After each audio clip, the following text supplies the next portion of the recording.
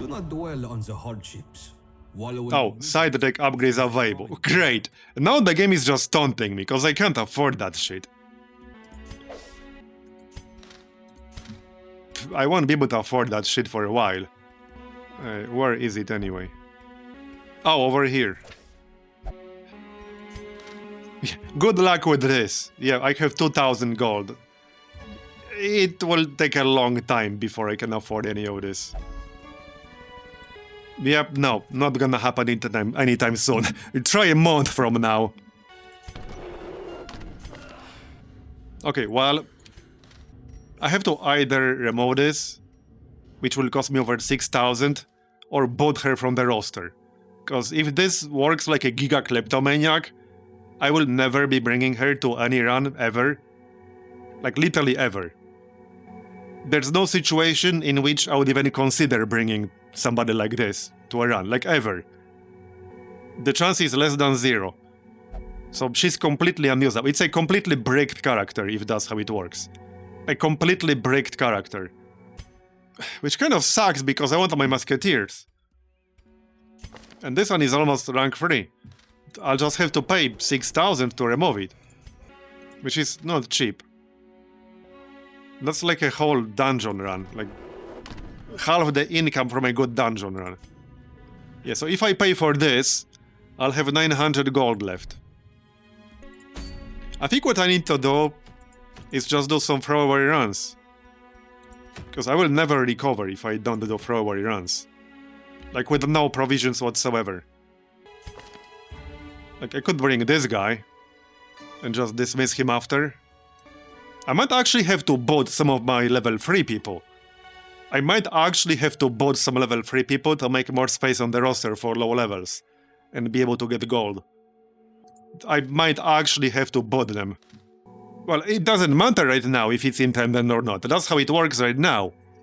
So, I mean, it's functionally irrelevant whether it's intended or not. What matters is that that's how it works right now as of this moment.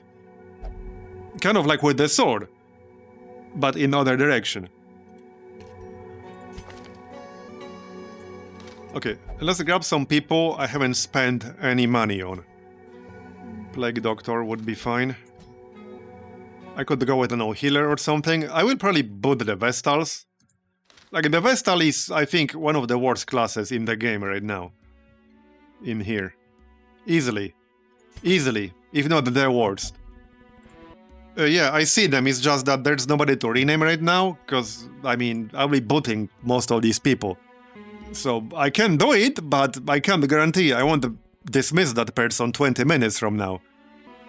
And who here doesn't have upgraded stuff? I'm not booting my occultists. We can grab the Shieldbreaker.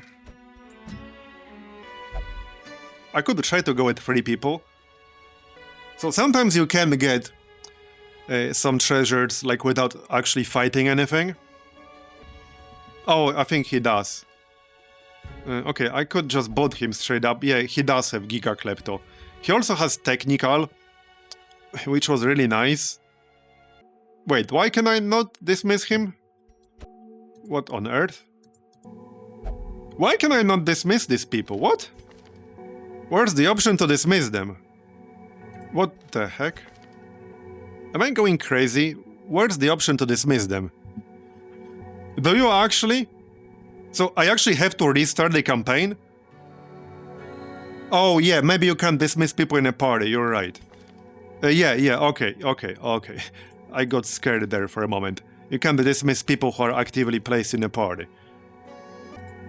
Okay, so let's boot the Giga Klepto Houndmaster. We have greater tasks at hand. Who was available at the ferry? Crusader. Occultist for another healer. Okay, I like both, but I need to bot one more person. Well, I mean, I could bot the Musketeer. It just kind of sucks because she's almost level 3. She's 1 resolve experience away from level 3. Anyone else? I'm keeping my occultists, they are too important for healing. This guy is upgraded. Well, the flagellant isn't. But I like my flagellants. Man-at-arms. Okay, let's boot man-at-arms. I see this. We'll get the Crusader and we'll get the Occultist. Okay, because Crusader has... Wait, was it changed? Didn't he have a mechanic where he healed other religious party members? Could have sworn he had that. Okay, never mind. Wait, plus 25% healing done per 25. Per 25 what? What is the 25 referring to? Per 25 what? Per 25 stress on target? Oh, it's the last line there, right. I thought that's a separate thing. Okay.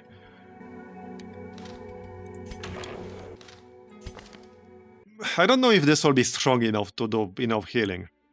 I don't feel like that will be strong enough. Was this guy changed like today? Maybe I'm actually going crazy. I could have sworn he had a mechanic where like you could get extra effects on religious party members. I don't know if I really want him. He seems kind of weak. No idea what that means. It's some effect from the Trinket.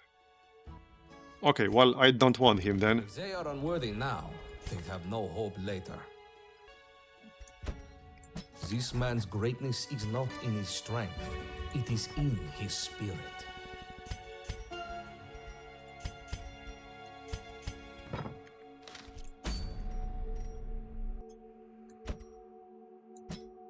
Okay, so I need a group that can do something in the treasury without the need for provisions. And not die. So like this. I guess I can grab the Houndmaster. And for the last one... Bounty Hunter? Okay, maybe that would work. It's possible. Alright, that might actually work. Okay, let's try like this. So I still want to take some trinkets to increase my chances. Debuff mark skill chance. Right, okay, we could use that and mark with him instead. Sounds like a better idea to me. If I keep Bounty Hunter in rank 3, I could actually use Caltrops. That's kind of nice. Okay, let's go with Caltrops.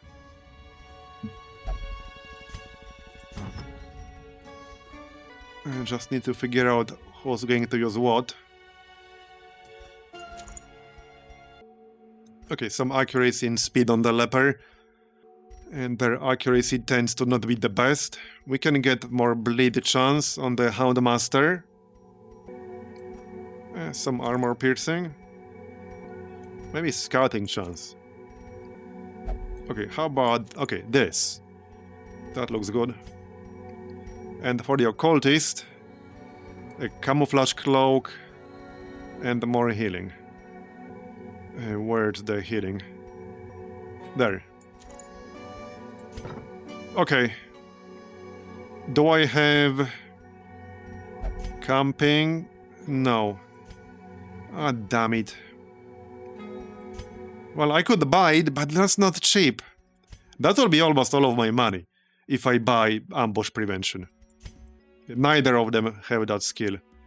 I'll just have to risk an ambush. I can't afford to buy more camping skills. I don't have the money for that.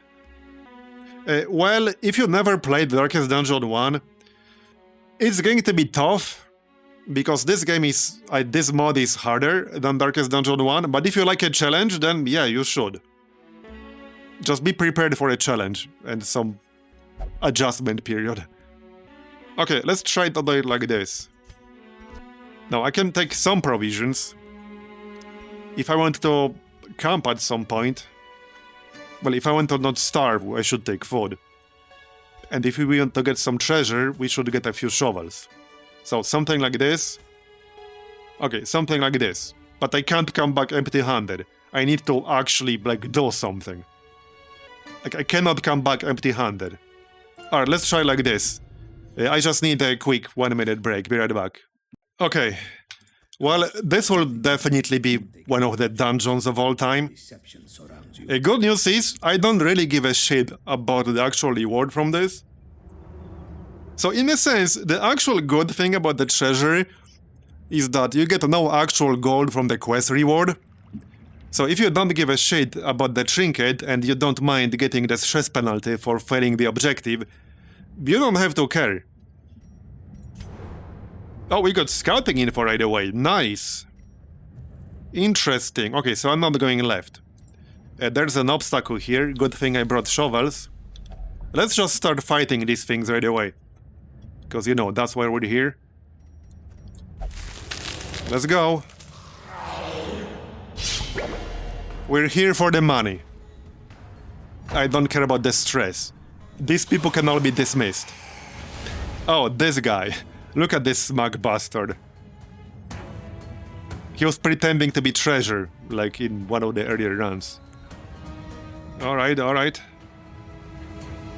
Wait, is this the first time I'm actually using the leper? I think it is. Don't remember us running a leper before. Yeah, look at all this gold. Yours for the taking. Alright, so we do have a plus 25% chance to mark and or debuff.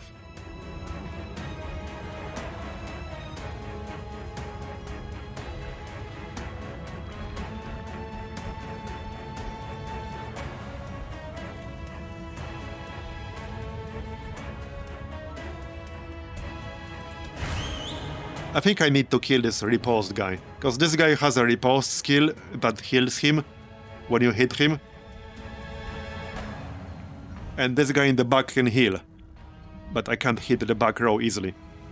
I already maced my musketeer, but alas, no musketeer here. We can pop caltrops though, so let's do that. That ignores the prep round penalty. There you go.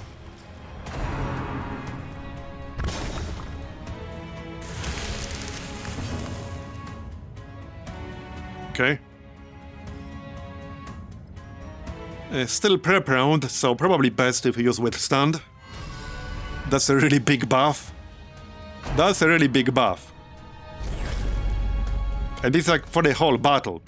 This is not turn limited. It's just whole battle basically. It will mark him, but that's alright. I want him to get hit. Others are quite a bit squishier. We should be able to do at least some fights in here, I hope. This is not a bad group. Like, it's not like this is a bad group. The group is fine. Okay, 11 to 19. Nice. And we dodged. Very nice. Now, he can get healed by this duplicant in the back. I might just have to out-damage it.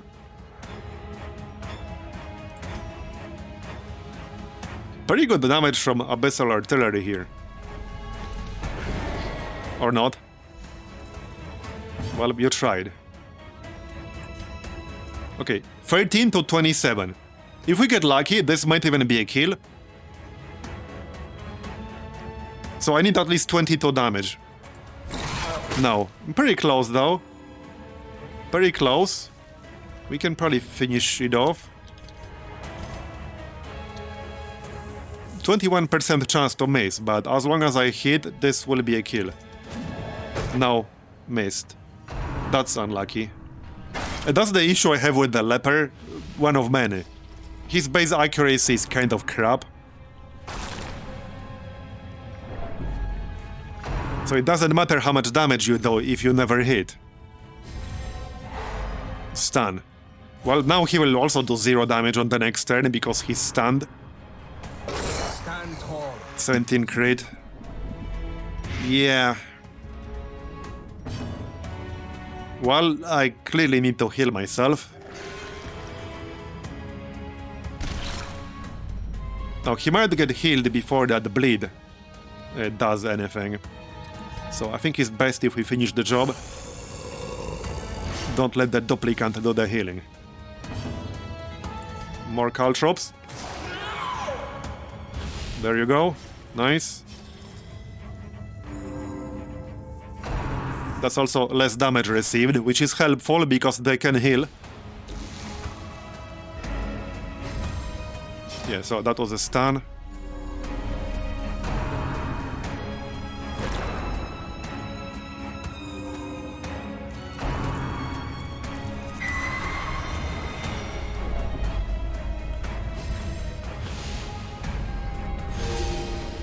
Are we there yet? Okay. Kind of tempting to just pop artillery. Pretty tempting. Oh yeah, these guys count as Eldritch.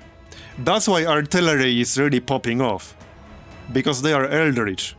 And this has plus 15% damage versus Eldritch. Alright, alright. Pretty tempting, but I think I should heal myself. But good to know for the future.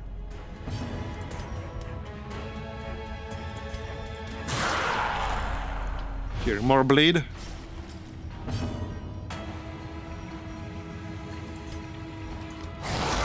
That should kill it.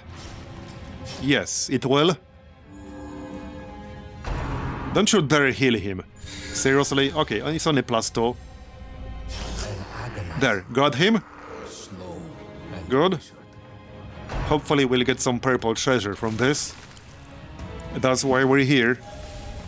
It would be nice to get like at least 6,000-7,000 from this place before we leave. Okay, there we go. 34 crit.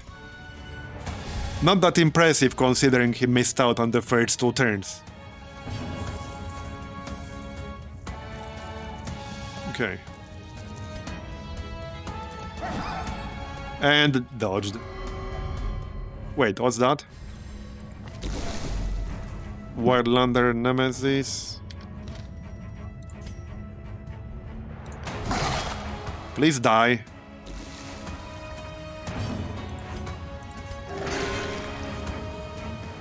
Yeah, return of the innocent pile of gold. Yep. Got them both. Nice.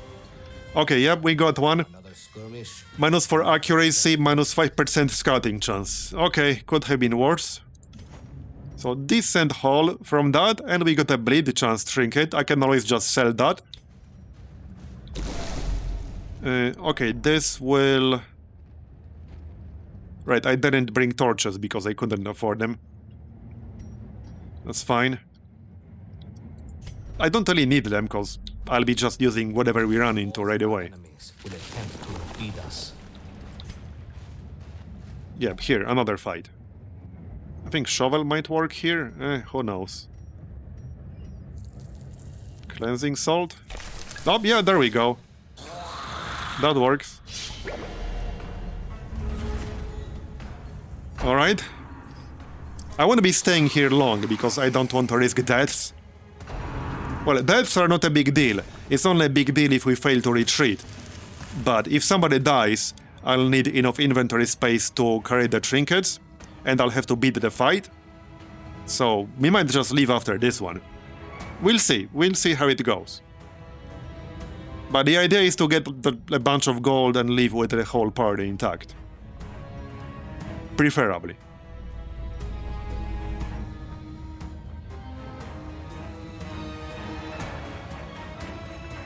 Guard might be useful here.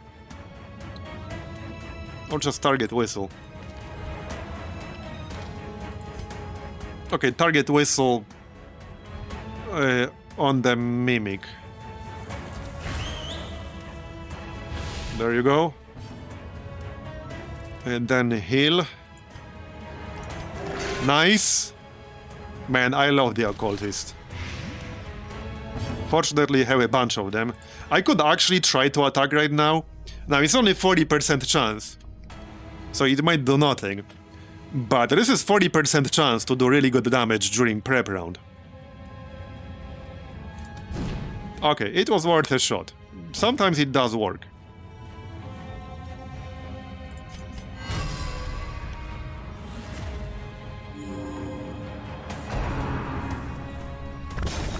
Alright. Minus blind resist. There's the stealth. Yeah, there's the riposte. I really hate the riposte skill. Not just because it's a riposte, it's because it heals it, and it can crit heal.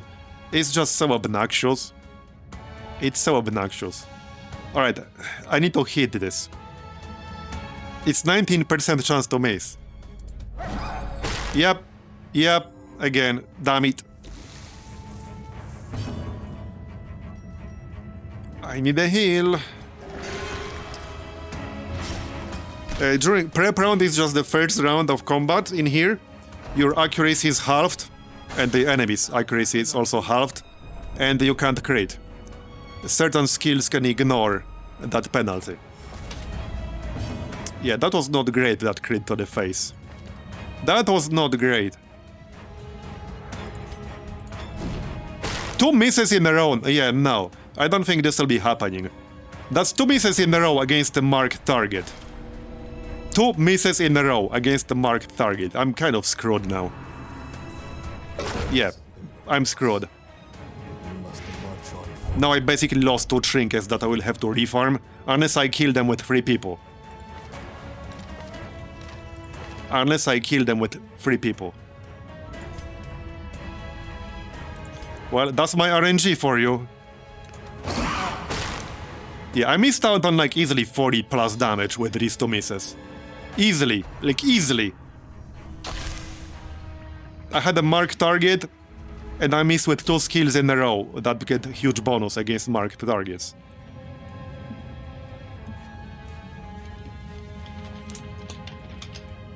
I think we might actually be better off just starting a new save here. Because I will be completely screwed. I will actually be completely screwed. I mean, it's completely possible it will take me like 10 to 20 hours to get back to where I was 2 hours ago. Maybe more than that.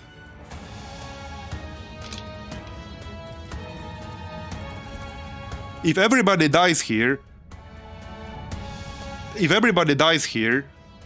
I will lose even the existing loot that I have.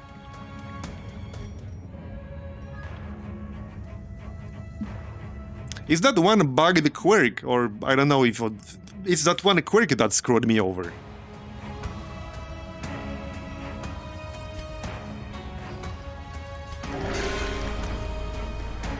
Well, I mean, the problem is... I'm like 30 hours in. There's also 0 guarantee it won't happen again. Like, it could easily just happen again. Good. Knowing when you're in over your head is a rare quality. Yeah, so I lost 2 trinkets.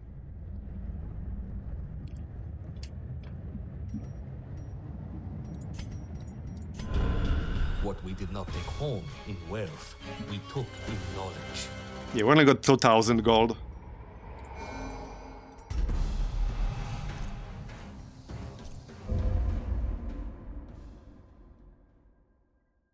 Trust that fleet. Well, here's the thing. If I sell the actual trinkets that I need, that's kind of the same as going back 20 hours, because I will have to refarm all of them from 0. So sure, I mean, I can sell them, but then I will have to refarm them anyway. Especially the amber ones take a really long time to get. Like, the amber ones are really valuable. It takes a long time to farm that refined amber dust. There aren't really bad grays. I have some duplicates. It's not going to be enough, though. I could try an antiquarian throwaway run. A woman that knows the real treasures of this place will be truly invaluable. I see this one could not earn their keep. Unfortunate.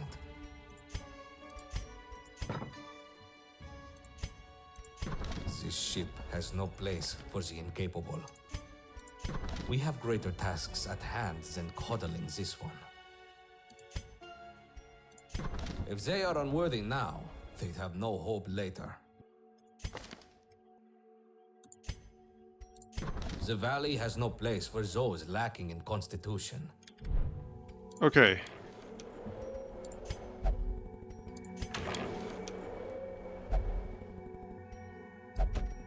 for the repentant thief, redemption can be its own prize. I might try something with an antiquarian.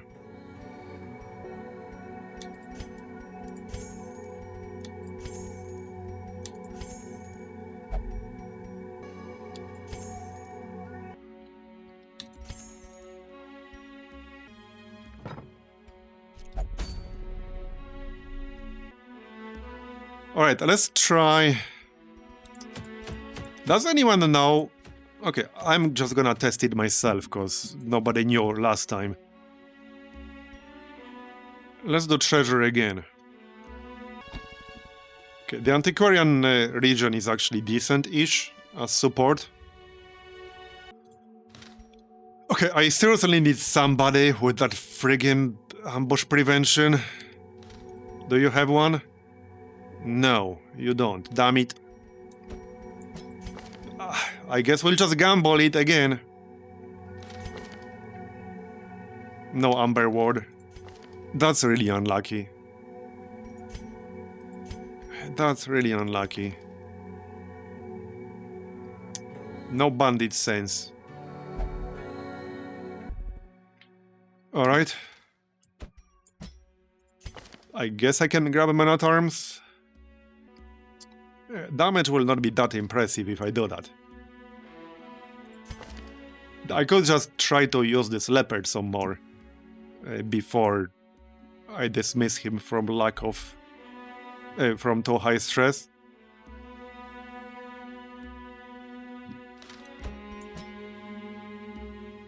Okay, well, let's try a group like this. It's a pretty bad group.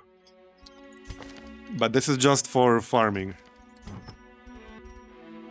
I might go with an old trinkets, because then I don't have to worry about, like, losing one or two.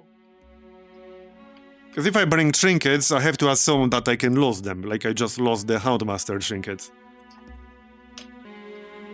So that's a problem.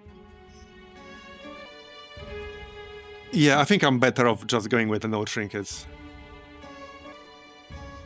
Or just once I don't mind losing. But see, here's the thing. If I lose a trinket, I effectively lose over 1000 gold. Because I could have sold it instead for gold, instead of just losing it permanently. So that's effectively throwing gold away.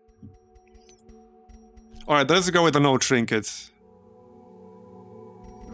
Okay. So... we only got 2000 gold last time. Yeah. I think this might have to be enough. I don't want to spend more than like 1500 gold.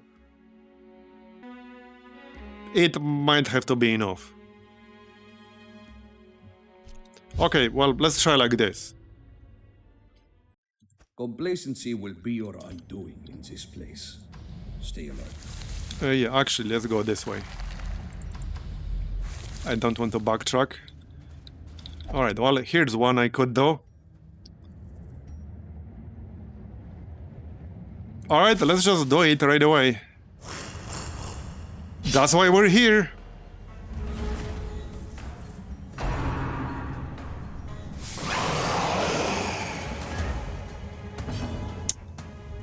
Why does it always have to be this friggin' mimic? I really hate these things. I really hate these things.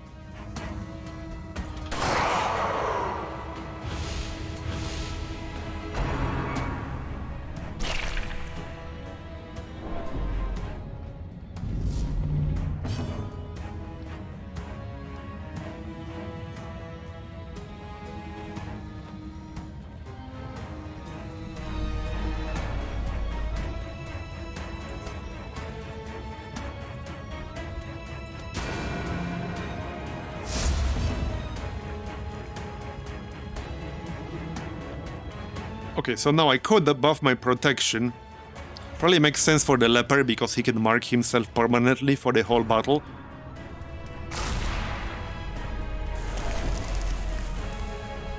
So let's go with that. Withstand. I can swap his skill to reduce stress a little bit.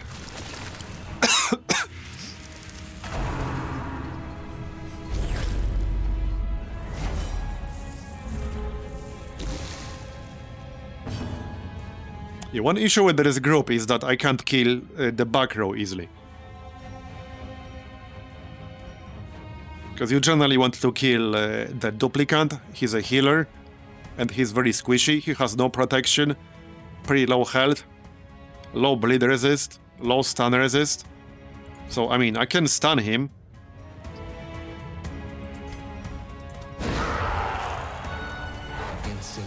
You played Dwarf Fortress? I was going to play it. I picked it up in December, but I haven't had the time to play it yet. I probably will at some point. Yeah, Blight probably won't land, and I got moved. That was unlucky. That was actually unlucky. Who could have possibly seen that coming? Okay, nice. Cactonid Nemesis. Sure, why not? Plus 15% damage versus Cactonid, plus 5 accuracy versus Cactonid. That is going to be very helpful. Maybe I'll even keep this leper, I don't know. Depends on how this will go.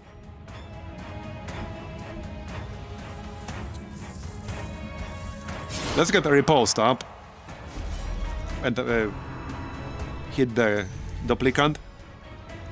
The idea is to kill the duplicant here, before he can start healing. He only has 6 health left now.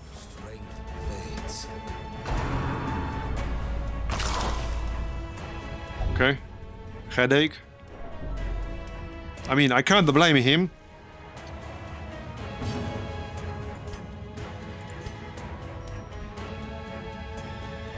Yeah, they have pretty high blight resist. Bleeds definitely work better in here than blights.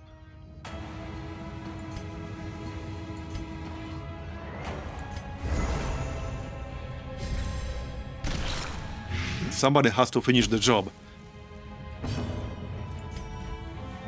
Yeah, this will not be 6 damage. And the stun will not land. Leper can't do it. I don't think Highwayman can do it from rank 1. Yeah, and that's a crit regeneration heal. My usual group for this place is completely different than this. Okay, that's a nice hit.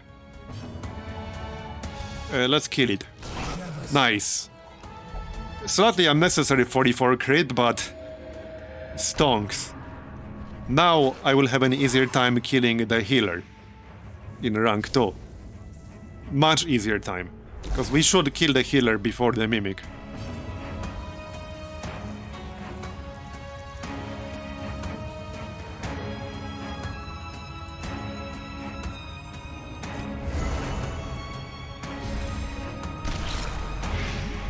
Yeah, the Antiquarian will actually be pretty bad in here. I'm going to get rid of that Blight skill, because most of these things have high Blight resist, like 70%. That's not going to be particularly useful.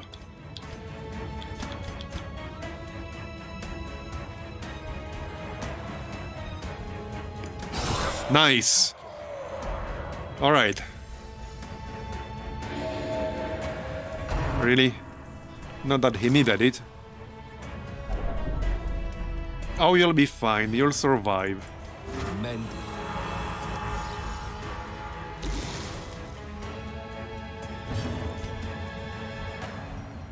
Well, I could try a stun, but I think we're better off just healing. Or, right, we can do expiate, actually.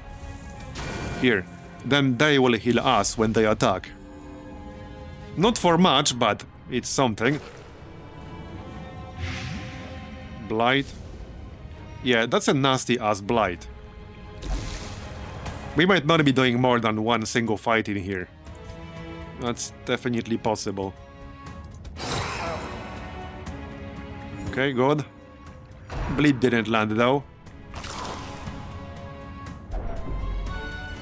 Yeah, without a proper group, like proper provisions, etc., it's kind of hard to do more than one fight, especially with the level 1 recruits.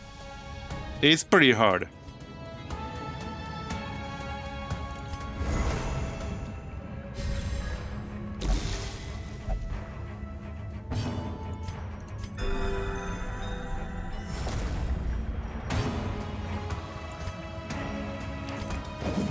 And missed. Missed and dodged. Yeah, with my kind of luck, the leper is just not a very good class, because he has an innately low accuracy. And I'm already generally unlucky with that to begin with. He just misses way too much.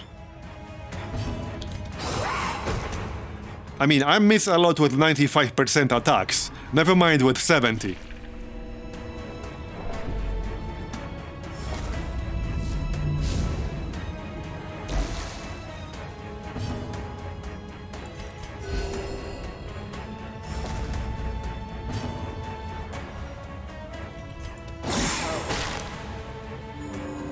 And the damage is not even that good. Your strength is tested.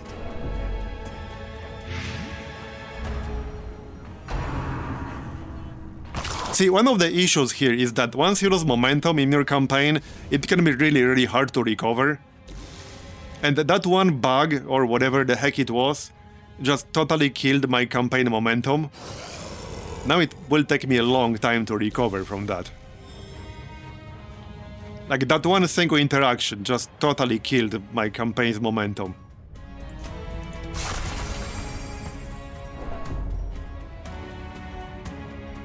We have lost And yep, she's dead. precious treasure today.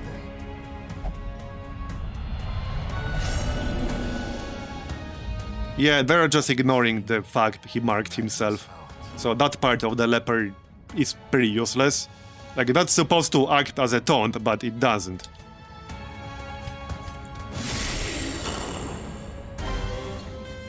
Alright, well, I think that's the run, basically. Now, keep it up. What we did not take home in How much did we make? took in knowledge. Okay, 2500. So I guess I just need to do this about 20 to 30 times. Maybe a bit less. Depends on how much gold I want.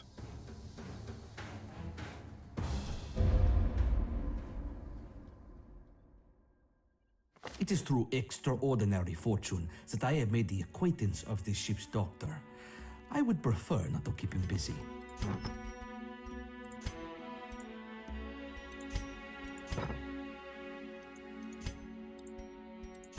If they are unworthy now, they'd have no hope later. Okay. Well, we could try a normal-ish run soon. I think I could field a decent group. Adjudicator. Okay, Arbalest. Right, I'll grab them for now. Something so quaint as a fletched stick. Maybe even a dredge. Giants. I can always dismiss them. Okay, so this is enough money to get provisions for a proper run.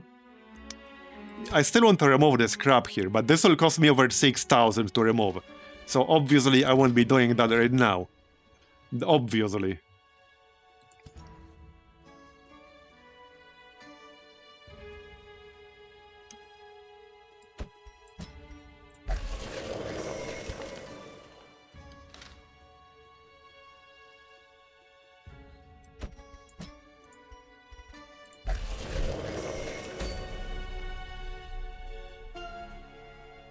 He's somewhere in here. Yeah, he's right here.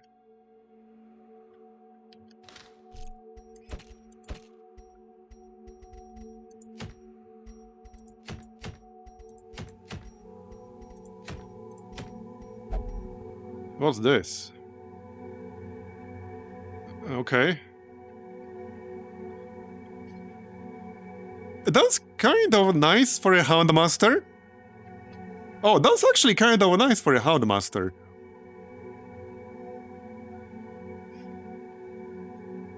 Favorite latest Civ leader? I mean, overall, from the leader pass, I enjoyed Lincoln the most. Totally not because he can just print units all the time. But yeah, overall, from the whole leader pass, he was my favorite.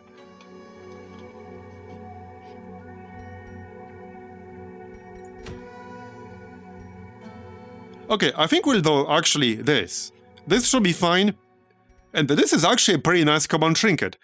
This is good for a Houndmaster who wants bleed chance and also debuff mark chance.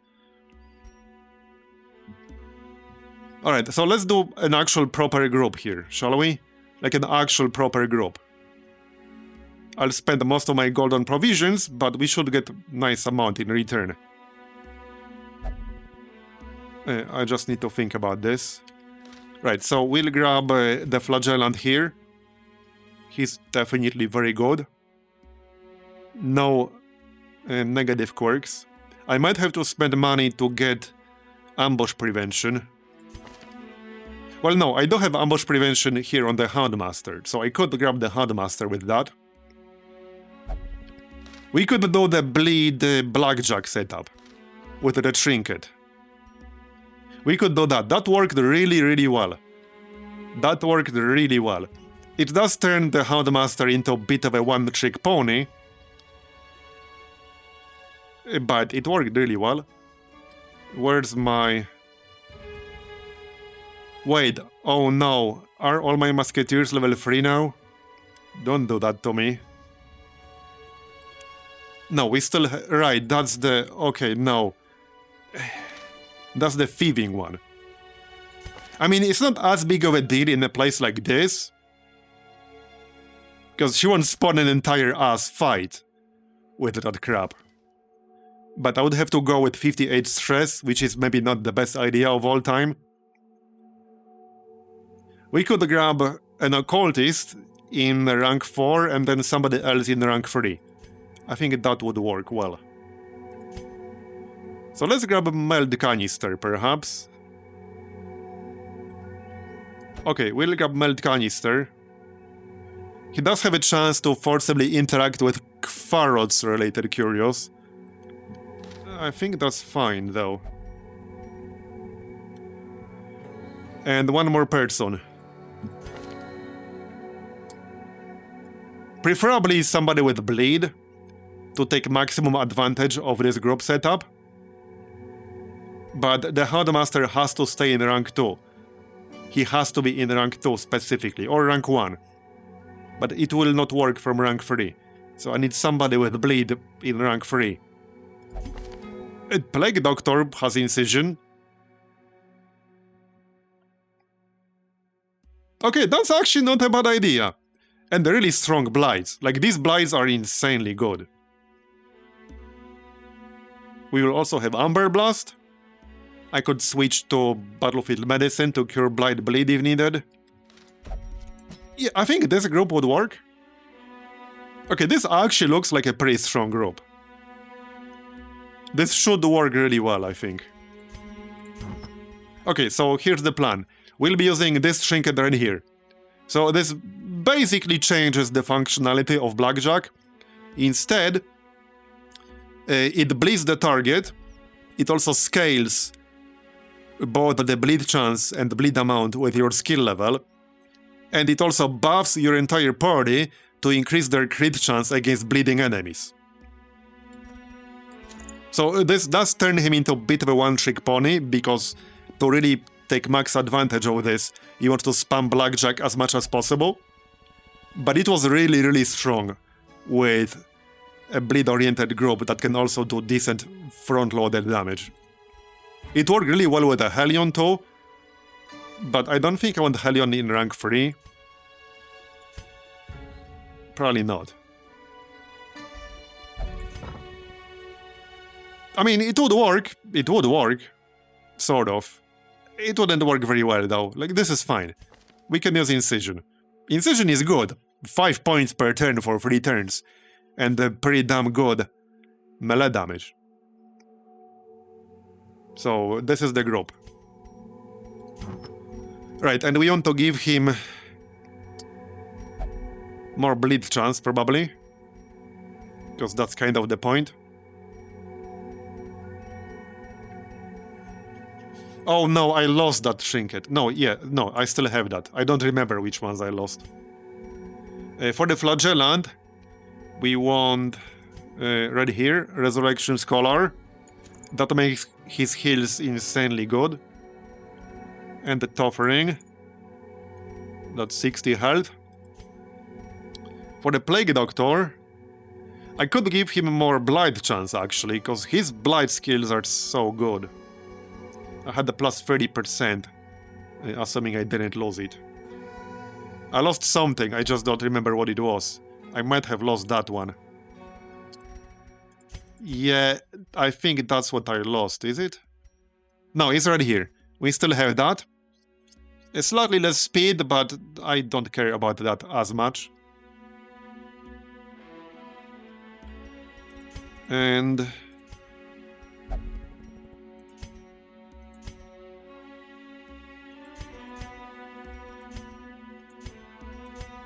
oh yeah, this guy also has hard skinned.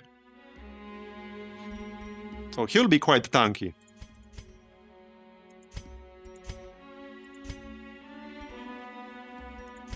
A healing for the occultist. And probably camouflage cloak. I could give somebody scouting chance.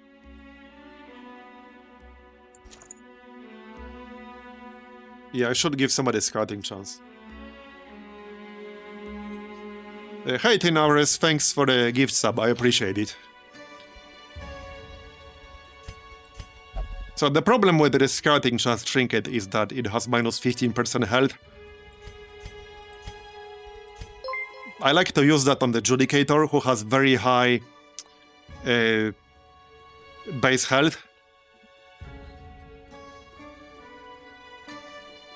And thanks for another gift sub, I appreciate it.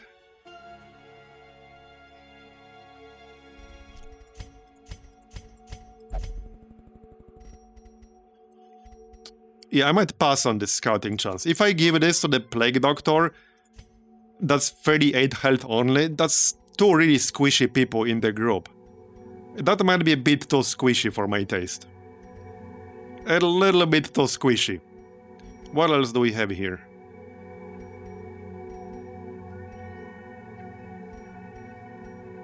A stun resist, armor piercing.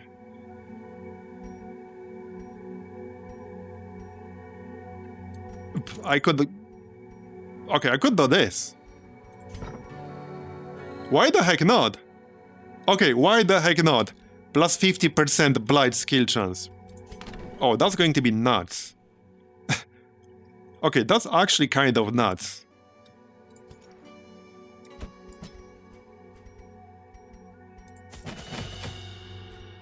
This is probably the main two skills I need. We can maybe upgrade Incision too. Okay, and Amber Blast.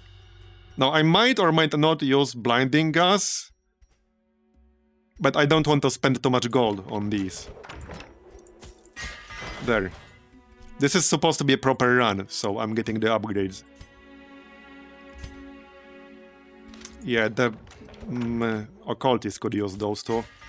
This should be enough for provisions, I think. I should upgrade the heal, though. Okay, let's upgrade just the heal.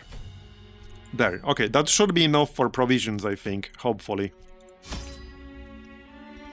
So, food, shovels, torches. I don't need as many torches for this place, but they are still useful. There were some interactions with anti-venom. Some bandages. Okay, this is probably fine. Archaeology kit. Maybe 4 more food.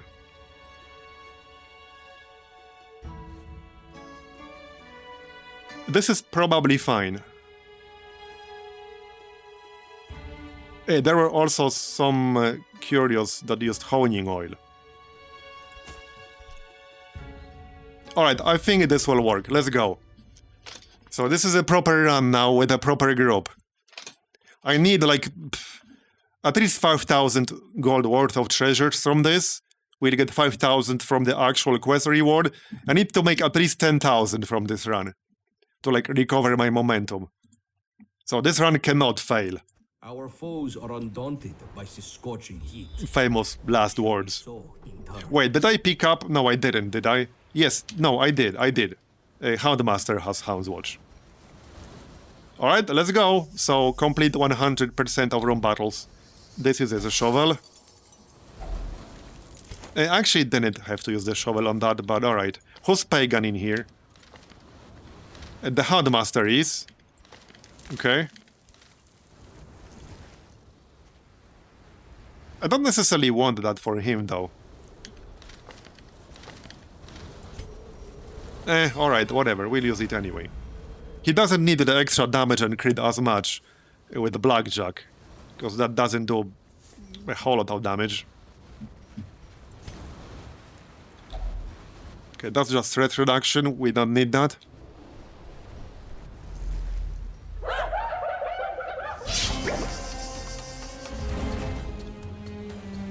How much would it cost for me to nuke this playthrough and start fresh? Like this whole thing? I mean, I don't know. We're like 30 hours in. This is week 25 or something like that? I could do it. But, yeah, that would be quite a lot of time to redo all of that.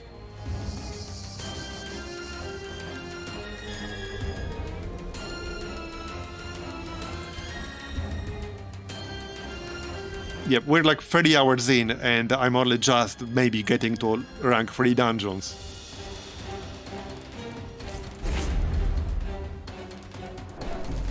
Yeah, hyenas, yep. Hyenas indeed. Yeah, music is great. Alright, well, I don't need any healing. I should actually probably replace this with something else. Let's just try to land the Blackjack anyway. There we go. 1 up. And that buffs everybody. Now everyone has extra crit against bleeding targets. And you can just keep this at plus 12% pretty easily, like permanently. More or less.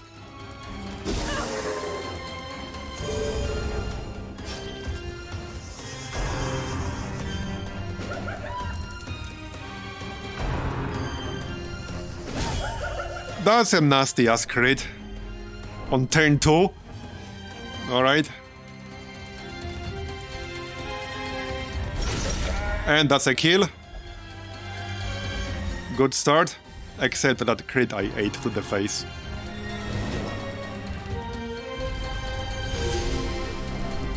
Seven stress per turn. Okay, that's pretty bad.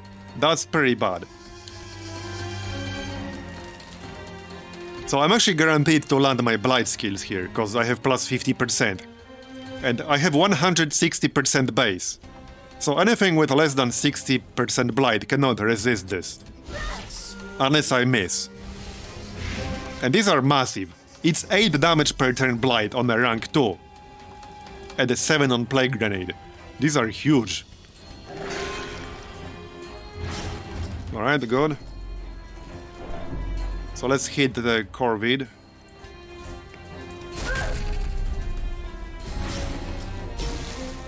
Now we have plus 12% crit against bleeding targets. Not that I will need that crit against this thing. Clearly not.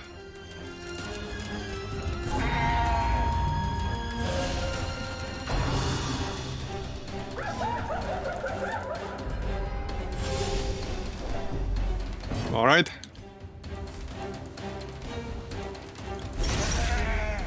Yeah, this is a much better group.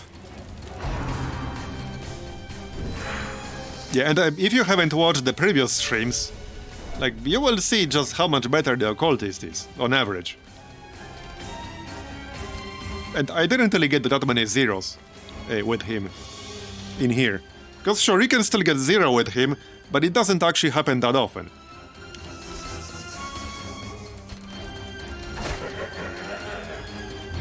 And he can do the kind of healing nobody else can do.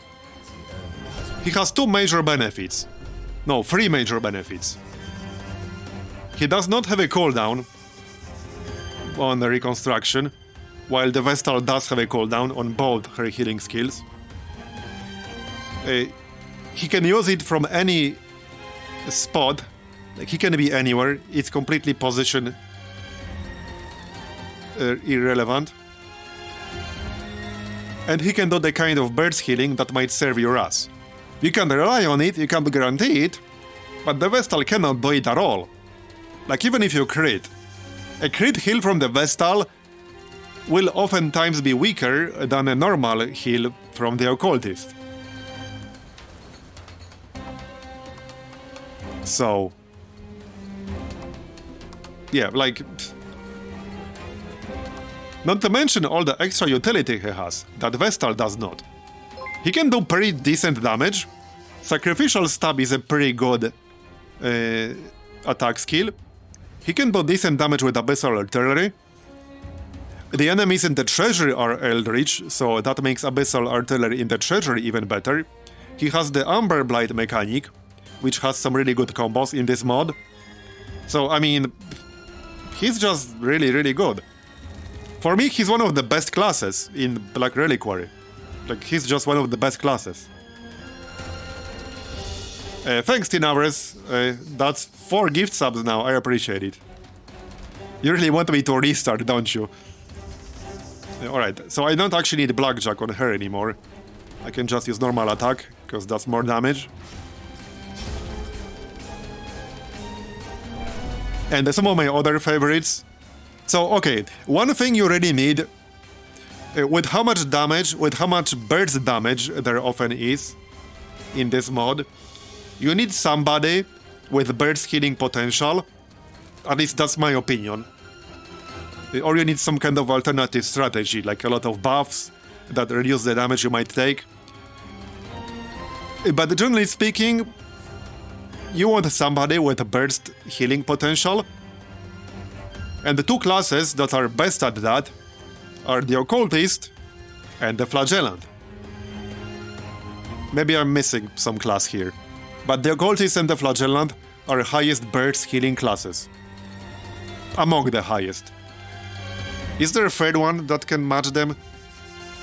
Obviously, you can't heal every single turn with the Flagellant, and he needs to be low on health himself to use his biggest ones. Like, he can only use Redeem when he himself is below 40%. When did I start streaming? I mean, that's a tough question to answer because technically I started streaming in 2014. It's just that I had some breaks from streaming. Now, I can tell you when I started streaming on the current schedule, which is generally starting around 10 AM Central European, give or take an hour. So I started that in early February. But I streamed a lot, like on and off, in the last 8 years. So, yeah, but now I stream basically every day, starting again in morning-ish Central European. Do I recommend this mod? Oh boy! Not only I do recommend this mod, if you're a Darkest Dungeon 1 enjoyer, you should definitely check out this mod when it's out 3 days from now. It's free as long as you own Darkest Dungeon 1, Crimson Court, and Shieldbreaker. It's an amazing mod. It has a ton of content, it has a lot of well-balanced mechanics. Like, the art is great, the music is great. Like, this could easily be official Red Hook content. If Red Hook released this as an expansion, like, nobody would even blink. Like, nobody would even blink. And I think some parts of this mod might even be, like, better than Darkest Dungeon 1 stuff. It's just really good. It's quite challenging, so you definitely need to enjoy a challenge, but I very highly recommend it. I think I will probably make a video about that. Then we can link the video when somebody asks. But I might actually make a video just talking about it, talking about some of the mechanics in here. There are a few really important mechanics.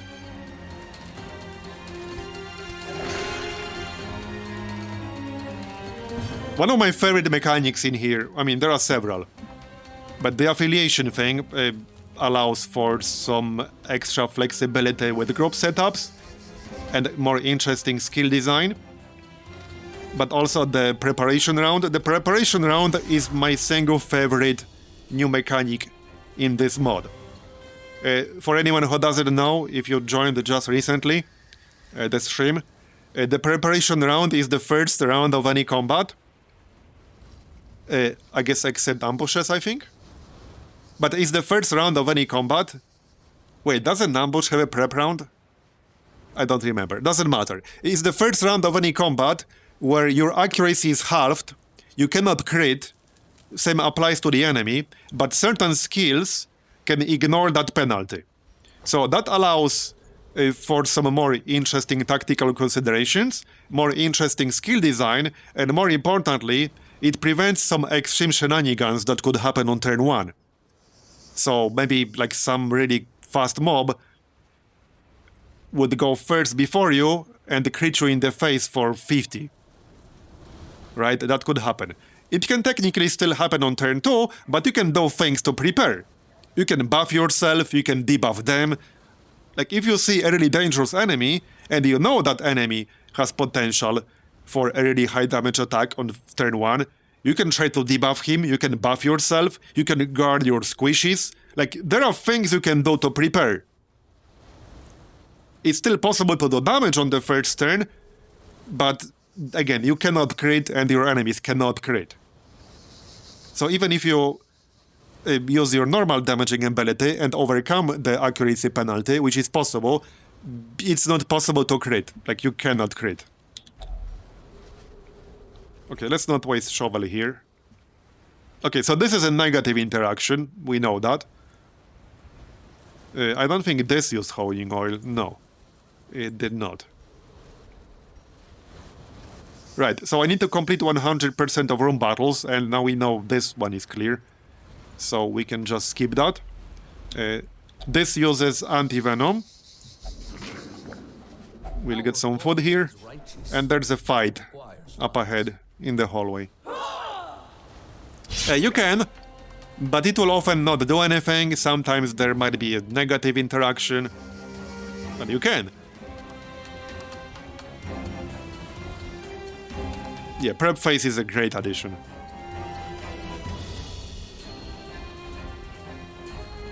Oh, I was going to switch. No, I was not going to switch anything. We're good. Yeah, so here, I took a bit of a gamble.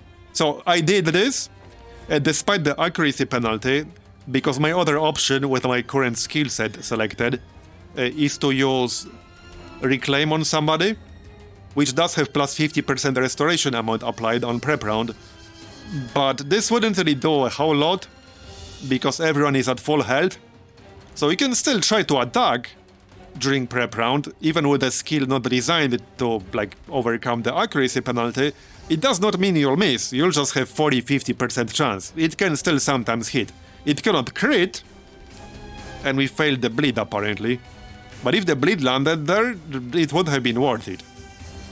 I can do the same with Blackjack. Yeah, you can see I have 52% chance. So I can still do that. And sometimes you have skills that can buff you if you use them, even if you miss. So that can be useful too. I think the Abomination, Rake buffs you even if you miss, right? Yes, it does. So if you go Beast mode with the Abomination, you use a Rake on the first turn, you miss, but it will still buff you, because Rake buffs you even if you miss. You just have to use it.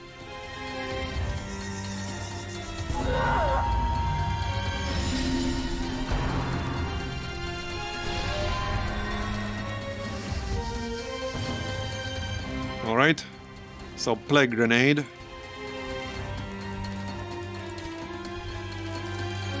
Probably still... Actually, no, let's do Amber Blast. Since this is still turn 1, now it's turn 2. Nice dodge.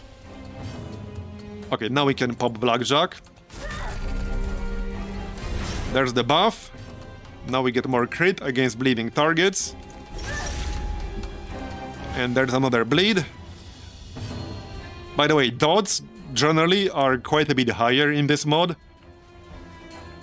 Like, this is a low-level party, and we already have 12 damage per turn up on this mob right here. So dots are really strong. They were always strong. They are even stronger here. Okay, well, I don't really need healing, but let's heal anyway.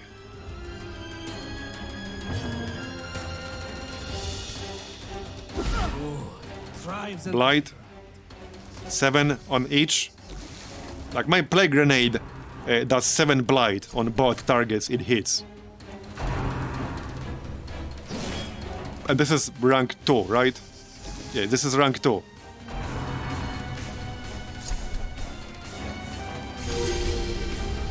$749 hours in Darkest Dungeon 1. Yeah, so you're definitely a Darkest Dungeon enjoyer. Okay, so the Corvid will die from the bleed. Alright. More bleed. There we go. 12.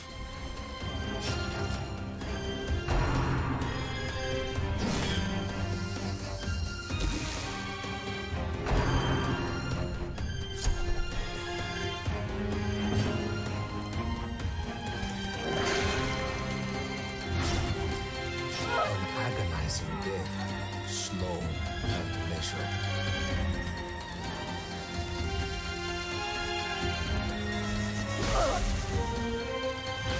$15 blight, and that was from just 2 skills.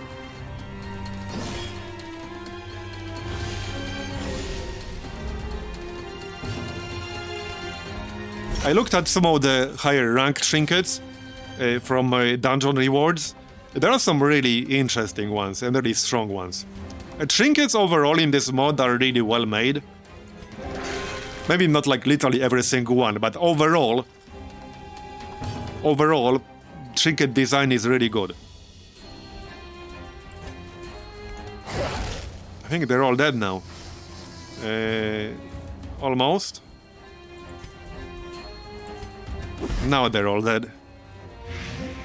Yep. Bye-bye. We got a shovel out of that, nice. We should be able to convert it into something useful. Okay, that uses anti-venom. I can still use it, I guess. It probably won't do anything. Yeah, it will have a negative effect. Great! I got anorexia on 2 people. On 1 person. Alright. Well, it could have been worse. Technically, it can be a good thing. He consumes less food. He just can't heal himself by eating. But yeah, that can happen.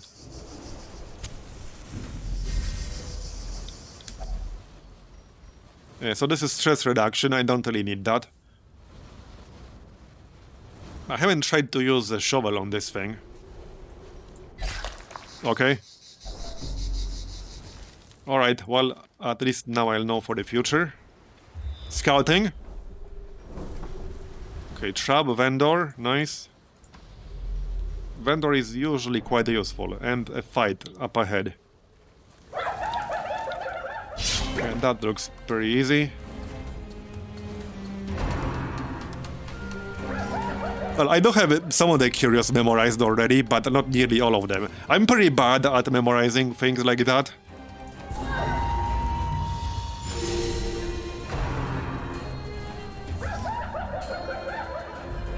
So, for example, I know these hyenas have AoE horror. I've done this enough. I know this thing can, like, eat a corpse and stealth up.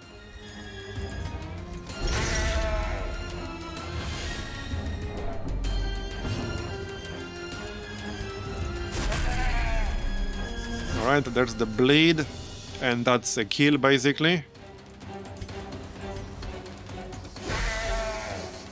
Blight. Oh, you know what I need? Oh, shit. Oh, I just realized something. The Musketeer. Was it the Musketeer? The Musketeer with live ammo could place a debuff on the enemies that made them take, I think, like 40% more blight damage. That would be insane combined with the Plague Doctor. With how much blight damage the Plague Doctor does here. That would actually be insane. Could be a good combo against bosses and stuff. Because a lot of the time, all this crazy damage from dots is just not necessary. But that could be a really good combo against some boss.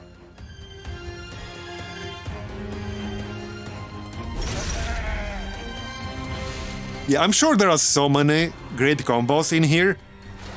Part of the fun is figuring them out. That's a large part of the fun. And one of the other interesting mechanics is, again, the affiliation. So there are 3 different affiliations: Pagan, Religious, and Faithless. And you can have all kinds of effects that are affiliation dependent. You could have extra effects on the skill themselves. You could have extra effects on trinkets. You could have extra effects on camping skills. It just adds another layer of like group building. So I had a group earlier where I had a Judicator who has a skill called Glassworks. That's basically a guard. So normally it's just a guard, but if you use it on a pagan, it gives them a plus 17% damage, plus 7% crit. So I had a group with a Judicator and 3 pagans. So anybody I used that on not only got guard, they got plus 17% damage and plus 7% crit. And I stacked that with some other effects. So there are things like that you can build your group around.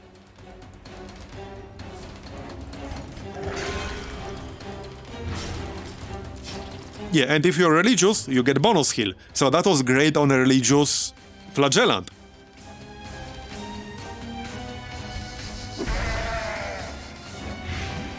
Because he scales really well with his percentage heal.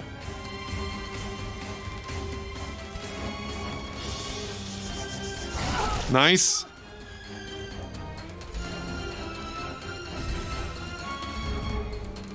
The body's weaknesses are exploited.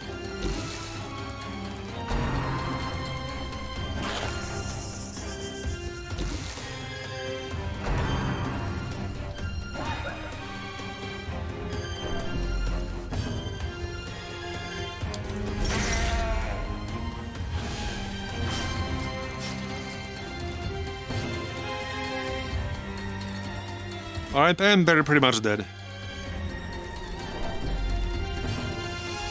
We can heal a little. 48 critical heal. Calm down. Calm down.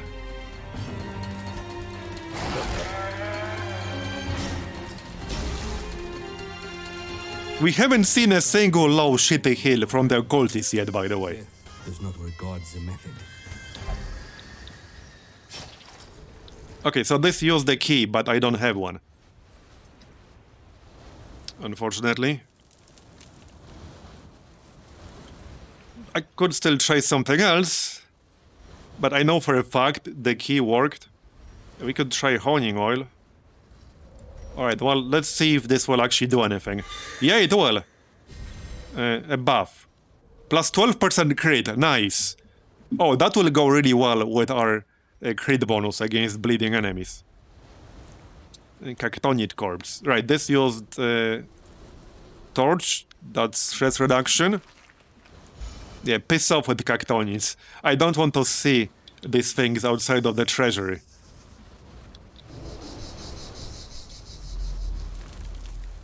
Alright. So Vendor in the next one and the trap in the hallway. 80%. Disarmed. Yeah, nuke it from orbit. Okay, well, we don't have anti-venom now. There we go. We can probably camp, like, in the next room or two. We're like halfway done already. Scouting. Nice. Okay, there's a battle in there. We can do that battle and maybe then camp. Here. Valor mark. Oh yeah, we can use Disease Kit right away. And we shall. Probably on an anxiety here. Yeah, that's kind of bad. There you go, 10 dead. Let's move on. We can do that next battle and then camp. Okay, well he will interact with that, because he has that quirk. We actually got scouting out of that, alright.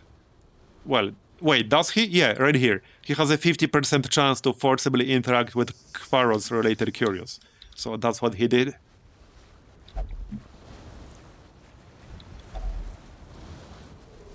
Okay, I can use Archaeology Kit here and get a quirk that helps with this place specifically.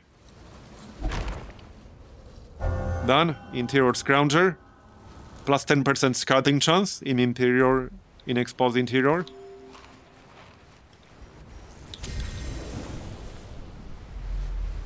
Yeah, it's going pretty well, suspiciously well. I mean, to be fair, we do have a pretty damn strong group. And this shouldn't be a particularly tough dungeon with a good group.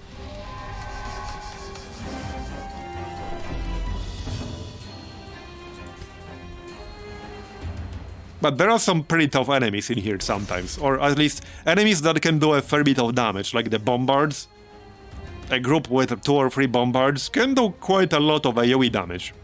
And the Hellion also, it has some pretty harsh AoEs. So we haven't seen a lot of those, that's why it's been easy. We haven't seen some of the tougher enemies of this zone so far. Not that I couldn't handle them. Yeah, these guys can do quite a bit sometimes as well. Yeah, the Reavers. They can do quite a bit sometimes. Not that I let them.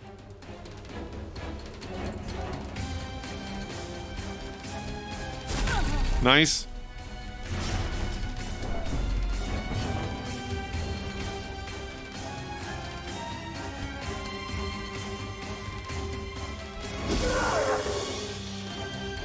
Actually, yeah, wrong target, but never mind.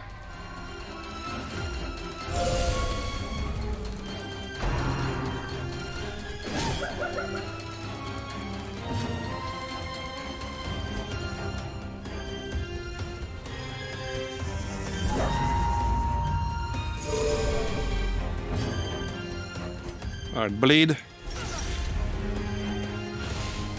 12 already from 2 attacks. And he's basically dead. 17 bleed from a total of 3 attacks.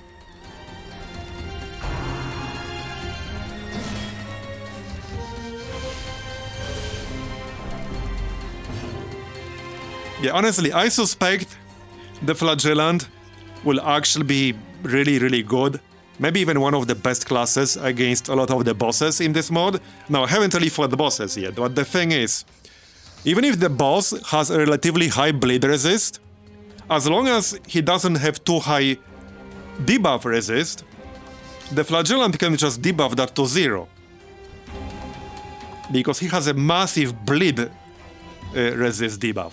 So as long as the boss doesn't have very high debuff resist, it doesn't matter whether his bleed resist is 70%, for example. We'll just debuff that shit and bleed him to death. Like, straight up.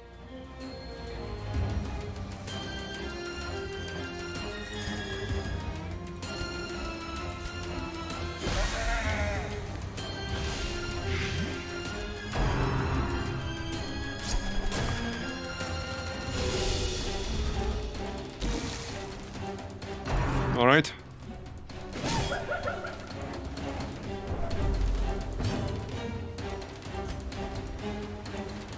One damage off on the hyena.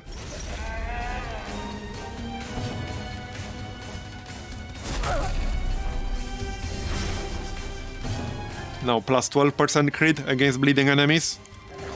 For one another is what sets. Okay, see, so by occultist standards, that was a pretty weak heal, but that's basically what Vestal does.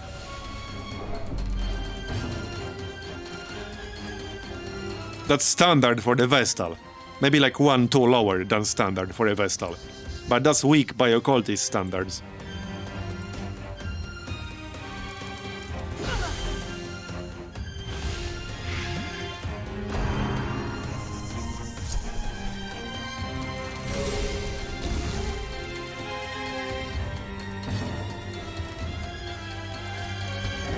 day is far. 22. Step in good health. Devastation. And he dead. That's 20 per turn. Alright, and now I need to hit the guy in the back.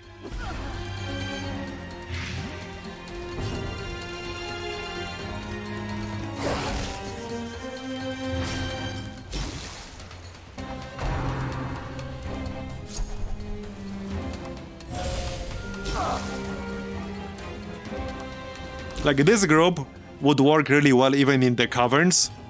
And the troglodytes are supposed to have fairly high resistance to bleed and blight. They do have like 70%, a lot of them have like 70% against blight. But their bleed resist is actually lower. And their debuff resist is not super high. So this group would still work in the Caverns. Maybe not the most optimal group for the Caverns, but it would work fine.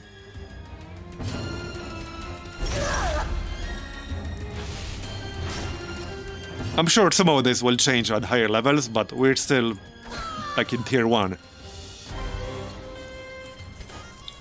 Okay, so this... We'll use a torch for some stress reduction. Sure.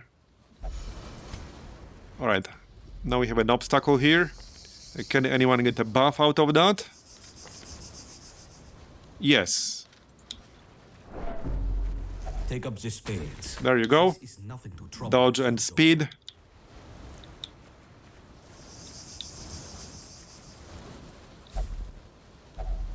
Another cactus.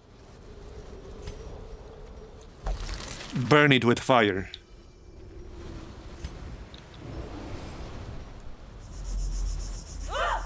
Alright, here we got Hellions. And the Bombard. And we got Surprise. Yeah, so this, at least on paper, will be a tougher fight. Because these things have pretty high damage potential, including AoE, and I got shuffled around. But I think we can handle it. Hey, Wolf Warrior. Okay. So... Alright, let's just pop a regen here. Since it's turn 1 and all that.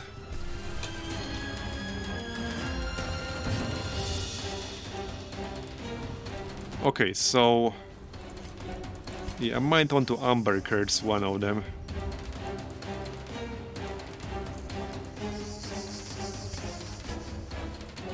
I could also mark one and then attack with the Houndmaster. He can't use Blackjack, but he can use Hound Rush. Let's do that. Okay, then Plague. There we go. And then Hound Rush. That might even kill the Bombard if we get lucky. Okay, dodge, nice. Yeah. Hold on. Okay, yeah, Incision. And he's dead. 23 crit with Incision. Nice. I do miss my Surge on Hero Path from Darkest Dungeon 2. But here Incision is still decent.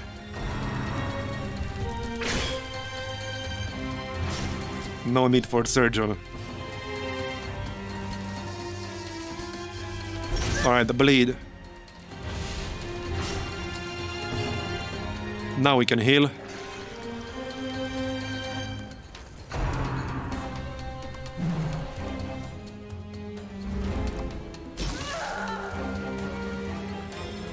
Yeah, so it wasn't that bad, but I do have a pretty strong group.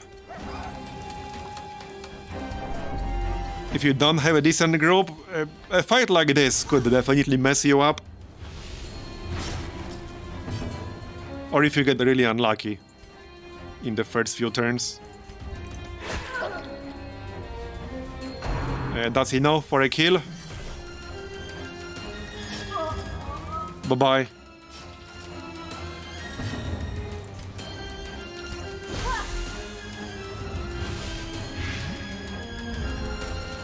Oh yeah, right. We also have accuracy debuff on that too. That makes it even better. Strike them down. Nice crit. Do not relent. And that's a kill.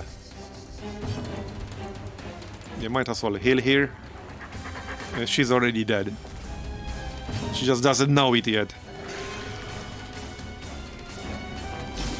Yeah, but see how much better the occultist is at healing than Vestal in here? Oh, we're done. Alright, back we go then. The perils of the desert are nothing to us. Okay, we got what? 12,000 gold total, that's decent. And we got 45 valor marks. Weak finish, okay. The sweats. That's kind of bad, we probably want to remove that. Our journey will be long. A patient leader seldom. Alright, 12,000. Occultist, Plague Doctor, Shieldbreaker, Grave Robber. Okay. Well then. Kind of tempted to grab yet another Occultist. For any potential, like, farming runs we might do later or something.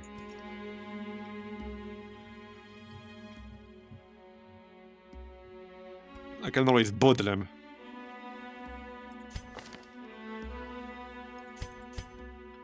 Okay, I probably don't need 4 Judicators. No, I don't. Who's the worst one in here?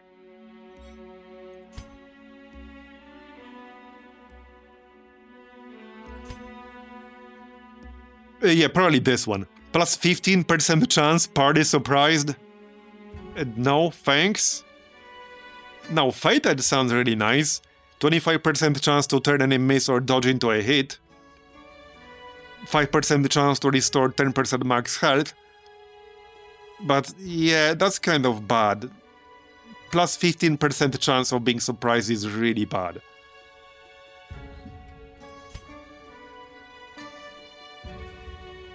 Yep, that's bad. Sorry, buddy. Greater tasks at hand than coddling this one. The Pagan God's Bower is not to be toyed with by those without proper constitution. We have 148 valor marks. I actually almost have enough to upgrade the training hall. Here. To allow skill upgrades to rank 4. Not that I can use them yet, but I'll need them eventually. I can also make training cheaper.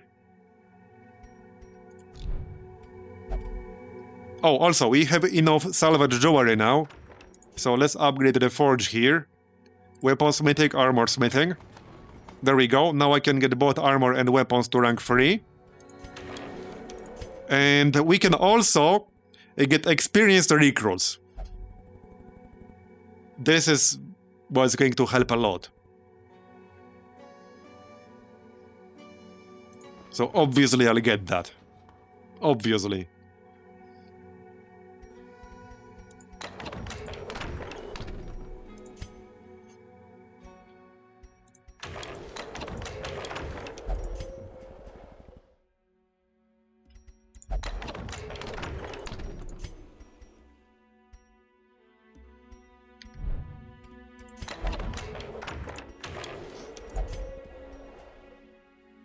Weaponsmithing level 3, armor smithing level 3.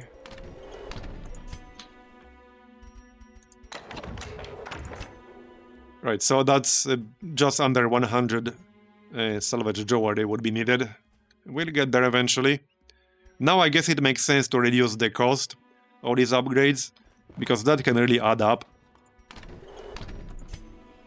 Probably makes sense in the training hall too. I'm not going to need rank 4 like in the nearest future. Yeah, let's just go with that. Because if I want to do a level 3 dungeon, I will need level 3 skills. And level 3 armor and level 3 weapons. And that's not going to be cheap. I mean, you can see the cost here. It's not going to be cheap. We'll need more money. Okay, that ferry upgrade is going to be big. A clinic. Yeah, I definitely... Oh, wow, that's terrible. That is absolutely awful on the flagellant. That is awful Neflagellant, wow. Alright, well, we're removing that shit.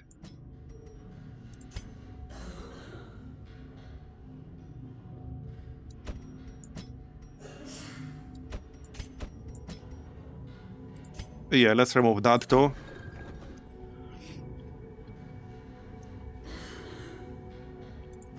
Yeah, I have some. Honestly, 10,000 gold is kind of nothing in here.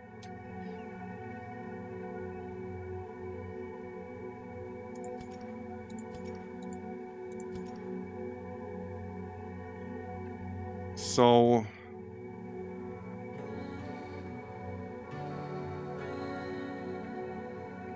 hold on.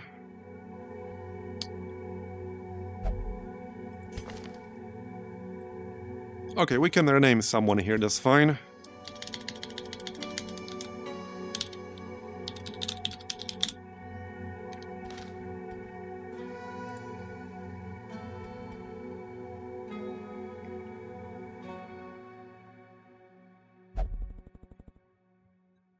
Yeah, so now we'll start getting rank 2 people in the ferry. So I will probably end up replacing some of the rank 1s if I get the same class from rank 2. They're not guaranteed, but they will pop up. That will save us some time and money. We have 85 refined amber dust. And let's check amber workshop. Okay, reduce some stress. You guys can go.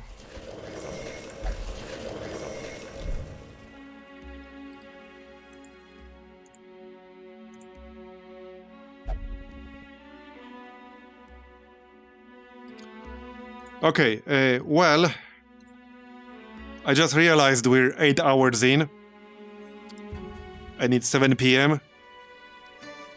I think that's going to be it for today.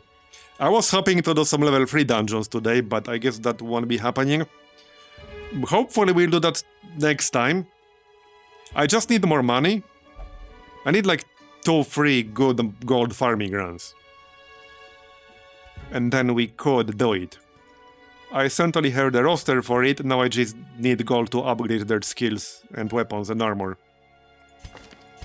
Most of them already have level 2, so I just need gold for level 3.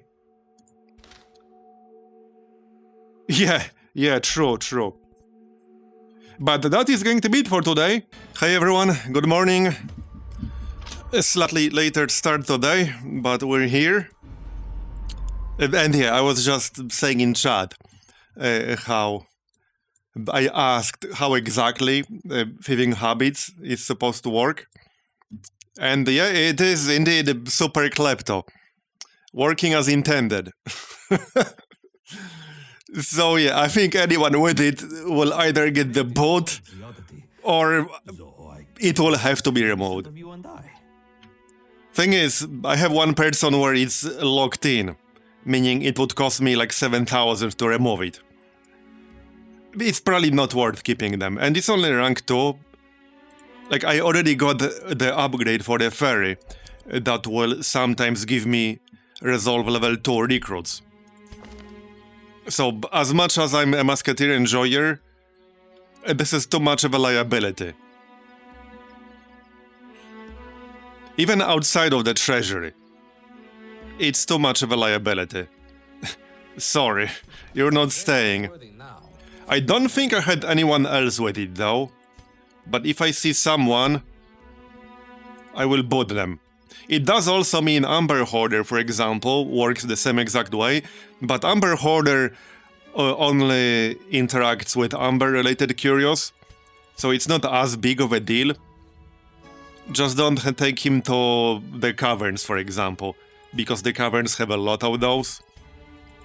Yeah, I don't think I have anyone else with thieving habits, it was just this one specific person there.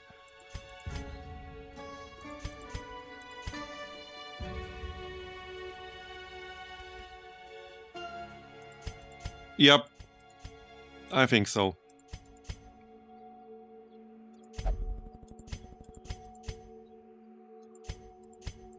Okay, that seems to be the case.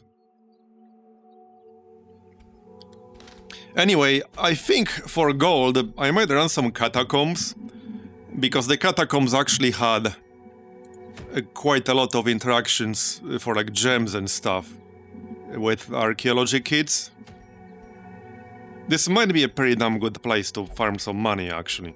So we might do that.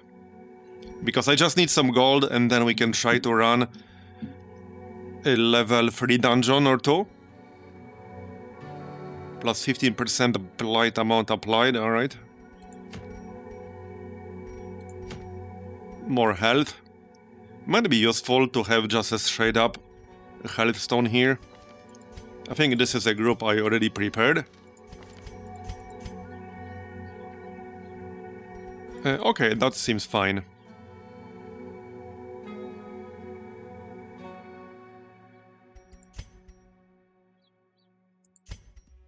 Okay, we could do the Catacombs with this. It will be a good warm-up run. Hold on, which class gives you a free archaeology kit? There was one class that gives you one. A grave robber gives you a shovel, if I remember right. Yep, starts with one shovel. There was definitely a class that starts you with archaeology kit. Yeah, might be antiquarian, you're right. It's probably antiquarian.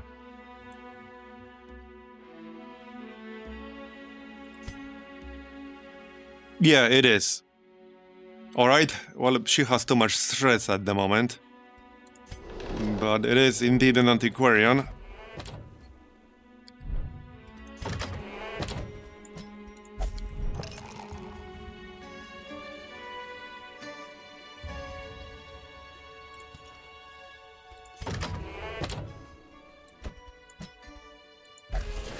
By the way, I was going through all these amber trinkets.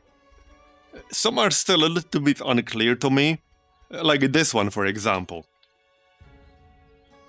I have no idea what vestige is. Whether that's a good thing or a bad thing. It better be good for the penalty you get here. Plus 40% stress received and minus 8 speed. So it's things like that because it doesn't specify what exactly that's supposed to be. Maybe I'll just test it at some point. Or it is a ghoul fever. I don't know what exactly it does. Depending on what exactly it does, this might be a decent trinket or a useless one. So it's things like this.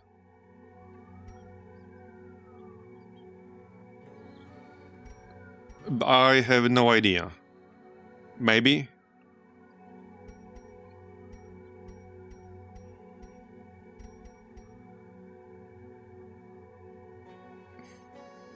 Maybe you're right. Maybe it is.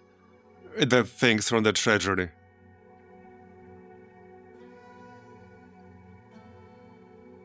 Okay, if that's the case, then that's kind of insanely good. If that's the case, if. It's 60 refined amber. That's a lot.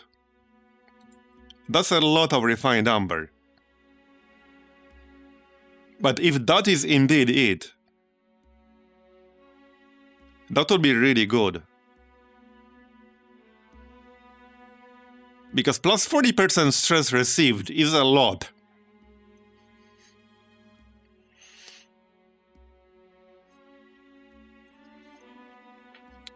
Yeah, it would basically be almost like a hard mode, in a sense. It would certainly make a run harder. Alright, maybe we'll try it, but first let's just do a normal Catacombs run for money. So this will be the group. They just need trinkets and stuff. That's my one arbalest on the roster.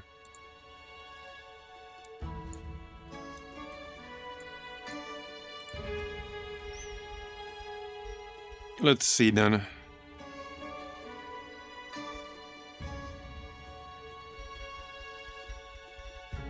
I could use some more good Uncommon trinkets.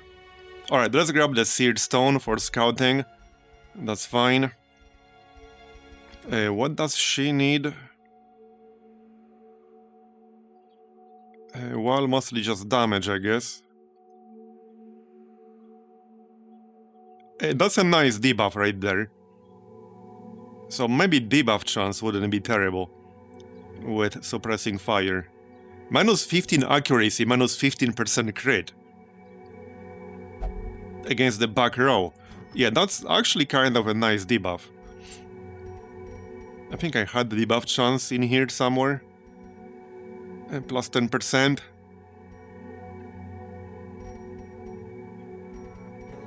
Don't think I have plus 20 version.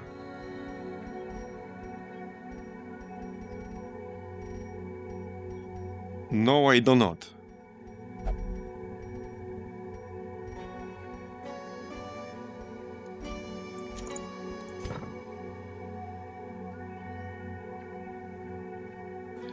She does have a knockback, so extra move chance would kind of work with that. And we'll keep the bandage in case I'll need emergency heals. And the plus 20% healing received is actually nice. That would work really well with the Flagellant in the group. So that seems like a nice combo. Also, nice camping skill, plus 4 speed for literally everyone. I might want to buy Unspeakable Commune here. Yep.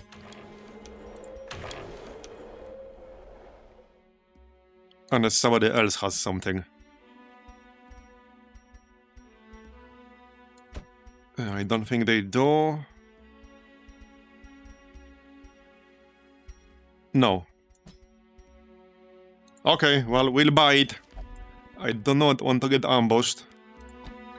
Obviously.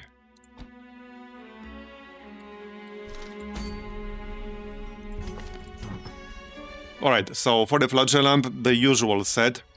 This Trinket has been so friggin' good for the Flagellant, it's just insane. It's actually insanely good. Easily a must-have, like, early on the Flagellant. I'm sure there will be something better later, but early on, this is a must-have on a Flagellant. It just makes him so much better. It's crazy.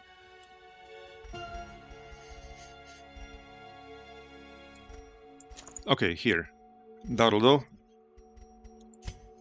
Abomination. Oh yeah, I could give him Blight chance and just spam Blight. We can have plus 50%. So yeah, Blight Stone. And here, Blight Amulet. Yep. 17 speed though. That's with minus 3. He doesn't even need Beast Form, he can just spam Beast Bile most of the time. And some healing done for you.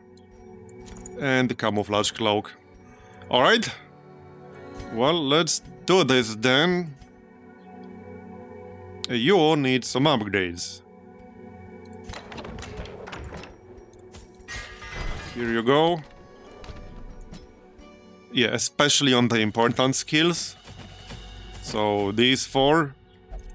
Okay, that's 4,227. And now I definitely need a decent gold run. Alright, so for the Catacombs, we want as many archaeology kits as possible. Because there are a lot of interactions with those in here. Some shovels as usual. Yeah, I actually don't have that much money. And the kits are kind of expensive. But they will pay for themselves. They will definitely pay for themselves.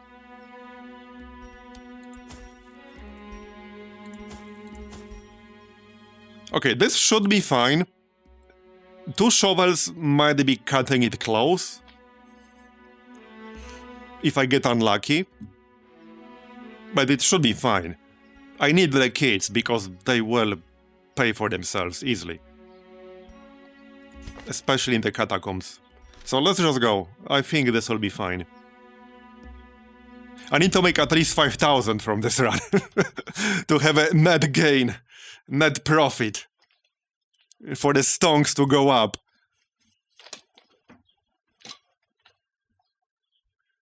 Because we don't like when stonks go down.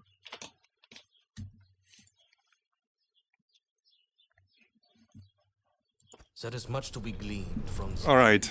workshops. And scouting right away, that's what I like to see. Okay, I will have to do this battle in the corridor. Actually, do I? 1, 2, 3, 4, 5, 6, 7, 8, 9, 10... in theory, I shouldn't have to. There are 11 rooms in here.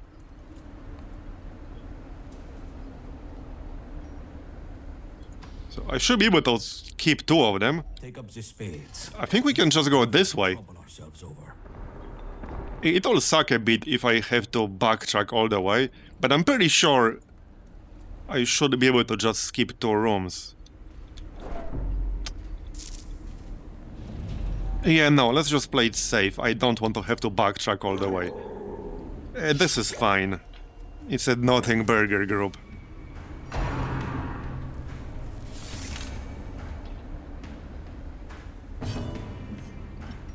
Alright.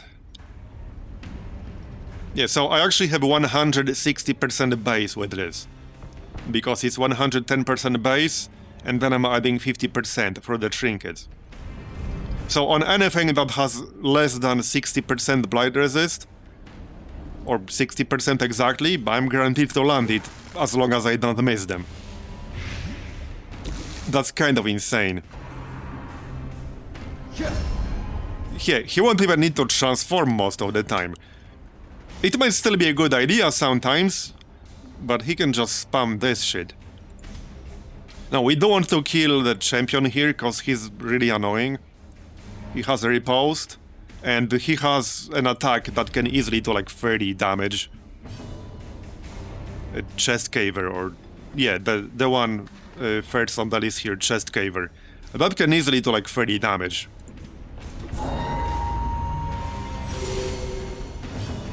So we definitely want to take care of him.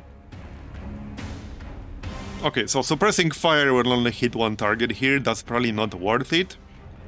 But this is prep phase. I guess still kind of worth it on the sniper. Or actually on this guy because of guard. But that's a very nice debuff actually. Minus 15 accuracy is a lot. That's a huge accuracy debuff. Yeah, see, there's the riposte, and then he'll use chest caver.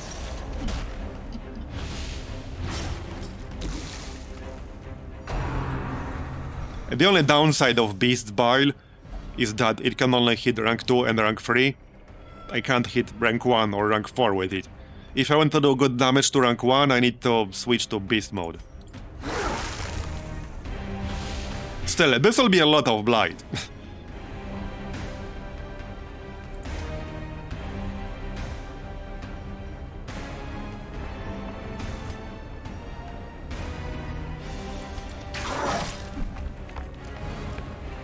Okay. So if I push him to rank 3, he will not be able to use chest caver. I could maybe do that. Because that's a very high damage attack.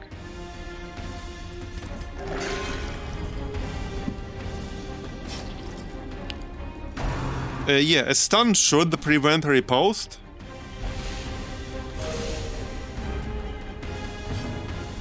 But this guy has 80% stun resist.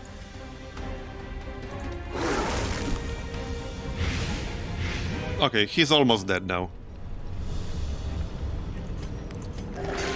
Nice heal. This should do the trick. Bye-bye.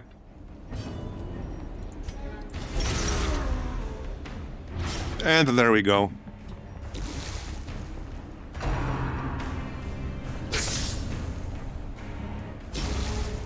Yeah, nice death pose. Yep.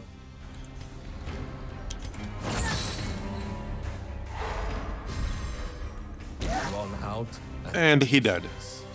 Alright, good start. Yeah, I don't need salvage jewelry, so that's nice.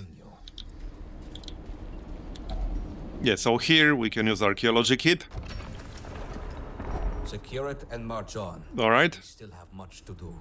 Yeah, so archaeology kit was what? 400 gold, right? That already paid for itself. That's 1,350 gold. And that was on the low end. You can get way more from these things. So that was actually on the low end. Alright, I guess now we can go back. We can skip one room. I don't want to backtrack too much if I don't have to.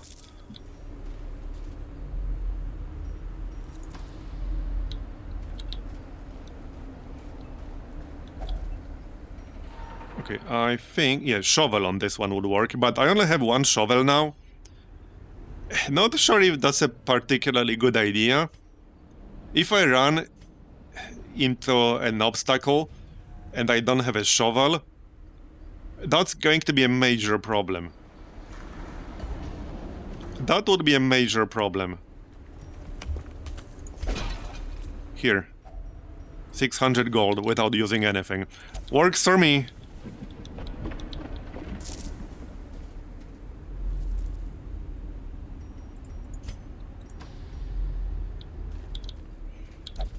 Yeah, too many rooms left, too many corridors. I can't get around any of them. Not worth getting rid of our last shovel here. Some amber, a freebie. Okay. Scouting, nice. Alright, there's a fight right here.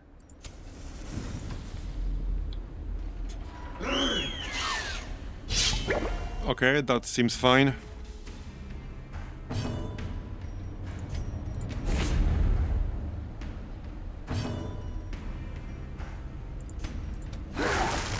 Oh yeah, nice thing about the Beast Bile is that it also ignores prep phase accuracy penalty.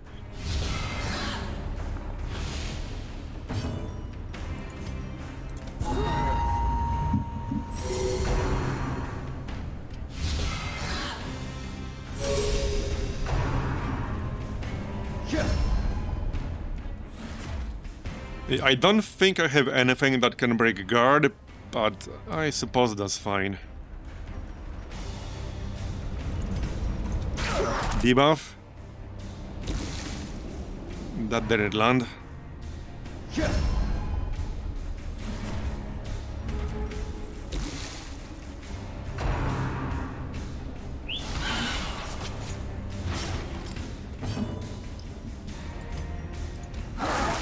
And the Blight spam. Already 8 per round. Here, have a bleed on top of that.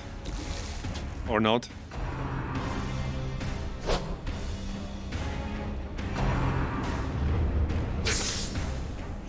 Yeah, that definitely helps. But it's still less info than Darkest Dungeon 2 gives you. Which, I mean, this is how Darkest Dungeon 1 was made, so it's fine. But I did get quite used to some of the Darkest Dungeon 2 functionalities. Alright, so... here. That'll do. Now he's dead. Let's just heal ourselves here. Man, I love this attack. The only downside is if it misses, you don't get the heal if it misses.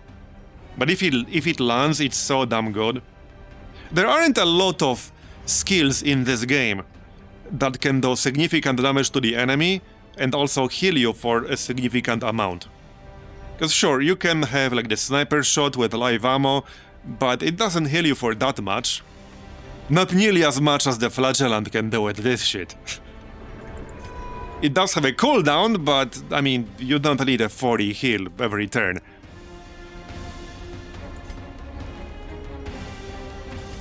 Our injuries will mount. We must rebound. The Flagellant is just a class that's so hard to replace.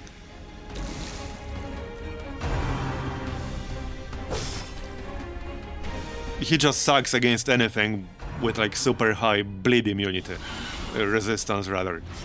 But it would have to be super high, And the debuff resist would also have to be very high. Otherwise, he can just overcount that with his bleed debuff.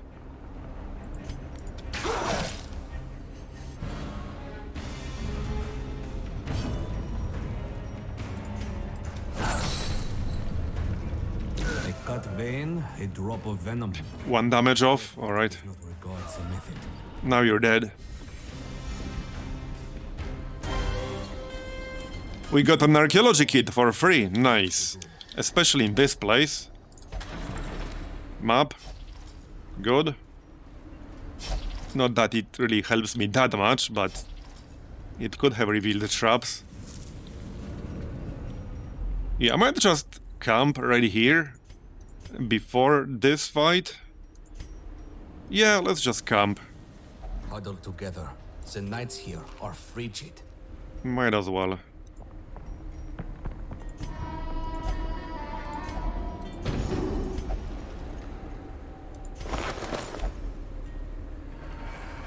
Plus 25% damage for battles. But everyone will get plus 10 stress. Plus 10% damage if pagan. Okay, I do have 2 pagans in here. That might be worth using. Although I don't need it as much if I'm just going to spam Beast's Bile. I do not. I just heal stress. Maybe get scouting chance so that we can spot traps. And no, let's get plus 4 speed for everyone. That is such a nice skill. Plus 4 speed for everyone? Heck yeah. Okay, this uses a key, which I did not bring. Unfortunately. There is both a positive and a negative outcome here. I think one of the potential outcomes here was like a big chunk of stress. Which I don't want to risk, so no thanks.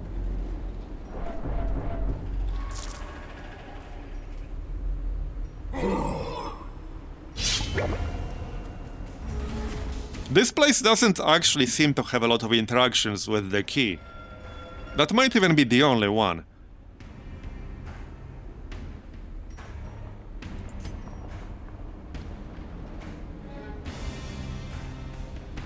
Right.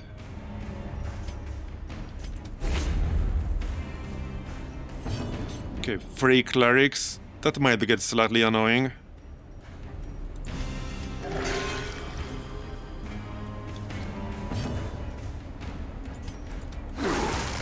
Here. Have some blight.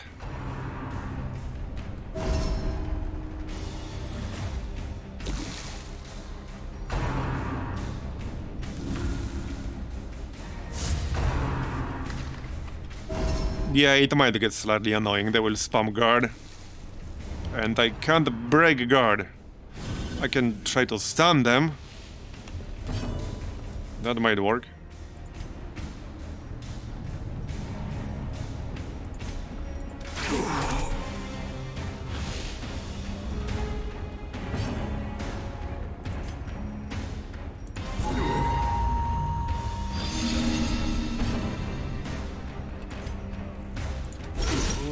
Here, have some bleed.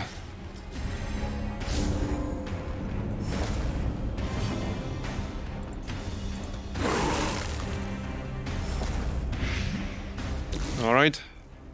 12 per turn.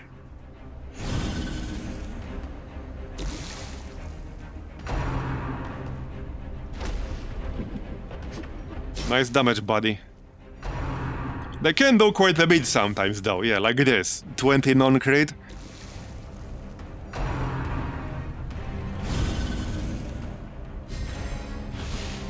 Yeah, that's a stun. So, 3 of them can stun me, which is maybe not great. Here. That's a lot of bleed. 23 per turn. I think he's already dead. Yep, he just doesn't know it yet.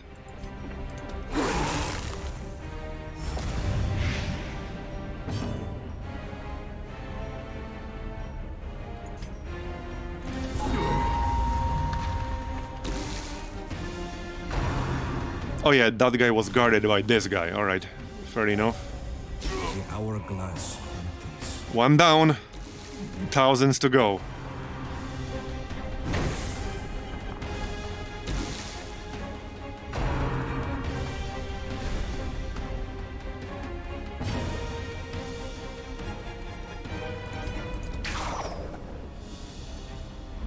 Not the best shot I've ever seen.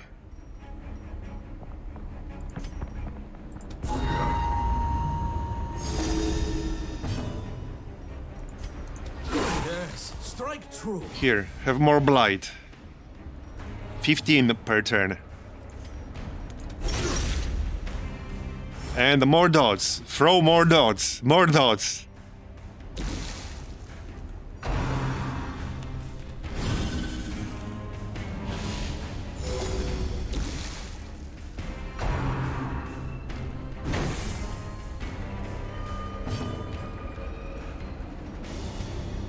Okay, this guy is already dead.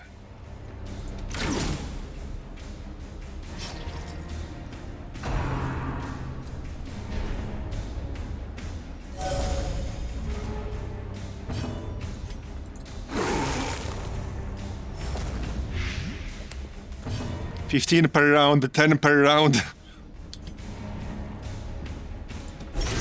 And this guy is now dead too. That was faster than I thought it will be.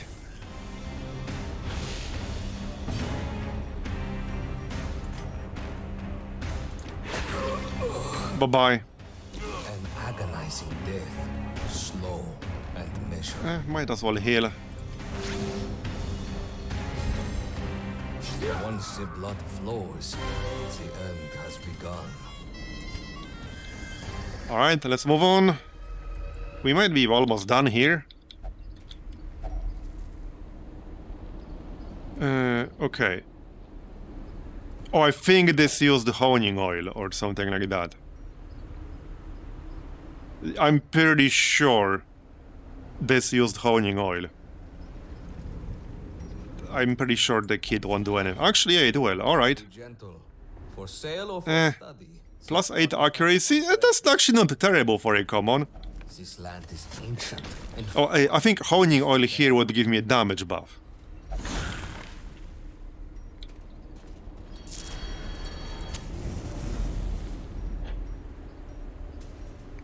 Good morning. Alright, scouting. There's a fight and a vendor, nice.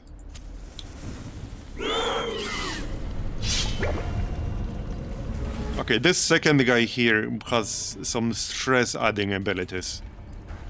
Probably want to kill him first.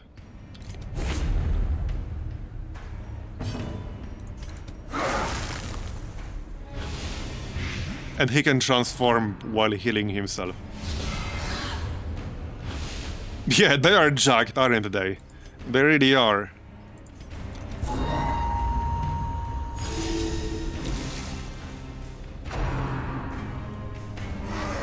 Yeah, Transcend, that's the one. Transcend.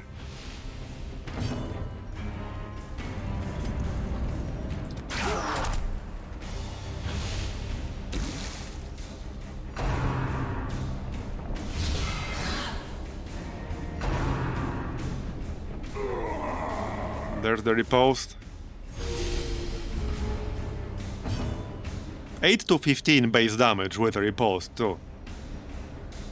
But only 60 base accuracy. Here, have a bleed.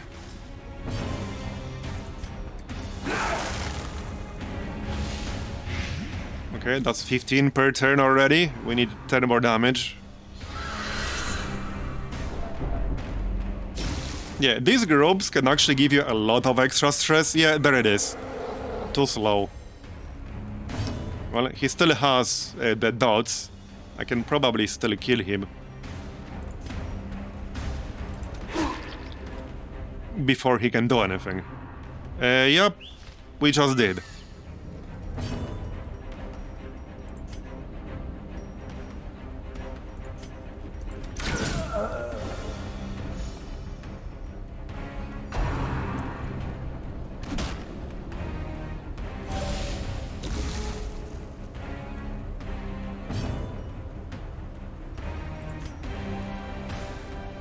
Yeah, 80% stun resist, that's probably not gonna work. Let's actually heal some stress, because why not?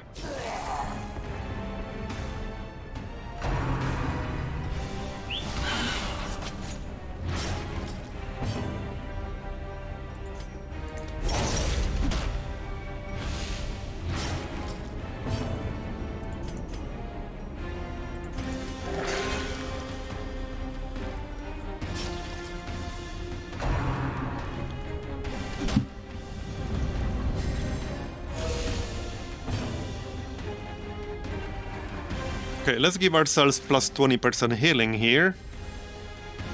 And then we can use his heal. That should bring him back to full, or almost full, basically.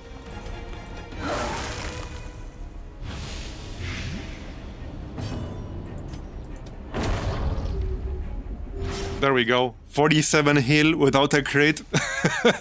That's what I'm talking about. Totally balanced class, am I right? Bye-bye.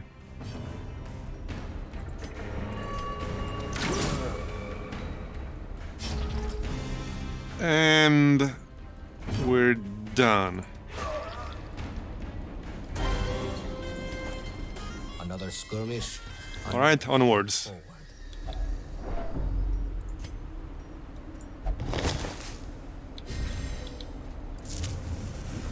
So, vendor in here.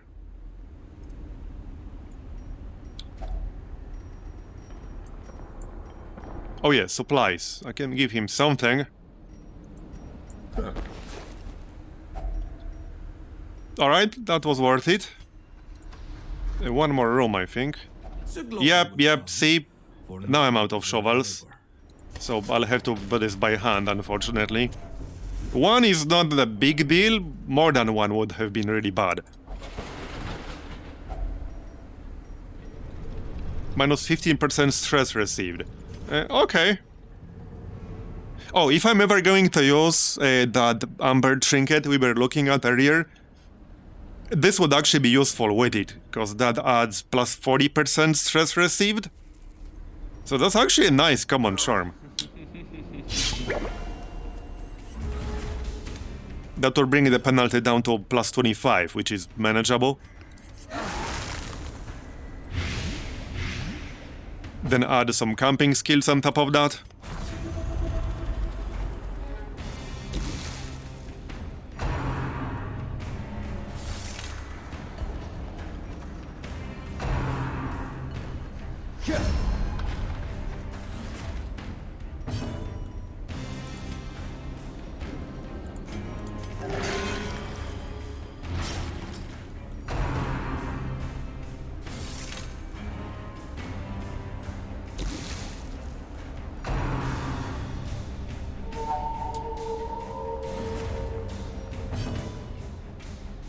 Okay, debuff their accuracy.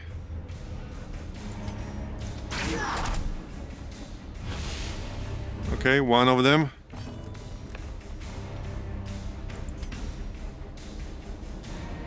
Well, she's guarded, so it doesn't really matter who I target here. Yeah, he resisted the bleed. That's kind of rude.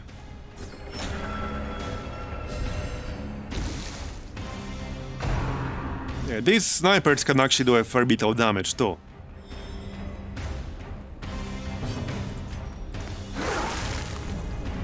Here, have some blight.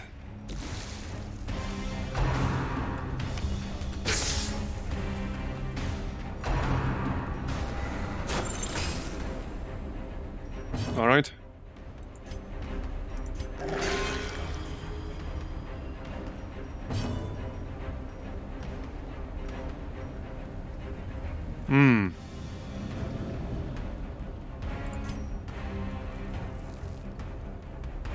That's 8. I only need 10 damage here.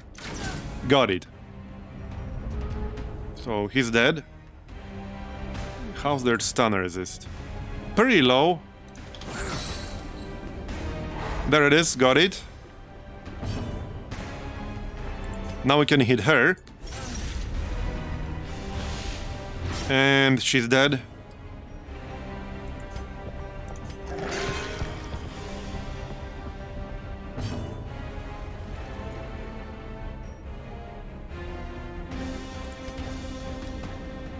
Well, I mean, maybe she would do fine in the front row, because she does have some interesting abilities that would work in the front row. In fact, it might be worth trying to use her in the second spot as kind of a support healer frontliner, but definitely not as a primary healer. She's crap as a primary healer.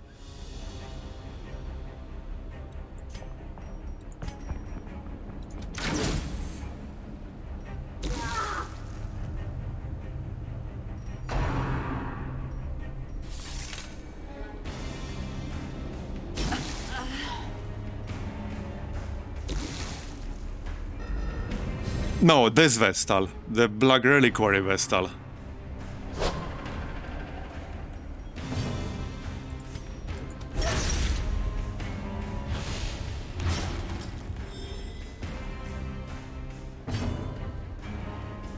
And like, she can do alright if you have a Flagellant in the group, but that basically means the Flagellant is carrying everyone.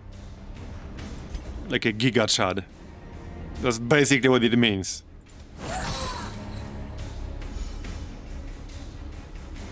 Well, in this group, I mostly only need his emergency heals if something goes really wrong, or if I get really unlucky with the Occultist. But with a Vestal in the group, I need him regularly to fix things.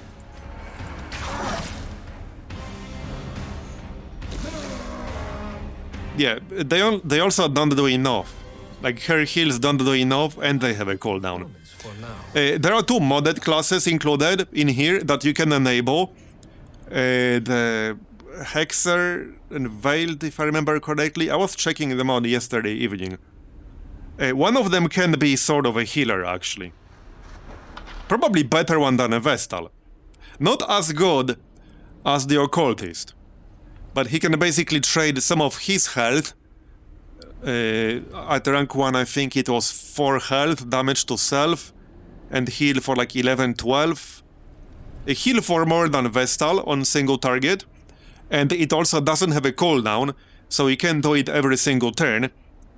But his gimmick is that, well, one, you lose health every time you do it. You do have a skill that you can use to drain some health from an enemy. Yeah, that's kind of it. He gets stronger when he loses health, too. Like, he's a class that's kind of built around getting close to death's door. But he can be sort of a healer. I think, again, better than a Vestal, but he doesn't have a group heal. However, his single target heal is more powerful. Yeah, I mean, the main issue in the game is that there are limited options for viable group compositions. Sure, you can build some creative groups. And sure, you can try to crowd control the enemies to take as little damage as possible, which is how Darkest Dungeon was always meant to be played. But at the end of the day, you can't have a group with no healing.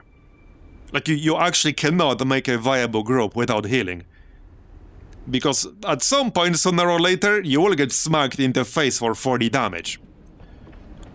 Even in this place, which is the very first dungeon you do. This is the dungeon the tutorial runs you through, the Catacombs. Even here, there are plenty of enemies that will regularly hit you for 20, for 25, that's without a crit.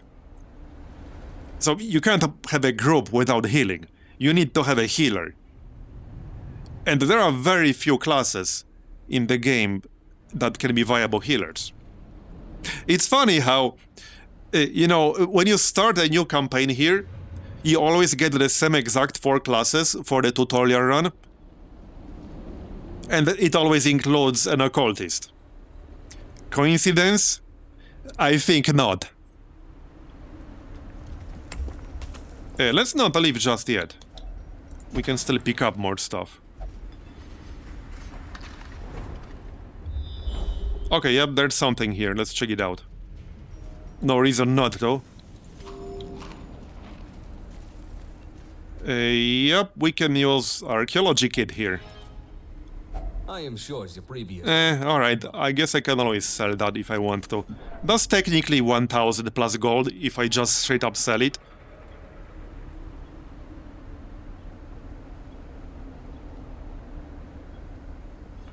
No, they did not buff Plague Doctor's heal. Plague Doctor cannot be a healer. No. Not in a million years. These sandstone and granite. He can do backup, but he cannot be the main healer. Zero chance that that's happening. He can do a shit ton of blight damage. So he makes a better damage dealer in here. He has insane blight damage. Okay, we got nausea, alright.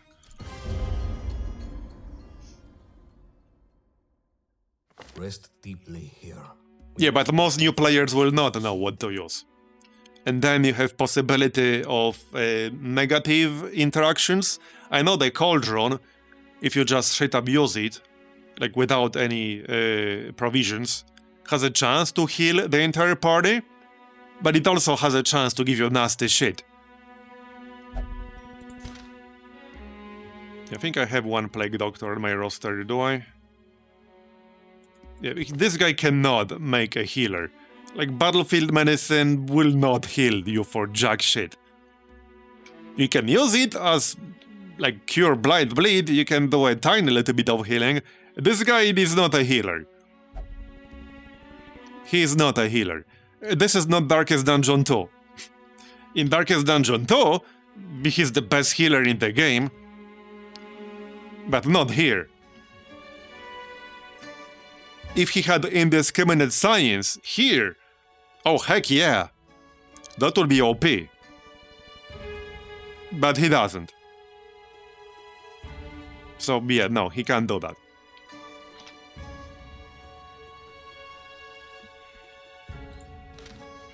But like I said, it's not a coincidence the initial tutorial group that you get includes the occultists. That is not a coincidence.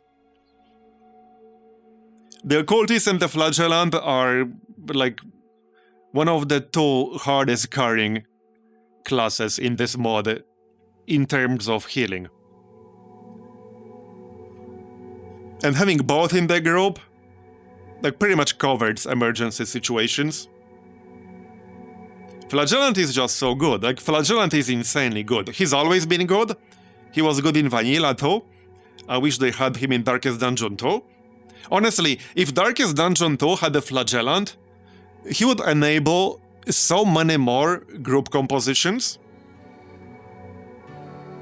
With that said, I haven't played the Vestal update in Darkest Dungeon 2 yet. But if Darkest Dungeon 2 had a Flagellant, he would enable so many more fun group compositions. So I kind of wish they had him in there. But here he's amazing. You can't really have him as the only healer in the group, but he enables other classes to do a decent enough job, a good enough job healing. And then he can cover emergency situations when you take burst damage. And you will take burst damage. It's a when, not an if. You will. Hysterical blindness. Okay. That is pretty bad.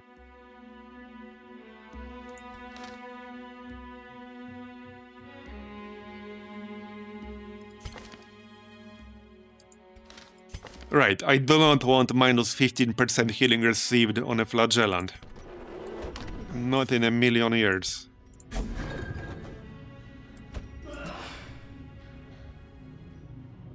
Okay.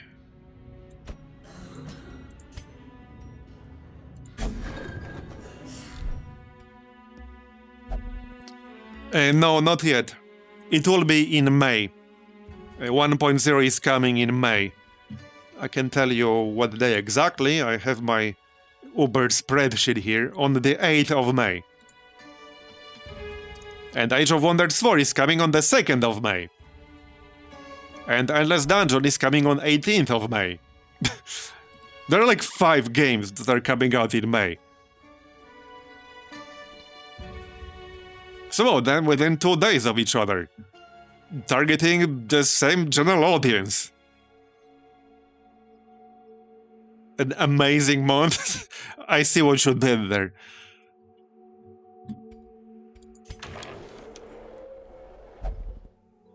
Okay, another occultist, another musketeer. Oh yeah, level 2. Right, we'll grab the musketeer. Lazy Eye is a bit annoying, but this saves me money because all of her skills are upgraded. Well, not... yeah, all. This cannot be upgraded. And her armor and her weapons, so this just straight up saves me gold. The goal here is to just replace all of these rank 1 people with rank 2 or higher when they show up. Because it's literally pointless for me to spend money on them when I can get level 2 for free. Alright. Yeah, this is still not nearly enough.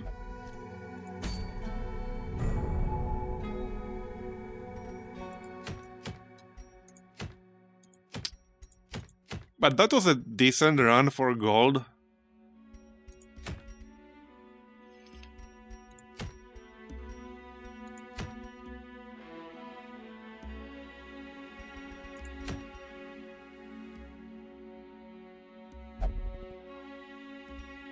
This is interesting. Okay. Yeah, I might just do a bunch of catacombs. A Hellion only. Oh, that's kind of nice. +4 accuracy when enraged by Reckless Rage. On kill, -6 stress. And she also gets a little bit of healing on kill with Reckless Rage. That's like part of the skill. So that's actually kind of nice.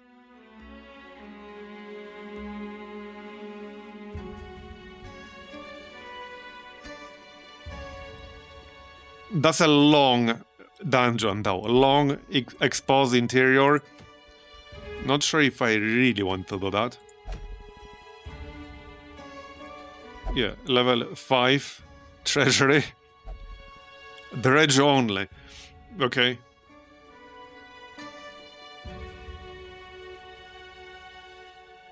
On Omni Pistol Blast hit.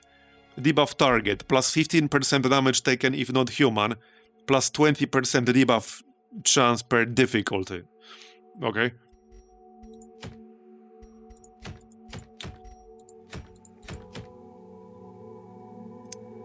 Yeah, I need to figure out a more efficient way to get gold here. Because that was not a whole lot of gold. I spent, what, around 4,000 gold? 4,500 gold? Yeah, around 4,500.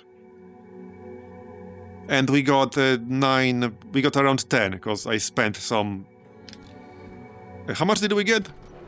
No, we had around 11 at the end, right? Because I sent 2 people into the medical ward. That costed like 1.2, 1.4. So we made around 7,000, 8,000 from this run, which is not bad, but it could be better, I'm sure.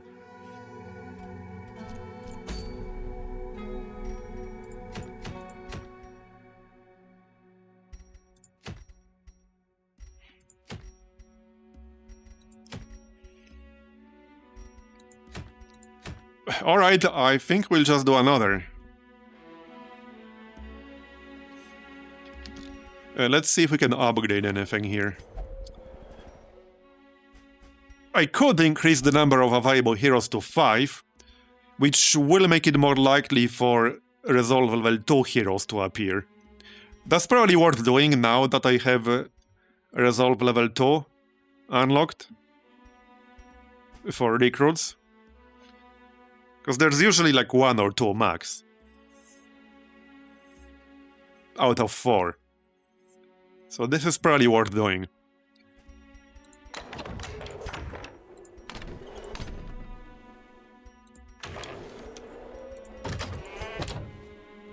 I could upgrade the galley, but I don't think I have the need to do that right now. Alright, let's upgrade the ferry then. I could wait to get 40. I'm only 3 away from 40. And increase my roster size. That might not be terrible for flexibility. I only need 3 more. Literally 3 more. Alright, let's do Catacombs again then.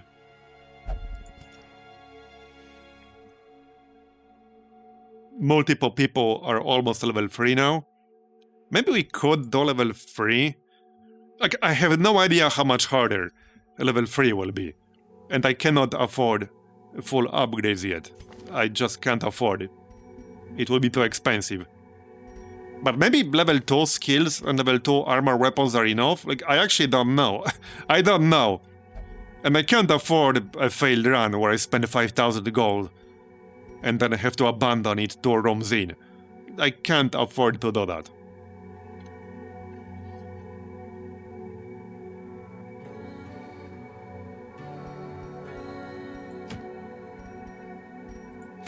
I really can't afford to do that. Let's just do one more short run, get a few more people to rank 3.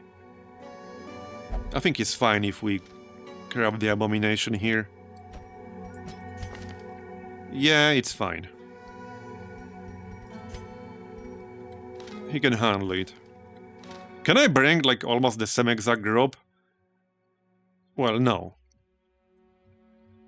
Do I have another flagellant? Oh no, I'm out of flagellants. Alright, might have to do this one without a flagellant.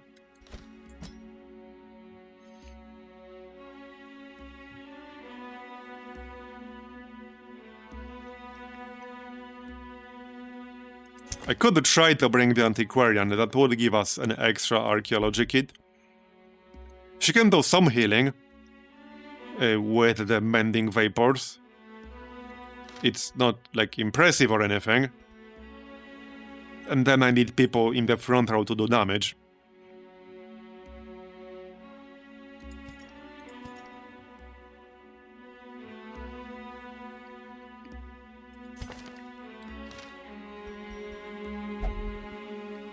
Yeah, I think I'll go with the Plague Doctor for blight damage. And give him the blight trinkets. So for the front row... Yeah, it's a tough one. It's a tough one. I have very limited options here. I actually have very limited options.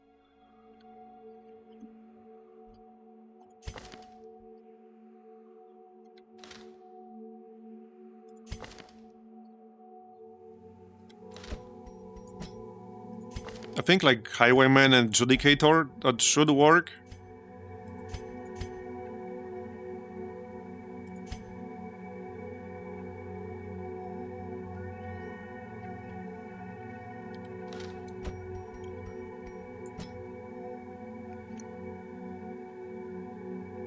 Yeah, gold is definitely hard. It's possible. There's some very specific gimmick that you can use in here to get a lot of money that basically only people who spent a few hundred hours testing this know about. It's actually something that happened in quite a few games in the past, where you basically have like a tiny microscopic group of people who knew initially like how to do certain things. And the rest of the internet had to discover it over time. And it's fine to have things like that, but maybe not for a resource as fundamental as gold.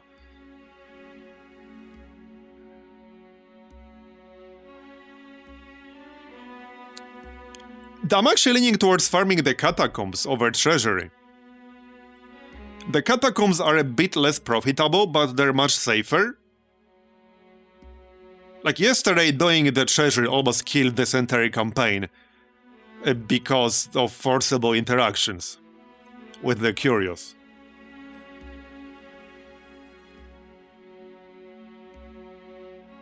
And the Catacombs have a lot of curios that can give you gems if you use the archaeology kit on them. And if you get lucky with the gems, you can get like 2000 from a single one. It can be almost as good as the Treasury sometimes.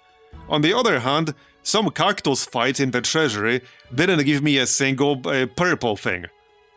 Like, they don't seem to be guaranteed. They are not guaranteed. So a lucky run in the Catacombs can actually be way better than unlucky run in the Treasury. And I think on average, I would have to get a bigger sample size. Yeah, but I don't want to use alum because that makes the fights much harder. At least from what people said. And they did seem to be harder. So I don't want to do that. We had one run yesterday where I left with basically not a single purple treasure. I did hand one away to a vendor, so effectively we had one from like multiple cactus fights. So like really, I'm leaning more towards the Catacombs. If you can't make an optimal group, and right now I can't, Catacombs is just a safer option. It's just a much safer option.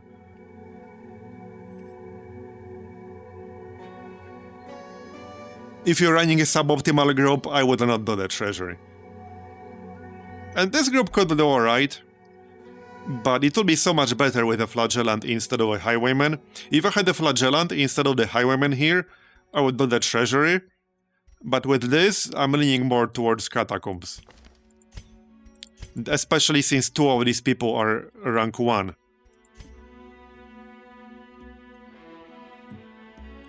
And yeah, Highwayman has plus 6% crits received chance.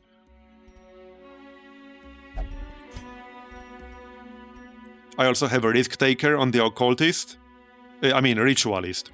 So he will have a 10% chance every turn to attack an ally for 50% of the ally's health. This almost screwed me once. It almost did. He does buff a non-religious party members, but this 10% chance actually almost killed me once.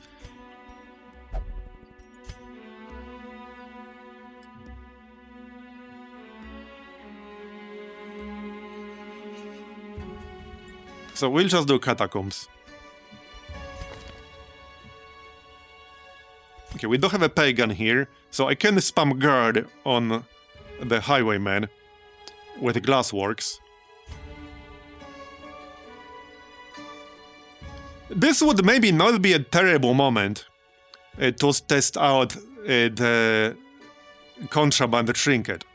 His Contraband Trinket was basically a trinket for point-blank shot Duelist advance spam. Like, that's effectively what it was. So I could give it a shot. Oh, I haven't assigned people here. But we could maybe give it a shot.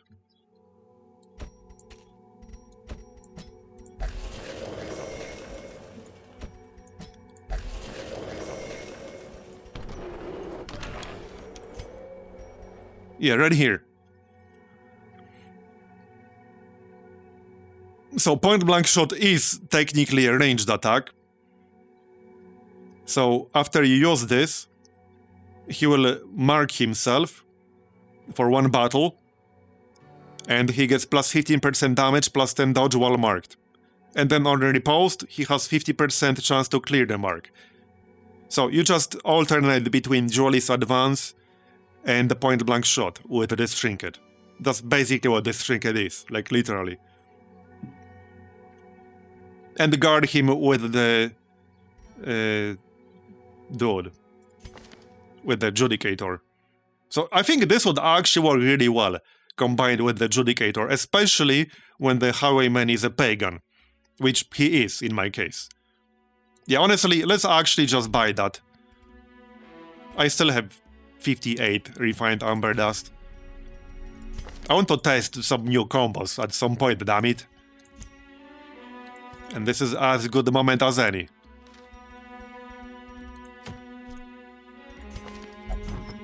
Okay, so he will grab this, obviously, that's the point. Not sure what else I'll give him, we'll see. Oh yeah, I have this. Okay, that's not bad. That's actually not bad, because again, a point-blank shot is a ranged attack.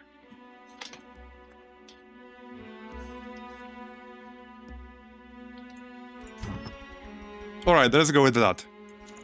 It's -3 speed, but I can live with that. Okay. So, for the Judicator, just defensive stuff.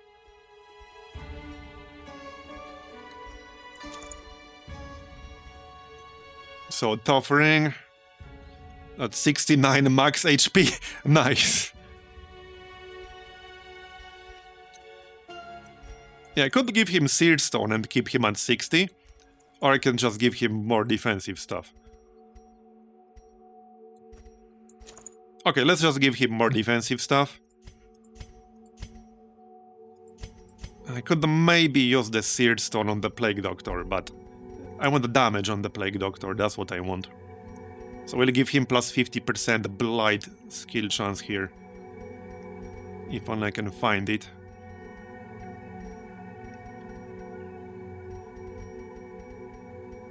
That's one. And that's the other one.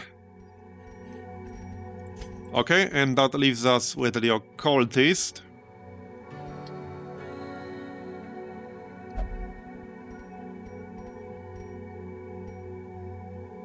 Well, definitely, he probably just the Camouflage Cloak and healing.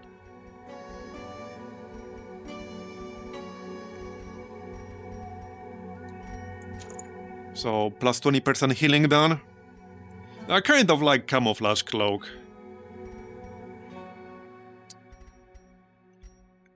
Yeah, I actually really like that. Because it often forces the enemies to spread out their attacks. When they hit him, and then he goes invisible, they can't hit him again second time in a row, they have to hit somebody else. So I actually really like this. Doesn't even have to be on a healer, just on anyone.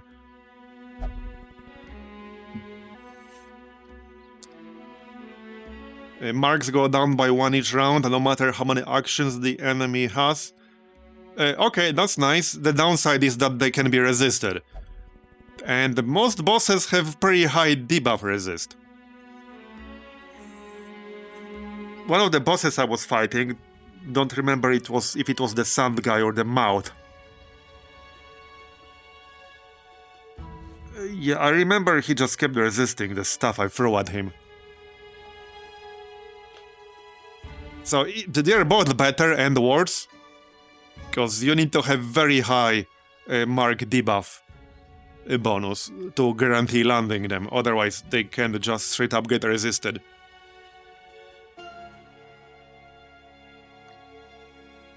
Why would I take Monkey? We're doing Catacombs, not Caverns.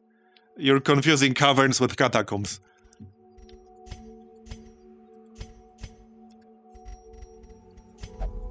Alright, this looks like a good setup.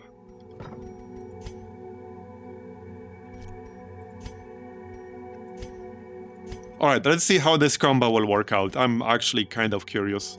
Do we have... Right, I need to buy Bandit Sense. Well, I don't. I do have Unspeakable Commune.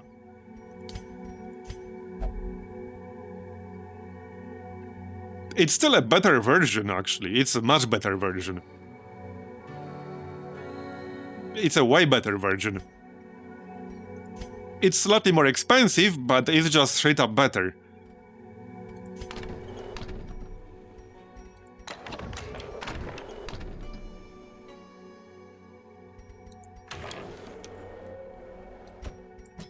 Yeah, it's worth buying it for the future. We'll grab it. Okay. So 7.2k. Let's see how this will work out. Okay, let's get 3 shovels this time, because I was 1 short last time.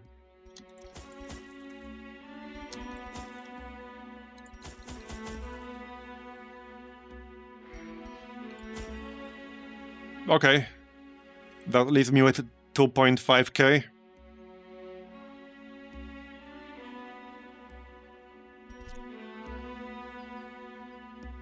Should be alright.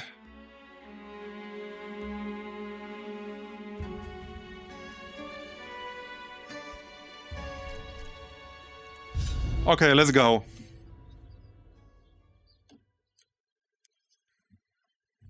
These ruins were once teeming with the Caverns people. Let us see what they have left behind.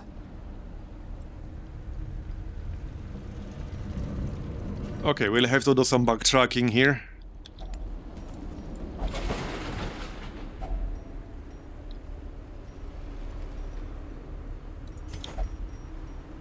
No challenge is without its barrier. One blockade already, down to 2 shovels. And physically. That didn't take long.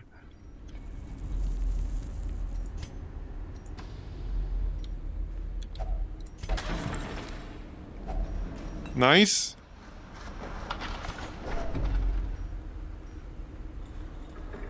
Take a Now I could try to let my light drop below 50. But I don't think I want to with this group. Especially since I don't know yet how well this is going to work out. This combo, I mean. Okay.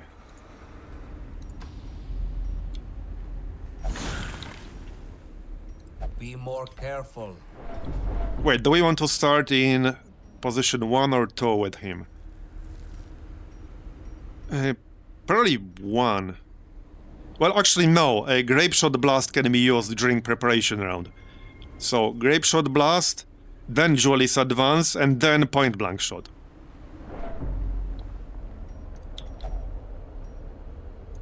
Okay, let's get the damage buff. Actually, that's minus stress recede. Alright, that's still fine. Here, alright, first test. Yeah, so this guy, you have to kill this guy quickly. Because he has an ability that's basically like a suicide bomb. He kills himself and does large amount of AoE damage to you. So he has to die quickly, preferably. Hey, Gaiden Drag. Doing fine, thanks. Wait, do I have anything that can break guard? I don't think I do. Fortunately, he didn't guard the big dude. Wait, does Judicator have anything that can break guard? No, he doesn't. Alright.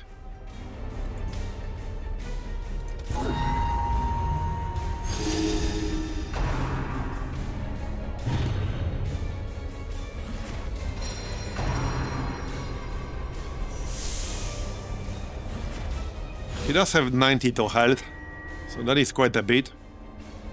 Yeah, I think I'll gamble to try landing a Plague Grenade here. Or Noxious Blast. It's 47%. I already have Amber Blight on him. Okay, it was worth a shot.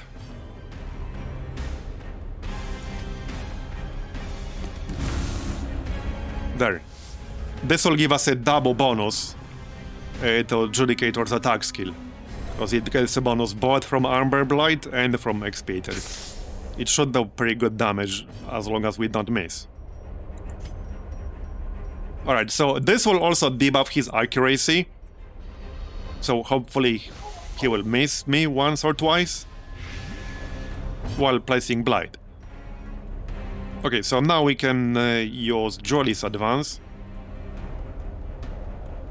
20% chance to crit. Nice. Okay. That will give us a riposte. And then we'll use Point Blank Shot. Now we also plus 15% damage and plus 10 dodge while we're marked. Oh no, my game just crashed. My game just crashed. Yep, okay, that's not so good. Yep, it crashed. Oh, hopefully that was not because of the Trinket. Probably not, but it is the first time I'm using it. It is the first time I'm using this particular combo. So you never know. Let's see if it happens again. If it does, maybe I should make like a backup of the save files and send them in. I'd have to look up where they are. They are in some really convoluted folder, at least in Darkest Dungeon, in the normal Darkest Dungeon. Go on. Don't be shy. Load. These ruins Okay. were once teeming with the Caverns people. Let us see what they Looks left. fine right now. Yeah, that's the turn. Right. That's the same turn, right? Yeah, he's not Amber Blighted yet. Okay. That's the start of that turn, the one we crashed on. So, XP target. There you go. Wait, is it? No, it's not. Wait. That was not the same turn, and he lost both the status effects. Right? I have to look up... I had to look up the VOD. But that was turn 2, right? And he was already Amber Blighted and expiated, then I crashed. And when I came back, he didn't have that anymore. That's what happened, right? I'm pretty sure that's what happened. I'm pretty sure that's what happened. Because he already had both the effects. But when I loaded back in, he didn't. Alright, alright. I'm pretty sure that's what happened, exactly. He definitely had both already. So that's a little annoying, but alright. Okay, 16 to 31 damage, 89 chance to hit, 15% chance to crit. That's against 30% protection. There you go. Okay. Yeah, this combo could work out nicely. But that was a really annoying crash.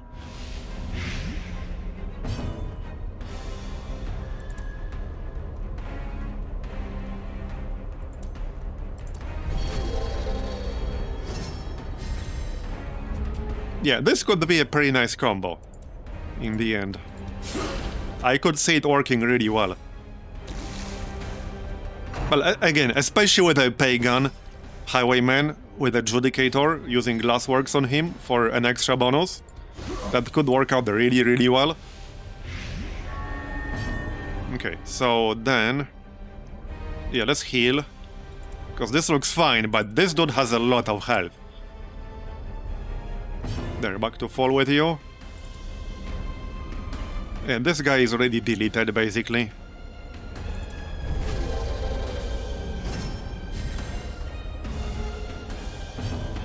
We can do one more heal. Might as well. Or not. Zero bleed! Occultist moment. Well, it didn't matter though, we already won. But that's an occultist moment. Classic occultist moment. For now. Alright, let's move on. Okay, hold on. This is nothing to trouble ourselves over. It might not be worth doing this.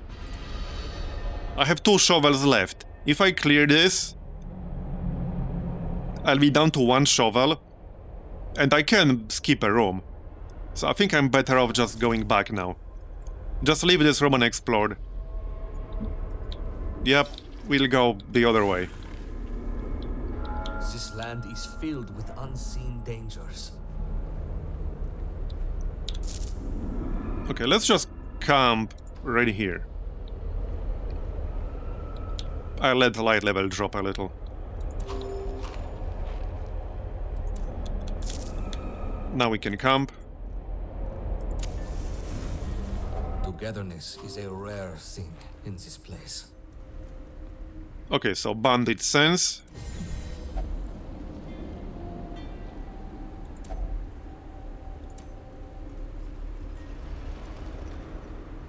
And then what? Stress heal. That's a very nice skill. That's a very nice skill. Judicator is such an interesting class. I mean, he's already a good class, but this is a very nice camping skill.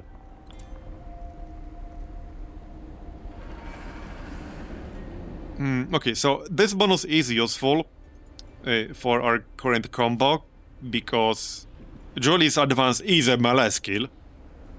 Point blank shot isn't, but Jolly's advance is. It also gives him speed and dodge. Yeah, we'll use that. And that's it. The darkness will not impede us. Alright, Or the flame. let's move on.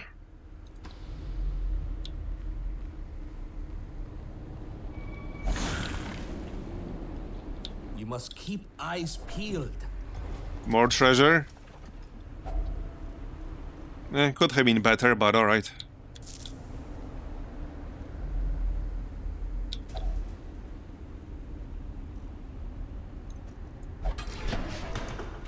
I am sure the previous owner will not. The same exact trinket that I'm using right now. I will probably just sell it. So I suppose that's gold, if nothing else. Map. Okay, good.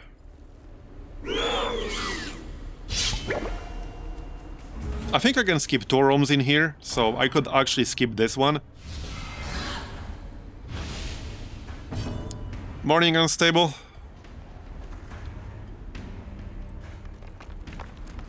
Right, so a grape shot blast first, because that ignores a prep round. That's actually a pretty nice prep round skill. That's a very nice prep round skill. Not only it can do damage, and not many skills can do that during preparation round, it debuffs protection.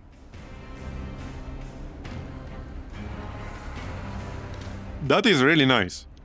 And plus 4% Chris receives chance too.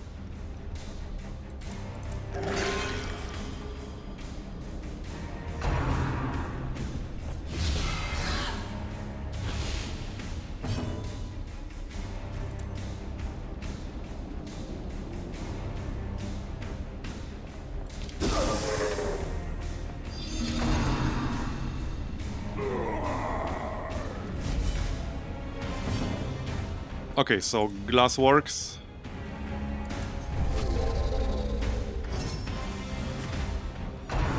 Look at all these bonuses. That is a lot of bonuses, and I haven't even used... actually, yes, we do have Mark. Not sure if that shows.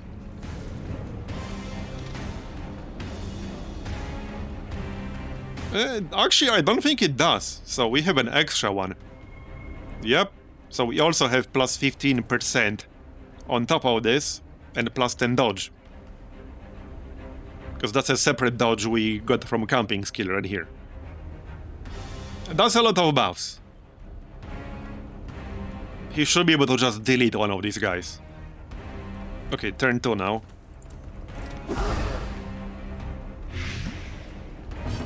Okay, so first Jolly's advance.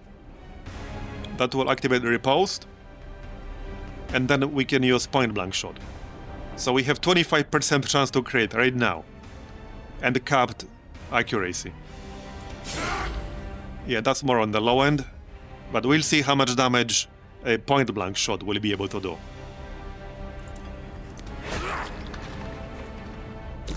Okay, this guy might get a chance to transform actually.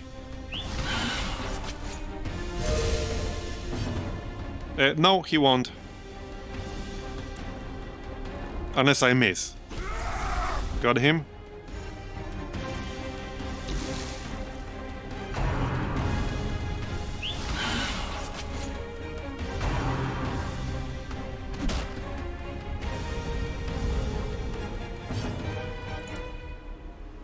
$23 to $43 damage. 20% chance to crit. Not bad! And we can push this even higher easily. Like, this is not even his final form, not even close. 40 non-crit damage. Very nice. Almost deleted this dude without even needing a crit. So, pretty nice combo. Very nice combo. Back to full with you.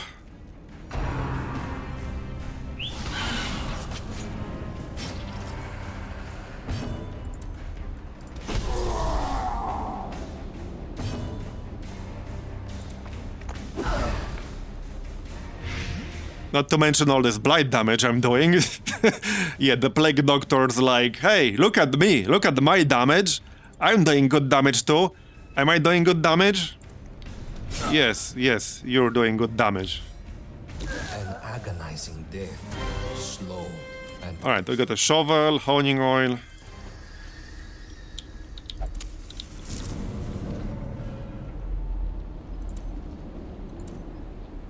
Yeah, so let's just keep this room up here.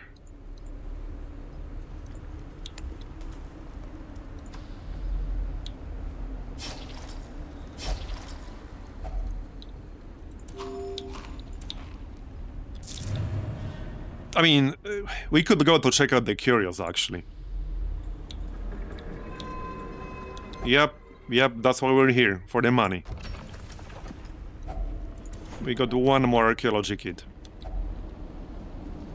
Okay, so this definitely had an interaction with honing oil. I'm pretty sure that will give me a damage bonus. Yes. Nice. Even more damage. Even more damage.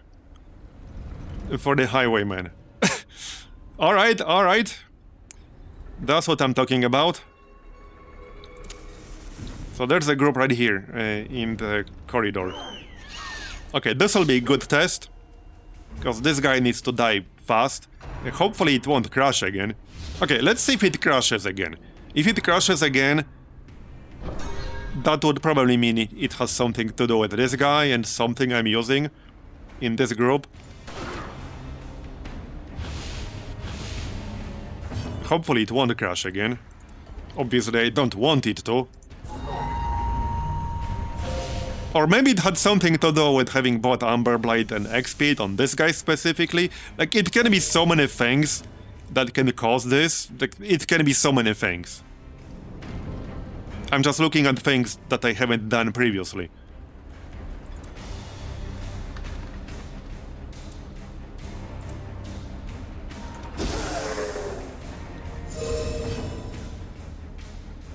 Okay, so let's do exactly the same thing I've done before.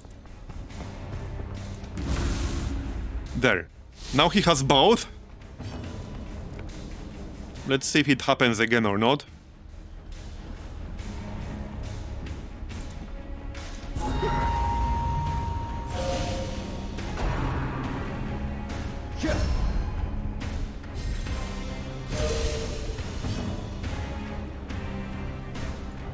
Alright. So, Julie's advanced now. 15 to 28 damage, 24% chance to crit. And that's against 15% protection. Nice, 42 crit. That's just with Julie's advance, that's not even our main damaging skill. But that's what this combo kind of requires. Okay, I lost my mark. And that's alright though. Look at all these buffs. Like, that's a lot of buffs.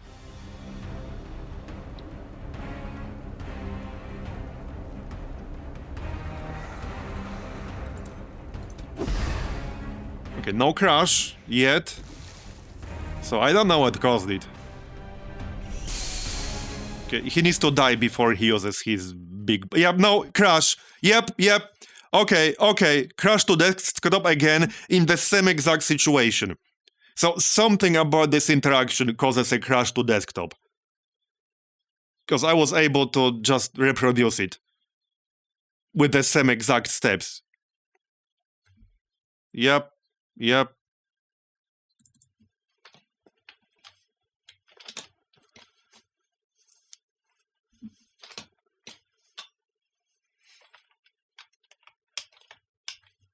Well, I can report it now.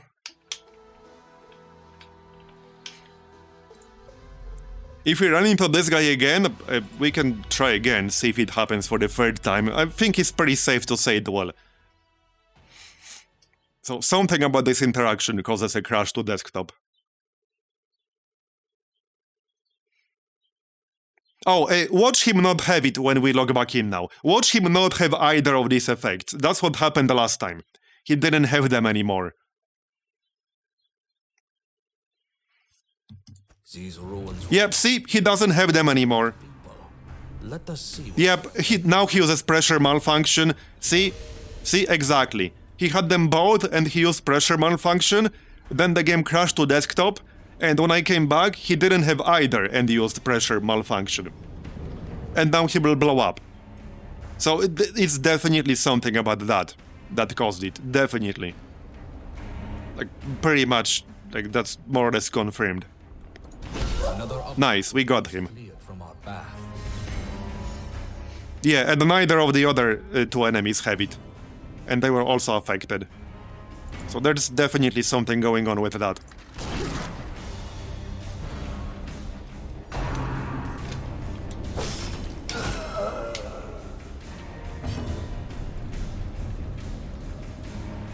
Okay.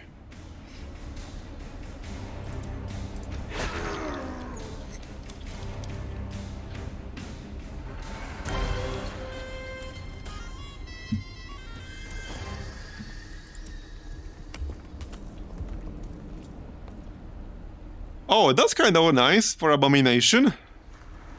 I think I want to keep that.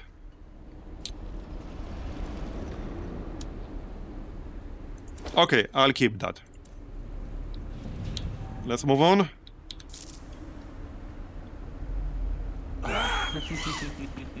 Alright. Hey, we can also try to use Amber Blight and XP on the same target. But I've done that before and it didn't cause crashes to desktop. It's something about that ability he uses. I have a feeling it's specifically something about that ability that he uses that triggers something.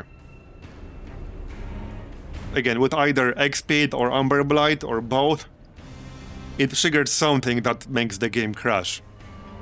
Because it's a pretty unique, like, kind of skill that he has.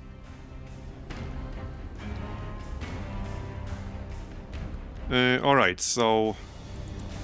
Curse.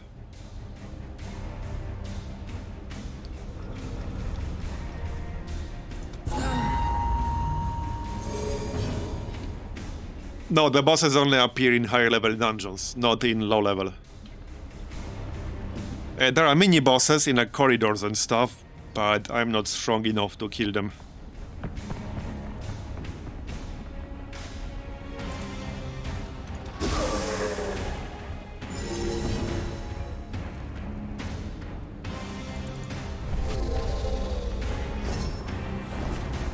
Alright.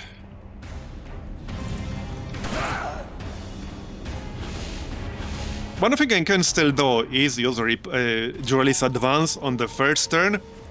It will likely miss, but it will move me forward and set up for point blank shot on turn 2. So that is also an option. But Grape Shot Blast is such a good prep round ability here. Okay, so now Duelist Advance. I can probably kill her with this. But this dude will give me stress if I don't take care of him.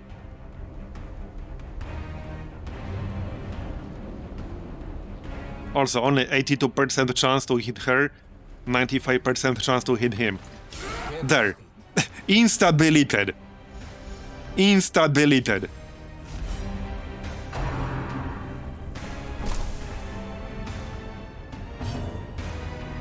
Alright.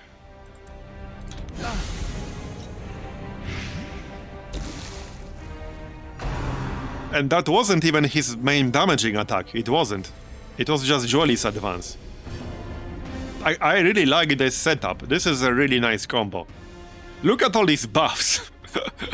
Okay, it's actually a little bit ridiculous.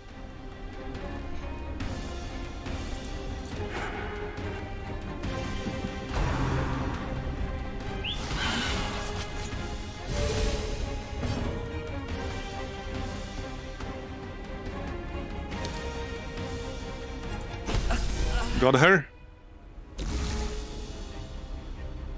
Now, the downside now is that I guess I'll have to use something else and wait for the corpse to go away, but that's fine.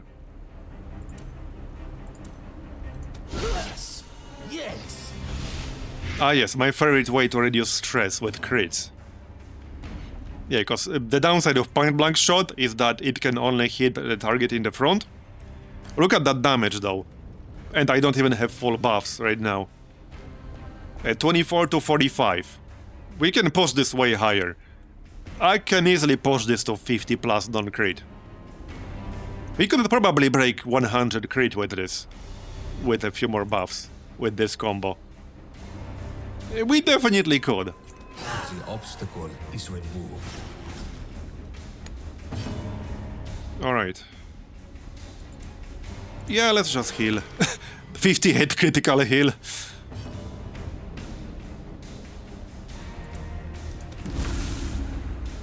The hourglass empties. 15 damage with a riposte. Strength fades. And done. You were too busy asking if you can go higher, and you didn't ask if you should go higher. I mean, if you can make numbers go up, you should always make numbers go up. That's the first law of video games. Numbers going up is always a good thing. You should never not get numbers to go up. Alright, well, I might have to get rid of something here. I don't know if I would actually use this, but we can sell it.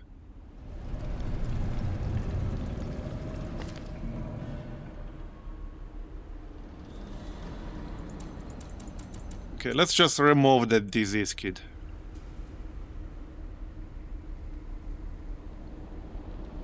I might regret this. But I need to get rid of something. Alright. We're almost done.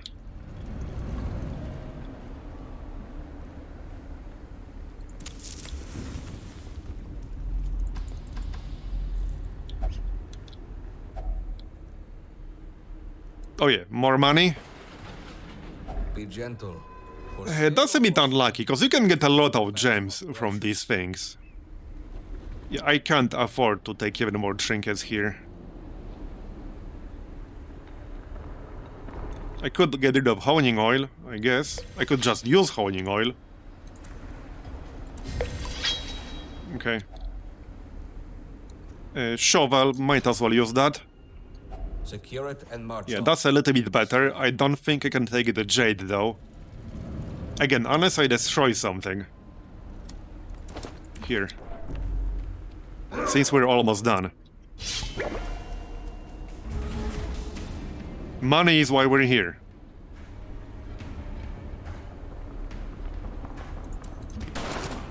Okay, he missed this time.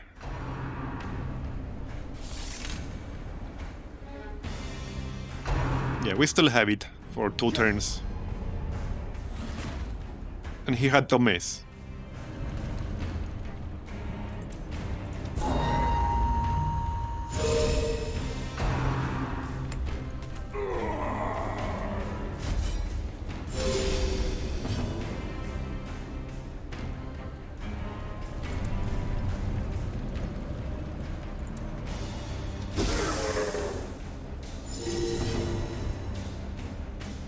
Alright, the glass works.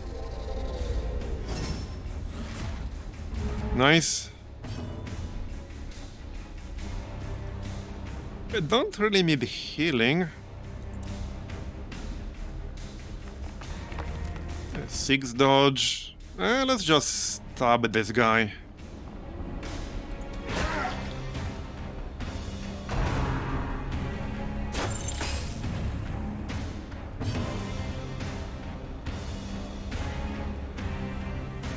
Okay. 13 to 25, 18 to 33. 26% chance to crit. Yeah, this will probably kill the ground. Well, there's a good chance it will. Yep. Nice. Then we can use point blank shot on the big boy. That's the plan. Here, have some blight first. Yeah, I might actually glassworks my healer here instead. Yep, or guard rather. There you go.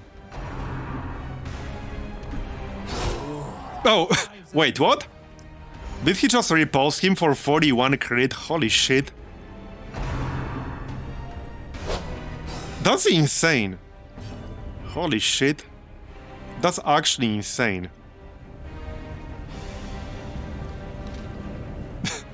Okay, I'm liking this combo more and more. Destroyed. And 36 crit.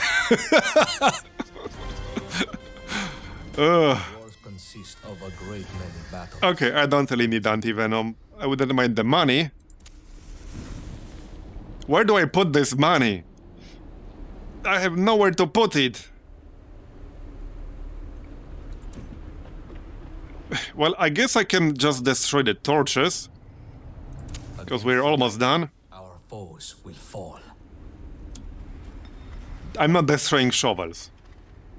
Okay, let's destroy the torches, because we're almost done. I shouldn't need another torch if I start from 100 right here. Okay, this guy again. Well, we could run another test here, see if it happens for the third time. Let's try to gamble point-blank shot on round 1 here. Okay, it was worth a gamble.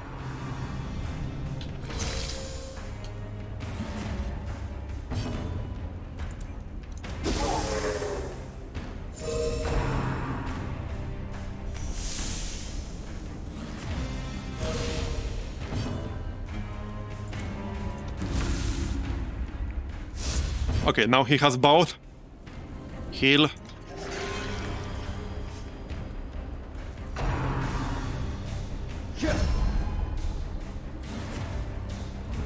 What's this dude's name? Levantine Firewalker. Do not waver. The fight goes on. Alright.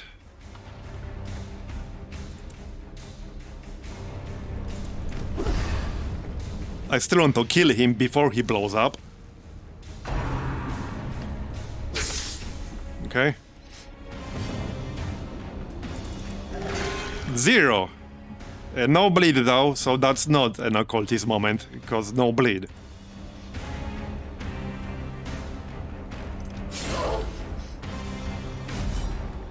Okay, there's the riposte. Nope, that's his normal attack, normal-ish. So he's doing different stuff this time. Okay, glass works. Half meme, yep. Undercooked meme. Better. He will still use that skill at some point though, probably soon. Here, have more blight. And reduced accuracy too. Right, so I can point blank shot their grunt, or I can just open vein this guy.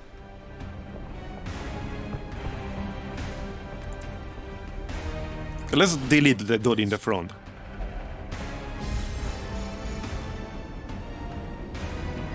One nice benefit of this setup is that high crits give you more stress reduction. So any combo you run... there it is. Is that it? No, that's a different skill, isn't it? Yeah, no, that's it. Crash to desktop again. Okay, so I reproduced this crash 2 times now.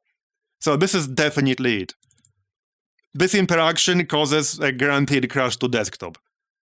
Reproduced it twice with the same steps. So there we go, I can report it.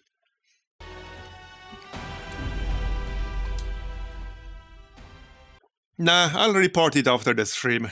I mean, I have timestamps. Familiar. Yep, see, and now he doesn't have it anymore. Hence we will be able Yep. to explore them easily in the coming days. Yep. I mean, on the other hand, you know, it's a good thing. So if him having expiated and amber blighted status when he used that skill caused a crash to desktop, it's a good thing that they're not there anymore when you load back in, instead of causing an infinite crash loop that breaks your save. Because that can happen in some other games. This is the reason, this is the #1 reason why I never use Iron Man or anything like that. Because if you run into an infinite crash loop, you just completely break your entire game. If you have multiple saves, at least you can go to other saves. So if this perma-bricked your entire campaign because you ran into a permanent infinite crash loop, you would have to restart everything from zero, because you cannot have multiple saves in this game. No, it's specifically that combined with the skill he uses. A pressure malfunction is a skill that he uses before he sets up catastrophic eruption, when he kills himself and does large AoE damage to your entire party. So,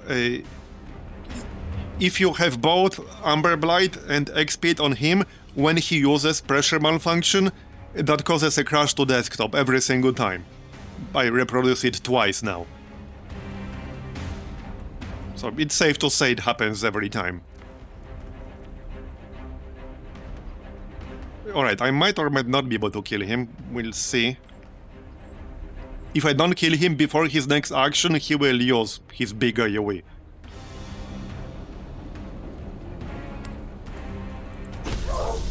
There we go.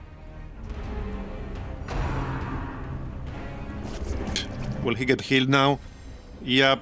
Yeah, no, he's going to blow up. Guaranteed now. Unless I get a really big crit. Yeah, no, he will. The fact he lost these statuses actually does make it harder to kill him now. Because my Judicator would get a large bonus to damage while he has both on. Not to mention, the Firewalker would get a decreased damage from Armor Blighted. I can still try to kill him. I do have 23 Blight on him, so I only need 12 damage. There we go, that should do it. I think I'll still hit him just to be sure. Another obstacle He dead. is cleared from our path. Nice. Okay, heal. Alright. No comment.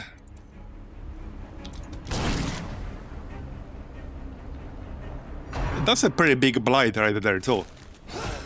Man, I'm loving this repose. So, a big part of what makes this setup so good is not just the large hits with Duelist Advance and the point-blank shot. Obviously that helps, but also the fact you can have some monstrous riposte hits. Like 15 plus non-crit and 40 crit riposte. On top of being able to crit for 50 plus. Or even 60 plus. And I can still stack more bonuses. Like, this is not even close to everything I can have on him.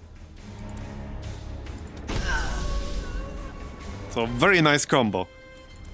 Wars consist. I knew that trinket will be one of the better ones, because I went through all of the contraband trinkets. I had a feeling this will be one of the better ones. The moment I saw it. I knew it's going to be one of the better ones. Okay, well, I need to make space. What the heck am I supposed to destroy here? Shovels, I guess? Watch there be a blockade, like before one more room I have to visit. I don't want to destroy trinkets, because that's gold too. I can sell them. I can eat the food, but then I might get a hunger check. Which would be annoying.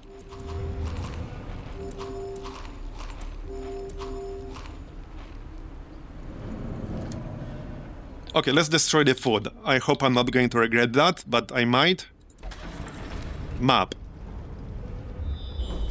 Okay, a trap. Okay, no blockade, that's good. Just don't give me a friggin' hunger check. Who has the best trap disarm? Probably nobody. 50. There it is. Nice. Okay, we're almost done. Yeah, I think this has a negative interaction with the shovel. I'm pretty sure you need either a key or honing oil for this. Okay, that's bad. Whatever. Not much happened there. And we're done. Anything else I can interact with? Nothing obvious. Alright, let's just leave. It's not like I have inventory space anyway. These mausoleums of technology. How much is the lowest level trinket worth again? Around 1000? Common trinkets are just over 1000 from what I remember. That was a decent run. So we made almost 11,000 in golden treasures, and I have a few trinkets I can sell. So probably 15,000 or more from this run.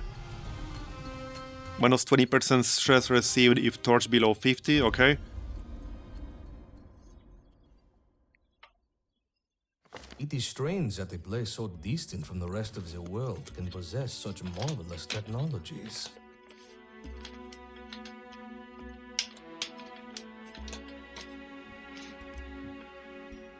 Right, so let's see.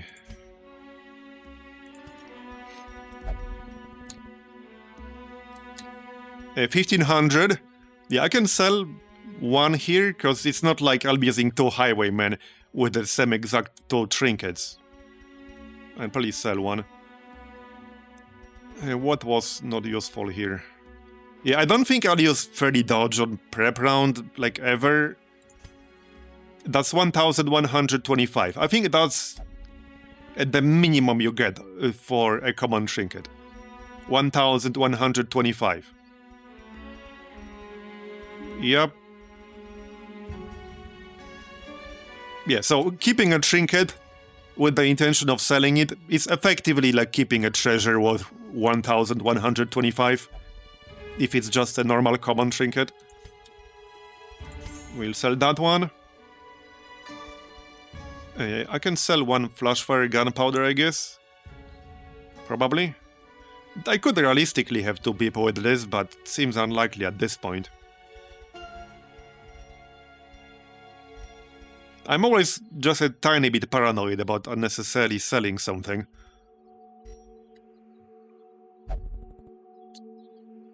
Plus 25% virtue chance is not terrible, but that implies you're planning to hit 100 stress. I never plan to hit 100 stress. Maybe only useful on somebody who already has pretty high stress and you really need to bring that person to a run. Like, you really need to bring that person and you cannot wait for them to reduce their stress. That's probably the main use case. Then you can gamble on them getting a virtue. So that would be the main use case. Yeah, it's because some of the games I played in the past kind of conditioned me to not throw things away. Because you would get punished for selling something that the game didn't mark as important, but it was literally required to progress the game past a certain point.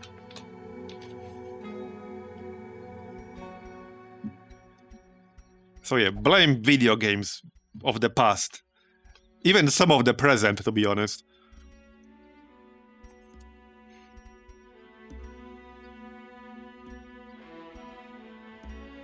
Okay, we do have 14,000. I could probably sell one fortified plate, but it's a nice trinket. This is actually a very nice common trinket. That gives you plus 20% protection below 40% health. A lot of the classes will drop below 40% health regularly.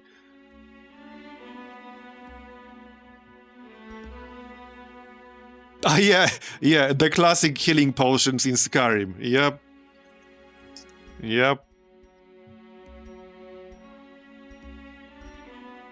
And I mean, to be fair, in some other games, if you have something on a cooldown or with limited uses, and you don't have to use it, you shouldn't. This is a very common comment. Well, maybe not like super common, but it's a recurring comment I get under my XCOM videos. People would just ask me, oh, why didn't you use, let's say, Hail of Bullets here? Well, because I didn't need to. And I don't know if I'll have to use it 1 turn from now on, or 2 turns from now. Like, why would I use? But I would get this comment constantly. Oh, why didn't you use, like, this ability in this mission? Because I didn't have to. I could beat the groups I was facing without any problems, without using it. So why would I use it if I don't know what group I might run into 1 turn from now, 2 turns from now? So then I used up all my charges, or maybe it's on cooldown, and then I'm screwed because I don't have the tools that I might really need. So that's always... So in XCOM, and often XCOM-like games, the way I think is what are the least amounts of resources I can beat this fight with, or this group with. That's the way I think. Because if you have limited resources, you might need them for another tougher fight, right? So why would you use them on an easier fight? It's kind of the same in Darkest Dungeon. Not exactly the same, but if you're going against a dungeon with a boss, obviously you save up stuff for the boss. But there are some pretty damn tough groups. So let's say you have anti-venom. Okay, here's a good example. Let's say you have anti-venom in your inventory. And you have a dude with, I don't know, 50 health. He gets a bunch of blights on him. You use the anti-venom to remove it, even though you didn't have to. You could have just healed through it. You would have been fine. There was absolutely no risk it would have killed him. You used it anyway. You used up your last one. And then you run into an enemy that stacks 15 blight on you. You go down to 5 health. You go down to death's door. And now you don't have anti-venom to remove it. And now you die. So the way I think is I always try to figure out what are the least amount of resources that are limited that I can beat this with. Same in XCOM. Do I have to use this one cooldown that I might not have a chance to use again against this group? If I don't, then I just don't use it. Especially important if you play like a much harder mod setup or something like that. Alright, so let's just sell one Pistolier's Buckle here. I'm not going to use two, one is enough.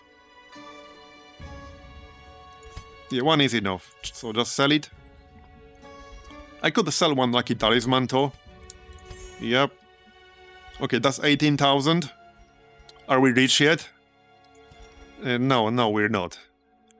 If it was 180,000, then maybe we would be. Okay, let's sell one of these here.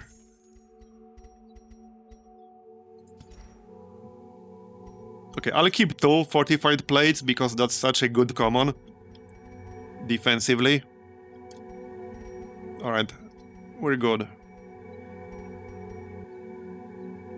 Okay, Medic's Boots, Musketeer only. Plus 100% restoration duration applied. Minus 40% healing done on friendly skill.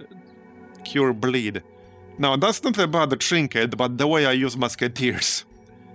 There's a decent chance I will never use that. But it's not bad with patch up, it's not bad. The problem with patch up is that I would have to give up standard shot or bombard or smokescreen. That would probably be smokescreen. But if I get rid of smokescreen, I have no good option to use during prep round unless somebody needs healing. But maybe it would work, like basically that means I would have to use healing in prep round. Okay, anyone else with a disease? Yeah, we can remove that.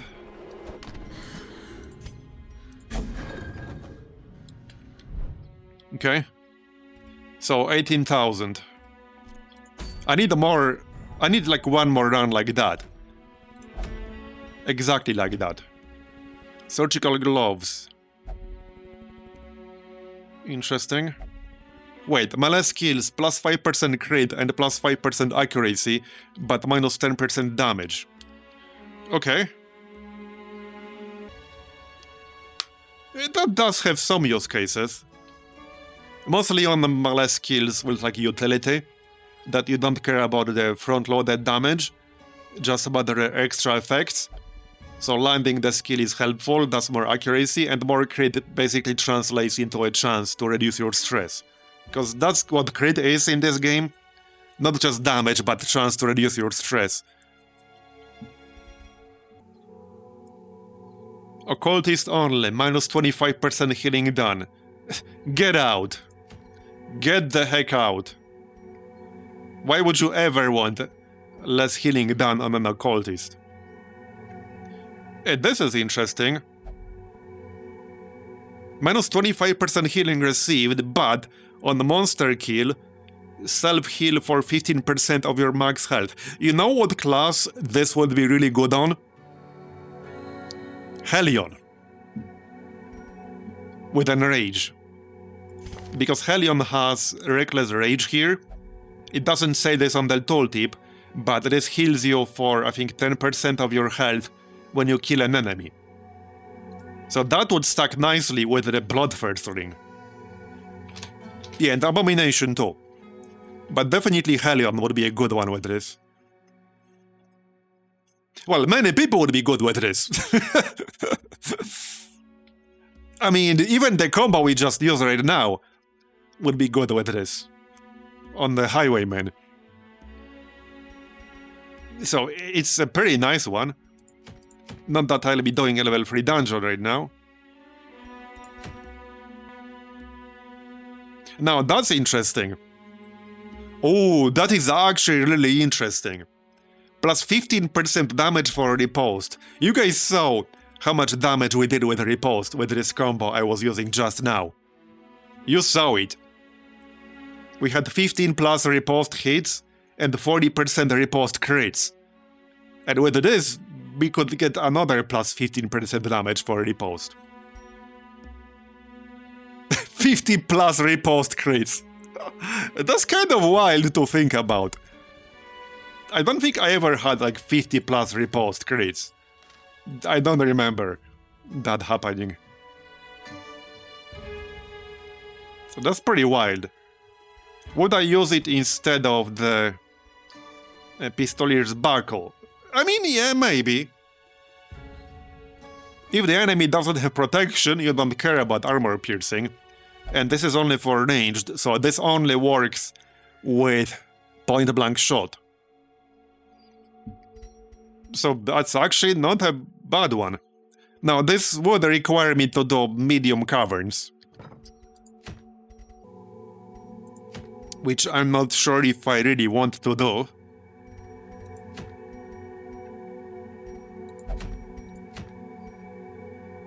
Leper only. Plus 10 speed, minus 15% max health. Okay.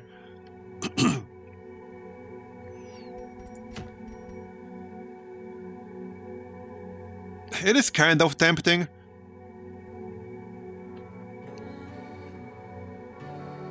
Not sure how I feel about doing medium caverns. Explore 90% of the rooms. That will be a lot of rooms in the caverns. That's a lot of rooms.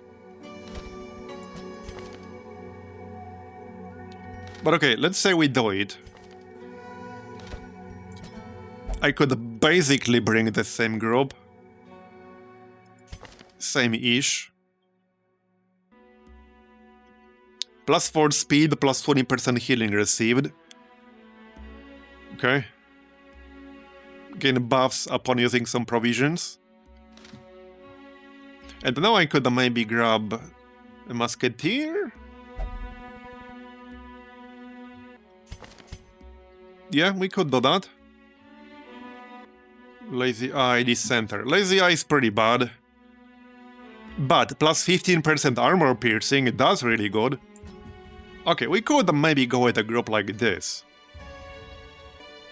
I think that could maybe work. I mean, it would work, but... Okay, I think we can do it.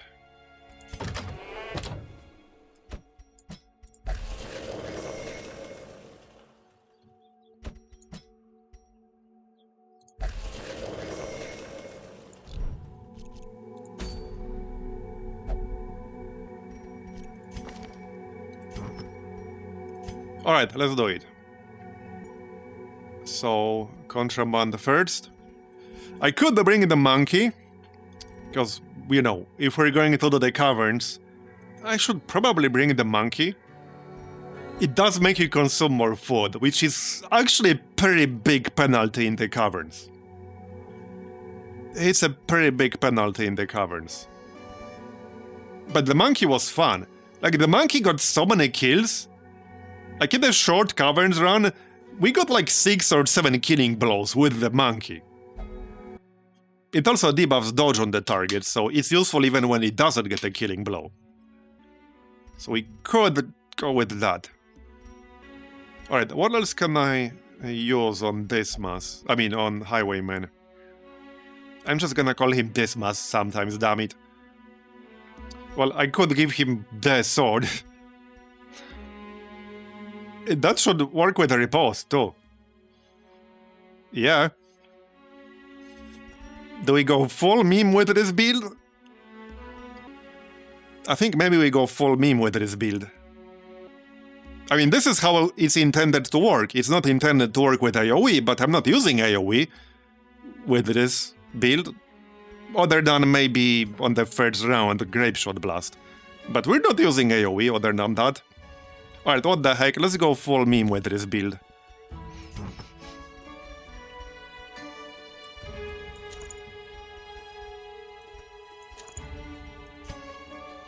Part of the reason that it works so well is because he's pagan.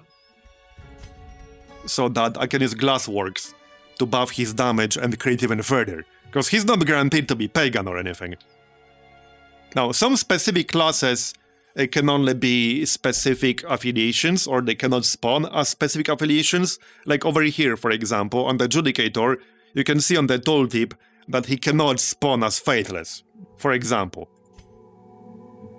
And a Flagellant cannot spawn as Pagan, so that's another example. So it's not like totally random, there are some exclusions. Alright, we're going full meme with this. More healing. Right, Camouflage Cloak. And healing, where is it? Here. No, that's not the one, that's Blight. Where is it? Oh yeah, this one. Okay. And the Musketeer. I guess I can give her the hat. She does have lazy eyes, so that accuracy from the hat would be helpful. And maybe something with accuracy. Ranged skills, plus 5 accuracy, plus 5% damage. Yeah, that might be fine. Okay, let's just go with that. She does have plus 15% armor piercing, which would be really helpful actually. That's a really nice quirk to have. No, I don't think so. Not for this place.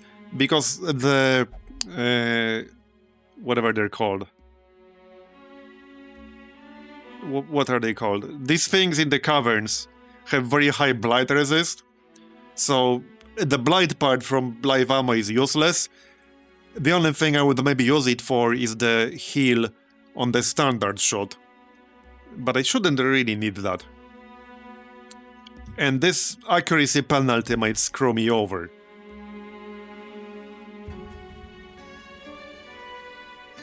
So, I'm not totally convinced.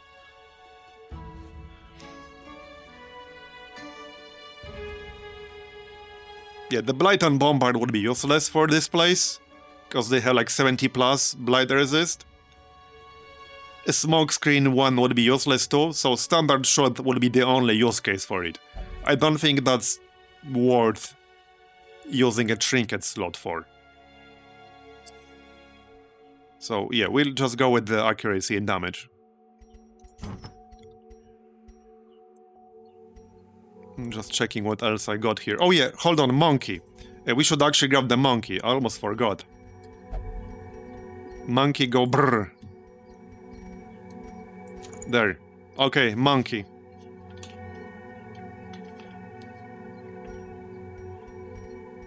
Oh yeah, for other places, the live ammo is no-brainer, absolutely, I agree. Okay, so that's the setup. Should be fun.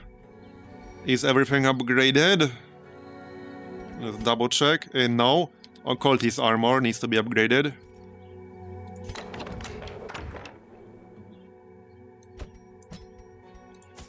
Here you go. And the Justicar.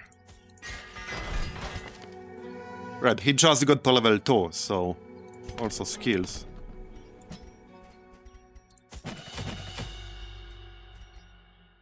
Glassworks, obviously.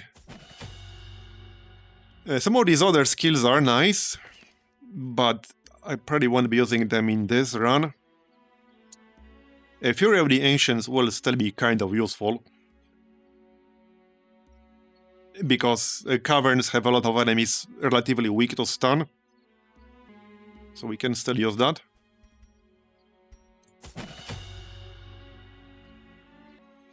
Activates Riposte, plus 15% protection. Yeah, this is not a bad skill either. Alright, I'm just going to buy that. Okay, so we're doing this here to get the Highwayman Trinket for our meme riposte build. Let me double check. I got everything I needed. Oh yeah, do we have... yes, we do have Prevent an Item Ambush right here. Bandit Sense. So I don't really need the Unspeakable Commune. I could buy something else, but I don't want to spend even more money right now. Okay, I got everything I need here. We got the monkey, 86 health on the Judicator now. Not bad. Not bad at all. Honestly, he would probably be fine without fortified plates, but I like the plus 15% protection below 40% health. That's very nice if something crits you in the face. Now, this is a medium Caverns run. This will take a while. Alright, we'll get the disease kits. I probably want a lot of food. I want 2 full stacks of food because of the way hunger checks work in this place. I will spend a lot of money on provisions here. Yep. We probably want 6 shovels. I think we do. Yeah, shovels are usually pretty important. I'll just take 2 stacks of torches. Torches are pretty cheap, it's mostly the space. That's probably fine. We can take a key or 2. Okay, I think that's going to be fine. I don't want to go overboard.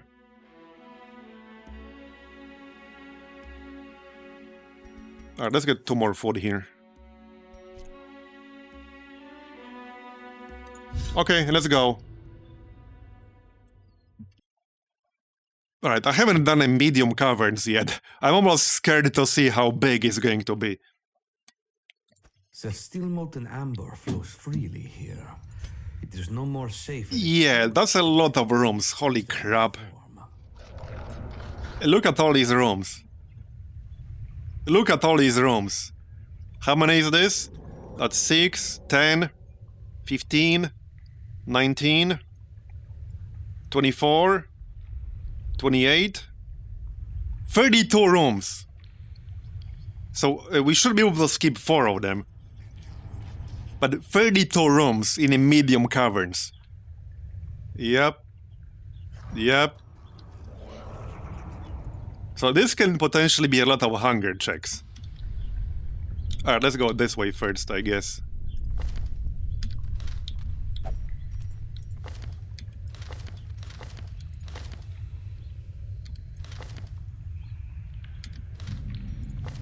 Oh yeah, hold on, we had Amber Symbiosis. Oh yeah, right, gains buffs whenever Amber Blight is triggered. Oh yeah, that is really nice, actually. Yep. But I usually use Amber Blight anyway, because it's really nice. We have a +4 speed on Saitani. Alright, let's go. Yeah, I need to explore 90%, yep. Now, if there's a curio in this one single section of the corridor, that cannot trigger a hunger check. But yeah, this is what makes Monkey kind of risky. Because now I will have to eat 5 food with every hunger check. And hunger checks are based on, like, how many corridors there are, how many hallways. And due to how the caverns work, there are a lot of hallways. They are just one tile, super short hallways, but there are a lot of them.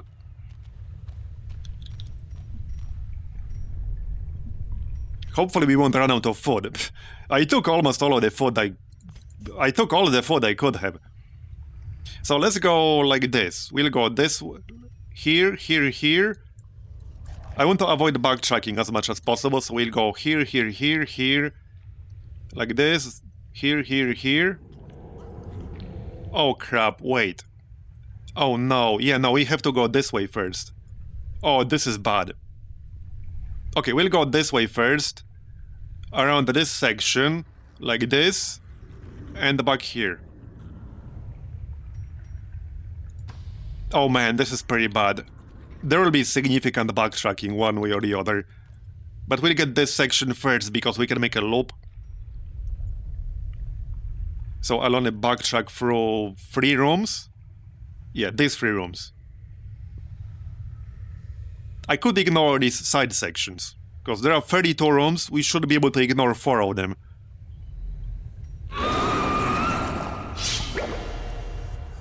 So that's what we'll do.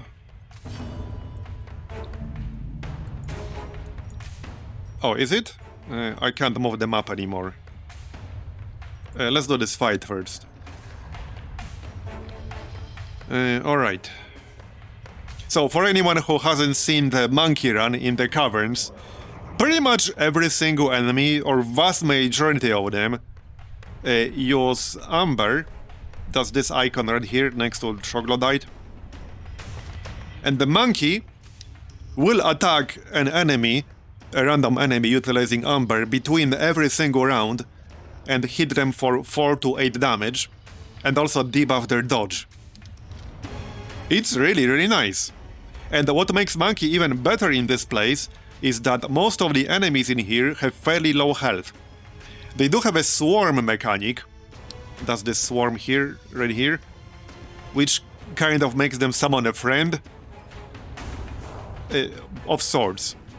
It basically gives them more health and 2 actions per round. So then, like, this guy would have, I think, 46 health if he uses his swarm ability. But most of them have pretty low health, like, without swarm. So that makes Monkey even better. Alright, yeah, so... Amber Curse.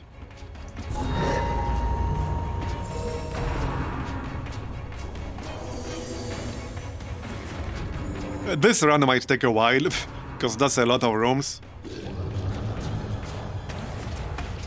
It will depend on how many actual fights we'll have. Because the number of rooms doesn't matter as much. What matters is how many enemies there are. That's what matters.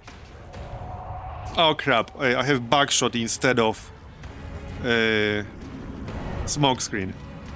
Okay. I'll have to swap it out after.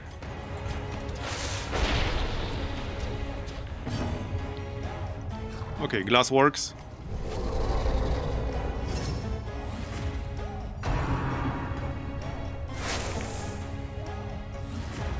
The highwaymen should be able to one-shot most of these guys fairly reliably.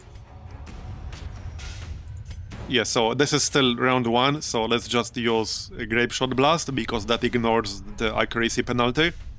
It'll also debuff protection. And they do have protection, some of them anyway. There we go. That's 20 now instead of 30. Monkey go!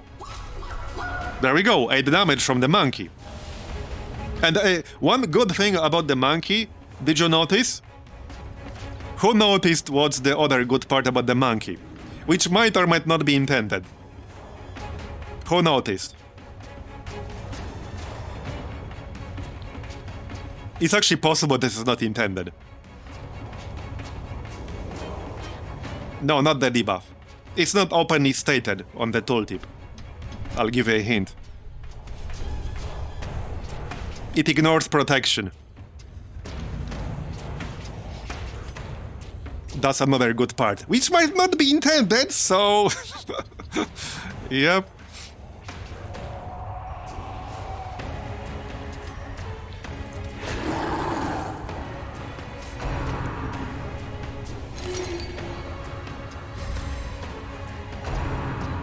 Don't tell anyone.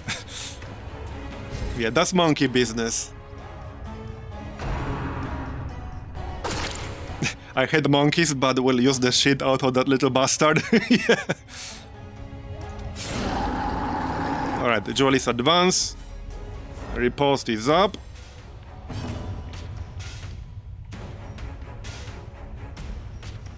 Alright, just bombard them. One of them will probably use Swarm.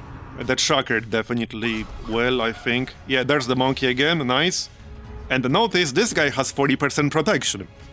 The monkey does 4 to 8 damage. And it just ignores it. So that's a great part about the monkey. Especially since, again, a lot of the enemies in here are relatively low health, but they can have like 40, 50% protection. This guy has 50, but we debuffed 10% of it. So being able to ignore 50% protection is big. That might not be intended, like I said, but that's how it works right now. Drives into the ground. Yep, monkey is the MVP. Yep.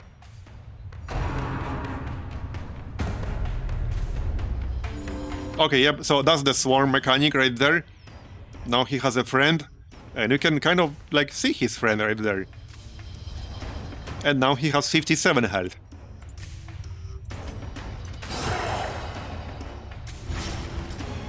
So that's one of the main mechanics here in the Caverns.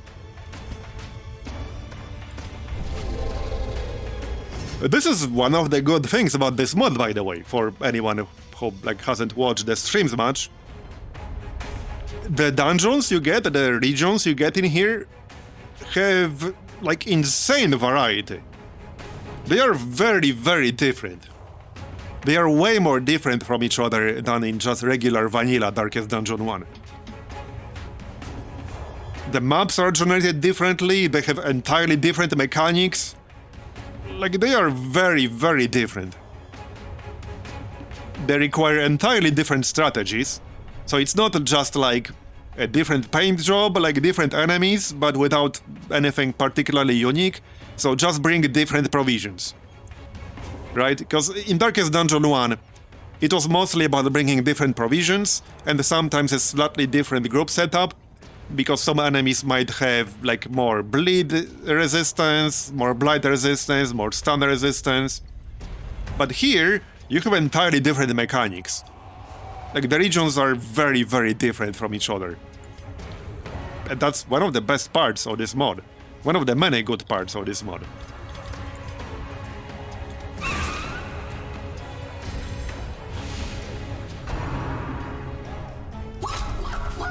You can't run add-ons with this, at least I don't think you can. There are 4 that are built in. So the Black Reliquary comes with 4 built-in, I guess, add-ons. 2 of them just speed up the animation. So they speed up the movement animation. One of them... Yeah, I have the ones that speed up the animations on. I don't have the Veiled or the Hexer on. I was actually checking out the Veiled and the Hexer yesterday evening, before I went to bed, on like a separate save. They're interesting, a little bit convoluted. So the Veiled can be sort of a healer. But no, I don't have them enabled here. I just have the animation speed enabled. Right now in this save.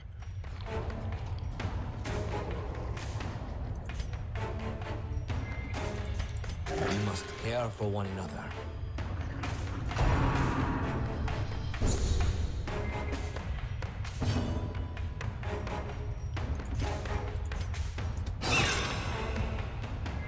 Yeah, the only downside with this setup is that a point-blank shot can only be used against rank 1 enemy.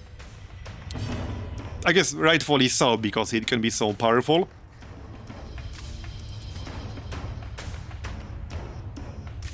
Yeah, Veiled is a class that gets stronger when he gets less health. So he has a bunch of abilities that gets stronger the less health he has. And I think he also has 2 that can only be used on Death's Door. He had 2 abilities that said they can only be used below 0% health, so that sounded a bit weird. But he does have a skill that can heal a kind of like Vestal's single target heal. It damages him for 4 at rank 1 when you use it, and it heals for like 11, 12, and it doesn't have a cooldown. So unlike Vestal's single target heal, it doesn't remove horror, but also unlike Vestal's heal, it does not have a cooldown. You can use it every turn. And then he has a skill that can heal him for 20% while attacking an enemy. It's like a drain of sorts. It's an interesting class. I might enable it at some point. The Hexer was a weird one. So on the Hexer you had to use some skills that build up like a stack of his thing. Don't remember what it was called, but it's like a mechanic he has where you can have up to 3 stacks of it. You have to build them up, and then he has some really powerful skills that you can use once you have a full stack built up. So there was a skill, one skill in particular, which was a single target skill. It had a stun, it had an 8 damage bleed, and 8 damage blight on one target. So it's like a really powerful single target skill, but you cannot use it much. You can only use it if you have like a 3 stack built up of your mechanic. So that's the 2 classes. You can enable or disable them anytime you want from the main menu. It doesn't have to be at the start of the campaign. You can just enable, disable them anytime you want. No, I did not check the trinkets.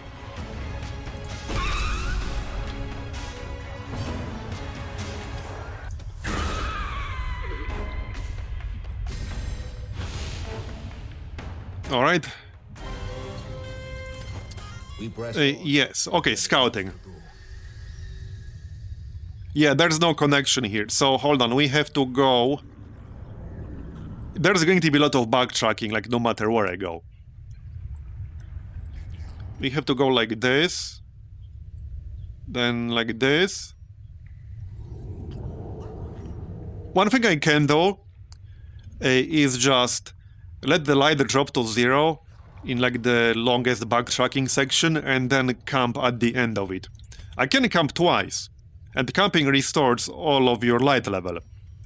So that can save me some torches, but it's also the reason why I brought all of the torches I could have brought. Yeah, Caverns are my least favorite dungeon, I agree. They are also my least favorite dungeon.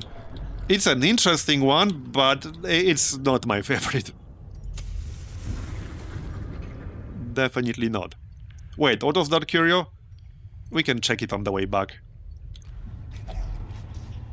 Right, if there's a curio in the corridor, you cannot get the hunger check, so that's nice. Using a shovel here will give me stress. I think this requires archaeology kit, which I did not bring. I'm pretty sure honing oil won't do shit. I think there's a chance to get a map from these, right? Yeah, there is. No, a Caverns adventure. Alright, that's good too. Less stress received in the Caverns, alright. Okay.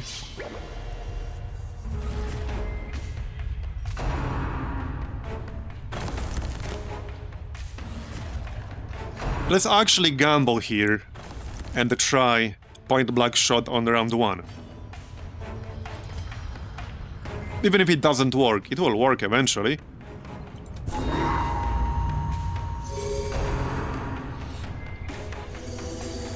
Well, in long dungeons, you can camp 3 times. In medium, you can camp twice. In short, you can camp once. Okay, it didn't work. It was worth a shot, though. Eventually, it will work. You guys should stop buffing yourselves, thanks. Oh, I didn't switch, damn it. I didn't switch out the backshot. I got distracted talking about stuff. There we go. Who needs smoke screen when you can just hit with bombard? Glass works?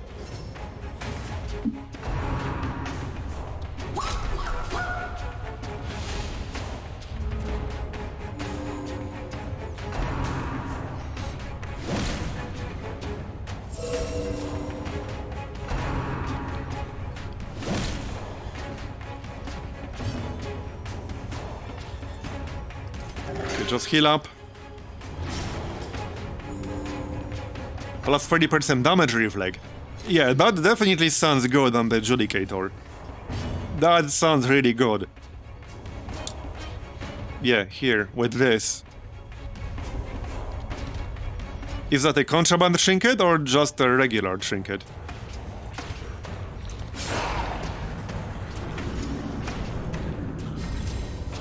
Alright.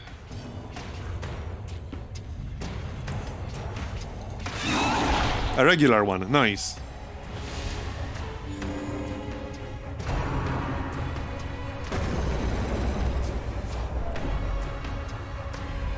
There are definitely some pretty good, rare and even uncommon ones that I haven't seen yet.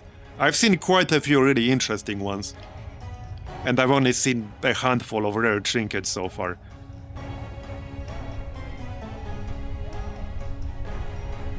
Okay, let's try a stun here. 2-turn stun if this lands. Nice. Okay, that's a 2-turn stun. Monkey business. Monkey go! Okay, 4. And debuff. I'll have to get rid of this corpse, unfortunately. Yeah, might be best to just hit it. So that then I can use a point-blank shot against the troglodyte instead of the corpse. That's the swarm. Alright. Good enough.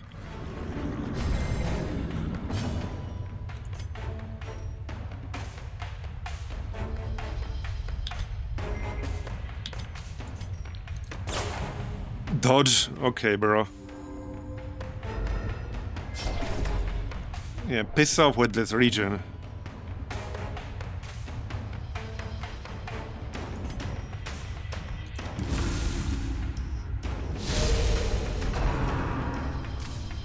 Monkey go! Nice.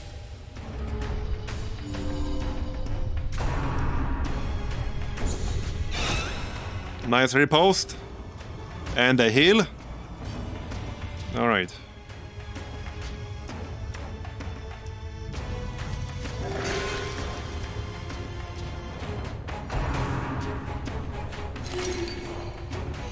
Yeah, I really like the Glassworks interaction with the Pagan.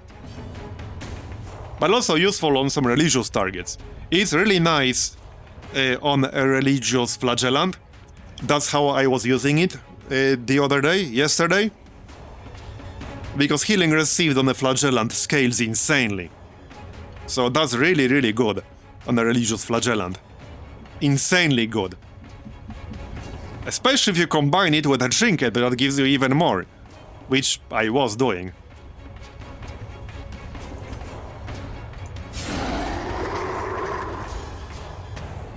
Alright.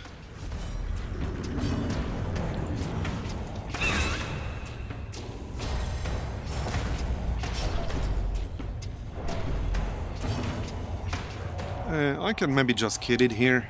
No, I can't.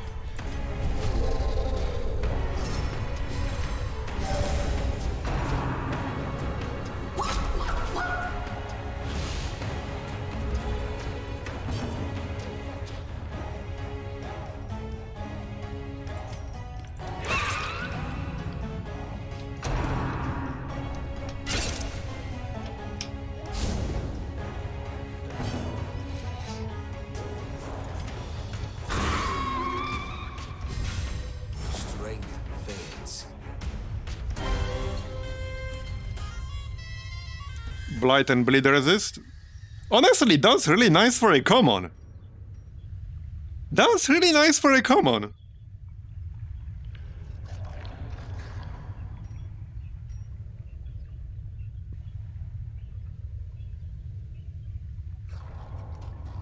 I would maybe even consider using it in some cases. The Treasury had some enemies with some pretty damn high Blight. Broken down the dredge. Okay. Well, Key won't do anything, Honing All won't do anything. Torch will give me stress, Shovel is the only interaction I haven't tested here. And anti-venom. I don't want to waste shovels necessarily.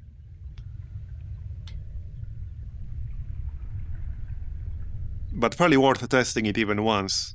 At least once, I mean. Okay. Oh, lost tech. Well, I guess I don't need it. Alright, so... Man, this is going to be annoying. Okay, let's go here first.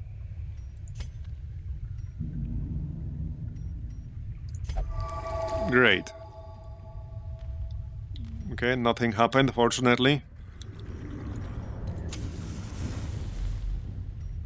Nothing here, no scouting.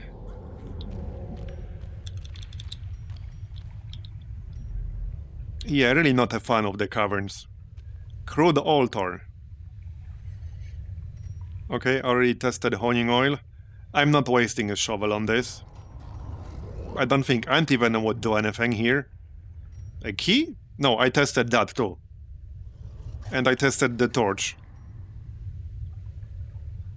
It seems unlikely anti-venom would do anything here. I don't want to waste a shovel. I'm not wasting a shovel.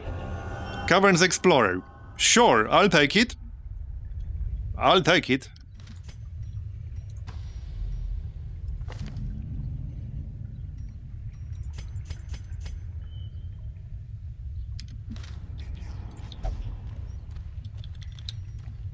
I hope I won't run out of torches. Alright, here we can get some treasure. There we go. Not bad, not bad. Okay, that's 1600 gold right there. 1600 gold for one shovel. That's what I'm talking about. Yes, right, I need to switch the skill. Thanks for the reminder. I did not, in fact, switch it. Now I did. I could also use patch up, but I don't think we'll need that. Still, that's actually kind of not bad as an emergency heal. It's a straight up heal and also a small regen. So I could use that instead during the prep round. Basically instead of the 5 damage with smokescreen. No need for that right now. Maybe switch to that if we take a lot of damage or something. Okay, so now we want to check out this section. Okay, here's a fight. Alright. That just spawned when I walked into that room, because this was not here before. Alright.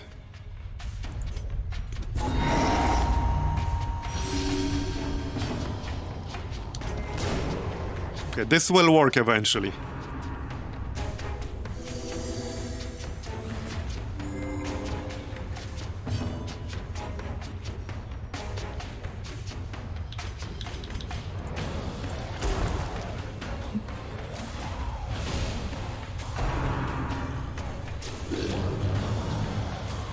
Also, since I commented about the monkey ignoring protection, this skill also ignores protection. But I think it's meant to. Because, yeah, this is not like a direct damage attack. It just makes all the enemies take 5 damage. And that 5 damage ignores protection. It's always 5 damage no matter what. So the monkey is kind of the same, whether intended or not, but that's how it works right now. Okay, glass works. Monkey go! There, 8. Nice. So he's down to 10. Round 2 and he's down to less than half. I could maybe kill him with the occultist. I probably could. There we go. Well done.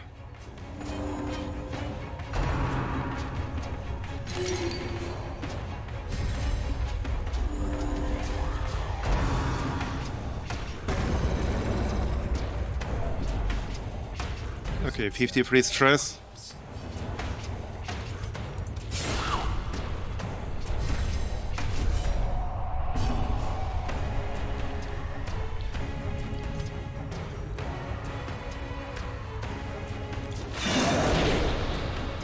Bombard.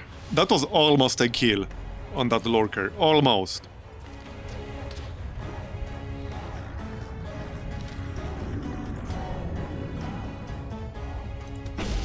Yeah, dodged. That was not a super high chance. And Monkey did not attack him. Alright then. What are you doing? Oh, yeah, I remember this shit. I think Highwayman can get rid of that. We'll kill the Troglodyte. Yeah, that's pretty bad. We want to get rid of that.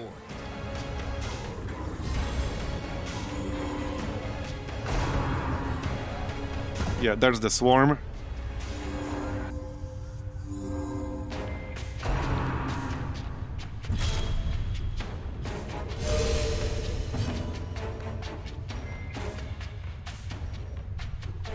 Okay, standard shot. Actually, she will already ignore 15% protection, so we don't need armor piercing on standard shot as well. We can try to land the bleed. It probably won't land. But what else am I gonna do? I can debuff his stun resist, but I won't be stunning him. So, you know. Alright.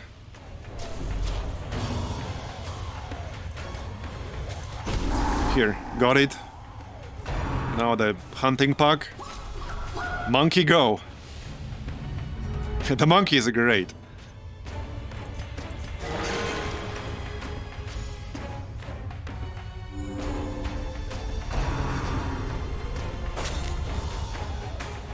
Yeah, I might have to camp soon. I don't want to hit 100 stress too early. Well, I don't want to hit it at all, but definitely not early. That would be pretty bad.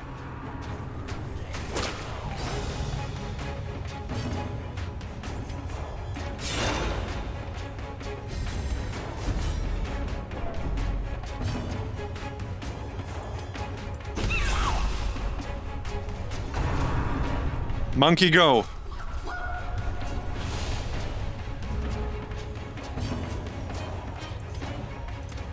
And done.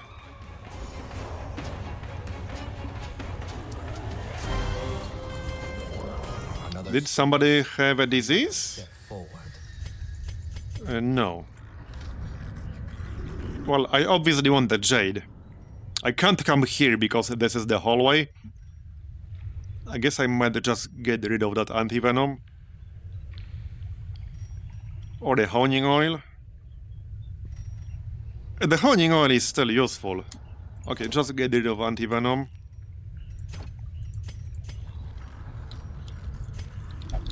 Okay, if I'm going to camp soon, let's go here.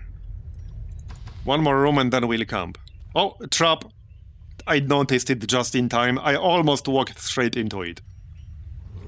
So we want to remove that with the Musketeer because she has Caverns Explorer. So that's 10% less chance, but she has Caverns Explorer. Yep, no, failed. Well, that's unlucky. And now I can use Disease Kit, I guess. Okay.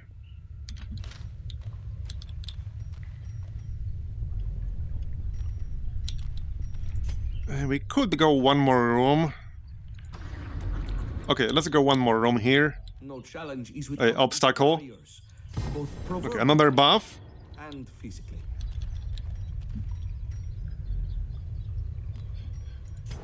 Okay, scouting. Perfect. Room battle. Right, so let's... I have two ways to do it. Yeah, I need more inventory space. Let's just camp right here. The dark and the Our stress is getting a bit high too. keep each other safe by the fire. Okay, so first, obviously, prevent nighttime ambush. We don't want to deal with that. Reduce some stress. Okay, 2 more points.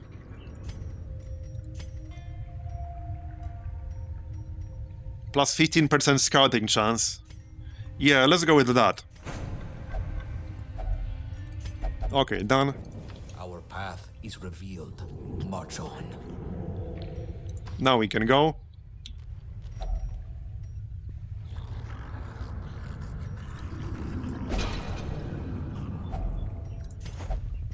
Now, scouting in this place is actually even more valuable than normally because of the hunger checks. Because, for example, if I scout out this room and I see there's a curio in this one corridor section, I know I want to trigger a hunger check in there.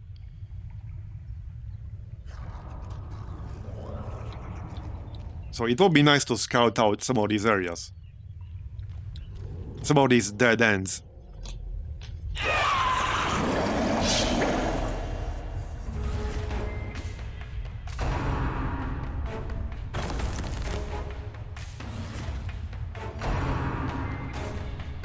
Although, I think you can also just pop in and out.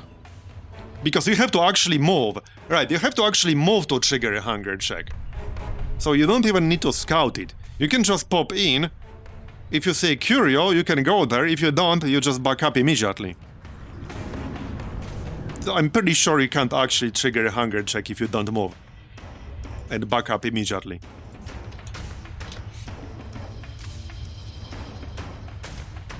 Okay. Yeah, I mean, I bought all the ones I could. That was the limit.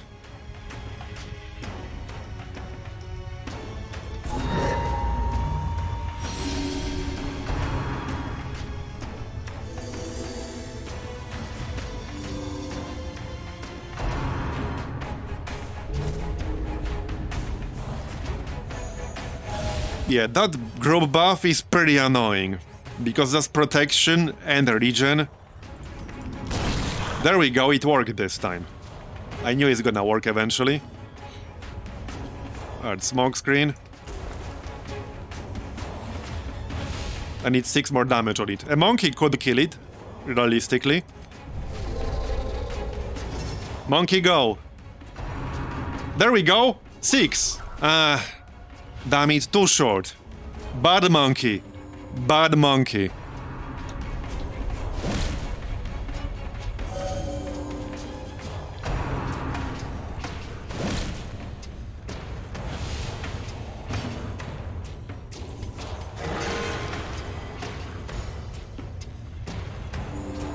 I guess I have to finish him off now.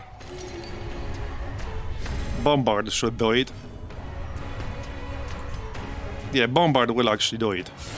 Here, nice. That's what I like to see.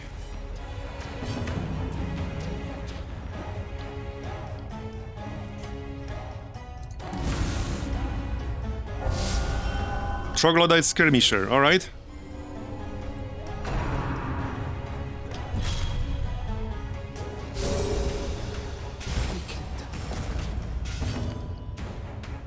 Oh yeah, more dodge when attacked by Troglodyte and less stress received. So, Bombard now. Nice.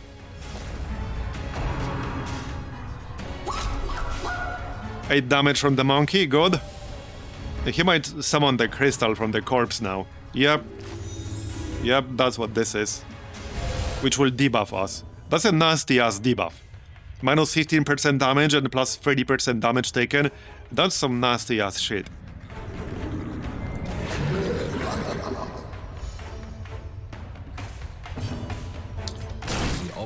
Bye-bye. No new purpose for you.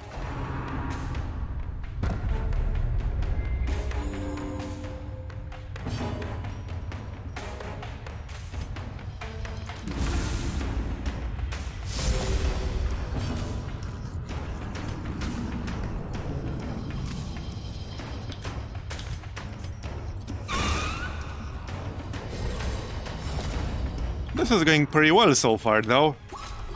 I really like this group composition. Well, that doesn't have to be this exact one, but a Judicator and a Pagan Highwayman with the Contraband Trinket. That's been working really, really well.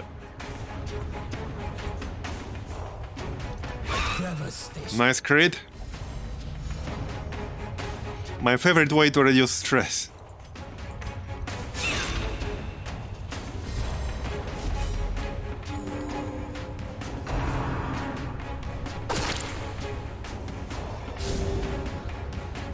Thanks for the heal. And done.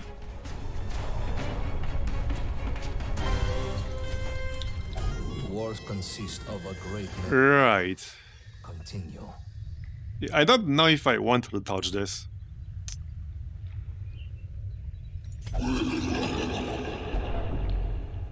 Okay, whatever. Okay, that's a blockade. We're not going this way. Not gonna waste my shovel for one single room. That would be a complete waste. Okay, if I use the torch here, that will like smoke out a bunch of troglodytes. So I probably don't want to do that. I don't really want to fight more. I'm just gonna ignore that. Not that I can't kill them, but I don't want to deal with that if I don't have to deal with that. Alright. Because we'll have plenty of others to fight. Like, right here. At least they don't have a dude with the group buff this time around.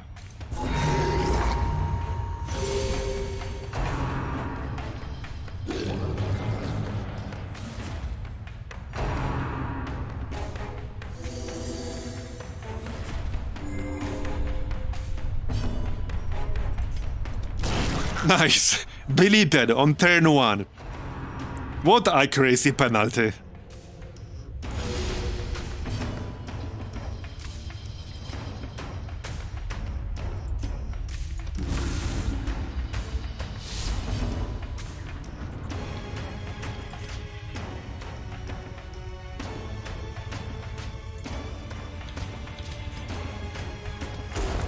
Because, you know, just because you have an accuracy penalty to most of your skills on turn 1, doesn't mean you should never try. I have a feeling that's a mistake a lot of people will make initially. Because if you have a 40% chance to delete an enemy on turn 1, that's still going to happen, you know? Like 4 out of 10 times on average, that's still going to happen. It doesn't mean it will never happen, it will still happen.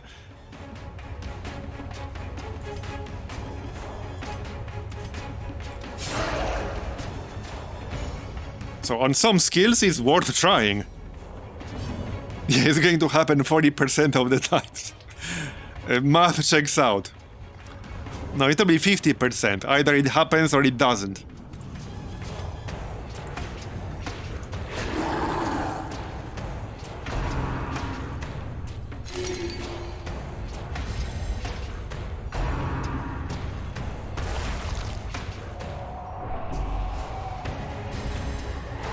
And then, again, there are skills that have other positive side effects even if you miss. So on those, it might be still worth using them during preparation phase, even if they don't specifically ignore accuracy penalty, because even if you miss with them, they will still buff you, for example. There are a few like that.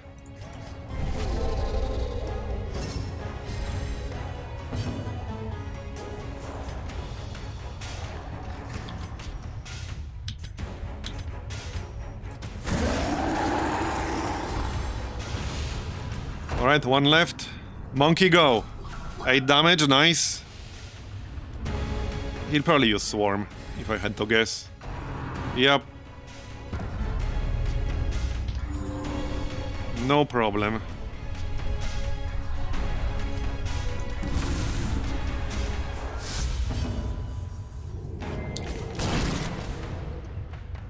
Yeah, you showed that corpse who's the boss.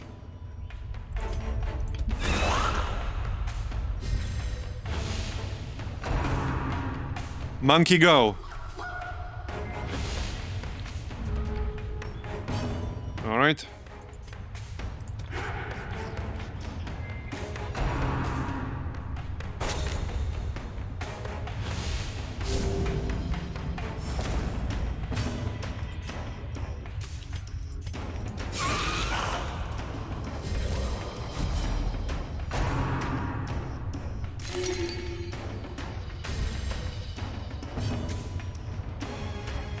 Let's maybe get one more heal here. Or not. Alright, Amber, 200 gold, another Jade. Keep it up. That's a pretty nice stack now. Okay, so now we can go around this little section and go back. Take up Okay, this there's a place. blockade here. This is nothing to trouble ourselves over. Alright, fine, we'll save a shovel, even though I don't like it.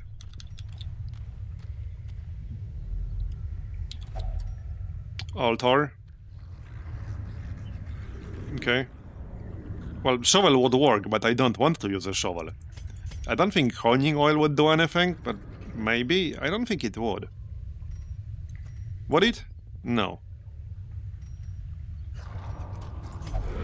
That was a bad idea. A cough. Sure. We have a disease kit for that.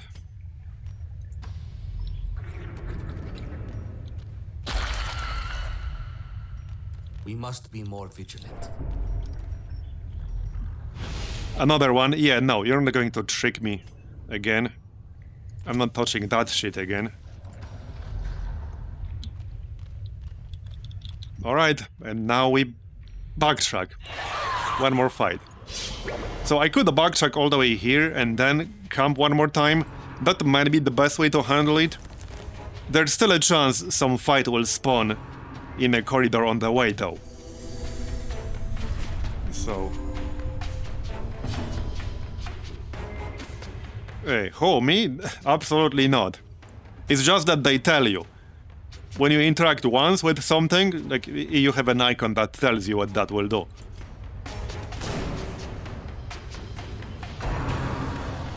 But I don't have that shit memorized, absolutely not. I'm not good at memorizing things like that.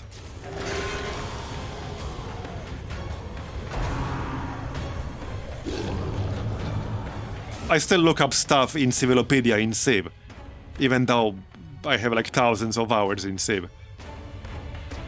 I still don't remember every single little thing. Especially if I don't use it often.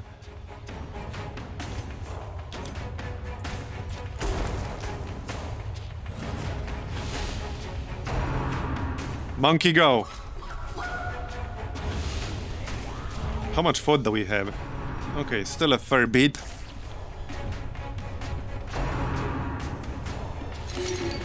Yeah, Darkest Dungeon 1 was definitely a game you wanted to have a wiki for.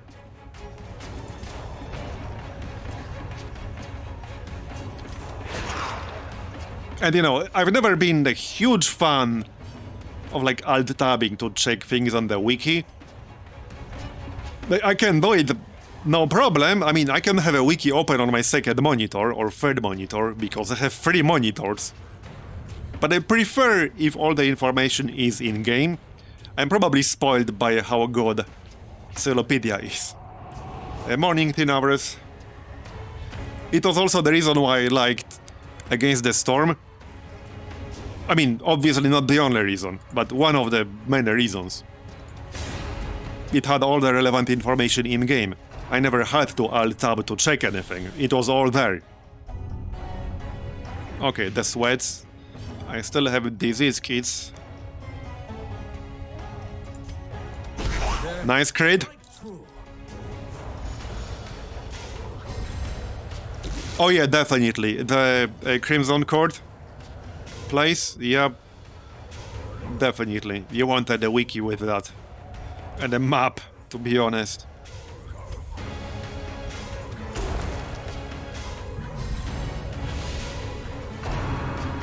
Monkey go.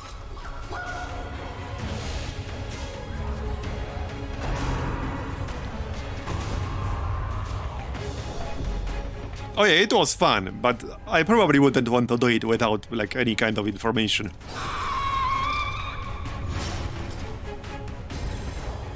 Maybe the first time, but definitely not the second, third, fourth, and so on.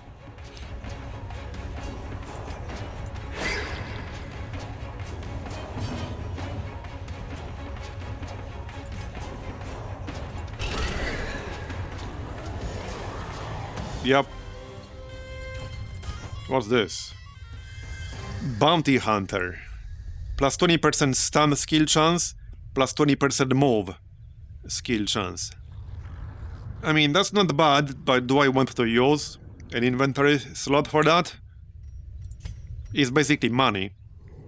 Oh yeah, I can use this kid here, and then I'll have inventory spot. At least temporarily. Okay, well, time to go back. Yeah, not through here. I'm not wasting my shovel. So now I could... Okay, here's a hunger check. I could go all the way back without using any torches, and then camp at the end of it, like over here. Some fight might still spawn in a corridor. It's fairly unlikely. Yeah, see, another hunger check. The hunger checks can trigger very frequently in here, because it's based on how many corridors total there are. Not sections, like actual corridors. And there are a lot of them in here. So I just got 2 hunger checks back to back. For 5, because the monkey gives us plus 100% food consumed on one person. So that's definitely a significant downside of the monkey in this place specifically. And this place is where its main use case is. Not much point using it in any other dungeon. Like, there are enemies that use amber in other regions, but it's just a few of them. In here is basically all of them. And there's only so much food you can bring. It's not the case of just bring more food, bro. You can't bring more food. Like, there's a limit to how much you can bring. Even if you bring all the food that you're allowed to buy, it might still not be enough if you get unlucky with hunger checks. Like, I only have enough food for 2 more hunger checks, because there will be 5 each. So unless I get food from Curious, there's a pretty good chance we'll run out of food somewhere in here. I would say there's a pretty high chance we'll run out of food, if I get unlucky. Okay, there's a trap here. But I don't want to backtrack anymore. Let's just try to disarm it.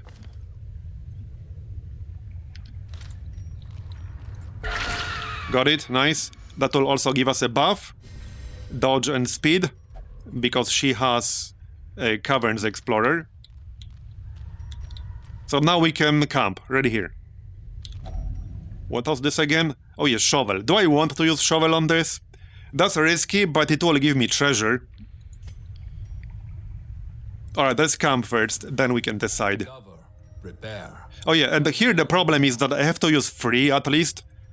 I mean, I can use 0, but I can't use 2, which will leave me with 9, and 1 hunger check is 5. So that's a problem. Actually, wait, it will leave me with 11, we're fine. But if I wanted to use 5, that will leave me with 9. So we'll use 3. Would be nice to get some food from some interaction, but I don't know. I only have enough for 2 more hunger checks, and this is a lot of rooms to go through. Alright, bandit sense. We'll get the buff. Here you go. Reduce some stress. 1 more. And that's it. Okay, now our combo should work a bit better. Because he has a buff for the next 4 battles. Plus 20% damage and plus 10 accuracy with melee skills. So that's Riposte and the Duelist Advance. Now I need to decide whether to use this shovel or not. Okay, what the heck, let's use it. There you go. You don't need to have inventory space in order to do that, but yeah, you can do it. It would save you 1 food. Well... Okay. Alright, let's move on. So there are 32 rooms here. We should be able to ignore 4 of them. So I could do this. Okay, I can do this. Here, here, here, here, here, and straight up. I don't want to backtrack anymore.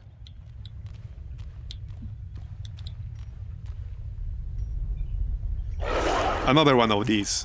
Yeah, I don't think I want to use up my last shovel on this. Probably not.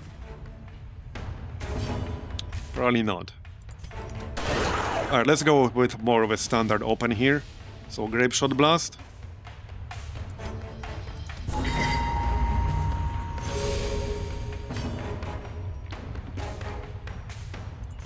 Glassworks.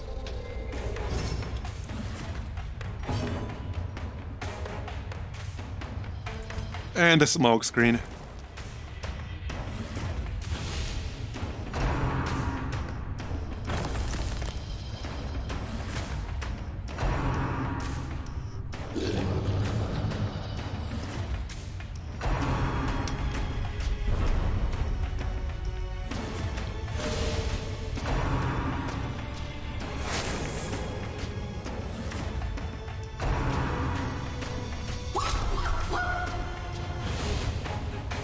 Alright. Can I go yet? Any day now. Seriously? You're still going? Piss off. What's their speed? Okay, 18 speed on the bat, 20 speed on the lurker, 15 speed on the tracker. Okay, bro, okay. And stay down.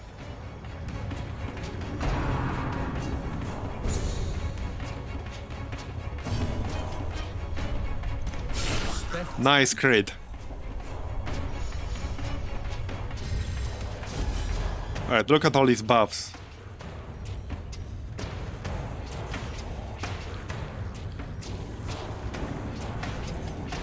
Let's try to stun the bud here. Because that will be a 2-turn stun and some damage. Yeah, there we go. That's a pretty nice combo to set up. I mean, not exactly hard to set up. But you don't need to be in rank 2 or rank 3. It does not work from rank 1. Bombard. There you go. Monkey. Okay. And done. Our Highwayman actually has 34 dodge now, so that's one other nice thing about this build. You can get some pretty decent dodge with it. Okay, I do need, or rather want, salvage jewelry, but I would have to get rid of something in order to take it with me. Well, I can effectively just give up 1000 gold by removing one of the trinkets. I could just remove the keys. This zone doesn't seem to have a lot of interactions with the skeleton key. Yeah, or the laudanum. Alright, let's replace the laudanum. I don't think I want to get rid of my last shovel here. No. Not really. If we're into a blockade and I don't have a shovel, and then I also run out of food, that's going to be really, really bad. I'll just leave it be.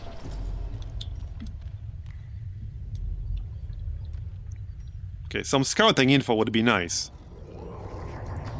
I think somebody here had a scouting bonus in the Caverns.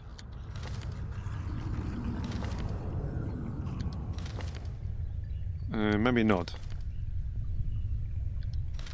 We had one earlier from a camping skill, but not anymore, so it's going to be 15%. Yeah, same thing, shovel.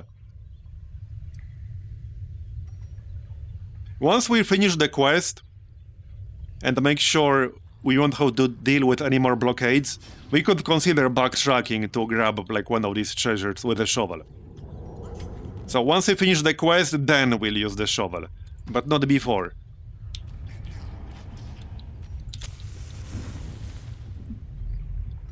Okay. Still no scouting. Fine. Be that way. We surprise them. Alright.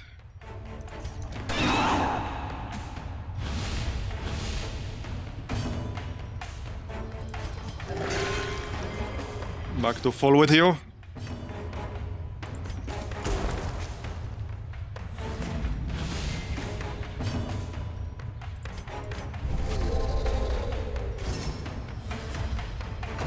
Yep, look at all these buffs.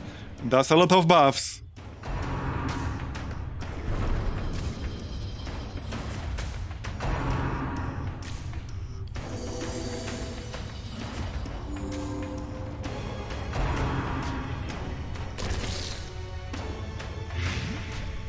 Just don't give me any more diseases. We used up all of our disease kits.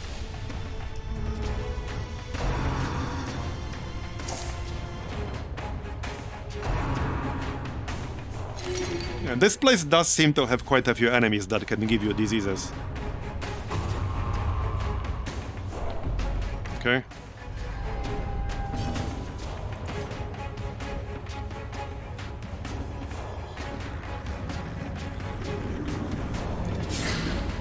Almost. We are 3 damage off. Okay. Well, Bombard will have to do the trick. Alright, Bombard time. Or not. Okay, they both dodged my Bombard. That's unlucky.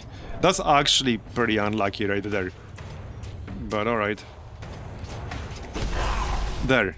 Got at least one of them. But that was really unlucky.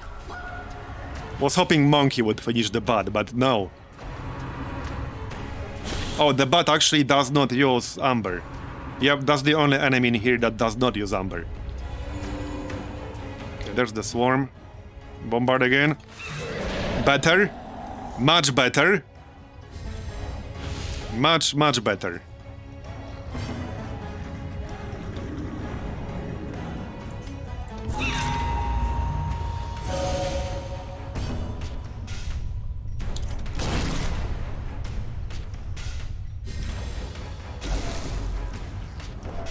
Okay, we can stun it.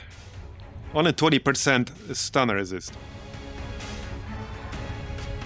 No, I can't because now I'm in rank 1. Never mind. Yeah, that's the downside. You can't use it from rank 1. It has to be rank 2 or rank 3. Monkey.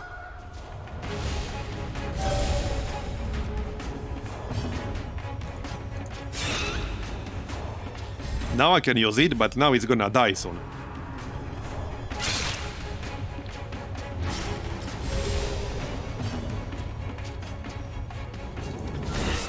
Yep. Do not relent.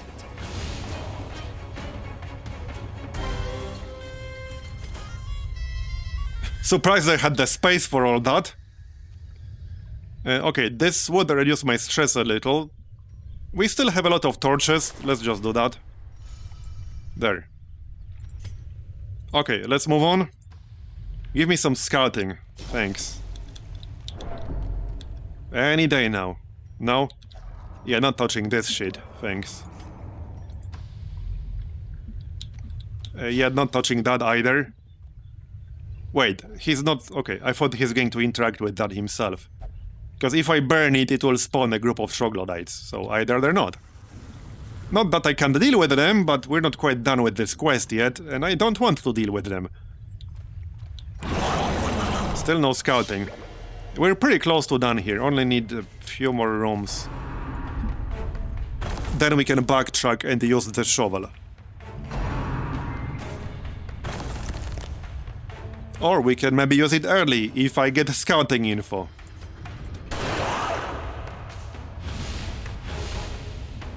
Alright.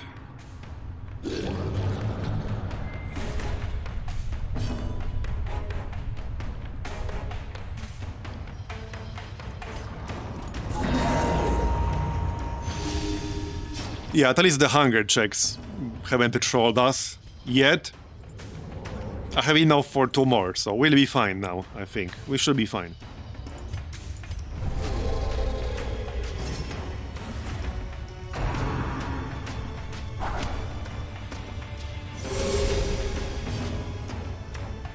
Yeah, he's going to need the heal here.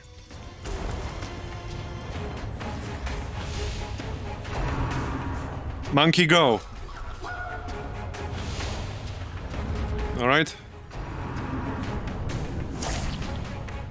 Yep, he definitely needs a heal. 1 HP. Well, 1 HP is all you need, right? That's what I always say. Maybe not with the bleed. Yeah, okay, he needs a heal here. Don't get killed, bro, because he does have a bleed on him. Yep, okay, this could be bad because I have guard on. Okay, heal. Not 4-0. Okay, this will be the worst moment imaginable to heal 4-0. Yeah, that's not much better. And he'll be down to 0 right away. That is not much better. That is not much better. No, it's not. Okay, let's get some more dodge from light level. This could be bad. This could be bad. They are all pretty fast, too. This guy is the fastest at 20.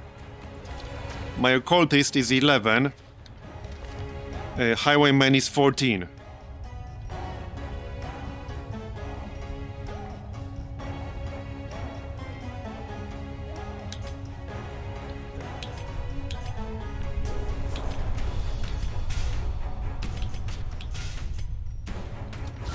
Got it? Okay, nice. Well, he's not at 0 yet. Now he's at 0. And I don't have a bandage or anything like that, so I can't remove this. And I don't have a self-heal of any kind. I can try to stun the Slinger. So I can do that with Fury of the Ancients. Like so. The Tracker might still attack me, but he might use Swarm. Okay, he might use Swarm. Monkey business. Okay, good. Yes, he will use Swarm. Alright. So, 11 speed, yeah, minus 5 speed.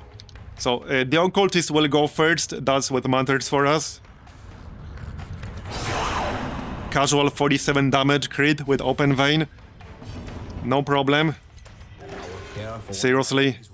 Are you actually kidding me right now? Oh, I'll be mad if he actually dies from this. I will actually be mad if he dies from this. Oh no. And I can't camp anymore. And I have no bandage. This is actually kind of bad. I mean, I could just leave.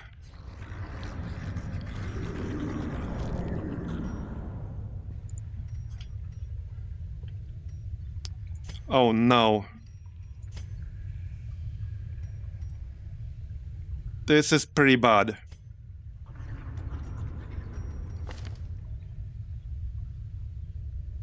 He has 73% death blow now. Resist.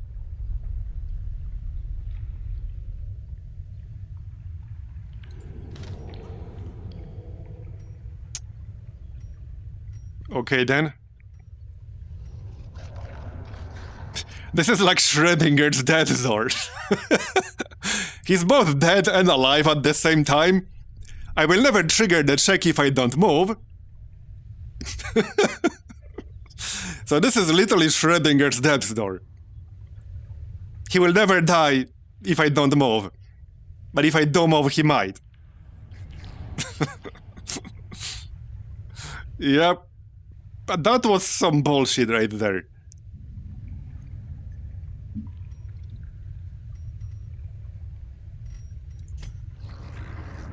Now I actually want to run into enemies. That's the thing. I want to run into enemies. Because I can't heal outside of combat, and he will trigger checks with this stupid bleed. And I can't remove the bleed. I could abandon the run. Like, I think it might be worth abandoning this run, which kind of sucks. But it might be worth abandoning this run. Oh, I can eat. Good point. Good point. I can actually eat. Yep. Alright, we'll do that. I forgot about that. Okay, we should be fine then. No, we'll eat after each bleed tick. That's what we'll do. Okay, not touching that altar. Okay, we can heal ourselves now. Presumably. Alright, we're good, we're good. Unless I heal for 0 again. No, I will not. Okay, that was close. I actually kind of like blanked out on the food part. So, thanks for the reminder. Still, I almost got screwed hard by RNG there. Which, I mean, on the other hand, I'm not even that mad about, because I didn't get screwed by the occultists that much in like 30 plus hours of playing. So, fair, it was going to happen sooner or later.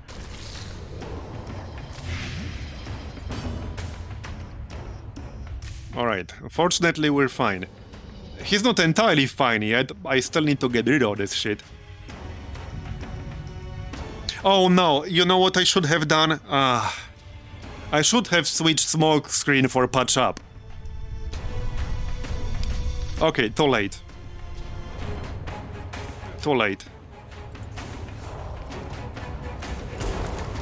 We can do it before the next fight. Troglodyte Nemesis, alright? I'll take it. I will not be using Glassworks, because, you know, I don't want a guard on him. We can use Expiate. Okay, 85. Here you go. He still has that bleed. Go on. Monkey go. 8 damage, nice. What's his bleed resist? 60%! And the meme heal at rank 2 has 70% base. So this bleed only has 10% chance to land on him. You seeing this shit? At rank 1 it's actually 60%. So at rank 1 it will be impossible for the bleed to trigger. Yeah, we had 2 10% in a row, actually. Literally 2 10% in a row. 5. Are you actually joking right now? At least I didn't get an extra bleed. But are you actually joking? That's 3 shitty heals in a row now.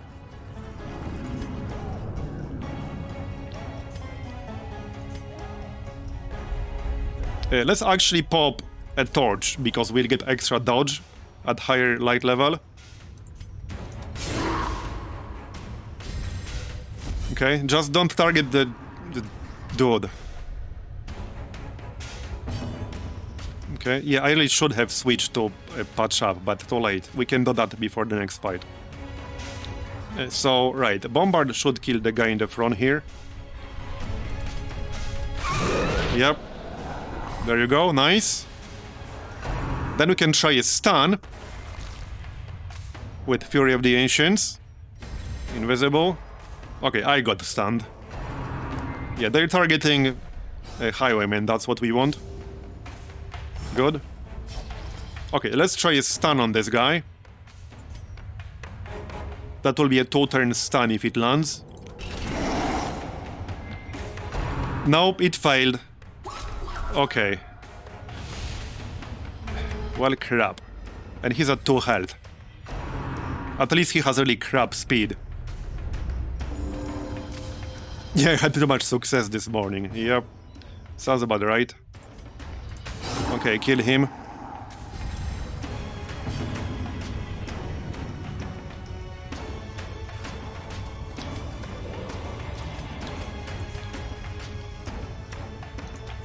Nice. Alright, 1 enemy left.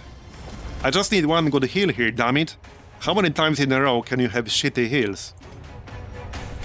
Don't answer that question. That was a rhetorical question. Monkey go. Alright, another one. There we go, that's better. We must rebound.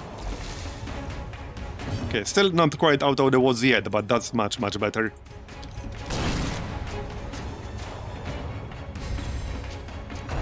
I'm still not going to use guard, though. Alright, XP heal, now he's at 28. He does have a big health pool. 83 health. Everybody else here is like at 46, 44, but he has 83. So his health bar might be pretty short right now, but that's like 50 plus health for anybody else in this group. Just saying. Yeah, he's a big boy.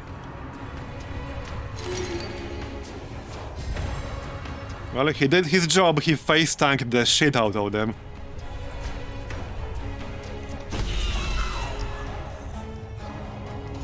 Judicator is just a very nice class. Out of all the classes added, actual new classes in this mod, I think I like him the most. Not that there are that many new classes added, but I really like this guy. And there are quite a few ways like you can use him. He has several use cases. Alright, we should be pretty close to done now.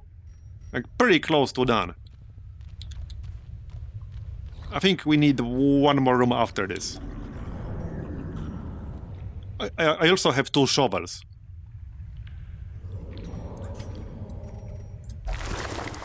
And we can still get more treasure, like, further back. Okay, I think one more room will be enough. Blockade, right, so... Wait. I think I need 2 more rooms, not 1 more room. So I think I'll have to get rid of that blockade. But let's check this room first. Yeah, okay, I'll have to get rid of the blockade. But we got a vendor. Okay. He's gesturing to an open bag of gems with room for more. Oh, so he wants a gem. Okay, let's give him a jade. Secure it and mark. Okay, we traded jade for 5 amber. I guess that's not a terrible trade. We bought 5 amber for 550 gold. Yeah, alright. But I need to make more space. Here, that'll do. I guess that's actually not a bad trade.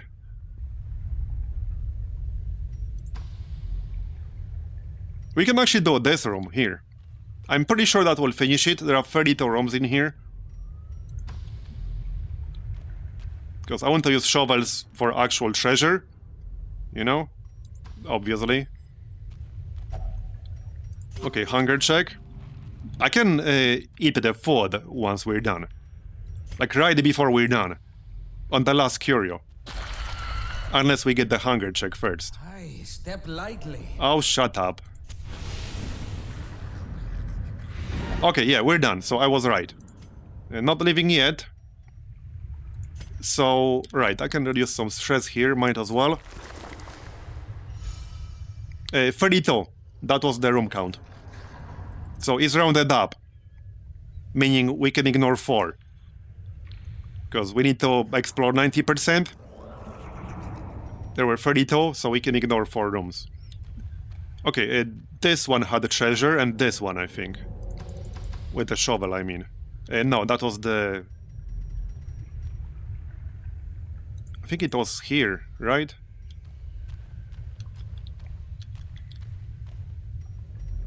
No, that was the altar. It was this one, and maybe this one. I think that's it. There technically could be a fight right here in this corridor. No. Yeah, that's the one. Now we can use a shovel here. And one more, then we're leaving. This was a pretty nice run. Very nice run. Yep, that's the one. There we go. Some amber, some gold. Now I can destroy the torches, the food, whatever. We're done. Foes will fall. Let's see how much total this was. So, 7,500 from the quest itself, because this was a medium dungeon. And we got the Highwayman Trinket for repulse damage. 11,000 from the treasures. Okay. So 18,600. And the relics here. 15 amber. 8 valor marks. Yeah, that was a decent run.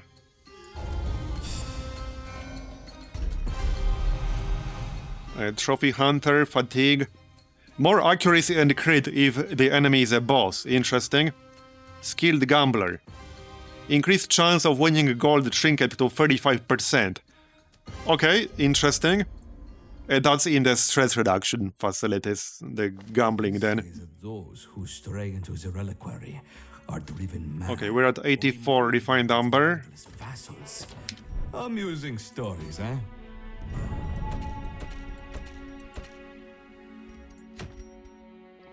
This is interesting. On mystical attack, hit marks target for a Vestal. So that's like a bonk Vestal build trinket. Do I even have a Vestal?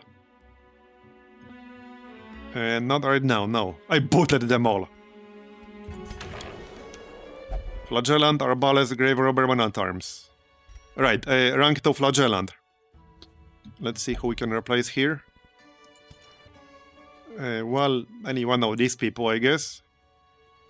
Doesn't really matter. The plan is to replace all of them with already, like, trained up rank 2 versions. Yeah, doesn't matter, I guess. If they are unworthy now, There you go. no hope later. We got 75. Okay, I could increase my roster size. We're at 90 Valor marks. I could expand the stress facilities. What about the clinic? Right, that required salvage jewelry. We need to remove some stuff. Okay, this is already treated, so the effect will be less. Let's remove the fatigue. It's not that bad, but I think I still want to remove it. What else do we have? What do we have that's worse? Okay, these aren't so bad.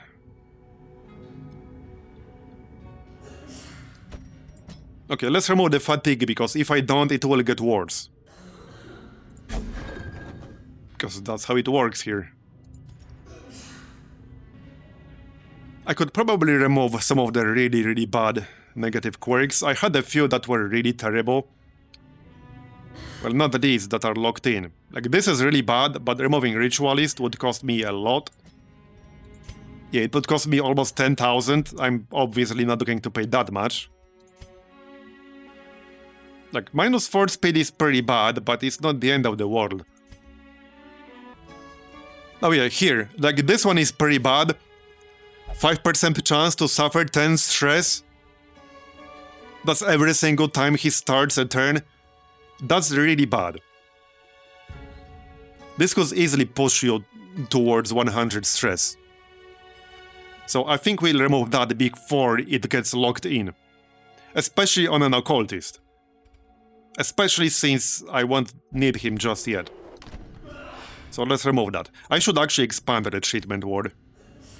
Oh yeah, right, I can't. Not yet, anyway, alright. But yeah, we'll remove that, definitely. Remove that. That's really bad.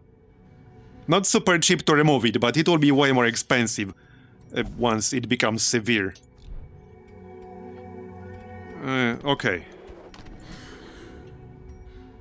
I suppose I could still remove this, that's pretty cheap. Okay. Stress is mostly fine. So we got 21,000 gold now. Quite a few people at rank 3. How much would it cost me to, like, get one person to be rank 3 ready here?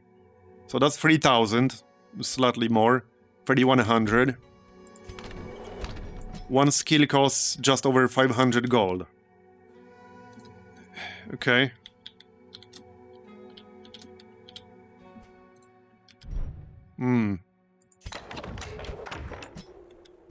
Well, yeah, it's not cheap.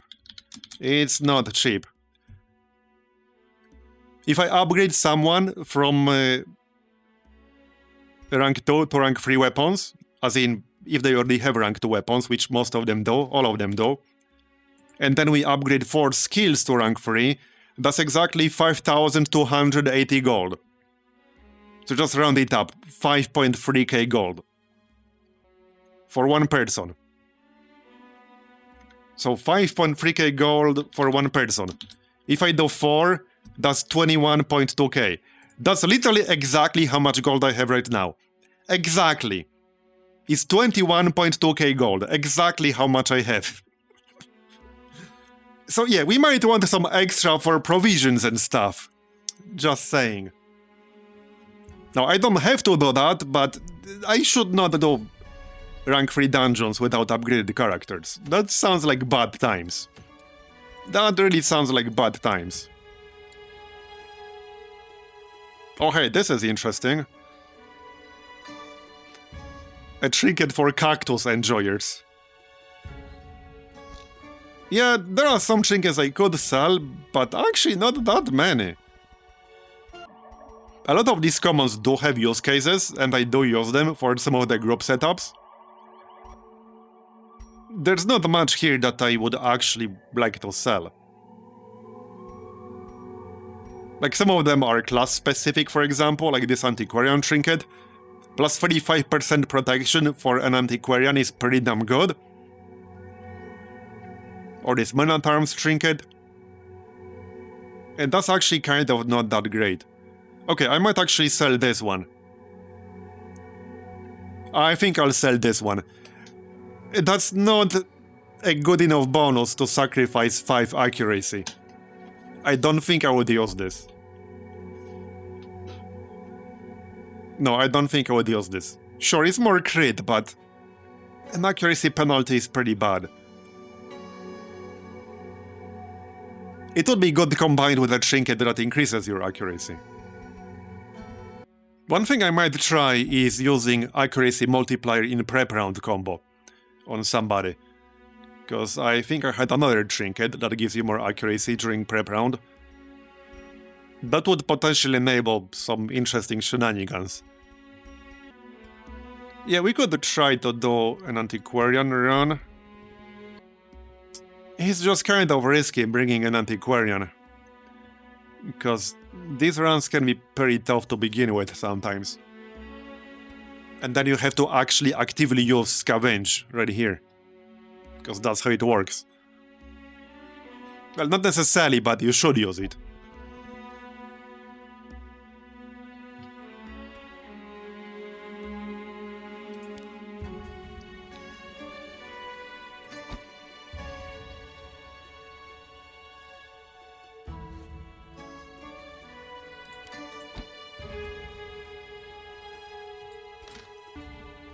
She would work with a blight-focused group. So we could do either Catacombs or Exposed Interior.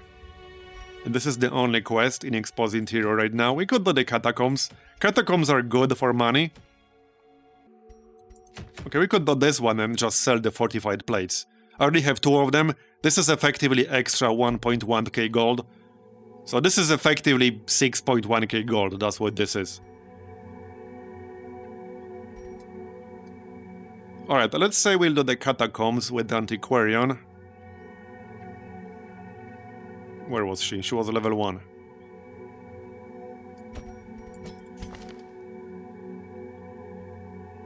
And we'll do a Blight-focused group.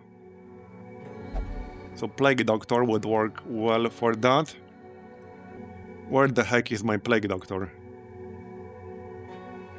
Oh, he wasn't... Oh no, he's rank 3 already. Okay. Abomination. Yes, rank 2, that would work.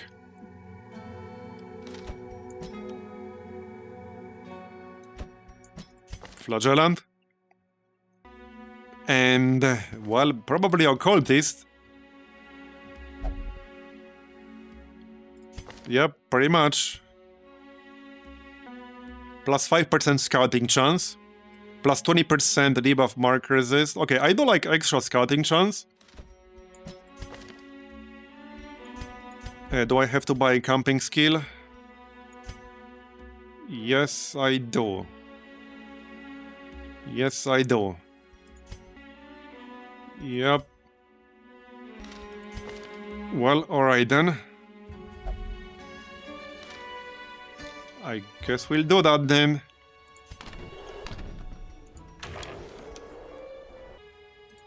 I can just do it without, and risk getting an ambush. But I'd rather not risk getting an ambush. So we'll just buy it, it's fine. If I keep him on the roster, he's going to need that in the future. Like, it's not an if, it's a when.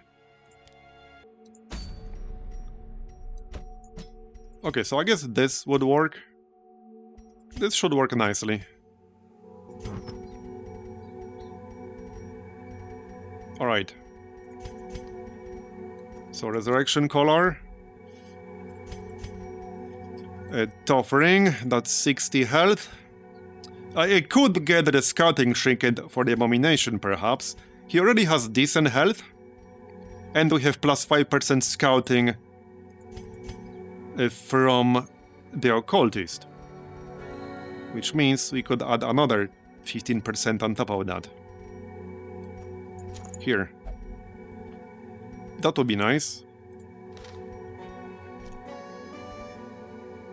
So, hold on. It should say summer in here. Am I crazy? It should say summer in here. What's your scouting chance? Like, modified. Well, it doesn't matter. We have plus 20% bonus. That's what matters. That's 53 health. Now I could give him something that increases health. Oh yeah, that's Abomination only Trinket. Oh yeah, that's really nice. Oh, that's really nice, because his speed is already very high to begin with. He doesn't really care about -4 speed when he has 20. And this will give him 66 health and 10% protection. The downside is that then I won't be using extra Blight chance trinkets. So that's the downside. Because the alternative is to give him plus 50% Blight chance and then just spam Blight. That's the alternative. So Blightstone and Blight Amulet.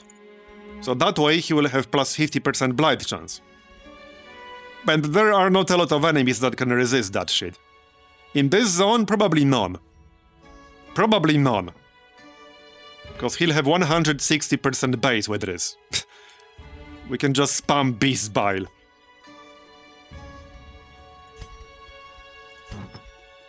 The issue with that Scouting Trinket is that it reduces your health. So that's the problem. That's definitely a problem. Minus 15% health is quite a bit. So like if I give it to the Antiquarian, she'll have 29 health. Even with this protection, that's really low. If you get like bleed, blight on you.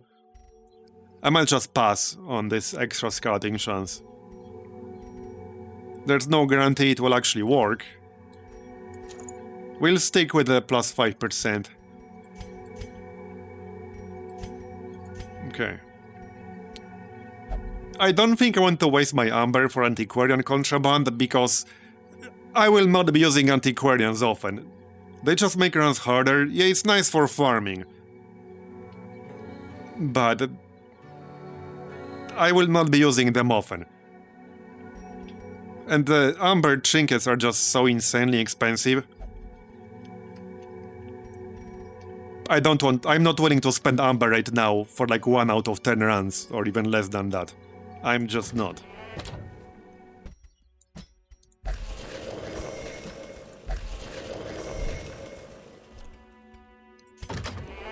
What was it again exactly? Oh yeah, no. No, this just helps you get more Amber Dust. Yeah, it gives her some more damage, but she's not here to do damage. Nah, yeah, no, I don't want that. It's mostly useful if you're going to do a lot of Amber farming runs with the Antiquarian. I have no plans to do that. Yeah, not worth the investment. You have more options, yes, you have more options, and these regions are drastically different from each other. Like way more different than in like vanilla Darkest Dungeon. They require like entirely different approach a lot of the time. They have mechanics that don't appear in the other regions. Like they have entirely unique mechanics. So there's a lot of variety here. And you get like 6 different options for each. With different difficulties, but right now for level 1, I have this many to choose from. You can find something that you can do. Alright, we're doing this. Let me finish trinkets though. So I'll just grab Camouflage Cloak. And for the Antiquarian... Well... I could give her Blight chance, because she will still use a Blight skill. That's not a terrible idea, actually. Do I even have an extra one? I think I had another Blightstone. Actually, no, I don't. Okay. I could give her Resists. So that's an option. Some more protection. Oh yeah, I could just give her Fortified Plates. Yeah, okay, not a bad idea, because with health pool this low, there's a pretty good chance she will drop below 40% fairly regularly. So let's just do it like this, that seems fine. Alright, I think that's fine. Or I could give her more debuff chance, because she does have a Blight debuff resist.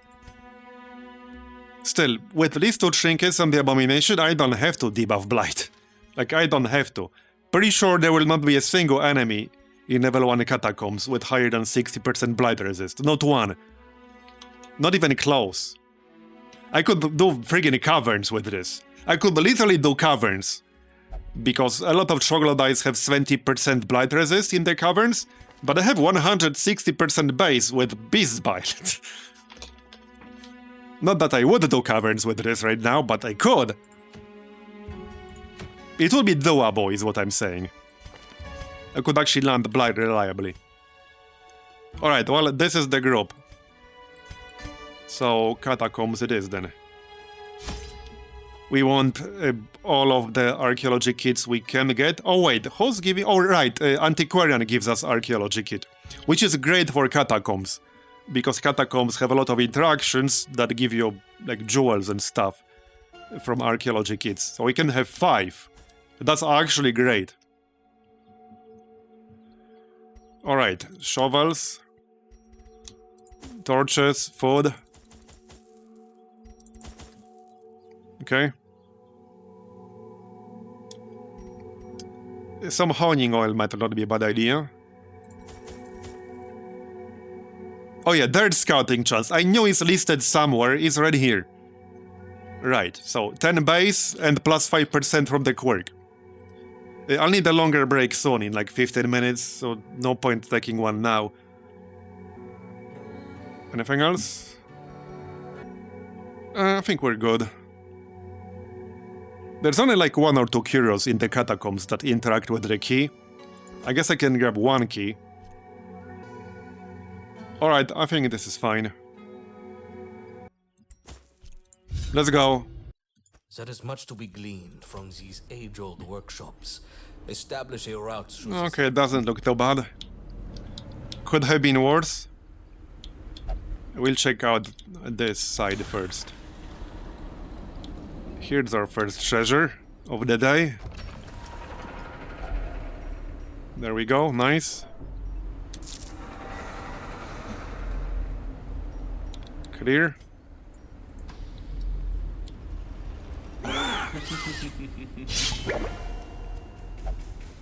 And we surprised them. Another nice thing about Beast Bile is that it ignores a preparation phase penalty. It has a weaker effect during preparation phase, but it still works. It debuffs protection on the target, it gets some blight up.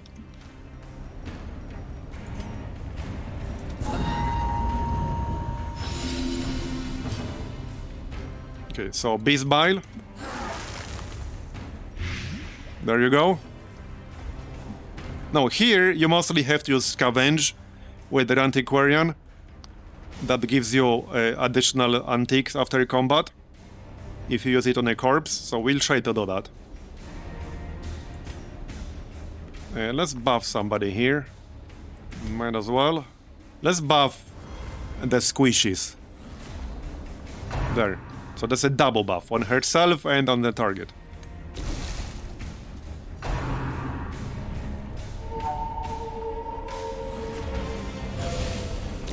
Alright.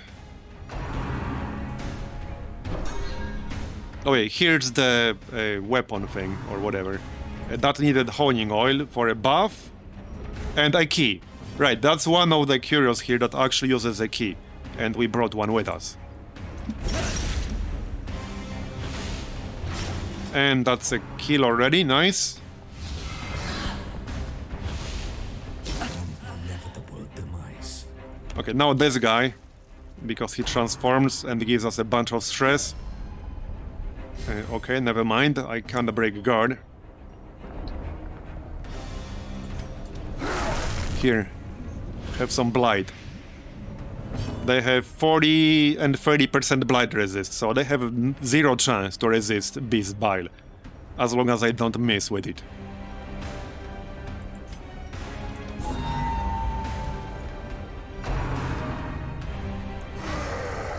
Yeah, that's the stress attack, so plus 17.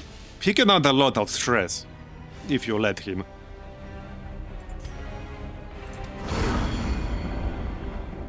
Okay, that failed. Actually, no, it didn't. Beast Bile again.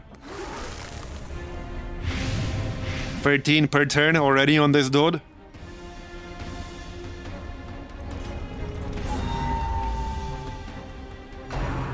Yeah, now he will transform.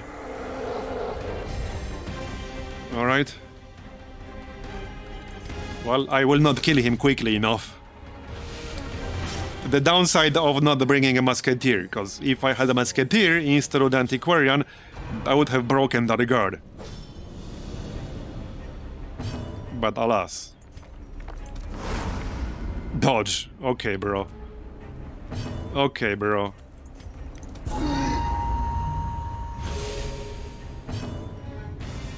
I can try to stun him. He only has 30%. Yep, got it. I can probably kill him before he can try any weird shenanigans. So, here. Yep, he's dead. Bye-bye. The body's weaknesses are exploited. And done. Yeah, true. Stun earlier would have been good. There, done. That's a nice haul. Wars consist of a great many. Yeah, so now we can use... Yeah, I'm pretty sure a key works on this. Archaeology kit also works. But I'm pretty sure a key here works. I might be mistaken.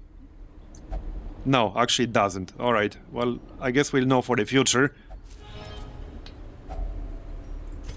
There was like one curio in this place that a key worked on.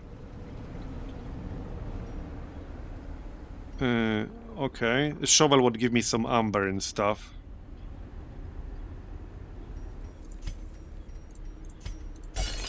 Yeah, that's not great. Debuff? That doesn't matter, it's fine.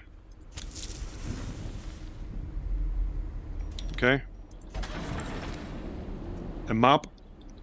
That's not very helpful.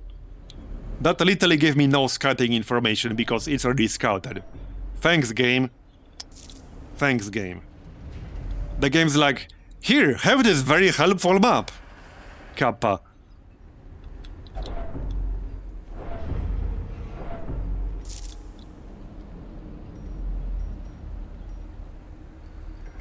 Alright.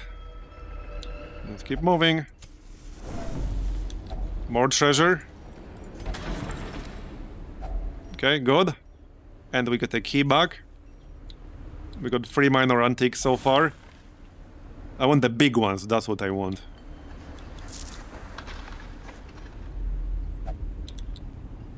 Okay, so this uses the currency here. Nice. There we go, rare antique. Requires funds. That disease charm, okay, this would actually be kind of nice for the caverns, which are like disease city. I already have to destroy something. I could camp here. Well, not literally right now, but we could camp soon. Let's use the torch. I do want this disease charm. I only have one single amber, so I could just trade amber for this. Because these trinkets are basically worth 1.1k gold. Okay, I think I'll just trade this one single amber. It's literally one amber, it's not worth that much. Or the 2 bandages. Okay, let's trade the 2 bandages. Here, okay, that's good.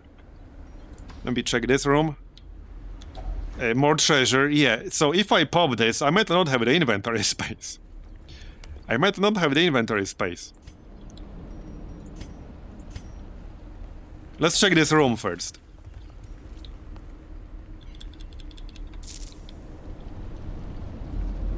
Okay, clear. Well then, I could camp first and then pick it up. Alright, let's just camp. It's fine. Rest. We will need your strength come daybreak. I could probably feast just fine. Yeah. There, now we'll have inventory space. So first, prevent ambush, obviously. Produces random trinket. Yeah, so this is basically gold. This could easily read, give you 1.1k gold or more. Like, that's literally what that could read. Random supply item. I have no need to heal stress right now. Ironically. Well, just this one.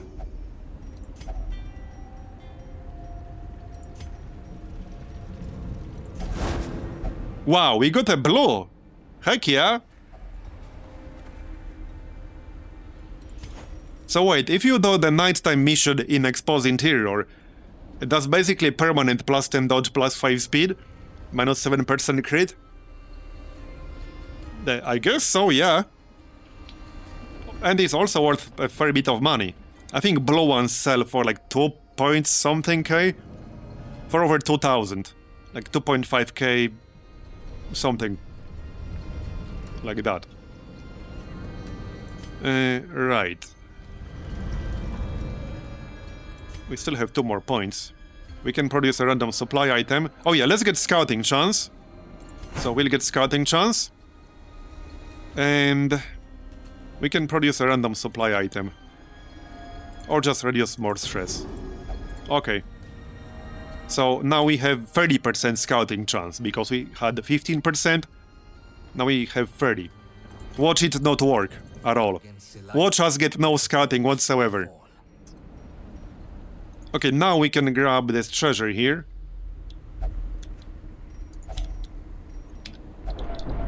Again. With a shovel. I am sure There we go. his owner will not mind. That'll do. Okay, this should be a pretty nice run for gold. Yeah, the Catacombs... The Catacombs is the single best zone to farm with an antiquarian. Because there are so many curios here that give you like gems and stuff from archaeology kits and shovels, but also she gives you an extra archaeology kit, which is especially valuable in this zone. However, I think I'm going to need a break now, like before we finish this run. I think I'm going to need a break. So that's going to be like around 15 minutes. And I guess we'll continue after that. Because I definitely need that break. So I put up a timer. It might not be exactly that much. Might be a bit faster or not.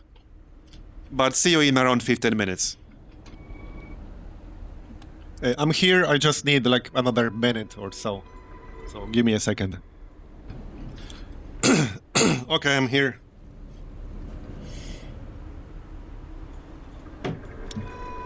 Right, so where were we? We're going this way now. Okay, ancient armor again. Secure it. Oh, yeah, I think here if you use honing oil, you get a damage buff. Something like that. Another trinket, another antique.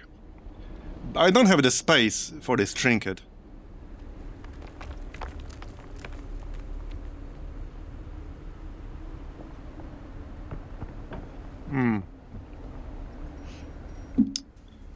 Well, I think I'll just destroy the skeleton key. It has very few use cases in this place. And the trinket is still worth 1.1k gold. Take up the spades. This is Does anyone here have the quirk? No. Alright. This should be a pretty nice haul.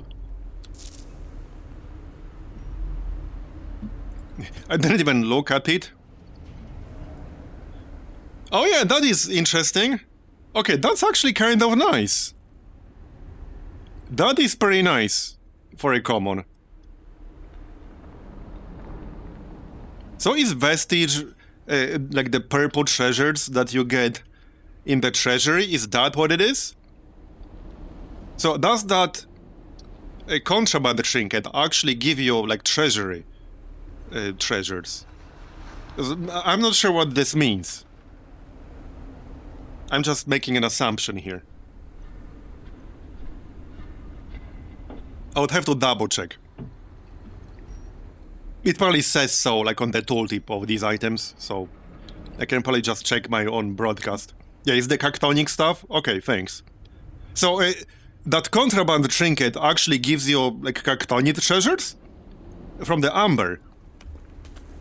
That's kind of nuts. Okay, that's kind of nuts. I might actually buy that. Especially now that I have some other trinkets that would counter the stress increase that you get from it. Because it had like plus 40% stress received. I might actually buy that. Alright, let's move on for now. Oh, another armory. Okay. Yeah, right. Now I'm really low on space. I don't think I can load that. I can destroy this one amber. Okay, just destroy that one amber.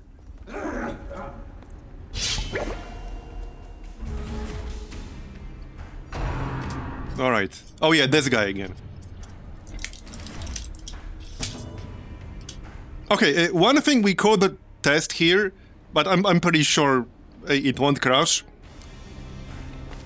Use just amber cards on him and see if it crashes then. I'm pretty sure it won't, because I fought this guy before. I'm 99% sure I did use amber cards and it did not make the game crash. It was only specifically with Amber Blight and Expiate when he uses Pressure Malfunction. I'm pretty sure it won't crash just with amber cards alone. But we can test.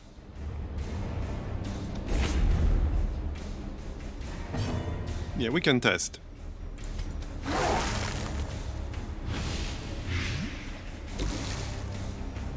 And I don't want to debuff his damage, you know?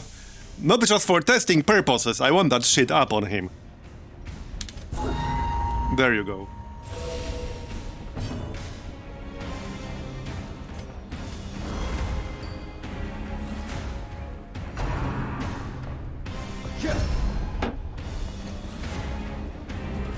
I need to remember to report that crash.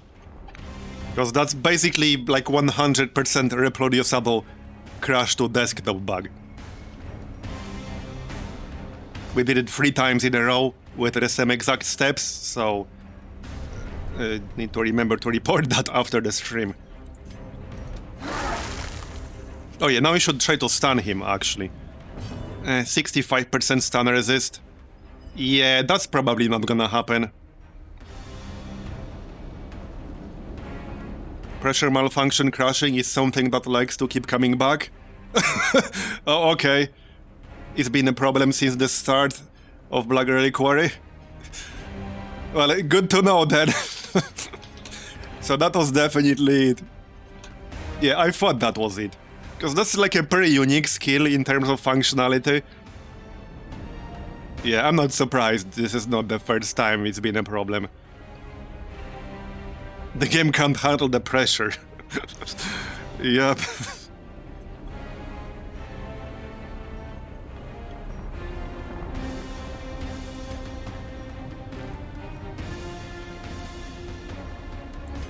Right, this is turn 2 now.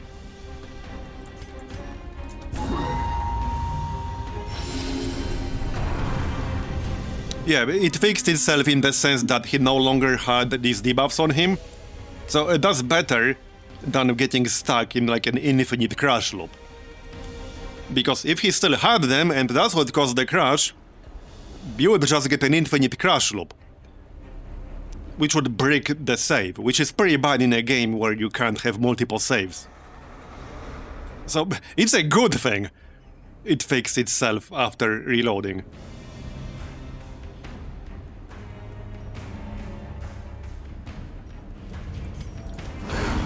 Yeah, I'm pretty sure he will blow up in my face. There's no way I can kill him in time.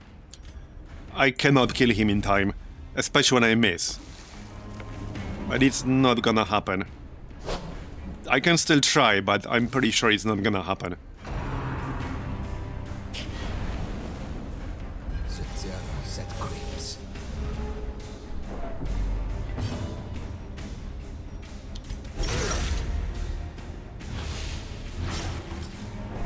Grave Robber Shovelbash.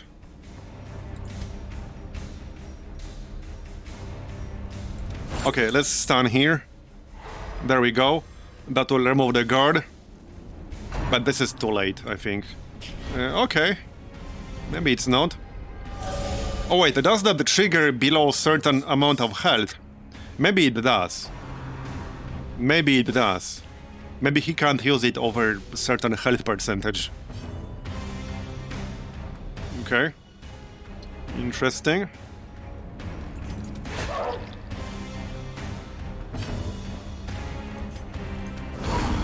Here, have some blight.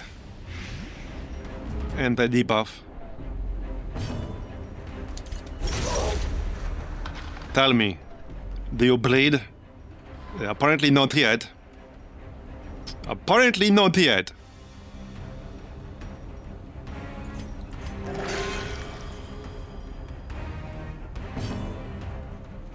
Do you blight? Yes, he does indeed.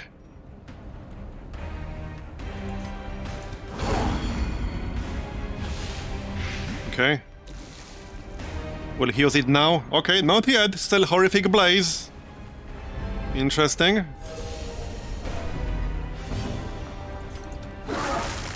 Here, have some more. That's 13. I'm guessing now he'll use it on his next turn.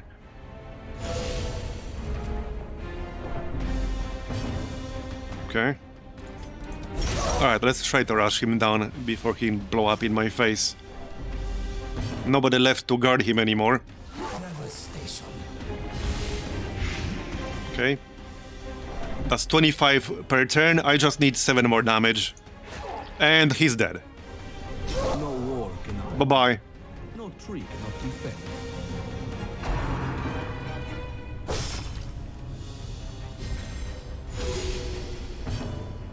Alright. Let's do a little bit of healing here.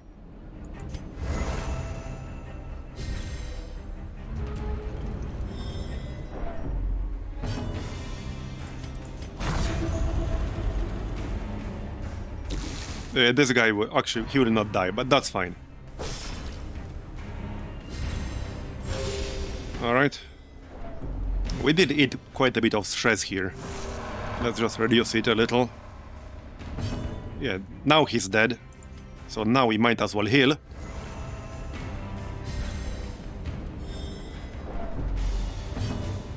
Alright. Back to full with you.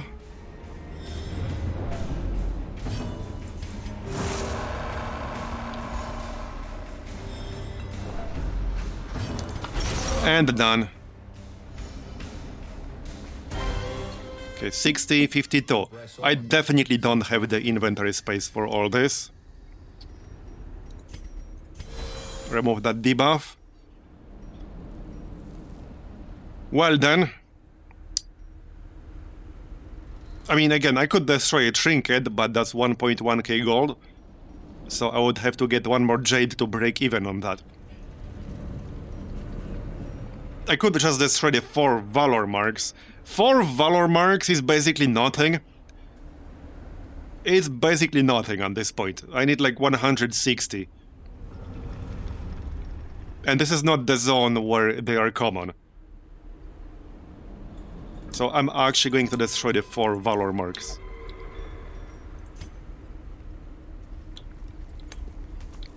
Yeah, I just don't really have the space. I know I can use a shovel, but I don't necessarily want to use a shovel. I don't think this will do anything, no.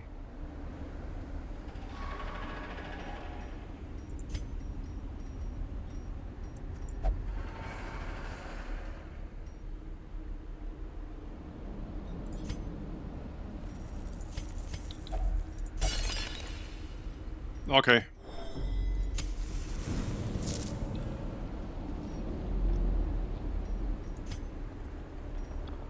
So, right, we can ignore this room up here. There's no need to go there.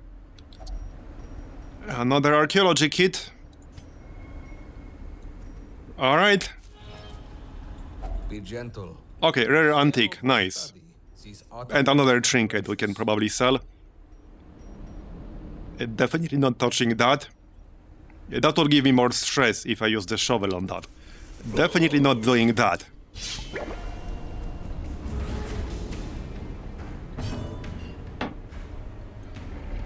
Okay.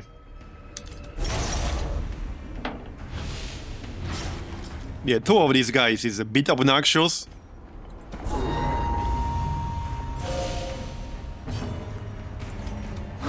Here, have some blight.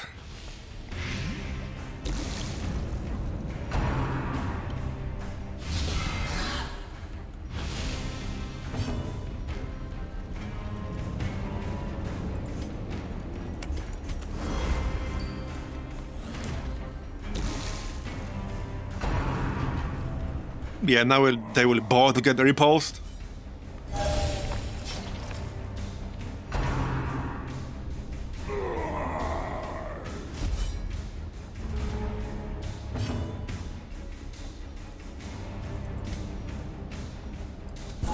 Here you go. Yeah, their main attack can actually do a lot of damage. Chest Caver.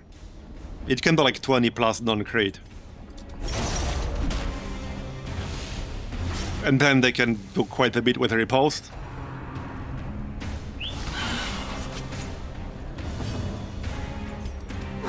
More blight. Okay, that's 8, 14, and 8. Yeah, see, 20 damage. I need them to hit the flagellant. Alright, let's do some healing here. With restoration. Now he will die on the next turn. Nice dodge. Yep. Not only he hits like a truck, he looks like a truck. He is a truck.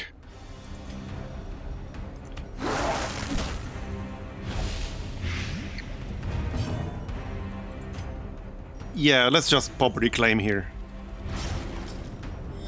Rather play it safe. Yeah, because this can happen.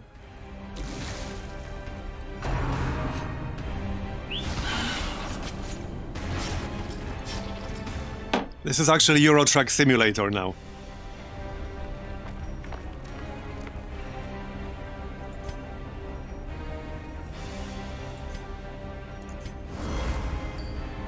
Here, have a protection buff. 1 down, thousands to go. And the guy in the back will die. And he's almost dead now. 12. Here, that'll do. Yeah, let's just pop more regen, maybe. There's no need to hit him anymore. He's effectively dead.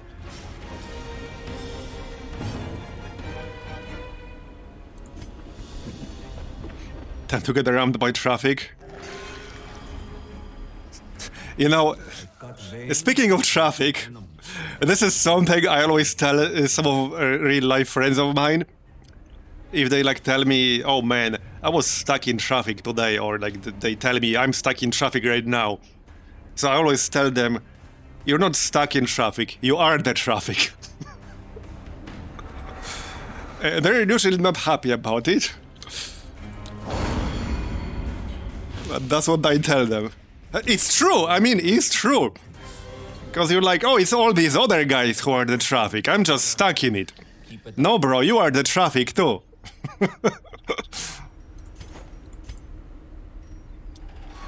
Alright, let's remove this debuff. Can I start a new stack of gold? Yeah, not really.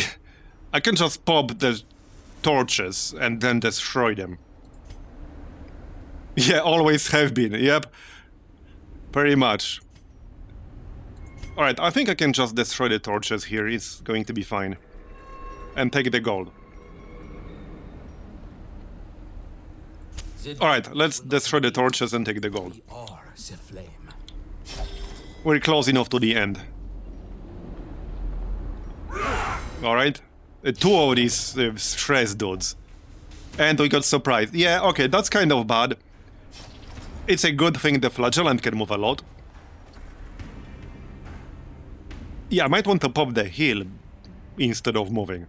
And this is kind of a bad fight here. Yeah, the worst possible shuffle you could get. I don't think it could possibly get any worse than this. It could not. It could not get any worse than this. It actually could not. Okay, let's move forward here one. It's a good thing Flagellant can move a lot. I think he can move 3 or 2 or 3. He can definitely move 2 forward. Okay, yeah, that's the stress attack. We might hit 100 here. Yeah, he can move 3 forward, so he can move all the way to the front from the back. You know, that's another thing I like about the Flagellant. As opposed to many other melee-oriented classes. Are there even any other melee classes that can move forward 3 with 1 movement action? I don't think there are. Take something like a Crusader, he can only move forward 1, so you are forced to have Holy Lance on him if you want to counter shuffle. Or the Leper who doesn't have anything at all and he just has to move 1 at a time. This dude can just move 3 and not give a shit.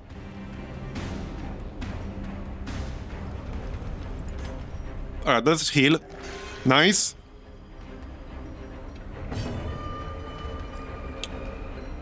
Probably, yeah, protection buff on the Occultist. I will take some significant stress here. Yeah, that might be 100 right there.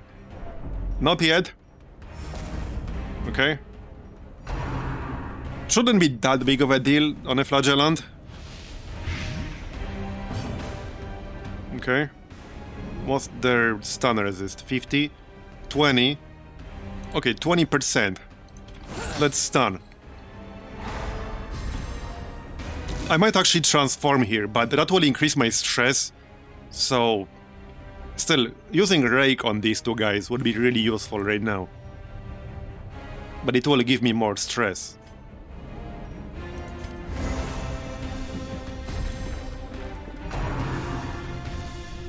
Oh, piss off.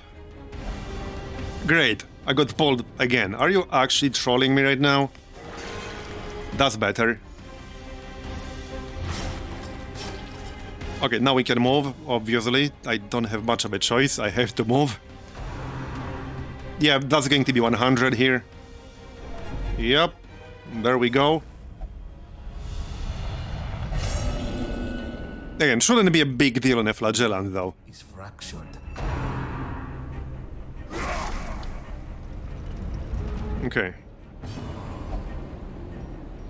Minus 30 accuracy for 3 turns? Yeah, okay, buddy. Well then. A 60% chance to hit. I might be better off just using Reclaim. I might be better off, I don't know.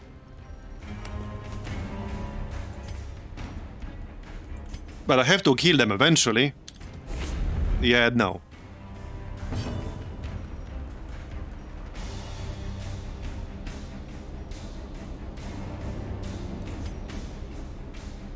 Yeah, this guy only moves 1 at a time. Now I can transform and use Slam. That is one option. That will do damage while moving me forward. It will add stress, but we already hit the Rapturous on the Flagellant, so really, let's just transform. There. And then we can use Slam. It's nice damage, and it will move us forward one.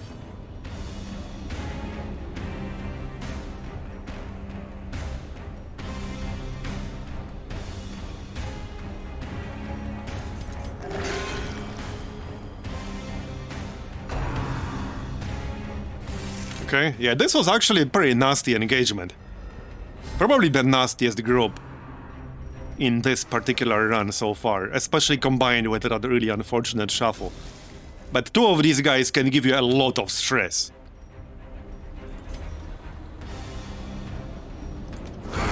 Here, have some Blight. Good. Yeah, here it comes. Alright then. At least that does not remove the dots. Because in some cases with Transform they do. Now we can use, yep, our big-ass bleed heal attack. There you go. That was a bit of a gamble because I had to actually hit, but it worked out. Slam again. Good. Is he dead now? Yes, he is. Good. I love that skill. One of my favorite skills on the Flagellant. It's just so friggin' good. It sucks when you miss with it, because if you miss with it, you don't get the heal, and you miss out on the big-ass bleed. But it's 11 friggin' bleed per turn. And it can heal you... With this Trinket, it can heal you back to full from death's door. It's just amazing. Just sucks when you miss with it. It really sucks when you miss with it.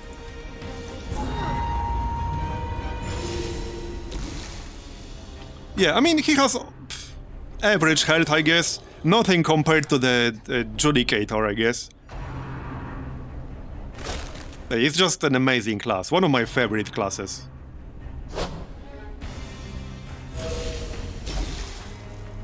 Okay. 128. Right, so this guy, he is basically dead. We need to kill the one in the back. Here, have more Blight. Or not. 24.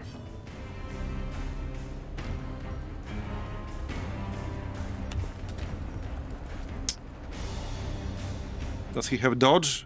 Only 5. I don't really need a heal.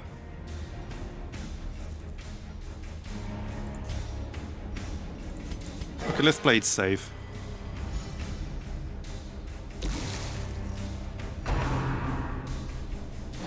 Okay, here comes the AoE stress attack.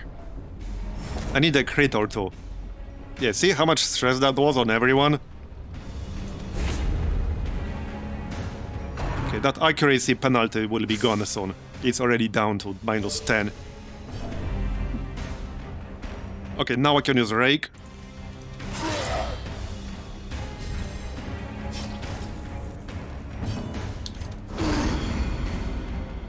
Got the Blight. Okay, we need 6 more damage on him. What's his speed? 11. Yep, he's going again. And he can spam this skill right here. He can spam that a lot. So that's what I mean. When you get 2 of these guys and you get surprised, that's pretty bad. Now he's dead. Fortunately, we're almost at the end of this dungeon. So we're almost done here. Yeah, I always try to kill them first, or one of the first. But when you have 2 of them, well, you can't kill them both first. You have to choose one, and then the other one will almost definitely transform. You often can't even rush one of them down before they transform, especially if he gets guarded and you don't have guard break. Having a guard break for the Catacombs is actually pretty important, specifically because of this dude. If he gets guarded, and he can frequently, and you can't break that guard, then he transforms and starts spamming stress on you, that's bad. So you want to have something that breaks guard. Be like Slam. Or, you know, Musketeer. Obviously Musketeer.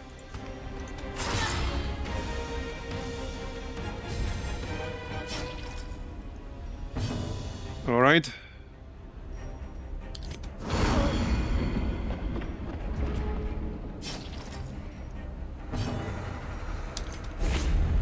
Really? Come on now. I was hoping to kill at least one here. There, now we can do it. Rake again. Got both. I think we need one more room. Alright, just use that torch. Another step forward. Yeah, one more room and we'll be done. I think, I'm pretty sure.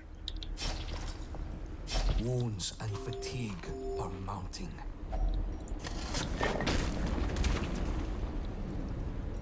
Let's eat some food, since we're almost done.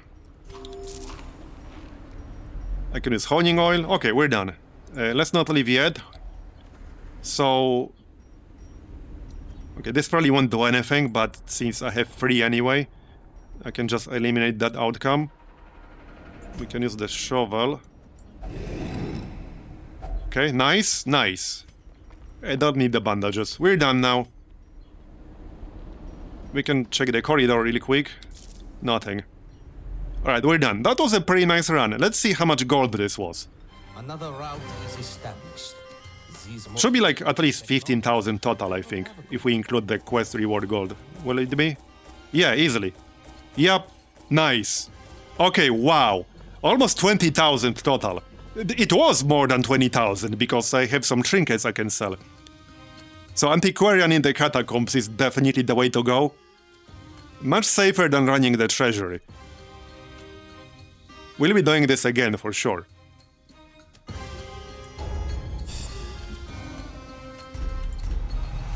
Nausea, Ashen, Sneaky. Minus 20% chance party surprised. Nice. That's actually really nice on an Antiquarian. Because your party generally won't be as strong with an Antiquarian in it. So reducing the chance you might get surprised is really good. Could have used it right there for that one fight where I was surprised. But that's really, really good. Alright, we're at 96 refined amber dust now. Now I can use the amber dust stress reduction. And let's go with that.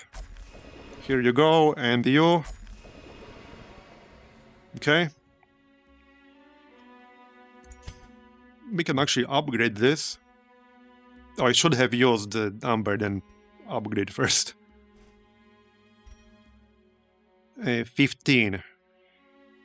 Yeah, I could also do this. So, this is nice, not only to produce amber, refined amber from raw amber, but this is stress reduction that you don't have to pay for. You don't have to pay gold. So it's nice to have that third slot. It's not a massive reduction, but it is a reduction. And at the same time you convert raw amber into refined amber, which is, you know, used for other stuff. So I think I'll just pay 15. We got 34. Alright, let's just pay 15. And then I would need 21 to increase the stress recovery. I only need 2 more. So we can probably get that too. Okay, we got 33,000 gold now. So I could realistically do a level 3 dungeon now.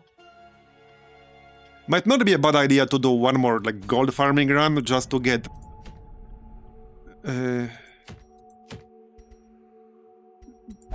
just to get like a safety buffer. Wait, oh, this denotes... Right, a long quest. Wait, I only just noticed that. Oh, this shows you whether the quest is long, short, or medium. I literally only just noticed that. Because I wasn't even looking at this. Alright. Well, we could do this. Oh yeah, let's check the trinkets I can sell. No, the like banners under it. Like these things here. Like this banner. The length of this banner tells you whether this is a short quest, a medium one, or a long one. And this one is a boss, like right here. A quest, objective boss, whatever. I assume it, yeah. Mind blown? I know, right? I know. I know. I'm glad I'm not the only one. You know, I bet these things... I can imagine developers talking about these things. It's like, hey guys, let's put like this banner in here. It will be totally obvious. Like, this will be so obvious, everybody will see it. And then nobody sees it. The users will understand it. It's intuitive. It's very intuitive. The users will understand. Like, trust me. Nope. Sorry, users are really stupid. Yeah. And also DD1 muscle memory too. But yeah, there are so many small things in many games that I bet the developers thought are obvious, and people will understand because it's intuitive, and then they don't understand.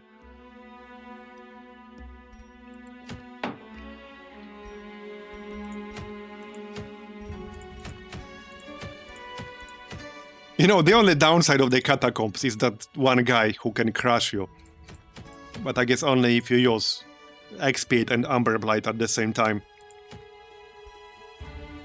Right, I was going to check trinkets we can sell, so hold on. There are a few we can sell. So yeah, one of these. Plus 8 accuracy is kind of nice, but I don't think I need 2. We can sell one fortified plate for sure. I want to need more than 2. We can sell one here. Okay. In most cases, I don't need duplicates. There are a few cases where duplicates might be useful. So, plus 8 accuracy. That's actually decent for a common. Dark Run to farm Kvarods. Yeah, I mean, maybe. I could give it a shot at some point. But some of them really kicked my ass. I'm being cautious about it. Anything else?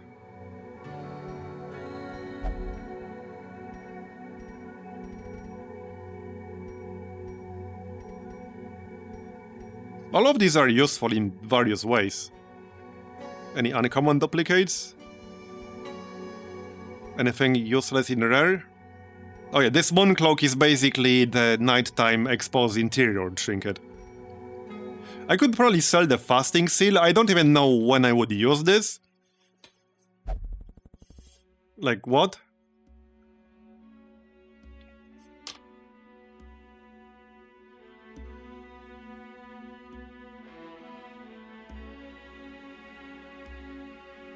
I don't even understand how you're supposed to use this trinket. Like, this description breaks my brain.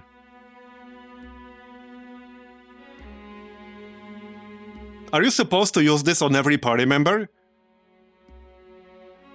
Like, I don't understand how exactly, like, what's the use case for this? Because, okay, you take 15% less stress if food is not in your inventory. But this is only useful if you have a fasting seal on every single party member. Like, that's the main use case that I can see. 4 fasting seals, 1 on each team member. That's the biggest use case that I can see. And then you don't have to buy food. Right, so you need 4 of them and then you can do a no food run. That's the main use case here. So, in that sense, having just 1 is useless. There's no real benefit to only having 1. You either need to have 4 or 0.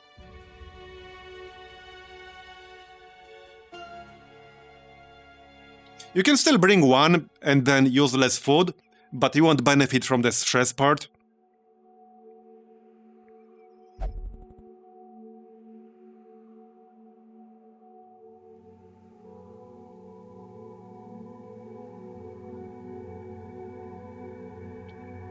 It might be useful, yeah, it might actually be useful for the Caverns to try compensating for the monkey. Yeah, I would maybe actually use this for a monkey run in medium or long Caverns. I would actually maybe use it then, because even if you buy literally all of the food that you're offered, it can realistically not be enough for the Caverns. So that's maybe a use case for the Caverns.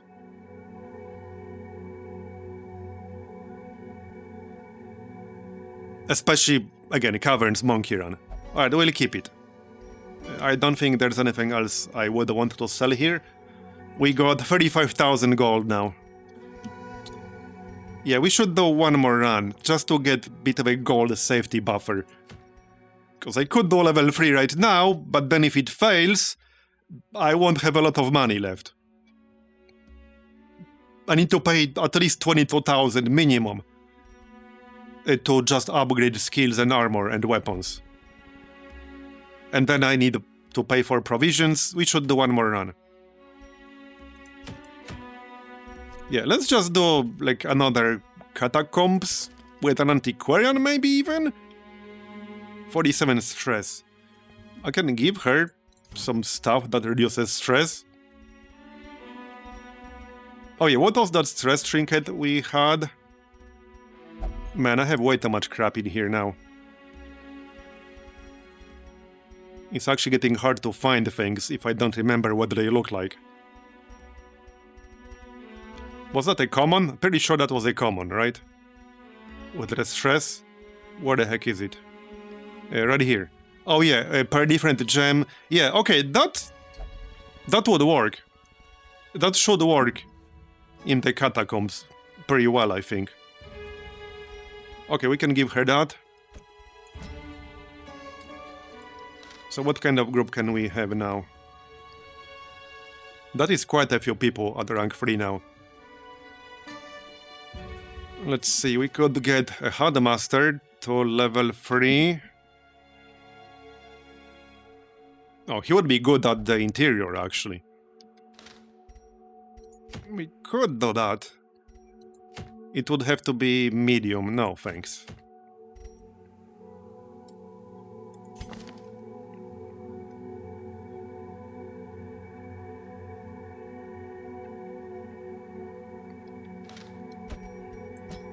Okay, so Saitani. Let's also reduce some stress here.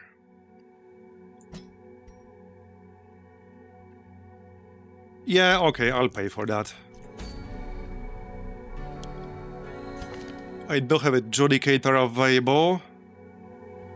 Halfway to rank 3. We have a Hellion.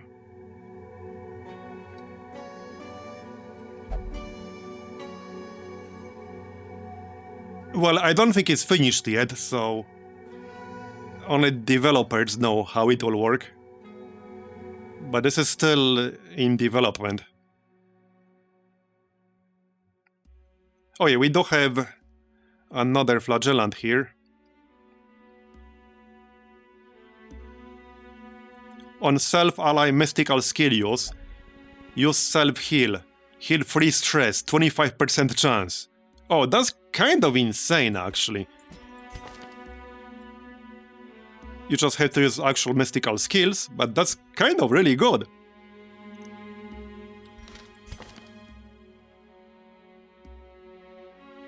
Yeah, his skills are mystical. That's self and ally.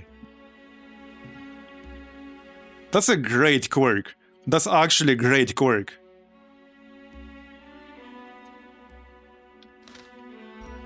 Alright, and one more person. Probably just a Judicator. Right, so this guy is faithless. Not religious. So it won't work as well. I could get something like a bounty hunter. Oh yeah, hold on, let's check the ferry for any level 2 heroes. A level 2 crusader. Yes. Who do I build? It doesn't really matter that much. Because yeah, I have no intention to really use rank 1 people anymore when I can get rank 2 fully upgraded. So we can just put anybody here. Do I have another... okay, let's... hold on. Let's actually name this guy to Varazir.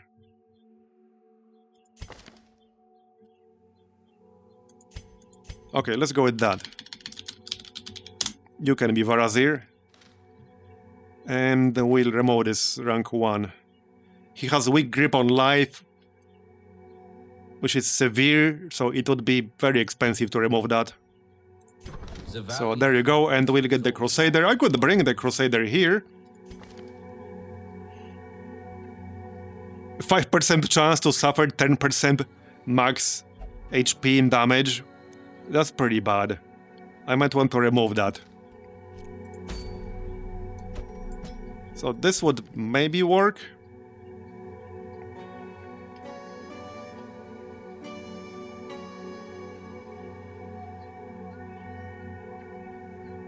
Okay, other religious heroes, -7 stress.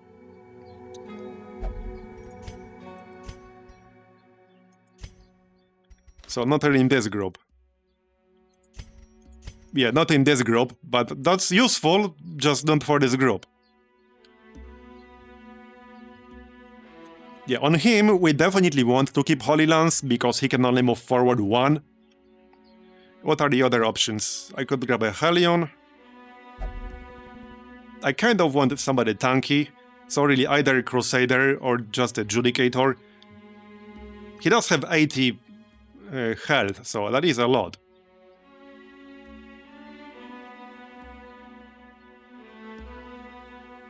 He can get plus 22% protection. Yeah, Bulwark of Fate is nice, it's just that this group will get 0 benefit out of it in terms of stress reduction. But it's still nice. He has Expiate with protection debuff. I do need a way to break guard, so stun would have to be it. What other classes can break guard? Musketeer, Abomination. Who has an actual guard break, not a stun? Actual guard break.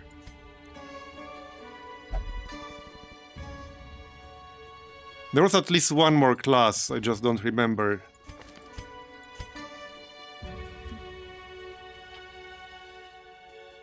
Probably more than one. Preferably a frontliner. Oh, don't tell me it's gonna be Dredge. It actually is not. Oh yeah, Shieldbreaker. Do I have a Shieldbreaker? I think I booted a Shieldbreaker. No, we don't have a Shieldbreaker.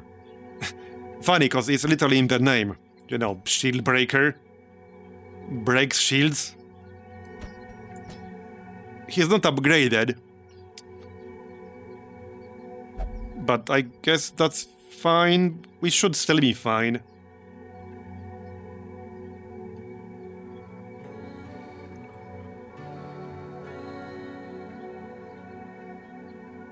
Different difficulties, you mean when you create the campaign, not like the levels? There are not currently. I don't know if there are plans for them, that's a question for the developers. Right now there are not. And this is still pretty damn hard, by the way. This is definitely harder than baseline Darkest Dungeon 1. There are ways to make it... Okay, so... there are ways to make it harder in-game. So, for example, one of the mechanics that you can go with to make things harder is let your light level drop below 50. Because the way it works here, if you let your light level drop below 50, it has a chance to spawn different kinds of enemies who are generally quite a bit tougher, but they drop better treasure. So if you still find it too easy, you can do that.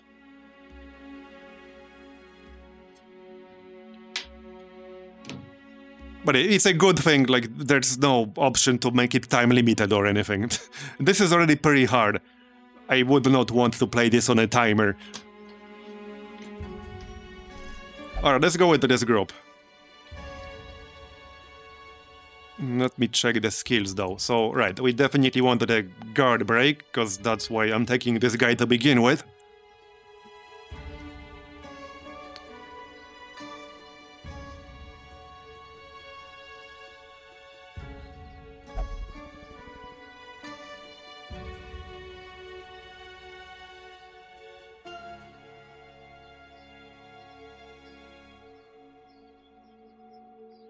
Auto mode, I'm not seeing anything there.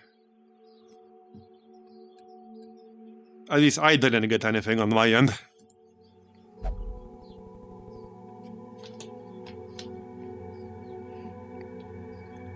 Right, so Puncture. Pierce is good. He has some Blight that might come in handy. Oh, Impale is good. I could give him extra Blight chance with Impale. That does move him back, so he can't spam it every single turn. But it is good. Definitely nice skill. What can he use in preparation round? This. Expose. Bypass stealth, this stealth. It does some damage, okay. Debuff target, minus dodge, minus speed. Interesting. Okay, sure, and one more. So forward 1 and give him 2 blocks. Blocks are nice. Captivate is a nice Blight skill. With extra damage against marked target. I don't think I'll be using marks here much. So we could grab Captivate. If I'm going to give him trinkets with Blight chance, Captivate probably makes sense. It makes sense.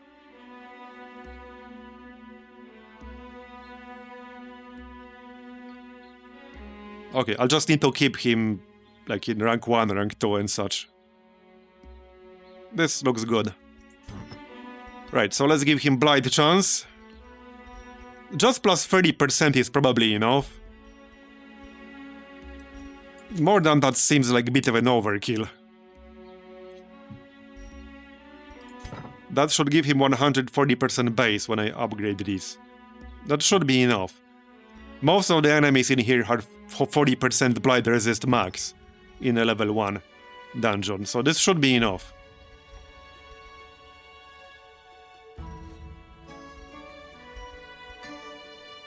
Let's see. I could just give him accuracy. Or some protection. His health is not exactly high, so I wouldn't mind some health. Could just straight up give him the Toffering. But I was going to use that on the Flagellant. With the Resurrection color. Or just Fortified Plates. Oh yeah, wait, what's this again? Oh, right, this shuffles him on skill use. But it gives him plus 6 speed, plus 10 dodge. Yeah, I don't know. This could kind of backfire if it shuffles you, like, in the wrong way. The speed bonus is nice, but I don't know if I care about speed that much to risk a shuffle that could screw me over. Not really, no. Not really.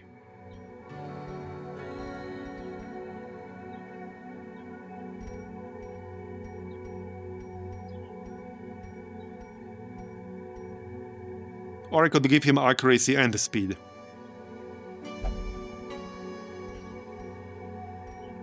Okay, let's give him accuracy and speed. Alright. So, Camouflage Cloak and Healing done. And the Carapace Idol. There we go, that should work nicely. Now let's upgrade him before we go.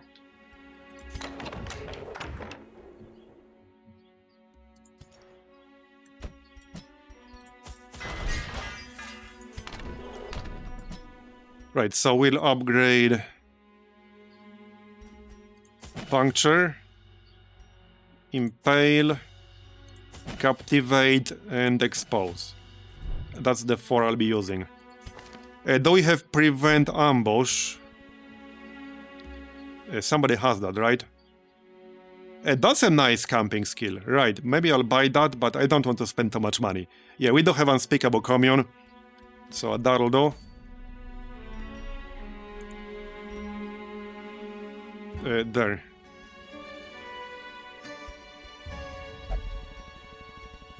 They had to approve that one manually. Alright, let's just go with this then. Plus 20% healing done. What healing does a shield breaker do?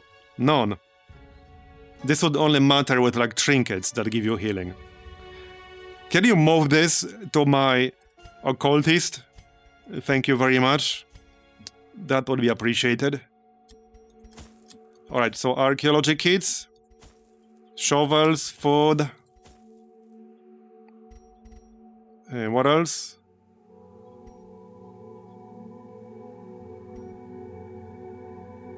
Torches.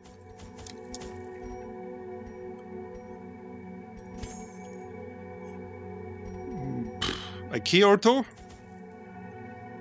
Yeah, the keys don't seem to be that useful in this place. I guess I can grab one. Oh yeah, some honing oil. There are some uses for honing oil in here. I think that's going to be good enough.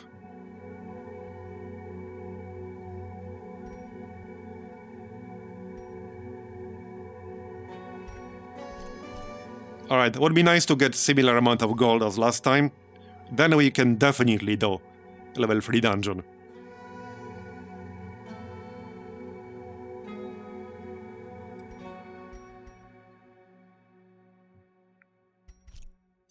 Okay, let's go. I think I'm going to grab a quick drink before we start, so be right back in like 2 minutes. Alright, I'm back. Let's do it then. From these age-old workshops, establish a route through this area. Okay, that's actually pretty good layout here. Yeah, we can go here, here, here, here, here, here. And no need for backtracking ever. Nice. Alright. Let's see how this is going to work out. Oh, I didn't swap the skill on the flagellant. Whoops. I guess we'll do that. It's fine. He has most of the important ones, just lacking the heal on the other person. Right, so expose ignores accuracy. That does 6 to 11 damage on one target. This is actually a pretty nice skill. There are not a lot of skills that can do damage and also ignore preparation round accuracy penalty. This one does. Not only it's decent-ish damage for a prep phase, it will debuff their dodge and speed. That's a pretty nice skill.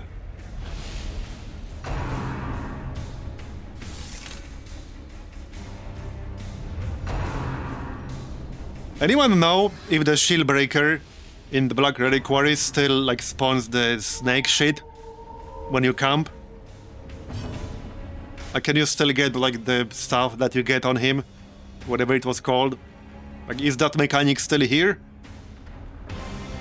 I'm guessing it probably is. We will find out at some point sooner or later. It is not? Oh, nice. Okay, that's good.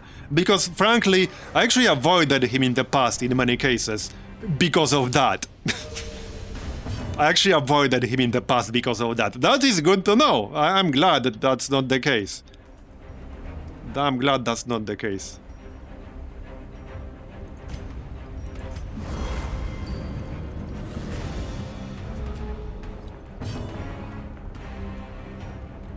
Alright, well, let's kill this dude first. I don't want to eat all that stress.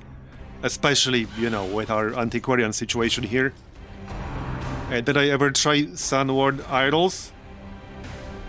Are you talking about like a mod for Darkest Dungeon 1? I think I vaguely remember doing that. I think even on YouTube. Yeah, I think I actually did that on YouTube.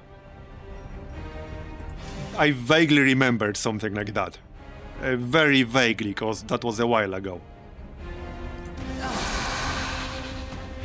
Alright. That's a pretty strong attack. Yeah, and it gets a bonus against marked targets. So I could still mark someone with my occultist on the first turn instead. Okay, let's pop Scavenge. Like so. It will add a little bit of stress, but it will give us more treasure. Treasure is why we're here, and the more treasure will decrease the stress I take because of the trinket. Actually, this was unnecessary. Inevitable demise. Hey, Krasus. Oh yeah, it's definitely better. The quality of this mod is on par with, like, Red Hook content. If this was an actual official expansion, nobody would even bat an eye.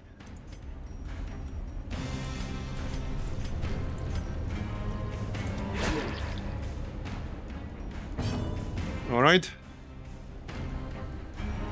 And, yep, captivate. Oh, heck yeah! I would pay for it. Absolutely. I agree. Merciless. Oh, the creator of Sandward Isles is the lead of this mod. I didn't know that. This is definitely way better than Sandward Isles. I remember playing that. It wasn't bad, this is just like way above that. Like way above that. I've not played any mod for Darkest Dungeon 1 that's comparable with this. Like nothing.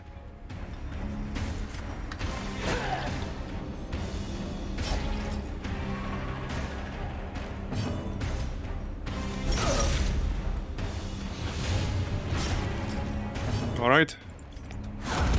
And done. The hourglass. Good start. Wars consist There we go. of great many battles. Now we'll be getting less stress.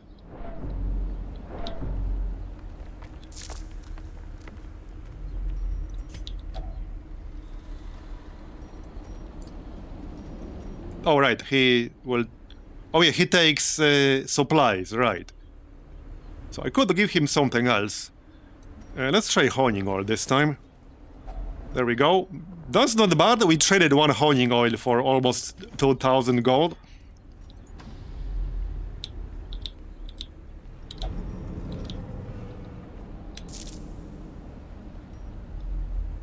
Okay.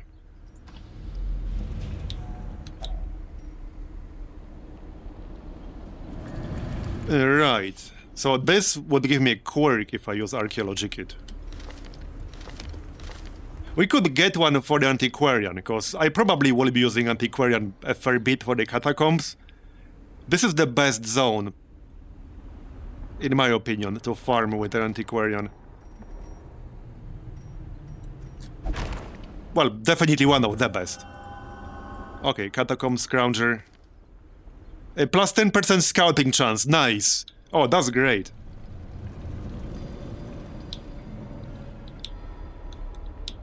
This land is ancient and fallen into disrepair.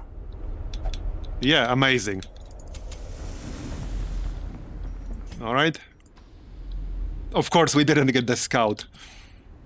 No, How many blockades are there in here? Are you kidding me? both proverbially Okay. and A good thing I brought all these shovels. Wait, will this work? Yeah, it will. How did I not have that? Okay, apparently I didn't. Because that was still a question mark for some reason. Alright.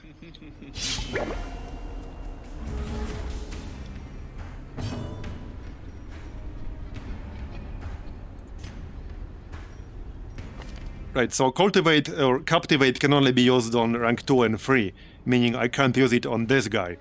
And I do want to kill this guy first.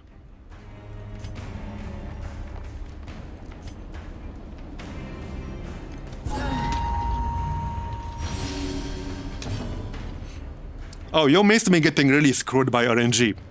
I almost lost my Judicator to RNG earlier in the Caverns. We were fine, but it was really close. It was really, really, really close. I still didn't switch out the skill. It's fine.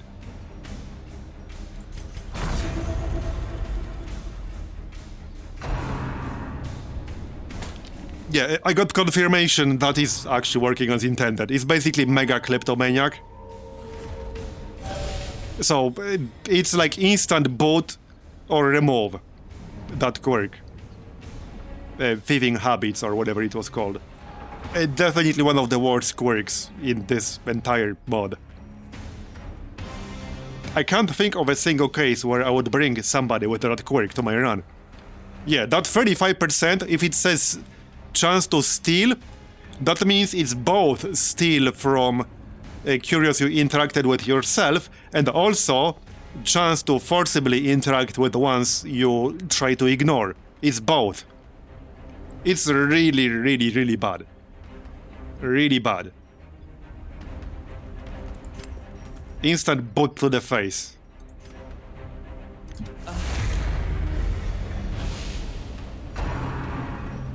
Now I might just kill her first, because I couldn't have attacked rank 1 with that skill.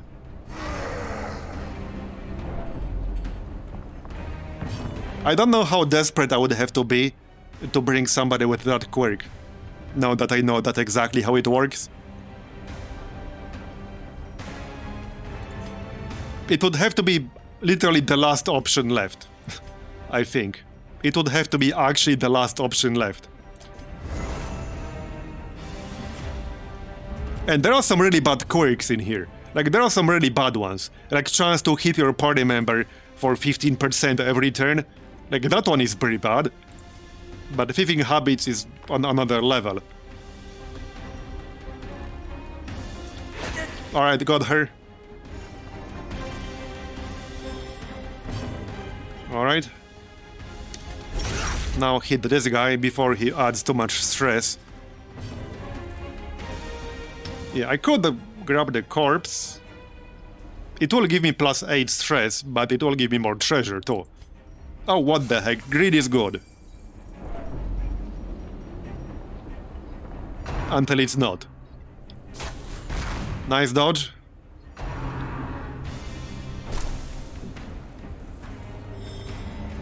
Okay. Yeah, I have to hit him with puncture, I guess. Or something like that. That's the downside here. My shield breaker can't do that much damage against anything in rank 1. Will he use... Yeah, now he'll use Transcend. Okay. Alright, alright. Maybe we can still kill him. Good hit? Yeah, we got this. Now I can use Impale, actually.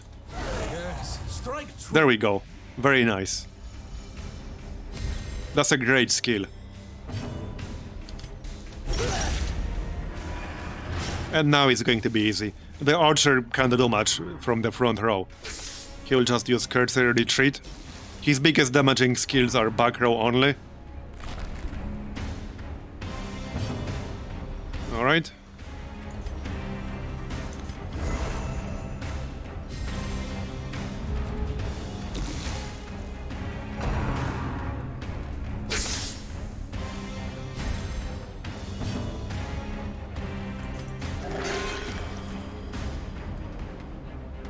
No, apparently not.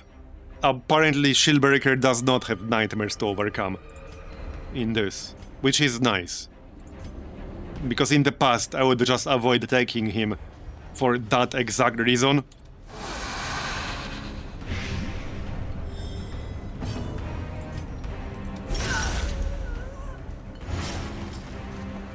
Okay, that's pretty much it. More restoration. This guy's dead, basically.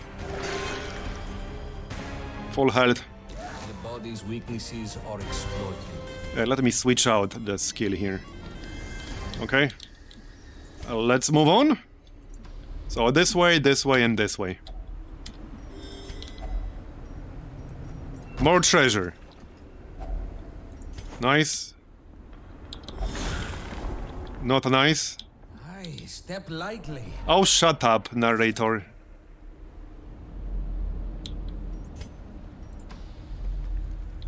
And more treasure. Actually, no, that's a quirk. I might still grab this. We can get another Catacombs quirk for the Antiquarian. I think it's worth it. Not sure what other interactions the tablet has. Because I tried Shovel in the past and that gives you stress. So that's not good. I don't think a key would do anything. Honing oil seems unlikely, so... Oh, okay. That didn't work. Here, get the treasury. Be gentle.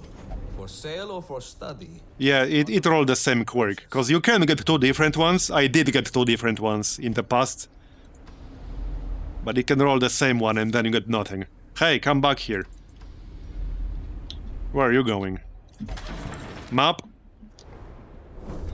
Okay. We can bypass that battle, nice. I didn't even know it's there and we bypassed it.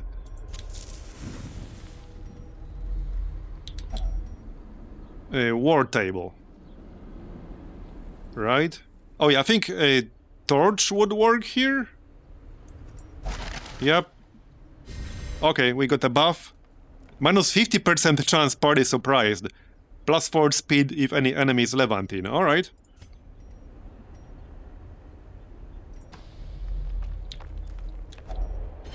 And I'm out of archaeology kits.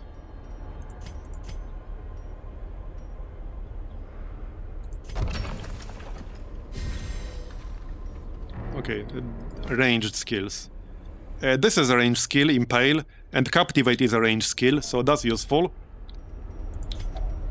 Okay, that uses a shovel. That would give me some amber. I need like 2 more amber to upgrade. What was it? To upgrade the amber conversion. I had 19, I need 21, so this is exactly 2. I just need to use something up. Probably eat 4 food. Okay, let's just eat 4 food. Don't particularly care about amber residual that much. I can buff myself right away.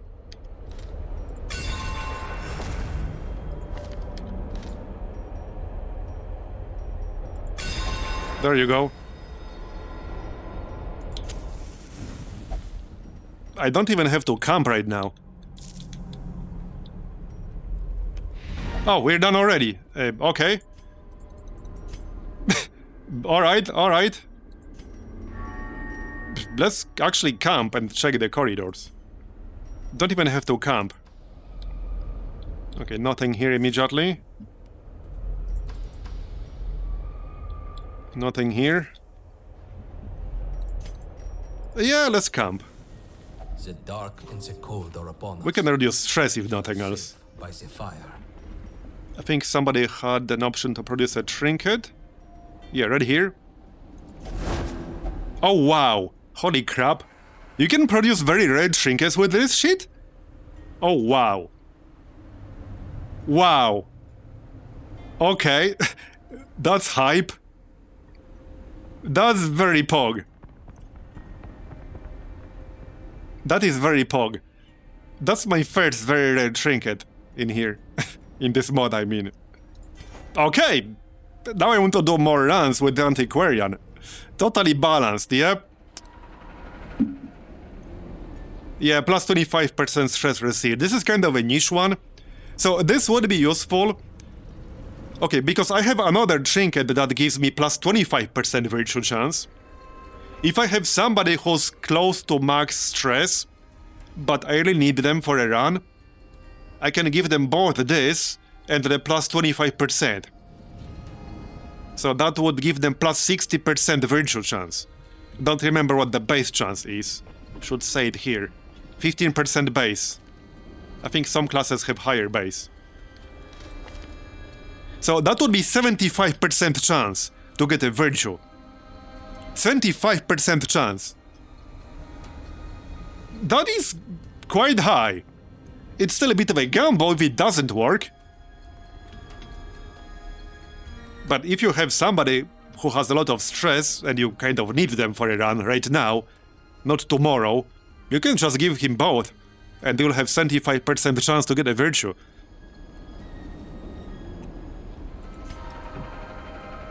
Okay, right, let's avoid an ambush. I can probably handle an ambush. I don't want to. And we're about to leave, so it's not like the horror effect matters at all. Right, let's reduce some stress here. That's 3 more. I think we can still produce something. Random supply item.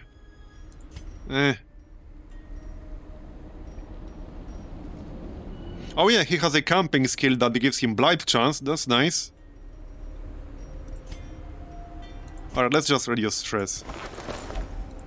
That gives him 0. We follow the ever-guiding Okay. light. We can still check this hallway here. There might be a fight, but maybe I can still get more treasure. Healed.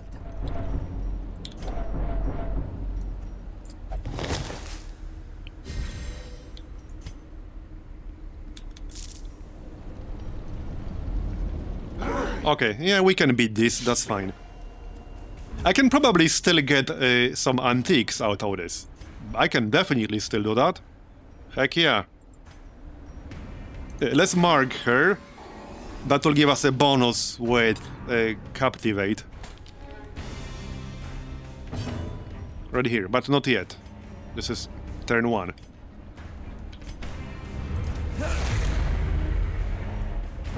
Okay.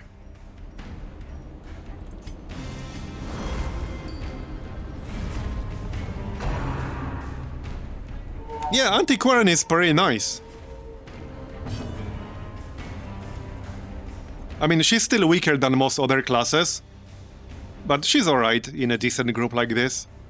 She can do a little bit of healing with restoration, she can give anyone protection, and she can also debuff blight on the target. So it's a good use case in the blight-focused groups.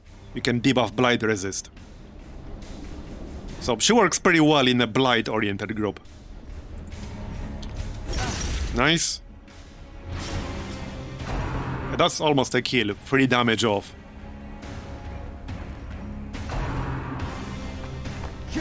Okay, there's the guard. We can break that. I'm not sure if I can break that on rank 4. Yes, I can. So just kill her.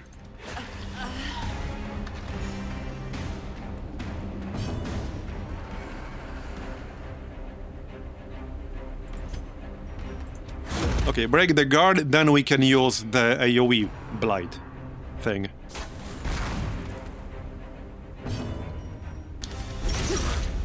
Here, have a bleed. Okay, now we can use scavenge. That's extra antiques after the fight.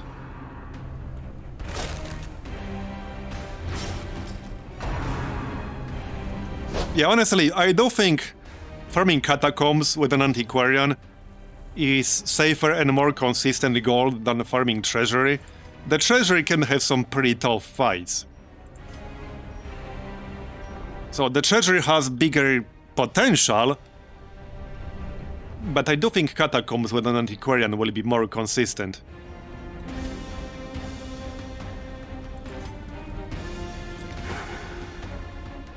But the memes... True, true.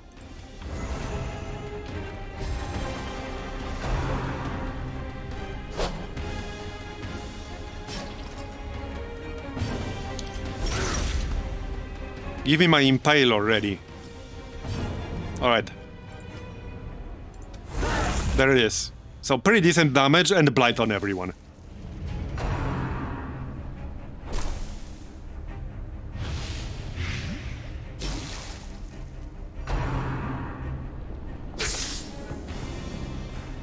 Well, the best cactus is a dead cactus. That's my favorite type. 0. Alright, it's fine. The biggest troll in the Treasury was that big rock guy. When we killed him, and then he was still there when I came back the same way. That was the biggest troll. That guy was the biggest troll.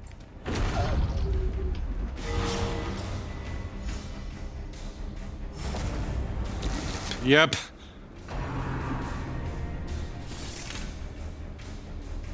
Yep. Perfectly normal heal. Nothing to see here. Perfectly normal flagellant heal. It's fine, guys. It's fine.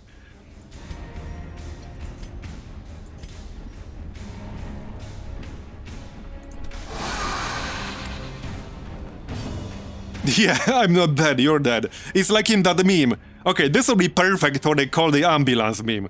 That would actually be perfect. Perfect use case. Call the ambulance. But not for me. Perfect. Well, they're both dead now, basically. An agonizing death. Yeah, it definitely would. And measured.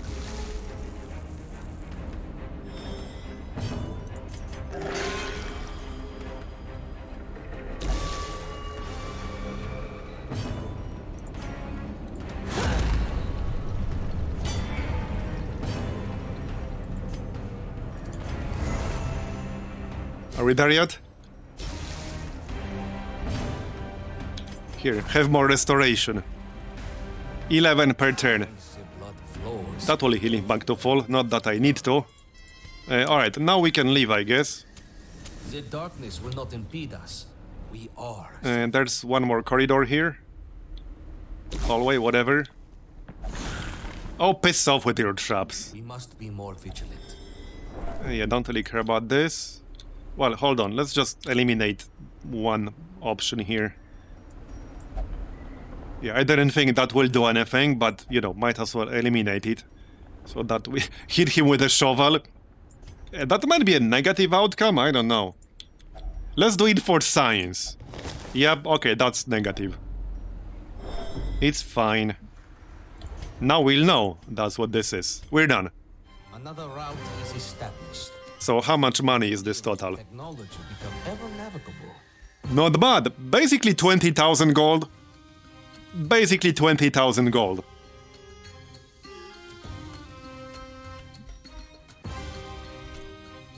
I might be able to upgrade the ferry again soon. Or even now. Oh yeah, and we can upgrade the amber place too. Minus 3% crit, the sweats. That's kind of bad, because Occultist is already squishy, and minus 20% healing done. Yeah, we want to get rid of that. We want to get rid of that. I don't want a healing penalty on my Occultist. Secure the treasure, settle in, and sharpen your blades. Alright, so we can upgrade Amber Workshop now, yeah, right here. So that's why I needed 2 more Amber, because I had 19, we got 2 more. Now we can increase stress recovery while refining Amber. So I won't be able to do it right away, because I have 0 left, but we upgraded it. So, okay, clinic. I got 10 jewelry here. Reduces the cost. Increases the chance of curing extra diseases. Let's actually reduce the cost, because this really adds up. And there are some bad ones I would like to remove. Right, so first, let's remove the sweats. We remove the rush.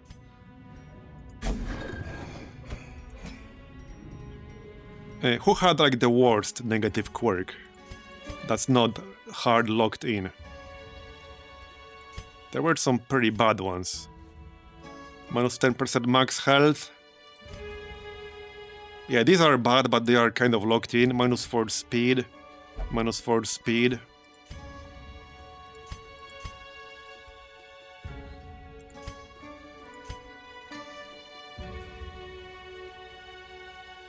%50 chance to forcibly interact with Lost Legion related curious.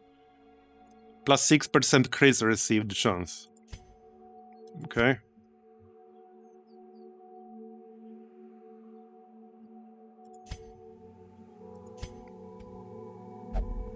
I might remove one of the speed debuffs. Yeah, Lazy Eye is already locked in.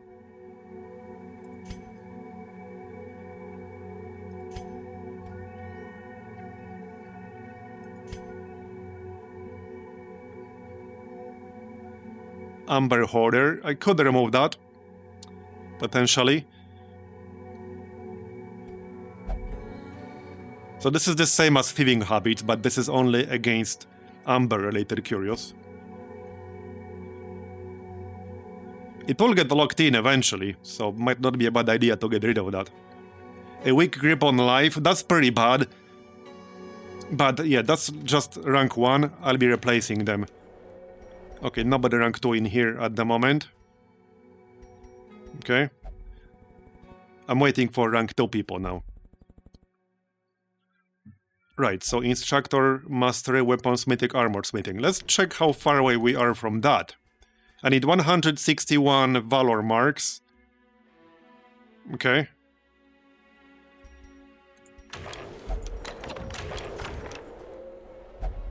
And for the Forge?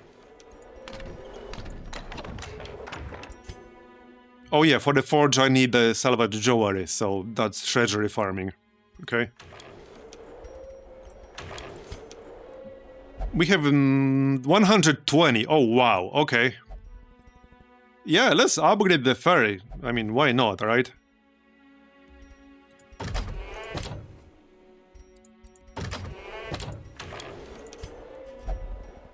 More heroes available means we'll have a better chance of getting higher level ones. Yeah, I will probably remove the speed, because that's pretty bad. The speed penalty, I mean. So we can increase our roster. I can still get both. That's 70 total, I have 90. Alright, let's get both. That's good.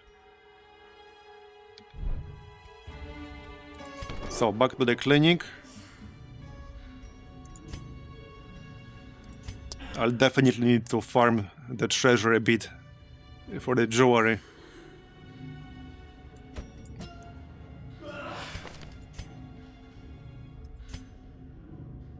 Oh yeah, bad healer. Right, let's remove the bad healer, actually. Wait, I already assigned him, didn't I? What did I assign him to? No, I didn't. Oh, yeah, to remove the disease. Yeah, okay, he can do that. He can do that. We'll remove slow reflexes. What is the next group going to be? Because I don't want to assign somebody I might want to bring right now. We have 45,000 gold. Now I can actually do a level 3 dungeon. Not sure which one I want to start from.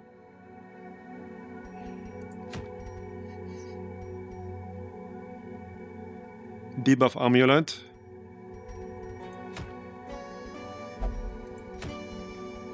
Yeah, I don't think I want to do the boss right away. I don't think so, no. We got 2 short level 3 dungeons here. I don't need Carapace Idol all that much. Debuff Amulet looks decent. I don't have that, as far as I'm aware. And plus 30% is nice. Okay, no, I do not have that. So that would be useful. We could try this. So what would the group be?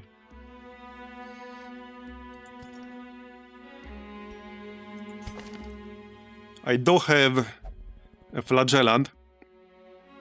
So this guy is even better because he's religious, which means that if I use him with the Judicator, I can give him another healing received bonus, which scales really, really well with the Flagellant. That's how I got that massive heal you saw earlier. 90 or whatever, 84. That's how I got it, because I was using this right here. And he also had some other bonus at that time too. And this guy also has plus 20% healing done. Like, this guy is going to be nuts. He's actually going to be nuts. If I combine Hippocratic, Resurrection Scholar, and also Glassworks, which gives religious unit like an even bigger bonus. So that's what. If he's at death's door, if he's just below 40%. So below 40%, that will be 40, 60, 83%. At death's door, 60% more than that. 143%. So then we can use that with Redeem even. Because the downside of this bleed skill is that in order to heal yourself with this, you have to actually hit to begin with. If you miss, it's not gonna work. And more bonuses also allows him to ignore the healing received penalty that he gets from using this. He debuffs himself. It allows you to ignore them for longer. Yeah, move over, Vestal, then your main healer is here. Damn right! Like, this guy is actually amazing. Alright, you wanted the rename? Here, something useful. There we go, that's going to be pretty useful. So this guy is going to be perfect for our first level 3 run.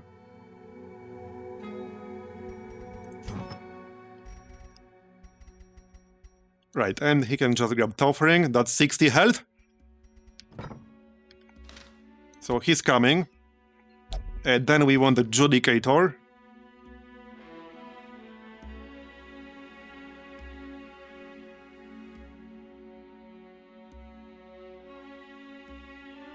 Gain buffs from being crit healed, okay. Right, Judicator.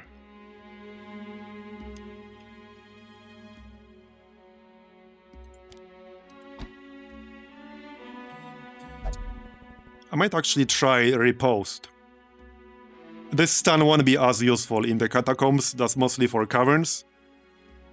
Even in the Caverns, it hasn't been that useful. Because the enemies in the Caverns, sure, they are weak against stun, but they don't have much health to begin with. It will probably be better in the higher level dungeons, where we'd have more enemies with high health pool. And he won't be able to just kill them in 1 or 2 turns. That's my guess, at least. But yeah, Riposte is also good on him. And for the other two... Well... So this guy has Ritualist, which has a chance to attack allies for 15% of their health, which is kind of bad. We can bring Dante. Yeah, he's going to be better here. Some resists. Armor piercing. More healing received during prep round. Oh, this is nice if I have to heal him during prep round. That's actually nice. And for the last one, we could just grab a good old Musketeer. Now, the problem here is that she has Perfectionist, which is kind of bad, and is already locked in. But she also has Giant Slayer. I assume level 3 dungeons will have some size 2 enemies. Because, you know, that's how it worked in the OG Darkest Dungeon. I think that's a safe assumption to make. So this would be useful. She's my only rank 3 Musketeer, I think. Actually, no, she's not. Okay.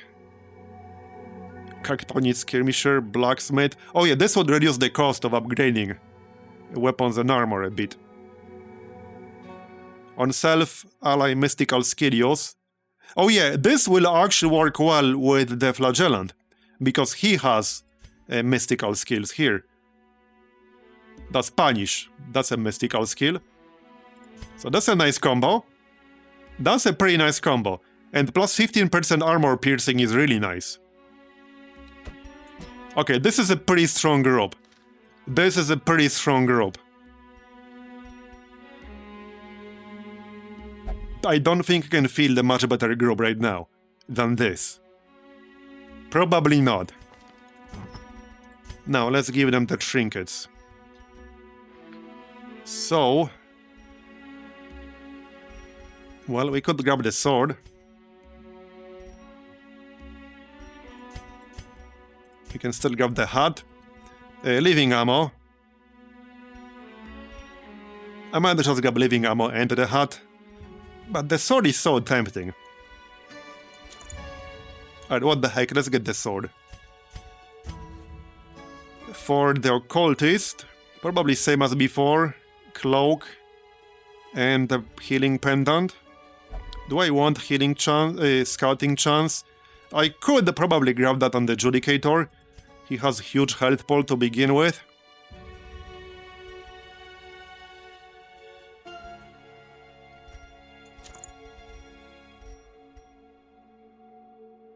Okay, so let's say you get that. And then something that increases health. I could move the Toffering and give The Flagellant. Actually, I could give the Flagellant plus 20% bleed chance. That might not be a bad idea. Because I don't know what kinds of resist the enemies in here will have. It's safe to assume the resist will be higher than in level 1 dungeon. Right? Obviously they will be higher. So he could probably benefit from a higher bleed chance. There. So that's 80 health on the Adjudicator, despite a 15% penalty here. And a 15% protection. He'll get minus dodge and minus damage, but he doesn't care about that much. It's still fine. Does he have an Amber Shield? Yes, he does. Amber Ward, rather. Okay, so that's going to be the group. I still need to spend money to upgrade them. So this will cost me around 22,000 gold. We'll have just over 20,000 left after this.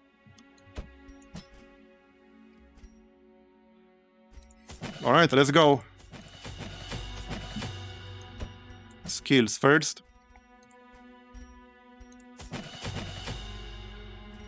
Glassworks. So I think I'll use the riposte here. That's a nice upgrade right there, from plus 5 to plus 10 accuracy.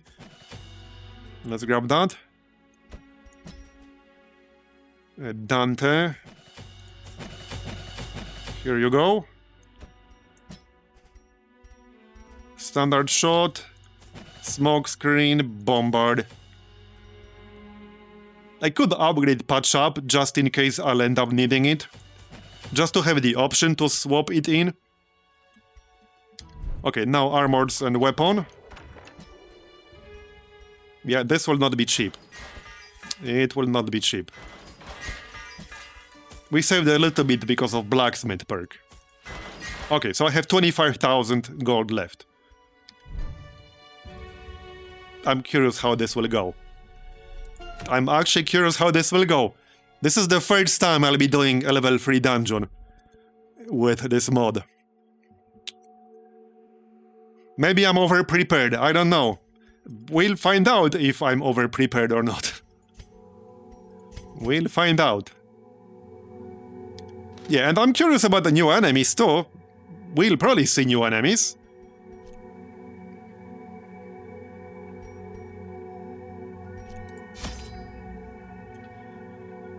Okay. I will grab some extra food to have the option to heal myself with it. We want archaeology kits, obviously. Shovels. Torches. Yeah, I want to stay above 50 light. Definitely. Some honing oil. I could grab cleansing salt to remove the debuffs for myself if needed. That might actually be useful, not even for the curious, but to remove debuffs. I think that's good. Looks fine to me. 25% scouting chance, because plus 15% from the Trinket. We better get some scouting info here. I will actually be so salty if we don't get any scouting. Because I had a whole ass dungeon run with plus 20% bonus, and we didn't get a scouting pop even once.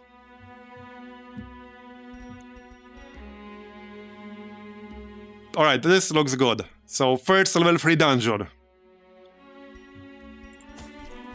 Let's go. We could actually... Okay, we could run a prediction. A fun prediction here would be... Will anyone hit Death's Door or 100 stress in this party? We could run that prediction if you guys want.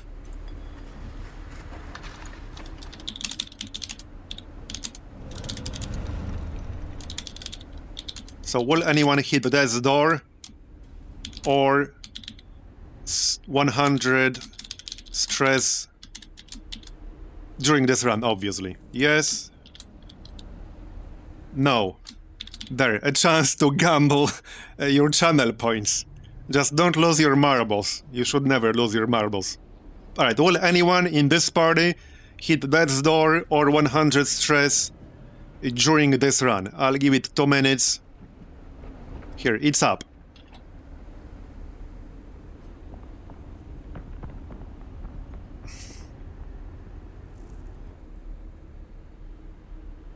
I'm not moving until the 2 minutes is up, just to make it fair.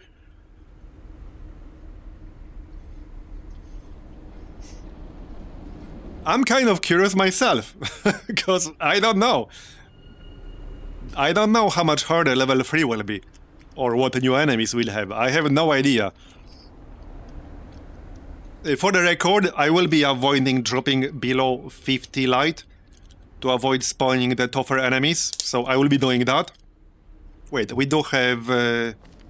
yeah, we do have Unspeakable Commune.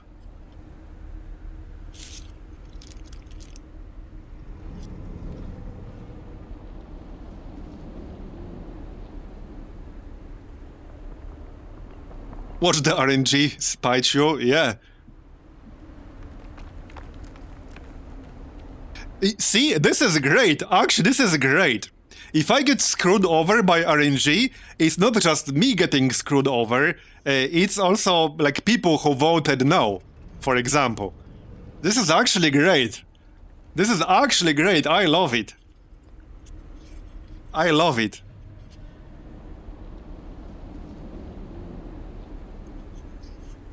In some regions, you can't pick how many to vote with, because, you know, Twitch would never want to promote gambling. Am I right, guys?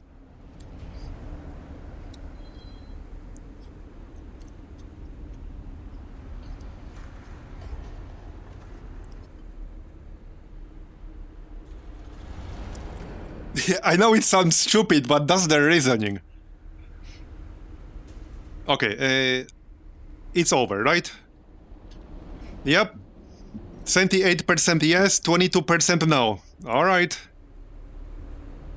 Definitely see a gambler in there with 10,000 marbles. Right, so we need to explore 90% of the rooms. There will be some backtracking involved. Let's check out this one first. No antiquarian this time, sadly. Okay.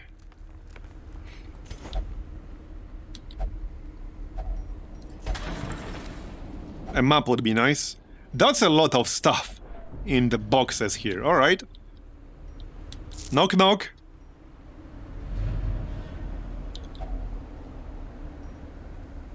Oh yeah, in exchange for supplies. Yes. We can give them anti-venom or something. Because I only have one. That would free up a little bit of inventory space. Okay, 1000 gold. Back we go then. We already have a nice haul from this. Inventory full first corridor. Yeah, I mean, wouldn't surprise me too much. Without its barriers, both proverbially and physically. Buff. There you go. Less stress received. Alright, keep light above 50. Suspiciously quiet so far. So what's the best route here? There are 11 rooms in here. So we could go this way, then here. Okay, hold on. Here, here... No, wait. You know, I'll have to backtrack a bit no matter what. So like here, here, here, here and here. There are 11 rooms in here, so I should be able to ignore twice. 2 rooms. So we can go here, here, here, here, here and here. And we can skip these 2 in the bottom right corner. That should work. Yeah, there are 11, so that should work. Because it will get rounded up.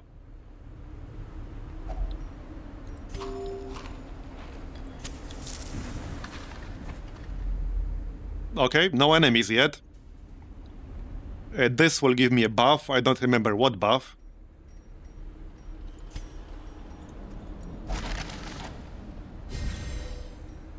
Oh yeah, minus 50% chance party surprised. Plus 4 speed if any enemy is Levantine. That's amazing. Watch us still get surprised anyway. Right, so now we're going this way. Then we'll backtrack. Empty. Still no enemies. You must keep eyes. Knock knock. Anyone home? What the heck? Okay, this is weird. Dude, what the shit? We went through half of this place already, and there's not a single enemy yet. What's happening right now? Okay.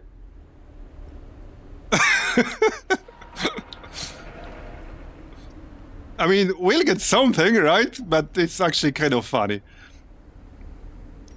We can roll a quirk for someone. They are mostly full already. Now, I don't know if there are any more interactions with the tablet. We can try cleansing souls, because I have 4 of them. Yeah, okay, nothing. I don't think a torch would do anything, or honing oil. Like, that doesn't make any sense. No. You do sometimes get a map when you open them. There we go. Okay. There's a fight here, but we'll be skipping that one. We will actually be skipping that one. Oh, there we go. Oh, here all the quirk he already had or something. He's kind of full. Yeah, so we're skipping this fight right here. Would be hilarious to finish like the whole place without a single fight. I don't think that's actually possible though. I don't think that's actually possible. Would cleansing souls do anything here? Oh yeah, they would. Nice. Okay, we discovered new interaction. Plus 10% protection, plus 25% healing received. That's a nice buff. That's a trap. That's a nice buff. Hopefully I remember that's what this is. 40% trap only, okay. Nope. Failed. Hey, step lightly. Oh, shut up! He tried to disarm it.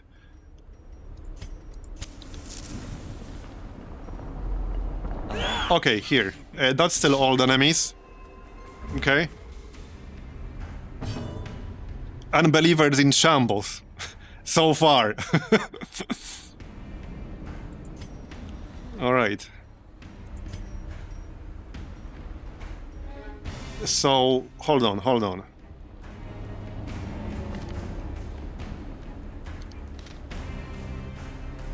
They do have higher resists. Good to know. Yep, they do. Quite a bit higher. How do we want to open here? Probably, yeah, debuff. This guy. This is the guy with the big stress attacks.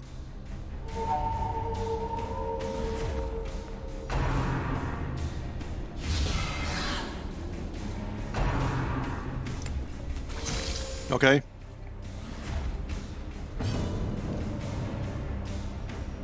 So, smoke screen. No protection, so just damage. Right, 6 damage, because, you know, we upgraded it 1 rank. There it is. I don't really need the regen. Maybe on the big guy. Okay, sure. That's 9 per turn at this rank. Yeah, there's the stress attack, plus 18. This is basically one of the worst enemies in this zone, as far as stress goes. He can add a lot. Still turn 1 here. I don't need the glassworks yet. The glassworks here is just for healing on the flagellant. We can just use riposte. Okay, let's pop riposte.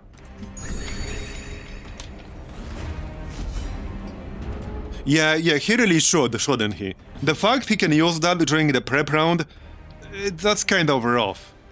That's kind of rough. Alright, 85% chance to hit. Yeah, the bleed didn't land, and the debuff didn't land either. What's his resist again? 95% bleed resist. Okay, he has some nasty resists. Way higher resists. Way higher. 75% debuff resist and 95% bleed resist. Right, I have 150. 140. Yeah, I have 140 with the bleed. So... yeah, that gives me 45% chance to land the bleed. Okay.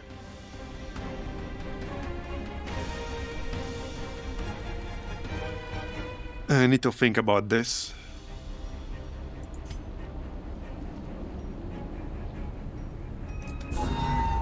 Okay, dodged. Okay. Yeah, he'll probably transform. Not sure if I can rush him down that quickly. I think Bombard, actually. Chance to hit is not great. Okay, Bombard. Does the stress attack. Yeah, just by resist alone, this is definitely quite a bit harder. Which obviously makes sense. How's it going? We're doing level 3 dungeon. First time. We went through this many rooms before finding the first fight. Like, all of this was empty. This is the first fight I ran into in this place.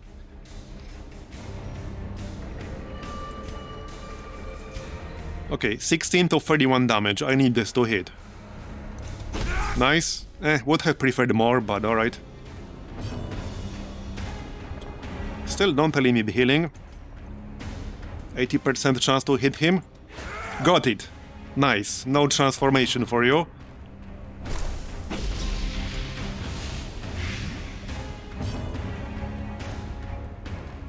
Yeah, I have a fully upgraded group.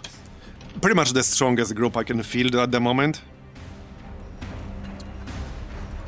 With a lot of healing bonuses stacked on the Flagellant. My Flagellant is kind of OP right now. Because I'm using Resurrection Collar. He has Hippocratic. And he's also religious. So that he will get another 26% from Glassworks. So that's a massive bonus right there.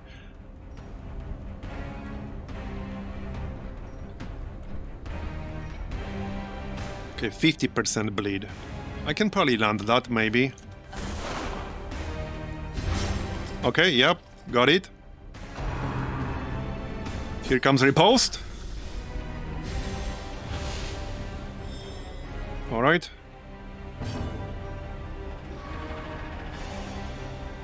So...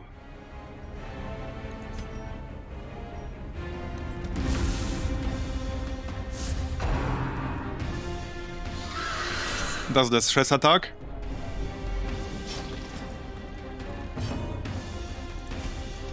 Kill her.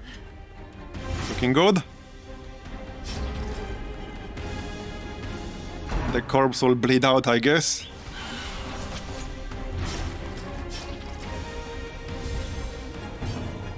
I suppose now I could heal up. Yeah, I wish these corpses weren't in here. I could use my big bleed.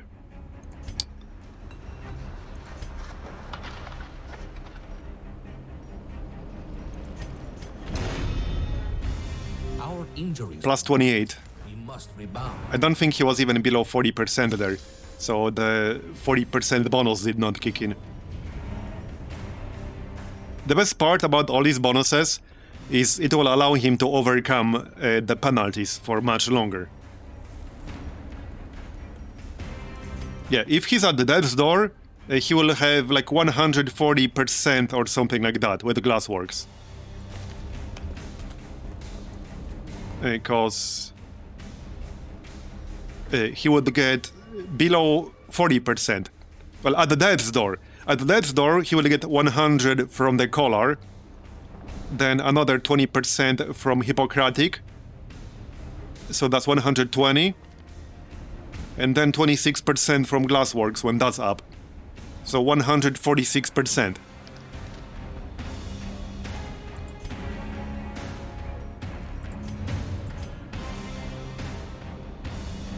Okay, I need these corpses to piss off. Oh, you'll be fine. That's 14 dot per turn. That's quite a bit. That is quite a bit.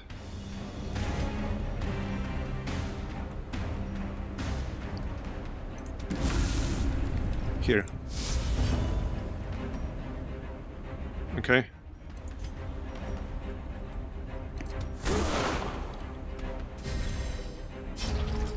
There we go, one corpse gone.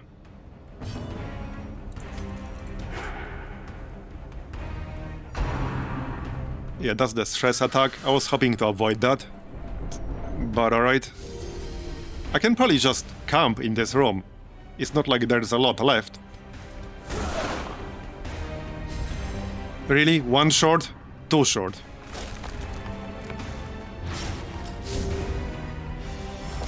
That's a pretty big dot right there.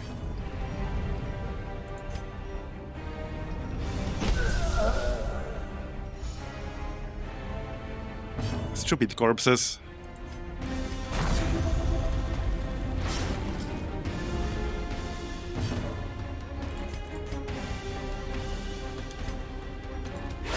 Oh, there we go. Now we got a nice crit.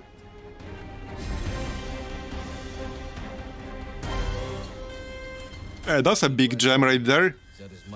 2000 gold from this fight. Plus 50. Let's just camp right here. I see no reason not to be honest. Togetherness is a rare thing in this place. Alright, so avoid ambush. Obviously. We can get some bonuses here. So we can reduce stress. Minus 20 is enough. Here. And then... yeah, Fervent Sermon. That is such a good skill. And that's it.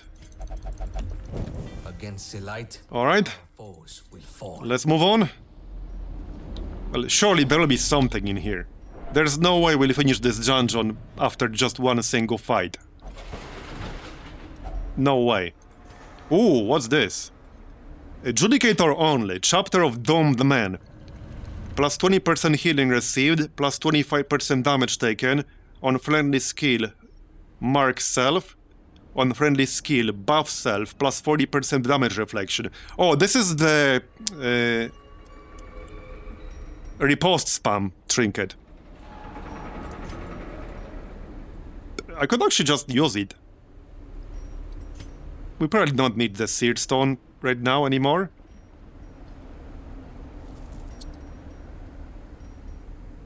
I might actually use that. So he will take more damage at the mark self, but he will receive more healing. Yeah, I think that will work. Okay, I think that will work. Okay, what the heck, let's try. Let's try. Also, now he has over 100 health, because I just removed a 15% health penalty from him.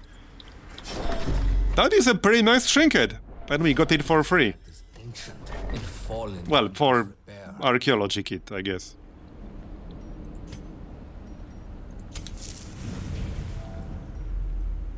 Okay. Wait, seriously? We're almost done now. This is kind of hilarious, actually. Anyone with extra space here? Not really. Map. What on earth? Okay, this was like the most hilarious run I might have ever done. What the heck? What the heck? What the heck? We've done a single fight and we're done. What on earth? Choose outcome. Will anyone hit this door on 100 stress? No.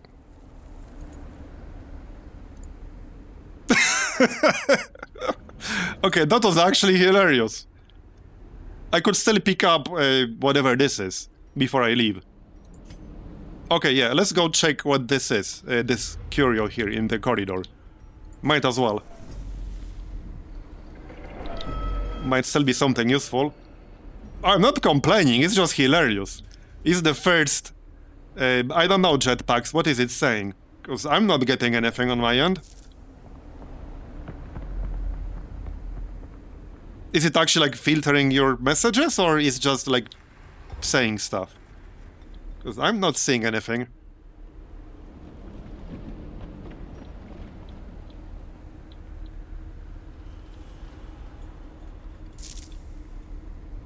Oh yeah, that's like a weird glitch on Twitch. That's a weird glitch, I don't know what causes it. Like, if one of your messages gets manually approved at some point, the automat will spam you with that message for, like, I don't know, the rest of that session or something. It might help if you, like, close the stream and reopen it or something like that. But that's just because of something that happened literally hours ago, I think. Yeah. Because I approved one message over an hour ago.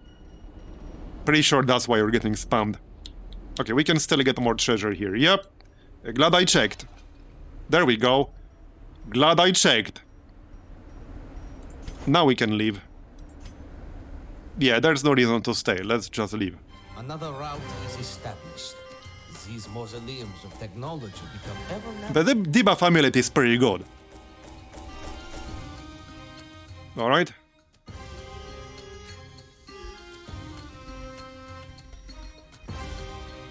Looking good.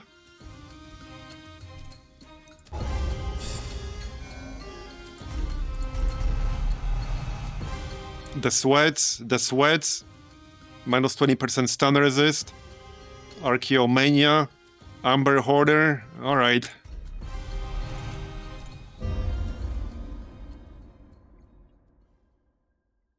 The soils and sands below are my birthplace, yet it is not the home I remember. Percy's symptoms have worsened.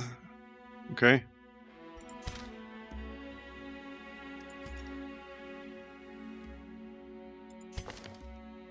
Yeah, we should remove that.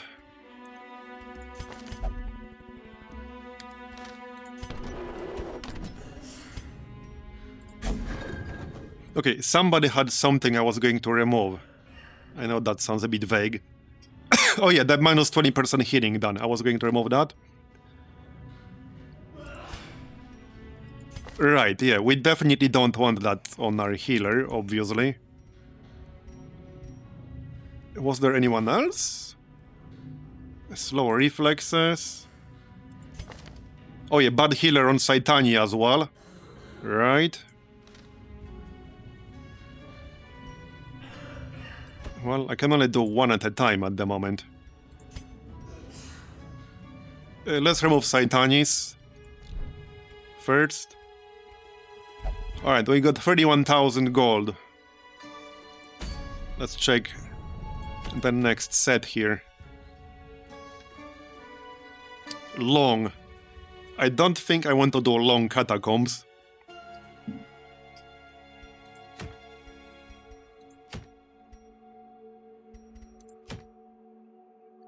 We could try a boss at some point.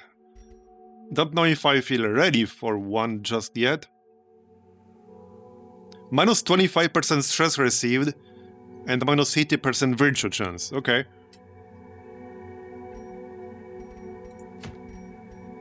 Fasting seal. Recovery charm. Okay. That's a flagellant trinket if I've ever seen one.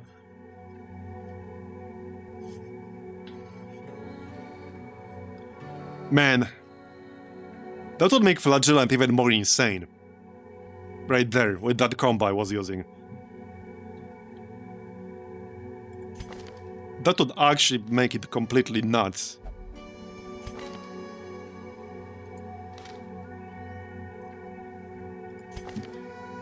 Yeah, just replace this. I might even do this. This is a long dungeon. It will be useful on any tank, really. On a guard spammer. I kind of want this. I definitely want this. It would be great on a Hellion. Yeah, on Hellion with an enraged spam. Okay, this has quite a few use cases. I kind of want this. I kind of want this.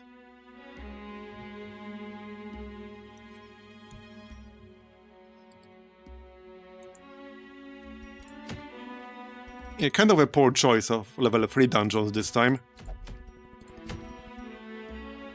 Flagellant. Okay.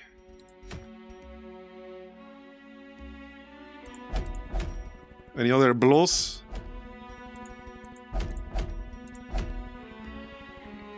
Judicator. Plus 20% armor piercing with melee skills.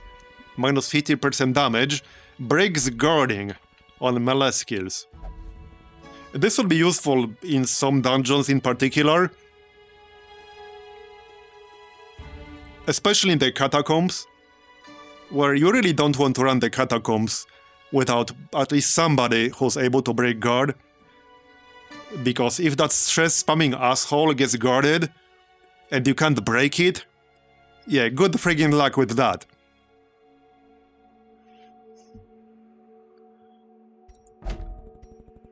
Yeah, just checking what's available here.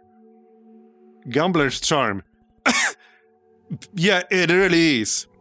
60% chance to heal you for 8 HP when you get hit, and 40% chance that you will take 8 HP damage.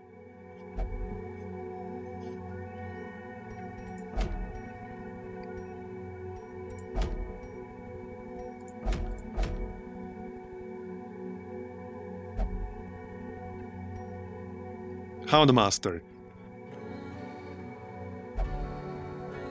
Okay, that's kind of interesting too. Plus 50% guard duration applied, plus 25% protection when guarding, minus 15 dodge when guarding. And he already gets longer guard duration if you do it during preparation phase. Yeah. So if you use this during preparation phase with Rad Trinket, you actually get plus 100% guard duration applied. Again, long dungeon though.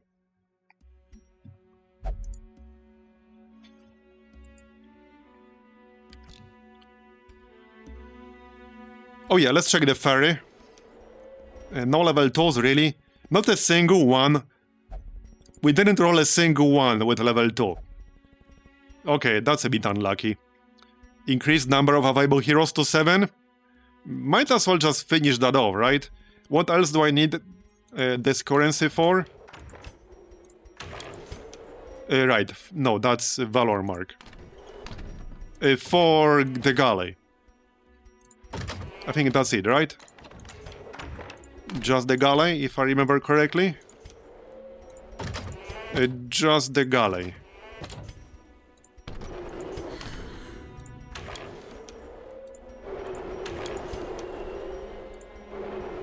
Okay, just the galley.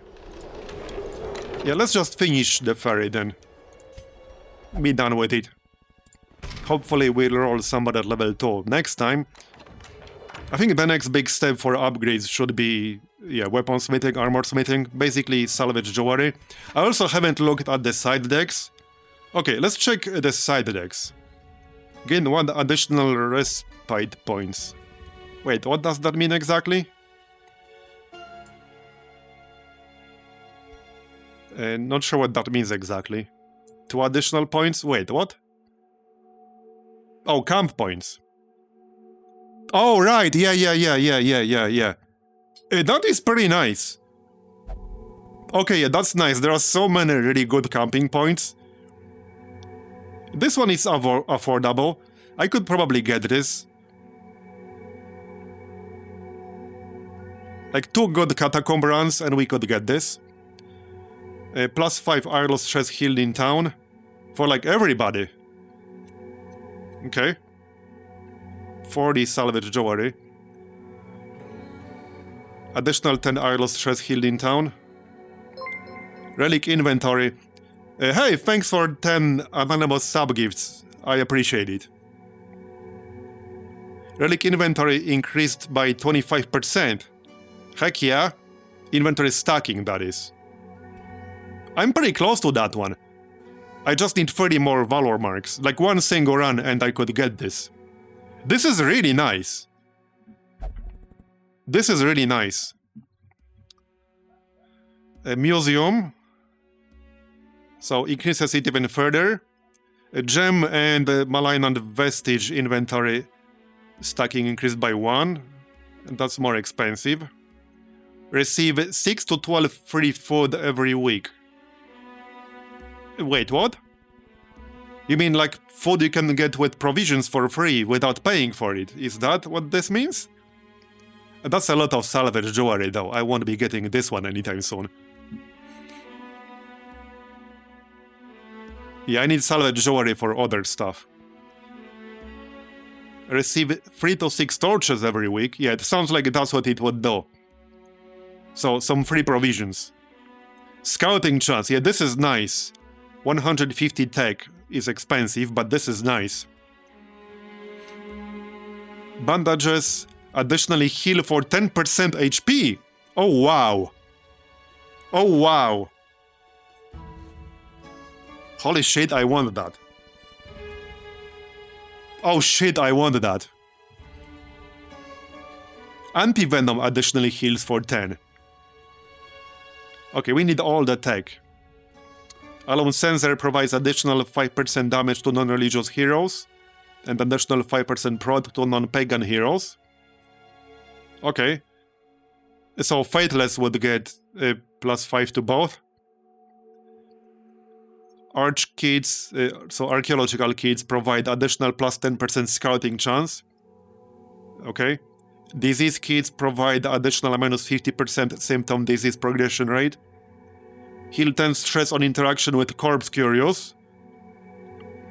Heal 10 stress on interaction with amber curios. Heal 15 stress on interaction with vendors. That's the last one now. Add 1 reflex serum to the provisioner's stock each week. Reflex serum can be purchased for 6 refined amber dust and grants a short powered spike, giving the user a riposte. Now I don't know which ones I want first. Well, the easiest one to get would be the extra points for camping. So we might actually do this long run. That would likely be the last one for today. But I kind of want this recovery charm. This is so good for so many heroes. This is so good. I would probably use this in vast majority of the runs, actually. This is great on any tank, and anyone who has a self-healing mechanic.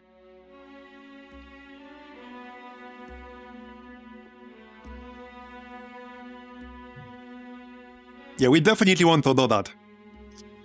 That will be a long, long run. But I definitely want to do that. Let's check the facilities really quick. So, we still have some space here. We can remove the sweats. Here you go. The Amber Workshop. Right. Do I have... Right, I don't have Amber, so I can't do that at the moment. That's fine. I could use Amber then, but that's not worth it in this case. So what would this group be? This is level 1, so it has to be level 2 max. I still have a Musketeer with a lazy eye, but I guess I can overcount that with the Trinkets. So something like this. Do I have a Flagellant? Yes, I do. Oh, he also has Mystic. I kind of like this Mystic quirk.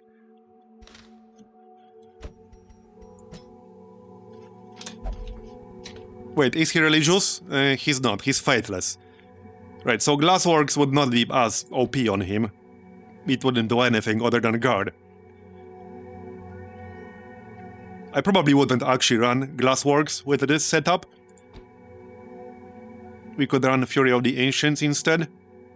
For the 2-turn stun. Or Amber Nail.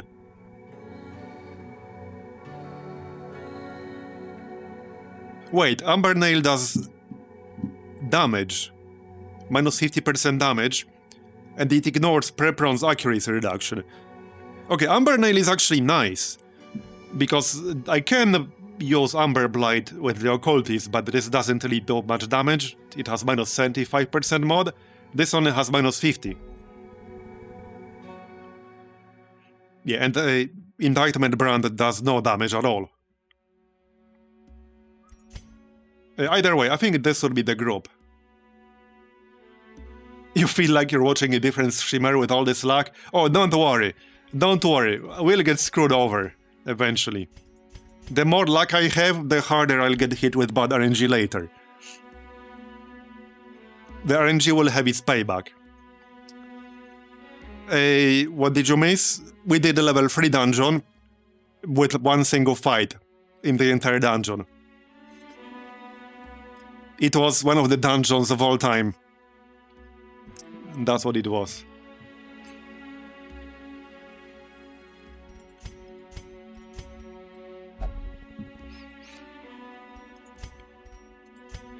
Alright, so let's do this. Any upgrades needed? For the occultist. Hey, whoops, wrong one.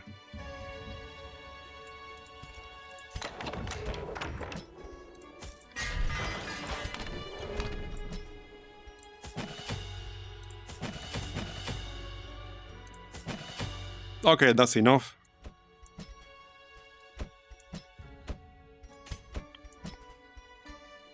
And let's just upgrade all of these here. Might as well. Okay. So, trinkets. Same as before. Resurrection color.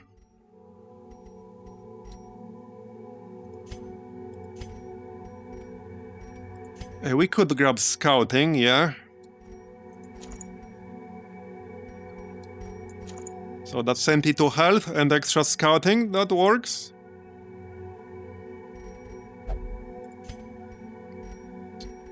For you. Healing done for the occultist. Plus 30% debuff mark skill chance. Well, I could give this to the occultist instead of the cloak. I could also give this to the flagellant, actually, for the bleed debuff. But it is a speed penalty. The cloak was working nicely. Let's stick with the cloak for now. Living ammo. Where is it? Oh, it's right here. Okay.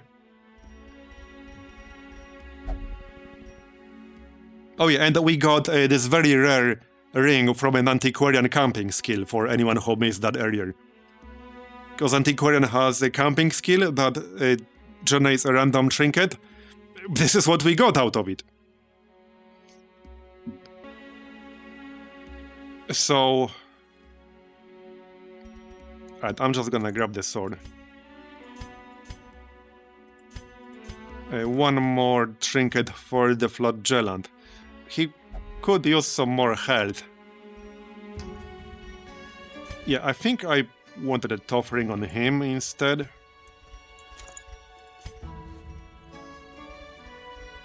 Not convinced about this seared stone right now. We could still run the chapter of Doomed When on the Judicator and just spam a repost. We could do that. We could do that, yeah. What else would I give him, though? Something that increases health, or something that increases healing taken? Because I think I'll pass on this seared stone.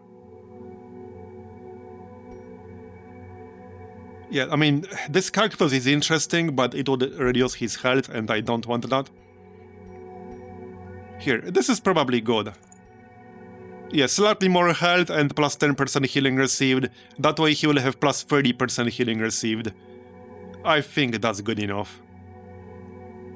That's good enough. 69 HP is fine.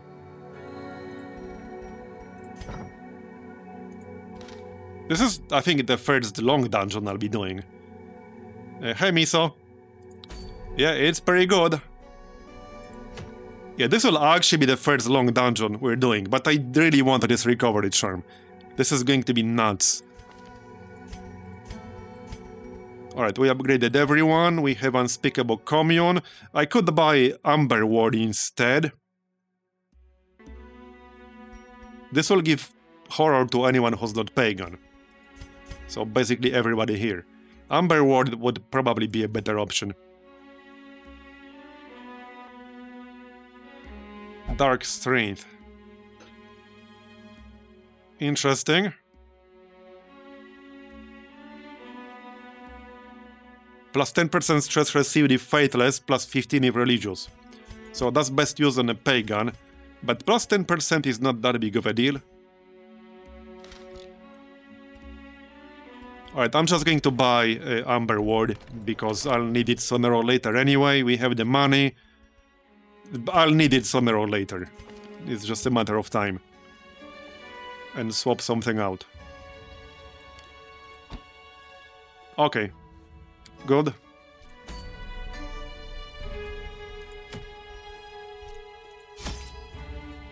So, yeah, my inventory will be pretty full for a while. This is the anti-inventory space dungeon. Okay, 2 stacks of shovels. I don't know if 2 stacks of torches is enough. Okay, 3 stacks of torches. 2 stacks of archaeology kits. We'll probably want to camp for the first time early, if only to reclaim some inventory space.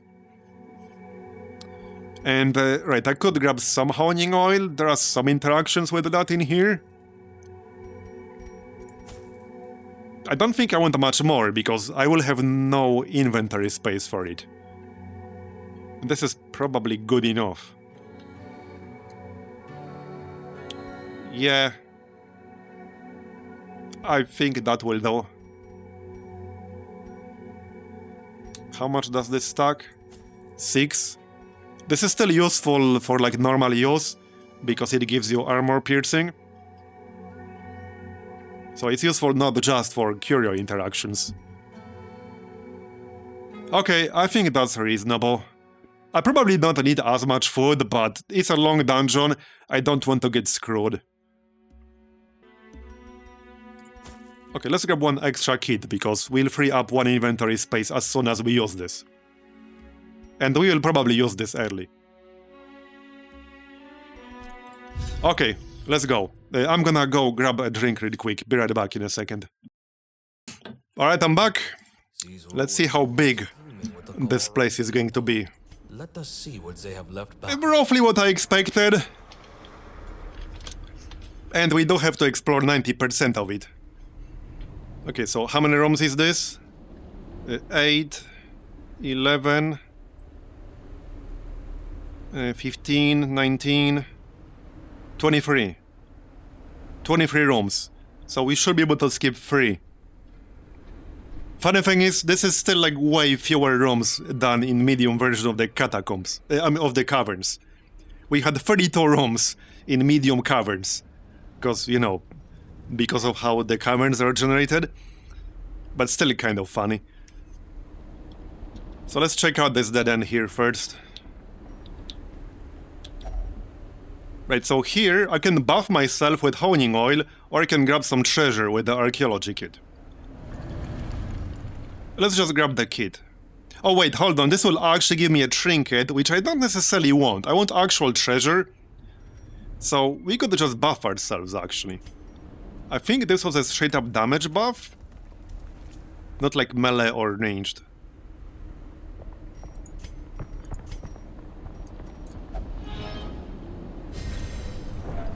No, it was actually melee. Ah.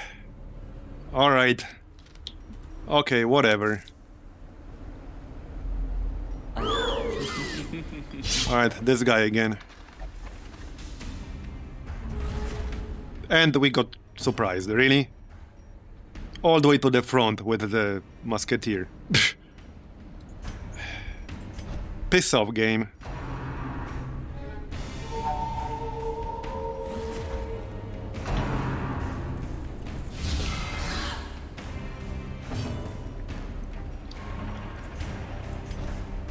at least she can move back 2 ranks.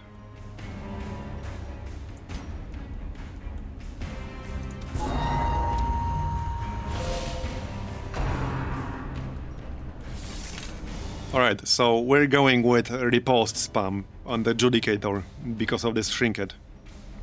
Yep. Let's see how well that's going to work out.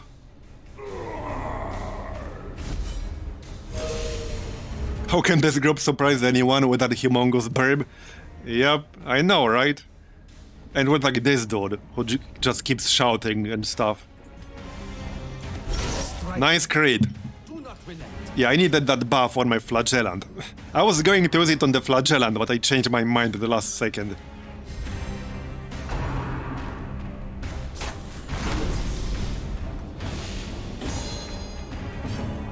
Okay. Level 3 long runs are going to be kind of brutal.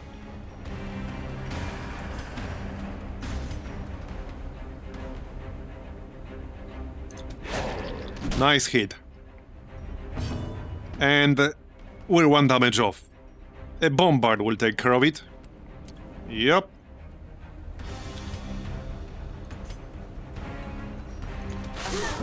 Got it. That will unlock live ammo.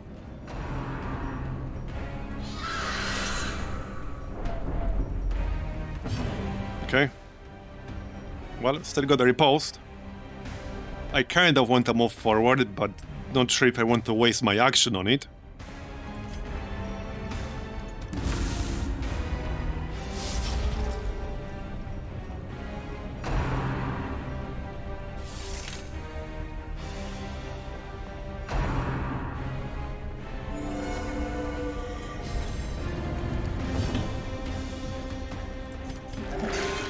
Nice heal, bro.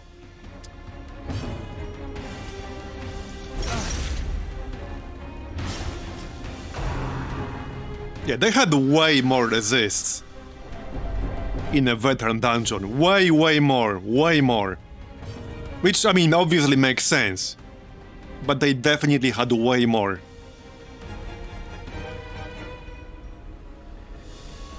Alright, yeah, just bombard.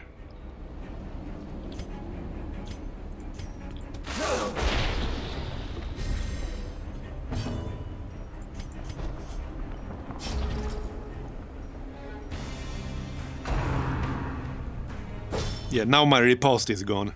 That shuffle at the start was a little unfortunate.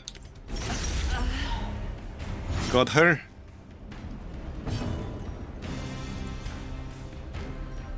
Yeah, let's just heal. Care for one another.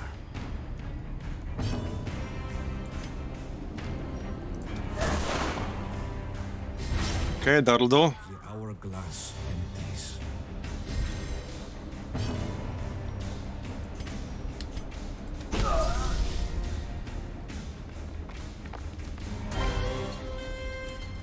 We press on. There is much to Guess what?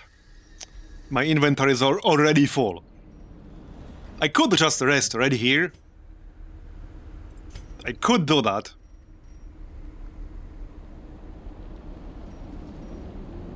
I guess 4 Valor marks is not much, but we're about to open this stuff over here.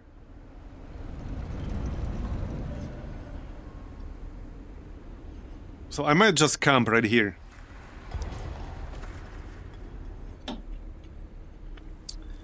Yeah, I think I will.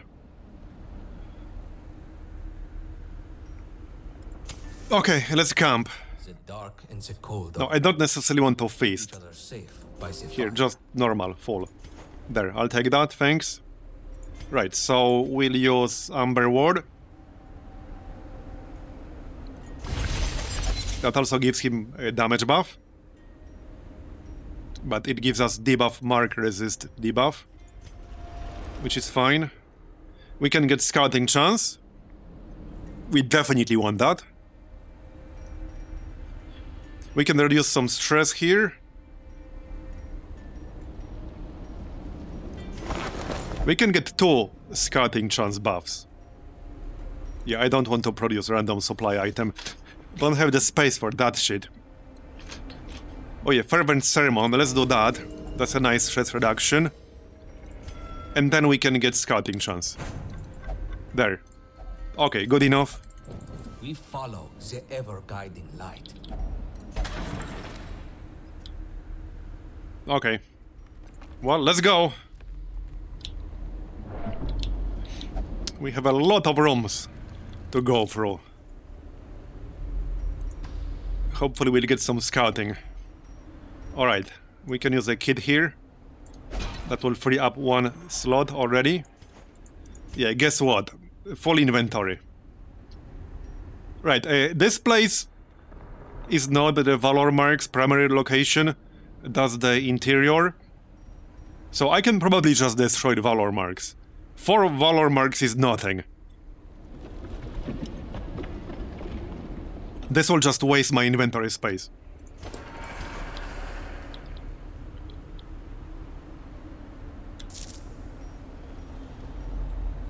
Alright, no scouting yet. Blockade. I could go around it. And fallen into Do I want to? I have 8 shovels. It's not really worth going around it. Too much backtracking if I go around it. The glory will come. Oh, does anyone have a quirk that helps in this place? No. Not at the moment. We also have +5 scouting chance here. So I have +20% scouting chance right now. Okay, treasure. Space will be problematic.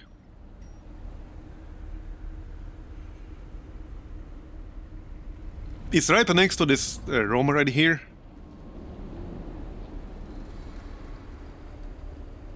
Man, yeah, long dungeons are a pain in the ass for inventory space. They really are. They really are. Because sure, I mean, I can open this, but I will not really have the inventory space.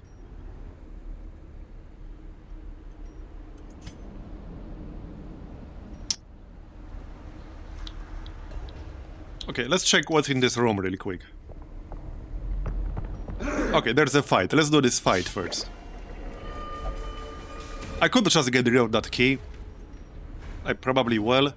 Wait, is this what uses the key? Also, we got surprised again. Piss off. Actually, piss off. That's annoying. At least the Judicator is not all the way in the back. But it's still annoying.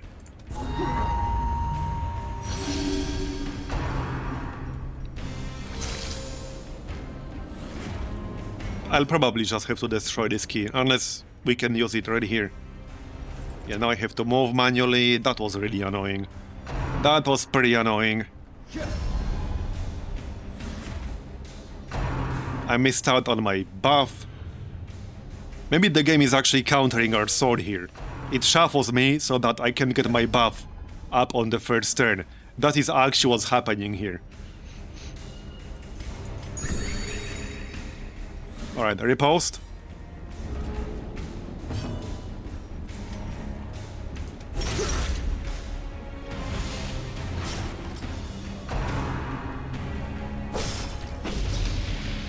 He dodged. Okay.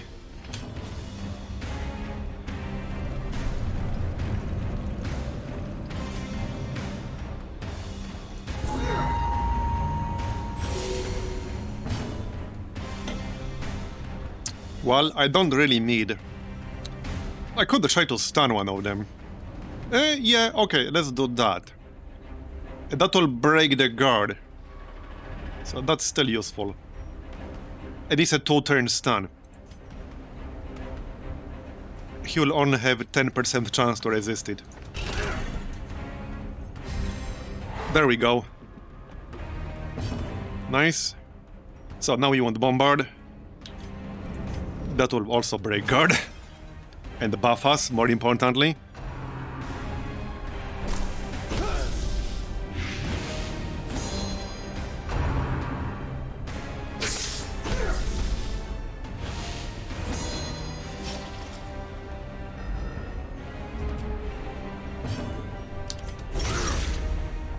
Bleed.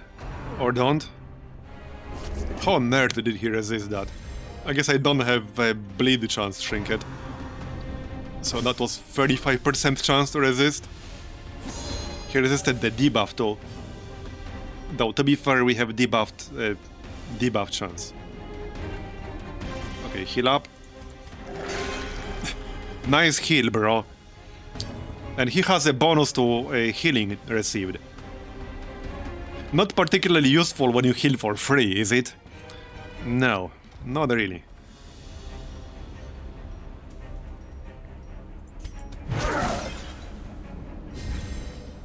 A cut vein, a drop of... One down, thousands to go. Does not regard the method.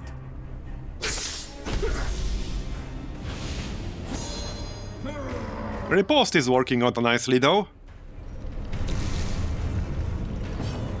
Yeah, the only part I don't like about this Trinket is 25% more damage taken. Because that could backfire against some enemies that can attack for a lot.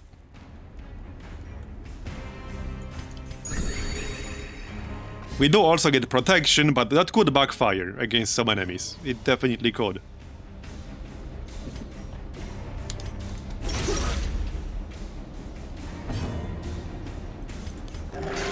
Free again! Okay, buddy. Okay, okay. Okay. I might actually switch my Musketeer to the heal. Because this is a bit low. This is a bit low. I might actually switch to patch up instead of smokescreen. I think I will do that. I think I will do that. Yeah, RNG is definitely up to something. He will actually drop to... No, he will not drop to 0. Yeah, he will. Actually, he will. Another step forward. Yeah, heavy bots. That's a nice Trinket, but do I really have the space for it? I really don't. I really don't. I can eat some food. I really don't have the space for this.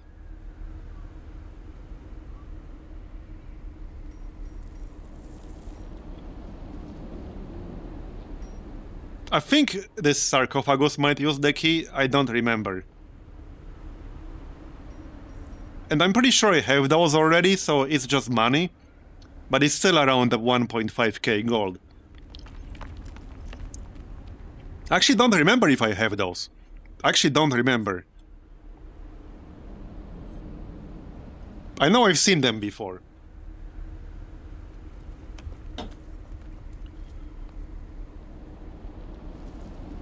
You think I'll be replacing the Jade? Maybe, but that's 1.1k gold right now. Alright, I'm gonna drop the key. I'm pretty sure this uses the key. It uses the shovel. Man, stupid inventory space. I really hate the long runs. I really hate the long runs. Because there's another curio right here that uses shovel.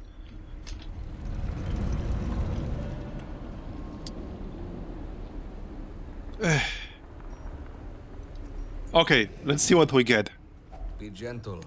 For sale. Alright, this is fine. I don't care about the bandages. Are precious. It could have given me anti-venom. But yeah, we don't care about the bandages. Now we could open this one real quick. This one here. I could do that. That uses archaeology kit. It's a pretty low chance I'll get something that stacks with my existing items. Yeah, I agree. The inventory on long runs could have been handled a little bit better. I think I'll skip this one. The teeth greet. Oh yeah, that's the door. Now we can eat some food. Oh yeah, and let me switch the skill. So we'll take... Here, patch it up instead of smoke screen. Because he definitely needs to be patched up. Okay, so now I could get a melee damage attack bonus for somebody. So either for the Judicator or for the Flagellant.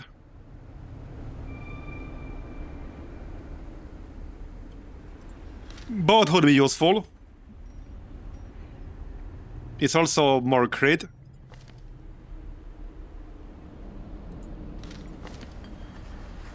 Flagellant has 0 crit right now. Okay, let's give it to the Judicator then. There we go. Plus 20% melee damage and plus 5% crit. And he already has plus 15% damage from a camping skill earlier. So that will stack nicely. Alright, I need to heal him ASAP. Okay, looking good. Back we go. I will get some space soon because we'll use up the torches. But we're not quite there yet. Okay, so archaeology kit. I can get it on the way back. Great, trap. And it had to be for him. Are you serious right now?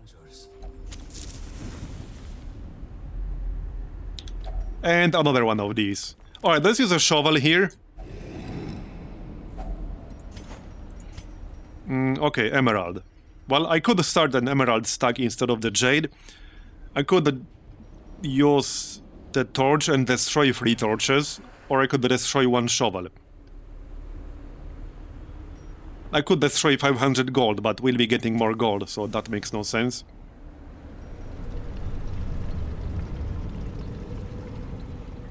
I can also just eat 6 food. So yeah, I can eat the food, I can destroy 1 shovel, I can destroy 3 torches. Or any combination of that, or the 2 jade.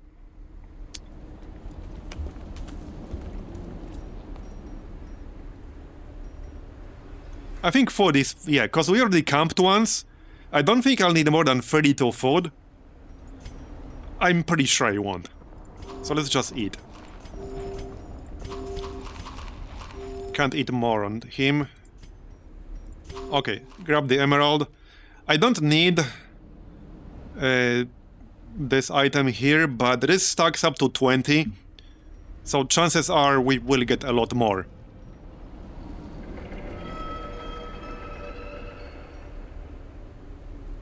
$16 more torches should be enough for the rest of this place.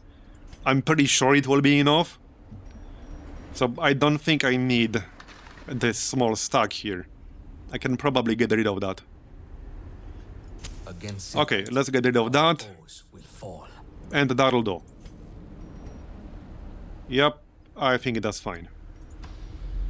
And yep, there's a trap that spawned. Who can remove that? Yeah, they're all bad at that. They're all really bad at that. Oh, there we go, that worked. That was 30% chance. Yeah, so I could grab this if I want to.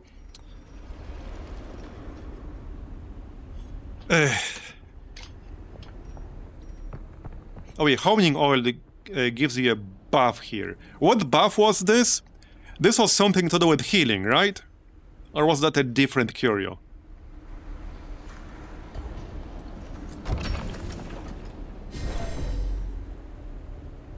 Oh, ranged skills. Okay, yeah, it's a cannon. Alright. He does have a ranged skill, Fury of the Ancients.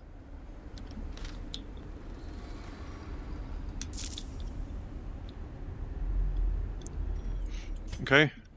Now this way. We can skip this room in the corner. Give me a map. Or give me more crap I can't carry. But requires funds. I guess I'll just eat that food. No, he's full. I can't eat it. I don't really need the keys all that much. Not a lot of use cases for keys in the Catacombs. So we're good. Alright, we got a fight. Now he needs some healing. Now we surprised them. Good. Because I already got surprised twice. That's quite enough for me, thank you very much.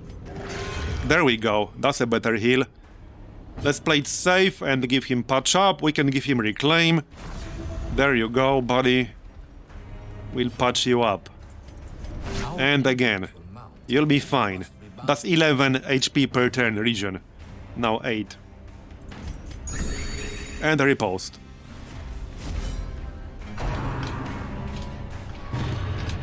I might need to camp like soon-ish, because his stress is getting a bit high. But there's no like stress asshole in this group. Still, with this build, he will be targeted a lot. So we'll see. I don't want to camp for the second time too early. Let's see now.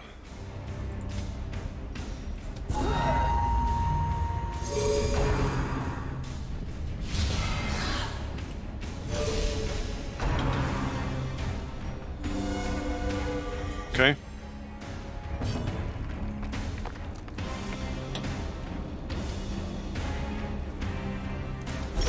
Bleed.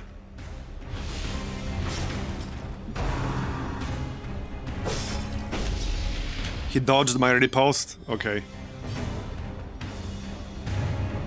Right, so I could try to stun the guy with the burb.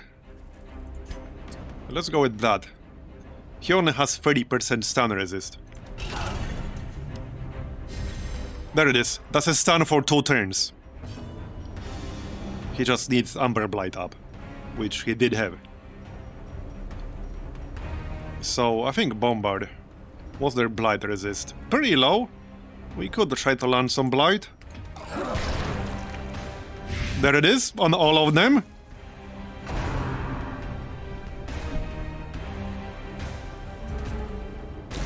Yeah, no stress hordes in the group. That's a good name for them, definitely. I need some crates to reduce my stress. He can reduce it a fair bit when camping, right? Yeah, he can. That's a great skill for stress reduction when camping.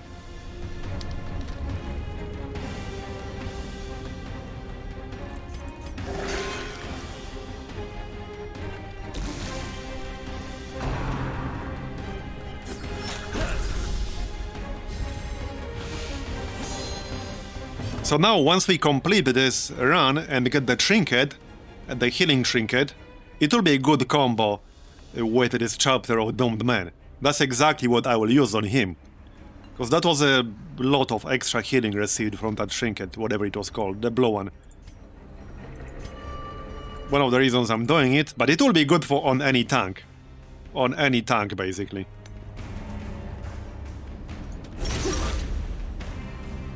That's a kill. More Blight. If you complete the run, I should be able to. It's a pretty strong group. I would have to get really screwed by RNG. Surely that wouldn't happen, right? Surely that would not happen. Nice kill.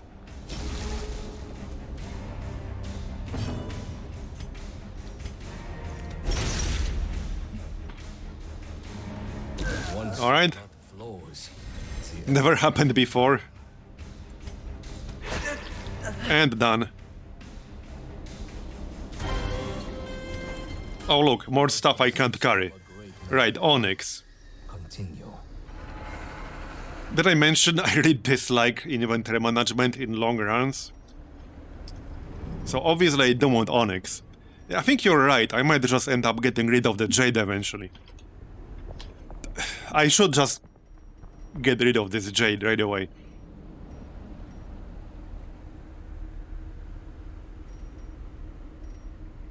I don't want to, but I won't have enough inventory space for everything.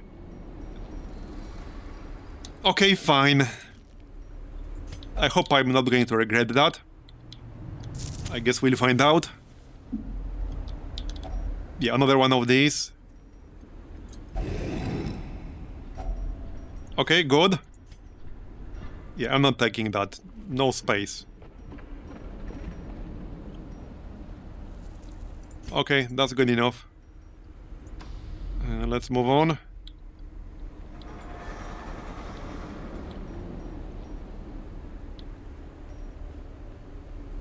More stuff.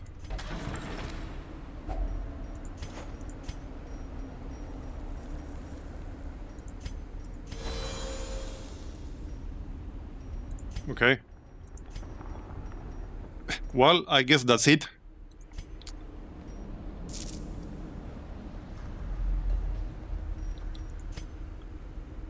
Right, we can skip this from here. Let's just move on. Would be nice to get some scouting info. So this would give me amber, which I don't want. I mean, I want it, but I don't have the inventory space. I will not have the inventory space. So no amber, sorry. Oh, I think this, yeah, this uses the key. This uses a key. Yep. This is like one of the few use cases for a key in the Catacombs.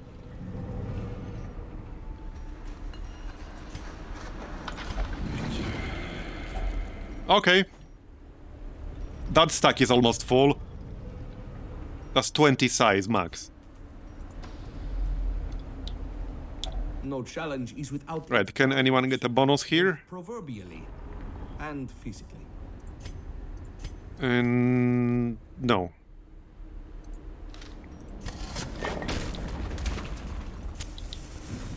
Okay. Give me some scouting, come on. Scout this room, thanks. Okay, this guy.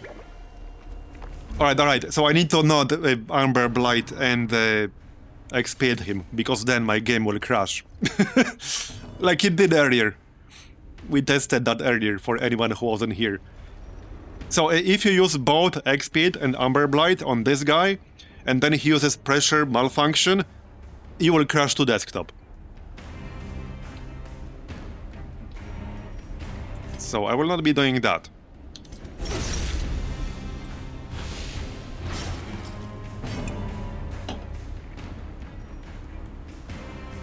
Okay, no need for a heal here, unless I really want to.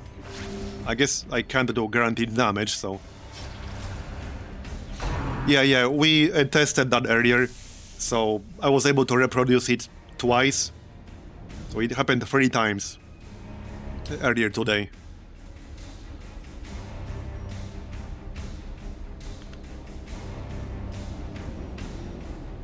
Right, well, I still want at least one effect on him, I think.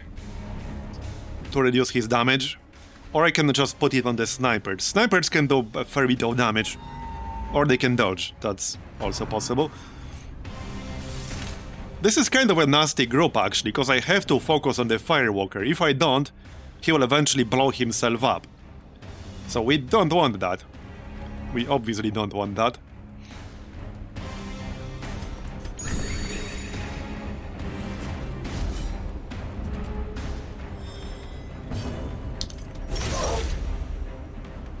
Okay, there's the bleed, 14.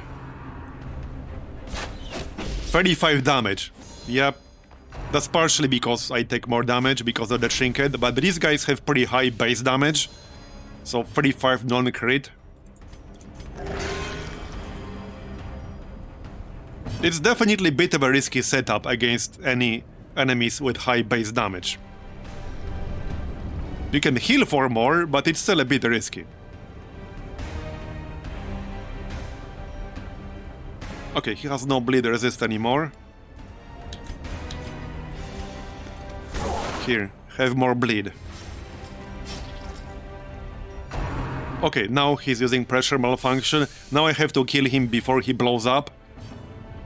That might come down to some RNG here. Like, this kind of has to hit him. Okay, good. Yeah, we got it. Never not had it. Never not had it. The scavengers will eat well tonight. Bye-bye. Now get rid of the corpse, so that these assholes can't shoot me. Because they can't shoot you from the front, just from the back row. Maybe I can kill one. Okay, I think I can straight up kill one. Yep. Certainly.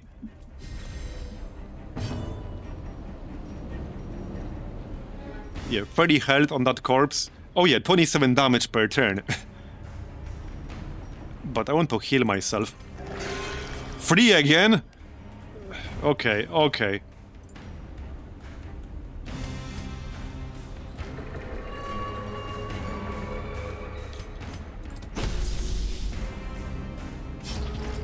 There, now he can't shoot me anymore.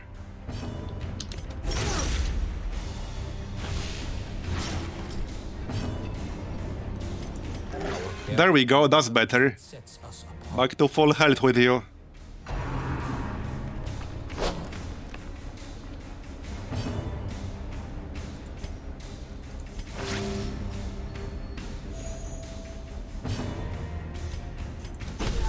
And done. Oh look, more stuff I can't carry. And I guess this is fine. So this is essentially 1.1k gold. That's what it will sell for. It's a nice common, but I think I already have one or two. Pretty sure I already have one. So I'll destroy that.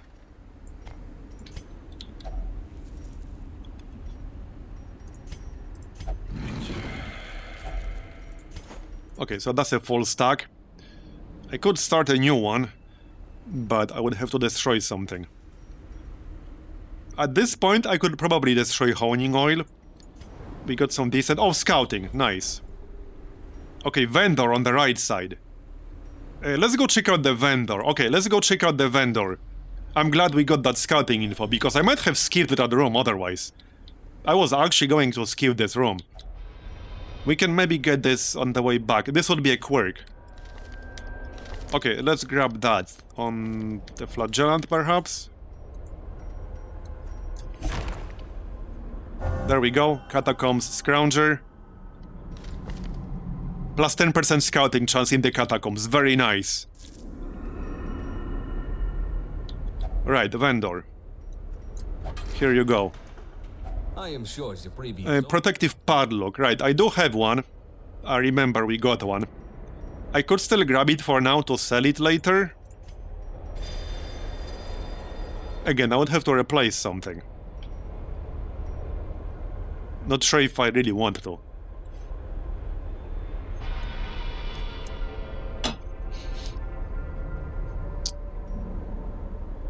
Probably not. The only thing I would maybe replace is honing oil. We got another vendor to the west. Okay, no, I'll actually pass on this. It's fine. And there's a fight right here. I could actually camp right now, right here. Let's actually do that.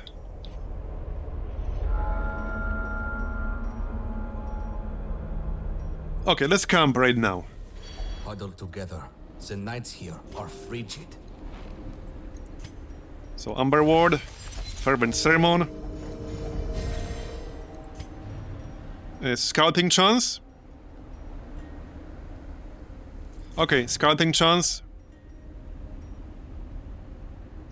And I could get another scouting chance. Or just reduce stress more. Yeah, just reduce stress more. Our path is Alright, march on. let's go.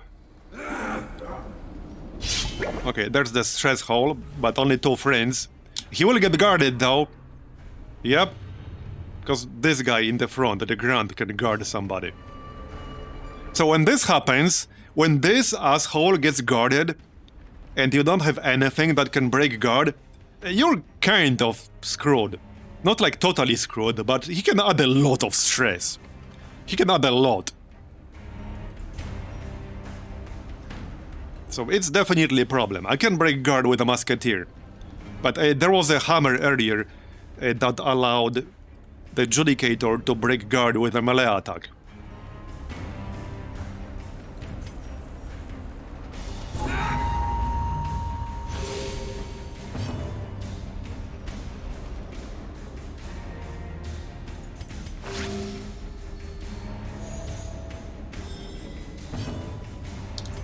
Nice hit. So 7 bleed already. We want to kill him before he can do that much. The problem is that he can do it on the first turn. And it's gonna be quite a lot of stress. Then he can do an AoE version of this. Okay, the Grand guarded the commander. That's good. No need to break it right now. Just kill him. Really? You dodged? Right, that's still turn 1. Was worth a try though. I think he's dead now. Yep, he's dead. 14 damage, he has 13 health. He's dead. We had 2 of them in one group earlier. That was a really bad group. That's a group that will add a lot of stress to your party, like no matter what you do. Unless you can somehow, like, I don't know, control them both, like stun them both, I don't know. Maybe with a Hellion stun if they are in the front. But that's a tough one to deal with if you want to avoid more stress.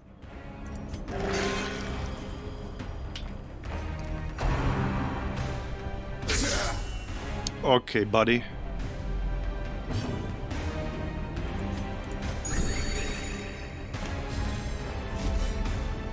Riposte up. And let's just break that guard here.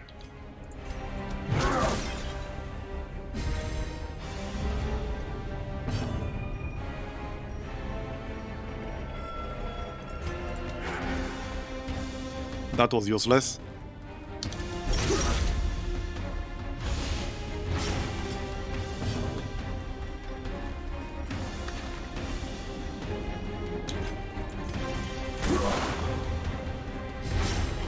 And he's dead.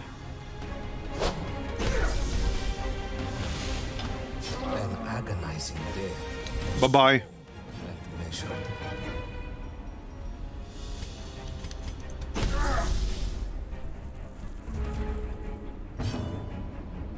Let's just heal here.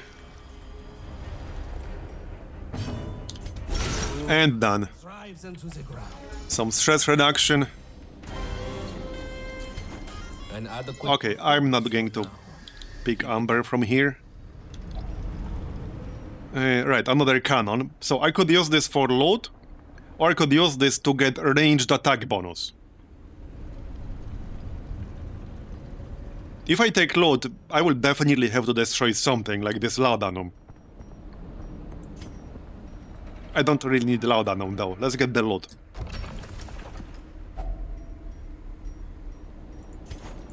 Okay, so destroy laudanum. I'll take the gold.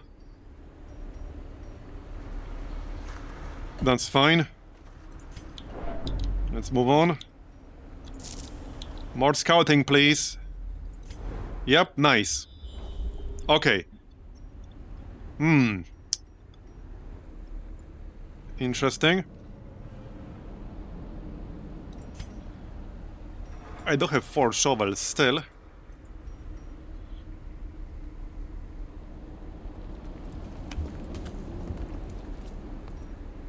I'll have to do some backtracking. Or, well, we could just go this way and ignore both of these rooms. Just go like this. Or just check one of them.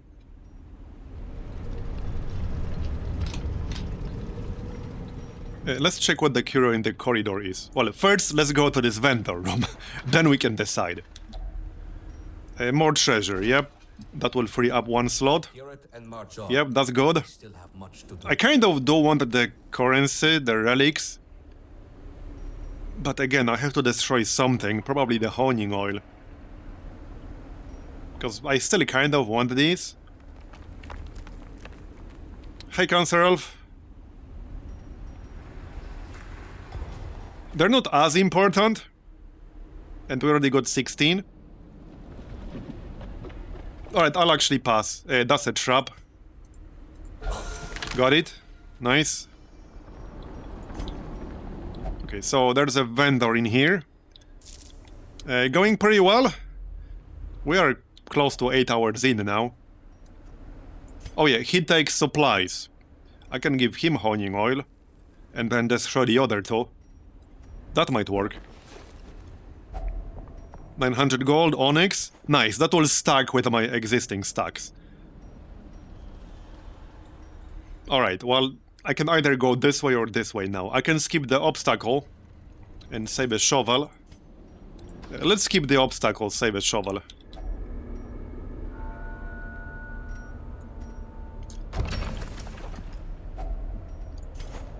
Okay, well...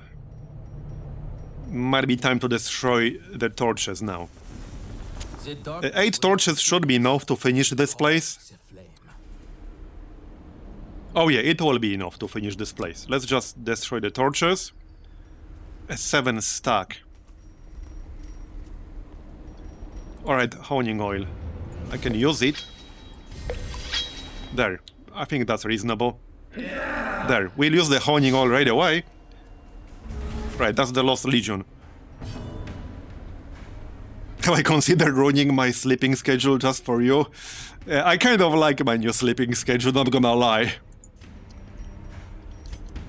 And the streaming helped me fix it. It's all thanks to streaming, like straight up. I'm close to 3 months now. With like a reasonable sleeping schedule. It's still sometimes off, like by an hour or two. But yeah, I'm terrible at maintaining a healthy sleep schedule. But now I'm on the longest streak in like the decade. More than that.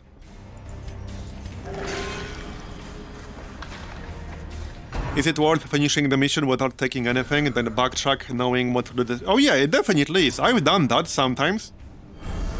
I've done that. It depends on like the exact situation, of course.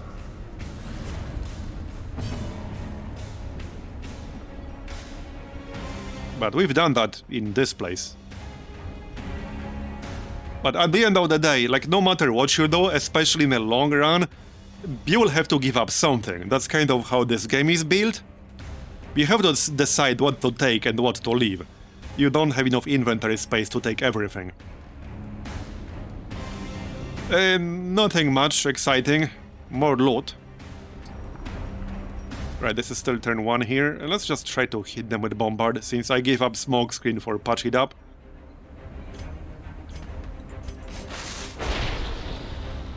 Okay.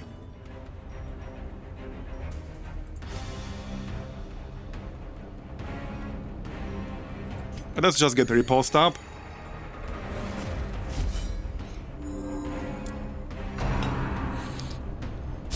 It's just long run dungeons that are a bit annoying in terms of inventory management, because you have to bring way more provisions to a long dungeon. Medium and short are way more manageable, especially in this mod. Inventory management in general is easier in Black Reliquary, because things generally stack higher than they do in vanilla. But in a long dungeon, where like 2/3 or even more, like 3/4 of your inventory will be provisions, like it's still annoying, because it's not going to be not annoying.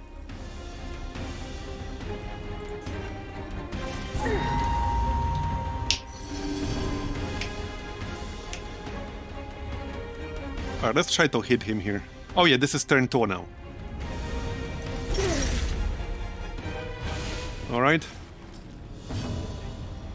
Probably best to kill him ASAP now.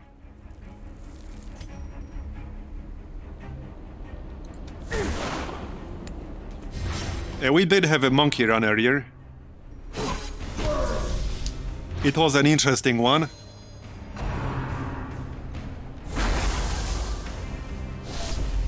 Alright. Bleed Heretic. No, you! Alright, the riposte still up. I could stun him here, or just hit him in the face. 88%, 19 to 38 damage. There we go. 35 non-crit.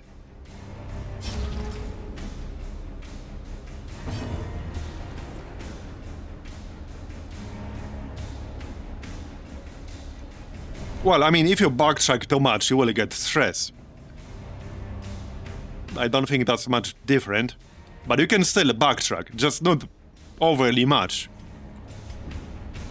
And in some places, like in the Treasury especially, in the Treasury there is a mechanic that can really kick you in the ass for backtracking too much. But, you know, sometimes you have to backtrack based on the dungeon layout. But yeah, there's one thing in the Treasury especially that can kind of bite you in the ass hard.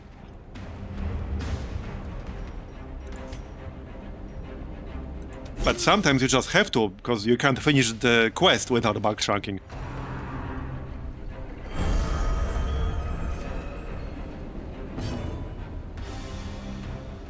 Yep. Or let me rephrase. Traps can always spawn. Even in like vanilla Darkest Dungeon 1, you can have traps spawn. It's just that here, some of the traps can be way more punishing than others. Way more punishing than in vanilla Darkest Dungeon 1. And you can't see them if you didn't scout them out. So it's not that like you fail to disarm them or something. If you don't scout out a trap, you won't see it to begin with. Okay, this guy's dead. But you can still backtrack to pick up stuff you missed, or you didn't pick up earlier.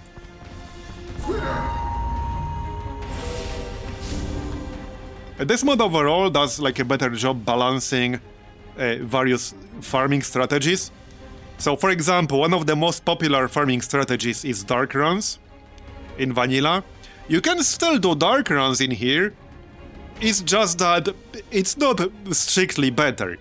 There's a significant risk to dark runs, because above 50 light, or let me rephrase, at very high light levels, starting above 50, and then much higher, you have a Lost Legion spawn chance. That's these guys. These guys are the Lost Legion. So these mobs can spawn at high light levels and above 50 light. At low light levels and below 50, you have Caverns or whatever they're called, a different kind of enemy that can spawn. It's like an entirely different kind of enemy that cannot spawn above 50. They are tougher, but they do have a better loot table. They drop better treasure. So you can still farm a low light level, but you will have tougher fights to deal with.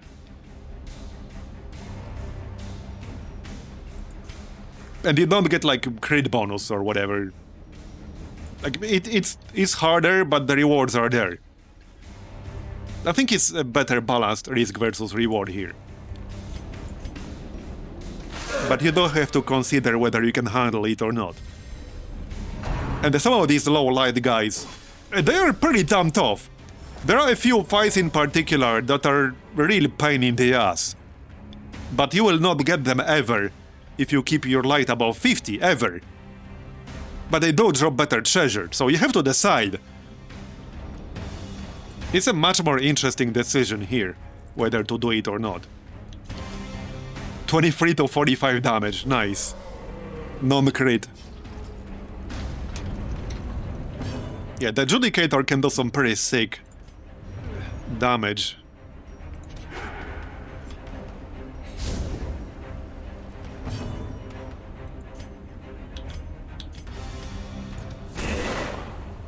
Yep. It's because he gets a bonus against Amber Blighted and Expiated targets. It's a new mechanic in here. Oh look, fortified place again. Right, I'm not bringing those with me. Here, he gets a bonus against Amber Blighted and against Expiated targets, and he has pretty high base damage to begin with. Like, this guy has pretty damn high base damage. So, his damage can really stack up quite a bit. It still doesn't beat a combo we had earlier. So, for anyone who wasn't here much earlier, during the stream, we were running a combo with the Highwayman, with the Contraband Trinket. Which is basically a Duelist Advance and the point-blank shot spam combo. That's basically what it is. It buffs up your melee damage, and it also buffs up riposte. So, long story short, he was doing 15-20 non-crit riposte damage and 40 plus crits with riposte. We had a 42 crit with riposte with that setup. It was a pretty fun setup. This was with several bonuses. This was with one new mechanic that exists in this mod, affiliation. So every hero has one of the 3 possible affiliations. Some of them can't spawn as certain affiliations. So there's Faithless, Pagan, and Religious. Judicator, for example, cannot spawn as Faithless. So what I was using, among other things, one of the bonuses I was using was right here, Glassworks. This is basically a guard But if the target is also a pagan, which the highwayman I was using here he was a pagan, it gives you another plus 17% damage, plus 7% crit. So I was using this, and then I was using some other bonuses. So it was the contraband trinket, which are trinkets you buy with amber, new currency in here. But yeah, he was doing like 40 plus riposte hits. Alright.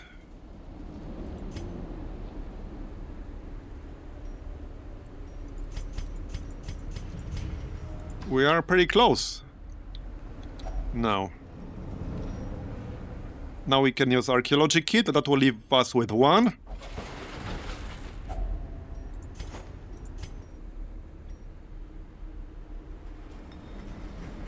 Okay, that's a nice trinket, but I already have one. I have this exact trinket. No, that's a 6 stack. I could destroy my last archaeology kit. Not sure if I necessarily want to, because it will convert into gold, guaranteed. I could technically destroy the firewood if I'm not going to camp anymore, which I might not. I might actually not camp anymore. Is Darkest Dungeon 2 harder than the first one? It's different. It's kind of hard to compare them both directly, because they are very, very different. Combat itself is a lot less RNG. So it's just different. I wouldn't say it's easier or harder directly. It just depends. Yeah, I might just not grab these relics here. A 6 is not really a big deal. Gold is mostly why we're here. And we already have 16.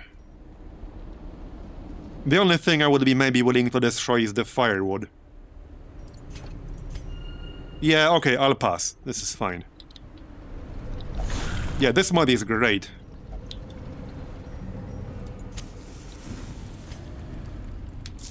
Alright, we got a bunch more rooms here. Encrusted sarcophagus. Alright, this uses a shovel. I have not tested archaeology kit on it.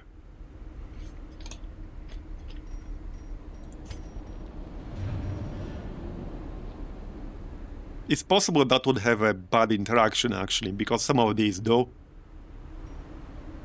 I know for a fact shovel will give me stuff, so let's just go with shovel. Okay, jade, right, I destroyed the jade stack, but that's fine, we got the gold basically here. That was worth it. We'll skip that battle over there, we're just going this way. I think I'll just camp in the next room. Now I could use the kit here, that will give me a quirk, but I'd rather convert the kit into actual gold. Again, gold is why I'm here for the most part.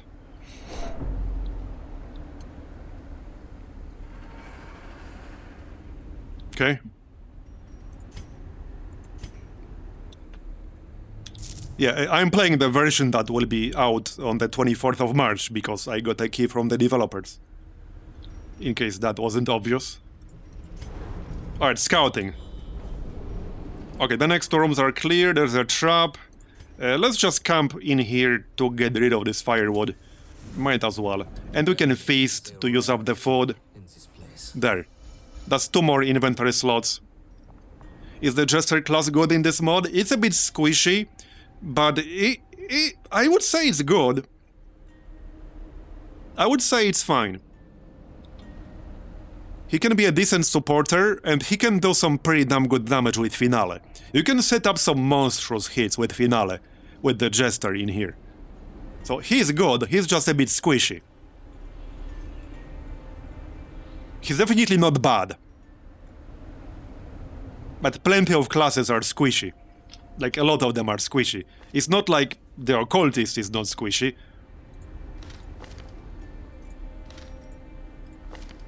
Like, I had dudes with less than 40 health. Right, so first, Amber Ward. I don't even need a stress reduction here. Our stress is fine. I don't even need to use Fervent Sermon there.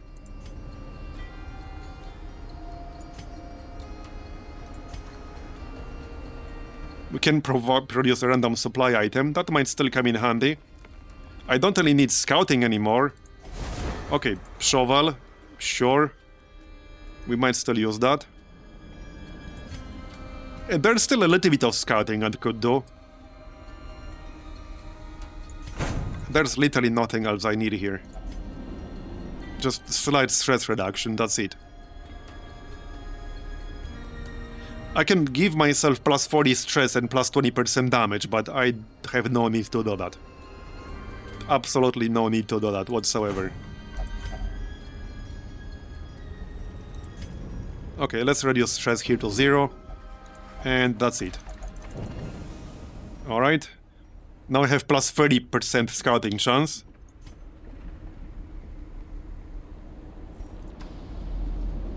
Okay, I could backtrack to grab this curio right here. But we still have like 4 more hallways.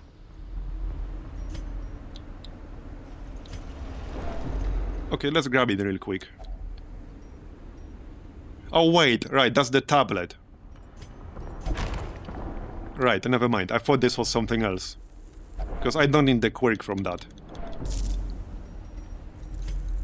Okay, let's go. There's a trap here in the hallway. The tablet again. Okay, that's fine.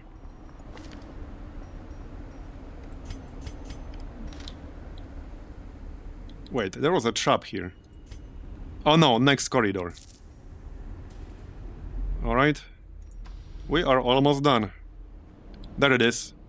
I only have 30% chance. Yep, failed. Oh well. You must keep eyes peeled. Well, the thing is, I only have one Jester on the roster right now, I think, but it's definitely not a bad class. Let's use our last archaeology kit. And I will be testing out various group compositions. Yes, there are voice lines in here. Scouting. Okay, that's clear. We might be done fighting. Right. I don't think Shovel did anything useful here. I'm pretty sure it didn't. It might even have been a negative. We can test it. Okay, that had no effect. Alright.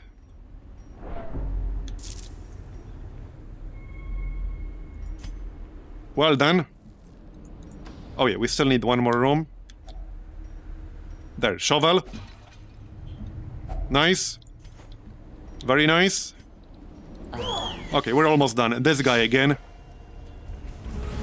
Alright, so just don't crash. I mean, it won't unless I use... you know what.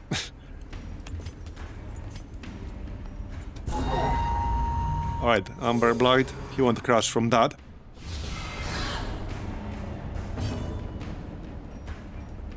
I don't need a heal, so let's just try to hit him. Wait, how did you get stress reduction from that? Oh yeah, because of his quirk. Because of his quirk.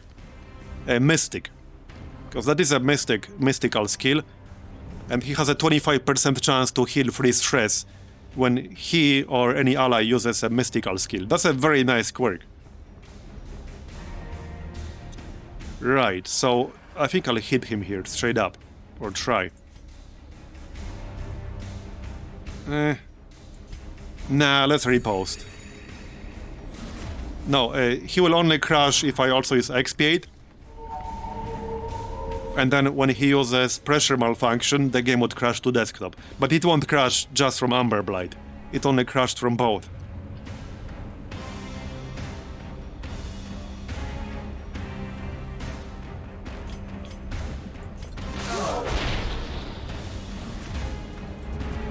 Oh, a lot have changed because this is a total conversion mod that's coming out in 2 days. And it's a great one.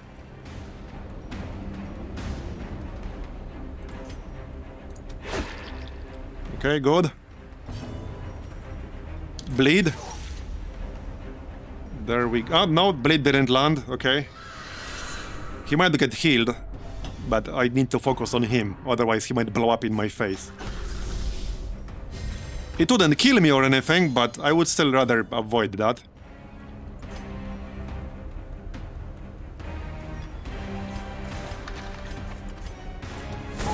Nice. So he's down to 36. So this is 14 to 27 now. Good enough. 18 health. Yeah, now he uses pressure malfunction. And after this, he will like blow up, basically. He might get healed, but hopefully not. Okay, bleed didn't land. Yeah, he will get healed. On a 4, that's fine. Let's see if I can actually finish him off here. I might be like 4 damage off, and the friggin' bleed didn't land. It's up to you now. 85%. Got it. Nice.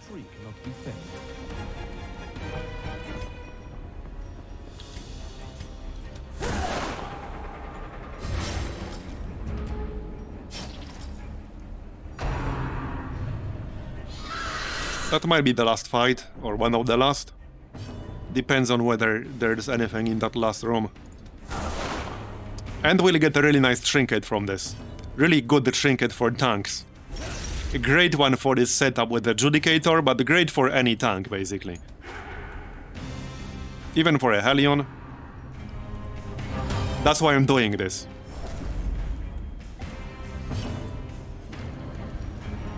Okay, this guy's dead. And I can't hit her, really. This one... yeah, no, I can't hit her. This will do some damage. Done.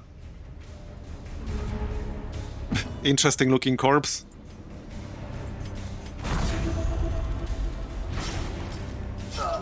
And done. Oh, we got a blue.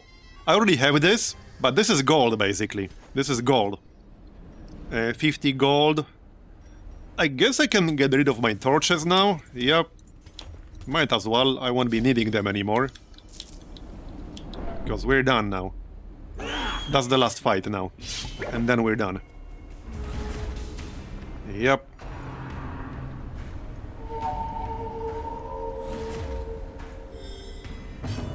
Alright. Yeah, this guy. Because he'll get a lot of stress if I don't kill him.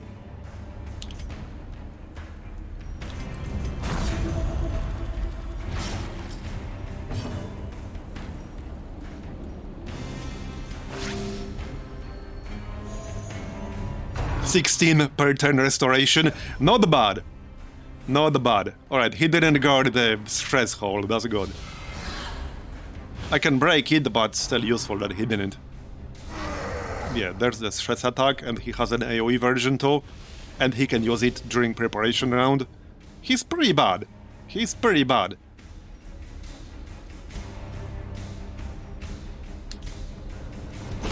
Nice. 34 non-critical. I almost straight up killed him with that. There we go. Bye-bye.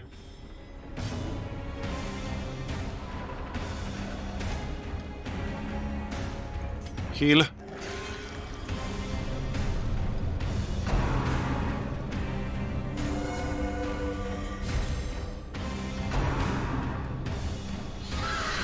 Yeah, Flagellant is definitely great. He's always been good, but he's amazing in Black Reliquary.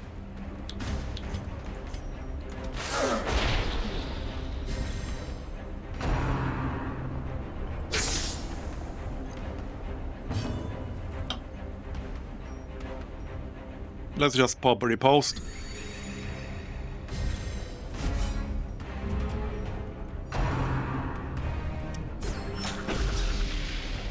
Okay, she dodged. Whatever.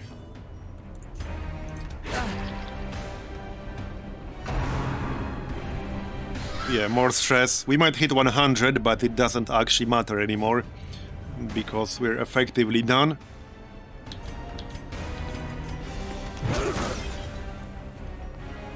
She's at 1 health. Not that... Oh, yep, she actually dodged, really. Okay. Not anymore.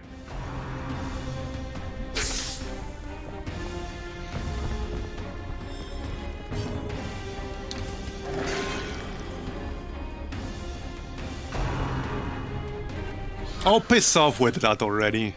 Yeah, there's 100, but it doesn't matter anymore. Watch us get a virtue. Nope.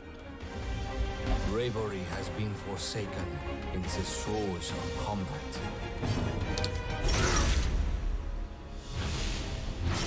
Alright.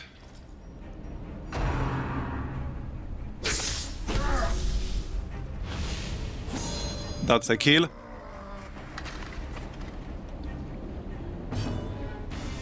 Not super impressed by this Trinket with the repulse right now. It will likely get much better once we get the Trinket from this run, because I will be able to hit him much more effectively. Alright, we're done.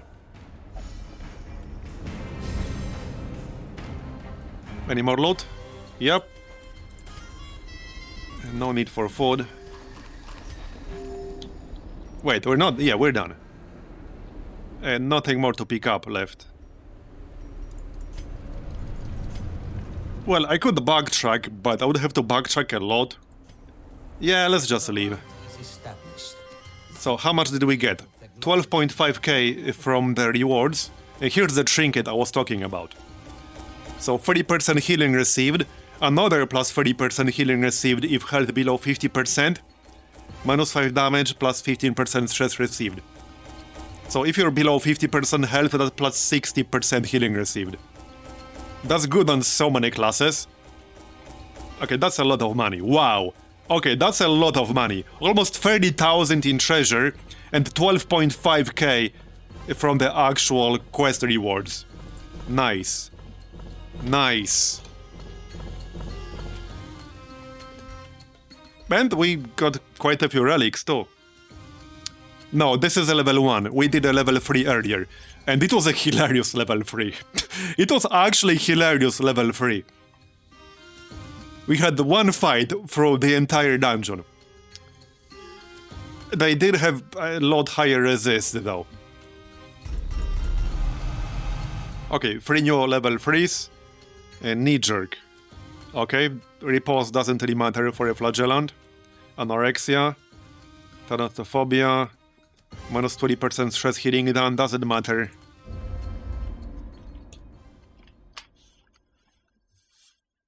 Secure the treasure. Alright. And sharpen your blades. There is much work ahead of us. Alright, let me rename this guy real quick.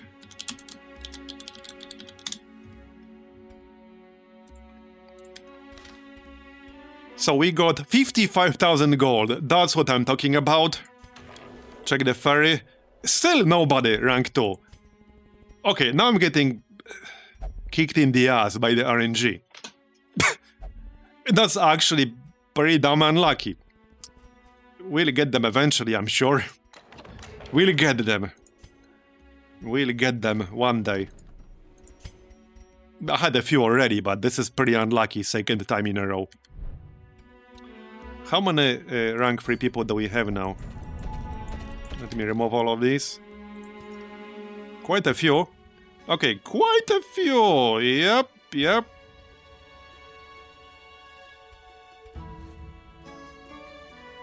$15.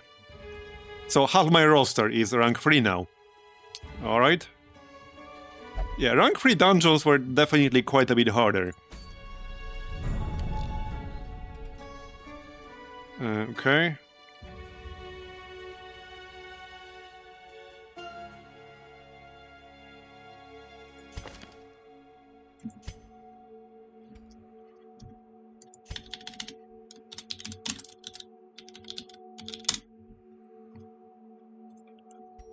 There you go.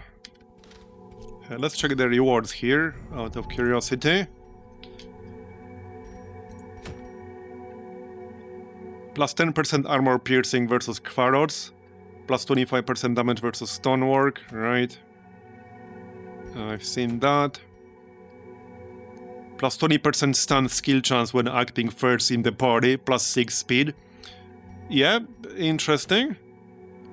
Shield Breaker, plus 25% protection, but lower resists. Another recovery charm. Okay.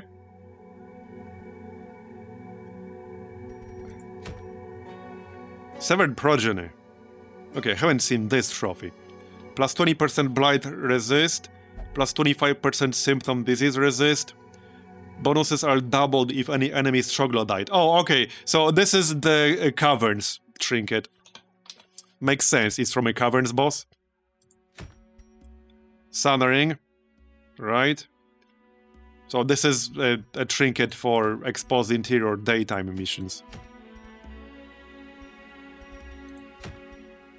Idol of Defeat. So bonuses against Wildlander enemies, so in this place. Leper only. Plus 30% to like all resists, minus 20% max health. Okay. Alright. Right, we are at over 8 hours now, so that is going to be it for today. That is actually going to be it for today. Hey everyone, good morning. So, I took sort of a break yesterday, but it wasn't actually a break. I was working on YouTube stuff for like 10 hours. Speaking of YouTube stuff, if you haven't seen in chat, I posted a video 10 minutes ago on YouTube just talking about what Black Reliquary is and what I think about it after 45 hours so far. So now, anytime somebody asks in chat, I can do this. So there we go. No, but seriously, it's coming out 6 hours from now. And if you have any interest whatsoever in Darkest Dungeon 1, you should at least try it. Highly recommended, in case that wasn't obvious from the last few streams. And yeah, speaking of days off, I might have to take like an actual day off sometime soon to do my friggin' taxes. Nobody likes to do that, but it has to be done. Anyway, we are now on week 34. We did one level 3 run last time. It was kind of a funny level 3 run. Most of the dungeon was empty. We did a grand total of 1 fight. Yeah, technically they're due by the end of April, My ship hands well. but I like to get it done early. I don't like waiting for like the last day.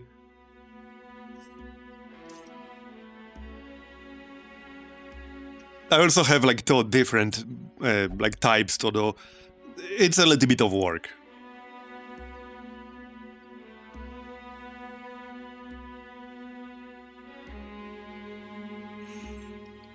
Yeah. Right, so here's my roster right now. We have quite a few level 3 people. We also have 55,000 gold. If you weren't here last time, this is mostly from doing the Catacombs with an Antiquarian. The Catacombs is probably one of the better zones to get gold in.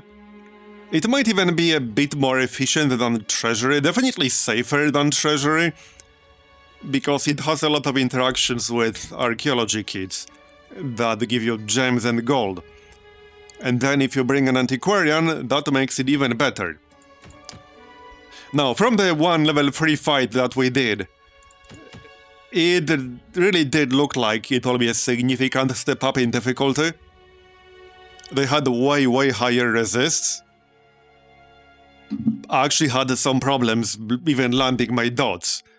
So yeah, it's definitely going to be a step up in difficulty. Not sure which one we're going to do. Might base it on the rewards.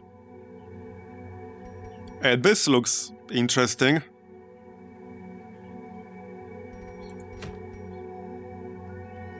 Leper mask. Minus 20% HP.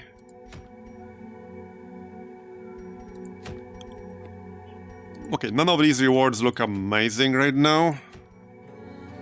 We did get a recovery charm last time. It's a really nice trinket. I don't think I want to do a medium veteran caverns for a second one. Probably not, no. Not really. Antiquarian only. Plus 15% crit when acting first in the party. Plus 20% damage when acting first in the party. Okay, that's interesting. Long Catacombs. Yeah, we did Long Catacombs yesterday. With 3 campfires. Or 3, like, firewood. And all the provisions you have to bring for a long dungeon. Inventory management was a bit of a pain in the ass. Now, this is actually a pretty useful trinket. Because for certain dungeons, like Catacombs, for example, you kind of really have to have somebody who can break guard reliably. It's probably going to be even more important in higher level versions, where you cannot stun them as easily. Because, you know, you can break it by stunning them, but if that gets resisted, it's not gonna work. But there's one mob in particular in Catacombs that can add a shit ton of stress to your party, and he can get guarded. So if he does get guarded and you can't break it, in some cases that can even end your run. So this is kind of a useful trinket, potentially.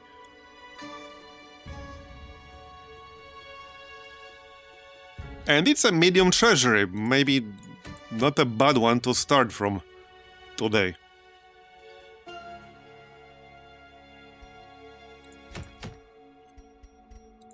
Okay, let's see who we can bring, potentially. Is there another flagellant? I actually don't have that many people below level 3 now. No flagellant. I do have a crusader. So crusader has... Where is it? Yeah, right here. Bulwark of Fate. It reduces stress on other religious heroes. So that's kind of really nice if you build a religious heroes group. Minus 7 is a lot. Like, that's actually a lot. So if you have like at least 2 religious heroes in the group, that's kind of huge. That's actually huge. I don't think I have a lot of those right now, though. My other Judicator is religious. But that's about it. Actually, the Grave Robber is religious too. Okay. Would this even work? Okay, well, the last person would probably have to be the occultist.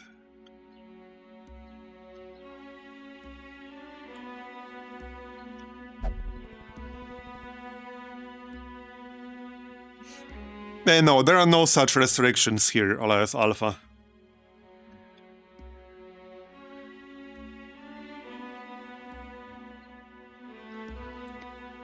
Yeah, okay, we might actually do this. I haven't used the Grave Robber much in this. Oh yeah, apparently, I was reading some stuff in Black Reliquary Discord. Apparently Shovel Bash has like a known issue where it can crash the game, and they have no idea what causes it. It was actually kind of funny because one of the developers said they replaced the animations, the effects, the name, literally anything and everything, and like it still happens sometimes. So like this ability is like the Shovel of Theseus. Like everything has been replaced. Is it even the same shovel anymore? But it's not like every time, it's random. Like hard or impossible to reproduce. Yeah. I have used this ability before a few times. It did not crash, but yeah, it can crash. So...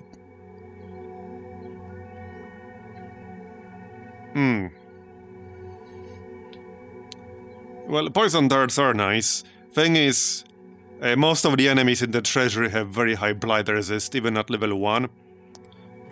With the debuff, it might work. Probably not the best class for the Treasury, but this group in general would probably work.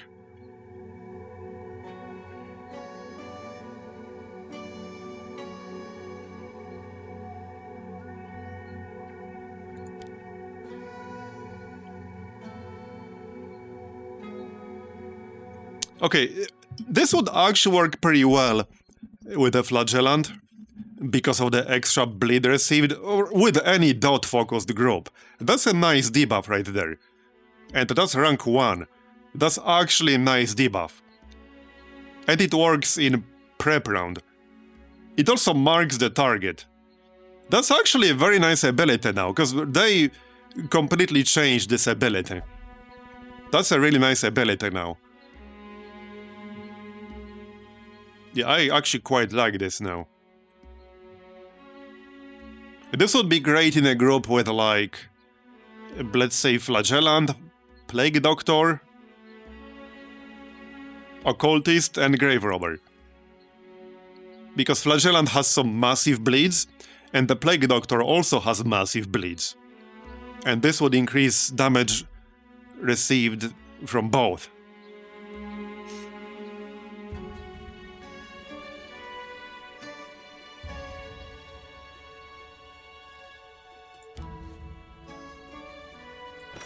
Oh wait, I don't even have Shovel Bash. What on earth? Okay, that's kind of funny, because you always have all the abilities by default. That's like the one you don't. Is it because it's been problematic?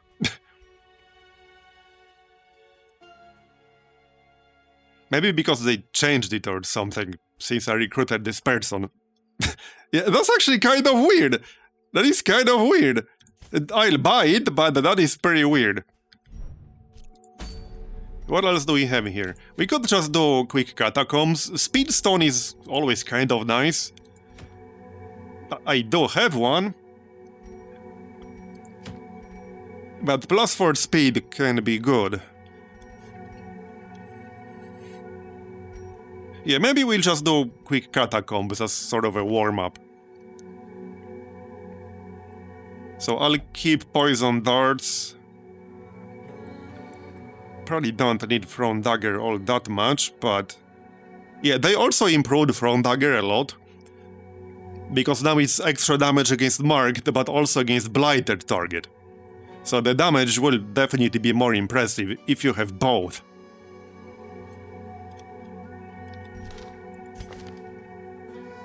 Alright, I need to replace sacrificial stab here. So, something like this.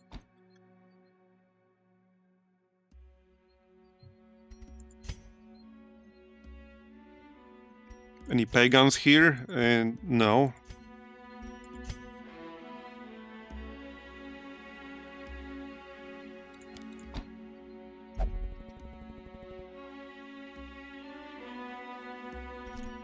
Okay, this looks reasonable. Camping skills. Yeah, I need to buy Unspeakable Commune. Oh, also, Zealous Vigil prevents nighttime ambush. Let's grab that.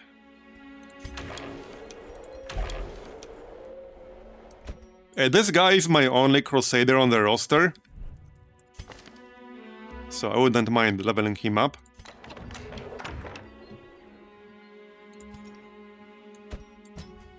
Okay, let's check everything here. Hey Linkaro, thanks for the raid. We're only just starting to play today. About to do the first run of the day. Just grabbing some abilities here. Right, I won't be using Sacrificial Stab in this group probably, but might as well still buy it. Yeah, I'll buy all of these except Hands from the Abyss. Since that requires front row, I usually don't use the Occultist in the front row. And hey, we have the money. There. Yeah, might as well just buy all these.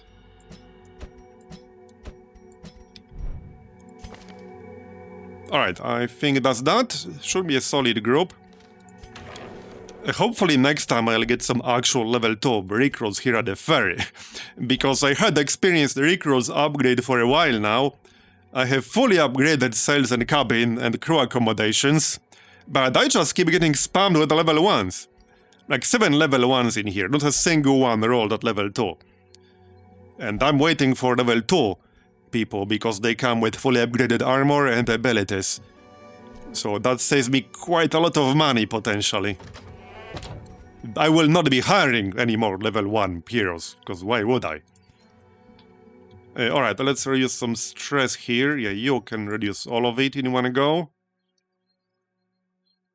This is one of the best new facilities. You can spend some amber to actually reduce someone from 100 stress to 0. But it does cost you amber. As in refined amber dust, which can also be spent for like pretty good trinkets. So you shouldn't just spam it, but it can be very, very useful.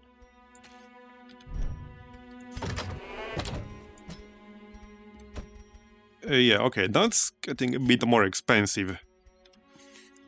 I think it's time to upgrade the bar a bit.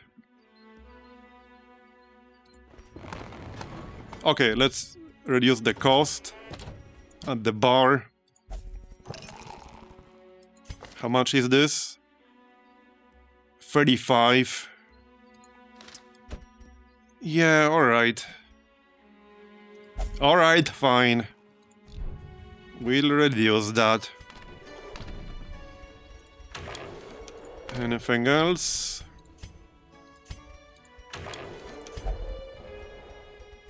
Do I even need these anymore? Oh yeah, just for the galley actually. Because the ferry uses those, and I already have that upgraded, other than experienced recruits, which will take a while.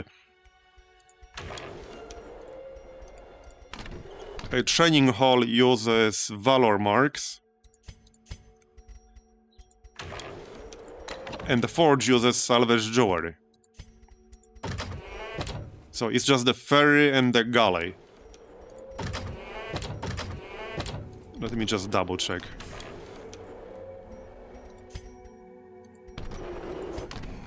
Yeah, just the ferry and the galley, so we can actually upgrade the galley a bit more.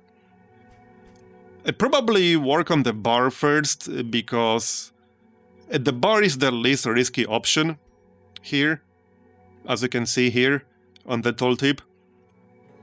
You have a 7.5% chance to gain a debuff, 10% chance to lose gold. The bar is the only stress reduction facility here that does not have the risk of staying in the activity. Fighting Pit has 10% chance to stay in the activity and 15% chance to spend 1-2 weeks recovering from the fight. And Gambling has 15% chance to stay in activity. So if you want to be sure you'll have that person available next week, like the bar is the only facility where you have 100% certainty. So I will focus on upgrading the bar first.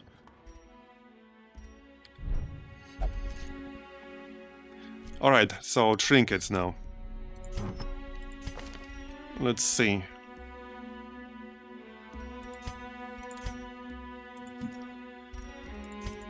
I do have this lucky talisman here. +8 accuracy with ranged skills, +8 dodge. Yeah, that's nice. We have this recovery charm, which is going to be amazing. That's probably best on the Judicator, because I can spam guard. I guess it depends. And we should pick up this Bulwark of Faith. I will keep Holy Lance, because it sucks not having Holy Lance on the Crusader if you get shuffled all the way to rank 4. He can only move forward one tile at a time, and he can't really use any other skills from the back row. Like, this is the only one. He's entirely useless in the back row, unless you have Holy Lance. So I'm not going to risk having him useless for 2 turns, if he gets shuffled. Battle Heal as backup might be alright. Thing is, Zealous Accusation is kind of nice because it XP its target, debuffs the protection, and still does some damage. XP it on Judicator doesn't do any damage. It's basically the only thing it does, unless you also want to use it for a pull. But in order for the pull to work, the target has to be Amber Blighted. So really, it's not a very good XP skill. This one is much better, way better. So if I want Bulwark of Faith, I guess I might have to give up a Battle Heal. The Occultist should be able to keep up just fine. I guess if things look rough, we can swap between combat. Yep. Because I'm not getting rid of Holy Lance. Now, that probably means I don't need Indictment Brand. I could grab something else instead. Like, Crucify is not bad. Or just get Glassworks. Now, the question is, do I want to use the Judicator Trinket that we got yesterday? This one here. That's basically a riposte spam trinket. This would be a good combo with Recovery Charm. Because then he will have plus 50% healing received. Plus 80% below 50% health. And he will get targeted quite a bit more, and more importantly, he will have plus 25% damage taken. Which can make him take some severe damage if he gets unlucky. So we'll grab Recovery Charm on him. He's also only rank 1. And for the Crusader... Oh yeah, plus 20% healing done for you. By the way, for anyone who wasn't here yesterday, we got this very rare ring from Antiquarian's camping skill. Because Antiquarian has a camping skill that can generate a random trinket, and this was it. It's kind of already situational, it's super situational, but I have another trinket somewhere around here that would push Virtue Chance to 75%. Not sure if I can find it, but it's somewhere in here.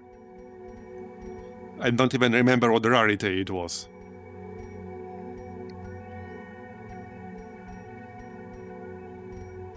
I think it might have been green. It was somewhere in here.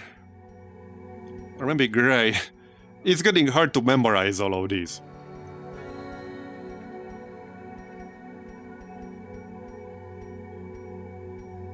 Where are you hiding? Oh yeah, right here. Plus 25% virtue chance. Then you would have plus 35% on this, so that's plus 60. And most classes have base chance of 15%. So here, 15%. That would give you 75% chance of getting a virtue.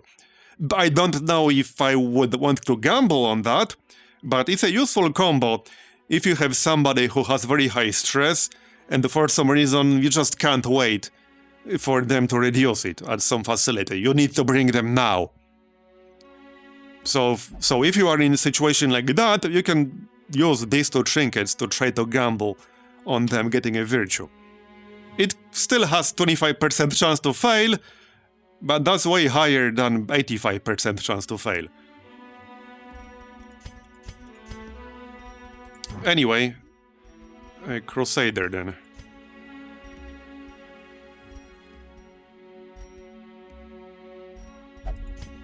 I could give Blight chance to the grave robbery here. Okay, let's do that. Straight up 20% protection. Like, his speed already sucks. He literally does not care about -5 speed. Like, he does not care about that. He's already at -1 because of slow reflexes and a very low base. So really, these heavy bots are basically effectively plus 20% protection for him. Because he doesn't give a shit about being at -1 or -6 speed. Oh yeah, Crusader only. Plus 15% damage with melee skills. Minus 10% max HP. He does have 80 base health already. 75 is still pretty damn good. And plus 15% melee damage is nice. That's basically for use with Smite, but also works with Holy Lance. Okay, I think that's good enough. So, let's do a Catacombs run, shall we? We'll get +4 speed. Trinket, I have one of those already. But the second one might not hurt. Wait, do I actually have one? Maybe I don't. Wait, I actually don't have one. What? Could have sworn I had one. I guess I actually didn't. I actually don't have that. Oh, I did lose like 1 or 2 trinkets. I lost 2 trinkets when one guy died and I had to retreat. I don't remember what they were. That might have been it. I think that might have been it. So I definitely want that, because that's still useful, even as a common. Alright, let me double check we got everything here. 23 dodge. Yeah, 15 base and plus 8 from the trinket. Okay.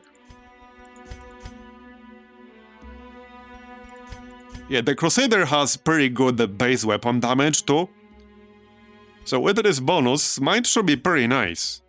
It should actually be pretty nice.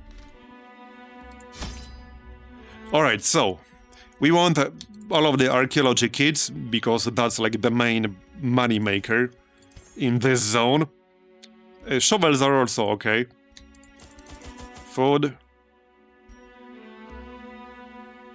Keys have limited uses. There are like 1 or 2 curios in this zone that uses a key.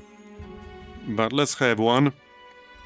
A honing oil can be useful. And the torches. Okay, this looks fine.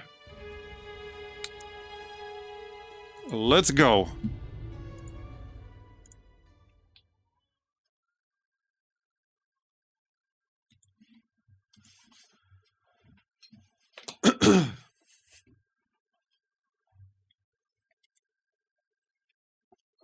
Then we can try some level 3 run.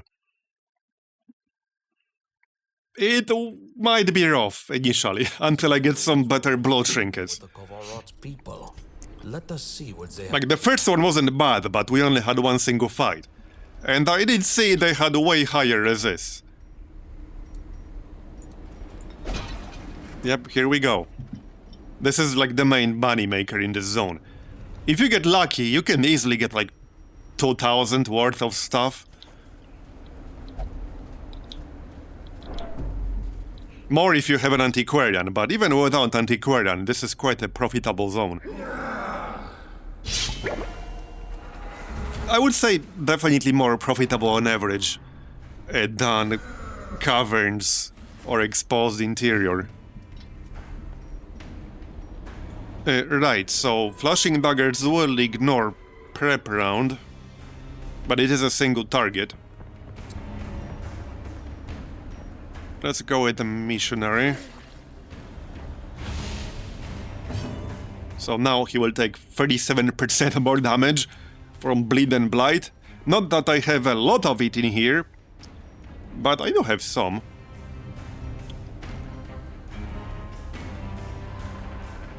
Right, well, since I'm using Chapter of Doomed Man, it makes sense to just get Riposte up. That's going to be his gimmick with this build. Basically.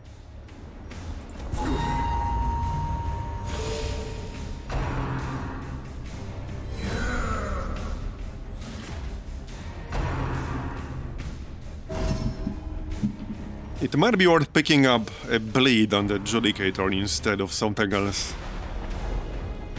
Yeah, these guys have pretty high stun resist, but that's not the case for all the enemies in this zone. Still turn 1. Yeah, so we can just pop Bulwark of Fate. Because otherwise I'm just gambling on hitting with 48%. That's a lot of extra torch too. That's a lot of extra torch. Plus 24 torch, you can literally save money on torches if you bring this guy. You can literally save money on torches. This is a really nice skill. Plus 22% protection, minus 7 stress to all religious heroes. And this is rank 1. Well, rank 2, but still. Okay, turn 2 now. Do you guys have some dodge? A little bit.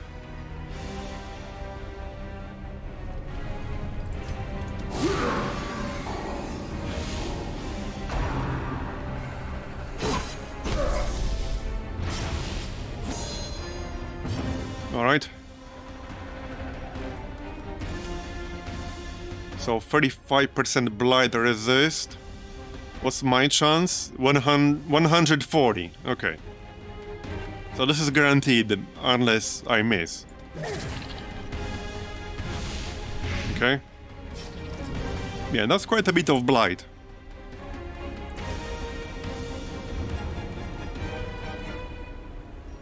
We still have a Riposte tab. Yeah, I think I might actually switch one of the skills to Crucify. Probably worth it. We can try to stun the guy in the back though.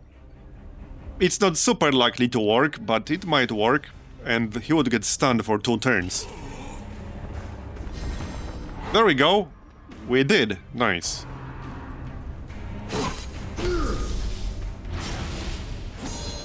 That was 40%.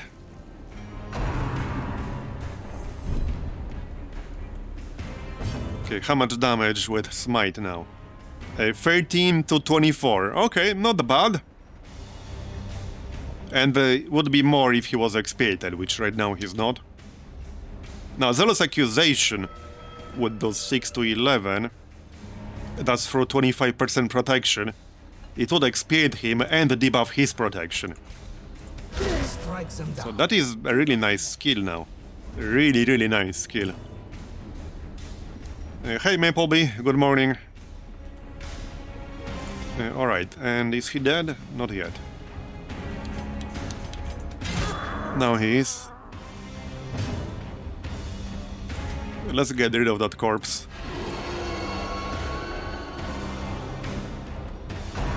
And this fella will be next, probably.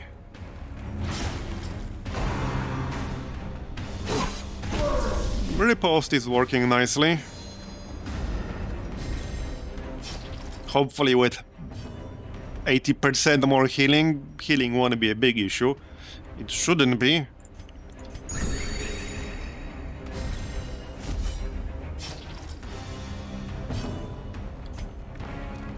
$17 to 32 damage now from Smite. Okay. Yeah, let's hit him. 47 crit. Yeah, Smite here definitely has some high damage potential.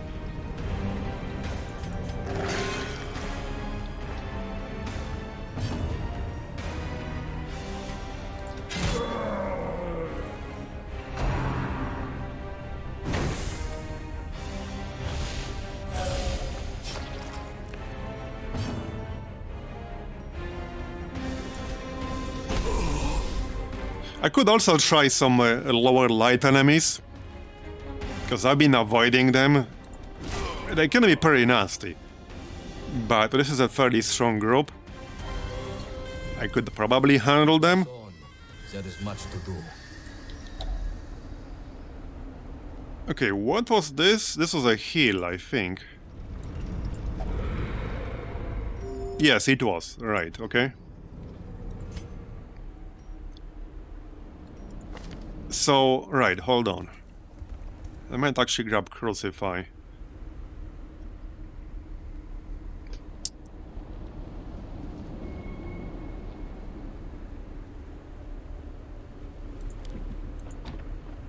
I don't think I'll need guard all that much in this group. I can't really take advantage of the damage, because nobody here is pagan. And I don't necessarily need the healing buff on the Crusader all that much.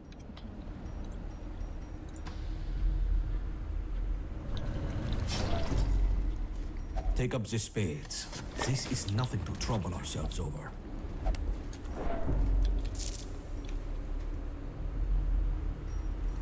Alright.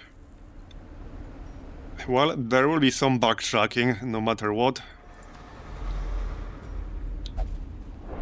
We can go like this and camp on the way back.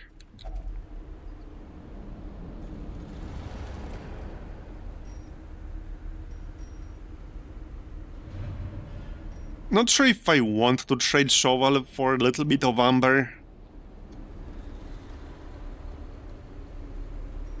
Not really, to be honest.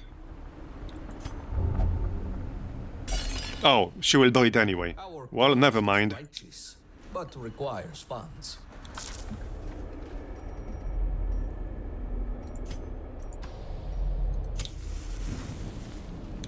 Okay, that works with a key. What was this like? Oh, this removes a negative quirk. Okay, who has something really bad? This guy is pretty bad. Okay, this guy is actually pretty bad. Both of these are bad. Slow reflexes are obviously bad. Not that it would help him right now, because I'm using the boots, but slow reflexes are bad. And the 5% chance every single turn to take 10% of his max HP damage, that's kind of bad. What about the others? -6 speed, below 50 torch. Yeah, 40% chance to steal loot, but just from Amber-related curios.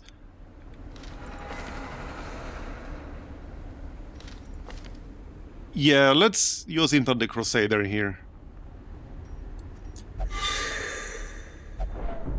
There. Okay, good. We removed the chance to damage himself. That was definitely worse than just -4 stress. -4 speed, I mean. -4 speed won't kill you, that one might actually kill you.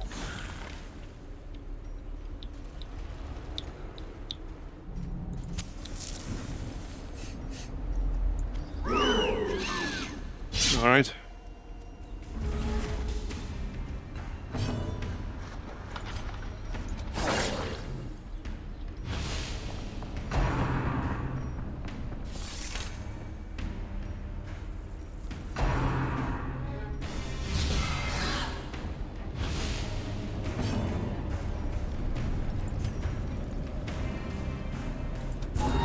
Yeah, let's Amber Blight the sniper here.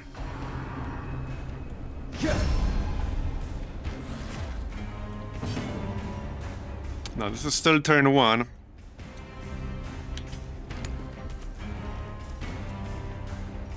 Yeah, I'll just pop riposte.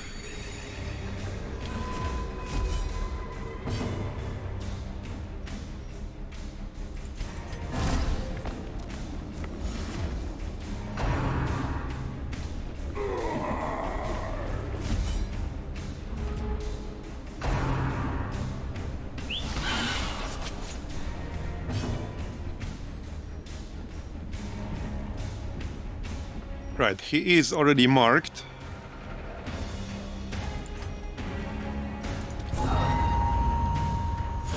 There, have a curse. What's his blight resist? Only 25. So this will do 37% more blight amount. It should be 7, I think. Yep, 7. Do not waver. The fight goes on. No, this guy is more dangerous. He can easily hit for 40 plus. Now Crucify. There. That's 12 already.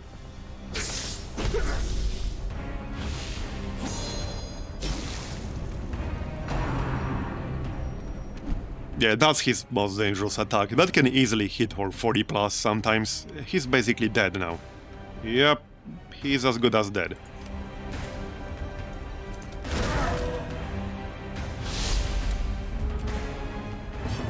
Black Reliquary should be out on Steam 5 hours from now. 5 or 6 hours. It should say on the Steam page.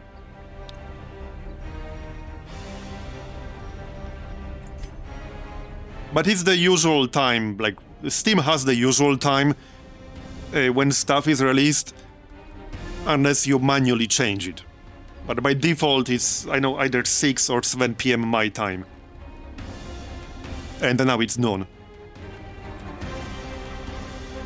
Yeah, it's 6 or 7. I never remember if it's 6 or 7. But now it's 9 minutes till noon.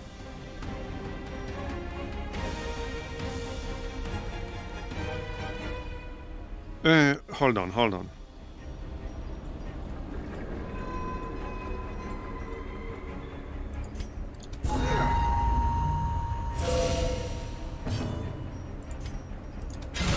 Bye-bye. 44 crit with pick to the face.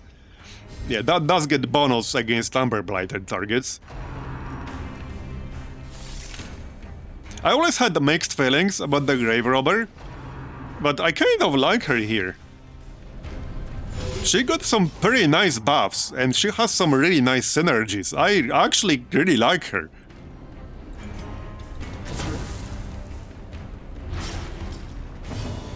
Oh, you don't have to purchase this if you already own Darkest Dungeon 1.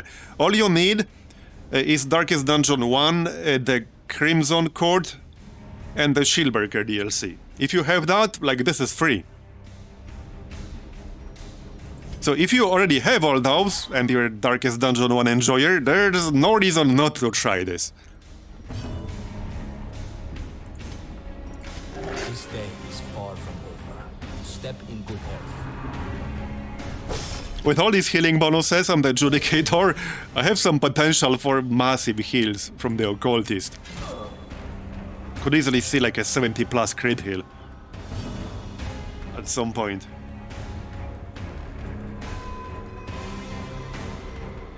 Alright, yeah, I have played both, Gyros. I have played both indeed.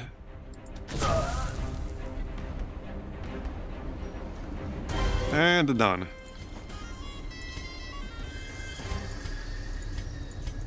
Now, Midnight Suns was not a bad game. The gameplay in that game is actually fun. More fun than I expected. The problem with that game is that it was not the game all the XCOM enjoyers for a new game were expecting. Because it's been 7 years since XCOM 2 was released. And we have a lot of XCOM enjoyers out there. That is not really a game they were waiting for. And the problem is that a lot of the, especially like early marketing, was very, very clearly aimed at the XCOM crowd. Which it shouldn't have been, because this is really nothing. It's nothing like XCOM. It's nothing like XCOM. The combat gameplay is good and fun, but it's nothing like XCOM. Like, if you're looking for XCOM things, that is not it. Yeah, obviously, yep. What is time, even? Time is just a construct, am I right?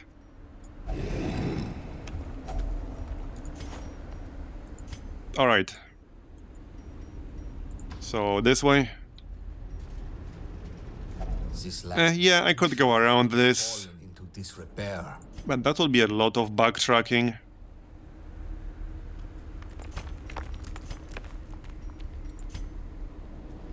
Yeah, okay, let's say that shovel, because if I use it here, I'll be down to one single shovel, which could backfire pretty badly. So what we can do is check out this room, and just ignore this one. Go in the opposite direction. Okay, more money.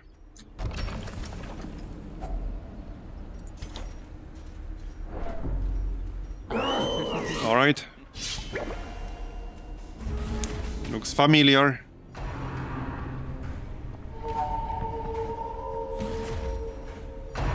This one? Traveler's Boots. That's not bad. Plus 20% trap disarm chance, plus 6 dodge in hallways. Okay, the trap disarm chance is actually kind of nice, because there are so many classes with absolutely dogshit trap disarm chance.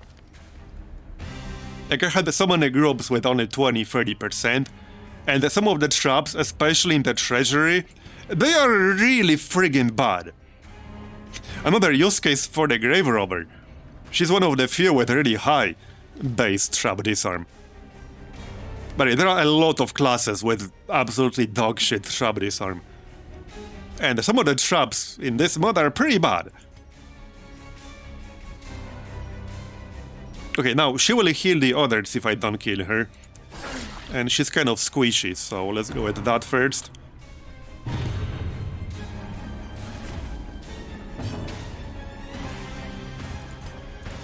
This day is far from over. Step in good health.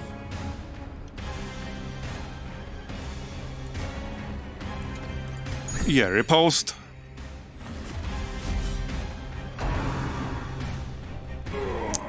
Can't say I'm totally convinced about this riposte trinket. I really don't like the plus 25% damage taken part. That scales a little bit too much with some like high damage attacks.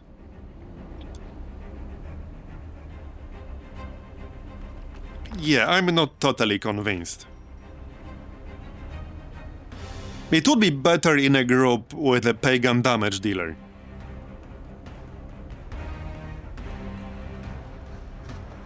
Basically in a group where you would take more advantage of this plus 40% damage reflection. Right now I'm not doing that because it's not the right group for it.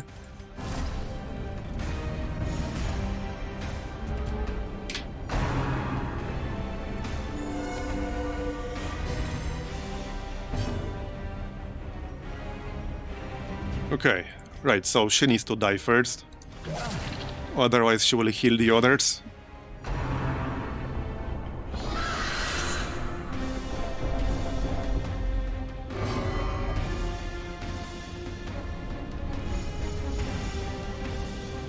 Wait, what was that? Oh yeah, cheerful.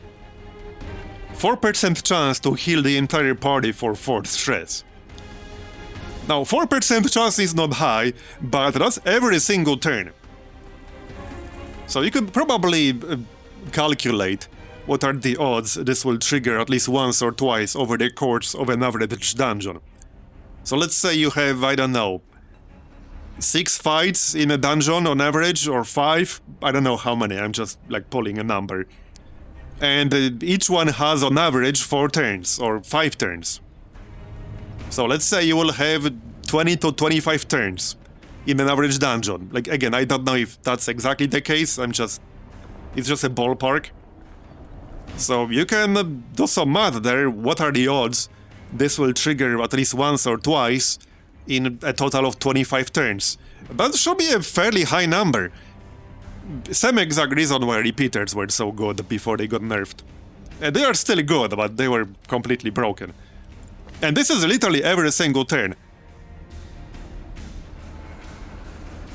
I don't know if this would trigger if you're stunned. But it doesn't matter what you do, like this is a chance every single turn. Doesn't matter if you hit, if you miss, if you skip your turn. It's just a chance at the start of your turn. It's a really nice quirk.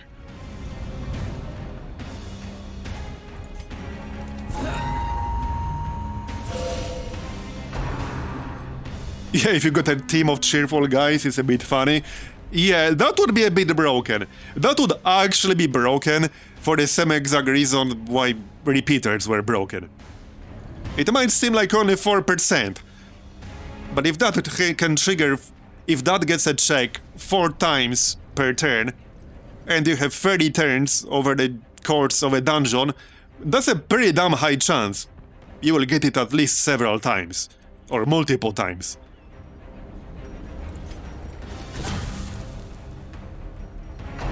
Okay, bleed failed there, that's a bit unlucky. I need 8 more damage on her. Bye-bye. Yeah, beat your enemies with the power of friendship. On the other hand, there are some really bad negative quirks, with chance for shit to happen every turn. Like a chance to hit your ally every single turn, that's pretty bad. This day is far from over. Step in good health.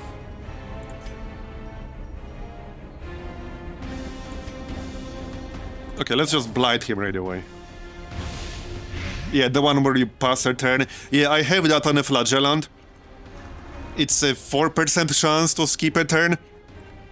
Yep, I have that on a flagellant. And then it happens at the worst possible moment. The absolute worst moment. I had one fight where he skipped a turn, and then he got stunned. And it completely killed my momentum in that fight. Like, it just murdered all my momentum. Ooh, thrives into the ground. And he dead, I think. Drawn out and merciless.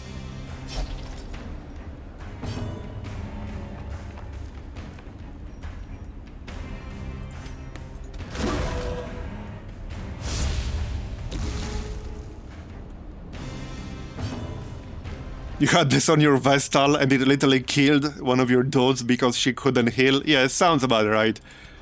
Just darkest dungeon things.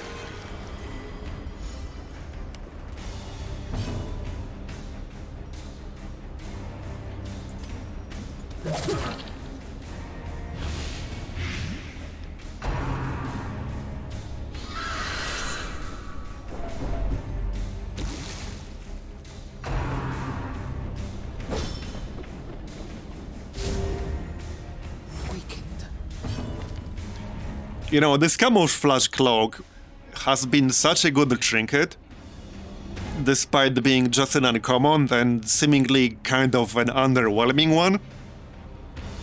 This would actually be good on almost anyone. Because the main point here is to spread out the damage. A lot of the time enemies like to focus on one person, and if that person goes into stealth after being hit, they can't do that. They are forced to hit somebody else. So that's a low-key, really nice trinket. That's a really nice survivability trinket, like if you don't have a lot of better options.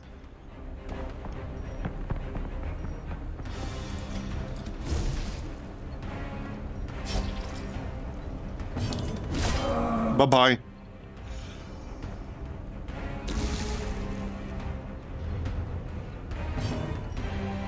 Yeah, she does. I like to have it on a healer. Because, you know, for obvious reasons. It would be good on many people.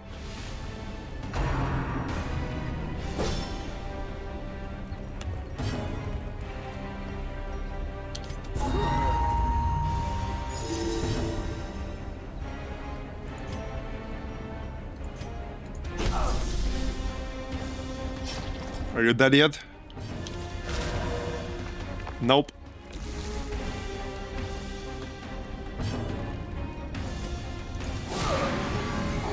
One health. Nice try, buddy.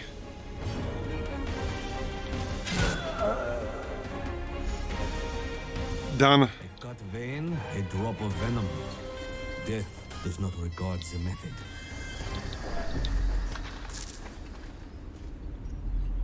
Alright, oh, okay, one more fight.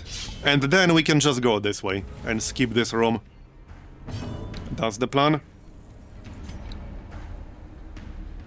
Right, so this guy has guard. He will probably guard someone. He also has 50% stun resist.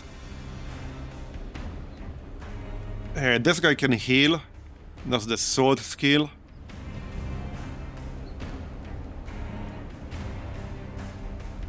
And these two guys are super squishy.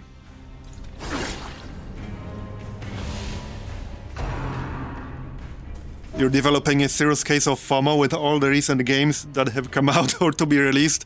Yeah, yeah. And yesterday, War Tales release date was announced for 1.0. The 12th of April? Yeah. So War Tales 1.0 is coming out on the 12th of April. For anyone interested in that. I only played the initial early access release, so I'll probably revisit it. But there are a lot of games coming out in the next 2 months. Which is not a bad thing. I'd rather have that than a period of nothing happening. Yeah, so here's the region. He will get that. Well, I could try to stun him, but... we could also just stack some dots on him. Or not. Never mind. Yeah, he guarded this levy, which I don't really care too much about right now. There. That should increase the damage quite significantly.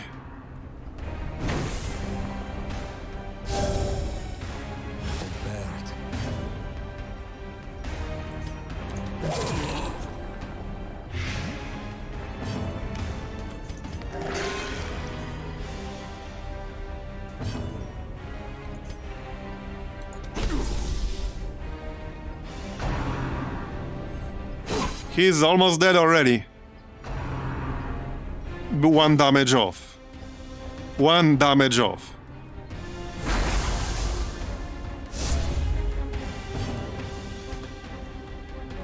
Well, alright then.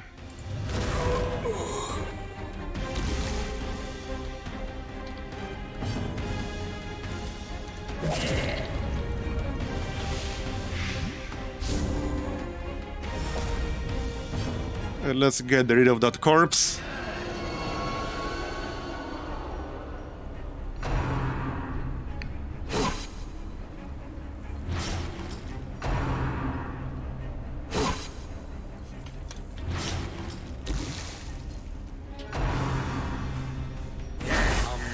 On your feet.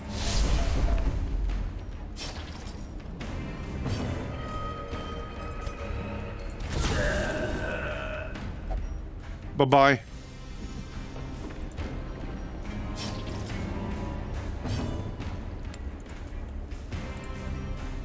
Alright, just these 2 guys left. I can just bump my torch level here, because why not?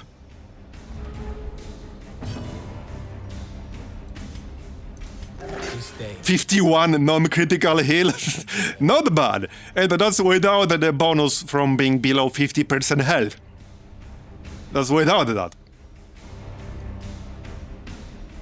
That's with plus 50%. If he was below 50, he would have plus 80%.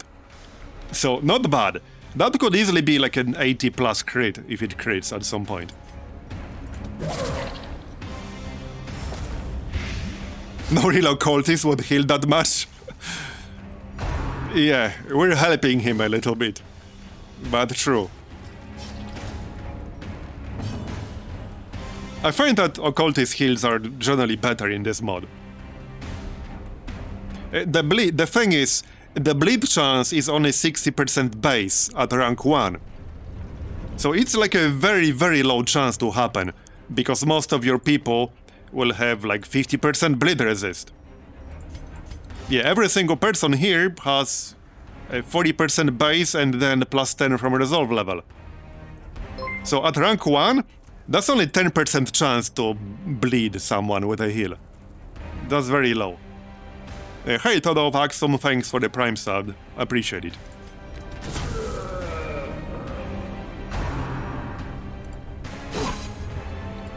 And you can push it to 0 easily enough, if you want to do that. Devastating.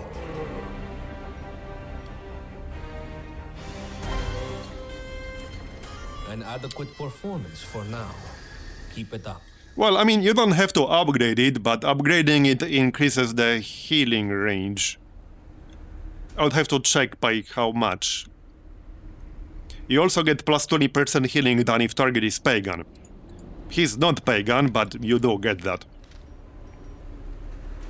Plus 30% bleed skill chance. Okay, that's the equivalent of the blight trinket I'm using.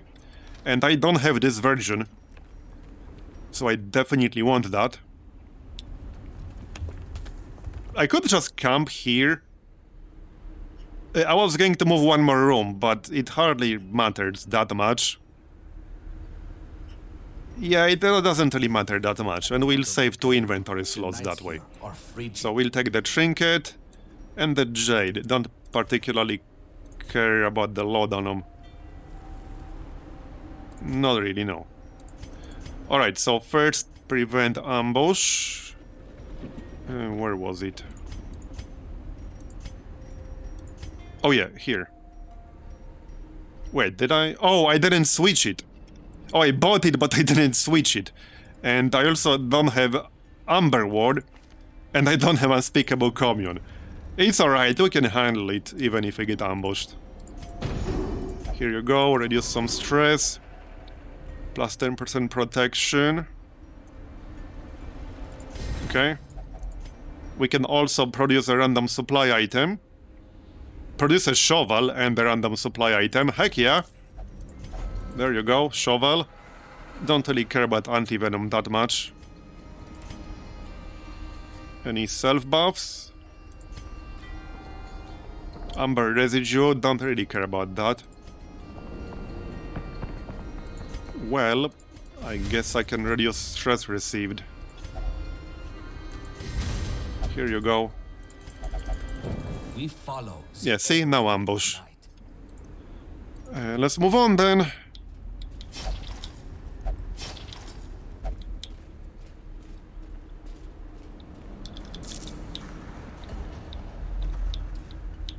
Yeah, there's a guy who teaches you camping skills.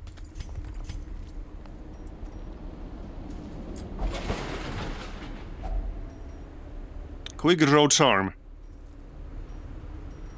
Oh yeah, that's a trinket for some prep round shenanigans. I have to test using 2 trinkets that give you accuracy bonus for the prep round. You could do some funny stuff with that. You could definitely do some funny stuff. Alright, I think I'll just get rid of this 1 amber. I don't care about 1 amber all that much. Don't care about bandages either.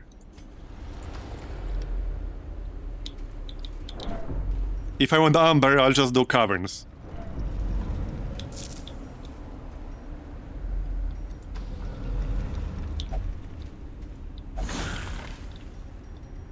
Aye, step lightly.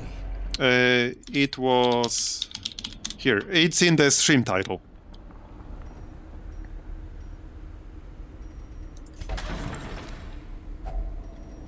That's a lot of stuff, almost 2000 gold, and I didn't have to use any provisions for this. Okay then. Now I have to destroy something.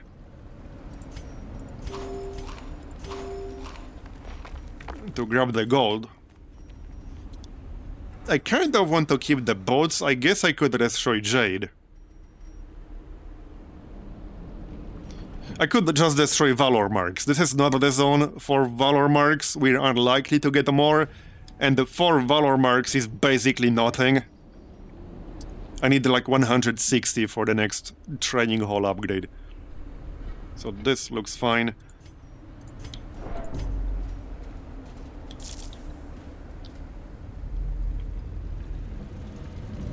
Yeah, both of these commands are in the stream title.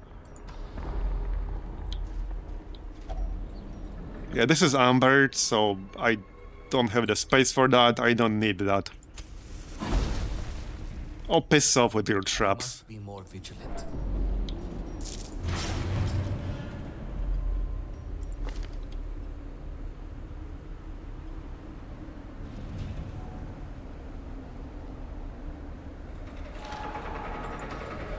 Okay, 2 more rooms.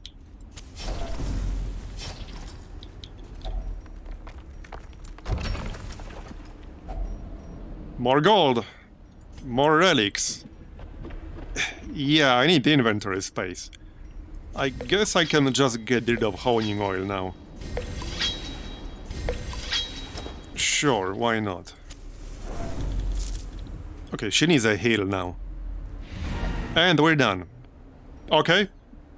Well, that was pretty quick. These sandstone and granite surfaces are becoming Morning illogical. There, 10,000 from treasure, 5,000 from the quest. So, nice haul. Let's see if we get any level 2 heroes at the ferry now. A penitent. That's kind of nice. Okay, that's not bad. A plus 15% armor piercing, that's always nice. A more stress healing received from Amber Workshop. Less bleed resist. I think she had a quirk that prevents her from using Amber Workshop. And the disease. We'll remove that. So how much gold is this? 55,000 again. Wait, what's this? Amber accident. A bit of incident. Plus 20% damage. Plus 20% damage taken on the next quest. All activities in Amber Workshop are locked. Okay, could have been worse, I guess.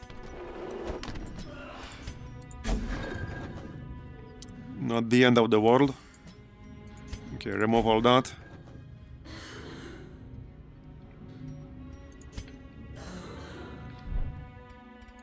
Okay, ferry. There we go. Finally, one guy at least. 1 out of 7. I guess it'll do. Right, we can just replace him.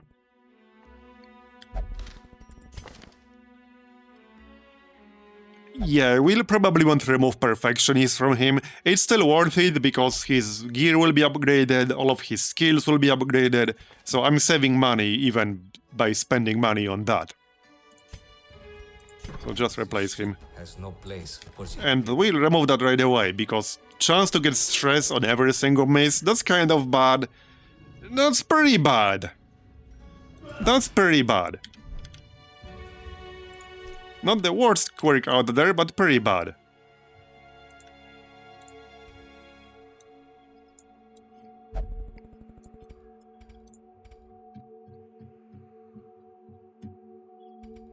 Okay, let's see what's next. I need some good reward from a level 3 run. Not sure if I want to do a boss yet. I would like some better gear, maybe like somebody rank 4. Dredge only. Okay. Anti-cactus trinket. From the Catacombs, okay.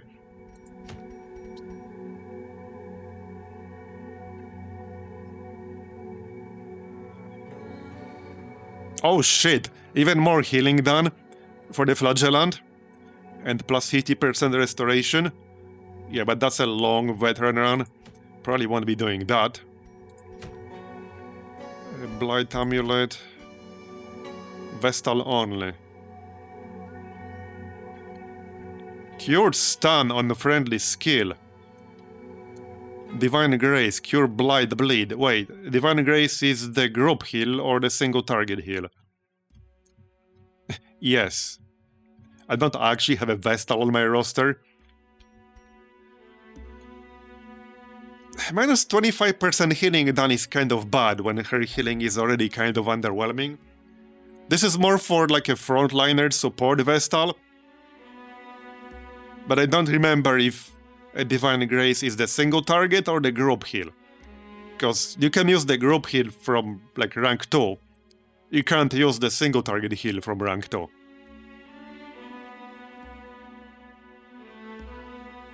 It went well. We got 15,000 gold, a few good trinkets. Yeah, if it's the single target, this is not that good. Maybe from like rank 3 or something. But bonk requires you to be in the front row, if I remember right. If it was on the AoE, that would be amazing.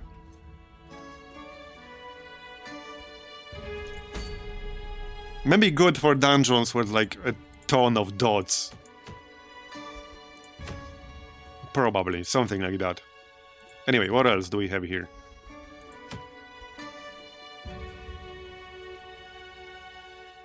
I think I have that. Wait, do I have that? Because that's nice.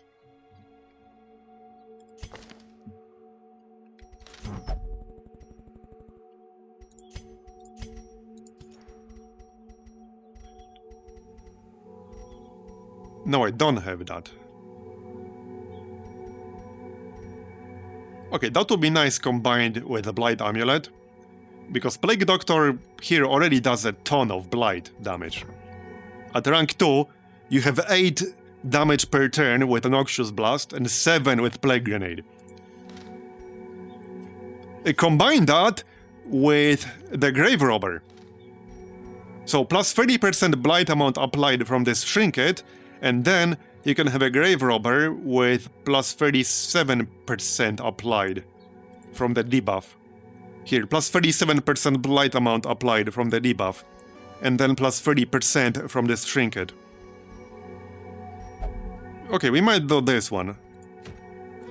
We might do that. What would this group be? Needs to be a good group.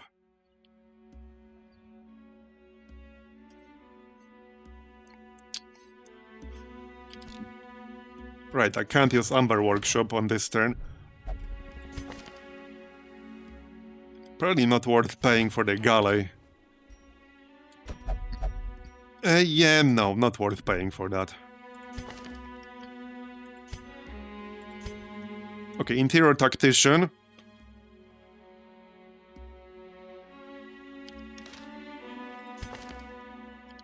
So you can join.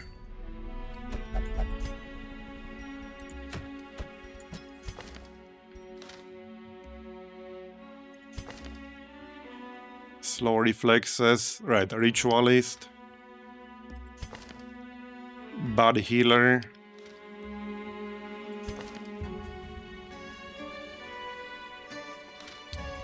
I guess Dante would be alright. Plus 40% healing recede on prep round. Okay, Dante. Who else? Well, Helion would be fine.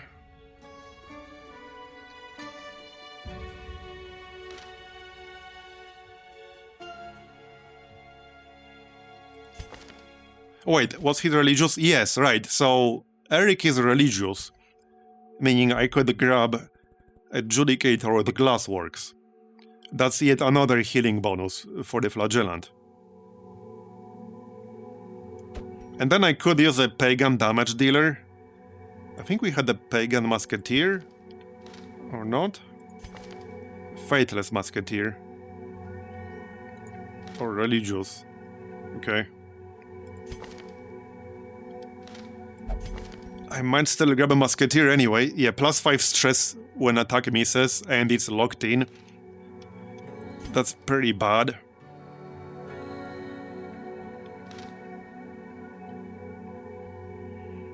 I could grab a Plague Doctor. Imperial Adventurer, okay.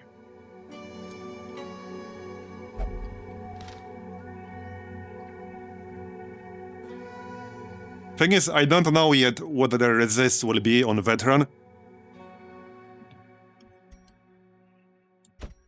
If they have too much Blight resist or too much Bleed resist, this group won't work as well as I would like it to.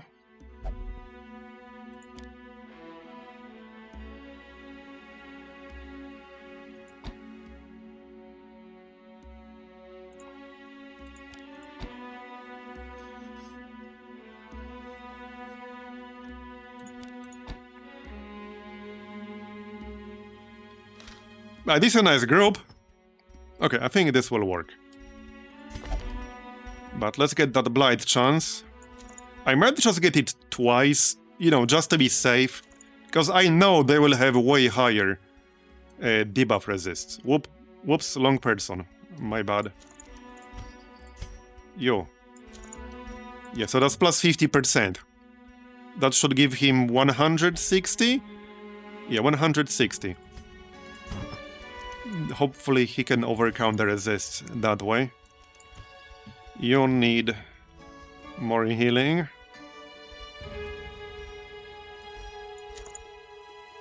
Debuff marks kill chance. That might be worth picking up. That might be worth picking up for this. For Amber Curse. Plus 30% is a lot. Okay, let's grab that.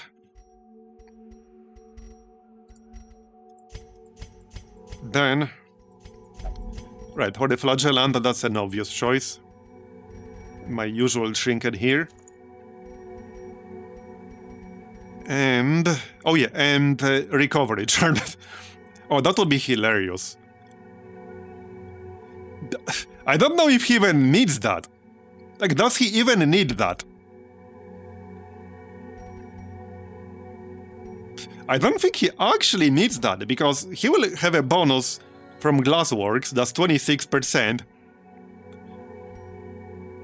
If he's below 40%, he will have plus 100% from the Resurrection Collar, and I could give him another 60.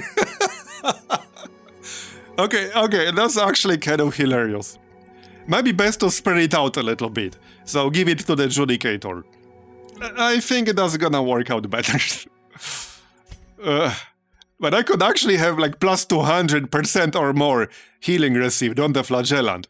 And I have another Flagellant who has a quirk that gives him another plus 20.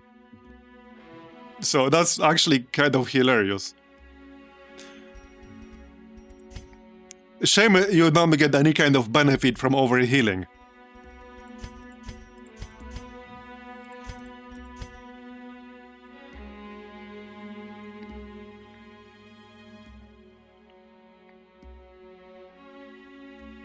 Gain buffs from being crit healed, okay? Anyway, I still have this Cactus Trinket.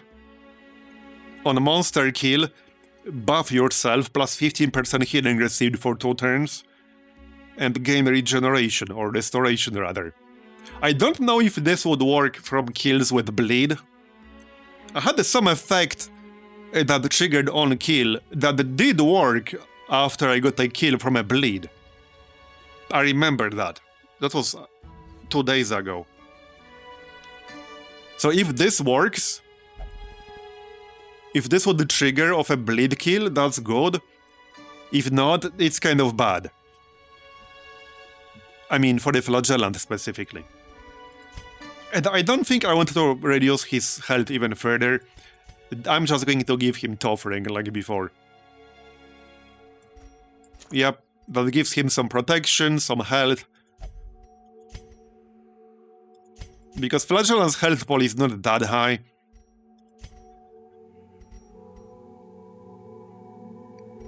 Okay, so one more Trinket. I'm not taking the chapter this time.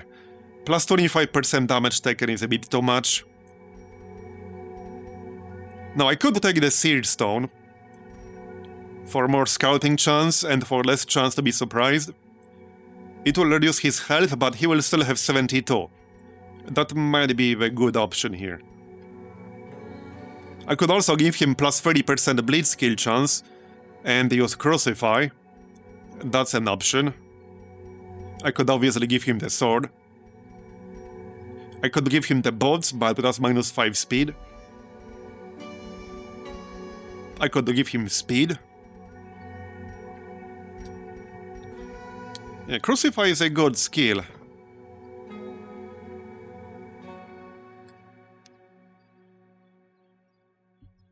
Maybe. Yeah, actually, maybe.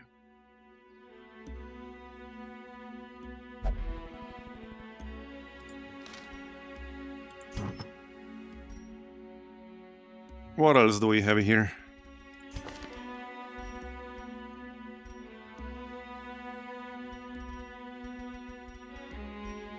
Could just give him accuracy. Yeah, Judicator's accuracy... Well, it might not be that impressive here in level 3 dungeon. And he can do some big damage hits, so you don't want to miss those. Still, getting surprised is really bad. And scouting can be really useful. Let's just go with the scouting stone. Are they all upgraded? I don't think they are. No, they are not. That will cost me a fair bit, but I'll have to do it sooner or later. Might as well do it. Yep. We can farm the money fairly easily. Okay, 2 of them are upgraded, 2 of them are not.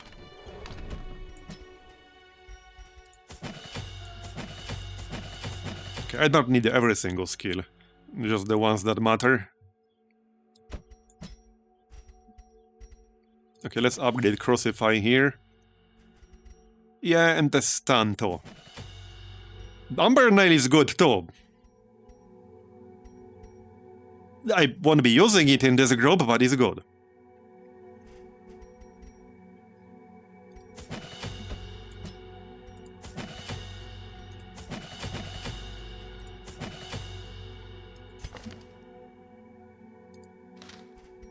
Okay, Blinding Gas.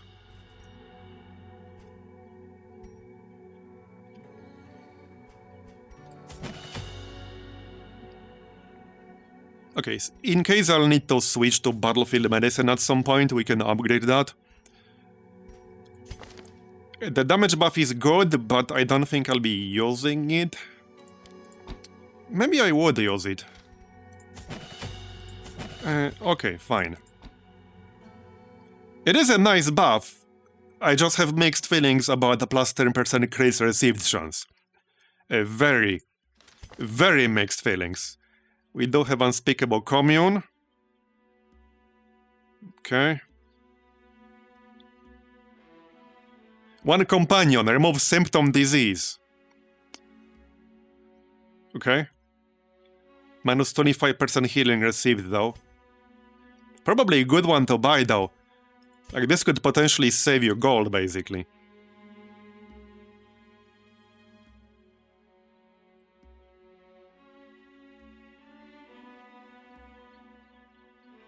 Not sure if I want to spend even more money. But that is a nice camping skill. Alright, let's pick it up. That could potentially save me a fair bit of gold. I just need to swap something out. Probably won't care. Alright. Hey, what do you mean test run? No, these are normal runs. I don't know what you mean by test. I'm just like playing the game. Alright, so we're doing this one for the poison herb. Let me just double check I got everything here. Alright, it probably won't be as easy as the first level 3 run, because that one was hilarious. I effectively only had to fight one single group. Also, hold on.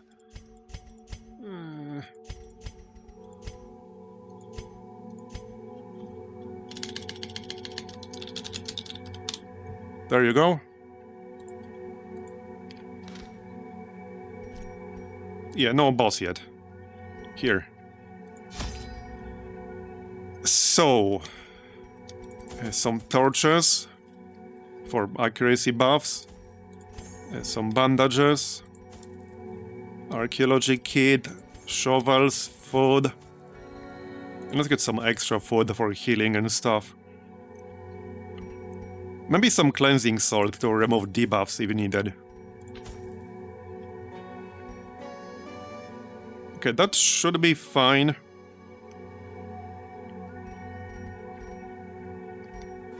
I could get some sensors to increase my resists.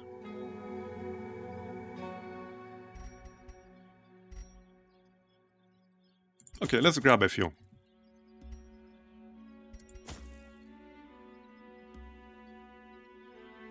Okay, this looks reasonable to me.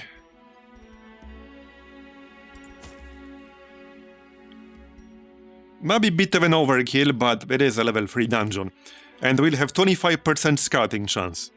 10 base and plus 15% from the Trinket. Alright, let's go. Glad you enjoyed it, Jackal. I might do more videos like that. The sun proved to be our greatest adversary. Okay, that looks pretty short, even for a short dungeon here. Won't need any backtracking. Alright, so let's see what the resist will be. 55 Blight and Bleed on the Bombards. Okay. 55, 45, 75. So definitely higher, but I can overcome that. You don't hate sun, right? Maybe I do a little. It's coarse and rough and irritating, and it gets everywhere. Right, so let's use Blinding Gas because that ignores prep round. And the -8 accuracy debuff is actually pretty nice.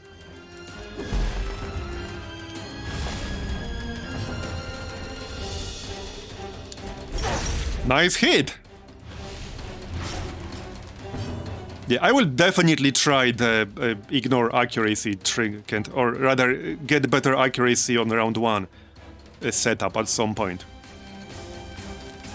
Because there are some skills that if you can land them on turn 1, they can have a huge impact on the fight. So that might actually be a really good setup with the right class. Just get 2 trinkets that increase your accuracy on round 1. That could be a great setup on the right class. Okay, so Amber Cards on the one we're not hitting.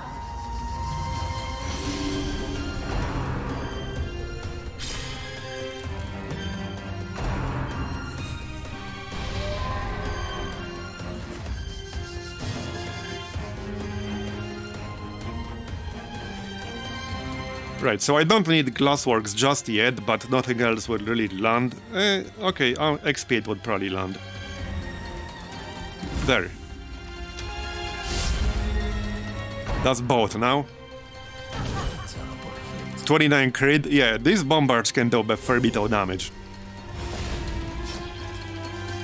Especially when there are 2 of them. And they have a stun, I think. Yeah, this is a stun. So they stunned my healer. Which is not exactly what you want.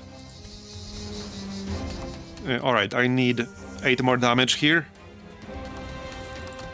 16 dodge on them too. Okay, that's basically a kill. Do not waver. The fight goes on. Now this guy, the Corvid, will stealth after interacting with a corpse. Don't know if I can kill him quickly now though. Probably not. Yeah, a stunned healer here is kind of bad. I might need some emergency healing from the Flagellant. He doesn't look like he's below 40% right now. Is he? No, like 47, 48% actually. Now I can use Glassworks.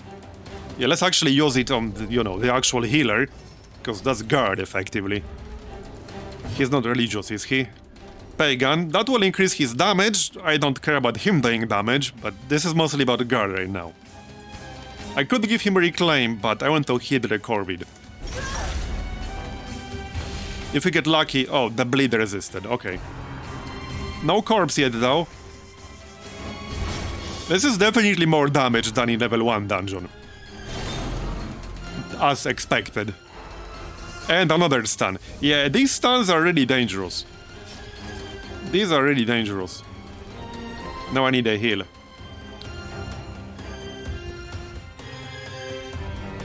So this is 18 health.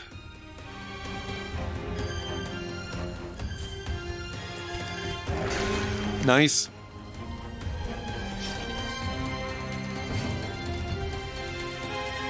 Plague Grenade.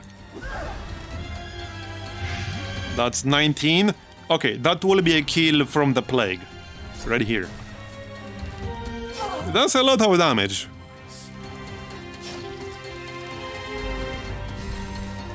That was a stun right there. And now I can use the Flagellant's heal.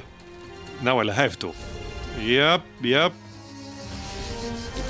Alright, let's see the recovery charm do its job.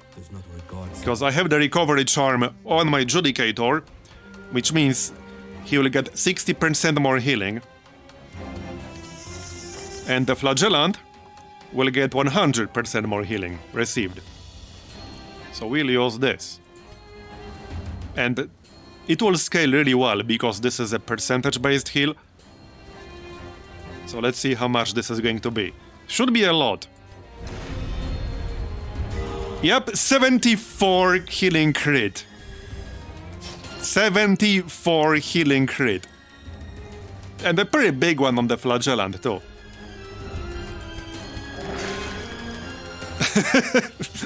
Yeah, the recovery charm is an insanely good trinket. It has so many use cases. It would be really good on a character with enrage. Like the Hellion, for example. Hellion has self-enrage, which heals her every time she kills something. There was also, I think, another trinket that increases heals when you kill something. So that would be a good combo. It's good on any tank. Like, this is just a really great trinket. I will likely use this in every single group. If I have a chance to get another one, I will probably get another one. I would maybe still use two, and it might be useful to have one in case I lose one. But it's a great trinket. Okay, 20 to 40 damage. Yeah, the Flagellant is just so good. The Flagellant has always been good, but he's even better here. He's just amazing. You can't rely on him to be like the main healer or something, because, you know, if he's not below 40% health himself, he can only use Reclaim. And Reclaim is a decent heal over time, but that's all he can use, and then he's not doing damage. But he's insane at being an emergency healer. He's insane at that. And Reclaim is useful to pop on Preparation round, because you get that bonus, plus 50%.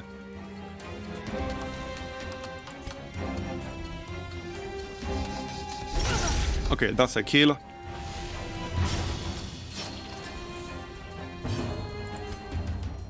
We must care for one another. Definitely one of the better classes.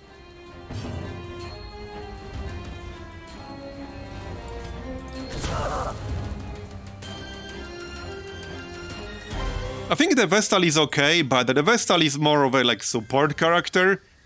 What's this? Grave Robber only. Plus 30% stun skill chance if stealth. Plus 15% damage. Oh! Oh, wow. Okay, this would actually be pretty good with the camouflage cloak. Just remember the shovel can make the game crash. Just sometimes, but apparently it can. Still, this will be pretty nice with that shovel stun and camouflage cloak.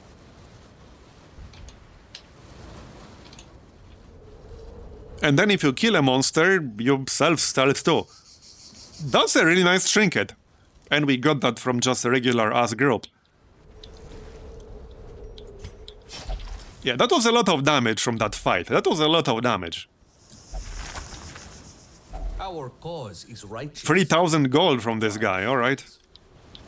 I'll take it.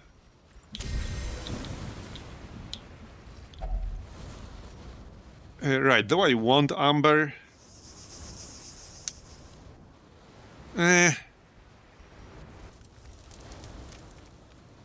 Okay, fine, let's get some. There, 6, that's not bad. Alright, hyenas. 85% bleed resist, 45% blight resist.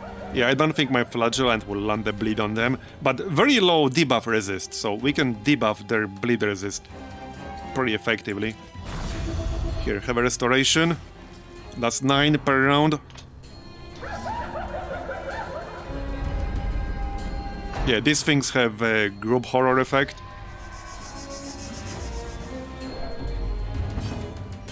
Okay. Well, pretty tempting to pop the damage buff here. I might actually switch to Battlefield Medicine to be able to remove dots. Some of these are nasty. 11 per round. Yeah. 62 heal, holy crap. Like I said, the recovery charm is insanely good. That's 62 non-critical heal. And that's not a waste on somebody who has this much health. Like, Judicator has a lot of base health. So that's actually insane.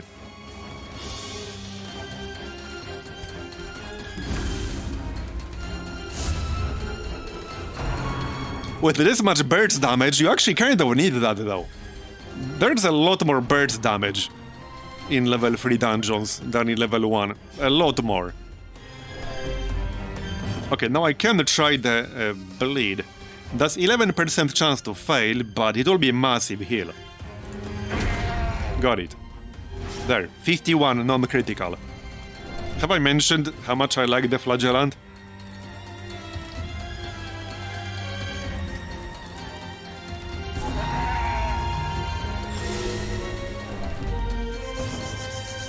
Alright.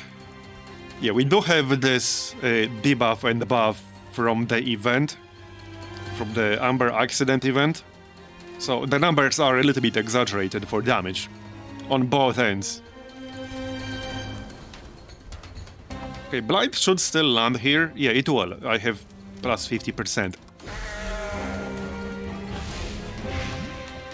Do I like the Musketeer too? Let me think about that. I might have been a Musketeer enjoyer on the previous few streams. 88 critical, holy crap. Nice. Nice. Yeah, and I ate 45 to the face. Well, numbers go up.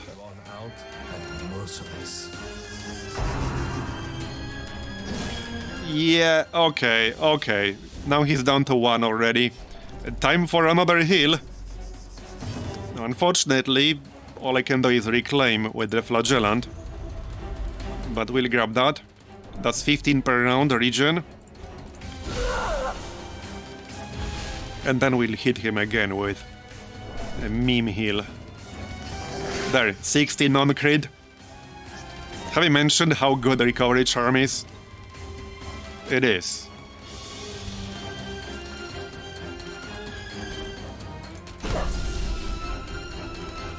He dead yet? Almost. Now he's dead. 20 blight. This day is far from over. Step in good health. An adequate performance for now. Well then. Let's remove that debuff, shall we?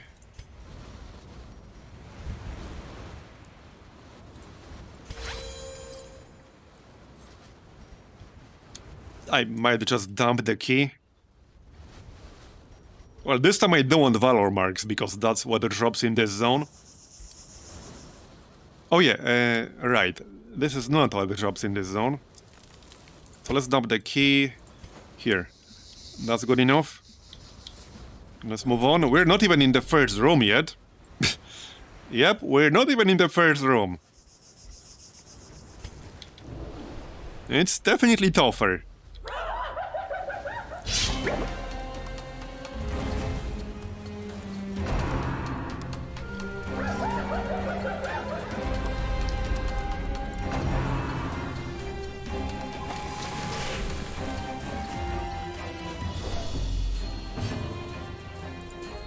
Alright.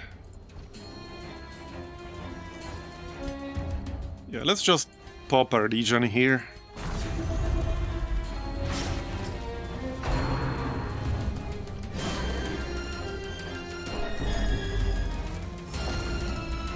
I think Laudanum is probably worth bringing to this zone.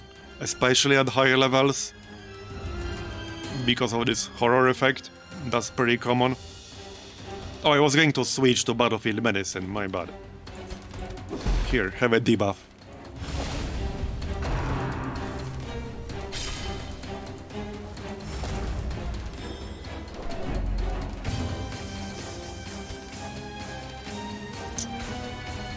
Okay, the Hellion can do quite a lot of damage, so let's pop the Amber Curse on the Hellion.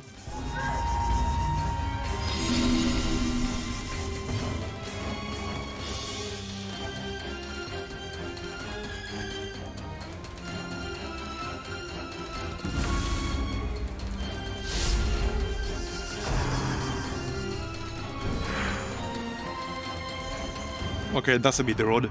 12 regen per turn. Okay, okay. That's a big regen. And more bleed. Alright then. Here, have a bleed.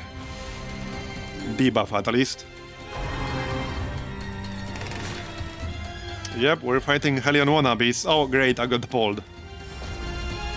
Good news is, you can use the occultist heal from any position in the group. One of the reasons I don't like the Vestal. You cannot do that with the Vestal.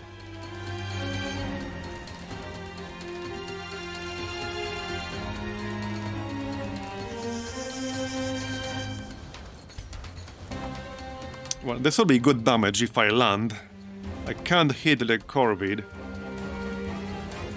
I could try to land the bleed. 120% base. Chance to hit is not amazing here. Yeah, no, that didn't work. Yep, around the 4 or 5 more hours. Alright, let's pop play grenade. That should land. Yep.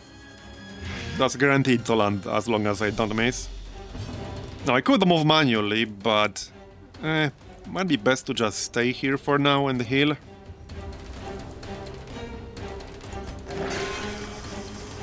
Not the best heal I've ever seen in my life, but fine. We've done a lot of good healing, I'm not even mad. Yeah, I think in the future I will bring Laudanum when I do this place on Veteran or higher.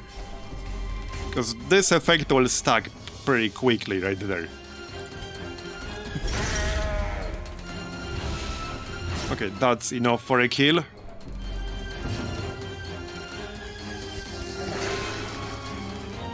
Yeah, definitely a lot of horror. This guy is up to 13 now. So Laudanum would be nice right about now. Just don't heal the hyena, thanks. Okay, play grenade. Good, 18 per round. I need 8 more damage on it.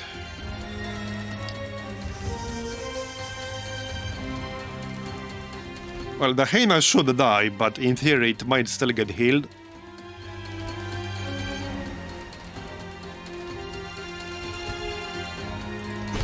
Nice! Okay, that was a bit of a gamble, hitting the Hellion there, but it worked. It almost died from that one single attack. Yeah, that's even more stress. I think this guy will hit 100. Yeah, he probably will.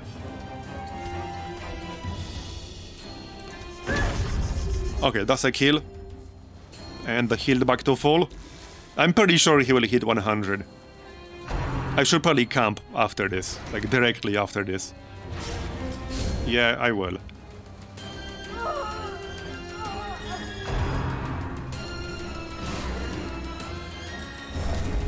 Okay, good.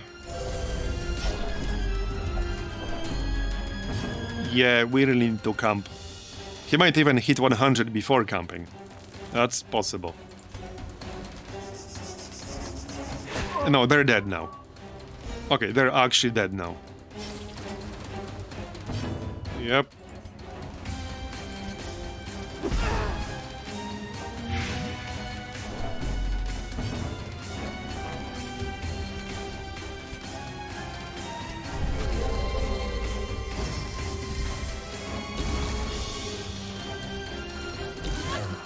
Done. Alright, now we need to camp right away. Refined amber dust, alright. Okay, let's just camp right away. Look out for one another. Companions are all we have.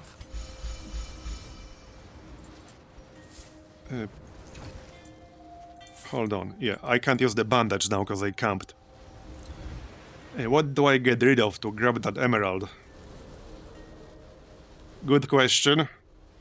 Oh yeah, the one valor mark maybe? Okay, it's just one. Now, first, I guess I need Unspeakable Commune. Or Amber Ward. Okay, I think I prefer Amber Ward here, because Unspeakable Commune will give non-pagan heroes horror. Which is all of them. So, no, thanks. I'll take the debuff mark resist penalty here for a few battles. It will increase my damage too, for the Judicator. Now, we need to reduce the stress, because that's kind of bad. He has a self-reduction of 25, but we have 50% chance. We will give others more stress. Like, that's gonna happen. Might be worth it. That kind of depends.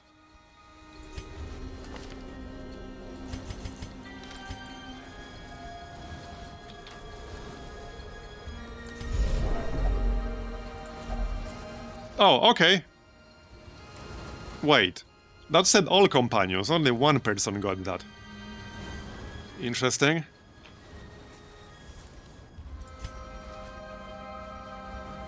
Heal 20 stress on self. 50, that's a bit more expensive. 20 is enough. Then you. I actually should have used Fervent Sermon. But this is good enough. I still got leeches. Don't really need that. But, I mean, I'm probably not going to use it. Definitely won't use it 3 times. Yeah, I think it might have been 50% for each companion or something, because the tooltip implies that this is basically guaranteed to happen. Because it's 50% chance for +10 or 50% chance for +5. Yeah, let's actually grab Battlefield Medicine here. I definitely don't want +10% crit received when I also have +20% damage received. Maybe I would otherwise. Okay, this can reduce my stress a little. There you go, -10. Scouting. Okay, hopefully it won't be too many fights, but I can't skip any of them. Yep, that horror effect is nasty. This land is ancient. I think somebody here can get a buff.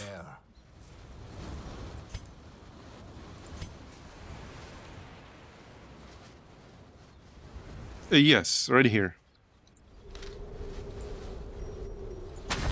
There you go. More damage and crit. Some treasure. I'll take it.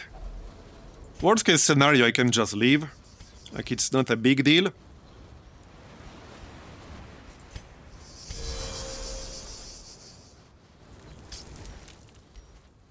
I think I want to keep the bandages. It's a tough one. I could get rid of this last archaeology kit, but I can likely convert it into money.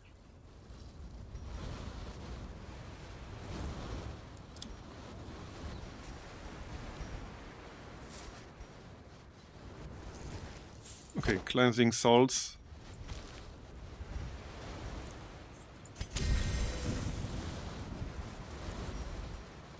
I could get rid of 2 amber. It's just a Jade. Very good. Was there a fight in here? No.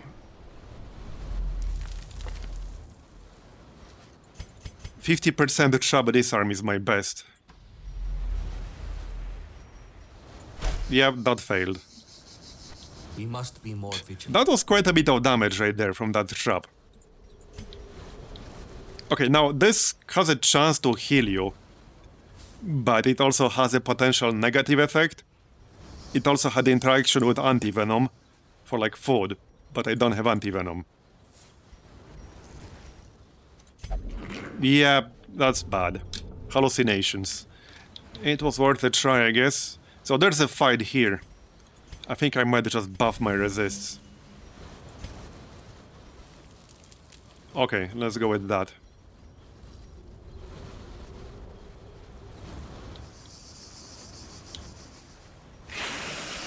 Yeah, I don't like the look of that. I don't like the look of that at all. Not one bit. Not one bit.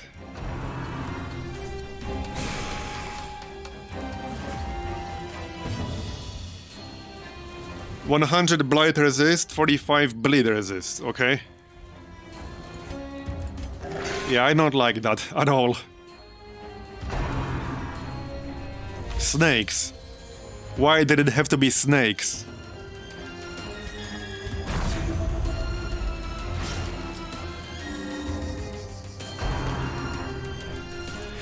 "75 health on the small one, though. Well, at least it has pretty low bleed resist. I might actually guard the Plague Doctor here. We will get more healing that way. Yeah, no Ancient Flint to deal with them. Alright, so debuff their accuracy. I could remove the bleed. I don't necessarily want to, because I want the Flagellant to lose some health, because then he can use his big-ass heals. I think we're better off reducing their accuracy and dodge. There. That'll do. Hopefully they will miss us a few times. Like this. Especially the big one. I assume he has some blight and shit. Because, you know, it's a snake and he's green. Yeah, there's Fang, the first skill right there on the list. Right here. And he can hit any target. Yep. Alright. Well, at least he has low bleed resist. But he also has self-heal. That's gonna be bad. Oh, this dude is going to be annoying. Hey, Taro. Yeah, this dude will be annoying. Should probably curse him. There you go. Nice stress heal from that.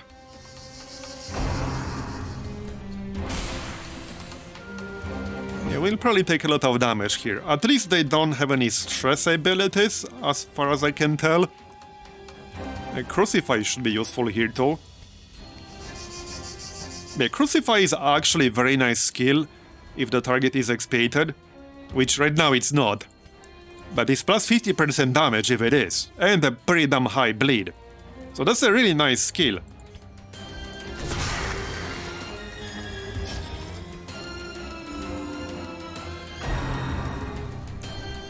At least the region is not particularly high for a level 3 dungeon. Right, so... a Blight probably won't land, but I do have 170%. So it's actually still a 70% chance for the Blight to land. Probably still worth using. Okay, I played safe and now remove the bleed, because he lost a bunch of health. Now one more hit and he will be below 40, then we can use the big-ass self-heal bleed attack. Here, more bleed. 18.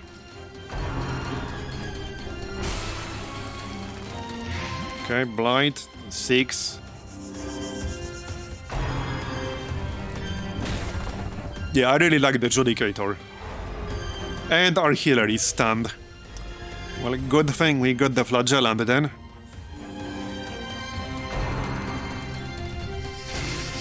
Okay, now he should be below 40 after the blight takes in. Right, well, I actually don't want to use battlefield medicine here. Yeah, no, he's at 42% right now, but he will be below 40 when the blight kicks in, so I don't want to heal that. Yeah, there's the dredge, and there are two classes you can enable as a mod from the main menu, built in. The Veiled and the Hexer. I looked at them briefly. They are interesting, a little bit convoluted. The Veiled can be sort of a support, backup healer. With the right setup, maybe even the main healer. It doesn't have a group heal, but the single target heal is better than Vestal's. No cooldown and slightly more healing. But it's a class that damages itself with that heal. It also has like a 20% health drain attack. Or attack that heals you for 20%. And his other skills get better the less health you have. So it's an interesting class. And no, I did not. Not in here.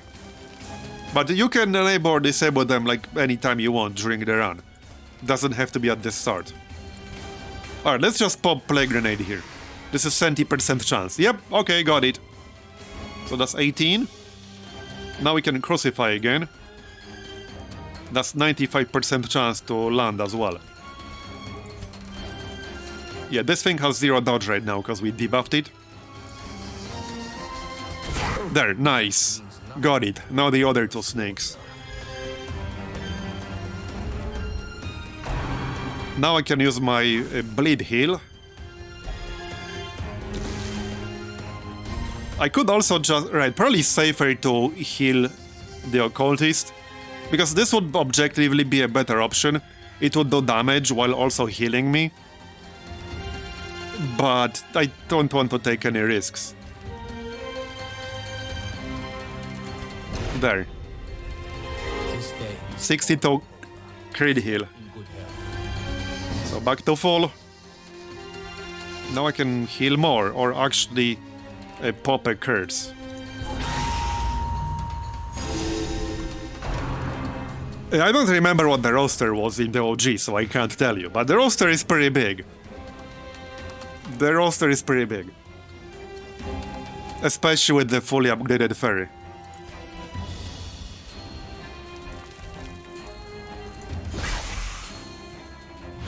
It was definitely worth bringing these two Blight chance trinkets.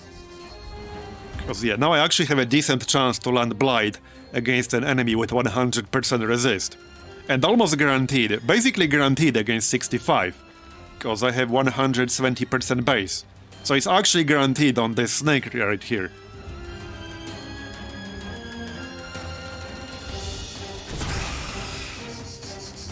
Nice. That's 16.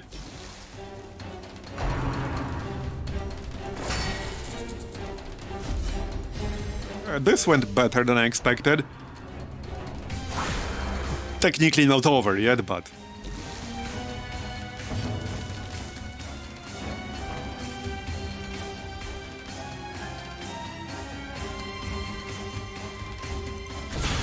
Okay, that'll do.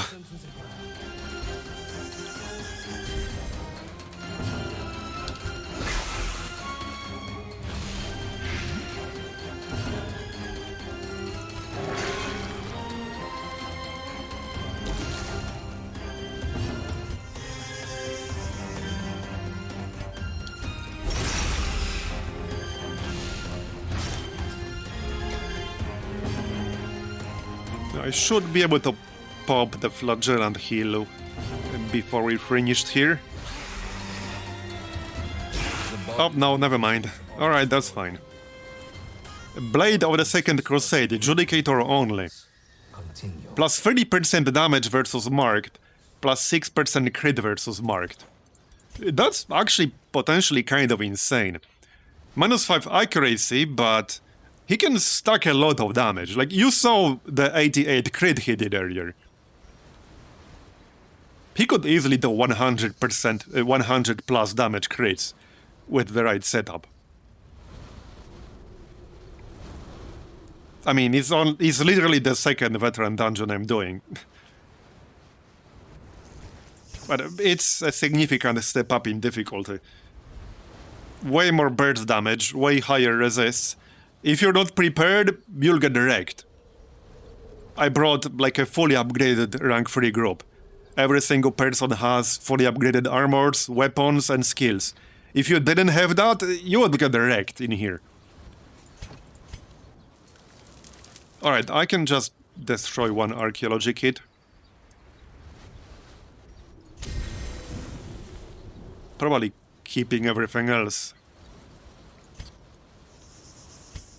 Yeah, I don't know.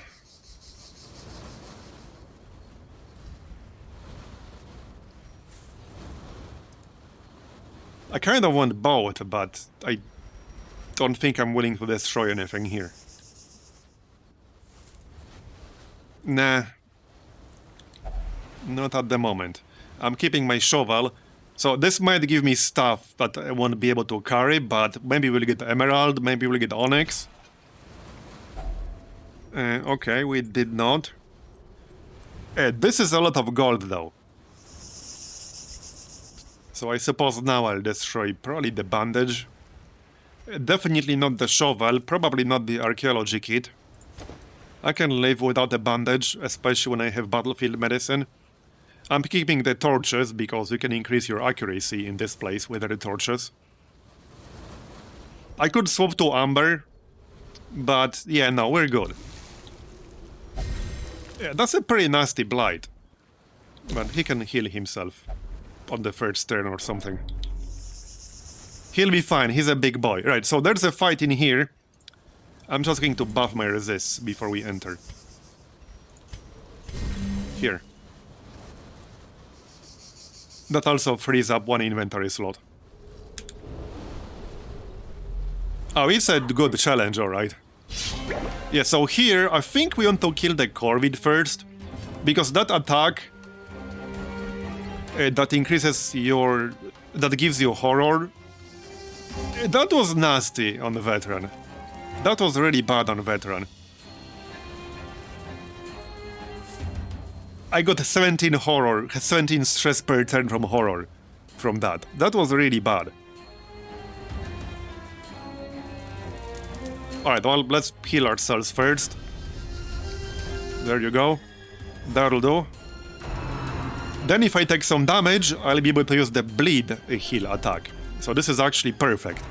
As long as it doesn't miss. I'm sure it will miss at some point eventually. And it really sucks when it misses. Because you have to be below 40% to use it.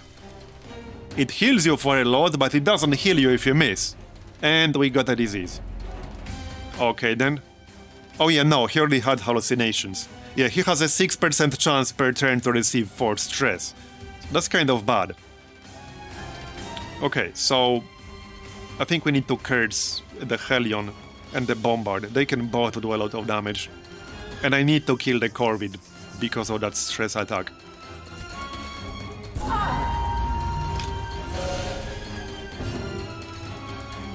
Now I could debuff their accuracy.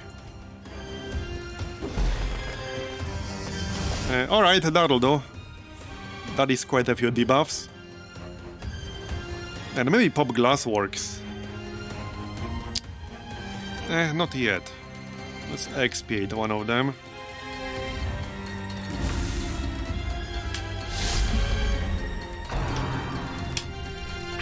Okay. There's the AoE. Alright, 6. Expiate heal. Alright, Plague Grenade. Yeah, that will land. Actually, no, not Plague Grenade. Noxious Blast. Yep, that's a cannon, alright. It's a bombard. The bomb is called Wildlander Bombard. So, you know, she bombards stuff with the cannon. In this case, you. Yeah, so this is kind of a tough one, because I can get a guaranteed heal on myself, or I can wait for Exsanguinate. But this can miss, and if it misses, I miss out on both the bleed and the heal. So if I skip healing myself and then I miss with that, he could easily go to death's door. In theory, he could even die if that fails. So this is always a bit of a gamble. I do have +5 accuracy, but even if you cap your accuracy, you have that 5% chance to miss, always. So, you know, I could get XCOM'd if I do this. Or rather, if I don't do this. If I don't use a heal right now. But I don't want to Amber Curse the Hellion to reduce his damage. And if I heal myself now, I probably won't be able to use Exsanguinate. Unless it's a small heal and I'm still below 40% health. But if it's a small heal and I'm still below 40% health, it's kind of useless. Because I'm about to heal myself for like probably most of my health. Okay, let's curse. Surely I want to get RNG'd, right? That would never happen to me. Great. That Blight just got healed. That's rude. And now... Yep, now I can't use bleed on it, because it's in rank 3. Alright then. Yeah, so see, this is 95%, which is cap. But I still have 5% chance to fail. So that can still happen, and then I want to get healed. There we go. Okay, 33. So if that failed, I wouldn't have healed myself. Was there stun resist? Okay, that might work. Oh wait, right, I actually don't currently have it. I have Crucify.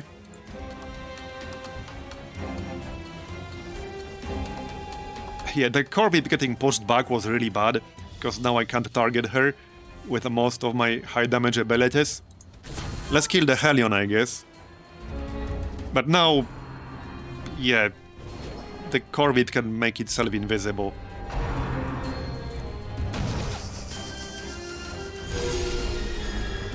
It's a skill that targets a corpse. That's probably what they'll use. I could destroy the corpse right now. That might not be a bad idea, to be honest.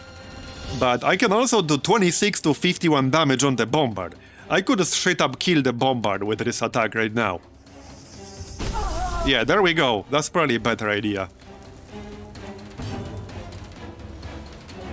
Blinding Gas is on cooldown, unfortunately.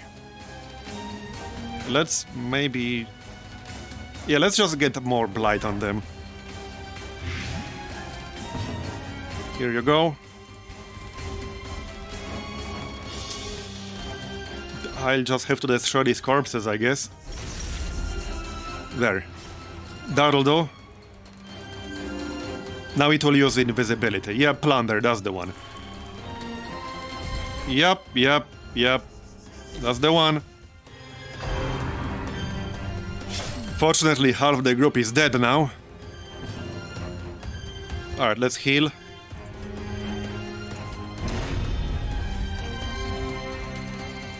Have I mentioned how good Flagellant is?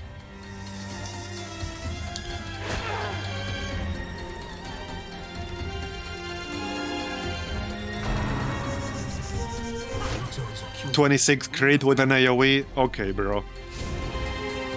And still in stealth. Okay, no, not anymore. Blight your ass. 19. Alright, just kill it. Bye-bye. And now I need healing myself. Again. 80 critical heal. Heck yeah. That's kind of nuts. Totally normal occultist heal.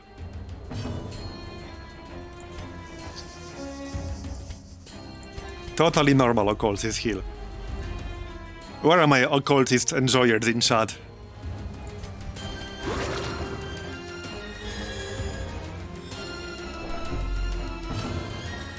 Yep, he healed nearly 2 occultists worth of health, yep.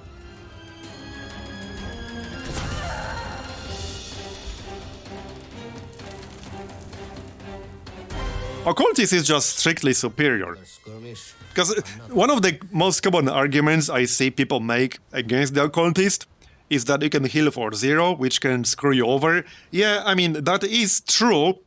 A lot of things can screw you over in this game. But if you take a bigger sample of heals over a longer time period and then average them out, the occultist completely overshadows the Vestal and they leave any other healer in the game except things like the Flagellant. Not to mention, this skill is actually better in Black Reliquary. You don't get nearly as many 0 heals. I only get like a few. And you are very unlikely to get the bleed because the bleed chance is much lower. So it completely overshadows the Vestal, the Veiled, because that class has a single target heal. I mean, if you remove the cooldown on the Vestal's heal, it would still be overshadowed, but the fact the Vestal's heal does way less healing on average, and it has a friggin' cooldown, that's just bad, man. Like, that cooldown on the Vestal's healing skills is completely unnecessary. It's completely unnecessary. It should not be there. The one benefit Vestal does have is that her heal cures horror. So that's one benefit. But that won't prevent you from dying. Yeah, if it cured a little bit of stress, that would be better. Because the horror cure, like, that's super situational. That is super situational. You are rarely in a situation where you have to use a single target heal on somebody who also has horror. And if you have to remove horror, like, there are better ways to do it. But yeah, anyway, my point is that the occultist just completely overshadows the Vestal. Completely overshadows the Vestal, even if you take the 0 heals into account. Because it's about how much you do on average over the course of one dungeon. And he will do a lot more. Not to mention, other than the cooldown benefit, which he does not have the cooldown, he can use this skill from any position. So he's, in that sense, he's immune to being screwed over by surprise or by shuffle mechanics. If you get surprised, or if some enemy shuffles you around, you get pulled to rank 1, you can still heal from rank 1. A Vestal cannot. You can't even heal with a single target heal from rank 2. So, I mean, this guy is just strictly superior. I'm not even touching on all his other utility.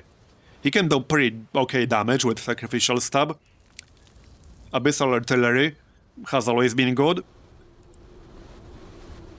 And the Amber Curse is very, very good. Amber Blight itself is very good, and this skill, on top of the Amber Blight debuffs, is also in itself minus 15% damage and plus 15% damage taken. And it ignores prep round. This is a very, very good skill. A very good skill. S-tiered skill. And he can mark, if you have damage dealers who need to take advantage of that. And his mark also debuffs dodge on the target. So I will take Occultist over a Vestal, like, any time. A Vestal would be better as kind of a support healer in rank 2, with some utility and some damage. She can do pretty decent damage with the bonk, whatever it's called. And she has some other interesting skills. She has one skill in particular, I don't remember now what it's called, that buffs your entire group when you use it. But it has to be used from the front row. So that can be good. She would do an okay job in rank 2. But I would not use her as a primary healer. I would use her as a support. As a support damage dealer, utility provider. That's her niche, I think, at least in my opinion so far. with my experience, which is, I guess, limited compared to people who made this game, this mod. But that's my experience so far. She would make a better supporter than the main healer. Okay, what do I want to destroy here, if anything? Well, good question. I don't want to keep the trinkets, I want to keep my shovel. I can probably still convert archaeology kits into money. I could probably destroy the 2 torches.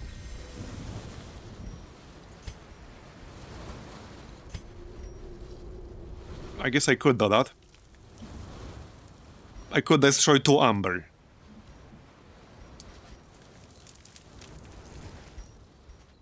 Okay,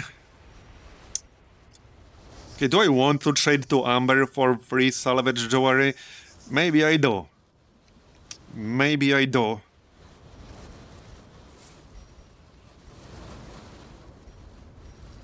Man, it's a tough one. Okay, I guess I did get 5 refined amber dust. Let's just destroy 2 amber.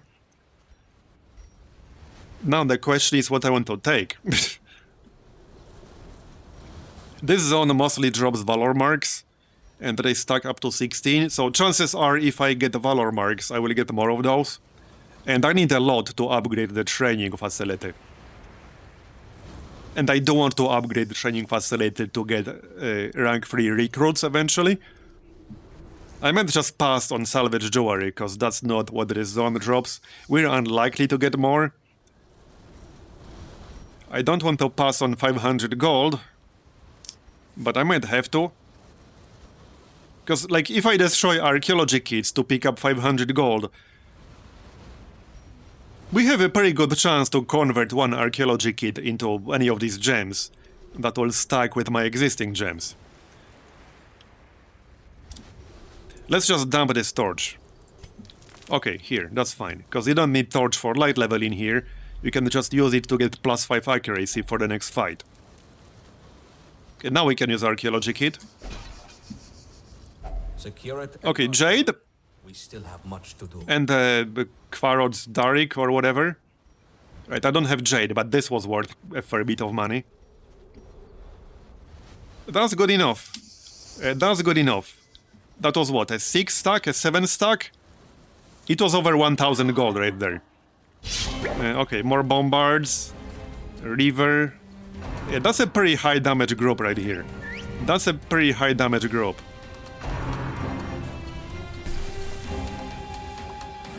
And not necessarily true in this mod, because gems are worth a lot more money in this mod, and things generally stack higher.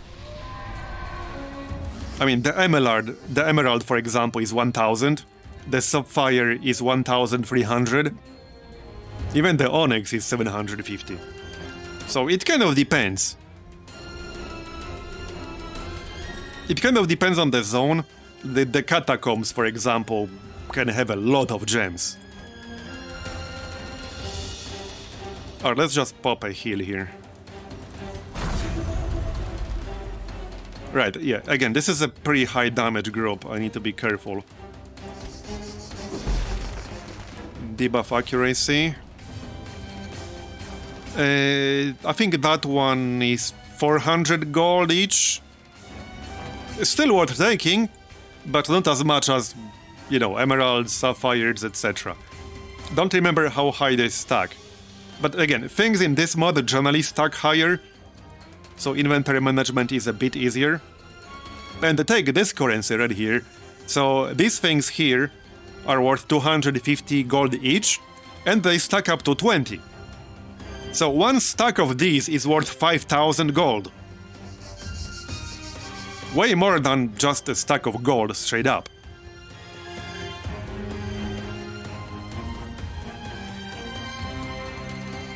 Anyway. Right, let's pop Amber Curse.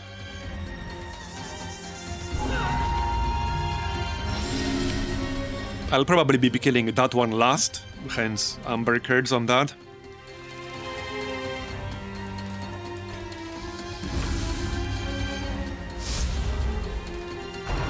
All of these can do quite a bit of damage.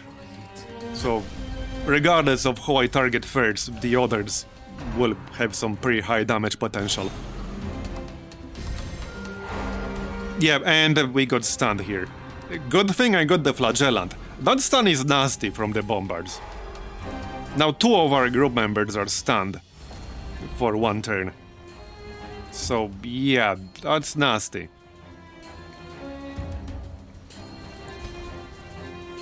Well, I don't want to start doing some damage. Or not. And that's with +5 accuracy buff. Right here. Alright, well... Blight will land as long as I land the attack. There we go. That's 10 per round. Yeah, okay, now he's at 0. If I get unlucky here, he could get killed. Because I didn't get a chance to guard him because my guy with guard got stunned himself. So, the level 3 dungeons are definitely way more dangerous. Look at that crit. Yep. Okay. And she will still... So he could die here. No, he didn't. We got XP heal. I might actually want to retreat and leave. That's not a bad idea. I might consider that.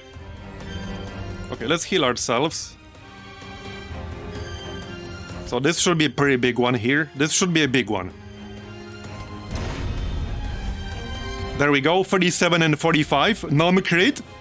See how good this friggin' setup is? With the Resurrection Scholar on the Flagellant.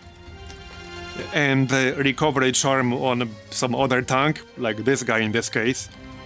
That's an insanely good setup. Insanely good, and I didn't even need a crit heal.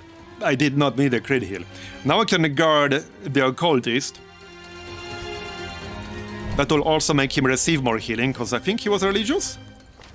No, pagan, but I will guard him so that he won't get killed. But this is a lot of damage. I might still consider retreating, I don't know. I have to kill at least one of them, like now. That bleed area failing. Okay, that's a kill. Yeah, this is nasty. I might be better off healing my Judicator, actually, because I'm still guarded. And he will receive way more healing. Plus 60% healing received on him right now. I think I'm actually better off healing him. There. Okay. Piss off. Yeah, no, I think I might have to retreat here. The Bombard will die. But this was a very high damage group. Very high damage group. Look at all this damage. Yeah, that's a super high damage group. Not surrender. We need you.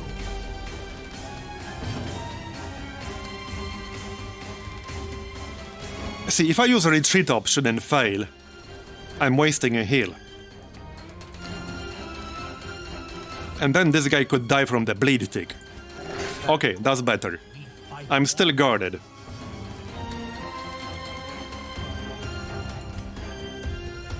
So this has 89% on the Harrier. This will heal me. Okay, good. Nice. Now I just need a good heal on the Occultist. And guard him again. We have Blinding Gas up again. That's 120% stun. She has 85% stun resist. Not worth it. Probably kill the Harrier here. Or I could pop a small heal on the Occultist just in case. What's his speed? Okay, he will go last. He's still guarded though, so that should be fine. And Noxious Blast will apply 10 damage blight. It can also do up to 5 damage, so if I do 4 damage and apply the blight, the Harrier will die. There, okay, so that will be a kill on the Harrier right there. Good. I might just reapply the guard, because I'm paranoid. 82%. It should add another buff. Wait, no, he won't get the buff, because he's a pagan. He'll get the damage crit buff. Yeah, whatever, guard.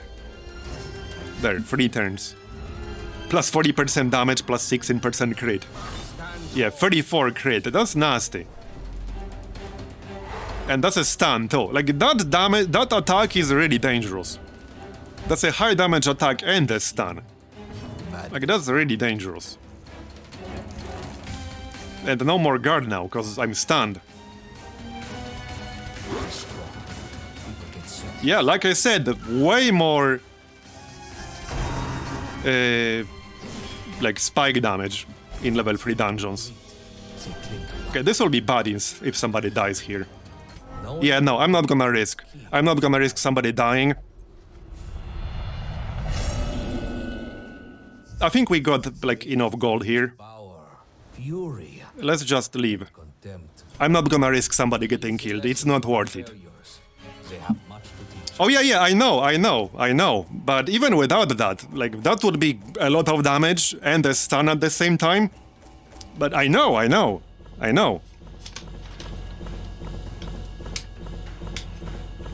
So it's just, what I'm saying is that it's a big damage increase from level 1 dungeons. So if I brought a group that didn't have, like, full weapon upgrades, for armor upgrades, full skill upgrades, I would get wrecked here. And this was a very good group setup. It was a very good group setup. This group as a whole, this group I was just fighting right now, they had a super high damage potential. Because that's 4 mobs that can get burst damage. Like, town event or not. They can get some really high burst damage. So, like, even without that, they can easily, like, kill you in 1 turn with their burst damage. And regardless of which one I target first, the other 3 can, like, wreck me. Is that stun that can really screw you over as well? The 2 bombards, each one of them, can charge you and stun you while doing decent damage. That's really dangerous. Because earlier, like, they stunned both my healer and my guard guy. So I couldn't apply guard because my Judicator got stunned, but my occultist also got stunned. So neither of them could do anything. Yeah, burst damage and stuns. It would be worth having some stun resist for this place, actually. I would have to check if I have any trinkets with stun resist. But stun resist would be really good for this place. Specifically against groups like this. I think I had something that gives stun resist. I'm pretty sure I had something. Common drunkard. Let's see, I had something. I had stun chance, obviously. Okay, this is a lot of trinkets now. Oh yeah, here, plus 50% stun resist. Yeah, I think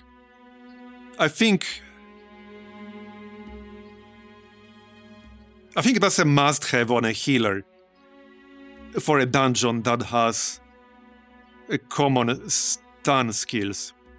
Because this dungeon, like any bombard in this dungeon, and bombard is a common enemy here, has that stun. And you can have 2 or even 3 bombards per group. So I think plus 50% stun resist would be a no-brainer here.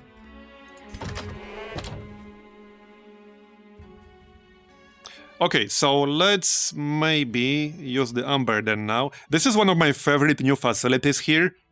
Yes, you have to use refined Amber Dust, so you can't just spam this on anyone you want. But you can pay free Amber Dust to stress heal for 100. On, like, people you want back in action quickly. 5. You can reduce this if you upgrade. But it's a really nice facility. Just not for spamming.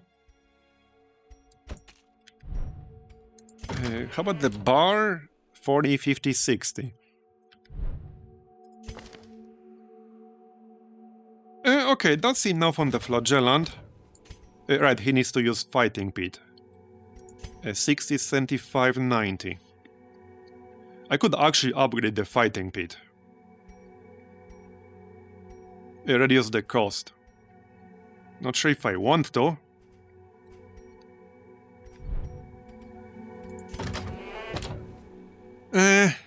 Not sure if I want to. On the other hand, I don't need these relics for anything else. Let's check the ferry. Okay, wow. I don't know if I'm getting really unlucky or the base chance to get experienced recruits is that much lower. I've been getting really unlucky with experienced recruits. Out of, I think, four rounds with 7 recruits each, I only had 2 rank 2 recruits. So I don't know if that's really unlucky or the chance is just that much lower. Well, knowing my luck, it might be just that. Because, you know.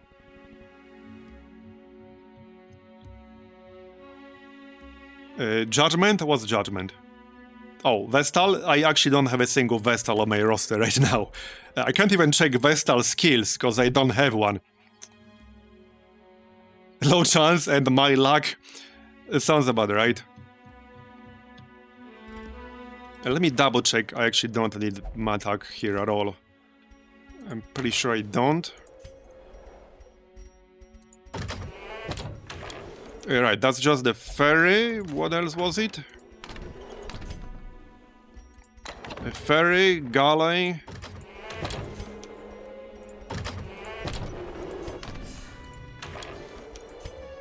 Oh, yeah, just ferry and galley, right?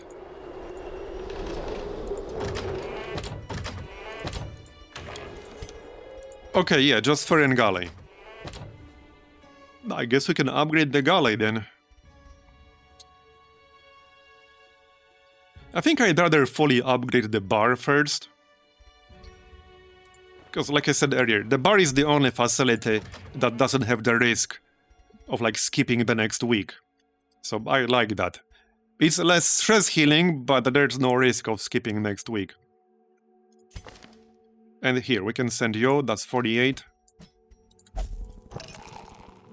Like so. Oh, somebody was asking for the max roster size. That's 35. I have fully upgraded the roster here, so 35 is the max. I don't remember what it was in vanilla. It's been a while since I played normal Darkest Dungeon 1. So I don't remember what the max roster there was. But 35, that's what it is here. Maybe there are some side decks that increase it further. I don't remember. There are some really good upgrades at the side decks. Oh, yeah, right, side decks also use these relics. But yeah, there are some really good ones here. You can get more camping points. You can get some provisions to heal you. You can get more scouting chance. You can heal stress on interactions with corpse curios. 15 stress on interaction with vendors. Bandages heal for 10%, anti-venom heals for 10%. You can receive free provisions. So this is a big one in a long time period. If you get some of these facilities here, the side decks, you can get some actual free provisions every week. At least that's how I'm reading this. So that's not like a ton of gold initially, but it adds up over time. It's just that I need a lot of crap for that.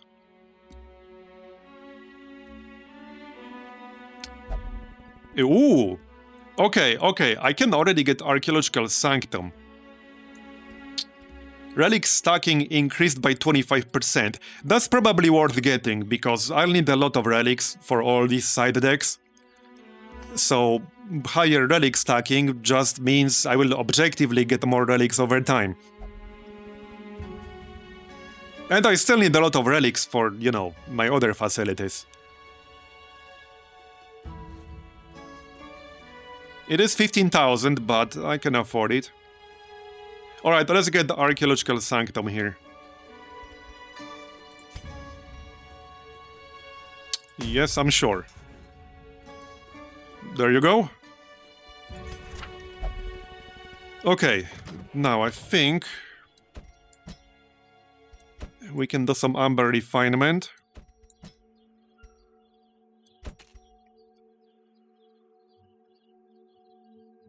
Can I field a good rank 3 group right now? Probably.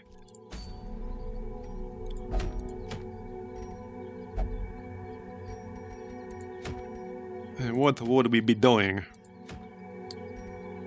Ooh, medium, rather, veteran treasury. Okay, that's a pretty nice abomination trinket if you go beast mode often. This will be great with a rake spam.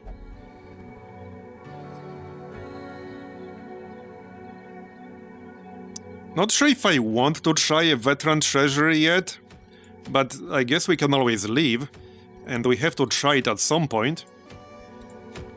I don't feel ready for bosses yet. I think I'd rather wait for like rank 4 before doing a boss. Yeah, veteran cacti, yep. What could go wrong? But yeah, we can always leave. And hey, I mean, technically, again, I think Treasury... So this sounds a bit counterintuitive, but... Treasury is actually probably the easiest dungeon to actually complete a quest in. Because even a medium treasury is basically the same length as a short dungeon otherwise. It's roughly the same length. The downside is that you don't get any actual gold from the quest rewards. But unless you bring somebody with like thieving habits, which I will never do again, like the actual quest itself is easier to complete than in other dungeons, on average. It's just that you won't get any gold from it, from the actual quest reward. And I do need a lot of salvage jewelry. I need like a crap ton of salvage jewelry. Because I want to get rank 3 experience recruits eventually. And I need to upgrade Instructor Mastery, Weaponsmithing and Armorsmithing. The Instructor Mastery requires 161 Valor marks. And the Forge, I will need basically just under 100 salvage jewelry, which you get from the Treasury. I would also like to get rank 4 weapons and armor for bosses. So I'll need the Treasury one way or the other. And this is a decent trinket for Abomination. So let's see. Okay, that's fine, that's fine. Oh yeah, this was a nice skill. This was a very nice skill. Because Punish is a mystical skill. So that's 25% chance to heal free stress when he or any ally uses a mystical skill. This is a very nice quirk.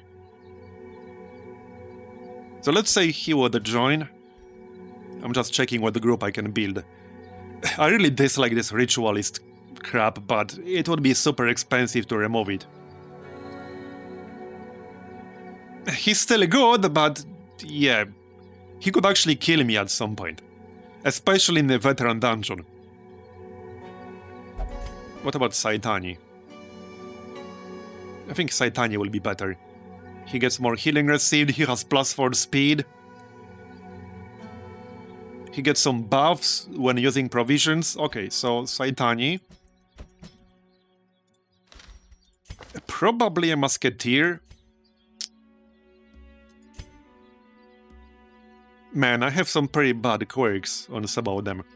+5 stress when attack misses. And the lazy eye.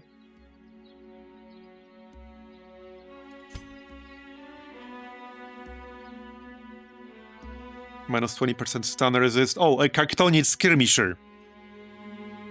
Okay, so she's a cactus enjoyer, basically. Blacksmith. A lethal. A mystic again. Oh, okay, that's nice. She does have Black Plague, though, which is maybe not great. Yeah, that's definitely not great. I need to remove that crap. Yeah, okay, let's remove that. That's bad.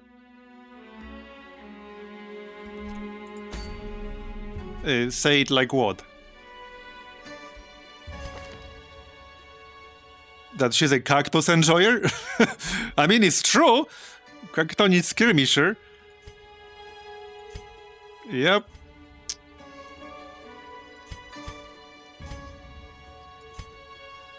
Well, what else would I bring here? Obviously not a Judicator.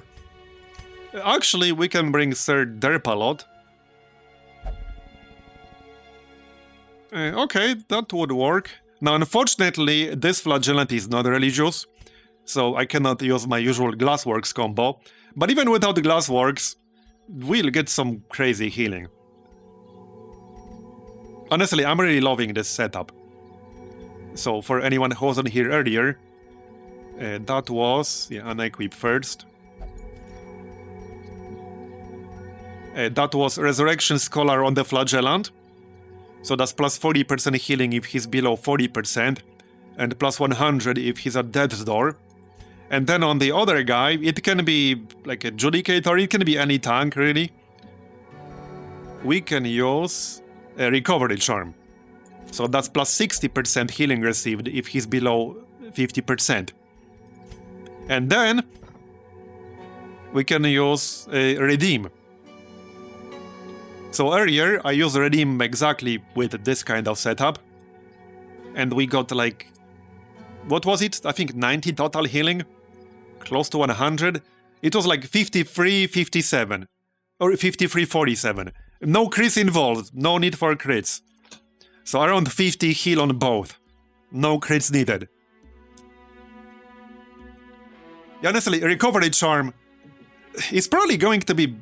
I won't say mandatory, because there are a lot of good trinkets, but it's such a good trinket. It has so many use cases.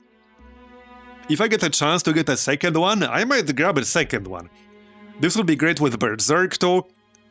So Hellion has Berserk, which basically heals you when you get killing blows. Enraged, rather. So there are so many use cases for this. Alright, what else? Who's going to be last here? It might have to be a Musketeer. Do I really have another option?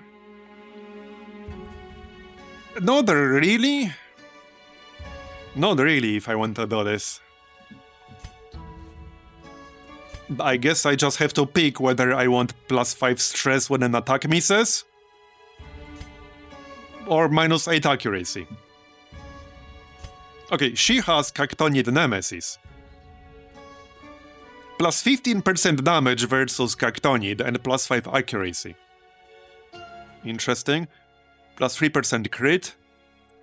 Gain buffs per each contraband trinket equipped. Interesting. Giant Slayer might be useful in here because there are some like big enemies. Even in level 1 Treasury. More damage against marked target. More accuracy. Surely this plus 5 stress could never backfire, right? Technically we're less likely to miss with all this extra accuracy. So I think she'll be fine here. Yeah, all my musketeers seem to be cactus enjoyers. Yep. Just don't ask them about that, why exactly they are cactus enjoyers.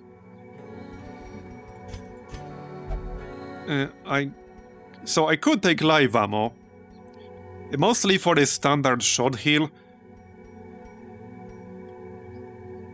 because Cactonids, if I remember right, have really high blight resist, even on like normal, in level 1. So in level 3 dungeon, they will probably have like 80%, 90% blight resist. And we can grab the hat.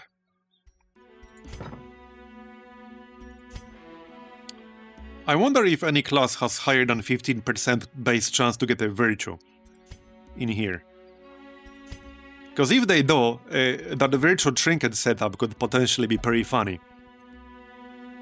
So Hero's Ring and the plus 25% somewhere down here. It was somewhere in here.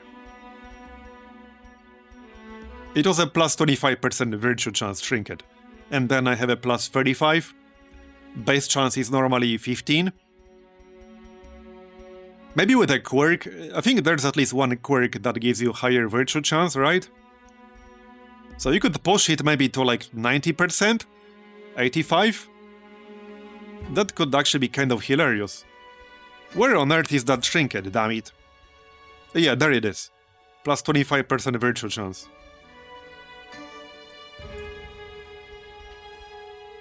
Okay, well, what else? I kind of want to test this, but I don't know if I want to test it here. I don't know. It could be good on a flagellant. It would be good on a lot of classes. Let's just go with the usual setup, so Toffering. And for the Judicator, well, could try Stun Chance or something like that. It could just get Seared Stone for Scouting. Yeah, Scouting in the Treasury would be good.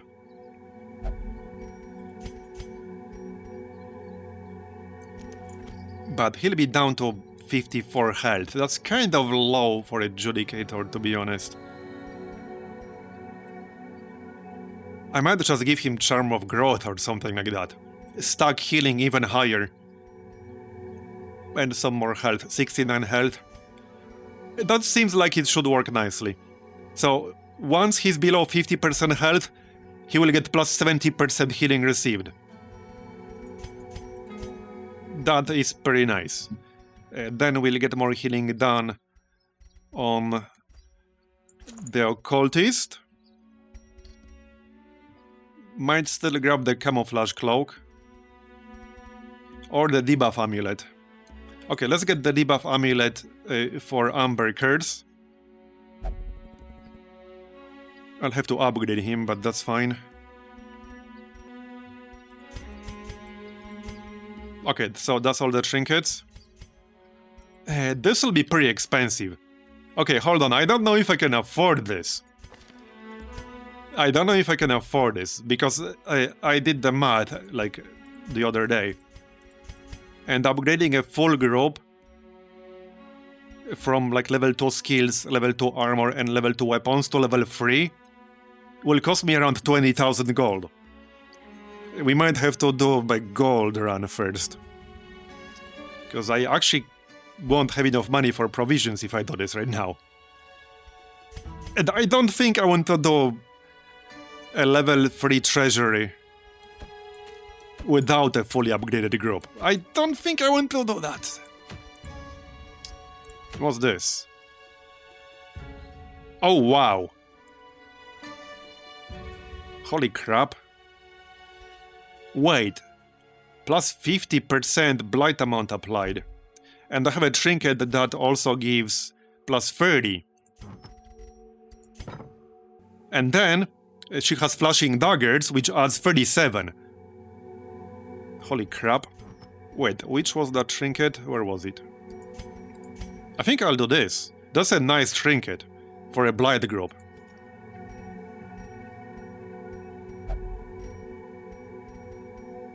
Man, I'm bad at memorizing all of these. I'm pretty bad at memorizing them. This is blight chance. Oh wait, I already have it. Oh, never mind, I already have it. Okay then. I'm pretty sure I had another trinket for any class with more blight amount applied. I don't even remember what rarity it was. I'm pretty sure I had one.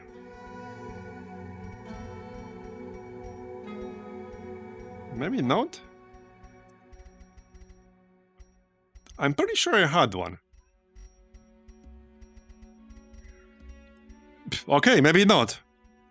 Maybe not. Never mind.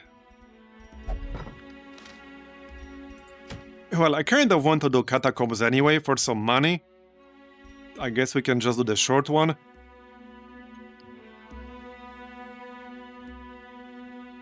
Yeah. Grab the Antiquarian. Do I have more than one Antiquarian? No. Do we have an Antiquarian at the ferry? No. Also no. Okay, I'll grab this Occultist. I can always fire him. Is not to be toyed with by those without proper constitution. Do I have a Jester on the roster? I think just one. I had one somewhere. I don't think I booted him. Where the heck is the Jester? Maybe I did boot him.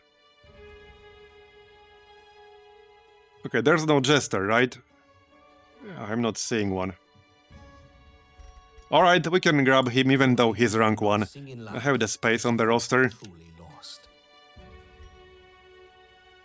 That'll do.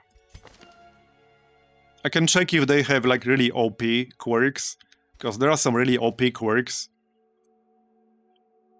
Self-assured. On turn start, self-heal 10 stress, 5% chance. That's actually pretty nice on an abomination of all things.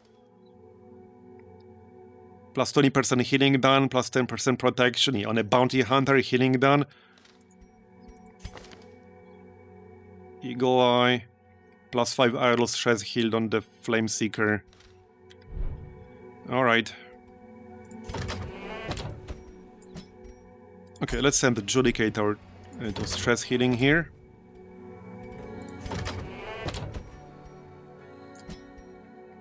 And Eric to the fighting pit. Right, so we'll do Catacombs. With the Antiquarian. What do we have here?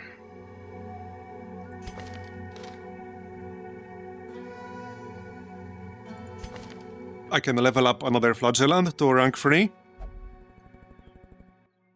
Okay, fine. Let's do that. Perhaps a Shieldbreaker. Crusader. Crusader was good. We got another Judicator. This Grave Robber. Right, let's grab the Grave Robber. And I could grab Abomination, actually, if I'm going to use Blight stuff. Oh, I don't have rank 2 Abomination. There was Abomination at the ferry. I mean, I guess it's fine. This is supposed to be just for, like, gold and stuff. Only to rise above. Yeah, alright. I think that's fine.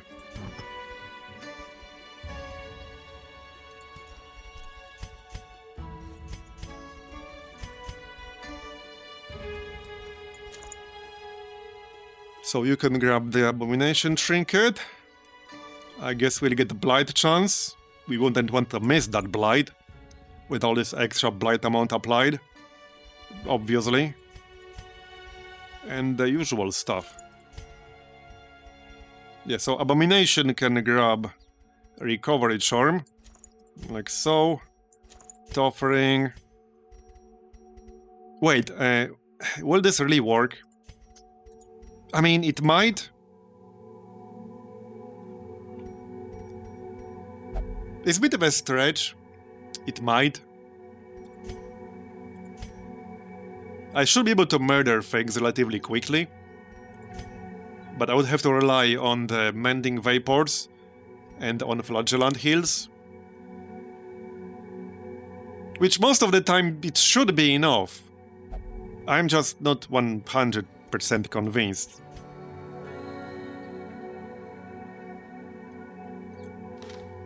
The only healers I have are really mostly just occultists here.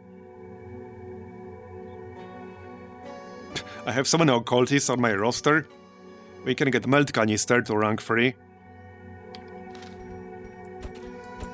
Alright, let's just get Melt Canister to rank 3. The stress should be fine, I think. It'll be fine. And we'll use Trinket Scrounge. The Trinket Scrounge gave me a very rare trinket earlier, so that was nice. I just need the camping skill.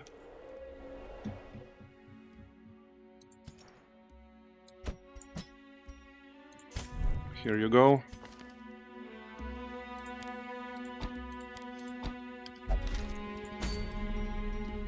Okay. Right, so Catacombs. More trinkets. So healing done. There. Probably just Camouflage Cloak as before. A debuff for the Antiquarian, because she can debuff Blight Resist on the target.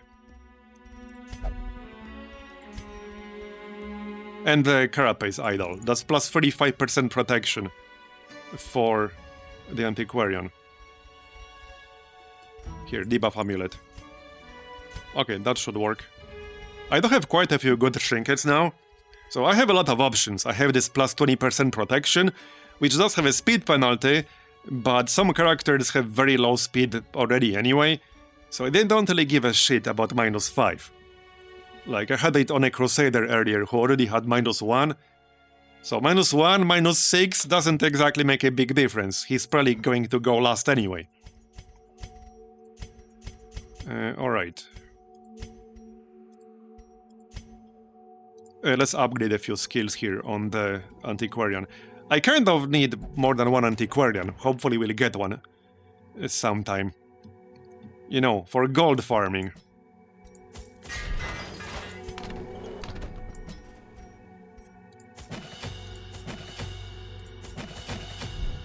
Alright, that'll do. Let's go! So, right, we want as many archaeology kits as possible. That's like the main moneymaker in this place. Even without an Antiquarian. That's the good thing about doing the Catacombs Antiquarian run. Antiquarian already gives you more money, but archaeology kits can be worth quite a lot in the Catacombs. There are a lot of interactions in the Catacombs with archaeology kits that can give you gems, and the gems are worth a lot of money here. So I got some pretty crazy amounts of gold from runs like this. We had a long one yesterday. I don't remember how much gold that was. It was a lot. Right, shovels. Obviously food. Some honing oil, that's useful in here. Obviously torches. Yeah, it was like 40k plus, yeah. And it was a level 1 dungeon. And it would have been more if I had more inventory space. Now, every time I bring a key here, it ends up being useless, but there's like 1 or 2 curios in here that do use a key. It'll take like 1, I guess. Okay, I think that will be enough here.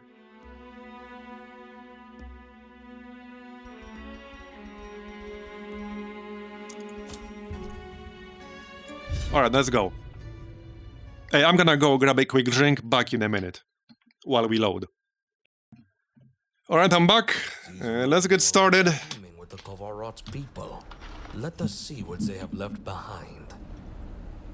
Okay, that's going to be a fair bit of backtracking. I guess we'll go like this. So here, make a small loop, and then go back and camp on the way back. Oh yeah, right, she has a chance to interact with like Amber Curios, which is, I guess, not the end of the world.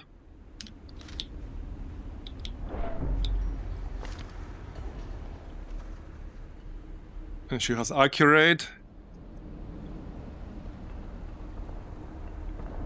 Levantine Skirmisher, right? Okay. Seriously? We must be more vigilant. Oh, shut up, narrator.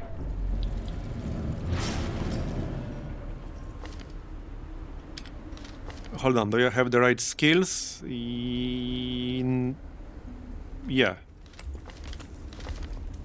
No, no. Here. Okay, now I do. Did I get Unspeakable Commune? Yeah, I did.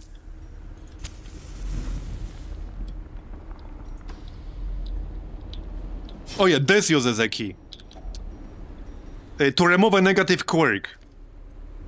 Yeah, now I kind of wish I had some people with the really bad ones. I could guarantee removing Unbalanced, I think. It's not a big deal on a Flagellant, because he can move forward free. So it's not a big deal on him all that much. Who has the worst ones?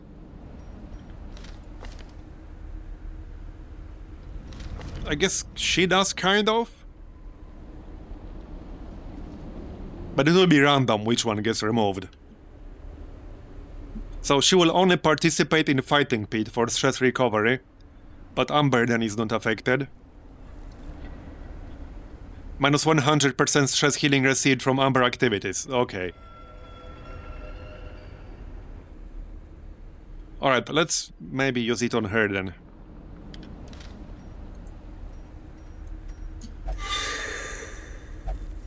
Chipped shoulder. Alright, fine. Yeah, that was the one where she can only use fighting pit. Alright. That was kind of a nasty bleed right there. I didn't even do anything yet, and you're already bleeding. Calm down. Oh yeah, that's a torch for a damage buff. Well, some kind of buff. Might not have been damage. It was something, I don't remember what it was. Minus 50% surprise. Yeah, you're right. Yeah, I remember now. Oh, that was a great one. That was a great one. Nice. And plus 4 speed if any enemy is Levantine. That's a great one.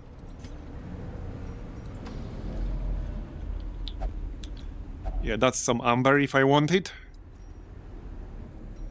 Yeah, alright.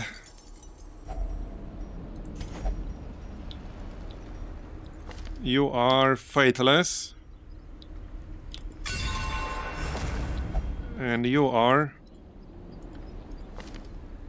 religious. Alright. What was it that she will get? Plus 8 dodge and minus 15% stress received. Right, if any enemy is Levantine. Let's just pop region here.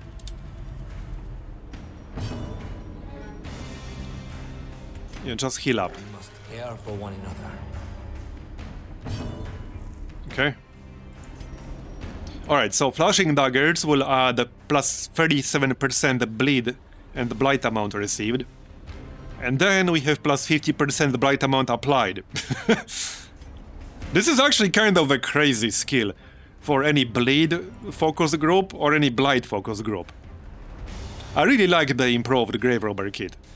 Because I was not like too hot on Grave Robber in the past. And she also has poison darts, which reduces blight resist on the target. So I really like her kit now. It's pretty good. Even Thrown Dagger is better. Because now it gets extra damage versus marked and blighted enemies. She has a stun, which can crash your game, but she does have a stun. And a pick to the face, it gets armor piercing and bonus damage against Amber Blight. But these two skills are really good in any dot focus group. And this ignores a preparation round accuracy penalty, so you can apply this debuff during preparation round. To, you know, prepare.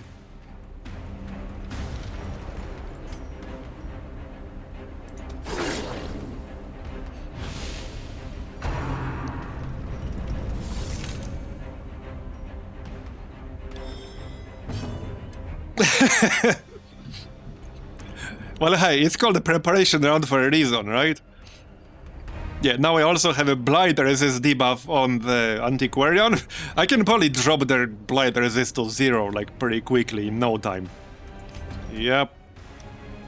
Not that they have a lot in a rank 1 dungeon. I think these skills that debuff the resist will be way more important in level 3 dungeons. With all the resist the enemies had there. Their debuff resist was not that high, so... right, so now we can apply poison darts. There you go. That's 9 per round already. And he will take more bleed damage from the flagellant too. So even if you have a blight group, like let's say my Antiquarian was a Plague Doctor, that would be a really good group here, because Plague Doctor can do some pretty bonkers blight damage. The Flagellant would still benefit from this debuff. Oh, speaking of blight damage trinkets, I think it was a Plague Doctor. It was a Plague Doctor trinket that I had with blight amount applied. Right, yeah, that's what it was. I remember now. Devastation.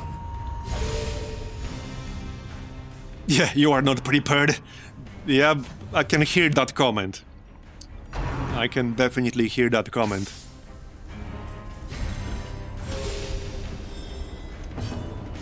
I played that shit a lot. I mean, I mentioned it before a few times, but that's how I started my YouTube channel in 2011. I quit WoW on the 1st of October 2011, and suddenly, because, you know, I ran a guild, which was like a whole second unpaid job, basically, so I suddenly found myself with a lot of extra time, and I had to fill it with something, so I started a YouTube channel. Because I knew if I don't fill that time with something, I'll just end up going back. So yeah, that's basically how my YouTube channel started. That's it. That's how it started.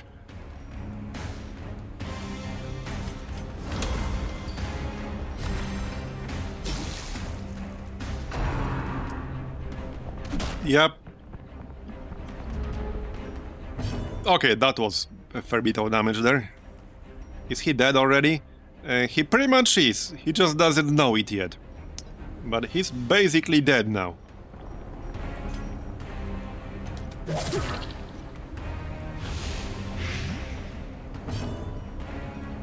Let's just play it safe here and heal.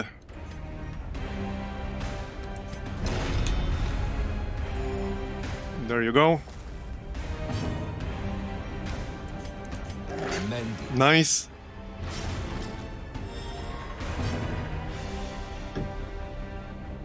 But hey, I won't say bad things about the WoW. I'm glad that I experienced it at its height, you know, and I still have many friends, online friends, and even one in real life, who I met through WoW. Some I met in MMOs before WoW, but then we played WoW together. One of the friends I talk with, like, on a regular basis, sometimes daily. We met in 2002 in Dark Age of Camelot, then we played WoW together a few times, as in various time periods. And many other people who were in my guild, like, we still talk to this day, we stay in touch. Like, it was more than just a game. It was like a whole social experience. And at the time, like in 2005, the internet was a very different place than it is today. So it was a very unique social experience, like unlike anything else. Like today, the internet is a very different place than it was in 2005. So that was a big part of it too.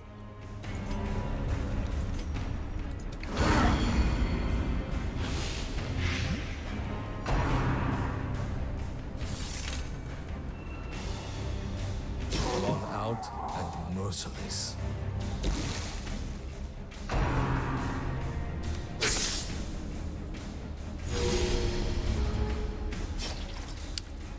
No, I did not. I did not, the Unholy Magnus. But the actual first MMO that I played, because I did play Dark Age of Camelot a fair bit, but the actual first MMO I played, don't remember what year that was, but that was Anarchy Online. Who remembers that one? It was in many ways a flawed game, but it was a pretty unique one, especially for its time.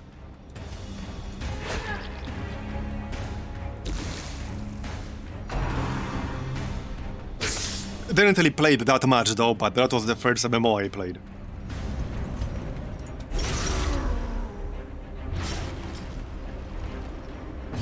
Oh, I mean, there are a lot of people who played Dark Age of Camelot. It was a really good one for its time. There are a lot of things that it did right. Like the original Realm versus Realm experience in Dark Age of Camelot was pretty unique. A lot of games tried to recreate that and failed. At least in my opinion, they failed.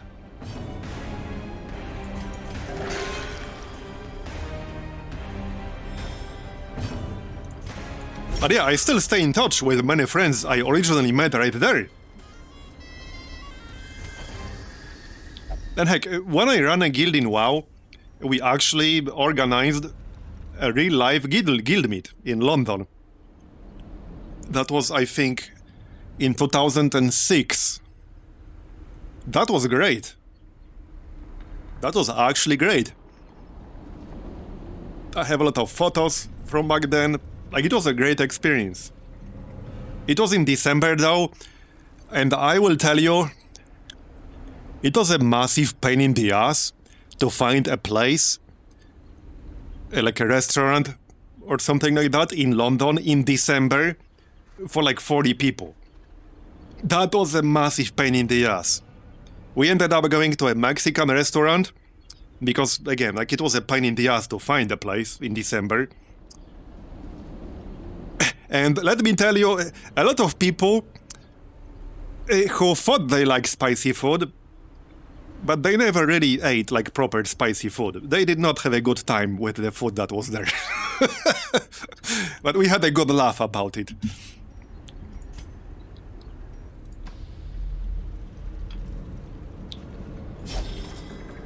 This land is Yeah. falling into disrepair. There were some funny moments for sure.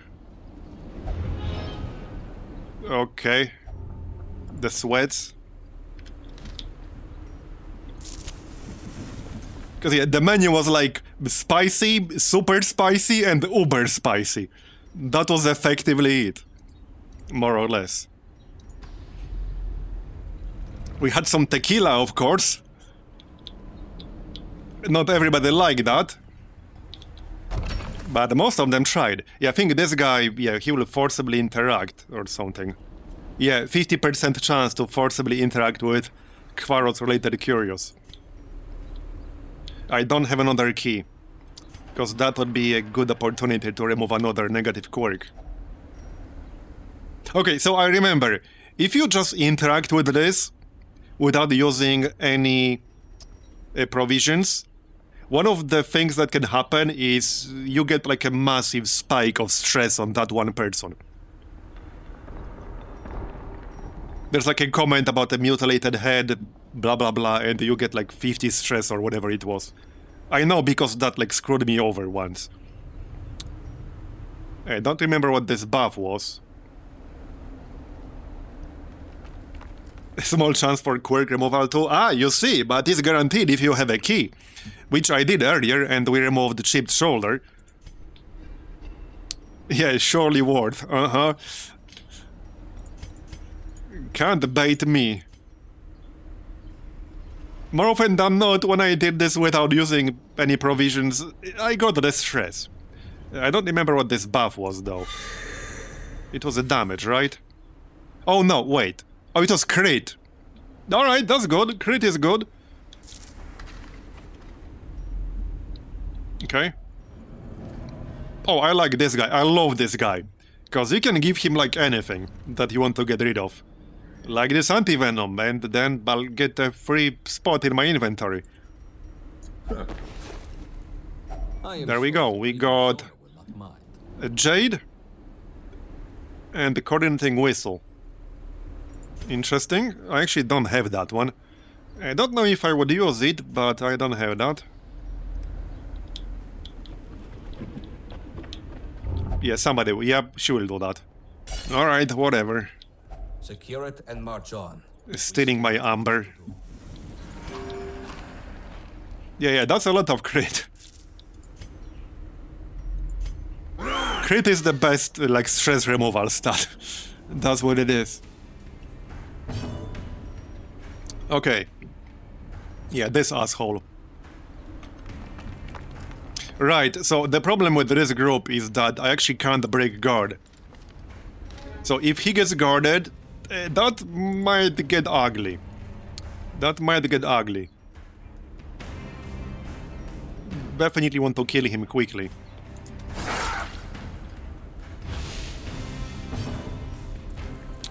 Because he can give you a lot of stress, and then he transforms into a thing which can give you even more stress. And heals himself while he transforms. I might just try to land a bleed here. It's only 43%, but there's nobody to heal. There we go. Obviously, I knew that's gonna work.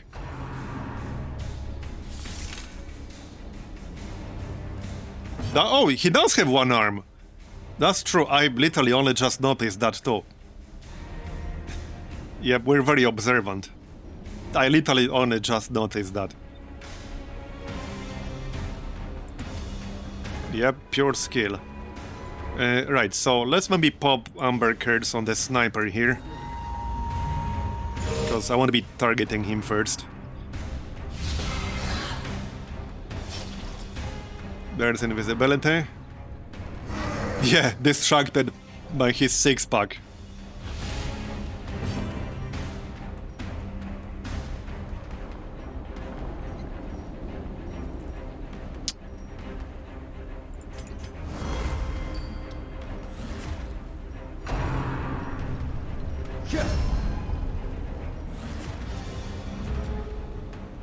Okay. Alright, so I need 11 more damage total. And the bleed will do 7. He should die unless I miss. There. He's dead. Unless he gets healed or something, which I don't think he will. None of these guys can heal. No, they cannot, no. They definitely cannot.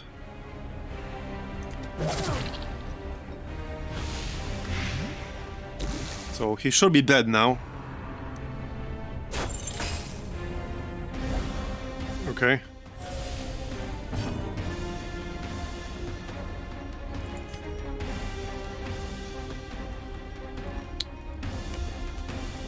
Do you have any dodge?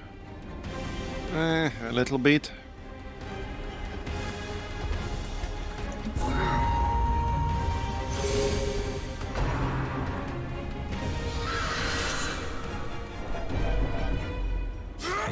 Okay, he's dead.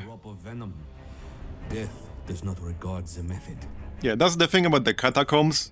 The wrong kind of group can give you a ton of stress. Because there are at least 2 enemies in here that can give you a lot. And we can have more than 1 per group. Then again, kind of the same goes for the exposed interior in the wrong kind of group. Like you saw earlier, I had that 17 horror.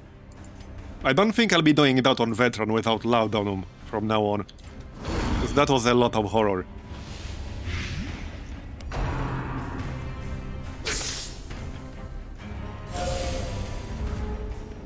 Once the blood flows, the end has begun.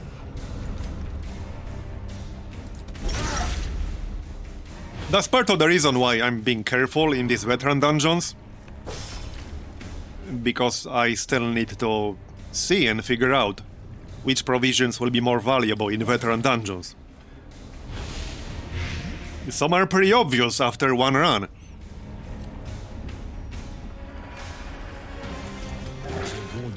There we go, occultist moment. Nope, not an occultist moment, no bleed. A half occultist moment. I don't think that the bleed could have landed. No, it was 0 chance for the bleed to land. Yep, because it's only 17 base at rank 2. So it actually had 0 chance to land.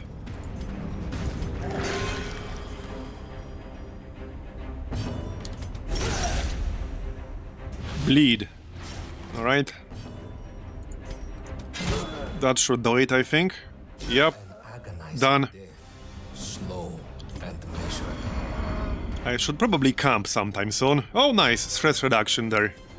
And not a bad haul. Of a great many battles. Alright. Continue. Yeah, I think I was going to camp soon anyway. Okay, treasure. There we go, nice. I could go around this, but nah, not worth it. Too much of a hassle, too much backtracking to go around it. I will let the light level drop a bit. Something might pop in the corridor, like that's not impossible.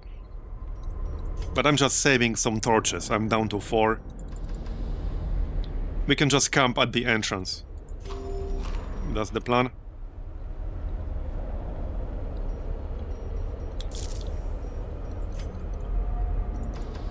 Okay, a trap. You can remove it, 70%. Got it?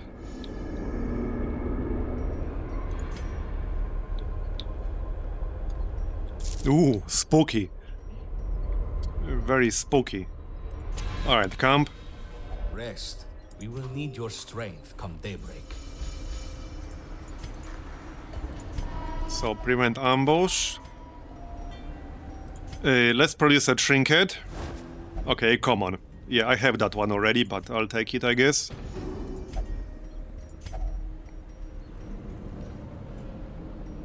I can get scouting chance if I want to. Produce a shovel, produce random supply item. I got 5 more points. Okay, let's get a shovel and a random supply item. That's only 1 cost too, right. Okay, 2 food. And scouting chance. The darkness will not impede. Alright. us. We are. I still got 1 amber residue. Let's go. More money. Okay, this would give me a quirk for this place. Now, a Catacombs Scrounger might roll again and then it will do nothing. But you can get 2 different ones.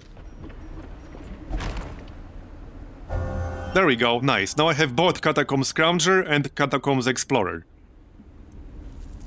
Plus 10% scouting. A chop disarm will be useful in groups without somebody else who can do it, like the Grave Robber.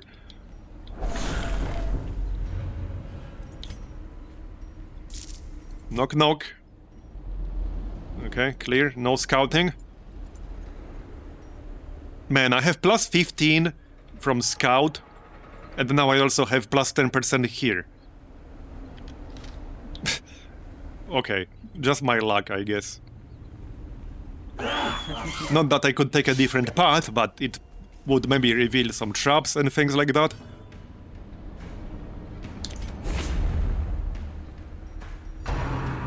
Yeah, scouting really does hate me in this campaign. We had that one run where I used camping skills to increase my scouting, and I didn't get a single scouting trigger for the entire dungeon. For the entire dungeon, not even one. Not a single one. And it was the kind of layout where scouting would have saved me at least a few fights. Yeah, it is a big bird.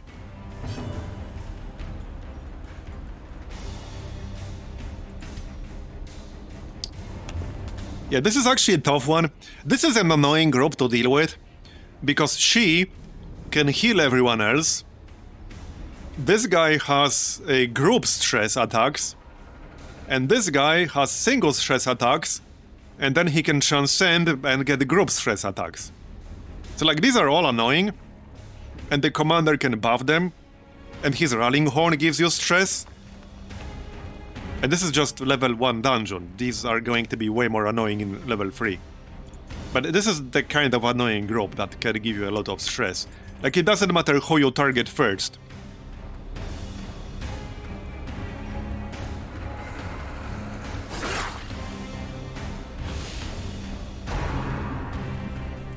Yeah, there's no way he could hold a bird that big. Like, his arm would literally fall off.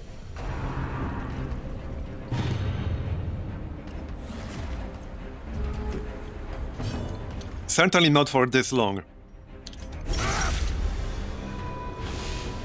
Okay, 10 per turn. Blight. The bird is holding the arm? Yeah, that's the plot twist. It's actually the bird holding the arm. Yep. Okay, that's 19. Okay, he's already dead. Nice.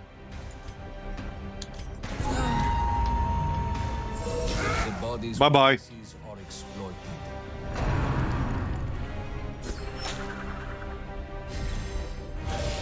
No, she's pretty squishy, so probably best to kill her.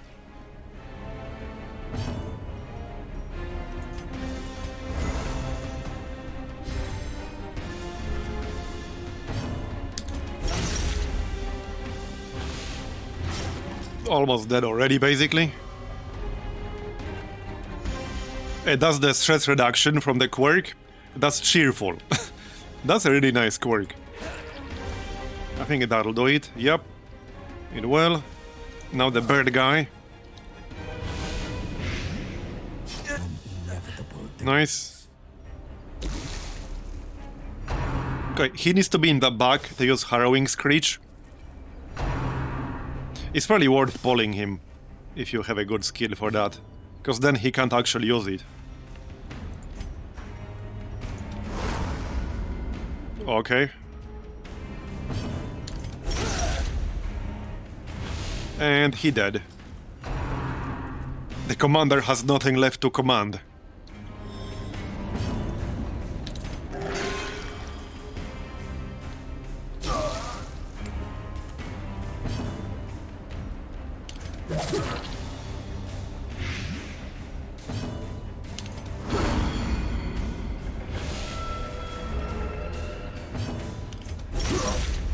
You dead yet? I think so.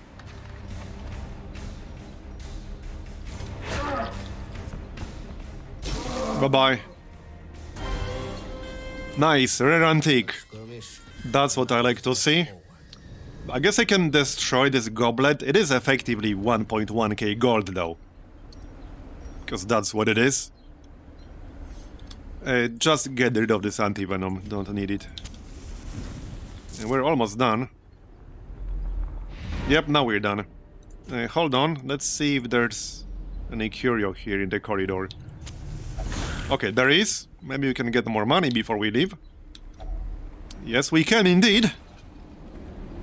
There you go. That was worth doing. Oh, wow. That's like 3,000 gold from this, almost. Okay. There might be a fight in here, but I can get more money before I leave. That's why we're here, for money. One more corridor. Anything in here? Yep. Okay, one more. Right. Oh yeah, this has a chance to like give you scouting info mostly. I guess I can grab a quirk for this place if I want to. I don't know if I do, really. I don't know if I do.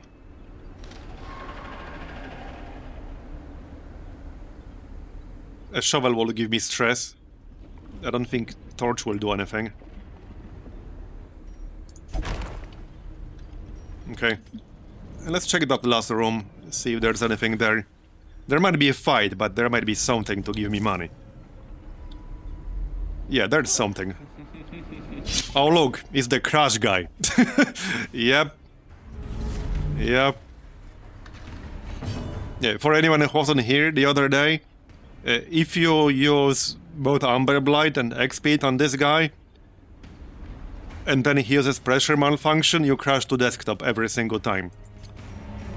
Actually, every single time.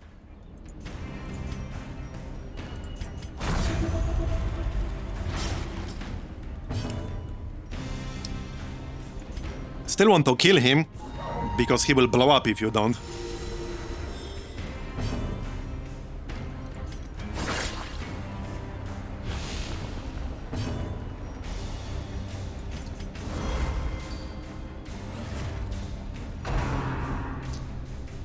Fortunately, it doesn't result in a crash loop or anything. When you come back, the Amber Blight and X-Speed are gone, and then he uses pressure malfunction again.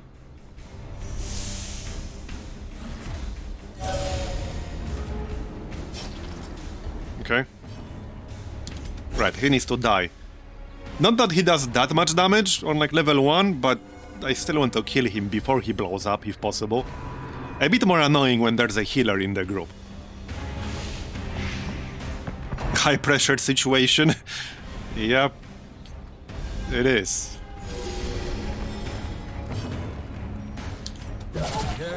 Nice. Come on, more. One thing I can also do, before we leave, is use a scavenge here to get some more antiques. Might as well. Come on, more damage before he can blow up. Ah, damn it. I almost have low enough health to use my big-ass bleed. But I don't. Alright, nice crit. That makes up for it. That's 26 dot right now. And more. That's a lot of dots. 35 damage from dots on that guy now. That's kind of nuts. You can get some crazy-ass dots. Okay, let's just play it safe and heal.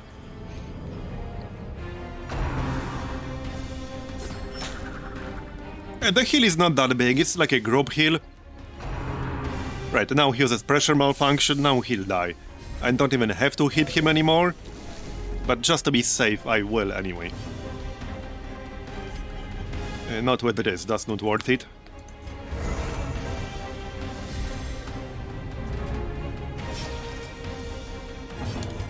No war cannot crumble. And we don't want a corpse to use scavenge. So...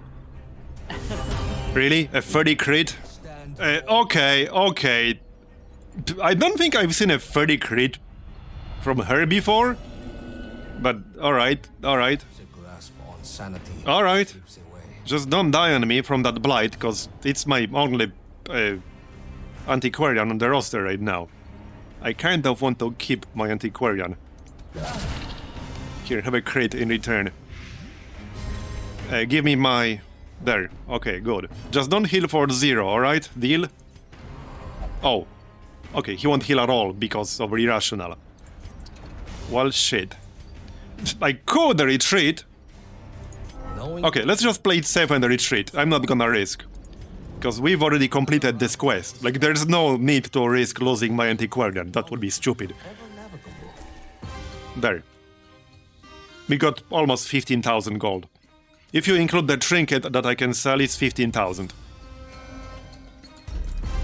So level freeze. And she can still do one more level 1 dungeon later. Yeah, time to retreat and go to the bar. Yep. Soils and sands below are my birthplace. Yet, Alright. it's not the home I remember. So...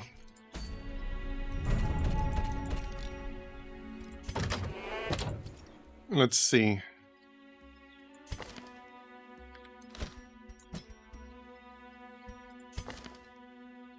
-8 speed. Holy crap. That's a lot of minus speed.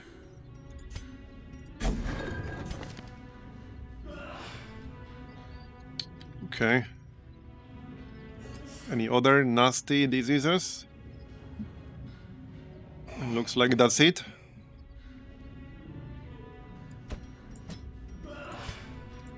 Remove that. I guess I can send her to Amber then. Okay, that's fine. And Amber refinement.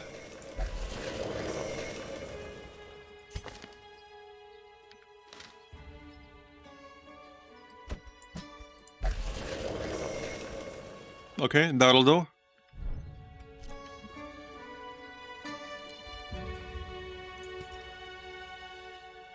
I think we could do a level 3 now.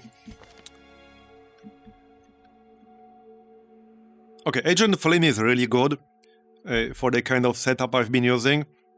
Because he has plus 10% protection and, more importantly, plus 20% healing done. So...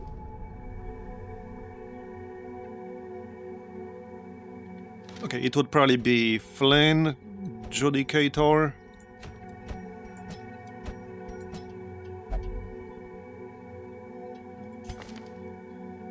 Grim Squeaker, he has bad healer, but I guess that's fine. Or Xenomorph. Yeah, either I take an occultist with bad healer, or I take an occultist with... That was not the guy. Yeah, that was the guy. Yeah, random ally suffered 10% of max HP damage. Yeah, that's bad. I think I'd rather just take bad healer here. Problem is, this shit is locked in. Either I'll have to pay like 9,000, and I don't want to kick out a rank 3 occultist. I don't really want to do that. Unless I get a rank 3 occultist later to replace him with. Speaking of which, let's check the ferry. Here, okay, rank 2 Vestal, rank 2 Dredge. We can grab one or both. I can get both. Faith and caregiving are There you go. indispensable qualities in these lands. Overzealous. On turn start, 15% chance to debuff party. Minus 5% damage, minus 2 speed if non-religious. Okay. Well, I could remove that. Untalented. Yeah, that's kind of bad too. Still, removing these is cheaper than upgrading all the skills, armor and such. I guess I'll remove that.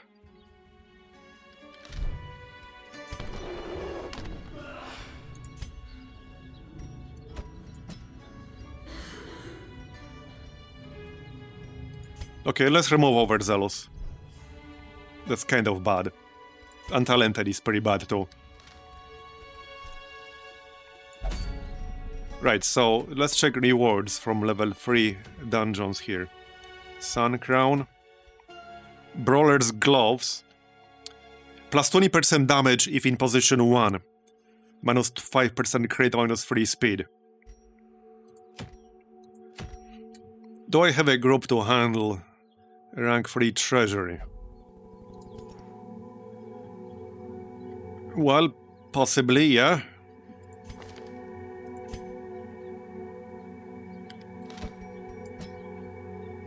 And I guess a Cactus Enjoyer Musketeer? Which is apparently all of them?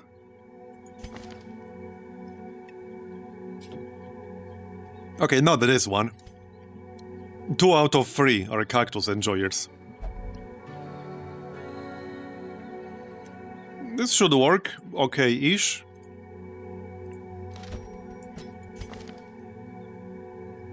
Okay, this should work nicely. Man, I don't have that much money. But I don't have to upgrade all 3. Just 2 of them. I can afford that. The only issue is if this run fails, I likely won't have a lot of money left. A few thousand. There wasn't an antiquarian, right? No, because I need an antiquarian, second one. I guess we'll give it a shot. Even if it fails, we should get at least some salvage jewelry, and I need it. So, seems fine. We should also get more lost tech, actually. Hold on, because I haven't really been doing that.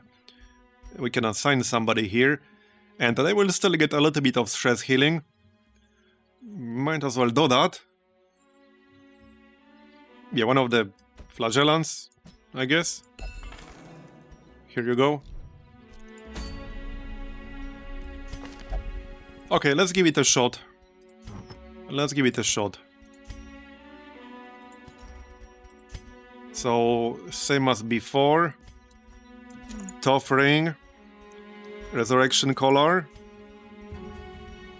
Recovery Charm. I could give him the blade. That would potentially be really good for his damage. And I can just mark the enemies with the occultist at the start of the fight. Maybe give him a debuff mark chance, so that it will actually be more likely to land. He probably wants that anyway for Amber debuff. Whatever that was. Here, debuff amulet. And the healing done. So something like this.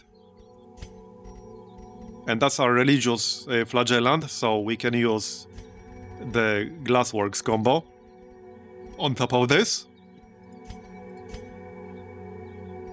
Now, I don't necessarily need live ammo for this place, because they have pretty high blight resist.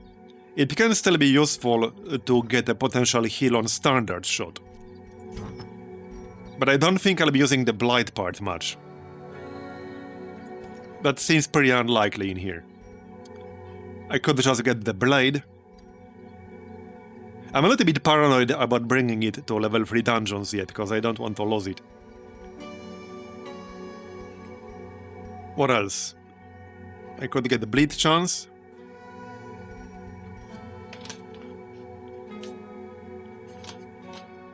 Oh, this is an interesting one. I could just give her Blight Resist. Because there are some nasty blights in here. Especially from some of the enemies. If only I can find it. It's in here somewhere. Oh, here's a Blight amount applied the Trinket for anyone. I was looking for that earlier. It was a common after all. A stun resist.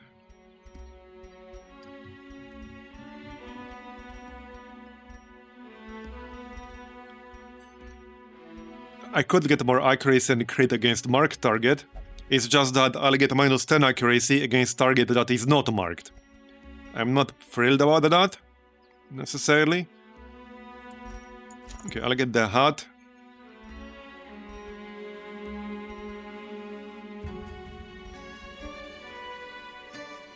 Yeah, I don't know.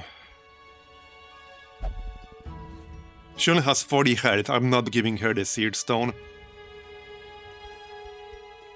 Medic's boots. Okay, how would that work with patch? The problem with patch up is that I would have to give up smoke screen basically.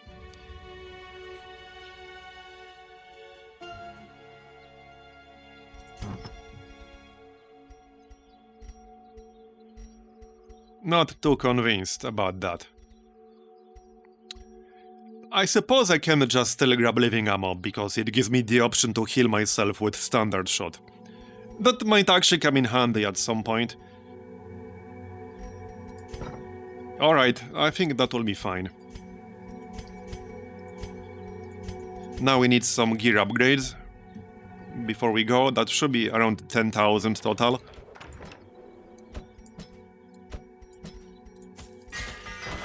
Maybe a bit less. Or a bit more. Yeah, might actually be a bit more. Or just about 10,000. Yeah, okay, just about 10,000. So then I need money for provisions. And we do have Unspeakable Commune already. We also have Amber Ward. Okay. Let's try rank 3 Treasury then. Right here. I don't care about the Brawler's Gloves that much, but that is a decent trinket.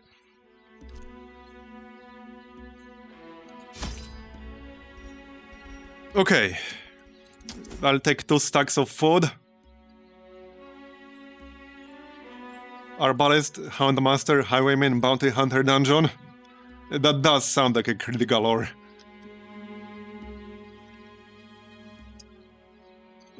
So it was kind of a kill them before they kill you kind of group. Because that's not a lot of healing. I guess mostly from the Arbalest. And a little bit from the Houndmaster. Yeah, kill them before they kill you. See though, if with my kind of luck, I don't know if I would want to run a group like that. Because you always have a 5% chance to miss. So it doesn't matter how high your damage output would be. If you miss like 2 or 3 times in a row. Which I've done in the past. I mean, you're looking at the guy who missed 3 98% shots in a row in XCOM 2. There are stress heals. So the Jester can do stress healing. The Houndmaster can do stress healing. The Crusader has an interesting skill. That can do stress healing if you have religious group members. Right here. But you need the religious hero specifically to make this work well. But it would work really well in a group with religious heroes. So there are options for stress healing. But it's not that many classes that can do it. And actual normal healing is probably more important. I guess it depends on what kind of group you're running and how lucky you're feeling. Do you feel lucky, punk? Because you can get screwed hard by RNG here. There's a lot of high burst damage a lot of enemies can do. And you can run into a group with 4 high burst enemies, and it doesn't matter which one you target first, the others can kick your ass. Like, you can't kill all 4 simultaneously. Alright, food. Shovels. Yeah, now I know sensors can give you, like, more money in this place, but I think you get, like, a debuff if you use this on a cactus. I'd rather stick with anti-venom. Other than that, torches. Wait, I picked the wrong quest, didn't I? Yep, I did pick the wrong quest. It's supposed to be this one. Let's do the boss. No, let's not. Not yet, anyway. We will do the boss. Probably once I get rank 4.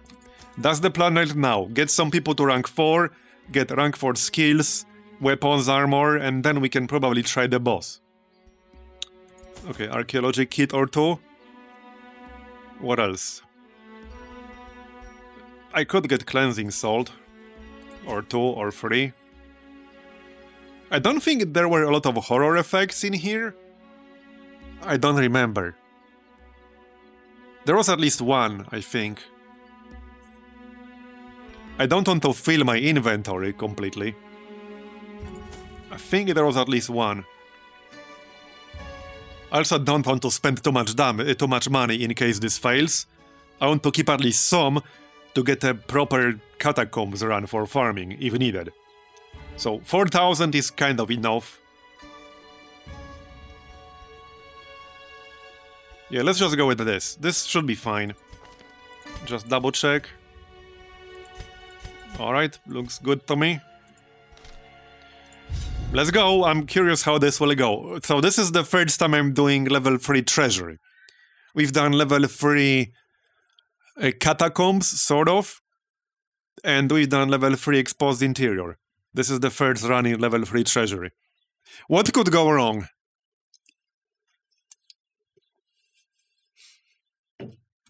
Nothing could possibly go wrong.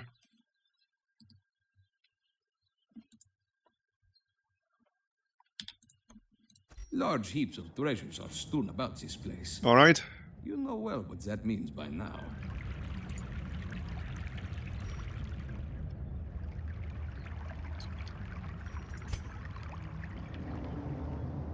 There will be some backtracking involved. I got really screwed once when backtracking in this place. Some of you probably remember that. But I didn't have a choice. Like, in a layout like this, I have to backtrack. I can't just choose not to do it.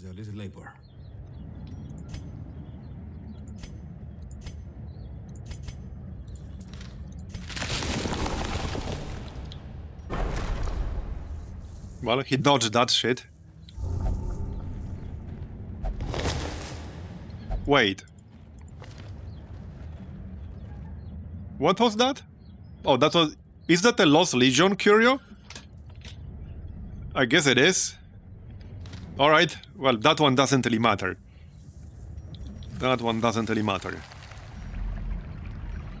Okay.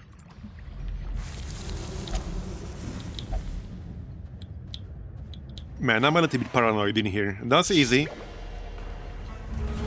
Yeah, all that cash for grabs lying on the floor, I mean, technically it is. You can even find a huge pile of gold. A totally inconspicuous pile of gold just right there on the floor. That's totally not suspicious or dangerous. No, sir. It's completely normal.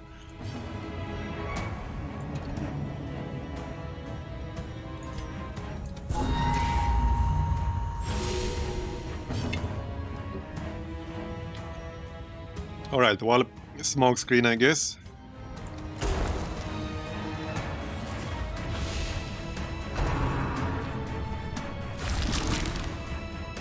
It's been a while since we've done a run with a musketeer. I've been doing all kinds of different groups now. Not many with a musketeer recently.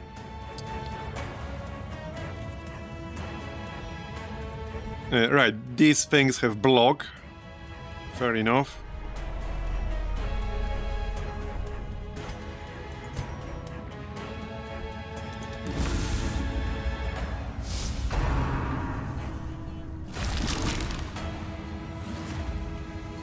Okay. Well, I might as well hit them and remove the block. The debuff will still land, so there's that. Yes, I might have enjoyed the Musketeer once or twice. Indeed. Indeed.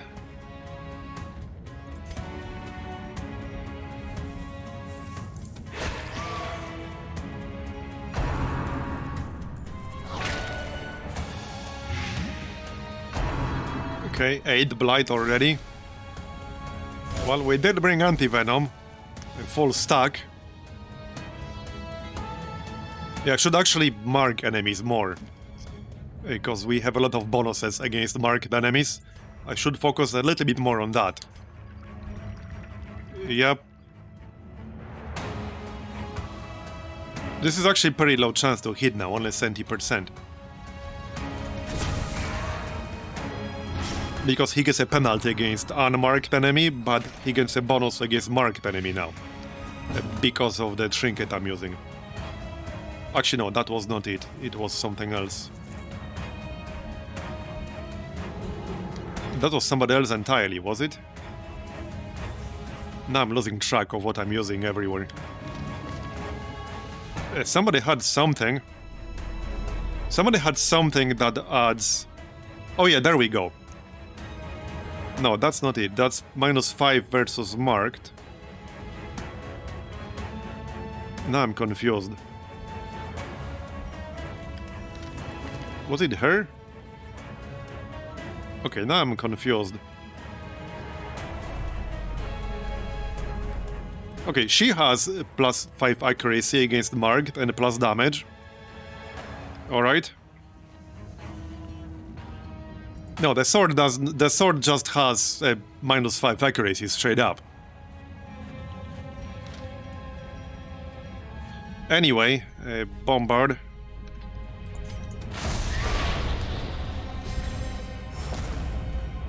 That's enough. Just about. No dots on the spiders, though.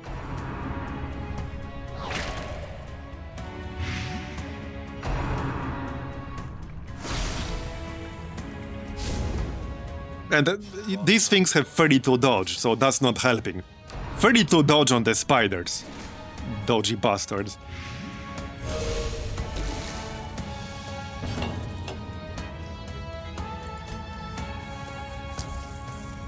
Well, not much point using Mark now. Just heal. Yeah, 51% against the spider. That's a lot of dodge right there. That's a lot of dodge. 77 from the Musketeer. I'm actually almost better off using Smokescreen here with guaranteed damage. Yeah, I am. Because that can't miss. And we killed all 3 of them. 1000 gold already. Another step forward. Don't touch that. Don't even think about touching it. Maybe I should switch some of my skills.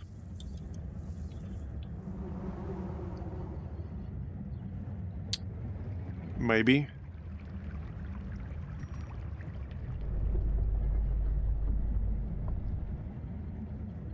Well, Riposte would get +10 accuracy, so I could use Riposte once or twice.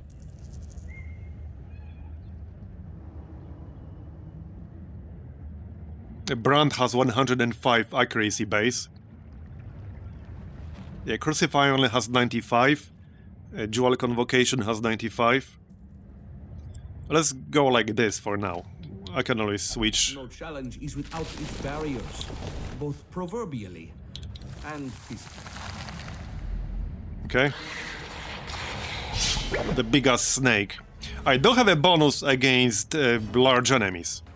Right here, Giant Slayer. Plus 20% damage and plus 5 accuracy versus size 2 or bigger. But we should probably kill the buzzards first. Yeah, I think so. I think so.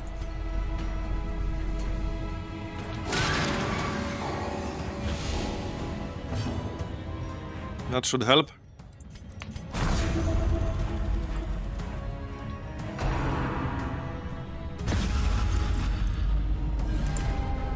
Yeah, these things have a horror effect. I knew there was something in here that had horror.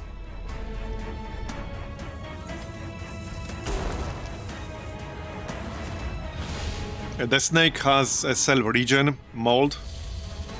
He also has a stun, poison quills, and blight, others fang. The blight can hit anything, like any rank. Right, that's still turn 1. Let's pop Riposte. That will give me +10 accuracy. And he's a big boy, he can handle it. Yeah, there's the blight. We resisted.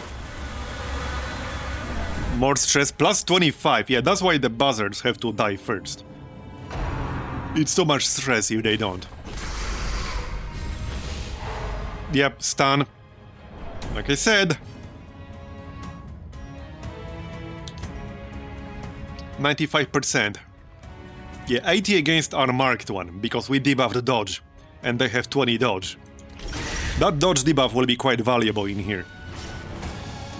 A lot more enemies with relatively higher base dodge. Okay.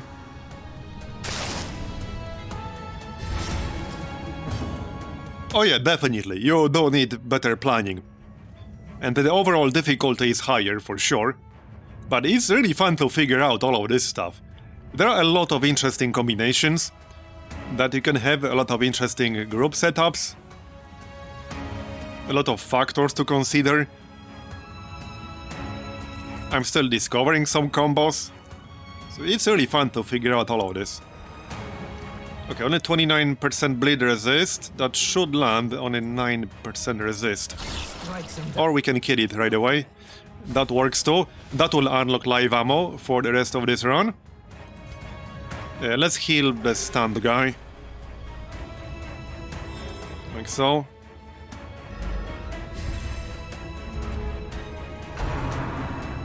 I'm glad that the regeneration still triggers while you're stunned. Another stun. Yep, we got stunned. On the healer too. I might actually want to heal him here. You know, just play it safe. Pop redeem. There you go, 21-36. No crates needed. And that's like a hard value, it's not a range. It's not a range from too. It's a hard value, guaranteed. Because it's percentage based. Yeah, right here.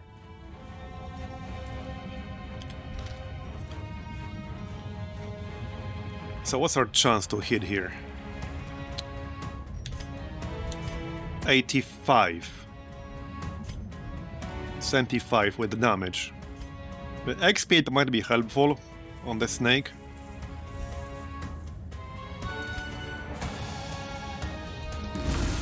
Got it?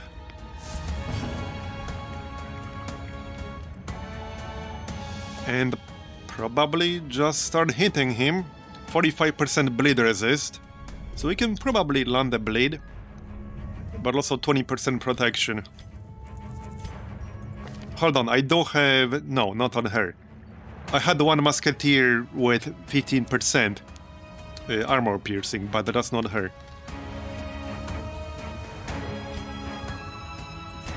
This is 11 to 22.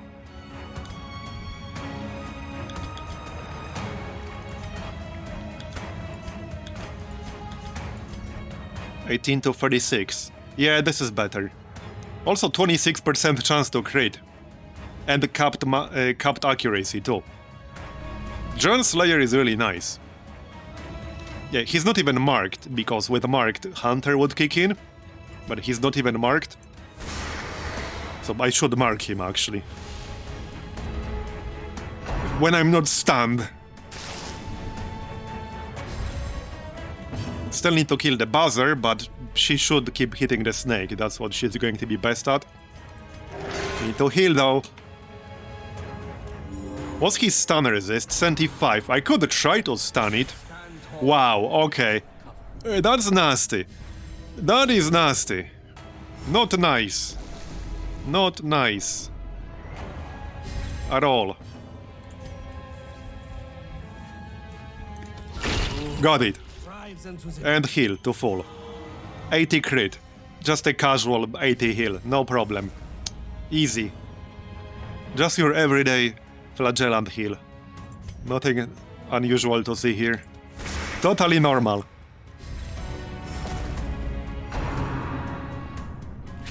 I didn't even need a crit there. I actually didn't even need it.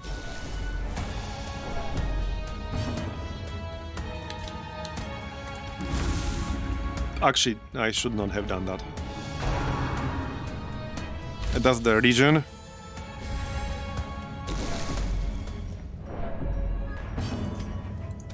There.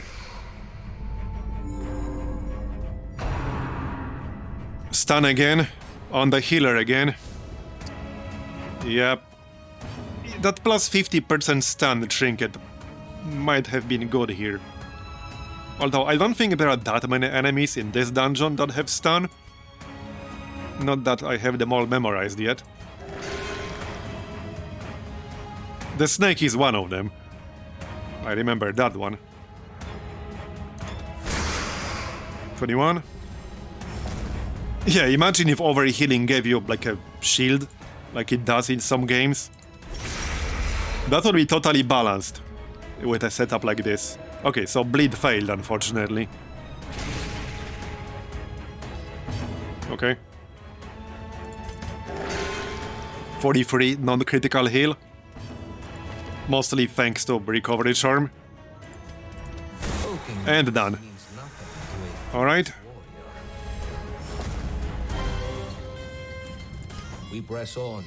There is much to do. Let's check that last room and then we can probably camp on the way back. That's the plan. I can grab this.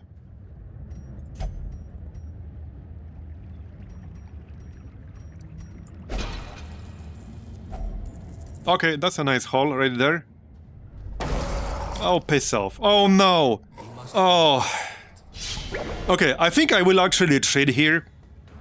Because if I kill this thing and then walk into this room, I'll have to fight him on the way back too. So no, like piss off. I'm actually going to retreat. Like I'm actually going to retreat. Because I'll have to kill him twice. That's what happened last time. I really got screwed by that. I got screwed hard. So no. No. I do have to wait for turn 2 before I can retreat.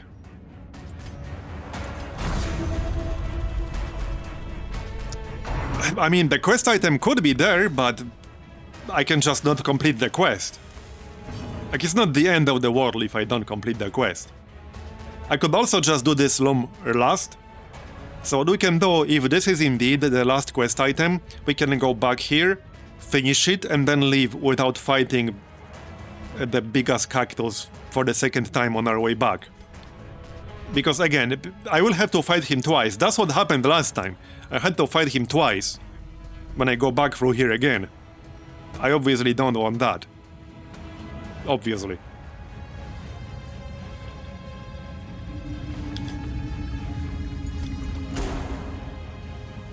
The body fails to withstand. Because he was there again.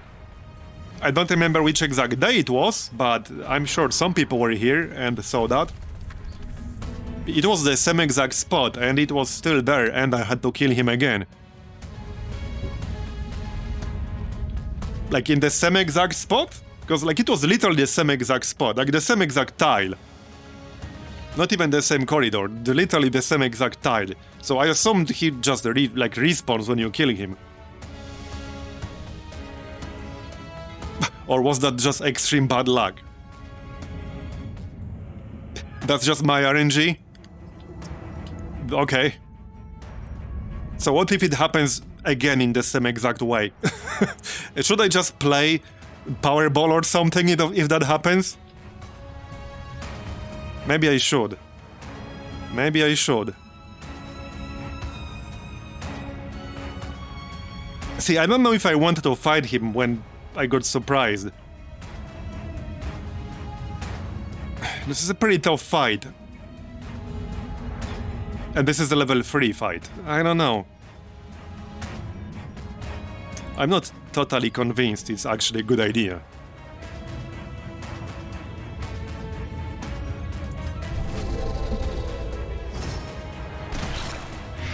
Not that I can withdraw yet. I need to wait. Yeah, now I could. He has almost 200 health. Yeah, I had that conversation. Like, I had the conversation with a dev, like, this was a while back, for a totally different game. But, like, they told me that if they didn't see what actually happened, like, they wouldn't have believed me. Because they calculated the odds, and the odds were, like, I don't remember, I would have to check my chat archive, because we were talking on Discord. But the odds were like 0.0001. I don't remember exactly. It was like a small fraction of a percent. That were the odds. Like a small fraction of a percent. They did say that this like exact scenario that happened to me did not happen to anybody during testing at any point ever. Like it did not happen in internal testing even once to anyone ever. It was that unlikely, and then it happened to me, live. That's my kind of luck. That's my kind of friggin' luck. Okay, surprisingly, he only has 65% bleed resist.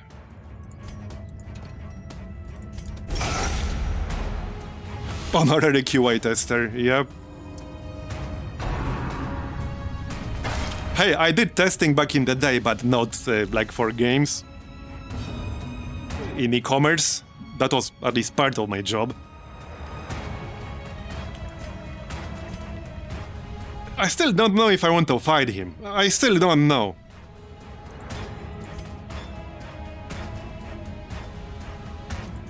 Especially with this crappy positioning. I don't know, man. I'd actually eat more stress. Well, I guess I don't have to eat more stress. I can do this and give myself some dodge. If I'm going to fight him, I should just give myself more dodge.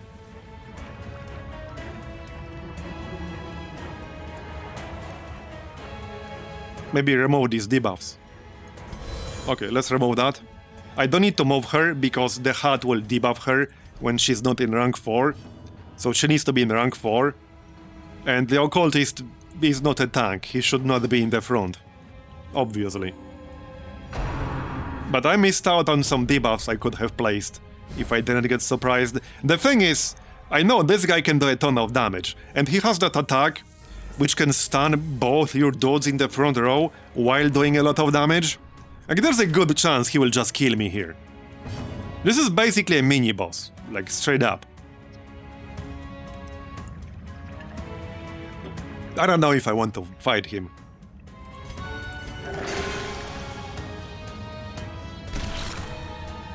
Even if I beat him, like there's a pretty good chance I won't be able to finish this run. And these assholes in the back can heal. If I don't kill them, they will just heal him. They will. I know they will.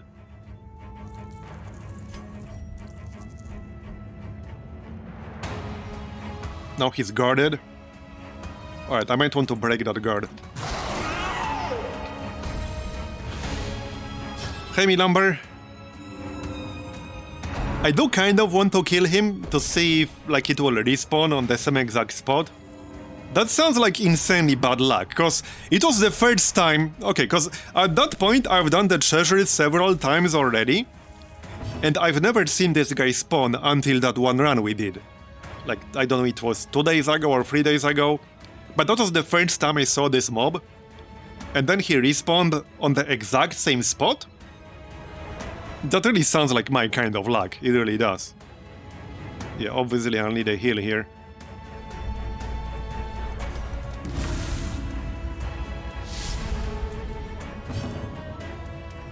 I really have a feeling somebody here will die if I do this for science. I really do. I really do.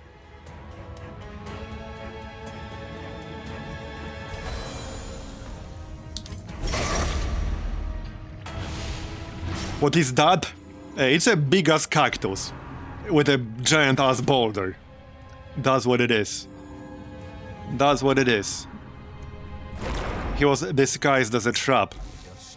Because of course he was. Yeah, I mean, there's a good chance I'm just gonna die here. I don't want to lose my Judicator, as you might have guessed.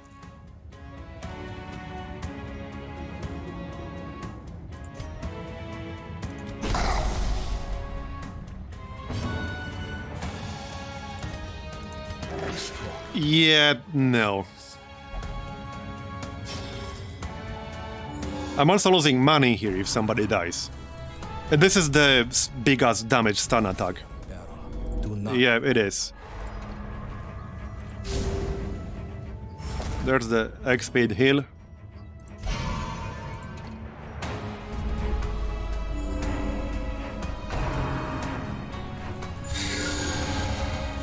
I should have just run away on turn 2. I can't kill this guy safely. It's not an if. I know I can't kill him safely.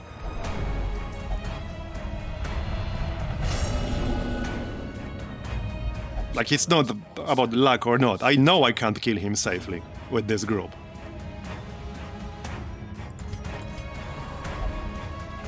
Now I can't even heal my Judicator. Yeah, no, we're moving. I can still try to get some money before I leave.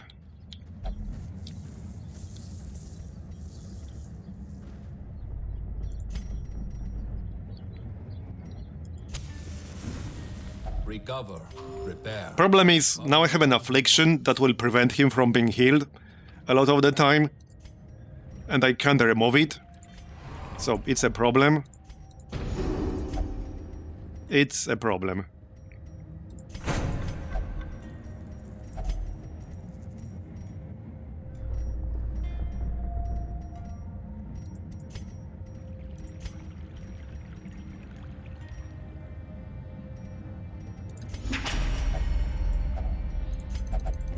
Where danger lurks. Seriously? I used Amber Ward. Are you kidding me? Okay. Well, that sucks. Oh, for frick's sake. Again? Oh, for frick's sake.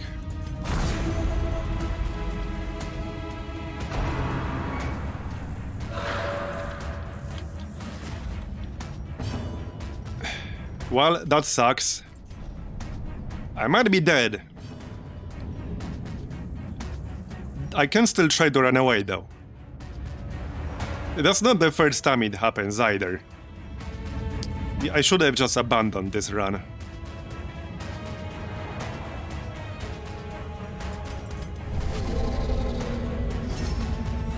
It was just bad luck we ran into that guy. He's pretty rare, like this is not a common enemy.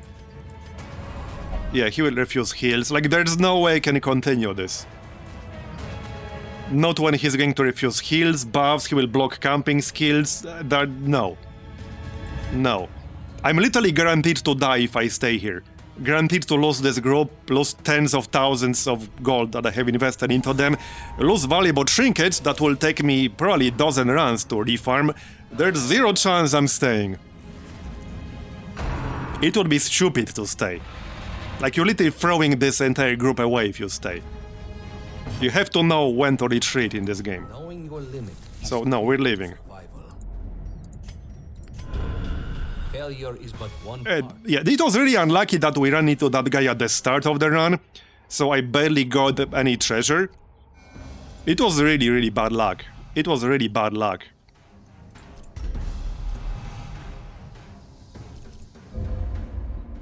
Hopefully we'll get an antiquarian. We each for carry farming. luminous Come on, give me an antiquarian. of that. Okay, rank 2 antiquarian. Yes, please. I don't need to boot somebody, though. Okay, remove all these guys.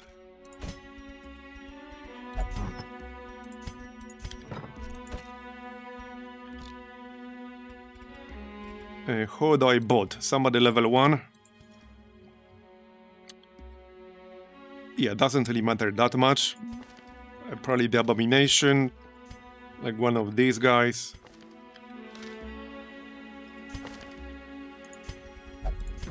Okay, how many occultists do I even have right now? Yes. Yes. It's an occultist convention. 8 occultists. I probably don't need 8 occultists, but I do need like viable rank 1 groups. So I don't necessarily want to dismiss them all that much.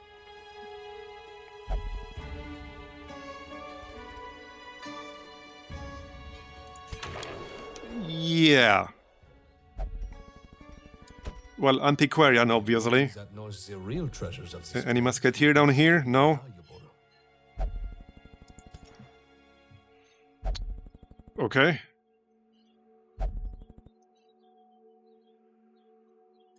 But I guess I could bot the bounty hunter. Get the musketeer instead. This just saves me money, because these people will already be fully upgraded.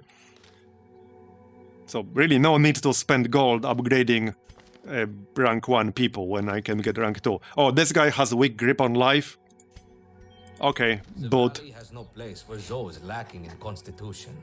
musketeer enjoyers represent. Okay. Well, I'm going to need a gold farming run.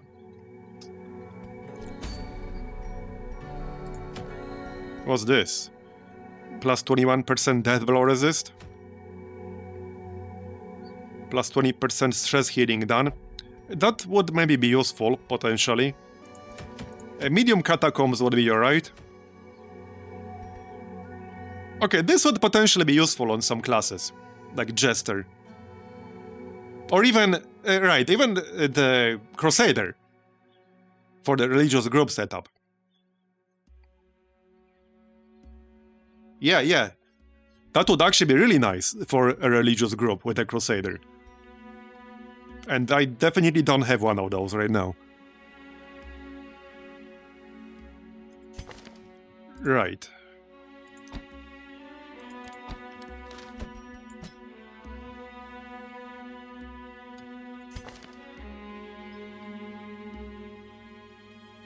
Crusader was nice.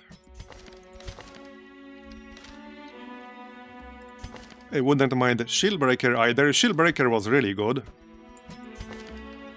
And you don't have to deal with like nightmares and shit. From what I've been told, at least. I could get this Antiquarian to rank 3. I don't think I'll be doing rank 3 Antiquarian farming runs anytime soon, though. Probably not. Not until I have at least a few people rank 4. Things will get a bit easier once we hit rank 4 and get some upgrades.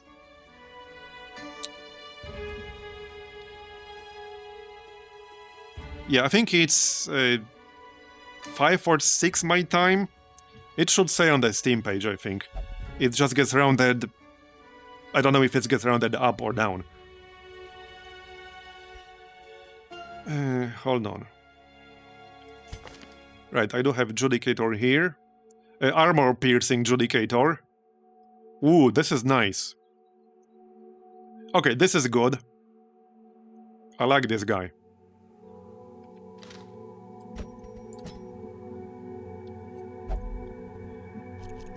A kind of a weird group. It should still work, right? I think it will work.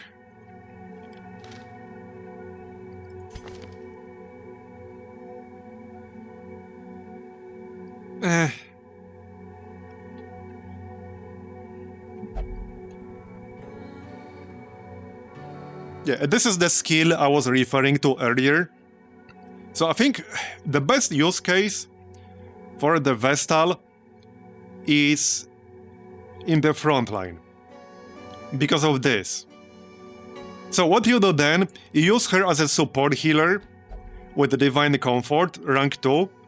So rank 2, that's I think the best use case for her. Use her in rank 2 with Hand of Light, because that will buff not only yourself but the entire group. Illumination is alright. So that gets bonus damage per 25 torch, and it also gives you more torch. That can technically save you a little bit of money on torches, but it also debuffs dodge. It would be better if it ignored the accuracy penalty. She can expiate, she can do that from the front as well, and the Mace Bash can do some alright damage. It gets plus 25% versus expiated targets, even more against Unholy. But it can do some alright damage, or you can take Dazzling Light, that works too. So I think that's the best use case for her, in the front, in rank 2 specifically. It has to be rank 2. Because rank 2 is where she can still use Divine Comfort if you need that. I saw it, but I don't remember what exactly it was. I need to look it up again. We have a 96 refined number. I think it was at the bottom, right? Here. On attack, buff self, plus 20% damage, plus 4% crit. On kill, heal orders, 20% max HP. Oh wow, okay, that is kind of nice. I don't know if I want to spend 60 Amber Dust for that right now. But that is nice. Okay, that is potentially really good.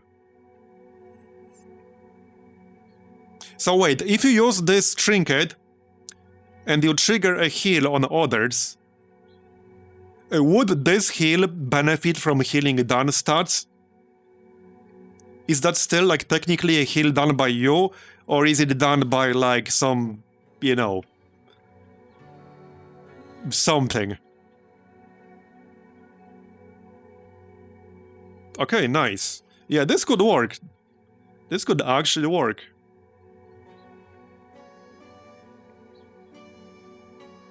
So on attack, buff self. I assume this attack is kind of like Rake, in the sense that you will still buff yourself even if you miss.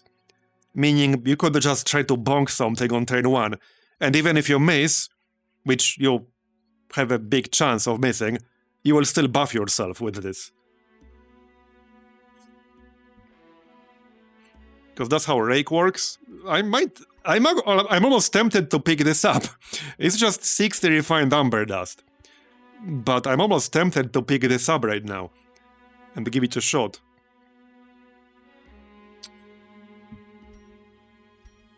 It's just that I only have one single Vestal on my roster.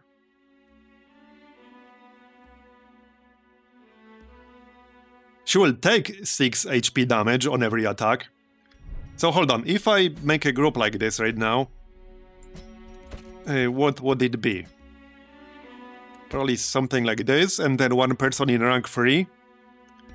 I could just grab like an Arbalist or something with the bandage.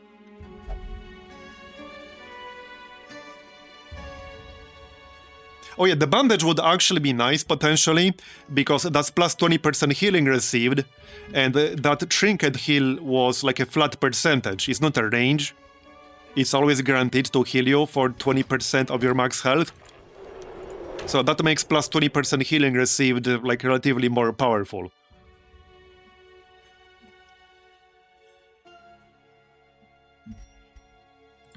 So maybe this would work.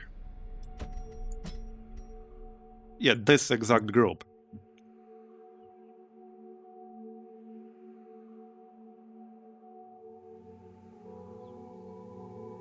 Arbalest is definitely not bad. I do like the accuracy and crit debuff. And some other stuff. There's a small stress heal, technically.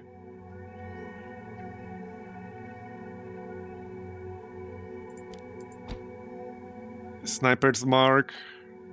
Okay. +6 speed buff. Yeah, maybe we'll give it a shot.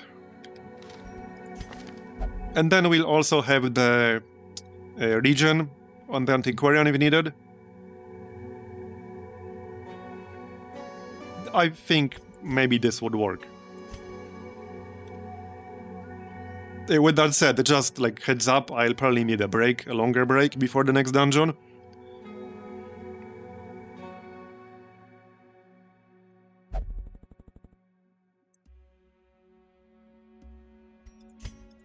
Hold on, I'm just figuring out. Are they religious? Well, she's religious. Okay. Anyone pagan? Yeah, pagan.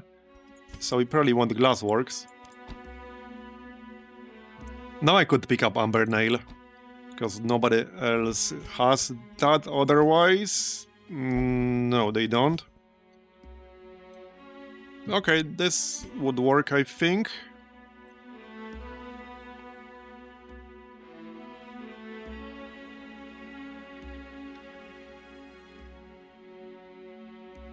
If I use her, I still want to use Hand of Light though.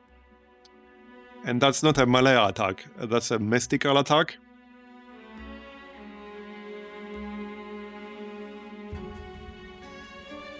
It won't damage you when you use it.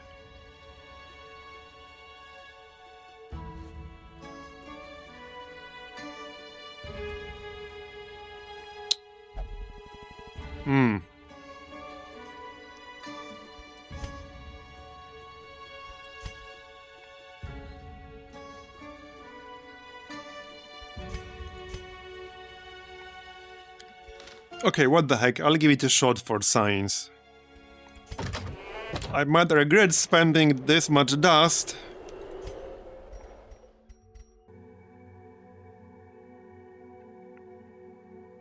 Alright, I might regret spending this much dust, but we'll try it for science.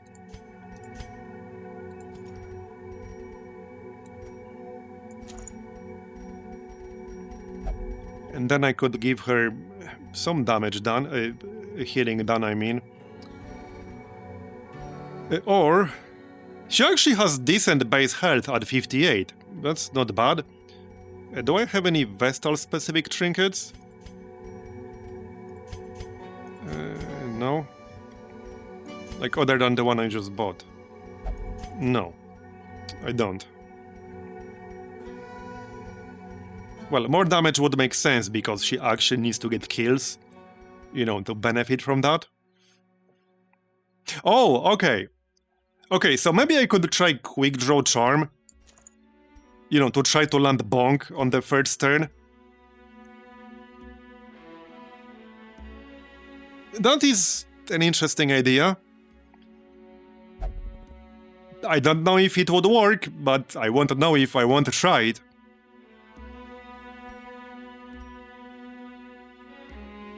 -3 speed after prep round, but that's alright, I think. Okay, what the heck, let's try. Maybe it will work, who knows. I want to see what my actual chance to hit with this will be, because I'm not entirely sure. Other than that, I might want to buy Sanctuary if we're actually going. Oh, I already have it. I just need to actually pick it up. There you go. What are we doing? Catacombs, I guess. Oh yeah, the medium one here, probably. Right. So... I still want a recovery charm. So right here, on the guy who will be doing the guarding. Offering, that's 75 health. I think we can bring the Scouting Stone. The Arbalest will still have okay-ish health for a level 1 dungeon.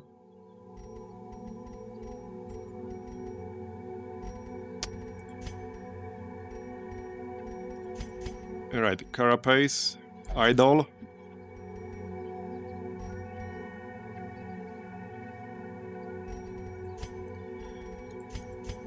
And then debuff mark skill chance. Maybe. These are some really good debuffs. Okay, yeah, these are some really good debuffs.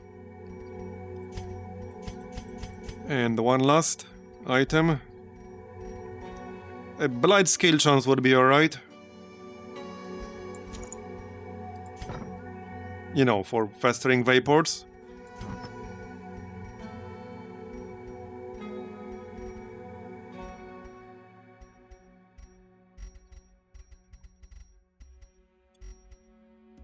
Yeah, I think that makes sense.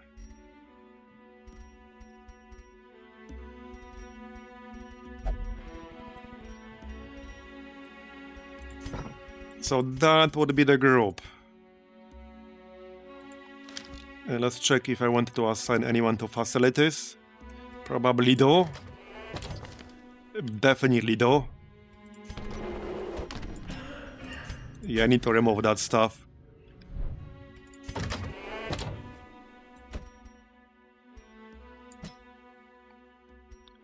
Yeah, this is not cheap, but I kind of want to use it. At least on one person.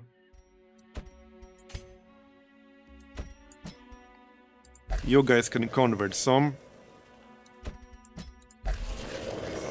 That is some reduction at least.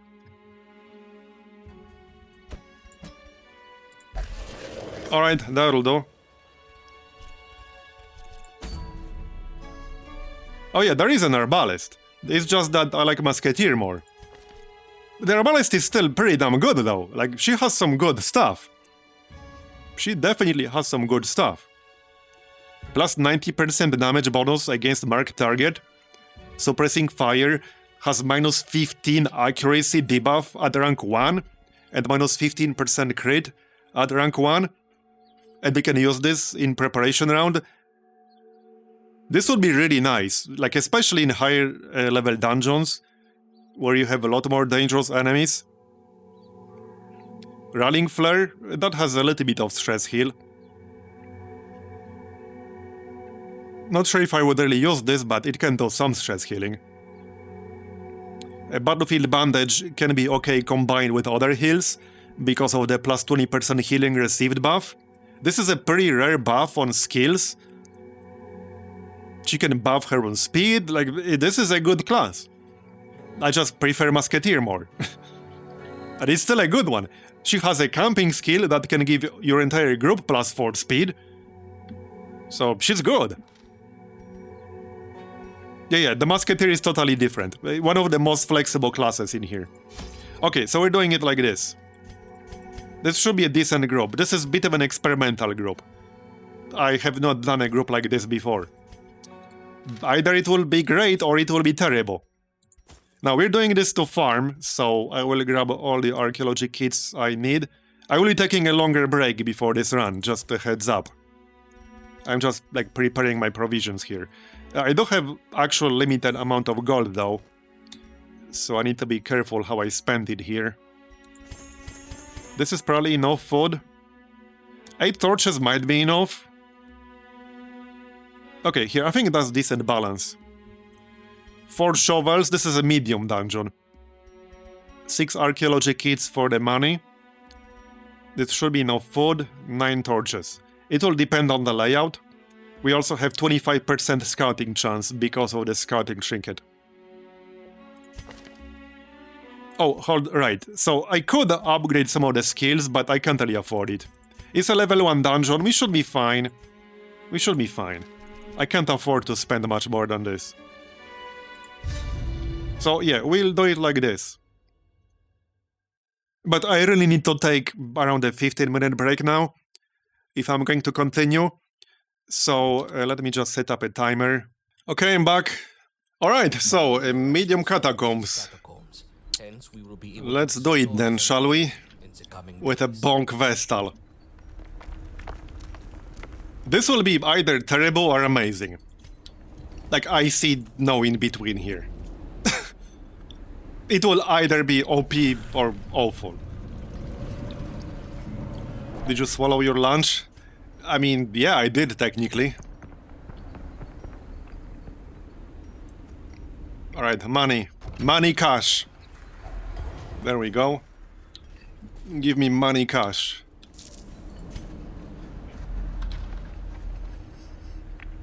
Okay. Did you throw it? You ask too many questions.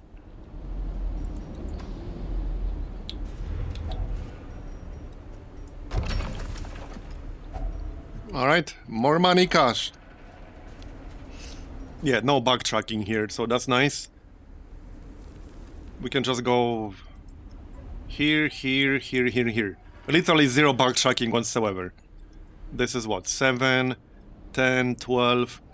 And this is 17 rooms. Okay. Alright, let's see how this is going to work, because, again, I really have no clue. So what's our chance here? Okay, 58%. 61% with Hand of Light. Let's check if this will buff me even if I miss. It should, like Rake. No. Yes. Okay, so it will buff me even if I miss. And this is a pretty big buff. It's plus 20% damage, plus 4% crit. So, yeah, it's not an insignificant buff. Okay, Bonk gets a bonus against expiated target. So I might want to use that. I might actually switch Amber Nail to Brand. Right, this is still turn 1. Here. Nail that guy. And suppression. Is this XCOM? That is a really nice debuff. That's a huge accuracy debuff and a huge crit debuff. That should be pretty useful in higher level dungeons.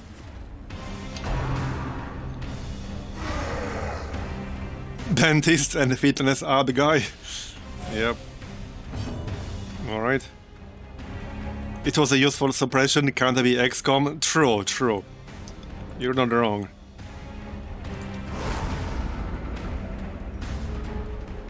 Okay.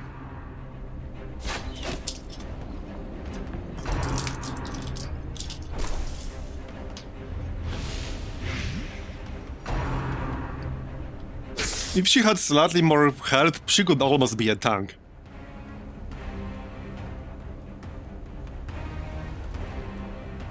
Like, she has more base health than some of the frontliners. 58 was it? Yeah, 58. Okay, so just hit him. This guy needs to die first.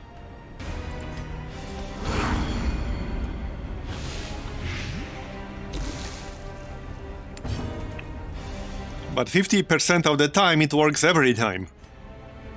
Alright, 11 to 23. A kind of low chance to hit though. Yeah, I think she would need some accuracy. It only has 90 base, which is kind of low-ish. And that's with upgraded weapon. And that's with this guy only having 5 dodge. So that's not particularly high. Okay, let's pop Hand of Light here to buff our party. Like so.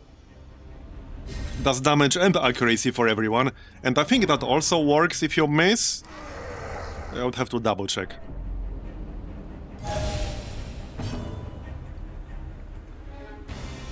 Yeah, so now the thing is, here's the problem. In order for this Trinket to work, she needs to get the kills. Because I don't really have like any other good heals. That's how it has to happen. Our injuries will mount. So I don't know if this is going to work or not. Because, like, here's the problem. I would have to deliberately delay killing this guy, but then her bonk skill has pretty low accuracy. So there's a good chance I will just straight up miss, and then I won't kill him.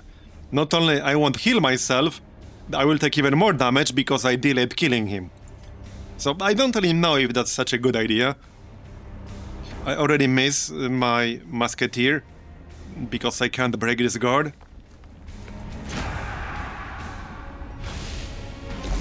So but I don't really like this too much. So this is 80%. Okay, got him. And another issue is that it heals all the other party members, but not herself. So I still need somebody else to heal her. She can't really do it. I don't know if I really like this setup. Yeah, the constant 6 damage is a lot. I don't know. You would need a super specific group to really make it work. It's like obviously weaker than my other groups. The problem is that I have no burst healing here. Like nobody can do any burst healing. If I take a 40 crit, like there's nothing I can do to counter that.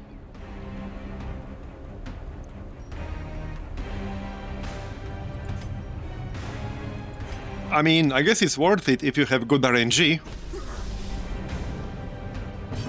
And I sacrificed like the damage output in this group. Yeah, there are just heroes that can do her job better than she can. So that's the thing. Like, they can just do it better.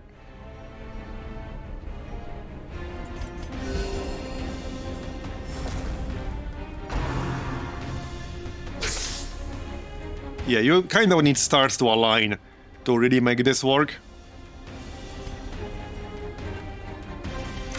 Nice. It would be, you know, what would make it good? If it worked when you destroy the corpse. I doubt it does. But that would make it really good. Highly doubtful it would do that. But that would make it good. Okay, well, speaking of corpses, we're here for the money. So I'll take the money. So now I will heal the other party members if I kill this guy.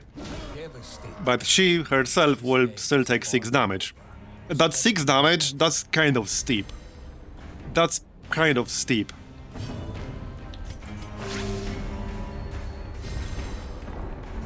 Yeah, leaving an enemy alive for 1 extra action can definitely kick you in the ass.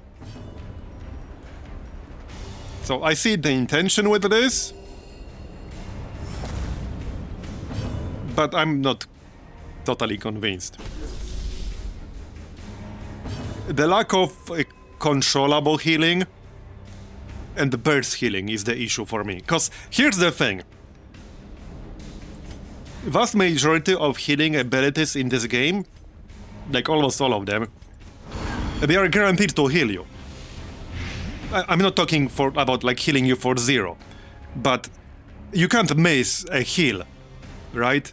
The only way you can fail a heal is if your target has an affliction and they refuse it. But if you don't have an affliction or anything like that, you can't like miss a heal. It's literally not possible to miss a heal. But it's completely possible with this setup. Because in order to trigger that 20% heal, you have to actually get a killing blow. And you always have a chance to miss a killing blow. Even if you buff her accuracy with trinkets, because right now, again, this is a level 1 dungeon. I had 70-80% chance to hit. So if you miss, you fail that heal. Not only that, you have to do enough damage to get that killing blow. And you have a damage range, so you might or might not get enough. For me, it's just not reliable enough, not controlled enough. It adds an extra layer of RNG using this particular setup. And I would have liked if triggering this heal at least didn't make her take 6 damage. The fact she still takes 6 damage after triggering a group heal, that's brutal. That's actually really brutal, because then you need to have a way to heal her. I have no way to heal her for much. I literally have no way to heal her. I can do these shitty bandage heals, or a little bit of regen, I can guard her, but I actually have no good way to heal her. Like literally, I have no good way to heal her at all. So if she takes a big hit from something, yeah. It would probably work like in level 1 dungeons, cause they aren't that hard compared to level 3, but I would not use this in rank 3 dungeon. Well, the problem is, if you're having an occultist, then you don't need this trinket. Like, the whole point of this trinket was to replace an occultist, was to have her perform a healing role more reliably. Like, why on earth would you spend 60 refined amber dust and then still bring an occultist? Like, that makes no sense. Yeah, but we were trying to figure out group setups that do not make an occultist mandatory to bring. Like, if this still makes an occultist mandatory, that failed the #1 goal of this entire setup. Like, that was a non-starter, like, right out of the door. The entire point was to come up with a setup that doesn't make the occultist the #1 mandatory class for every single group that exists. And he's not, like, literally mandatory, but there's just nobody who can really replace him in what he does. The only way I've been able to make a Vestal, for example, work as a healer was if I had a Flagellant in the group. Because the Occultist and Flagellant are the two best healers in the game. The only healers that can do the kind of burst healing you might need. The only two healers with very high burst healing. There is nobody else. I'm not counting like crits. Especially when a crit doesn't actually work for healing. Because like this crit stat does not actually work for healing. You need healing crit specifically. Just getting crit does not work for heals. Yeah, Flagellant is the class I miss the most in Darkest Dungeon 2. Yeah, me too. I really do. I agree. Okay, so let's grab a quirk here, I guess. For the Antiquarian. Yes, the Crusader does heal a little bit, but he can't be a primary healer. Like, there are a lot of classes that can be a supporting healer. The problem is, you have a lot of enemies that can easily hit you for 30 damage non-crit. Or 20 damage non-crit, even in level 1 dungeons. And then the burst damage in level 3 dungeons, it just gets insane. Now, you can say that the best way to play Darkest Dungeon has always been to prevent that damage from happening in the first place, by either killing them quickly enough, by crowd controlling them, which is true, like that's all true and good, but the problem is that you can't do that like every single time. It's not possible in this game to just completely prevent the enemy from taking any damaging actions against you at all ever. Like, that's not how this game works. They will hit you, they're guaranteed to hit you, and the moment they can hit you for 40. Or 50. So you need to have at least some way to counter that. And having a healer with burst healing capability basically covers these kinds of situations. Even if you're really well prepared, you need that kind of ability to counter bad RNG. Right? That's kind of how I play XCOM, for example. One of the reasons I like XCOM so much, and XCOM 2, is that yes, you can get screwed by RNG in XCOM plenty of times. Like, it's literally a meme how badly you can get screwed. But the game gives you tools to deal with it. You can counter your bad luck with all kinds of tools the game gives you, which are not based on RNG. There are a lot of actual guaranteed outcomes on various skills. That's why I favor them so much when I play XCOM 2.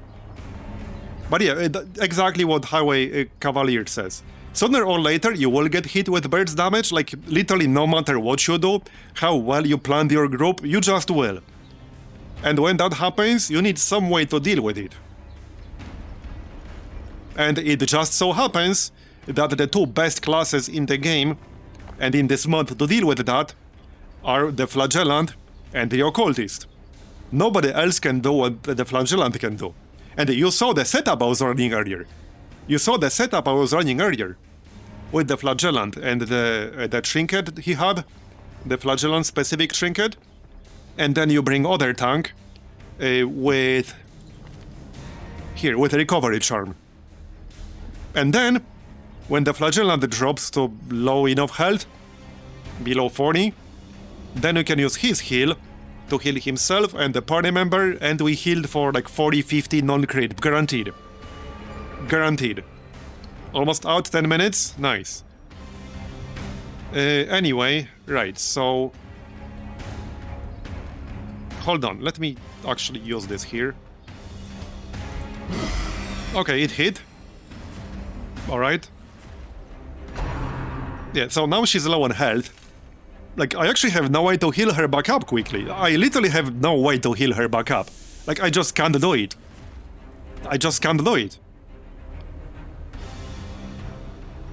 She's at 15 out of 58. You can keep, like, bouncing around the death's door constantly. But in this mode, your death's door resist, just like in Darkest Dungeon 2, it will drop. Like, every time. So it's maybe not a particularly good strategy to get to death's door deliberately. I would not want to do that. Yes, Judgment works completely differently. Judgment does not actually do any damage in this mod. It's a 0 damage skill. It just places XP on the target. And it gives them a damage crit debuff. But it has minus 100% damage mod, so it does 0 damage. It's not a damaging skill. Hand of Light can do okay-ish damage, and it buffs your entire group. Now that is a nice skill.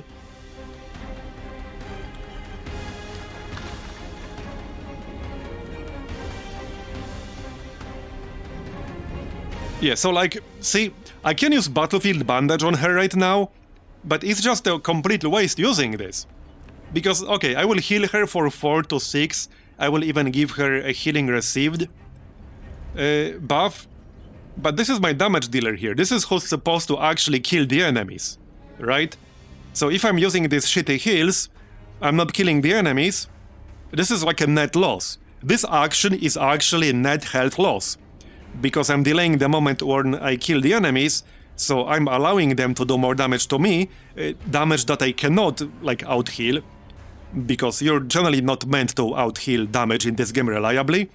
Like, it's objectively, this is like a noob trap using this right now. This is objectively a waste of action, if I use Battlefield Bandage. The only time I would use this in this situation is if she was at death's door, and I risk her getting killed before, like, she can do anything about it. So that's when it would be worth it, to keep them off death's door. But right now, this is I might as well just skip this turn. It would be almost the same effect. Yes, but I'm better off giving the enemies the accuracy and crit debuff. These two guys in the back. The sniper can do some pretty high burst damage. So, like, if you convert a skill into a stat you could call, I don't know, the amount of damage prevented on average over like a longer time period, then suppressing fire would be a more valuable skill, because minus 15 accuracy is actually pretty huge debuff. So I'm just better off using suppressive fire here to debuff their accuracy. And crit. Debuffing their crit also saves you stress over longer time period, because not only they will be much less likely or even impossible, I don't know what their base crit is. Does it say here? No. So I don't know what their crit is, but if you debuff their crit to 0, not only you will never take a damage spike, you will never take that extra stress from being crit in the face. So crit reduction is actually a pretty valuable stat. Same way your own crit is valuable, because crit is basically damage, stress reduction in this game. That was one of my main complaints in Darkest Dungeon 2. The fact getting crit by the enemies gave you stress, but critting enemies yourself did not reduce your stress like it does in Darkest Dungeon 1. Like, that actually kind of pissed me off.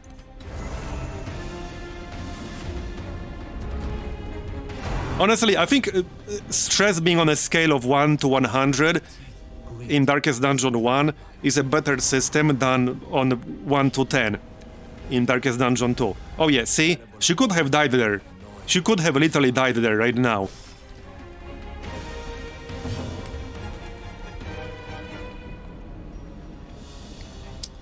So now I kind of have to use Battlefield Bandage, otherwise... Okay, no, I don't. All of these guys already used their actions, and I can see that I have my own actions still. So I don't have to. I actually don't have to.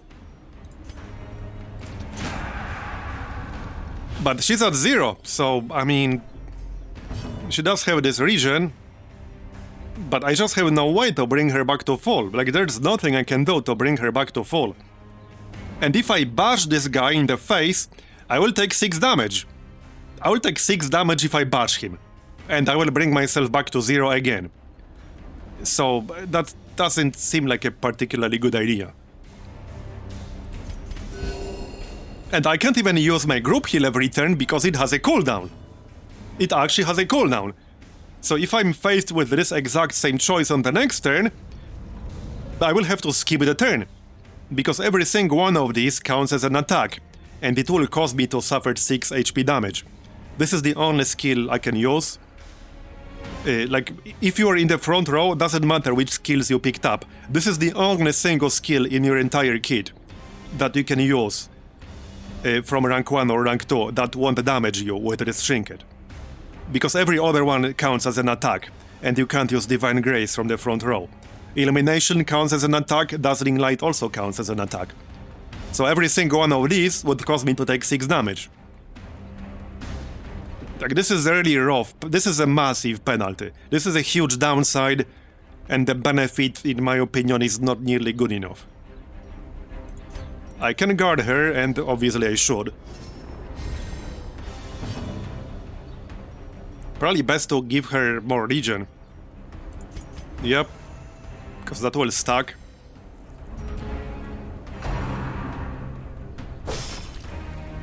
Yeah, she would be better if her heals didn't have cooldowns. I don't really understand why she has cooldowns. Because...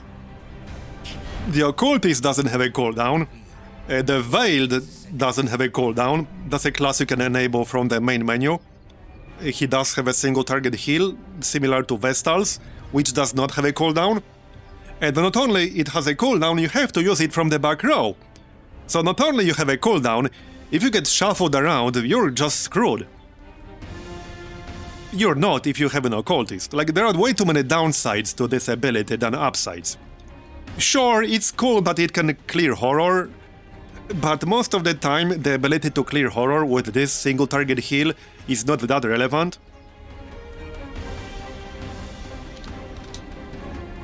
Yeah, but the other abilities are just not good. Yeah, especially with this Trinket. I would use her without this, maybe. I kind of wasted 60 Amber Dust on this.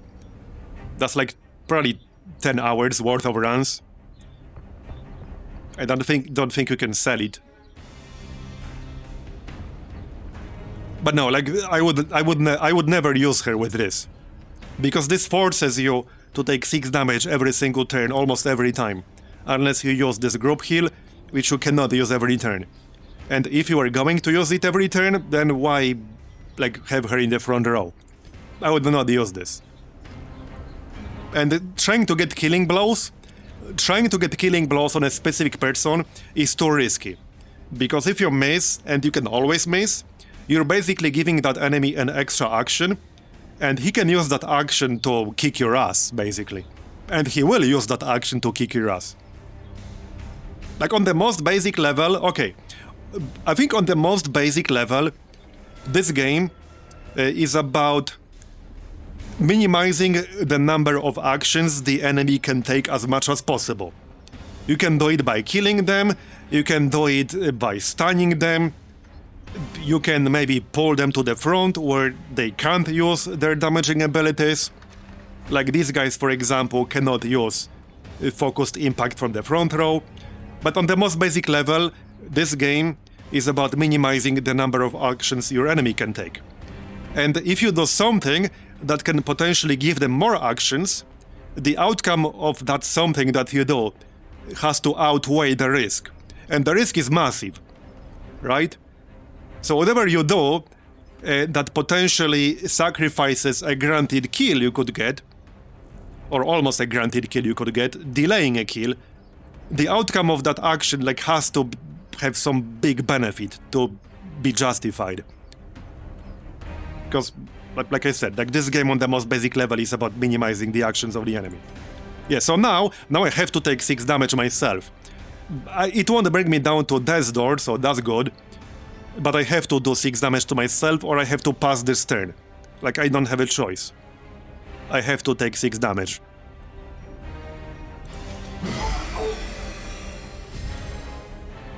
There.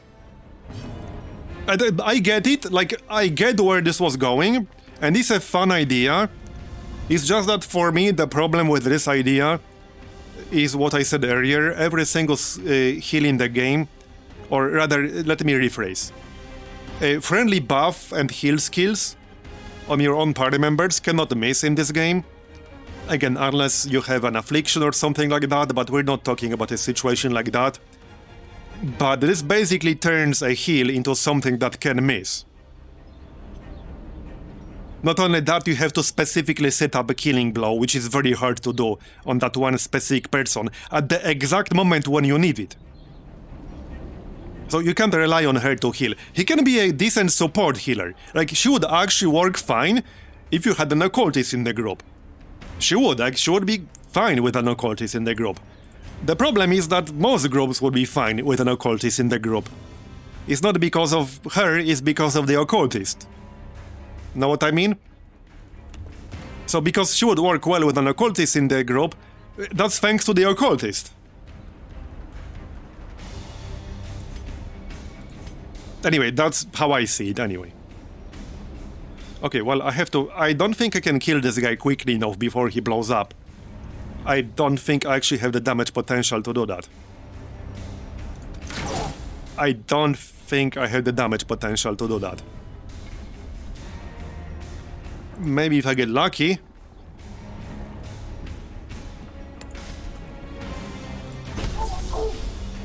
Yeah, so now he will use pressure malfunction. I need to do 30 damage to him. Oh, no, he will not. Okay, I thought he will use pressure malfunction there, but he didn't. Death's door again. I have a feeling she's just gonna die in here.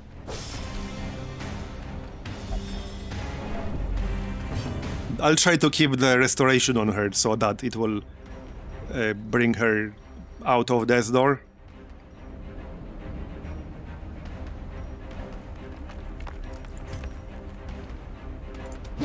Okay.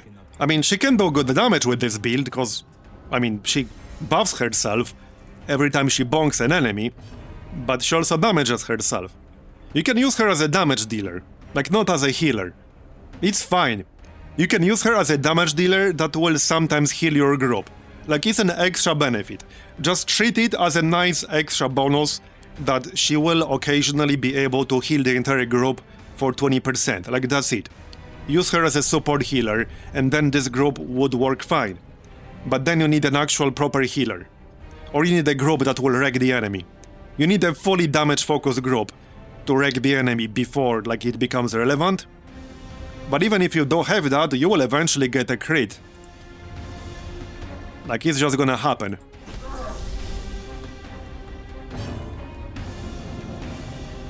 Grenade launchers for Vestals.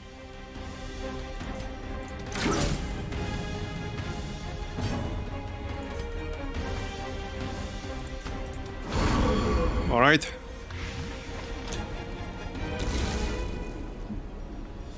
I mean, one thing I can do is just constantly keep guard on her. Just spam glassworks. That's probably the best way to do this right now. That's probably the best way to do it. Just put guard on her on turn 1 and keep that guard basically permanently up. If you can. So that's basically it, I think. She's religious, so that will also make her take more damage. Because that's plus 20% healing received if religious, which she is. But I think that's it. I think that's basically it.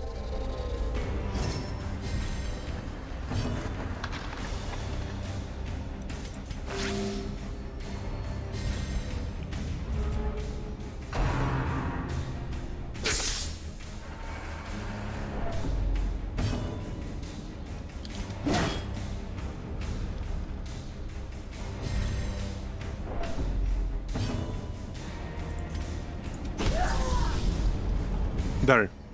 Well, what I would like to see... We press on. Hold on. What I would like to see is a class... We need more classes like the Flagellant, for example, or the Occultist. So here's the thing about the Flagellant, right? So, Flagellant is obviously a very strong class. I don't think there's a single person who would dispute that. But I don't think he's an overpowered class, because yeah, you can do some monstrous heals on him, but these heals have a specific criteria, meaning he has to be under 40% health, and they also have a cooldown. So you can't rely on them. You can use them for emergency burst healing, but if you run the Flagellant as the only healer in the group, it might be fine for a while, but eventually you will get screwed by RNG. So I don't think he's overpowered in that sense. The Occultist can also screw you over. If the Occultist is the only soul healer in the group, like you don't have anybody else who has anything at all that can bring you like off death's door, you will also get screwed, because eventually he will do 0, 1, 1, 1, 3. That happened to me. So I don't think he's overpowered in that sense. So you still need like something to support them, both. But we need more classes that can fill their roles. I would like to see like a class that could fill that role.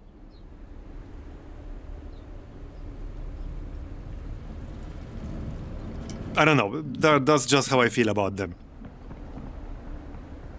And the Flagellant works well against enemies that have relatively low bleed resist. We already did some rank 3 dungeons. There were a lot of enemies with very high resists in rank 3 dungeons.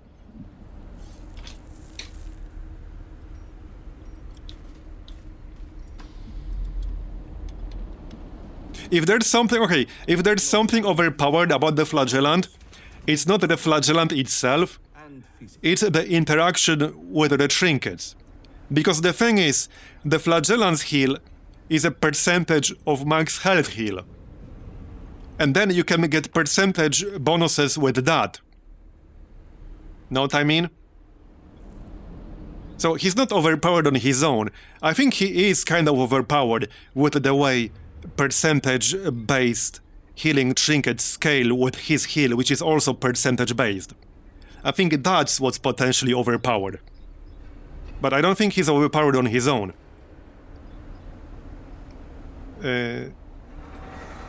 Trying what? Healing charm, but on what?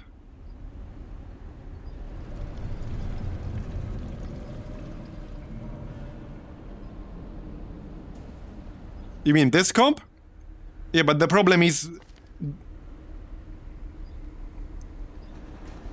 I mean, yeah, but that still wouldn't heal her, that's the problem. Like, if I give her a trinket that increases the healing, that would increase the healing on everybody else, but I would still have no good way to heal her. Like, that's my problem with this comp. I have no way, like, she's at 14 health, and I literally do not have any tool whatsoever to bring her up. Like, I'm physically incapable of bringing her up. I can only do it maybe by camping and using the healing camping skills to heal her up. But there's just literally nothing I can do to heal her back to full. Like, she's going to be stuck at low health for the rest of this entire run. So that's my problem here.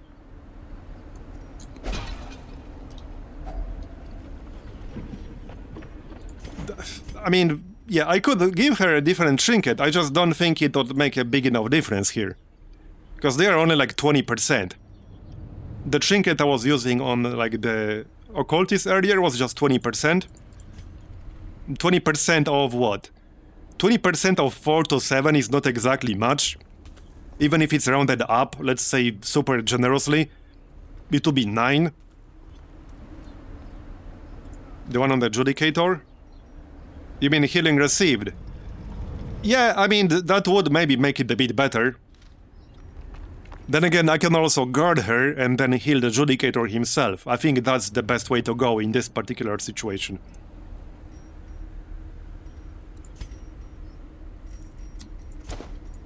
Just spam guard on her and heal him.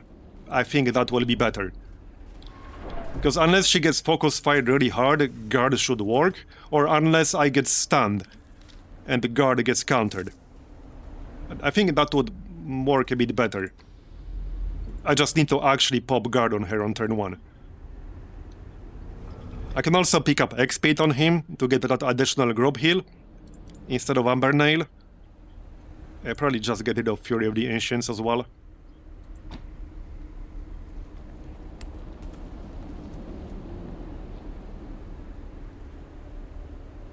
Okay, something like this might work. Alright, let's try something like this. Okay. Now that's a nasty group for stress. Because this guy... Oh no, this is fine. That's the other guy. Never mind. These two dudes with the eagles have a group stress ability. Okay, so let's pop a group heal here. And then we'll guard her. So one of the reasons the guarding her will actually work nice, because she's religious, and that will give her plus 20-something% healing taken. And then we heal this guy with a recovery charm, because he will take damage instead of her most of the time. I think that's the one way to make this setup work. It's kind of what you have to do with the Hellion. If you use like a full enrage build on the Hellion, you kind of need somebody to guard her, because she will take a lot of damage, potentially. So, something like that would maybe work here, yeah.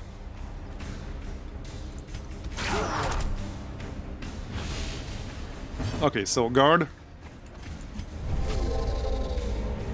So now she will get plus 20% healing received.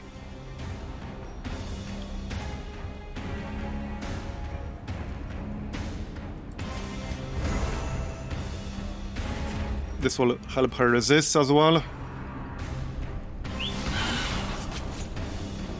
Okay, yeah, and now our Judicator will take damage instead. With that said, I still need to do enough damage to kill these guys. So... yeah. Not the best chance to hit ever. This is just kind of a low damage group, to be honest. Because I could focus on damage with my Judicator, but then, like, he can't be a support. 13 to 26. But only 70% chance to hit. Okay, I will tell you what she needs. She needs higher accuracy based on melee bash. She really needs higher accuracy. Like, really. This is way too low accuracy. I'm getting 70% chance to hit with no accuracy debuffs against an enemy with 11 dodge, with 18 dodge. Like, I'm not even capped against this dude with 0 dodge. This guy has no dodge.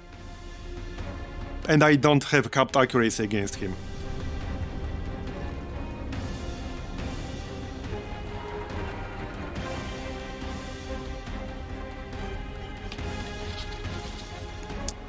Yes, Purple Milk, but like I said earlier, it's not possible in this game to prevent any enemy from ever doing any damage from you ever.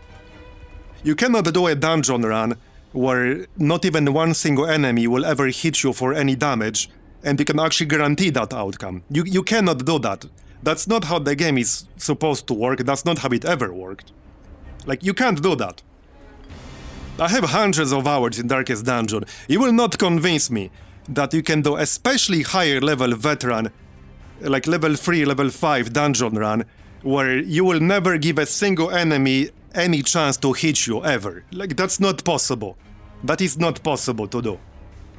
And when you get a group with 4 really high damage dealers, like we got earlier in the interior, for example, we had 4 enemies that I knew for a fact are high burst enemies.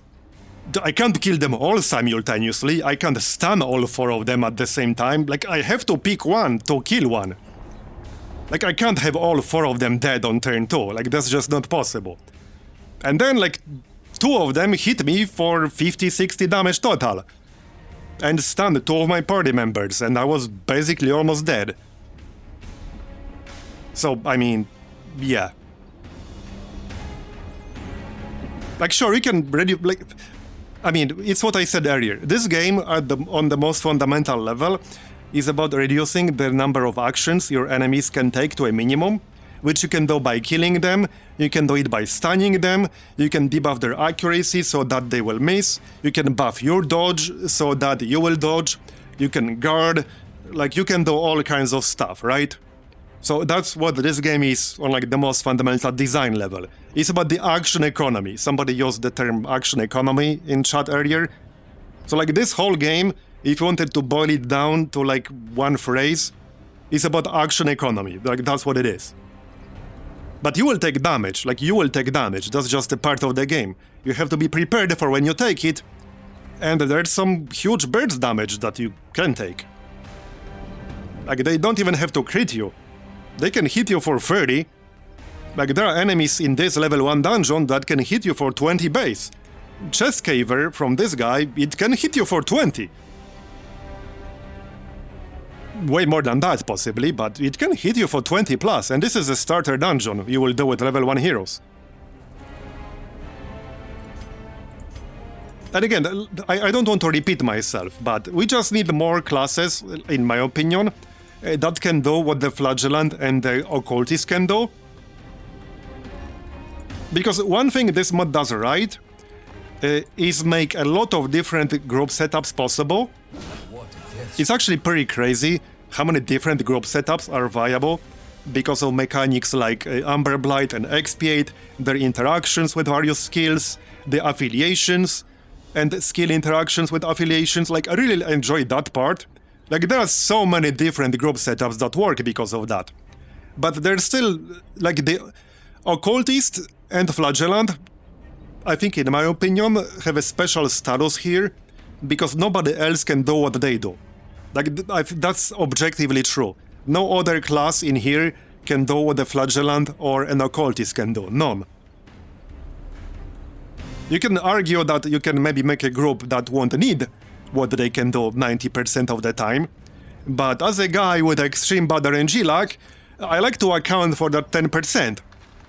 Because that's what happens in many other games I played for thousands of hours, like XCOM. Like when you play XCOM, you're not assuming that you will miss a 95% shot 3 times in a row. But it's technically possible, like it's mathematically possible. If you play it long enough, it will happen. You don't assume you will miss a 99%, but it can also happen. I like to have a plan B for when it does happen. And accuracy here is capped at 95. I think anyone who played XCOM long enough... So I think any XCOM enjoyers in chat, you guys can confirm it, if you are a long-time XCOM enjoyer.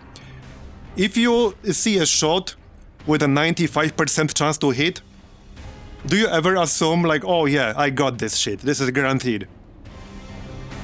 You don't. That shit misses way too many times. Like, 95% is not even that high. But that's the cap in here. Which, again, has nothing to do with the mod, it's just how Darkest Dungeon 1 was made.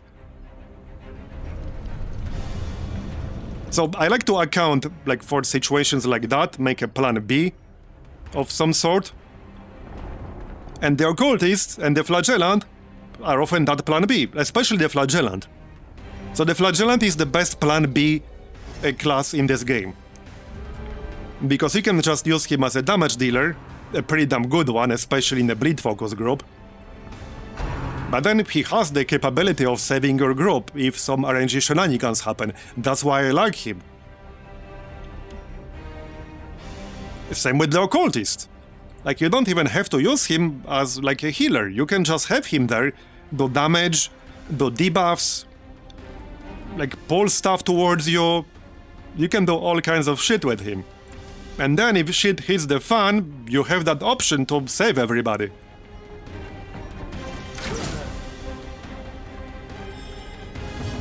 That's why I only use grenades, because grenades never miss. You're not wrong. As a fellow explosives enjoyer, I can confirm. I can definitely confirm. Our care for one another is... Although, there was that one bug. Who remembers... Now I'm getting PTSD, like, straight up.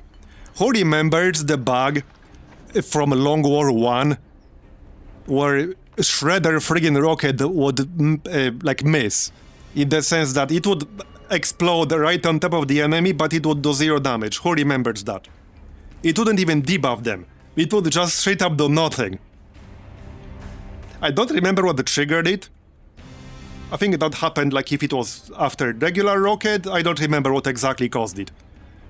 But yeah, it was the explosive that would actually like miss and do nothing. It was infuriating when it happened. It was actually infuriating. Yeah, confetti rocket. Yeah, pretty much.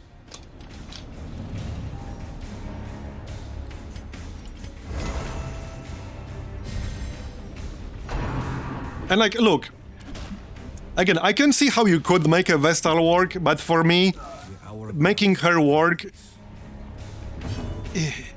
is just too much setup, too much effort, too high risk, too low reward. Like, I'm open to being wrong. I'm totally open to that. But it takes more effort, more setup, more work, more specific trinkets than for almost any other class in the game. You can do it, but you can do it easier with almost any other class. And if you need an occultist in the group, that already fails like the goal number 1, which was to create a group that wouldn't need an occultist to begin with. So that's my issue with her, not that you can't make it work. It's just, it's too unreliable, it takes too much effort. Timing killing blows is very risky in this game, because it's an action economy game. The accuracy on the bonk skill is too low. She needs help either on the damage or other accuracy front, or on the healing front, like one of these. But she needs help on one of these fronts. Like, bonk can do some really good damage, but it's the same reason I'm not necessarily like a massive leper enthusiast. It's a good class, it's a ridiculously high birds damage class, but you do need something to make up for his low accuracy. But then, the reward that you get is his insane birds damage. And she has a similar accuracy problem, but I'd rather just deal with a leper. Like, I'd rather just bring a leper here and deal with his accuracy, you know? Yeah, so now we got a killing blow, now we'll get a kill, but she still takes 7 damage. I think if she didn't take that damage, okay, if that healed your entire group, herself included, she would be way, way, way better. If that healed the entire group, herself included, it would be way better. Because it's very, very hard to set that up, it's a super high-risk maneuver. You're potentially giving enemies more actions, which is always very risky. Like, the reward needs to be high. The reward for pulling that off successfully needs to be very high.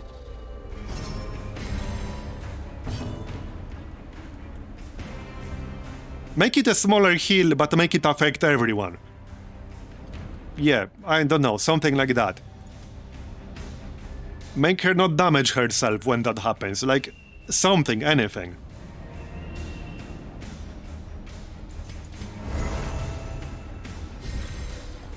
Because, like, I have 3 other heroes supporting her right now.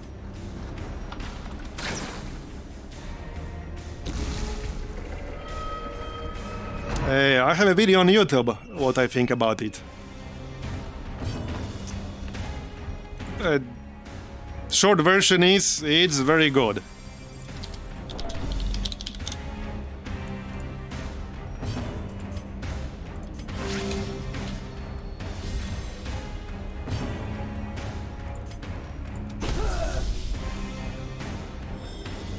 Okay, I don't want to finish this run, hopefully, with her in it. We can probably make this work specifically because of Glassworks and her being religious.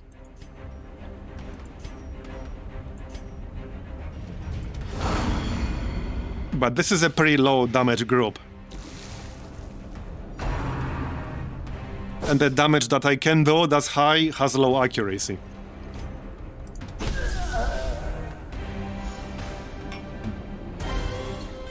Alright. A leper mask. Well...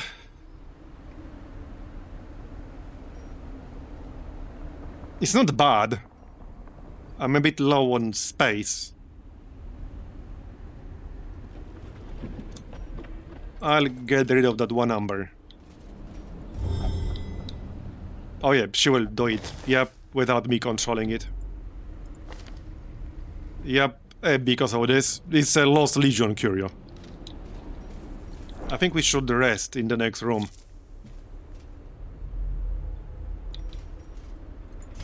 Okay, let's just rest here. Rest. We will need your strength come daybreak. Okay, I can get speed on everyone.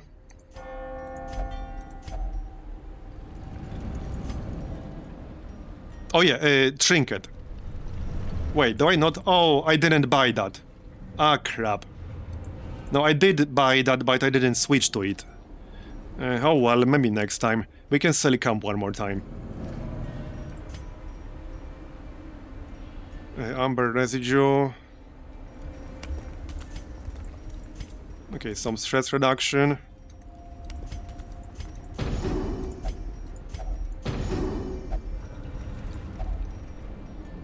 Speed. And laudanum. Okay. Our path. Let me just switch that right away. Here. Trinket scrounge. I got a very rare trinket out of that earlier. Okay, so now we can go like this, it doesn't really matter.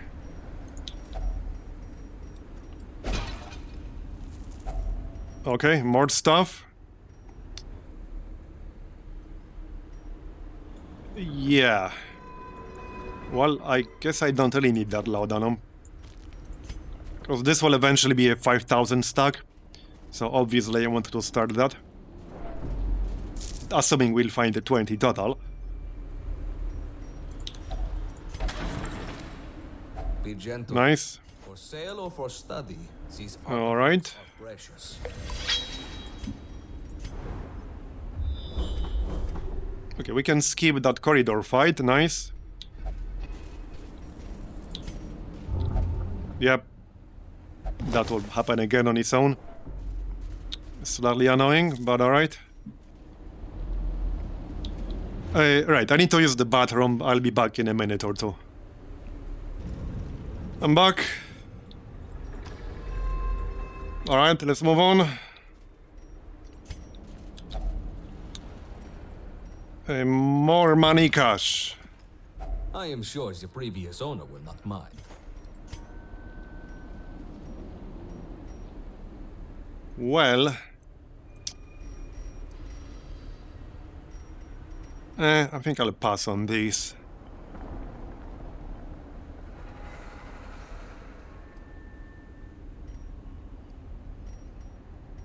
Yeah, I'll pass.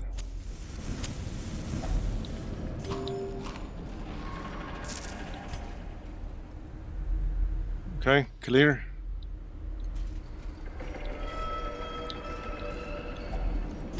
More money cash. Another rare antique. Nice. Yeah, we have minus 21% death blow resist here. That's maybe not great. Take up the spades. This is nothing to trouble ourselves over. Knock knock. Okay. Next. The glory. That's a lot of blockades. I'm down to one shovel already.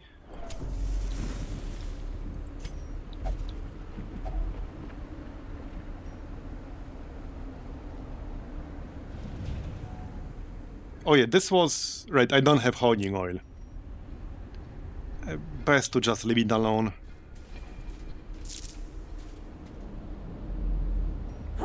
Okay. Right, this guy again. Hopefully we can kill him quickly enough.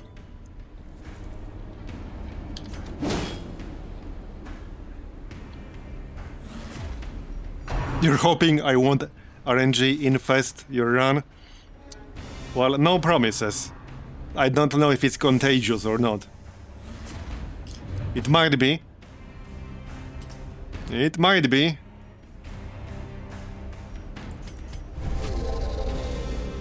Guard.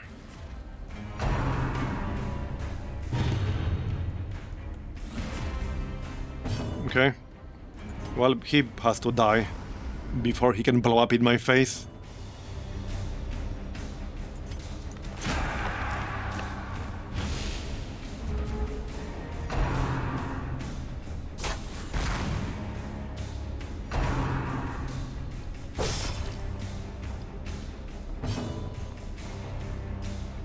Best tip? I mean... maybe I could just start a new save and then play from zero. If enough people want to see that, we could maybe do that tomorrow. Because I'm not sure if I have any one specific tip. My tip is that Catacombs with an Antiquarian is probably the best zone to get gold in, outside of the Treasury, because it has a lot of interactions with the archaeology kits. A lot of them, and they give you a lot of money. Even more money if you have an Antiquarian. Even without an Antiquarian, Catacombs are great for gold. So that's my tip. Need gold? Do Catacombs and bring all of the archaeology kits you can. That's another part the Antiquarian does. She gives you one extra archaeology kit for free. And if you're doing the Catacombs, you will convert them to gold. Especially once you figure out like which curios use them. It's not every single one, but it's many of them.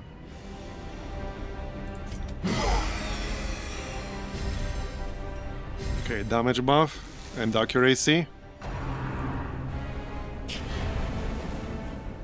Yeah, so in case you don't know, if you put Amber Blight and X-Speed on this guy, and then he uses pressure malfunction, the game will crash to desktop. It's not like an if, it will. 100% reproducible. 8 to 16, that's kind of low.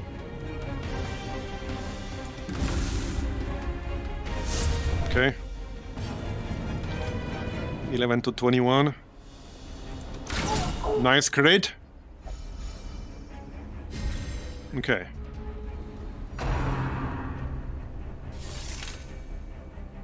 And also a shovel stun skill on the grave robber can sometimes crash the game. It's like random or whatever. But yep, it can happen. 10 to 20.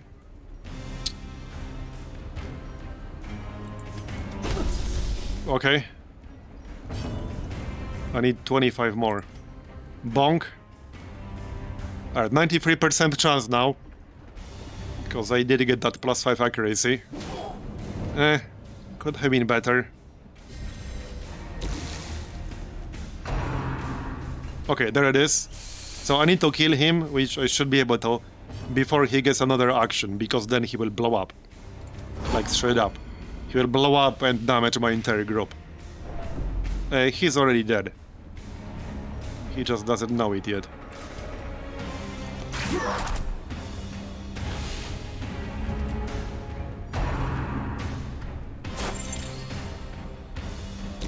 Yep, bye-bye.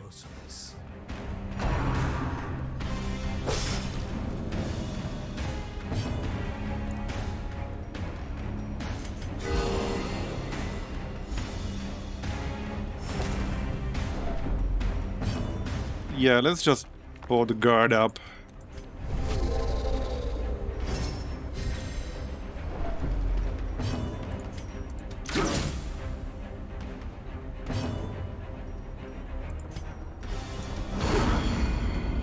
Here, have some blight.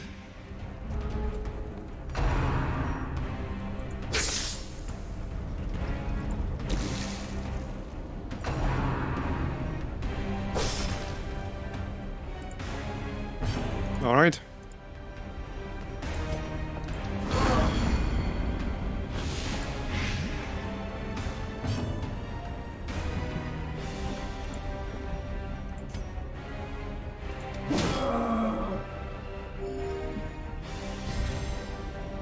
Yeah, so it's nice when you set up killing blows with this setup, but I just wish it didn't damage her when you trigger that.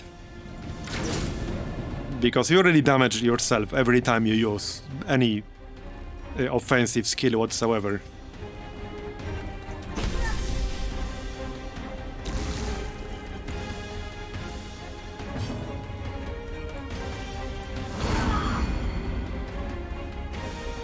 You work from home and the temptation to fire Darkest Dungeon 1 is killing you. It's for research purposes.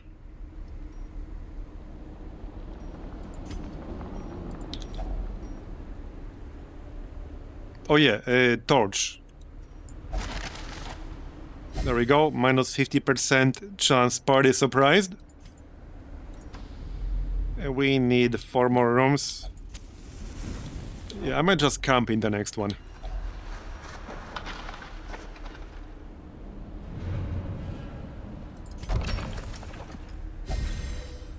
Oh, okay. Ranged skills plus 15% damage. Okay, that's technically useful. Oh no, this asshole again. Yeah, no. With this group, there's 0 chance I'm killing him. I'm gonna retreat and go around. There's actually 0 chance I'll kill him with this group. I don't have nearly enough damage. Like, no, this group is not nearly good enough. No, I can't kill him with this group. Like, I actually can't. Madness in. I had a much better group that failed. Like, much better. Oh no, he will... Yep.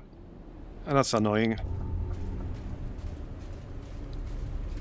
Right, let's backtrack and then camp. But now we got Irrational, which is a bit annoying. I don't need a lot more rooms to finish. Just a few.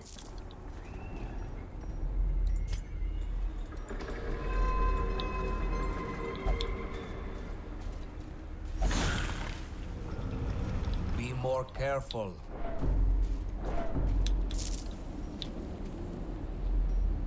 Okay, there's no fight in here, just a vendor. So we can go there.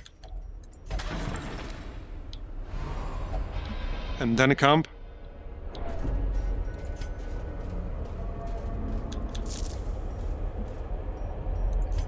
Okay, let's camp first. To free up some inventory space. Upon us. Keep each other safe by the fire. Okay, so now I can use Trinket Scrounge. Plus 20% stun skill chance. I don't think I have that yet. That is actually useful. I'm pretty sure I don't have that yet. Okay, prevent ambush.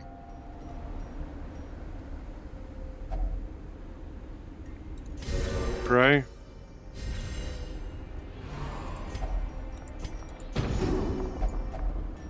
Okay, that's it. I do have a lot of stress, but we're pretty close to the end.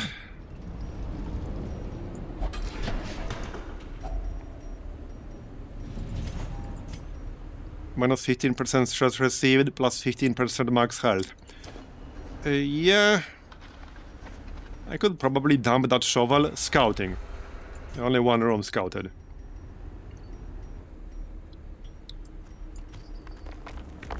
I think I have a health stone. No, this is money, technically. I thought I'll get luckier with these things here. That's only 500 gold. Alright, let's replace that.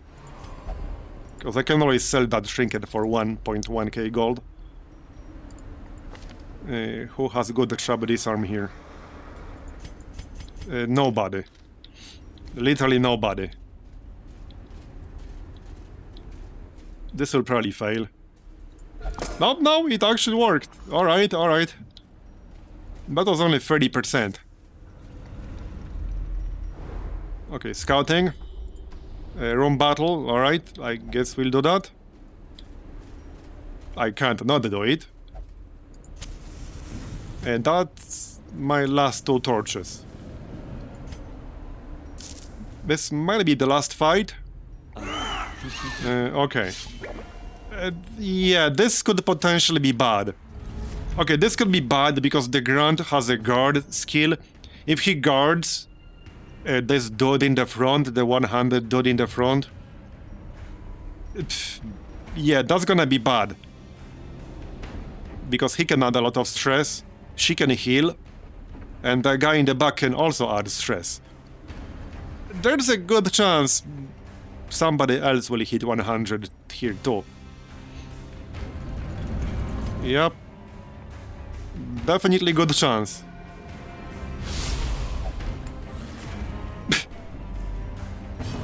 Yeah, irrational might get annoying.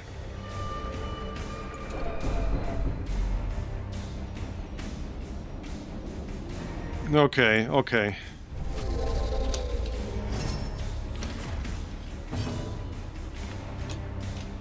Yeah, it's a pretty nasty mob set. This might be one of the worst trash groups you can get here. Because she has a group heal. He has guard. He has single target stress attacks, and then he can transform and do even more stress. And this guy has group stress attack. So yeah, it's not great in this particular situation I'm in right now. Okay, Levantine Nemesis. That's actually going to be useful, nice.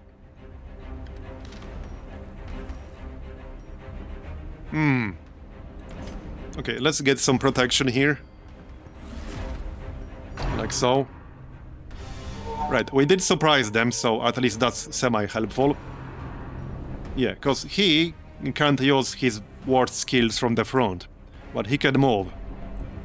Still, that saved us one turn potentially, and he got shuffled again. Okay, that's what Stambo is. It's a chance to be shuffled. Oh, focused! Nice! Alright, that was only 15% chance.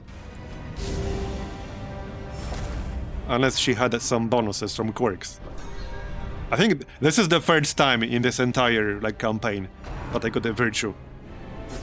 About 50 hours in. Yep, first virtue of the run. 50 hours in. More like 52 hours at this point.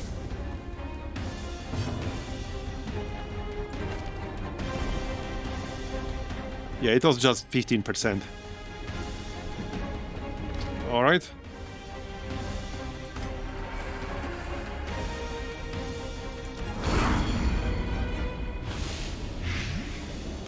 There's a good chance he will transform.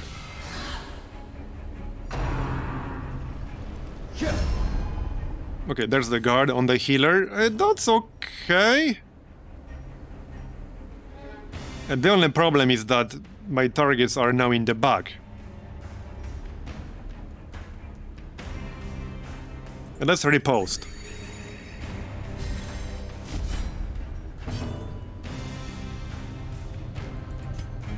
Hand of Light can actually hit rank 3.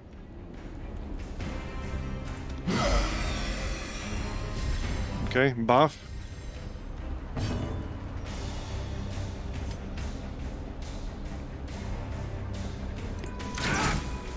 He will almost definitely transform. Like, on his next action, I think. Strike them down. Do not Right now, most likely. That will also heal him and give him new skills. Yeah, he will get healed. That's only 4, fortunately. Okay, well... Hold on, he's at 13. I need 8 more damage. Blight does 5. Okay, this should kill him as long as I land this. Yeah. Okay, that was perfectly calculated. 100% perfectly calculated, as always. And kill the bird guy. There you go. Easy. Never not had it.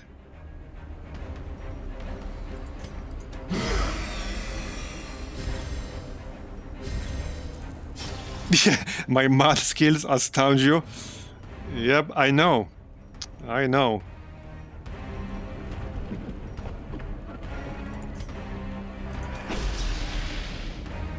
I am agonized. Bye-bye. Slow and measured.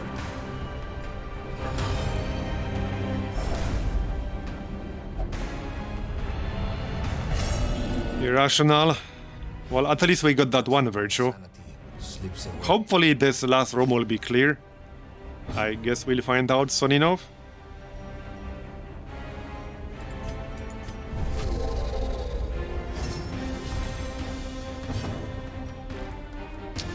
Well, I can use scavenge. What the heck? We're here for the gold, so scavenge it is then. That's more antiques after the fight.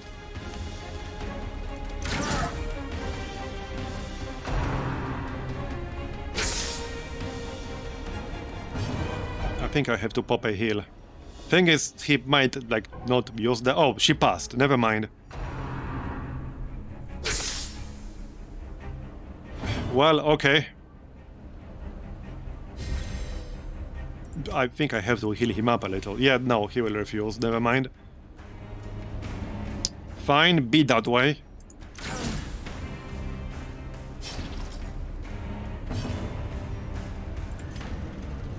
Eight to 15.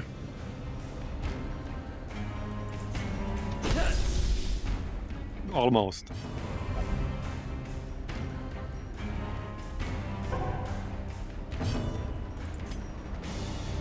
There. I think you were looking for this, potato. If that's what you were looking for. Another scavenge? Yep. I mean, that's why we're here, for money. Might as well get more antiques. Another heal. Don't pass your turn again. There we go. Got it on both of them. Now we can finish the job.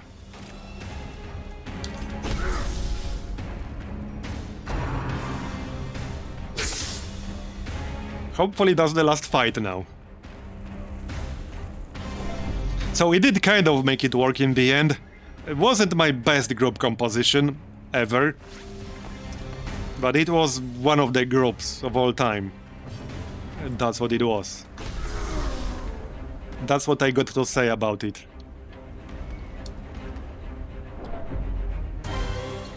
Alright. Another skirmish. Another. Vestal only. Plus 20% stun skill chance when acting first in the party. Plus 6 speed. The game really wants me to play Vestal, doesn't it? A cudgel weight. On a blackjack hit. Debuff target, speed. Okay, this would be nice with the Houndmaster trinket. The contraband trinket. Because that's basically a blackjack trinket. That's literally what it is. It's a blackjack spam trinket. So minus 7 speed is kind of huge. Minus 7 speed debuff is kind of huge. Extra crit is nice too. But what do I destroy to take it? I guess the shovels? I'm so going to regret that, but okay. More stuff. Okay, nice. Oh, now I get 10 of these things. Ugh. Oh, piss off, game. What on earth do I destroy now?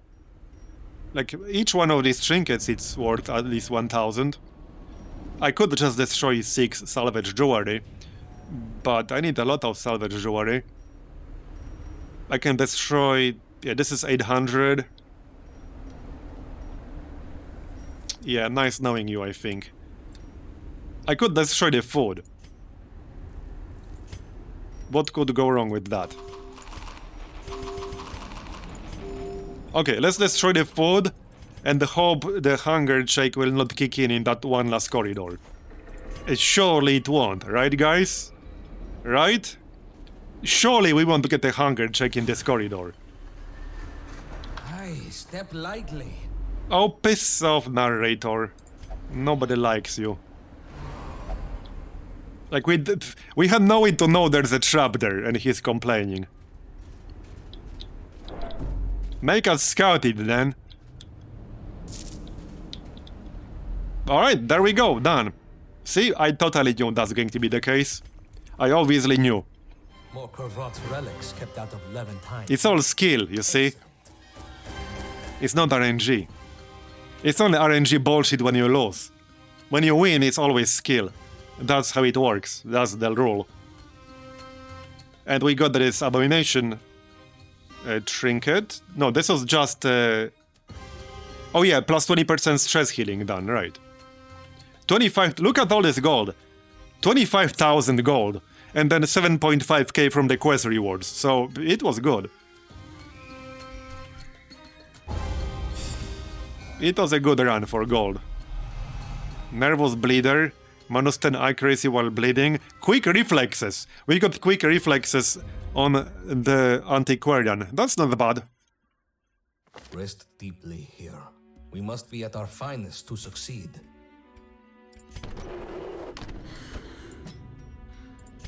Alright, let's remove that. Check the ferry. A level 2 Houndmaster, okay. Who do we boot? I think I have a few like rank 2 people without upgraded skills, so it's also worth replacing them potentially. Right, this is my only Jester on the roster right now, but the moment I get actual rank 2 Jester, I will be replacing him. Oh yeah, we have an upgraded Dredge and unupgraded Dredge. Okay, let's just rename this guy. I do want to try to make the Dredge work again at some point. But yeah, might as well keep the one who's actually upgraded. So this guy. There's no place for the incapable. Alright. And we'll grab the Handmaster. In a time of Here you go. people, a dog is a beacon. Flagellant. Okay, I could grab the Flagellant for farming runs or something. Who else is not upgraded here? I think most of them are.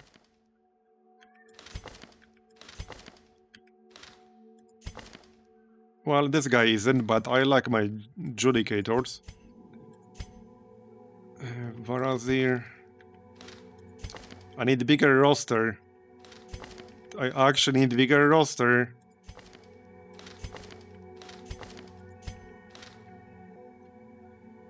How many Flagellants do we even have on the roster now? 4? Okay. They're all rank 3 or higher.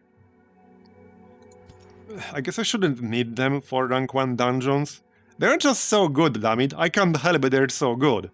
It's not my fault they are so good. It's not my fault. Let's check some other rewards now. Anything interesting here? Crusader only. That's kind of nice. Okay, plus 25% stress healing done on friendly skill, buff target, plus 5 accuracy, plus 10% damage. So that would work well with the Bulwark of Fate and Religious Heroes here. But also with the Inspiring Cry. So that's interesting.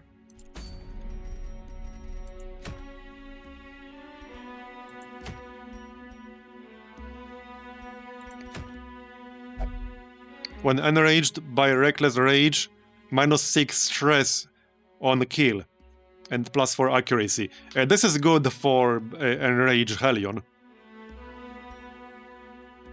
Combined with the healing trinket.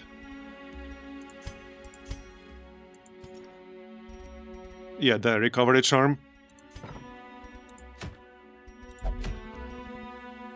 Hunter's Talon. Okay. More crit against stunned and marked enemies and below 50% health. Shieldbreaker only. Plus 25% protection.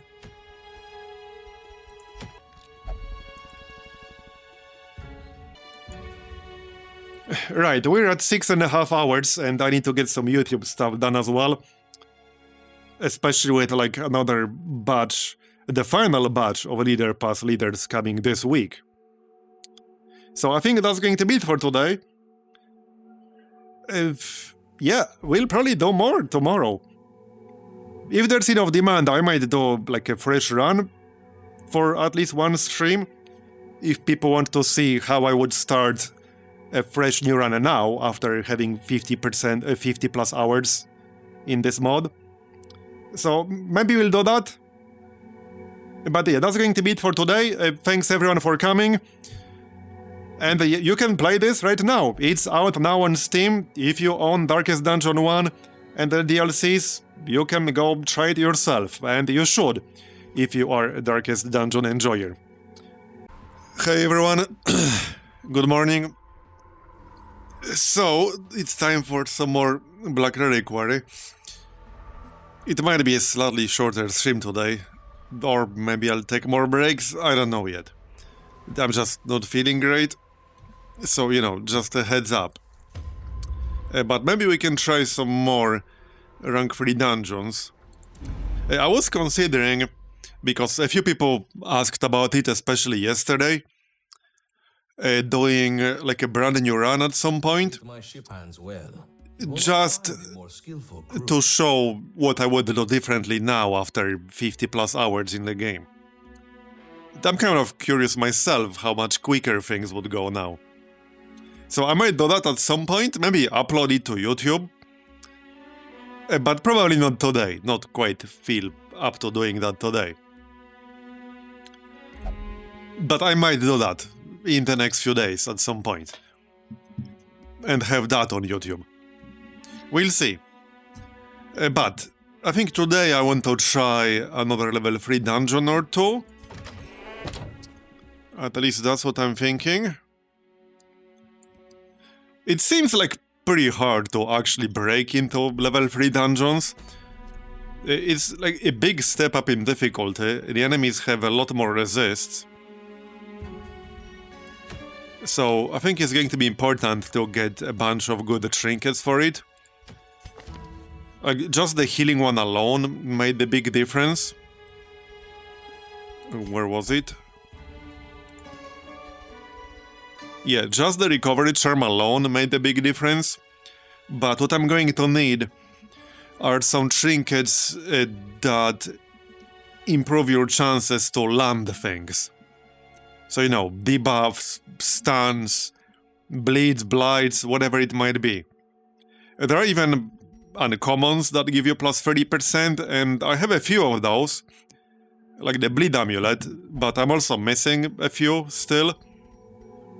There's a plus 30% stun, which I don't think I have. So that would be useful, for example. But yeah, things like that. Basically, I just need more trinkets that will be used in veteran dungeons. Let's check the ferry here. Not much to see there. Right, so what's going on? Wait, when you assign people at activities... No, they are saved, okay. I thought for a moment that if you assign people to activities, then shut down the game and load it back up, they aren't actually assigned, but they are. They are. But yeah, right. Let me think about what we'll actually start from here. Let's actually check the rewards first. I think I'll be doing more runs now based on the actual rewards. Because there are just some key trinkets that I need for various roles. So I need to plug those holes. And I mean, something like this is good. That's plus 30%, but that's for one specific class. If I go for something class specific, it would have to be really, really good.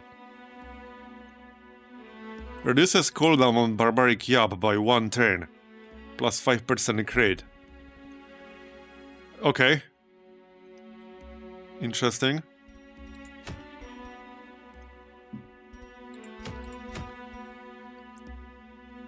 Plus 25% protection for Shield Breaker. I mean, we could try a boss, but I'm pretty sure he would kick my ass. Some of the normal fights in level 3 dungeons were kicking my ass. Never mind the boss. I don't feel like I'm ready to do a boss. Okay, none of these rewards are too impressive. This could potentially be nice though. Assuming the stress healing applies to whatever it was called. Yeah, right here. I assume it does. I mean, why wouldn't it? But I don't know. I mean, it might not. Actually, I don't think it would. Because here's the thing. This is not technically a stress heal. Right? This is a stress heal. The tooltip says you heal 6 stress. This one does not. You just reduce stress by 7. So, I mean, technically that's not the same thing. See what I mean? So, I actually don't know if the plus 25% stress healing done would apply to Bulwark of Faith. Because for me, like, the tooltip does not say this is a stress heal, it's a stress reduction. Which you could argue is kind of the same thing, but it's not. For me, it's not. Depending on the exact game logic. Like, I don't know if this would work or not. Because this is really good for a religious group. But this is why tooltips and wording is important. I know I ranted about this a few times. But for me, this is why tooltip consistency is so important. This is a good question here. Is this a stress heal? And this is not about what's logical. This is about the coding logic that's used. Right? Because you cannot know whether this is actually a stress heal or not when the wording is very clearly different. Very, very clearly different. Like this tooltip here explicitly states that you heal 6 stress. And the Trinket explicitly states that it improves stress healing. But you could argue this is not a stress heal. You just reduce 7 stress. Like that, again, for me that doesn't have to be the same, especially when the tooltip is very clearly worded differently. So that could be a really good trinket if it works with the Bulwark of Faith. If it works with it. That would be very good for religious groups. Because this is a great ability if you use a Crusader with like 2 other religious heroes. It's very, very good. But would it work? I don't know. Maybe it would, maybe it wouldn't. We could test. Because if it does, I would use it. If it doesn't, I probably wouldn't. I probably wouldn't. Wait, where was it again? Okay, now I lost where it was. Whoops. Plus 20% stun chance for a Crusader. Wait, what the heck? Which dungeon was that in?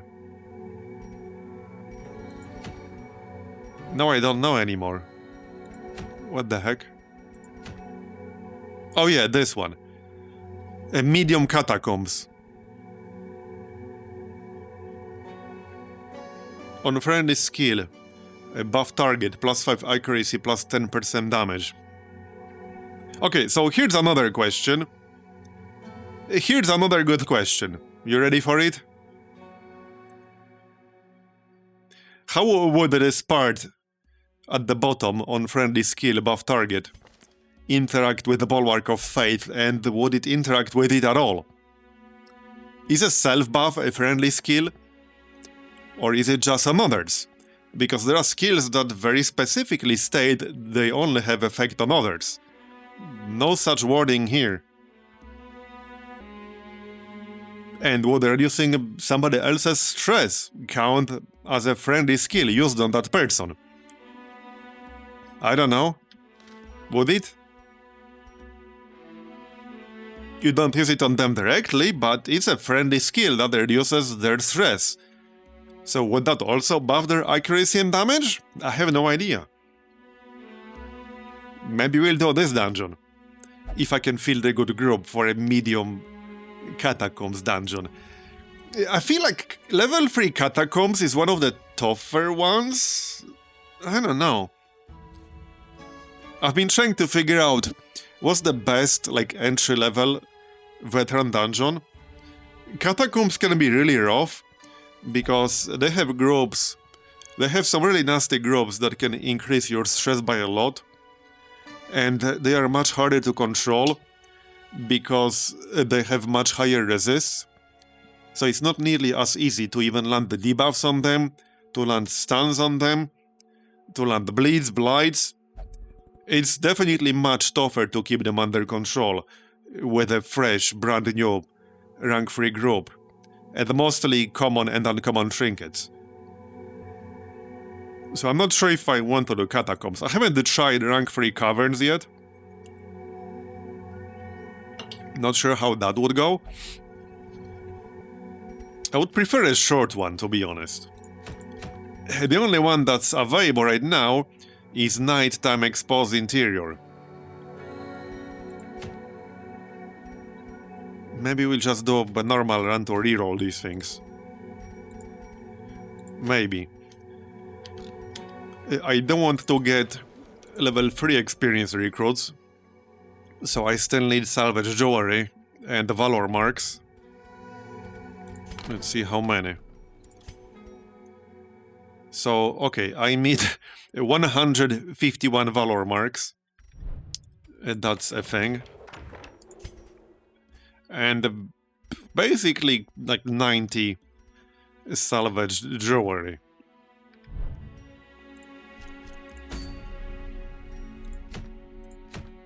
And good uncommons. Okay, let's look at uncommons. Yeah, this grave robber thing. So this is actually good because the grave robber's kit is actually pretty interesting in this mod for anyone who hasn't seen it. Where's my grave robber? Right here. So the plus 30% debuff skill chance. That's really good in particular for bleed blight groups because of this debuff right here. And also this debuff. So you can increase the amount of bleed and blight damage taken by the target, and that's a debuff. So having plus 30% chance to land this is very, very good. And then on poison darts, you also have blight resist debuff. So she's actually really, really good in dot-oriented groups because of this. And because in veteran dungeons, the enemies have quite a bit higher resist, plus 30% to land both of these is really good. Especially extra chance to land debuffs that decrease either bleed debuff, so on a flagellant, or blight debuff, so on a grave robber. That would make it easier to overcome higher resists in veteran dungeons. So I might actually do this, right here. And this is plus 10% damage on range skills, which is a nice bonus, I guess. So we might actually do this. I think so. Let's see what group it would be. Yeah, I guess Antiquarian, and, you know, if we get lucky, because, again, for anyone who doesn't know, a Trinket Scrounge, camping ability on an Antiquarian, can get you very rare trinkets. This is what I got from that exact skill. So I assume you can get most of the very rare trinkets that exist in the game, with the exception of ones that drop from very specific mobs. But I assume anything that can drop from like a normal fight, you can potentially get with this ability. You have to get lucky, but hey, I already got lucky with this one. With this, if I want to, I can actually push Virtue Chance to 75%. If I combine it with another trinket that gives plus 25. I can probably sell one of these. But yeah, I could push it to 75, more if I get a quirk that increases it further. Because the default chance is 15%.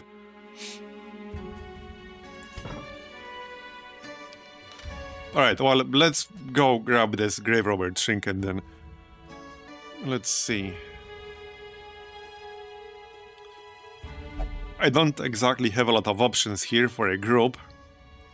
We can grab the Houndmaster. I do have the Houndmaster Trinket for Blackjack. Not entirely sure if I want to use it in this case. But let's say we would. So I'm referring to this one right here. That's basically Blackjack spam Trinket. It does give your group more crit against bleeding targets.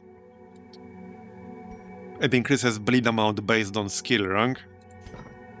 So it is a nice trinket, but it does turn him into a bit of a one-trick pony. Because you kind of need to spam Blackjack to make use of that. To make good use of that. If I do this... right, so... we should have someone with good, like, crit potential, I guess. We could grab that Grave Robber. And then somebody for the front line. Do I have a Leper? No. A Hellion would work. So, I think something like this... well, problem is somebody needs to heal. So that's a problem. Because sure, Antiquarian can do some crappy heals. The Houndmaster can do some crappy heals.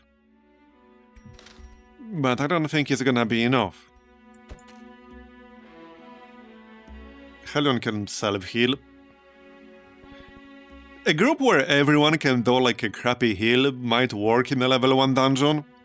Especially high damage group. But with an Antiquarian, that's not going to be a super high damage group. Because, you know, the Antiquarian is here for the money.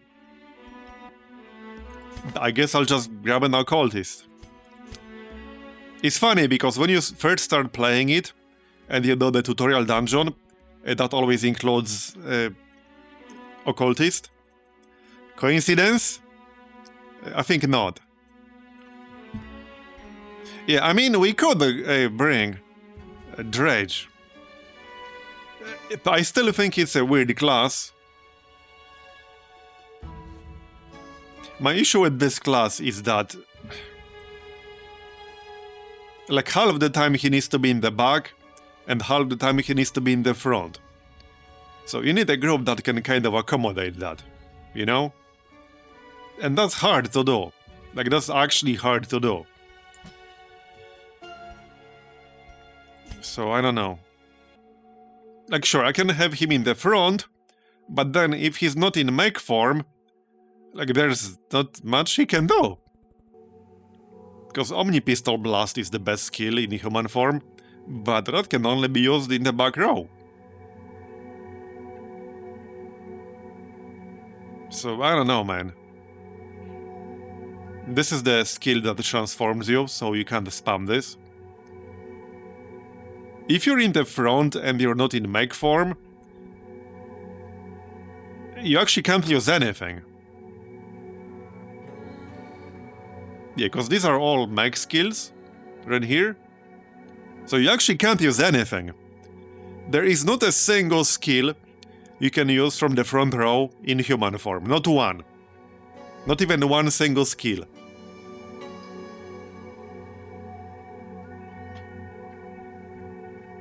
And you cannot stay in mech form all the time because the class is not designed for you to stay in mech form. So that's my issue with the Dredge. You have to build a very positioning flexible group to use it. So like here it will be best to have the Dredge in rank 2, so that it will be easier to like move between rank 3 and rank 2. But then I would need Houndmaster in rank 1, which means I can't use Hound Rush, for example, which is one of his best skills. I mean, sure, I would be spamming Blackjack most of the time, but Hound Rush is still a very, very good single target skill. And I would not be able to use this from rank 1. So that's certainly a problem. Okay, we could grab a Crusader here, I guess. Who's religious in here? If anyone. Okay, nobody. Right.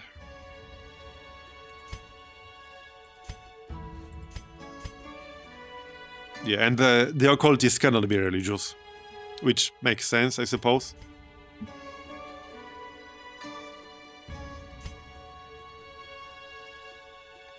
Minus 20% stress healing done. Occultist don't do stress healing. Okay, who's going to be last? I guess I can just grab the Shieldbreaker. Or we could grab the Highwayman. I could use the Highwayman Trinket. Because we got that. That's basically a trinket to spam Jewel's Advanced and Point Blank Shot. Which will move the Handmaster around a little bit. But like half the time the Handmaster should be rank 2. Alright, let's just do that then. So that's the 2 contraband trinkets I got.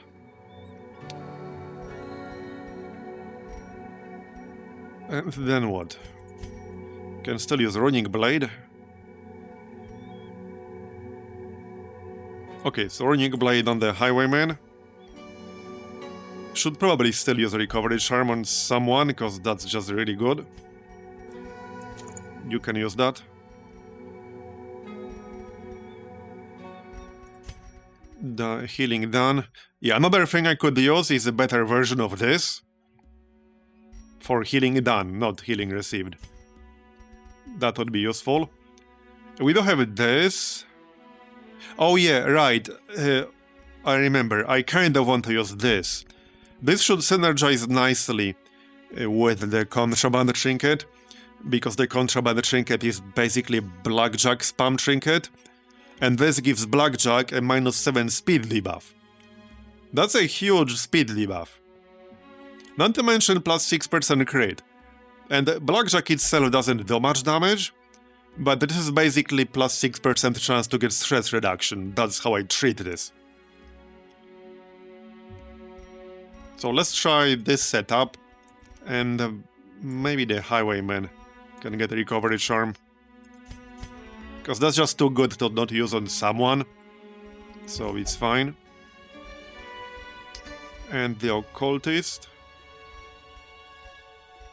I could give him a debuff chance. Yeah, I do have +30% debuff chance, which is pretty damn nice. With this, he should be able to land Amber Cards on mostly anything, almost anything in here. And for the Antiquarian, yeah, I have the Scarapace Idol. And probably grab some Scouting Chance. The only issue is that it will reduce her to 34 health, which should be okay with 35% protection in a level 1 dungeon. In theory. But she's a little bit vulnerable to Blight.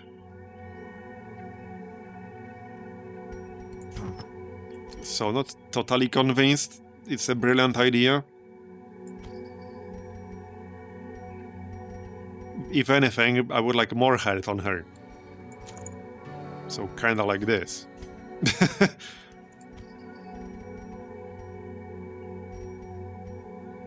Or Blight skill chance, because she does have a Blight skill.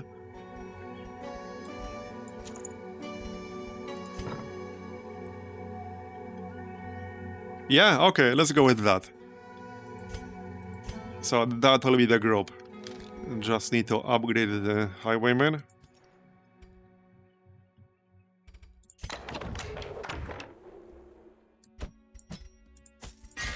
Here you go. Yeah, I could probably just upgrade a Grape Shot Blast for the prep round, Point Blank Shot, and a Riposte. But Open Vein might still come in handy, so we'll get that too.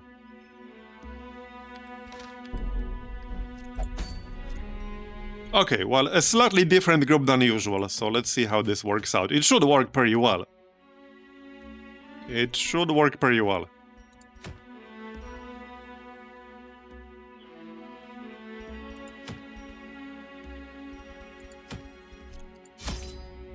Okay. So... Well, we'll get archaeology kit as usual.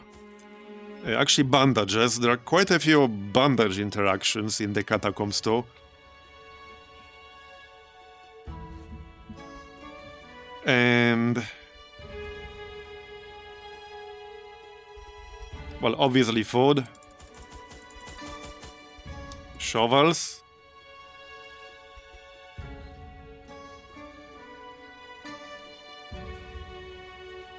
See, the problem with the key in the Catacombs...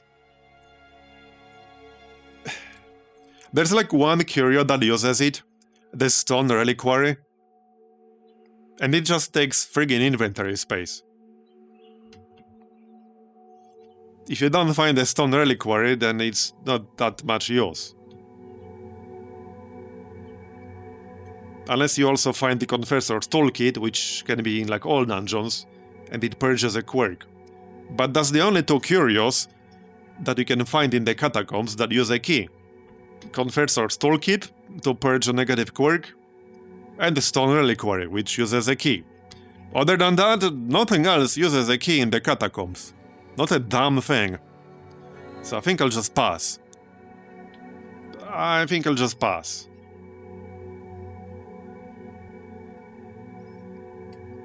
Honing oil is probably better because you can get buffs with that. So let's get a few. There's a 20% ranged buff and a 20% melee buff.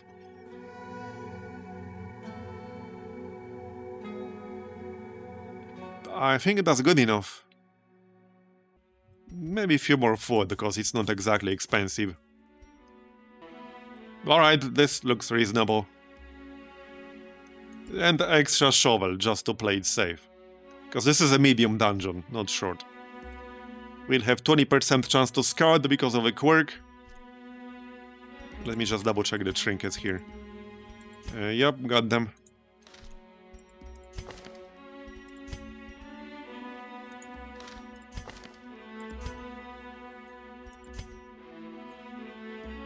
Oh yeah, and heal. It would be awkward to not have that equipped.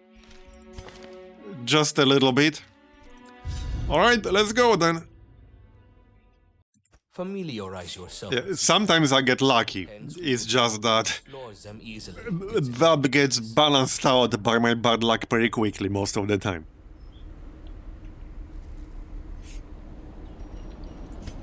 The more lucky I get, the more XCOM I will get later on. That's just the law. Who's good at the traps here? 60%. Okay, 2 people with 60%. Right, so this was a melee buff. Which I could grab on Marbozir actually. For Jolly's advance and riposte. Sure. There it is.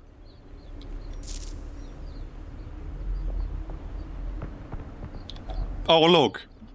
I was literally just talking about this. Not even 2 minutes ago. And it's literally the first curio we find. That's just the game's way of BMing you. Like, that's literally what it is. We can still open it normally. But yeah, that's basically the one curio in here that uses a key. Not counting the Confessor's Toolkit, which can spawn in any dungeon. Right, so I need 90% of the rooms. Probably just go here, then back. Camp. And then this way. Some scouting info would be good too. Alright, Lost Legion. You guys lost? Wait, is this XCOM? Because it has the Lost. Oh yeah, might be best to... I need to start him in rank 2 actually, not rank 1. Because then he can use Grapeshot Blast. During preparation round.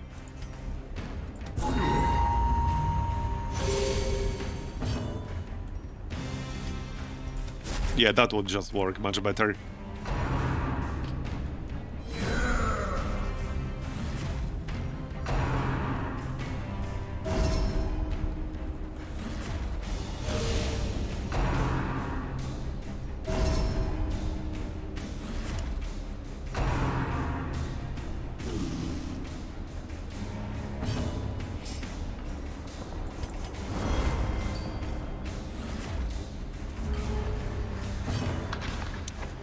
Okay, so now we can use Jolly's Advance. Both of these guys have guard, alright. That gives us riposte. And then spam some Blackjack. We got 22% chance to crit with Blackjack. That is pretty nice.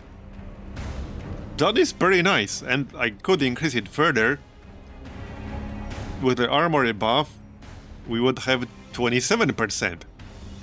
That's nice. It's not going to be a lot of damage straight up, but it's a chance for stress reduction.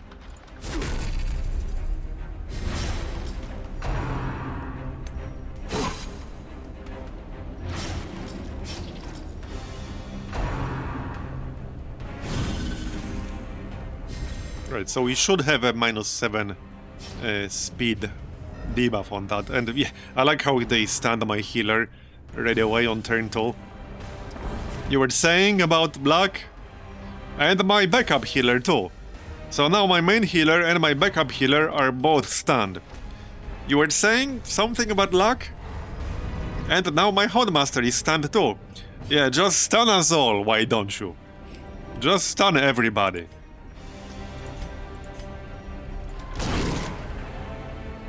Just go big or go home. Oh, there we go. Yeah, just stun everybody. Go big or go home. That's their motto. Okay, there, now we need to heal ourselves.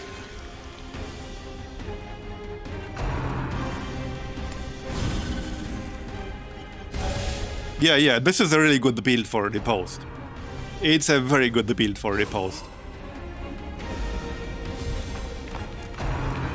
I had a 40+ crit with Riposte with this. Honestly, the moment I saw this Trinket, I knew this is probably going to be one of the better contraband Trinkets. And it is indeed. It's a very, very good contraband Trinket. And I'm not even using a second Trinket to complement like the setup. I'm using a healing Trinket for him. I could use something that would increase his damage and crit even more, or something like with a riposte, like something that would synergize with this. But I'm not doing that, I'm just using Recovery Charm. And he can still do this. Like, he can easily crit for 40+ with a riposte using this. And he has previously. Oh yeah, this mod. Oh, I see what you did there. Oh no, I see what you did there. Oh no. You almost got me. You almost got me. Alright, the Jolly's Advance.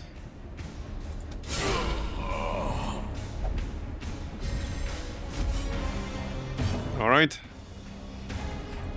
And yeah, we also get +10 accuracy on the riposte, which helps a lot too.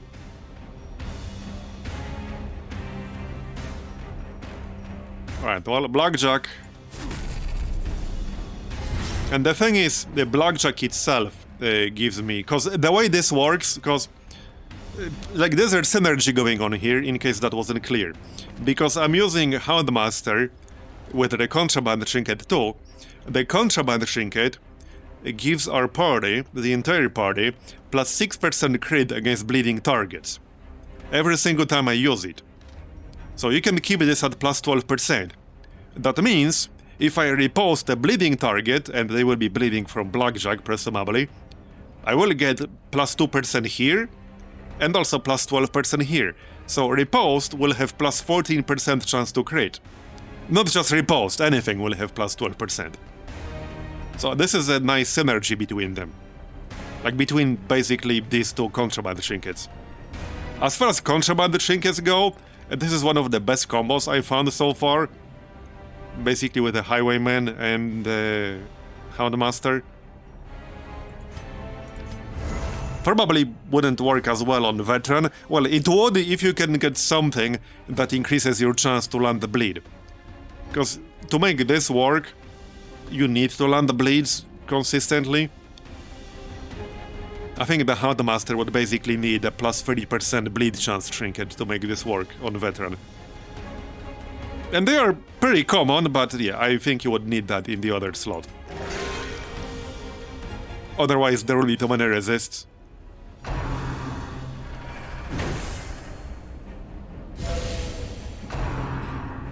But yeah, but this is a pretty fun combo.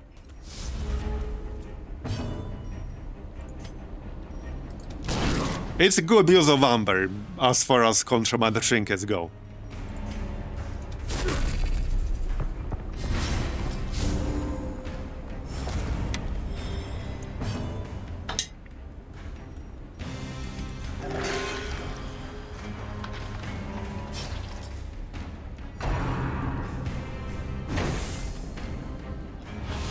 Yes, exactly.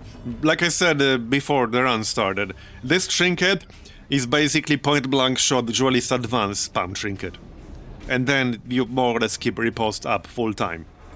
Unless you get stunned or something like that. But you basically keep riposte up all the time with this. Strikes them down. With all these bonuses too. And this is also a great setup to keep stress under control. Because you get all this extra crit chance. It's not just useful for damage, it's useful for stress reduction. So I actually really like this group. This is a pretty damn good group to keep stress under control.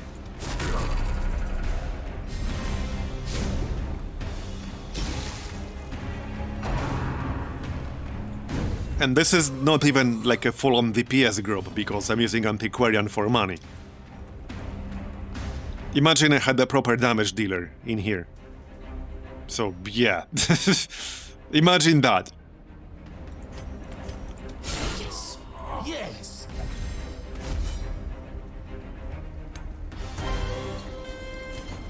Alright, a good start. Right, so hold on. Yeah, he needs to be in rank 2. Because the best way to open is with Grape Shot Blast. Probably because this ignores accuracy round. This ignores preparation round accuracy reduction. And it has a protection debuff. So it's a great prep round skill.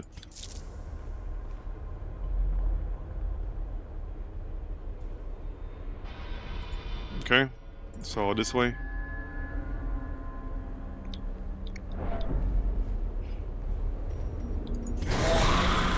Oh yeah, right, these things. Let's see how effective it will be against these things. I haven't actually done like sub 50 light much. This is a pretty strong group, so maybe we can try.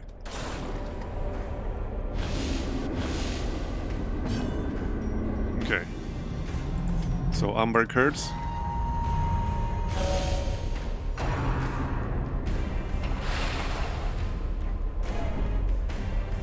Let's see how this works out here.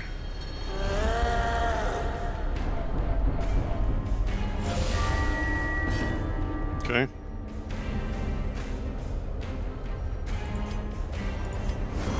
So for anyone who doesn't know, these are the enemies, the Caverns, who can spawn below 50 light. This is how low light works now. If you run low light, it can spawn entirely different enemies. They are tougher, but they do drop better loot.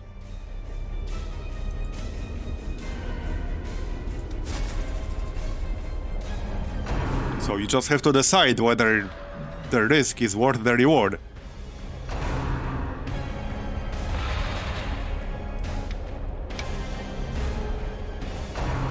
And it can be, but they are definitely tougher. Like, they actually kicked my ass a few times before.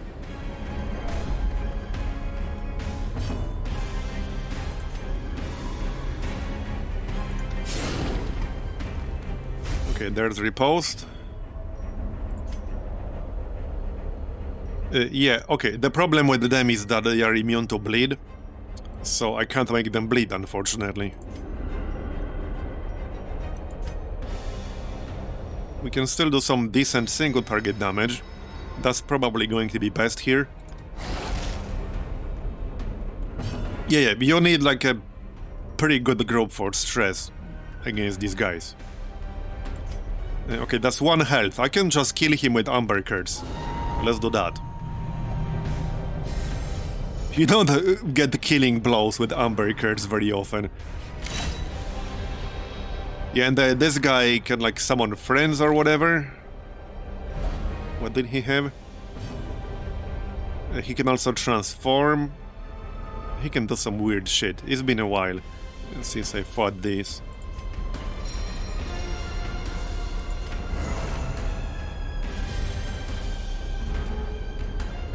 Might be worth using Grapeshot Blast here. They do have protection.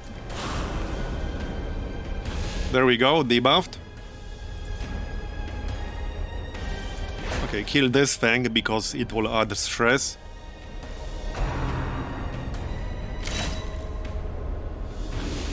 Hey Gain and Jug, I'm good, thanks. Was hoping for a crit there. Alright, let's just use Scavenge here. We're here for the money after all.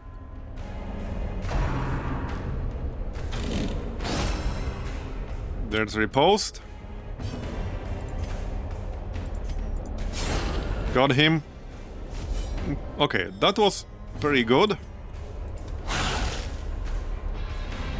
That went well. It definitely went pretty well. I won't be doing this too much, but this was a good test. Especially against, like, bleed immune enemies, basically. Yeah, so here's the treasure. So this stack alone is worth almost 3,000 gold. We also got an emerald. So even without an antiquarian, look at how much gold I got from this one fight. But these guys are not easy. So you have to decide whether the risk is worth the reward. As you can see, it can be. But you can get your ass kicked. Alright, I don't need anti-venom, we can get rid of that.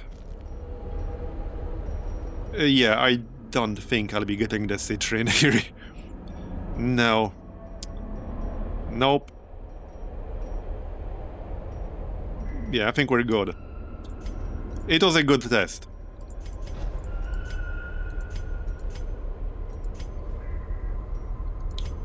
Wait, where am I? Did I not bring torches? I'm pretty sure I did. Did I really not bring torches? Okay, that's a bit awkward. Could have sworn I did. I guess that means we'll camp soon. I really thought I did. I actually really thought I did. Yeah, apparently we'll be fighting more of these. Well, hey, it'll be profitable, but I'm gonna run out of inventory space pretty quickly. Yeah, but really, over 3,000 gold from that one single fight. I actually, you know, because I've been thinking a lot about what the most time-efficient way to farm gold will be. And doing Catacombs with an antiquarian is a very good way to get gold. But now that I think about it, maybe using a throwaway group of a bunch of recruits to do some dark fights, you know, against the Caverns dudes. Maybe that would be more efficient. Because that was 3,000 friggin' gold, no, more than that. Just from one, basically, trash fight. I need to do some testing on that. Because, you know, at some point you just want to get gold in the most efficient manner possible. Our injuries will mount. We must be bound. So I wonder if this is more efficient than doing like a proper Catacombs run. Yeah, so the problem here is that I can't make them bleed. A bleed group is kind of bad against this. The buff still works, but it won't do much. Okay, riposte. Bye-bye. You know what class would be good? Crusader, because you can use one skill to get plus 24 light. That sounds suspiciously like science. I know, right? Here, alright, I might as well grab as much money as possible. I'll probably have to camp soon anyway, because of this stress level. Yep. Kill that.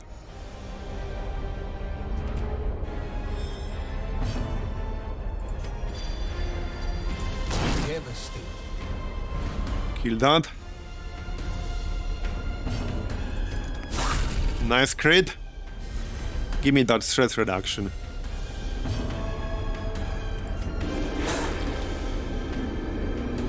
Okay, best to just kill him ASAP. There, done. How much gold? Yeah, that's nice haul. Another step forward. It was 13 of these things. And they're worth 250 gold each. I also have a side deck upgrade, right? Because I bought a side deck upgrade yesterday that makes relics stack higher. And this is a relic. Or it counts as a relic at least, because these stacked up to 20 before. Now they stack up to 30. That's actually kind of nuts. That's kind of nuts. That's a 30 stack. 250 each. That's crazy.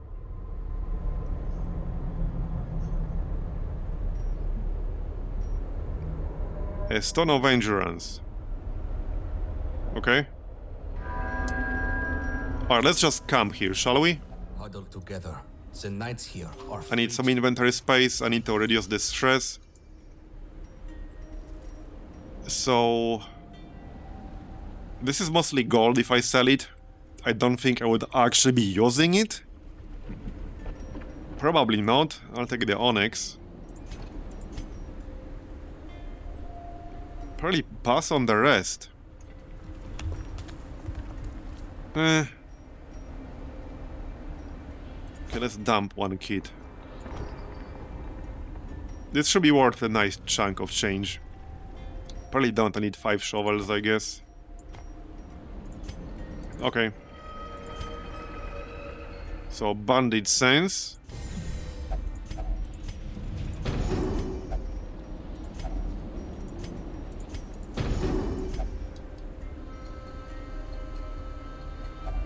Melee skills, plus 20% damage and plus 10 accuracy. So that also works for riposte. And that's it. Our path is revealed. Okay. March on. So I can camp one more time. And maybe we can still do this. We'll see. I could maybe see it happening.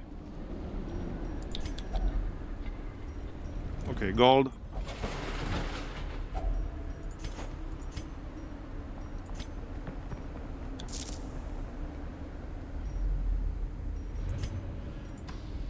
I will have to do some backtracking, but it doesn't have to be a lot.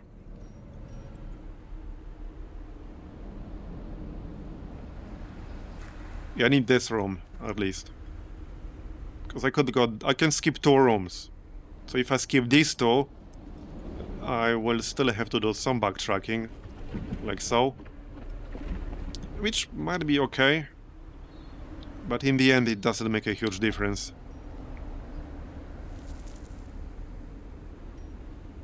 Okay, this might give me scouting information. No. Okay. Worth a shot.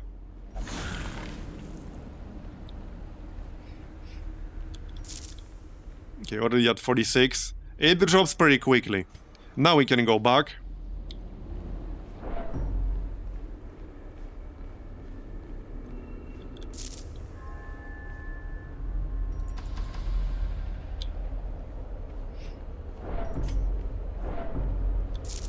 We got one more firewood. Oh look, he wants a torch. I don't think so, buddy. Alright.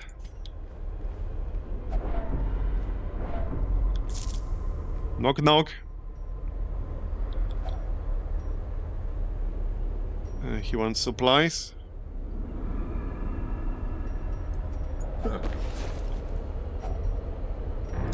Alright, onyx. I'll take it. This is already quite a lot of gold here. Yeah, so I could just camp right now.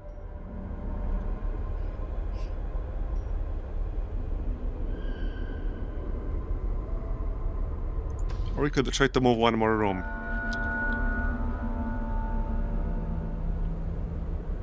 I like the creepy ambience. Alright, let's move one more room. I'm sure nothing could possibly backfire here. Lurks, so too do riches.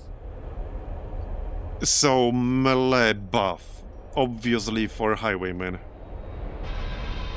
Yep. Here you go, buddy. Oh, his repulse will be crazy now. It's actually going to be nuts. Now we're doing the true black reliquary, because it's black as pitch. Is this the black reliquary? This is the black reliquary. This is the black reliquary. Alright, let's just camp again here. Alone we will die. Bit of an unorthodox strategy, which was totally intentional. Always. Okay, let's reduce the chance of being surprised, actually. Buff. Stress reduction. And Trinket. Okay, just a common. Alright. Worth a shot. Follow the ever-guiding light. Okay, now I need to go this way and this way. That is quite a few rooms. Would be nice to find some supplies. Healed. There are like boxes of supplies in this place sometimes. So the cannon could give me a ranged buff. So I can still use that with point blank shot. Might as well. I don't see why not. Here. All the buffs. That is quite a few buffs. Look at all these buffs. He's definitely buff enjoyer. Not to mention it will work with Grape Shot Blast on the first round. There we go. Supplies. We might get some torches from this. Because this can give you like all kinds of supplies. Okay, there, buff right away, nice. Man, that's a long list of buffs right there. Grape Shot Blast. This is a very nice prep round skill. Not only it does decent damage by prep round standards, it debuffs protection. And there are a lot of enemies with protection. I'm sure there will be even more of them on Veteran. Yeah, how many buffs do you want? Yes. All of them.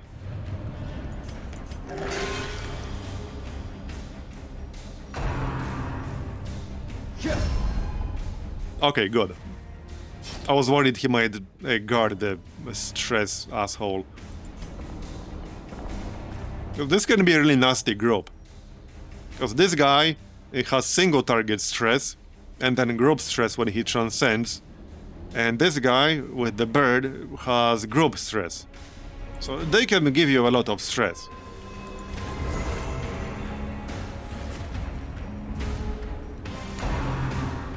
Yeah, that's the one. We dodged that.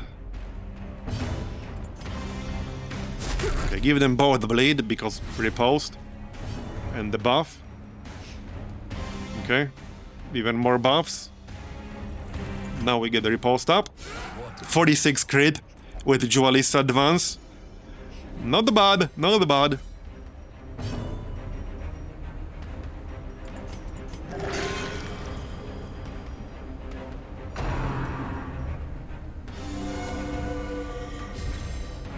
Come on, hit me.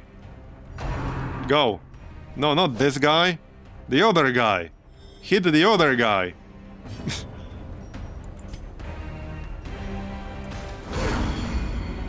You know, the one who will hit you back for 3 times more. Yes, strike true. More stress reduction. Now we got plus 18% crit against bleeding enemies. That's kind of insane.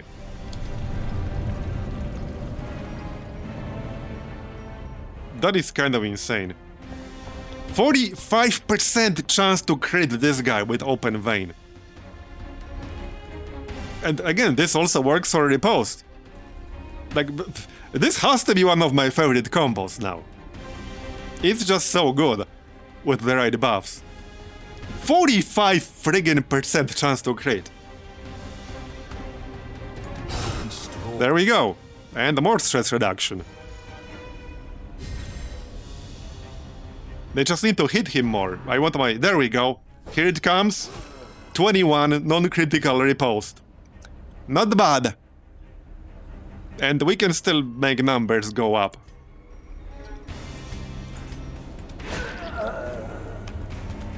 That's it. Numbers go up, I'm happy. That's pretty much it. This is a very stonks kind of build.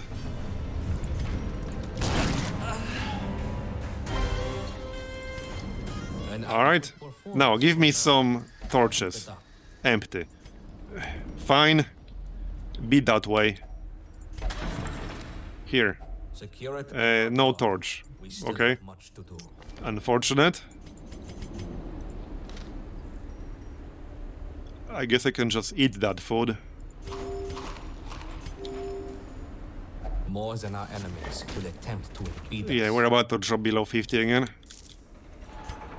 We need 1, 2, 3, 4 more rooms after this, okay? Maybe we'll find more supplies still. Hello? Anyone home? A vendor, okay.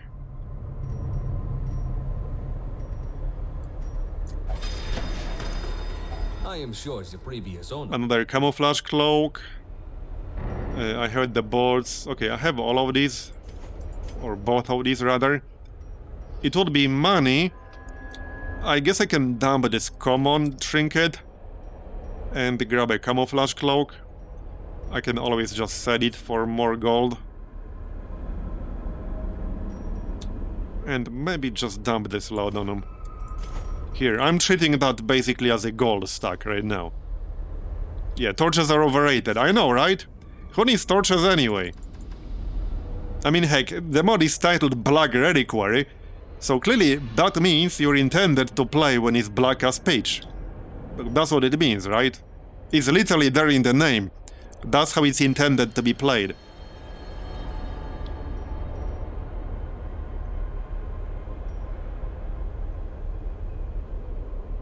Right, so... treasure. Obviously. Alright. 16. We only need 3 more rooms. That's not much. The path is unclear. Rely on each other.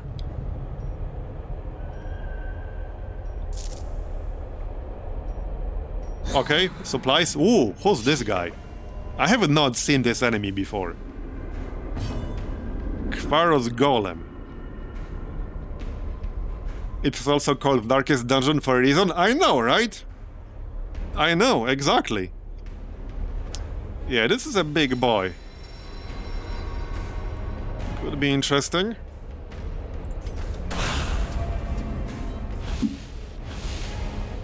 We can probably handle it.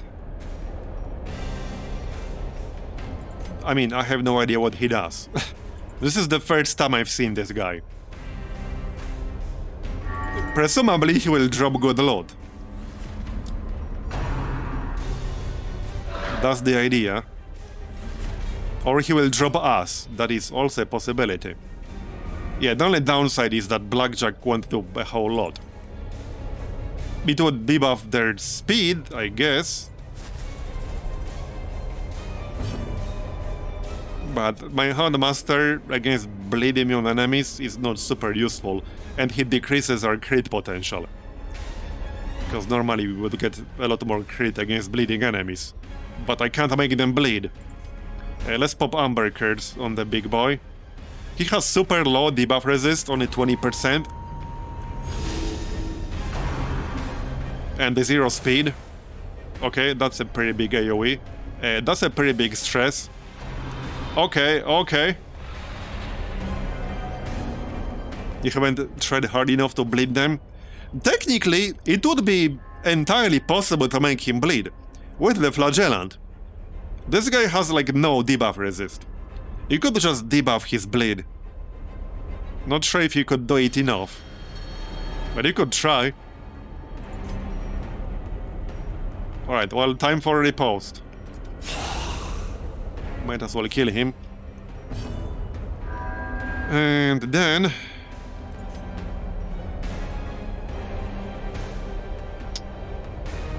well... I can debuff his accuracy, which might be a good idea. Okay, it's probably a good idea. It did not land, okay. A bit unfortunate. He does have Amber Blight. Maybe Amber Blight the dude in the back too. Yeah, the biscuits might be helpful, but again, I have severely reduced damage potential in here right now. Oh yeah, and we should remove the corpse too. But I can't use scavenge. Oh yeah, no, it's not a corpse anymore. Right, yeah, because this thing will like blow up. I probably can't kill it quickly enough. Unless I riposte it. Or point blank. Okay, now point blank should do it. 48 crit. Nice. Okay, no corpse anymore. Let's see if we can get the big boy. Okay. Yeah, I don't think the debuff will land unless you also land the bleed. Or maybe he just resisted twice in a row with only 20% chance. Who knows? Here. 72 crit heal. Okay, bro. Not bad. That's... he doesn't even have the recovery charm. My highwayman has that. So not bad, not bad. Not bad. We can get Blight up on this dude. Just not bleed. But Blight works. There we go, riposte go. Alright, 17 riposte, I'll take it. He hits for quite a lot. He does. He really does. Now I can use Grapeshot Blast to debuff protection, which might be a good idea, and then riposte on the next turn. Because that's a lot of protection. There. No, it didn't land. Really? What on earth? Okay, that's really unlucky. I have 110% base. He only has 20% resist, so he only had 10% chance to resist that. And he resisted? That's really unlucky. That's actually really unlucky.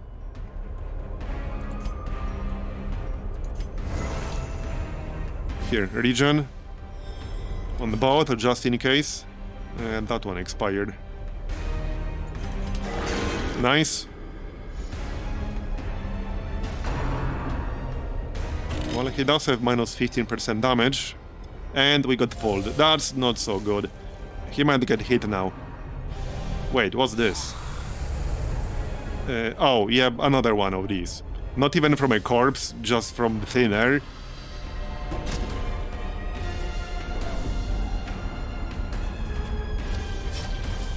Should you go with this mod or original game? Well, that depends. This mod is, I would say, significantly harder than the original game. So, if you haven't played much Darkest Dungeon, you should play the original game a bit first. If you find it too easy, then I would switch to this mod. Because if you haven't played the original game much, I think you will find this mod too difficult. Maybe too complex as well to jump straight into. Because this mod is tough. Yeah, just play the unmodded first. If you find it getting too easy too quickly, then you can switch here. But hey, if you haven't played the original game much, there's a ton of content there to see. It's still a great game.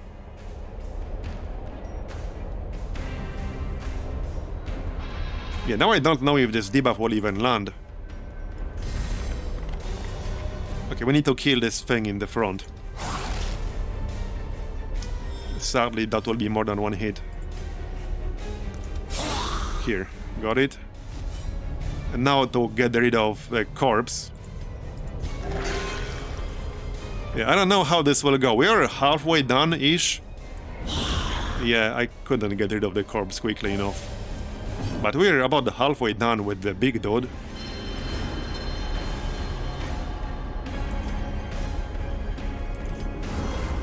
I want to see what he will drop. So I really want to beat him for science, if nothing else. He doesn't have that much health left. Here, riposte 15. He only has 23 left. If he didn't have 300 bleed resist, he would have been dead long time ago here. Like long time ago. He would have been dead 2 turns ago. Easy. Okay, this is up to 17. Yeah, oh, this will kill him, actually, unless I miss. Got it. Now to finish off the others. And get rid of this corpse, just in case the robot does something shady. Oh, come on! He didn't even give me a chance. Okay. Well, we should beat it anyway. We should beat it. I don't want to heal myself, though. Nice.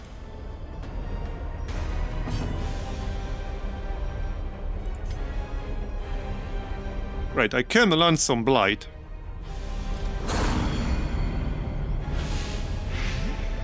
Let's just do that.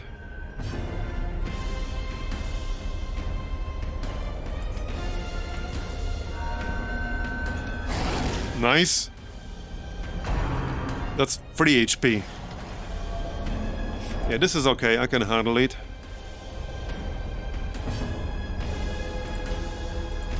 Okay, I want to get rid of that thing in the back, but I can't hit it like this, unfortunately. Let's get rid of the corpse, and then we can set up with Duelist Advance. Because I need to refresh riposte anyway. Now I can hit him. Okay, let's hit him before he can try any weird shenanigans. We mostly got this now. Get rid of the corpse. This will increase my stress, but we are almost done. It's probably fine. Even if I hit 100, that's not really that big of a deal. I'm totally fine not even finishing this quest here. We got a lot of money. We beat what I guess is a mini-boss of sorts.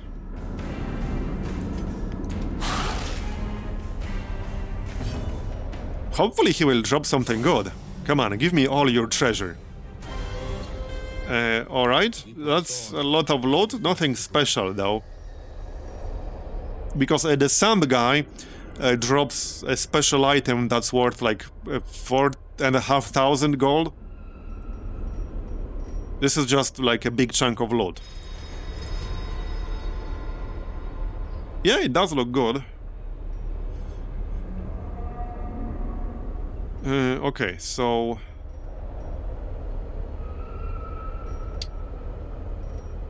Well, I could dump the shovels. I can just dump the dog treats.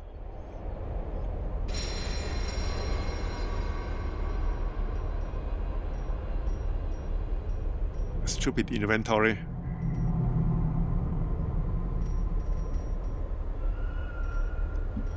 Well, I can dump one of the trinkets.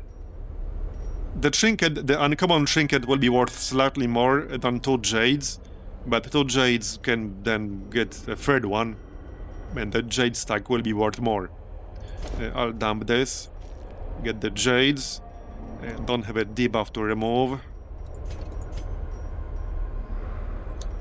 and just dump the dog treats. Okay, this is good. Now the box. Give me like a torch or something. No? A good haul though. Alright, so I just need, well, 3 more rooms. I don't know if we'll actually finish this, but we got a lot of money even if we don't.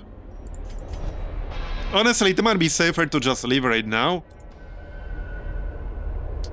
It might be safer.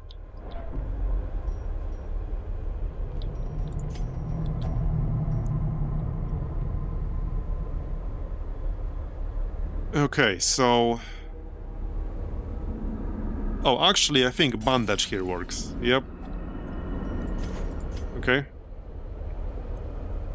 2 amber. They want to trade 400 gold for 2 amber. Maybe I do. Maybe I do. Okay, I actually do. Safe is not my style. True, true. It's mostly the fact they are bleed immune.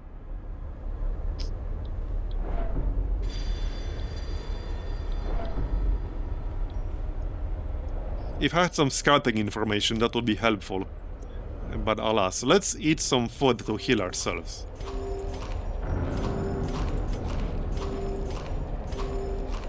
I can just keep 4 for a hunger check. There.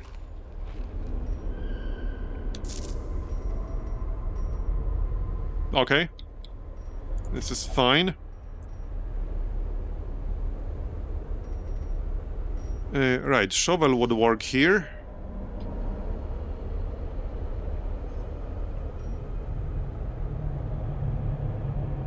I never tried archaeology kit on this thing. I assume that will work. Yep. Nice.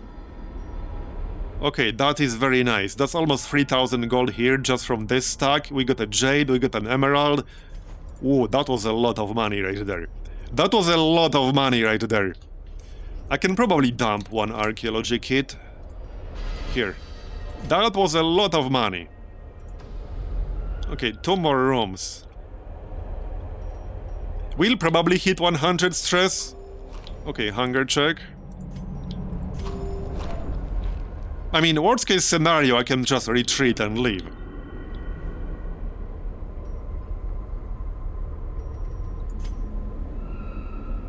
I assume there will be a fight at least, like, in one of these rooms. Okay, not in this one, so 1 last room. 1 last room. More treasure, potentially. Or a ranged damage buff. Well, no, I don't have any more honing oil. Treasure it is then. Even more money. Another rare antique. Very nice. Heck yeah. This is so much gold from this run. That's actually kind of nuts. Now I want to do more dark runs. Maybe with a slightly more proper group. So not a bleed group. Okay, this is the last room. We'll be done with this quest after this room. Okay, we're done. Never not had it. Never not had it. This was all, like, this entire run was 100% calculated. I knew all along I'm not gonna need torches. Where we're going, we don't need any damn light. 35,000 gold. And the 7,500 from the gold. From the quest reward, I mean. I saved a copy of it, but I'm not really using it.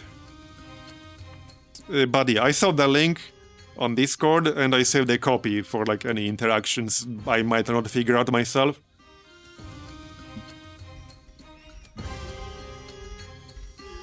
Man, this was actually great. This is a level 1 dungeon.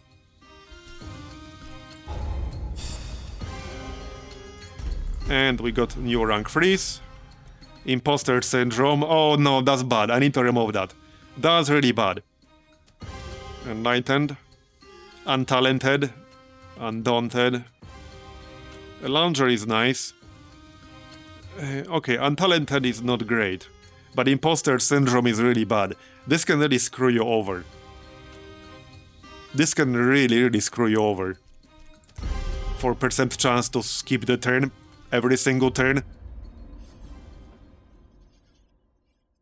Secure the treasure, settle in, and Yeah, let's just remove that right away. there is much work ahead of us. Can I expand the treatment ward? No, but I should probably work on that.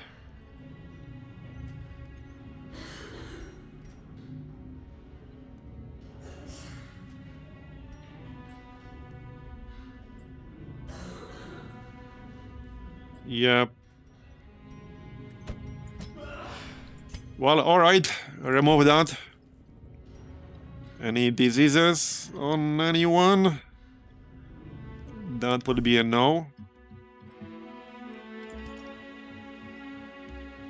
Man, I'm in this awkward spot where I don't feel like I'm strong enough for most rank 3 dungeons, but I'm slowly running out of like rank 1 and rank 2 people to make proper groups with. Okay, Antiquarian rank 2, or Ballast rank 2. Okay, well, I wasn't going to like dump these to rank 1 people, but this is all fully upgraded, it's just saving me money. I can replace my existing Arbalest, because she's not upgraded. This will literally just save me money.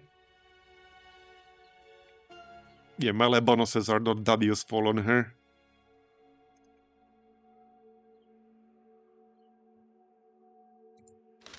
Okay, yeah, let's just replace our existing Arbalest with an upgraded one. Here you go.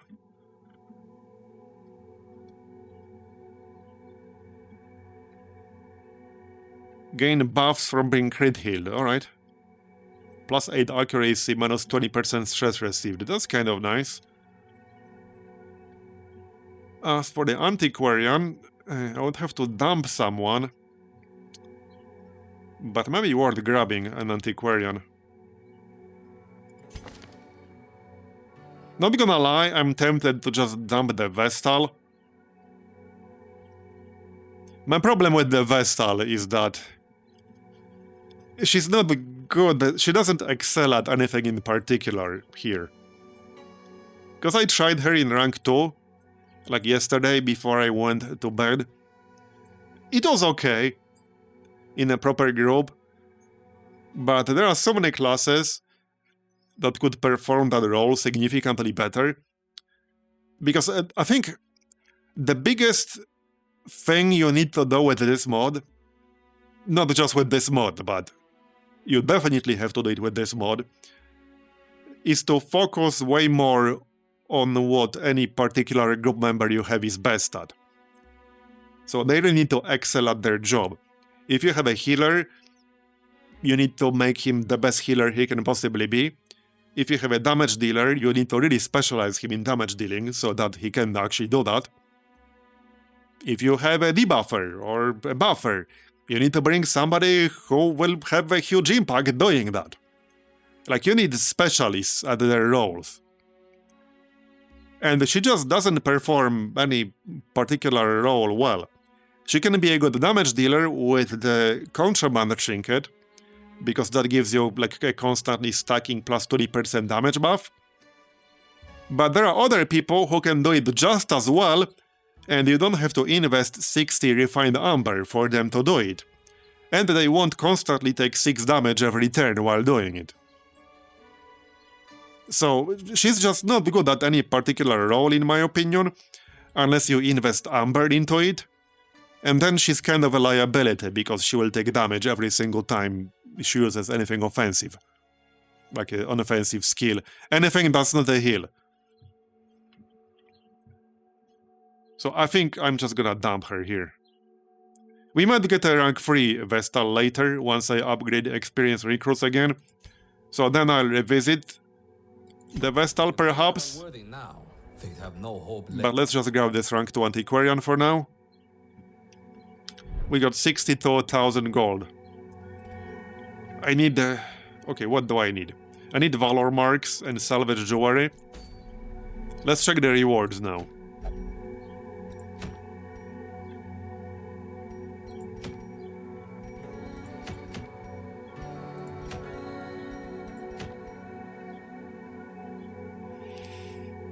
Not the best choice of rewards here.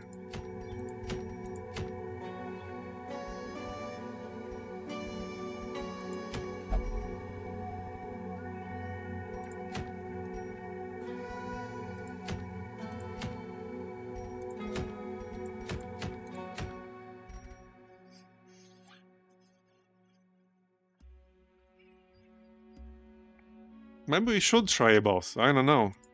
I have no idea how hard they are.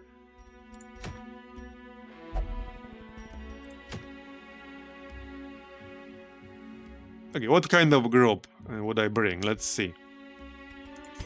First, reduce your stress.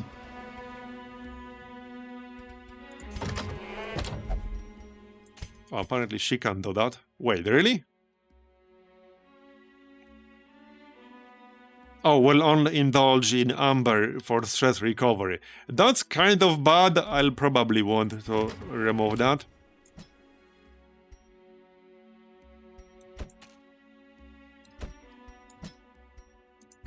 Okay, you can work on refinement.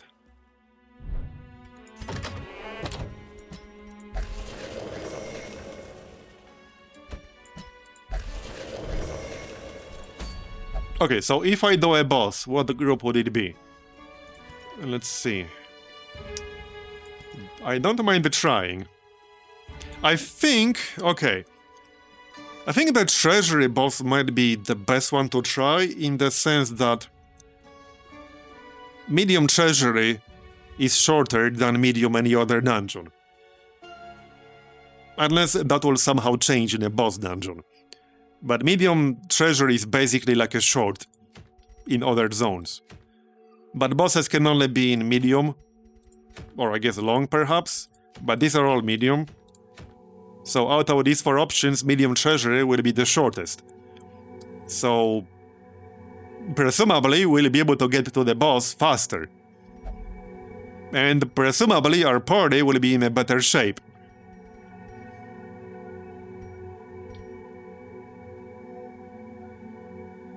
So a bleed group might work. They have high blight resist, so I don't think I want a blight group. But a bleed group might work. Minus 6% crit received chance. Okay.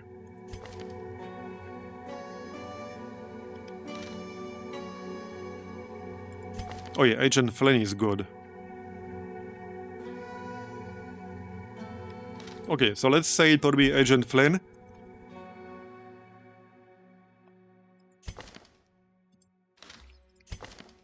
I think obviously an occultist.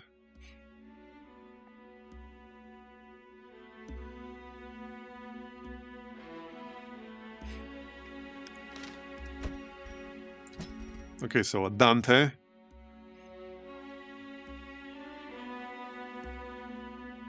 Grim needs stress recovery.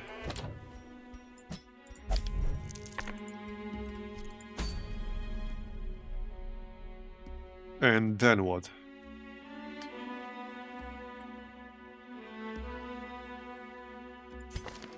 Judicator.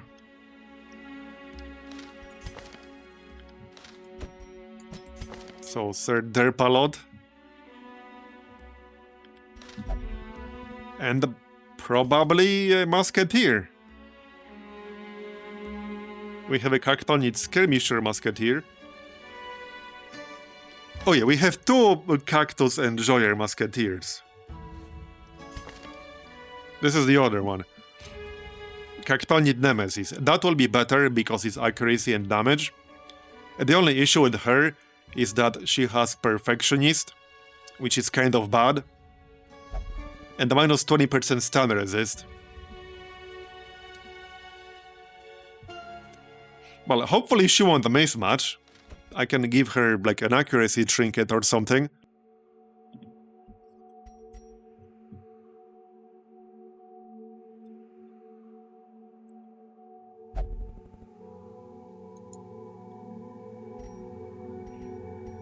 This might work.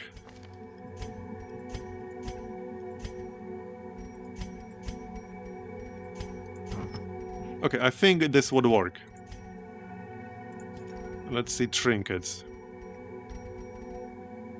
Right, so recovery charm for the Judicator.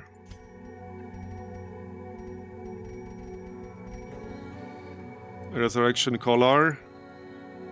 And the flagellant. Some more health. Okay, 69 health on the flagellant. I don't really want a Chapter of Doomed Man, because that's good for riposte, but it's plus 25% damage taken. That doesn't seem like a good idea. Especially for a veteran boss of any kind. More healing done for the occultist.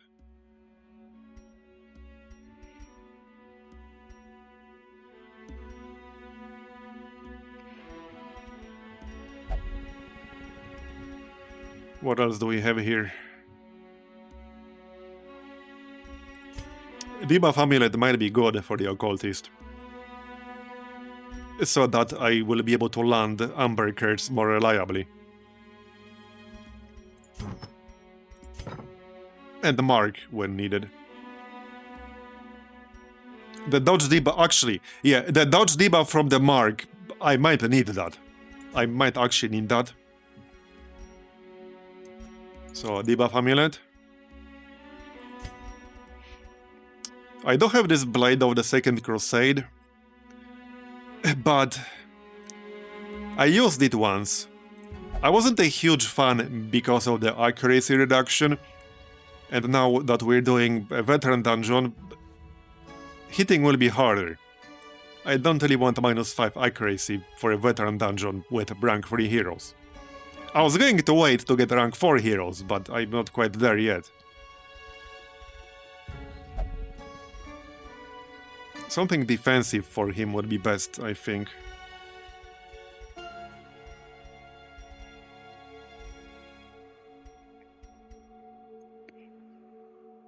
What would that be, though? Might have to be a common trinket of some sort.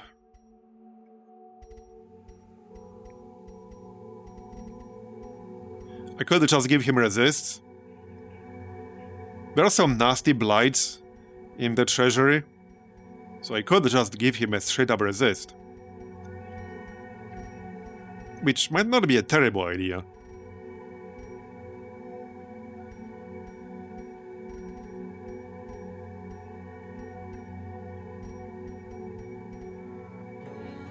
I could give him a stun skill chance. I don't know what their stun resist is. But if I could land some stuns with Fury of the Ancients, that would be really good. With this, I would have 140% base. Actually higher, because it's not upgraded. So probably 150. I don't think I have a 30% version of this. No, I'm pretty sure I don't.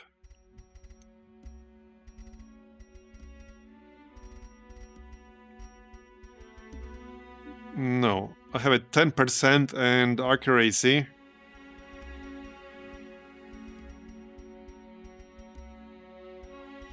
But no 30% version.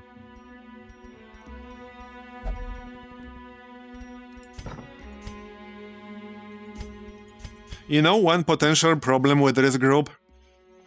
The trap disarm.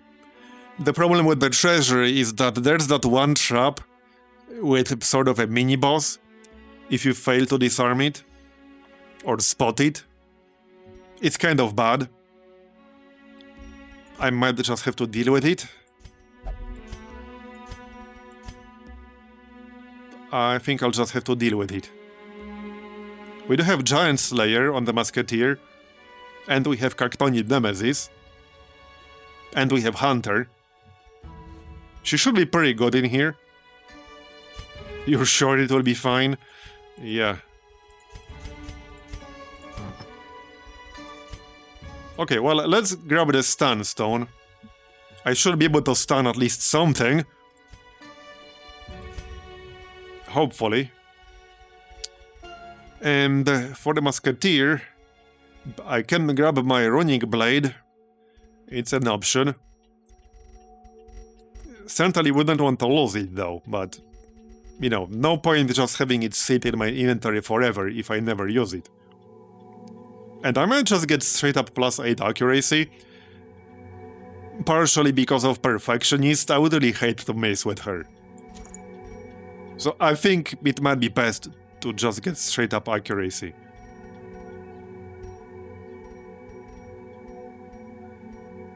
Now, the hat would give me +4 and some other buffs, so that is an option. That is an option. Perhaps not a bad one. Okay.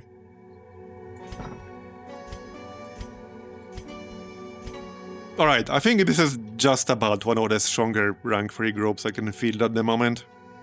So we'll keep Fury of the Ancients to try to land some stuns. I'll get Glass Works because we have a religious flagellant here. Unfortunately, the Musketeer is not a pagan.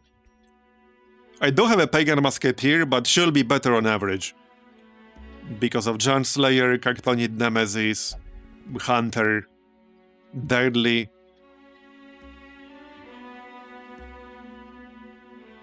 Now I could give her the Contraband Trinket,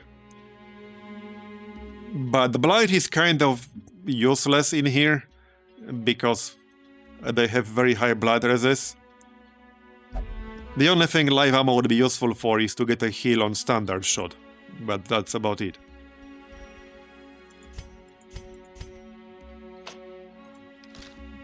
Alright, skill upgrades.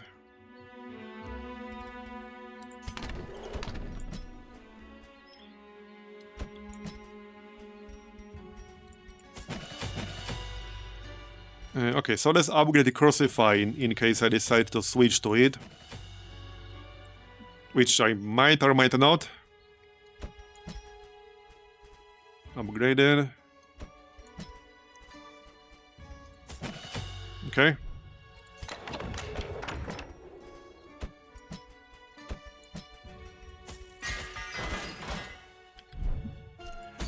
Let's see then. I'm curious how this will go. So this Trinket. Melee skills plus 15% armor piercing. On melee attack hit, debuff target minus 15% protection. That is definitely nice. I'm not going to assume we'll get it for sure. Because I have no idea what this boss does. How hard it is, like I have no clue. It'll be the first time I'm even trying any boss in a veteran dungeon. What could possibly go wrong? I'm sure it'll be fine. Nothing bad could ever happen. Right, so we don't want anti-venom.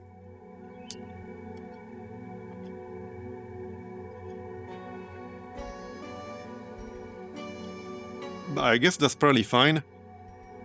Now, I know you can use the sensor, but that spawns tougher versions of these fights. I don't even know if we will be doing the cactus fights other than the boss. Unless you have to find the boss, like in a cactus or something. I mean, it's possible, I don't know. Like, I actually don't know. I could grab them to increase my resist, however. Now, that's actually not a terrible idea. Gain 1 block. Yeah, these are not cheap. But the block is kind of huge.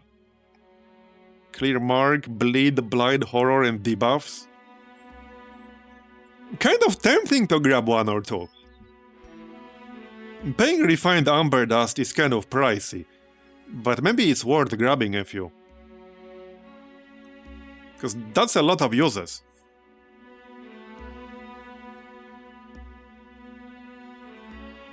Okay, let's grab like 2 of those.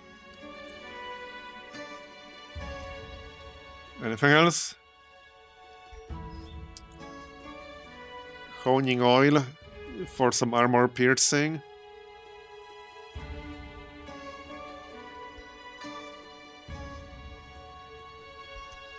I can get some cleansing salt to remove debuffs.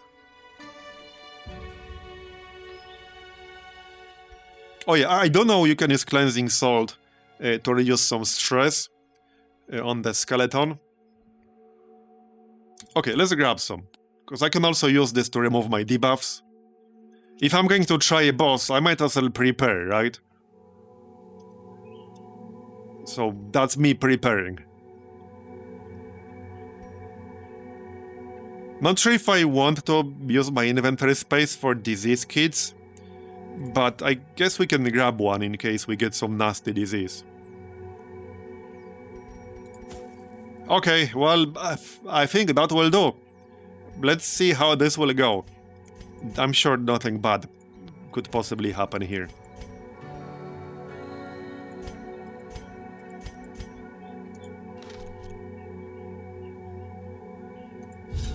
Okay, let's go. Reliquary's gates will require Treasury boss. some gardening shears to cut through the catenet tickets.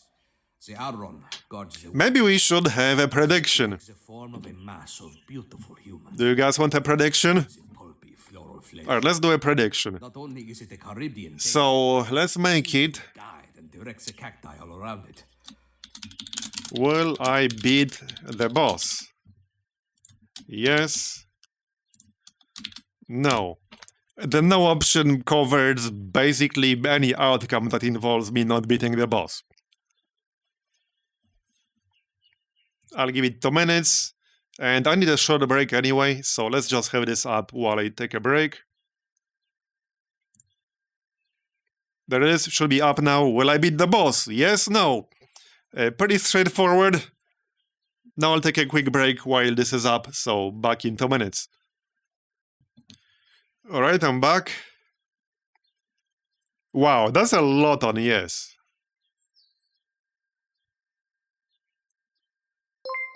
Okay, I do see a gambler in there. Good afternoon, mobs. The boss will smash your team's smile. Hey, Bob Green. Well, I certainly hope no. Hope not. But thanks for the 3 month resub. I appreciate it. I really hope he will not do that.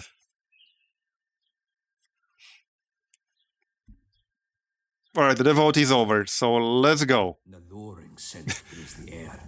Drawing prey. Heck, the boss might not smash me. The trash mobs will smash me. That's entirely possible. Alright, well, I guess we could check out this room real quick. Okay. Oh no, right. Wait, this is just for Amber Curious, right? Yep. Because he's Amber Horror. Take up the spades. This is Let's check if there's anything back here. It's a short corridor. No, there isn't. Alright. Yeah, the cactus trap guy was pretty annoying. I was not a fan. Yeah, I don't know if I want Amber, really. Oh, I don't think I can actually use anything here. But I don't know if I really want Amber anyway.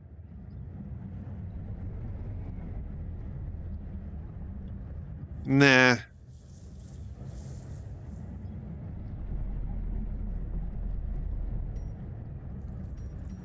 Well, we can just open it by hand. Alright. no challenge is without its barriers. Wait, these things usually use anti-venom. Okay, that's annoying, but whatever. This time we toil. What was this buff again? Man, I never remember what this buff is. It's less stress taken, right? Okay, I think so. Yep. Less stress received, rather. Alright. Well, first fight. Yeah, look at some of these resists. 125% blight, 85% bleed. Yeah, 55% bleed. I hope I can actually land some bleeds reliably. Or debuffs. One or the other, I don't really care which. There, okay. Got both. Now we do have plus 30% debuff chance. So that gives me 150 with Umber Curse. Or with Vulnerability Hex. Even higher with the Hex, actually. Higher with the Mark. What's their dodge? Okay, 20 dodge. Debuffing that dodge might be a good idea, actually. That's what I'm thinking.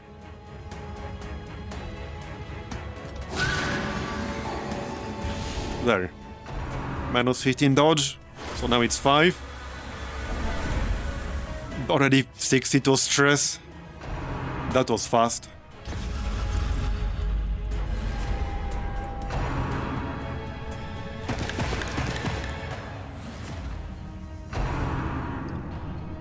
Well, the boss is usually...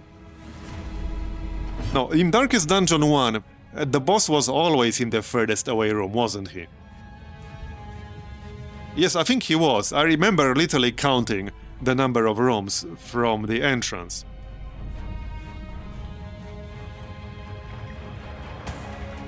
Anyway, still turn 1.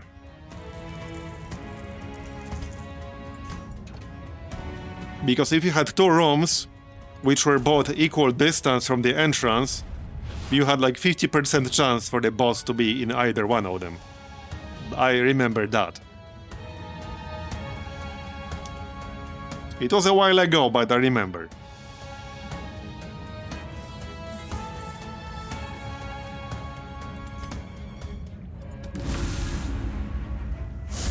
Okay.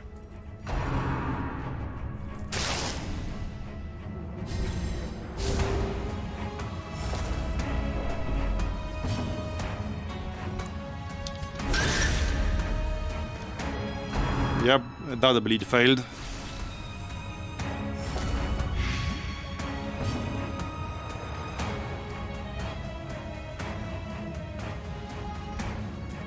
%45% bleed resist. Okay, I should be able to land this on the spider. Nice.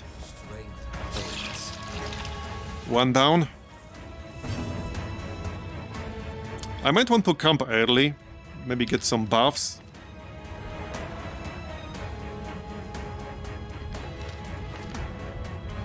We'll see. A scouting chance would be useful. Yeah, I might camp to get my scouting chance up, we'll see. What's your dodge? 13? Yeah, let's debug the dodge.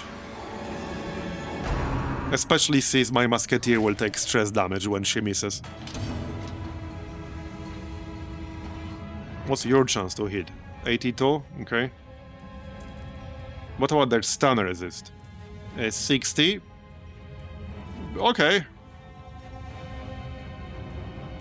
So wait, I have 130 base, plus 20 from the stone, I have 150. Okay, so I can stun them quite reliably. Some of them anyway.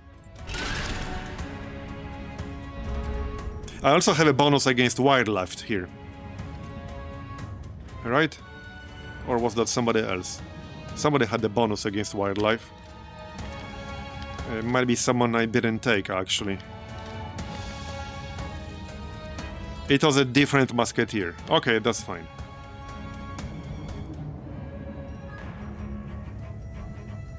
Let's just play it safe. Care for one another.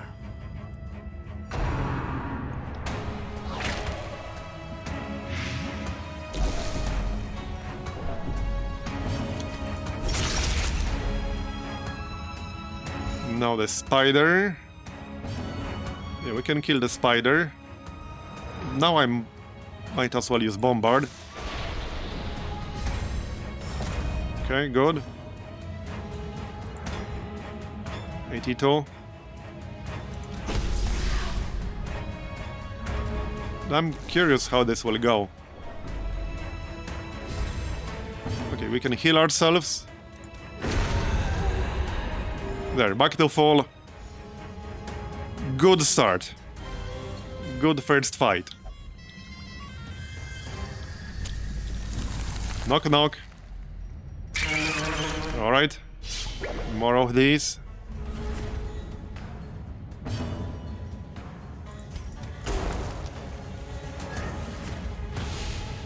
At least they don't have a lot of health.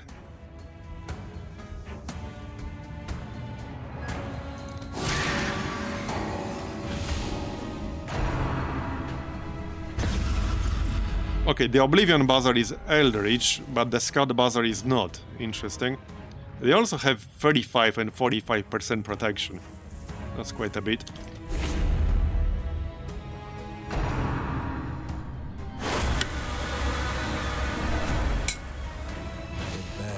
Yeah, I might actually camp right here in this room. That's what I'm thinking. I think we'll actually camp in this room. Reduce some stress and get a scouting buff.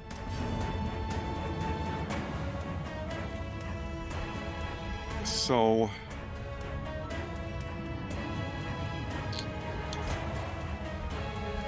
Right, this is still turn 1. Let's actually guard her here. I don't want to hit 100 stress.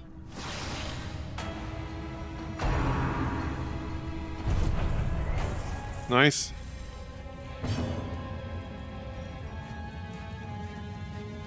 So now I can pop a curse to maybe set up a stun.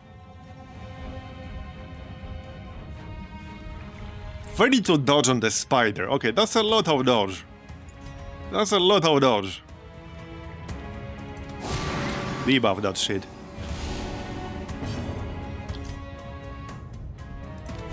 Nice. Give me that stress reduction, thanks. And that's a kill. Well done.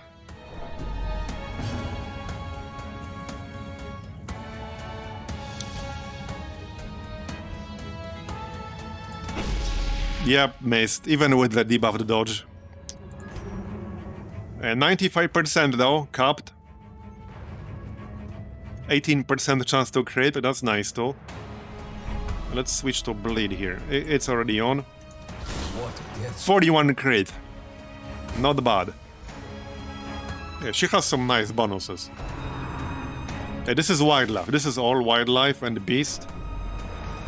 So... Come on.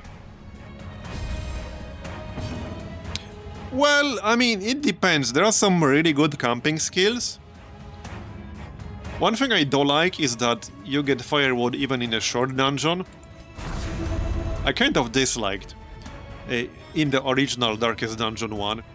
Sometimes, in a sense, a short dungeon in the OG Darkest Dungeon 1 in some circumstances could have been harder than a medium one.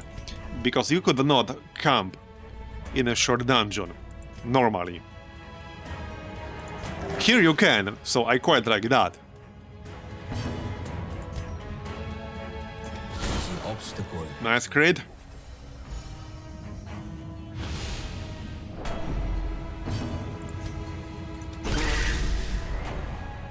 But yeah, to make it effective, you just need the right camping skills, and a lot of the time you just need to buy them. And they aren't necessarily cheap. Some of the classes have some really good camping skills though. Oh hey, we got an uncommon. That's actually pretty useful uncommon. That's a pretty useful uncommon for guard breaking. Okay, scouting, nice. Right, well, we will be going this way, obviously. I assume. There's one fight in the corridor. I can probably do that before camping. And then again, I can camp twice. Still, we just got scouting information. Let's just move one more corridor here.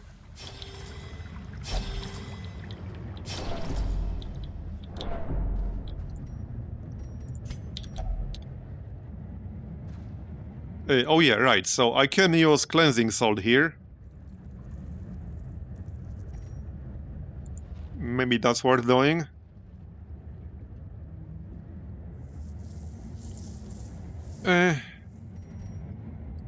Yeah, okay. There, that's minus 20 stress. That's quite a lot. Okay, another group. Pretty much the same as earlier. Exactly the same, isn't it? Yep. Okay, have a heal.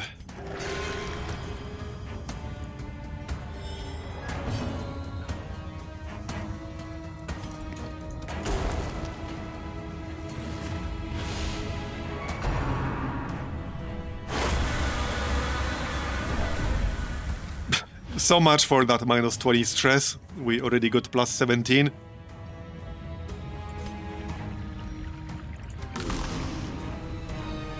Yeah, the high dodge is going to be pretty annoying.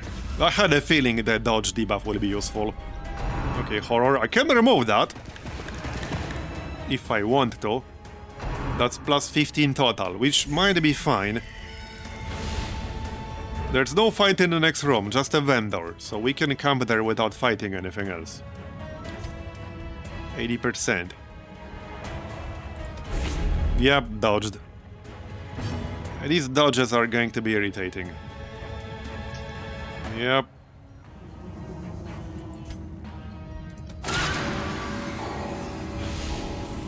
That should help. Stop nibbling me. Yeah, okay, I might have to remove that horror just to be safe. Yeah, okay, okay. 77.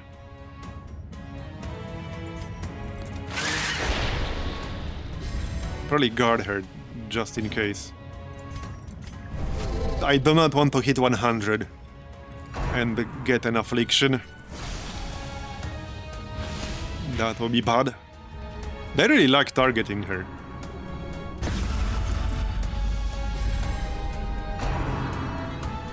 Oh, piss off. There we go, that's better. And the crit? Didn't give her stress reduction from that crit though.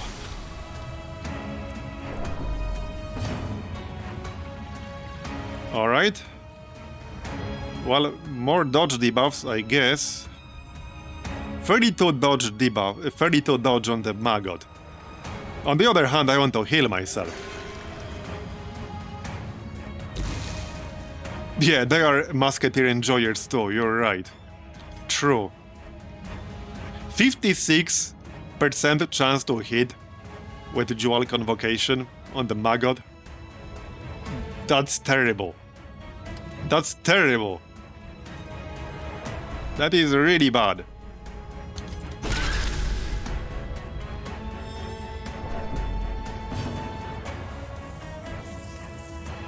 Eight health.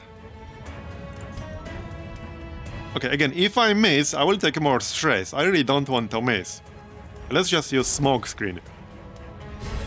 Because, you know, that cannot miss. And it's guaranteed damage.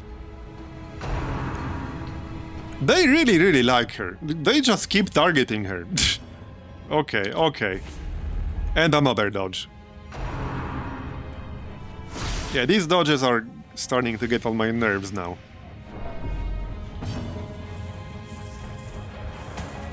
Well done. Yes, strike true. I guess that works. Still got the guard up. 64% chance with the dodge debuff. Man, that's just bad. To be fair, he does have accuracy debuff, but that's bad. There we go. Okay. Yeah, I don't even know what the boss is. Like, I know nothing about it. We're definitely camping after this. Okay, just the spider left now. Done.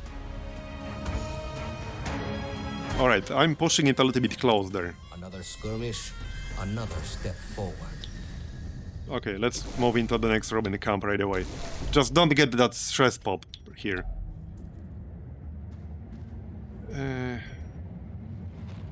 Well, I guess I could use that.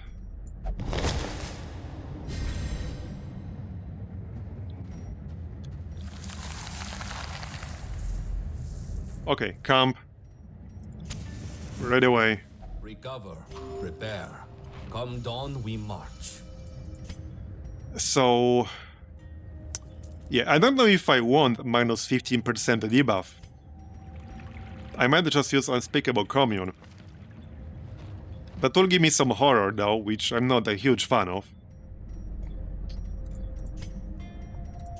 But the alternative is minus 15% debuff mark. Resist.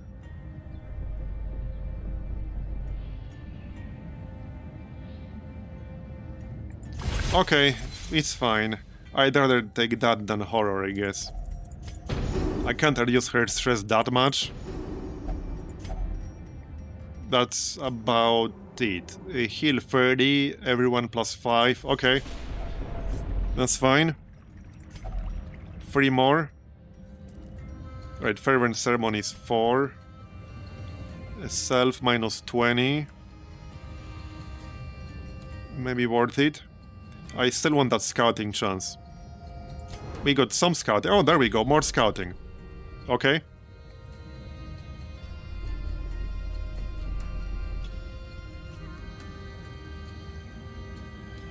It's probably not worth it at this point, because that's my last chance to scout out of the last 2 rooms. So I'm effectively only picking up +15% scouting chance for one single potential scout pop.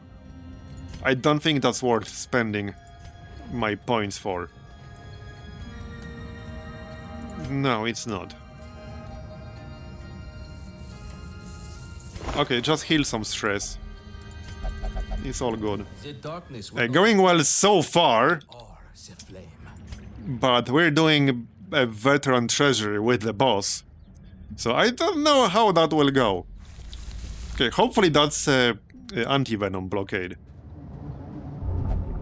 Oh, piss off. It is. No, it's not. Damn it.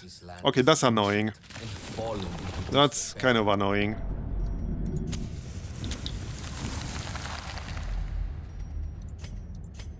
No scouting. Well, I could camp one more time still.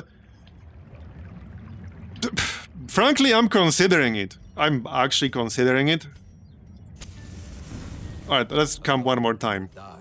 Together we will. I want to be as well prepared as possible.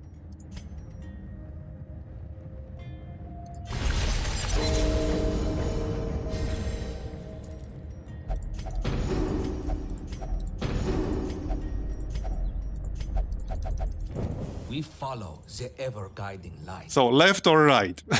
50-50.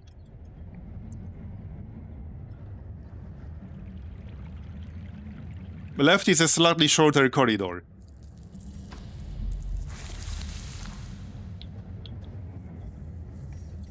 Okay, another chance to reduce stress. Let's go with that.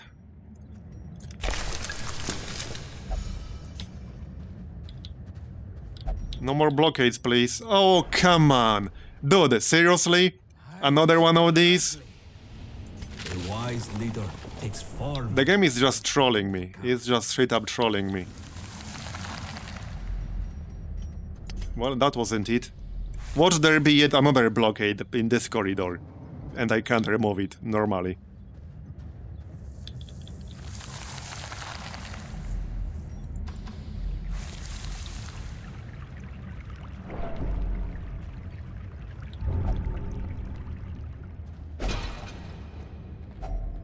$200 gold.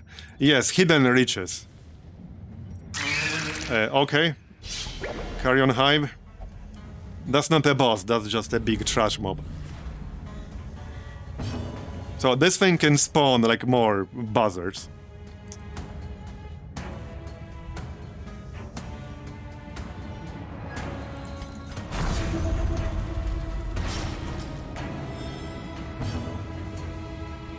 So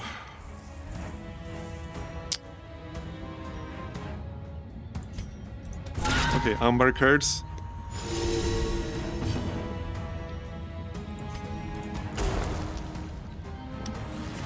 Still a little bit worried about stress. Okay, let's remove that debuff here. I will buff my resist before the final room, because I assume this is where the boss is. If it's not, it's possible you need to find the boss somewhere, like, in the Curious. I hope not. I kind of hope not, but it's possible. It's possible that's how it works. Because again, I don't know. It's the first time I'm doing this. Let me think here. No, because it should be in the furthest room from the entrance.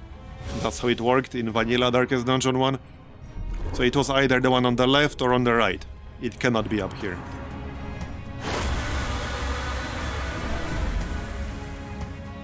Yeah, unless they changed that in this mod. But that's how it worked in Vanilla. Okay.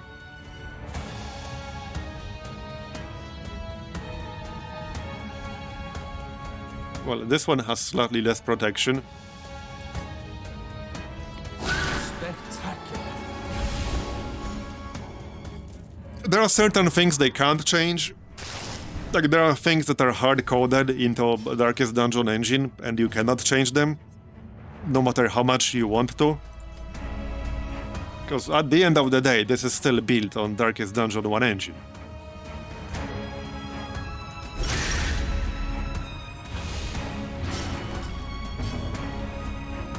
Okay.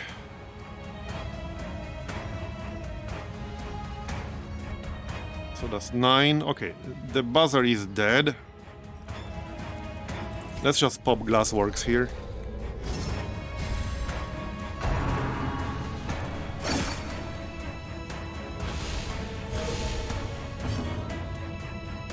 What's our chance to hit here? 90%. 55% bleed resist. Okay, nice. Because I need to start doing damage to that thing. It will spawn more buzzards when I kill the ones in the front. But the idea is to have it move forward a bit, so I can hit it with my flagellant. Nice! Now that's a heal I like to see. 70 friggin' crit heal. Slow and That's the Trinket for ya. Recovery charm. Alright, now I can hit it. Shame I don't have slightly less health, because I could have used the Exsanguinate. But alas, I cannot do that. Got it. And the bleed. And the bleed debuff. The bleed debuff will help the Musketeer. Okay. I could try to stun it. It has 55% only. That's kind of low. Okay, it will only have 5% chance to resist my stun. Unless I miss. I'm actually more likely to miss with this skill than have my stun resisted. It's only 71% chance to hit. Okay, we got it. And that's a 2-turn stun. That's actually huge right now. Because it will spawn more enemies, like I said. That's the Swarming Sortie skill down here. So this was actually huge, a 2-turn stun. And yep, I had to miss. So that's +5 stress. Really annoying. Really annoying. Okay, now I can use Exsanguinate. Just don't miss, bro. Got it. Back to full health with you. And more bleed. 29 bleed now. And that's with 1 bleed that missed earlier. This was with 95% chance to hit, by the way. That was a miss with 95% chance. On a perfectionist, no less. So that's the one where you get +5 stress anytime you miss. There. 36 bleed? Would have been 40 plus bleed if I didn't miss. More healing. So it's 6 damage away from being dead. And now it's dead. Bye-bye. once the blood flows, the end has begun. Yep, the heals are pretty good. They are pretty good indeed.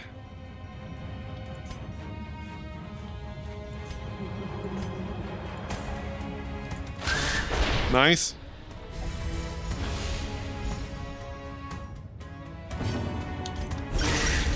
Almost done.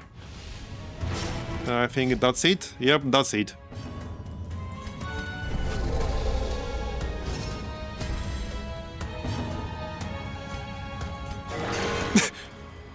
You seeing that shit? Are you seeing that shit? Inevitable demise. Wars consist of Tell me more about how a Vestal can do this. continue. Or really anybody else, other than a flagellant.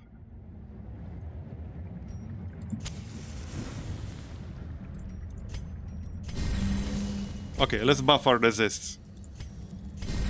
Will be funny if the boss is actually not here.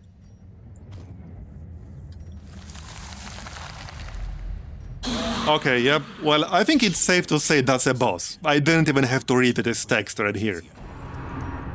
It's safe to say that's a boss. But looks kind of disgusting, to be honest. Great art, though. Like, the art in this mod is actually amazing. Yeah, a fair bit of health. Bleed is her lowest resist, however. So we can probably make that work. I think we can make that work. A debuff might not work too well. With that said, I will still have 50% chance to land a debuff. Because I have 120 base and plus 30 from my debuff amulet, so I still have 50% chance to land Amber Curse or a dodge debuff. I think Amber Curse would be best if we can land that. This would also debuff her damage done and damage taken. What are these things? Suitor, 270. Quarter, 270. 80% protection on both. Okay. And they have... Look at their resists. Yeah. Yeah.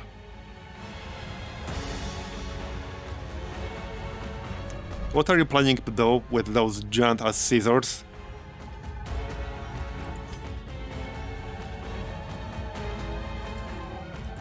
Yeah, they definitely nailed the art in this mod, for sure.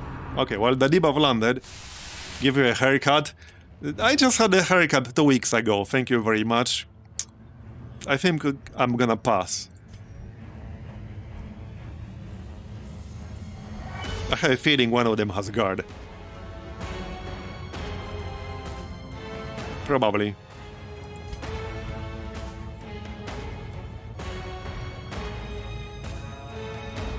Okay, so I have a 45% chance to land bleeds with Agent Flynn.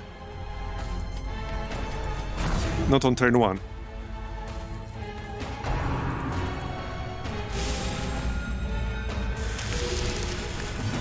Well, I don't know if I will be killing this or not. At least their dodge is not that high.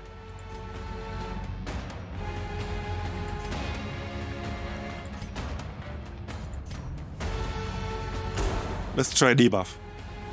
Nope, that didn't work. Okay. Well, all my extra buffs should help, but I only have them for 3 turns.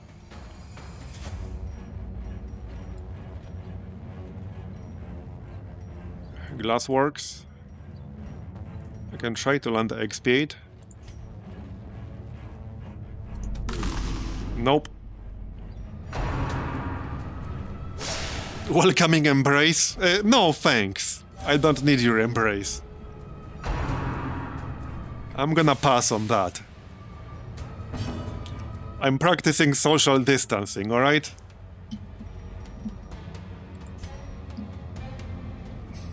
I have a bad feeling about this. Yeah, they just want to hug me. Uh-huh.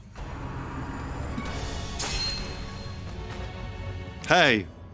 Stop running around with those scissors. Any healing enjoyers in chat?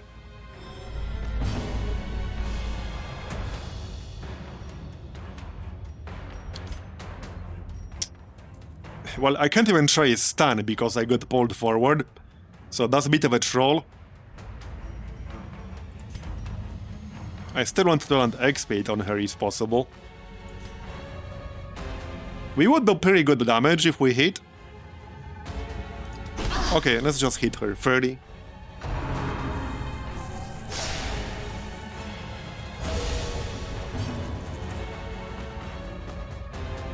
Cactus hug is the best hug. Yeah, I think I would debate that. If you're another cactus, yeah. Alright, so... It's probably a waste of time trying to debuff her without a debuff chance bonus, which the Musketeer does not have.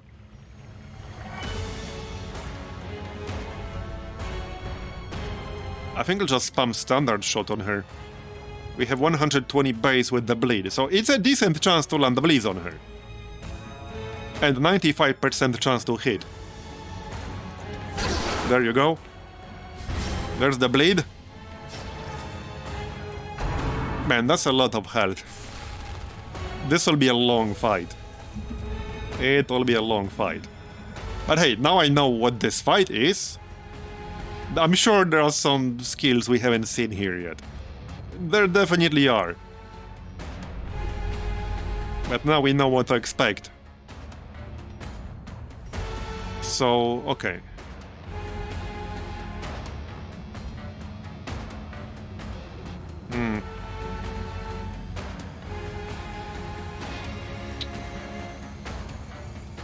Well, I can just heal, or I can hit it.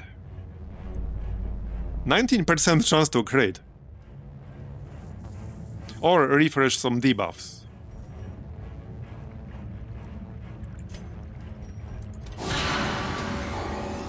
There you go. And the mark. Not that I need the mark all that much. More bleed, hopefully. Okay, got it. That's 14.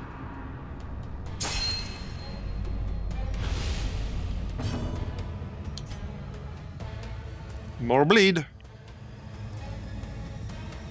Okay, I still have ginseng powder. I can use that to clear mark, bleed, blight, horror, and debuffs. So I can use that to clear any of my debuffs at any point. That might be worth doing. Yeah, clear this one. This is actually not from the enemies, this is from the HUD trinket. I might want to clear that.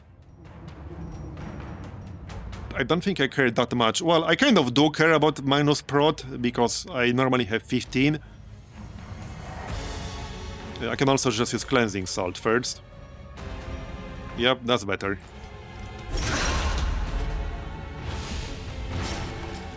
Okay. 23 bleed.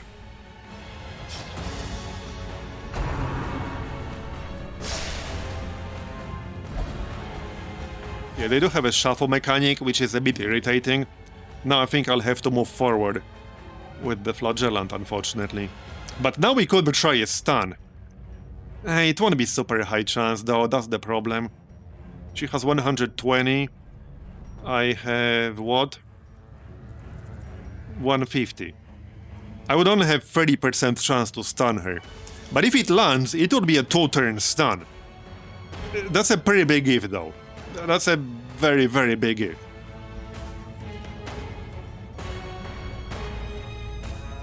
Still, it's a 30% chance to stun a boss for 2 turns.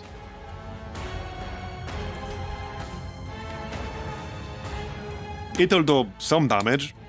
Obviously a lot more damage if I use my main damaging skill.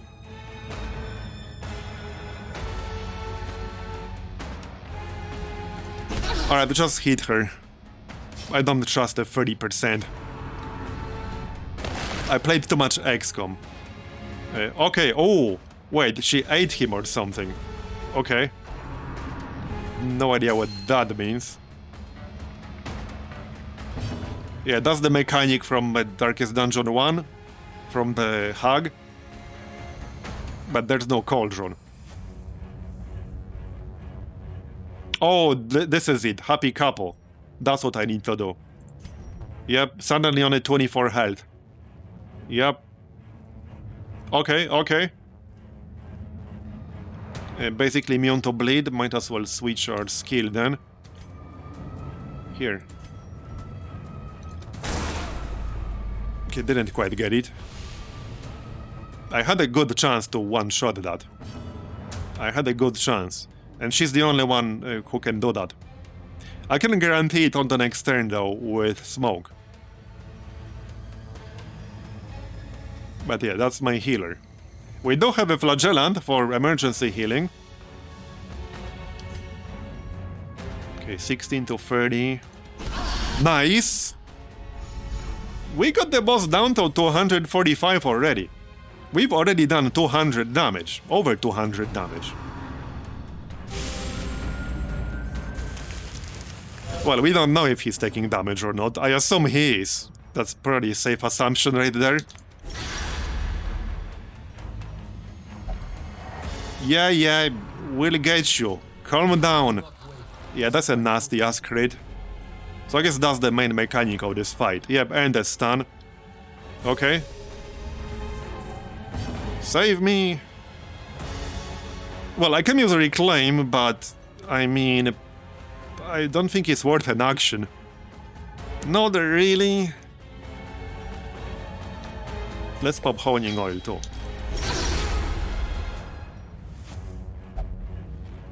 Oh, calm down, we're getting you.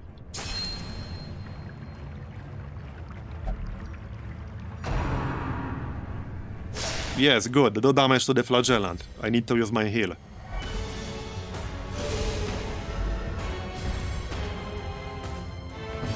Okay, now we need smokescreen. And that will do 6 guaranteed damage. There. And crashed. Come on now. Well, shit. I crashed to desktop. I actually crashed to desktop. I bet when I come back, it will still be there.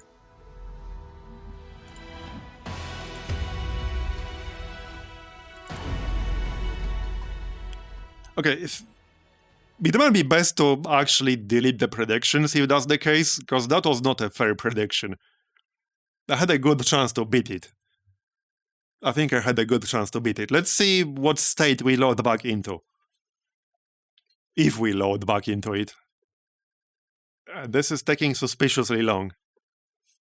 Okay, there it is. Will it crash every single time I destroy it now? Okay, let's see if it happens again. Let's see if it happens again.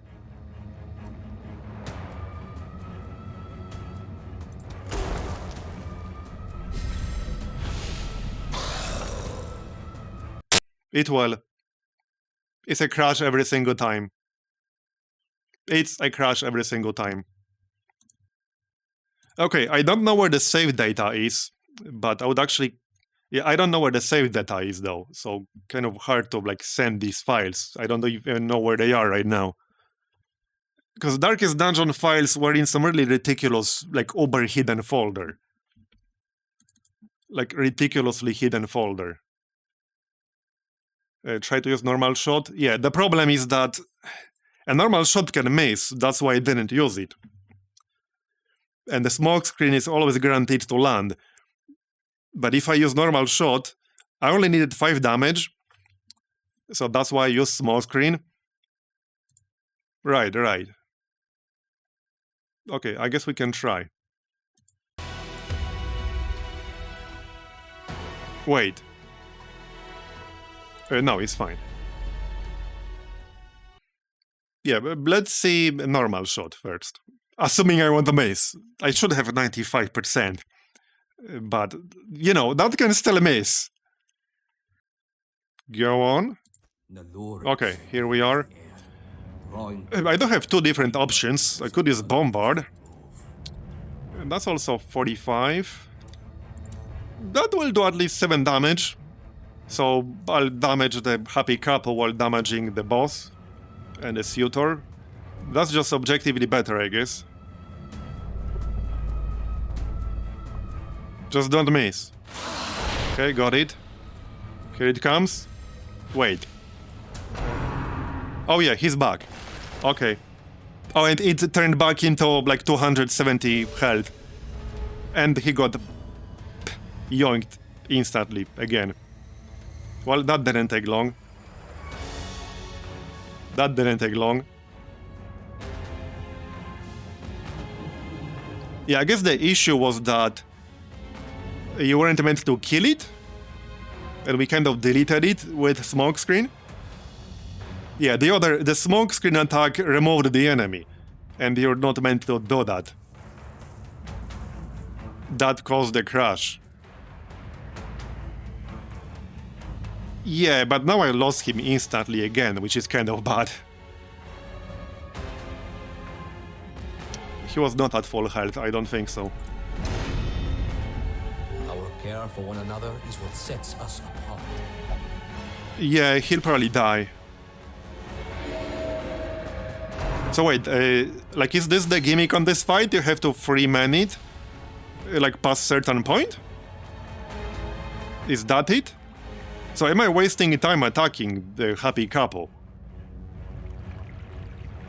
Because I'm actually wasting actions to attack it. But if he gets eaten immediately right after, without getting a single action, I just wasted 2 actions to attack it. I could have attacked the boss instead. I actually could have attacked the boss instead. Now I'm not sure. Now I'm actually not sure.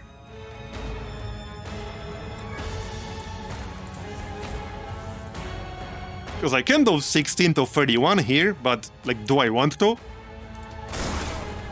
Of course it's 18. Of course it's 18.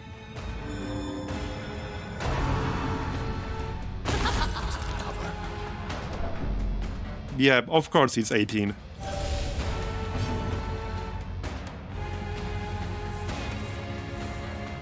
Yeah, I think I'm screwed here. That we needed to do at least 24. And that was really high damage there. I just did on the low end. I'm probably dead.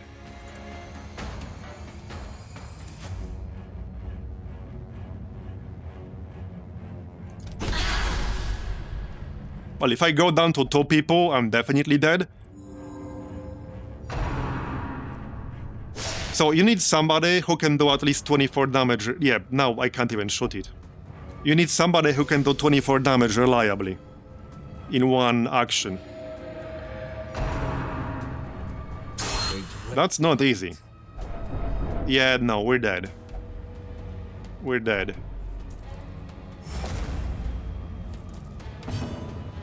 Maybe best to retreat, I don't know. I'm actually considering that. But I'm definitely dead now. I wasted 2 actions there. Wait, if I alter... No, I can't, like, roll back to that exact turn. I wasted actions attacking that thing. I could have just used 2 actions on the boss. Because it was basically the same as passing 2 turns. Yeah, but staying here will kill everyone. And I lose, like, a lot of valuable items. It's mostly the items that I care more about than the occultist.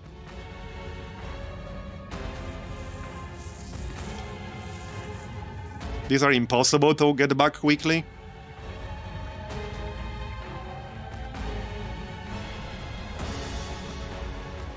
We're talking like 20-30 hours of farming for some of these trinkets.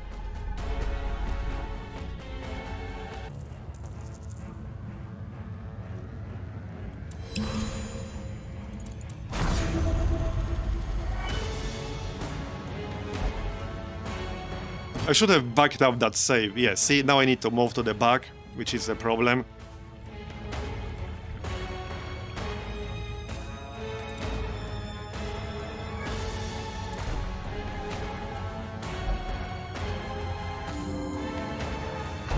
Well, some people yesterday wanted to see me start like a new campaign and see how I would play.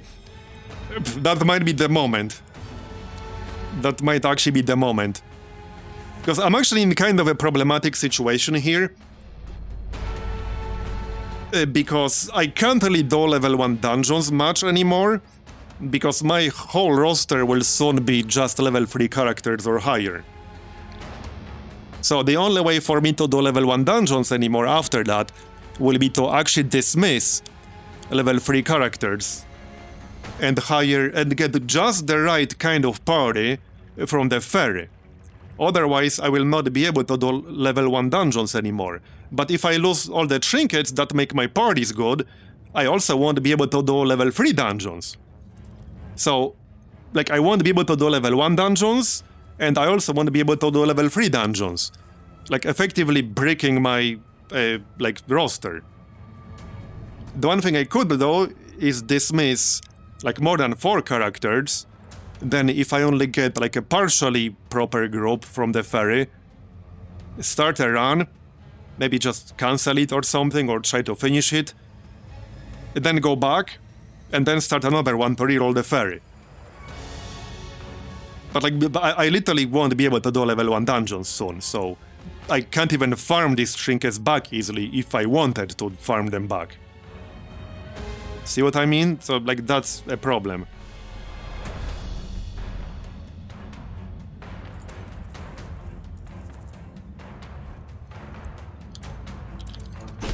We actually had a good chance here. I think I would have killed the boss if I didn't waste 2 actions. 2 completely useless actions. Because if you're like guaranteed to only have 3 people past this point, and this is actually a trap, like this could easily be a trap. If they grab you back instantly, it's a trap to encourage you to waste your actions. If that's the case, then like I just lost the fight by attacking that thing. Which is, again, kind of problematic.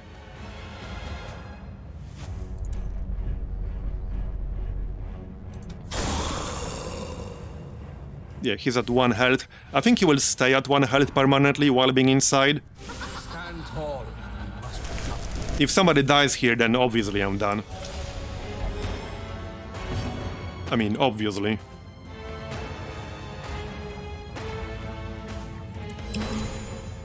Probably best if I guard him.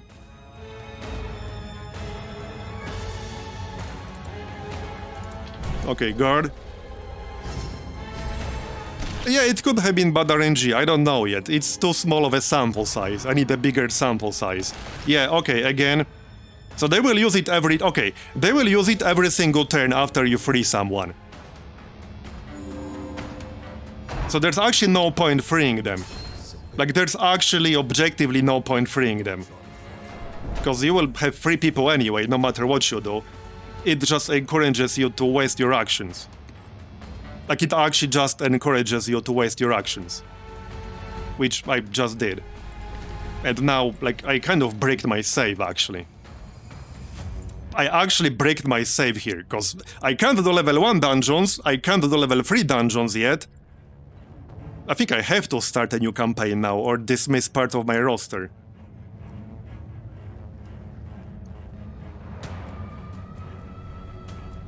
I don't have the gear for level 3 dungeons. Like, my trinkets are all common and uncommon. I haven't been able to overcome the extra resists in level 3 dungeons. Oh, I tried quite a few. I think we've done 4 runs or 5. I just don't have the trinkets, like, to overcome the resists. And just generally they increase difficulty. So I need to farm more trinkets, but I can't farm them from level 3 dungeons. And I can't farm them from level 1 dungeons. And I had really strong groups. I had some of the best combos. Like, I had combos that would destroy pretty much anything else in level 1. We did basically a dark run earlier. I took no torches and I did like a whole level. That was with a bleed focus group, so they were kind of crap against the Kvaros. And we fought the big golem thing. And I beat all that. Despite having like a bleed oriented group. And I still beat that, no problem.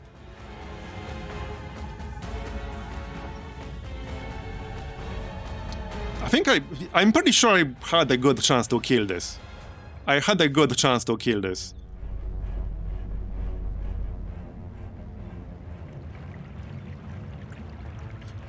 Okay, so what if I Alt F4 and reload? Well, like I said, yesterday quite a few people wanted me to start a new run. I think this might be the opportunity to do that.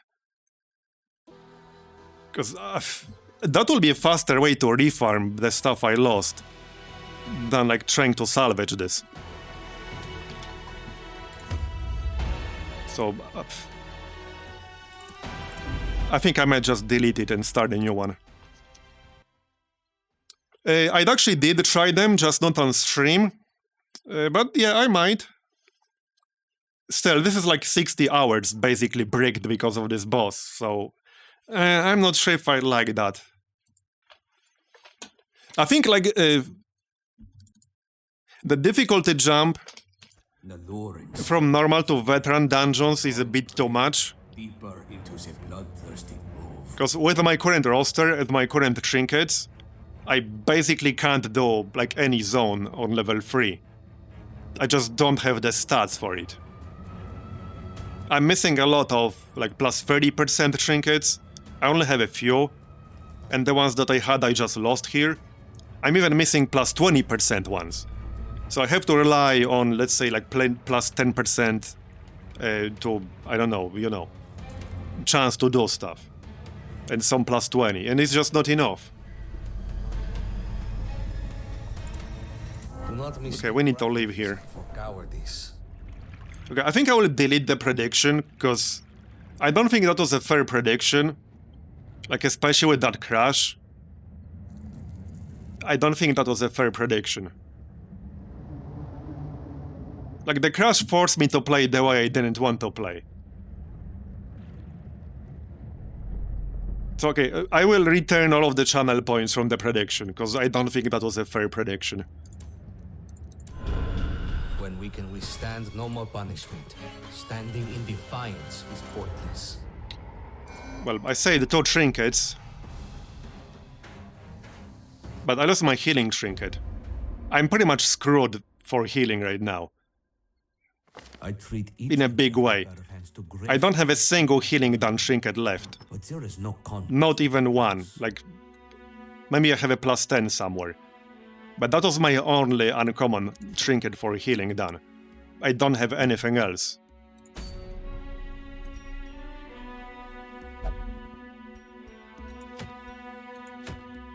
Like, I can still try to do some level 1 stuff.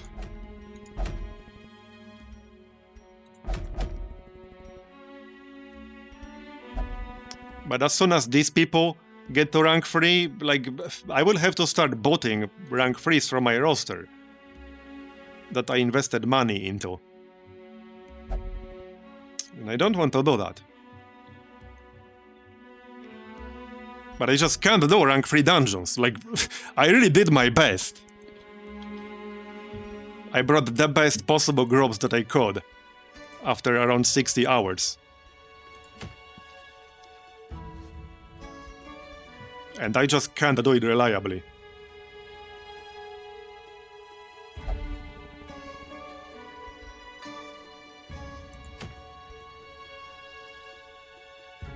We could try to spam...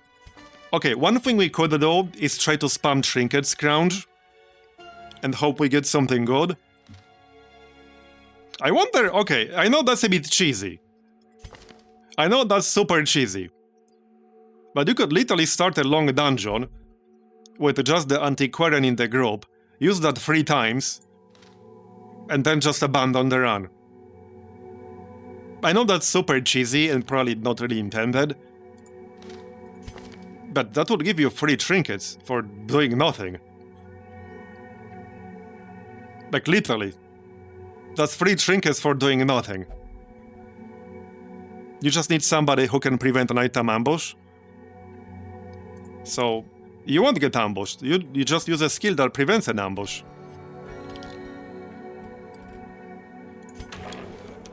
I might actually try that.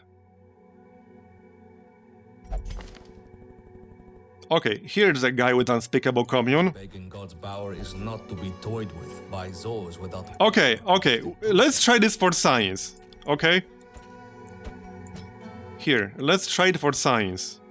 Because I just can't field a good enough group for rank 3 dungeons right now. I need at least like 1 or 2 trinkets that can fill the gaps that I'm missing. So here, this is what we'll do. We'll start a long dungeon. Here's one, it literally doesn't matter which. What do you mean? Oh, she's right. Hold on, she's level 3. I mean, we can do level 3, but I'd rather do level 1. Here, we'll bring you.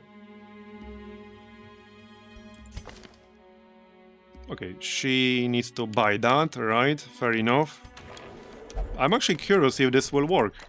I don't see why it wouldn't work. You can get free commons, but I got a very rare out of it as well. Here. There you go.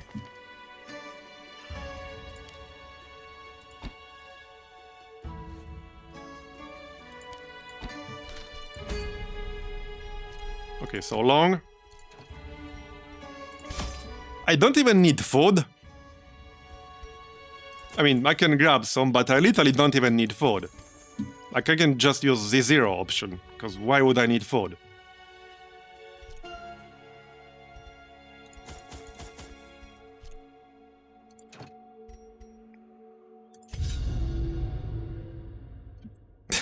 Okay, I'll laugh if we get something good out of this. I know this is cheesy, but damn it, that one fight just deleted like easily 20-30 hours of farming. I don't care it's cheesy, alright? These ruins will Especially when like the game past certain point. This was always, I thought, a bit of a flaw with Darkest Dungeon 1. Because past certain point of your campaign, you just cannot do level 1 dungeons anymore. Without dismissing experienced people from your roster. Right? And it's a bit of a flaw, like if you're not meant to clear rank 3 dungeons with a completely fresh new team of rank 3s, with like shitty trinkets, then you need a way to farm the trinkets. See what I mean? Because at least now, from the limited veteran dungeons I did, the stat jump of the enemies is big enough that I don't think you can beat them with no trinkets. Like, you will just need insane amounts of RNG to do that. Oh, I can't camp in the first room. Okay, fair enough. So I need a full group to do this. is but one part of That's fine though. Let's do full group. And we'll just clear one single room, and then we'll camp it. That should still be a pretty damn good strat. friend. And I find it safe to say things will not get easier. Yeah, but a lot of normal enemies are just really, really tough. Most of them have like at least 50-60% resist in everything. So you can't really overcome that easily. Or at least, again, you would need some luck. If you want to overcome that, you need the trinkets. Okay, let's just grab some throwaway heroes here. I don't care who. It can be level 1, that's fine.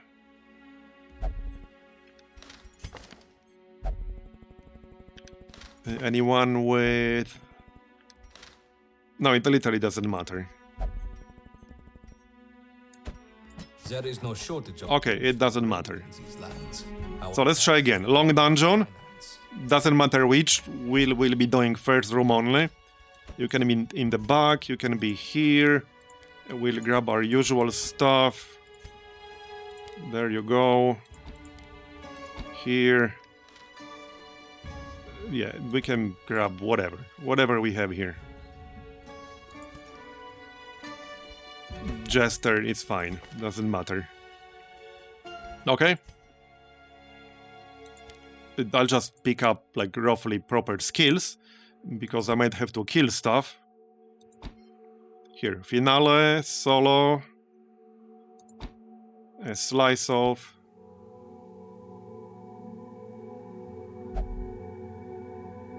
Okay.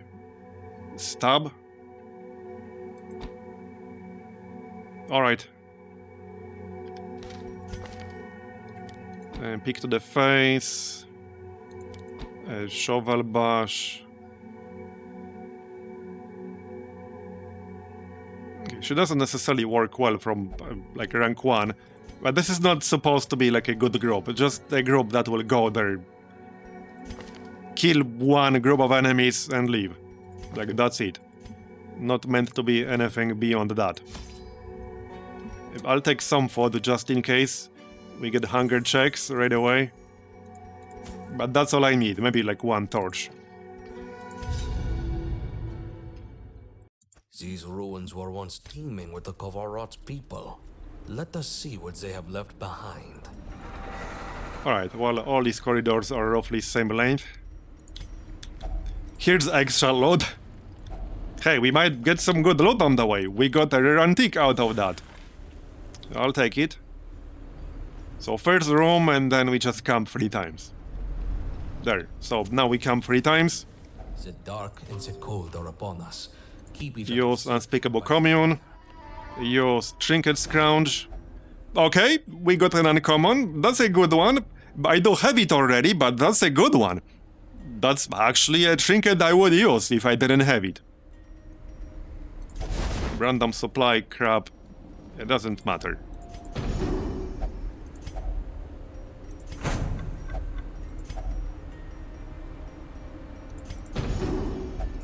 Okay, so that's 1. Our path is 2. revealed. March on. Again, I know this is kind of cheesy, but if it saves me 20 hours of farming, I'm okay with this. Okay, health stone, so not that great. Unspeakable Commune. Reduce some stress. And 1 more. This is technically worth gold, too. Like, this is technically a gold run because you can sell trinkets for at least 1.1k per trinket. Bear. Come dawn, we The cheapest uncommon trinket is worth, I think, 1,125 gold.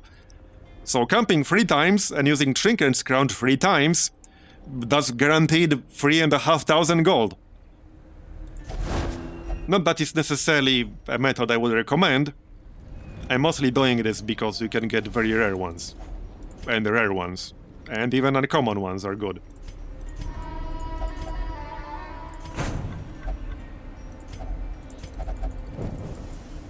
Okay, so that's what we got. what we did not take home in wealth, we took in knowledge. And we got around 2,000 gold. Best part is, I don't really care too much about stress either. All I need to do is to be able to beat a group or two. Scary, a looming shadow. We didn't even get that much stress. Of that we can Like, we can just go right away again. Just go right away again. We barely got 20 stress by abandoning that. So really, you can do this a bunch of times.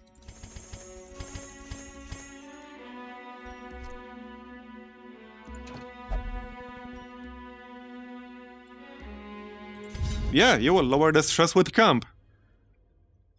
It's probably not a method that should exist. But again, if it saves me 20 hours of farming after that boss fight, I'm okay with this. If it gets nerfed, it's not my fault, alright? Alright, chat, deal, I don't take responsibility for that. Catacombs. Hence, we will be able to I explore take them. no responsibility whatsoever.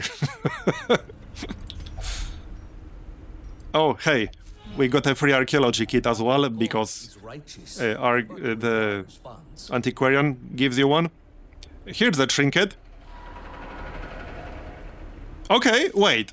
On friendly skill, I assume the heal counts as a friendly skill, right? Or does it have to be a buff? That's a nice... Okay, that's a really nice trinket. If this works with the heal, which it should, right?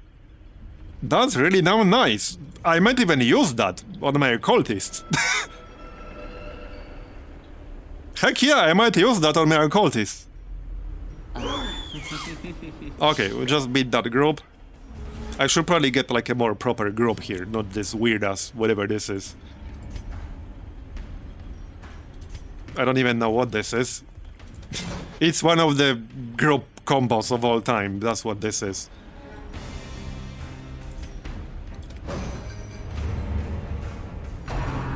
But yes, I should get a more proper one here.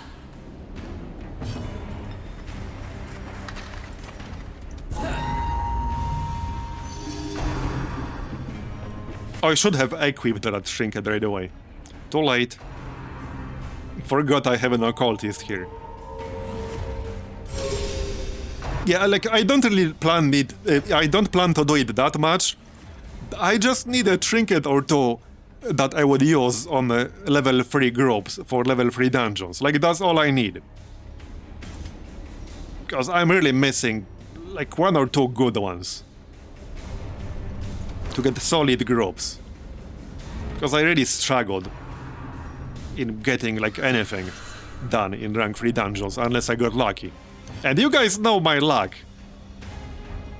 You guys know it, I don't have to tell you. Here, have a shovel to the face. Can this still crash your game, by the way? Because I read about Shovel Bash being this problem skill that got basically completely replaced. Does it still have a chance to crash you?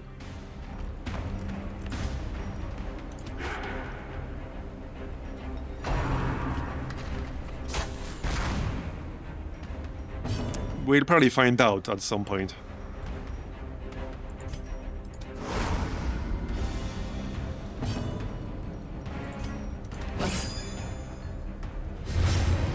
Alright. Yeah, true. I do sometimes have good luck when RNG takes pity on me. That sometimes happens. It's been known to happen in the past.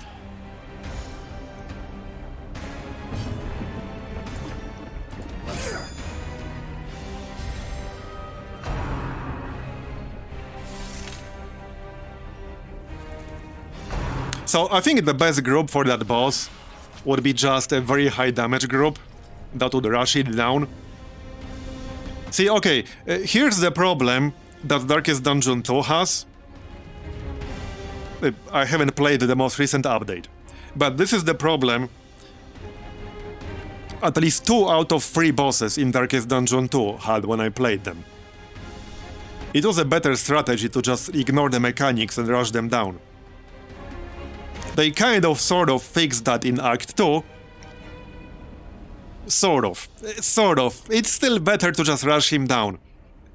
With a lot of groups. Just ignore the mechanics and rush it down, like that works. To be fair, it's not just a problem with this genre. In a lot of different games, where you have bosses, it's a good strategy to just DPS it down and ignore the mechanics. If you have enough DPS, the mechanics don't matter. Which is a tough problem to design a boss around. You can add some mechanics like making the boss immune unless you do something specific, which certain games do. But then if you overdo like boss immunity and stuff like that, it can become non-fun. Like it's a tough problem to solve in many games. But it's a legitimate problem, like have enough DPS and mechanics don't matter. Strike them down. Do not relent.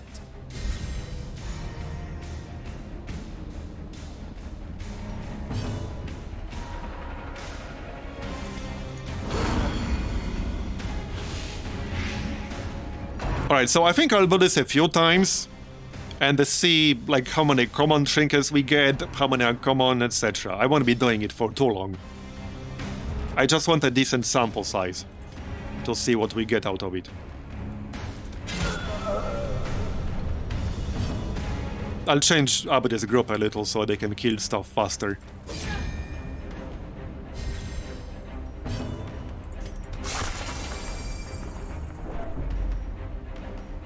But I have been thinking a lot about like what the most efficient way to farm gold like per hour is.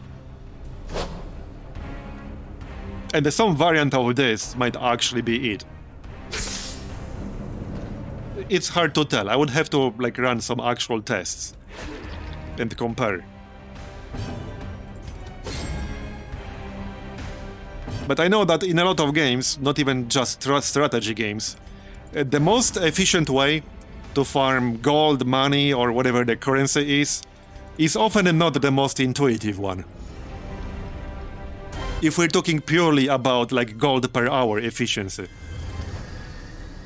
Alright, now we can just camp again. Recover, prepare, Come dawn, we march. Alright, come on, that's fine.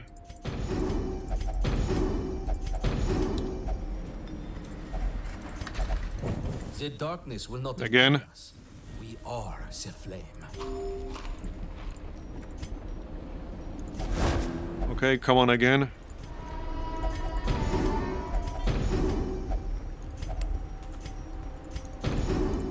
And one more. Togetherness is a rare thing in this place. Okay, come on. But this is still gold. Like, this is literally gold.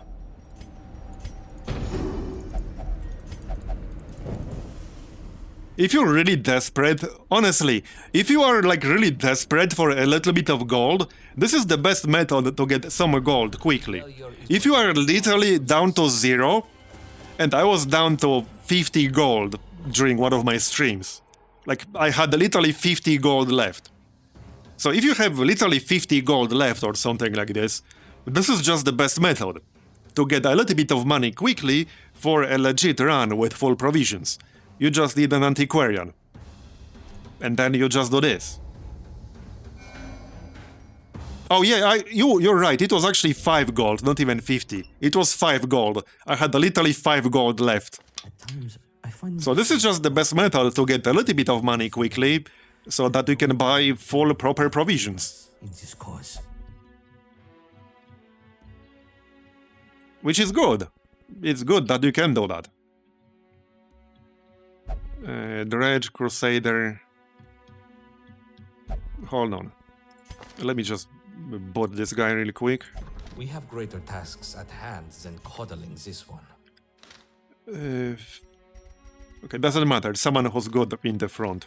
Crusader, it's fine. Whatever. Would-be holy warriors plague these lands. This Okay, so let's do it at least one more time here. devotion is. You can be in the front. All that works, that's fine. In case we get shuffled.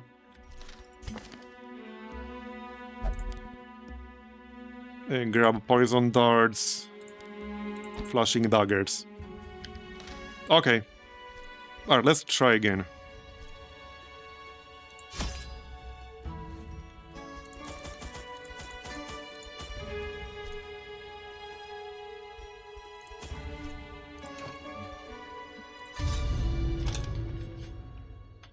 Hey Maplebee, you missed the festivities earlier.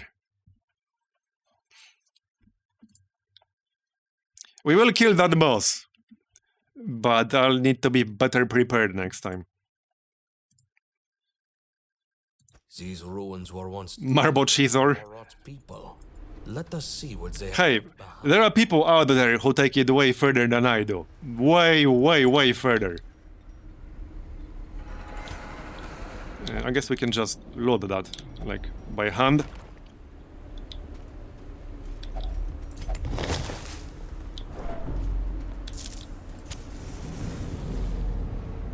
Alright. That works, I guess. Oh, okay, Catacombs Scrounger. Camp. Recover, prepare. Come dawn, we march. Alright, uncommon. That's a good one. Okay, that's a good one. Occultist Trinket with plus 20 to skill chances, basically. Like all of them. That is a good one.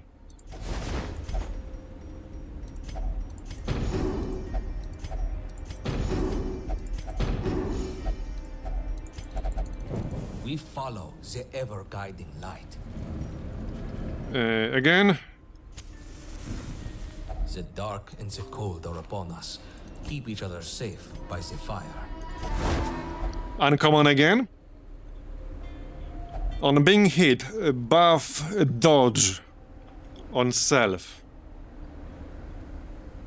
Okay, interesting for a guard tank. I don't know if I would use it, but it's an uncommon trinket.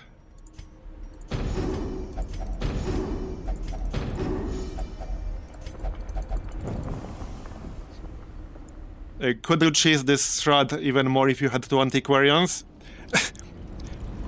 I like the way you think. I like the way you think. Marbozir, right? Uh-huh. Chat is like, whoa, you're cheesing. Hey, also chat. 10 seconds later. I see you, chat. I see you. But I do like the way you think. Rest. We will need your strength come daybreak. We can do it. If I have two sub-level 3 antiquarians. yeah, I mean, I don't blame you. Definitely. It's just funny because it didn't really cross my mind initially to have two of them. You could say this is getting out of hand. Now there are two of them.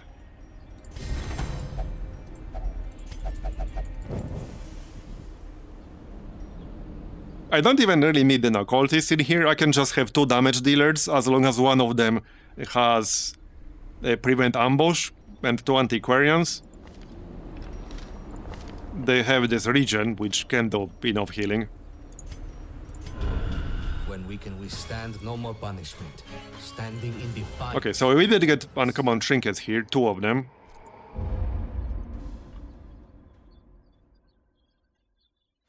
For antiquarian run. Yeah. I mean, it would be doable just fine. For antiquarians could kill like a normal enemy group. They might struggle with some of the groups, but they could do it.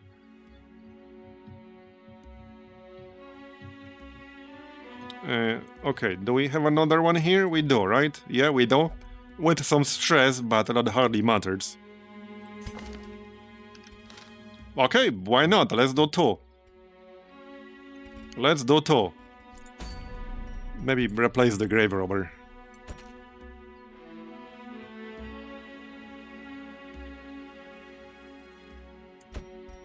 There, second one. Yeah, doesn't really matter who we take all that much. Again, somebody who can do damage. Second Crusader. Oh yeah, Handmaster works because we can use Hand's Watch. There, Handmaster it is then. And obviously it's a good damage skill, a good damage class, I mean. So, Handmaster it is then.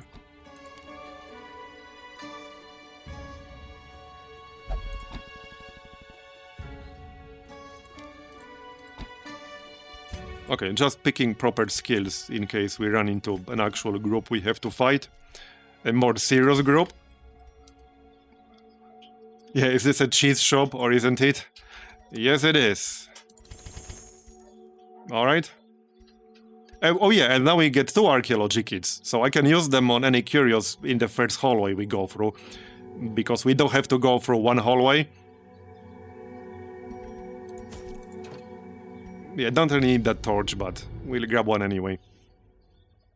Oh, right, you know... Okay, you know what I just realized? A faster dungeon to do it in would be the Caverns. Because you have one-tile hallways in the Caverns. But that's potentially less money, because here we can get like gems from curios in the hallway. So that would technically be faster, but this is probably more money. You seeing this shit? Perfumer's lab, but I didn't bring the trinket. I did not bring the trinket. Oh. But that's kind of hilarious. We found Perfumer's lab doing this. Here's another occultist trinket. Oh, that's actually hilarious.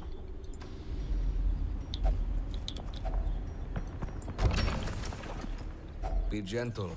Yeah, it is a pretty efficient cheese. These artifacts are precious. Hello there. Oh, a different one this time. Strange hatchet. On crit, deal 6 damage to the target, plus 50% effect damage per difficulty. On attack crit, self-stress plus 3. Okay. Okay, interesting. Not sure how I feel about it yet. But we got it. Look out for one another. Alright. Companions are all we have. Do you guys like some cheese?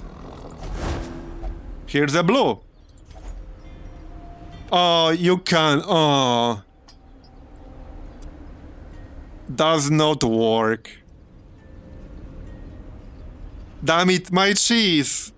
The game ruined my cheese. Such beautiful cheese. Yeah, F's in chat. Literally unplayable. Yeah. Ruined our cheese. Okay, arbalist only.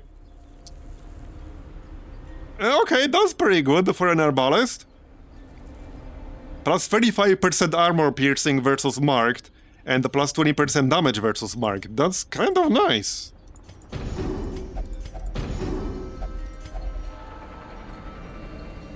Yeah, but now I'm a bit sad about my cheese that got ruined. This will not impede us.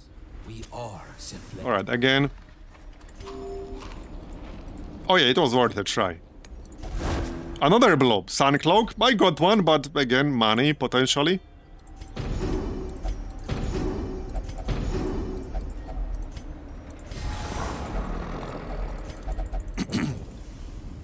So, 2 blood trinkets this time. Oh yeah, one more time. Almost forgot. Recover, prepare.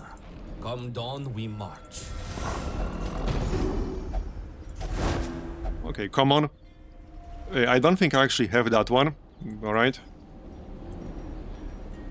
So, if you're doing a nighttime mission in the interior, that's basically plus 6 speed. Wait. Wait, no, I can use it? Wait, does it actually work? Hold on! Or did I not use it? No, I did use it. Wait, so does it work or does it not work? Now I'm confused. No, it does work. Wait, why did it not work the first time? I had enough points. Oh, it did work. Maybe I clicked them too quickly or something. Home in wealth. Okay. Well, it does work then. Yeah, I guess I clicked the wrong one by mistake. Well then. How about free antiquarians? My path leads Any antiquarian enjoyers in chat? and I find it safe to say things will not get easier. Okay, no antiquarian here, but we can keep checking. One thing I should also do is buy the camping skill on the Crusader, the one that stress heals the entire group. Whoops, wrong facility. Yeah, Zealous Speech. It's a good skill, so might as well grab that. There you go.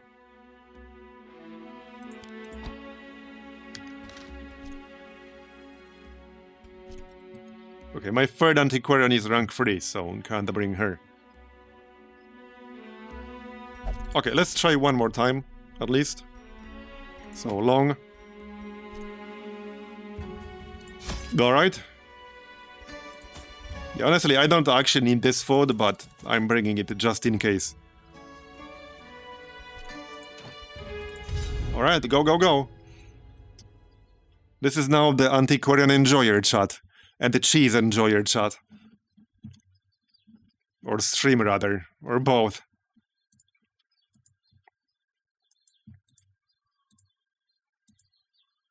It's a Levantine seek to establish an outpost here. Yeah, you can take low levels into higher dungeons, but remember you have to go at least like through one hallway. Because you can't camp in the entrance room. Okay, so here I have to beat at least one group. Either this room battle or this corridor battle. I guess we can just do that.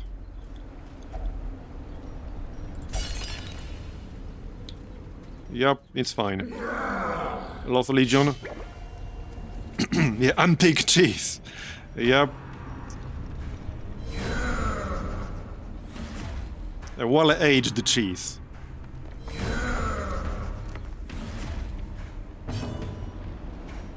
Hey, that shit is not cheap.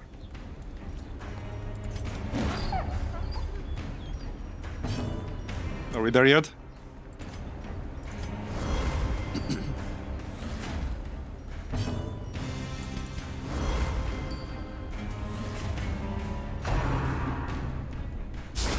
Faster!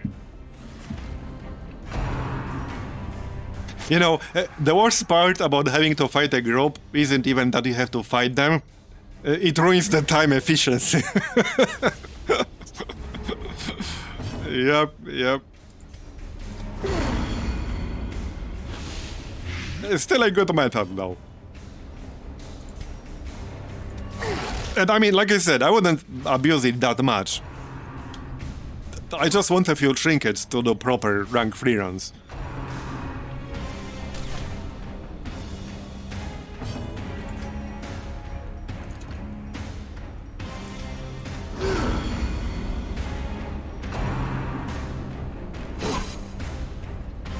You know, one small thing in Darkest Dungeon that, like, makes me mildly annoyed sometimes? Depending on what order you click the skills in, like what order you pick the skills, they will be in different order on your skill bar. I get, like, mildly annoyed about that sometimes. Because I like my muscle memory, damn it.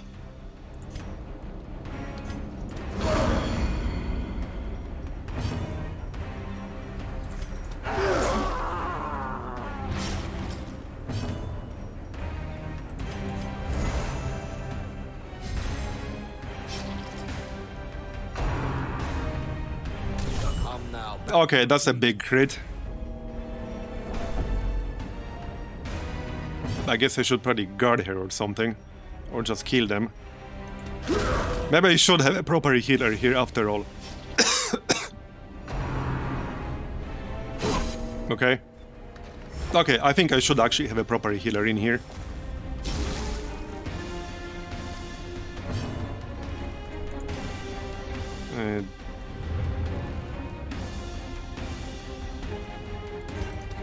Here. Yes. Almost done. Act quickly. This life cannot be wasted.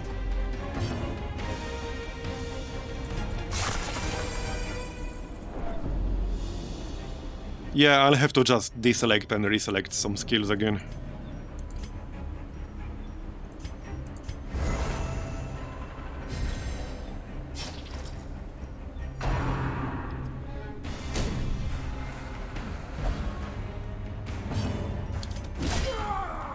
Okay, done.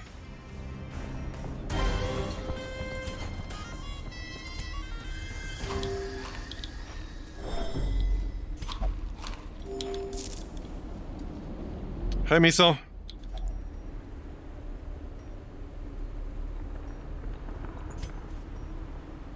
Alright, camp. Rest. We will need Cheese time. come daybreak. Say cheese. Yeah, it does work. I must have clicked the wrong antiquarian. It does work. There we go, uncommon. Plus 7 speed, minus 8 dodge. Alright.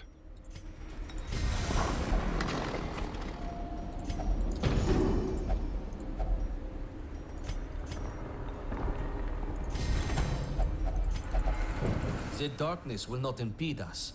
We all And again. recover, prepare. Come dawn, we march. There we go, very rare. Not one I would use. Like, who on earth would want minus healing done on an occultist?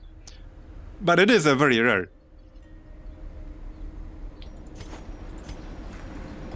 Again. Okay, come on. Oh yeah, Zealous Speech takes 5, fair enough.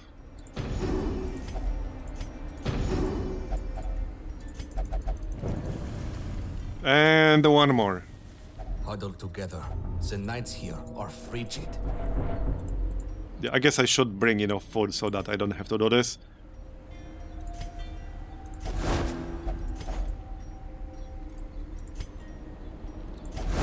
Okay, 2 commons.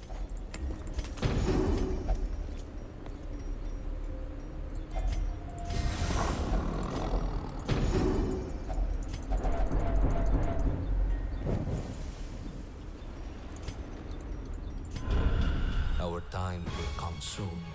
Simply not today.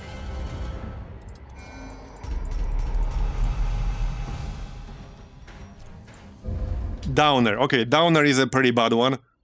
That's like a chance for the entire party to take stress. Has been a hard Okay, one. 4% per turn. I find it safe Until to the say end of things time. will not get easier.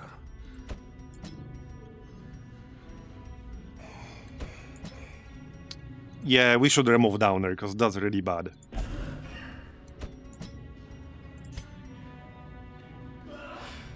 Okay, maybe this is enough cheese for a bit. I will be using the antiquarians, so I guess I should remove this. Let's check the ferry really quick. Oh, look. It's our good old friend, the antiquarian. A long time no see. The valley has no place for those lacking in constitution. Let's see what we got now. I wish you could get a refund for some of this stuff with refined amber. Okay, well, I saved my sword, that's the important part. I don't remember what we lost. We have this Raider's Talisman for a Grave Robber. For plus 30% stun skill chance if in stealth. This would potentially make a decent combo with the Camouflage Cloak.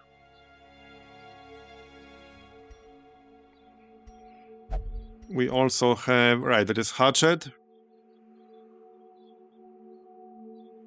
And some blows.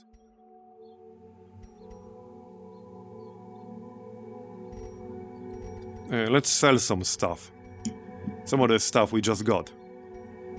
Yeah, I can definitely sell this. And this.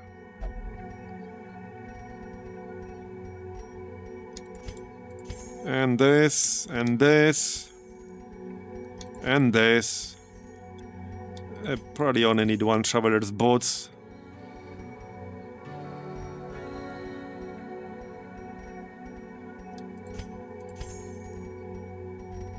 Alright.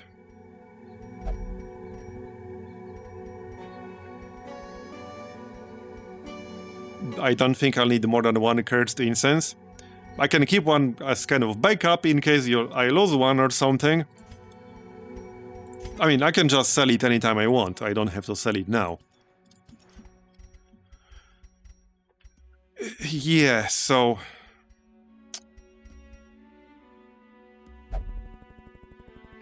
I don't want to try this evasion incense.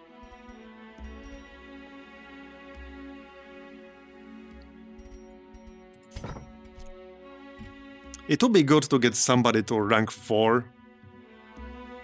Because that would help. A few people are close-ish.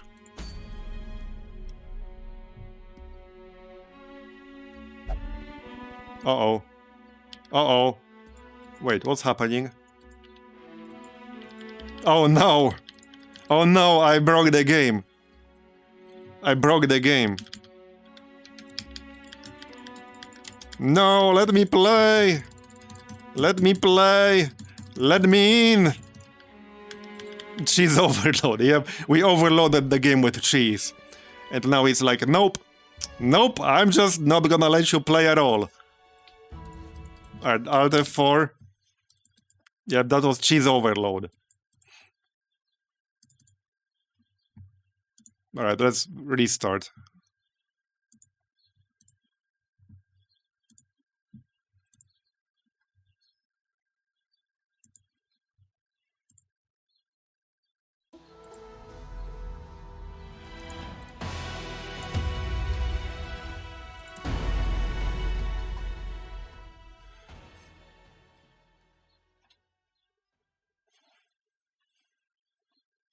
That looming megalith on the valley's crest. Okay, yeah, it's It will fine. break its grip on this world in time. I just want to do one more.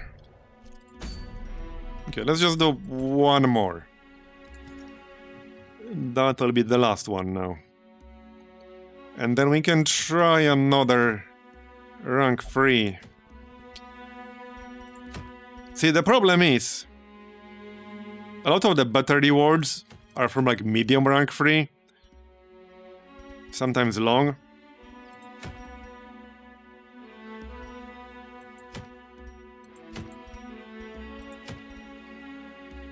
Like, I really want to do some rank 3, but...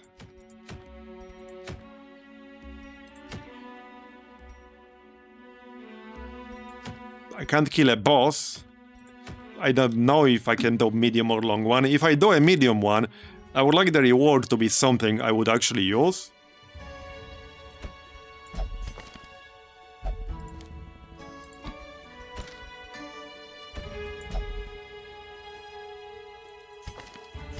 Right, let's just get a proper healer here, it's fine. And the other two don't really matter.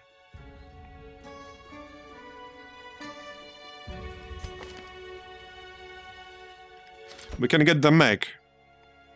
Again, it doesn't really matter. Probably not the Houndmaster. And I need to treat the cough.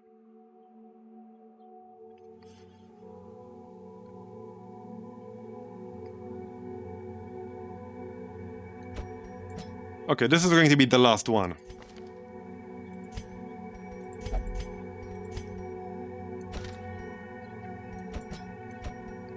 Okay, this is the last one. Okay, now I need the exposed interior, I guess.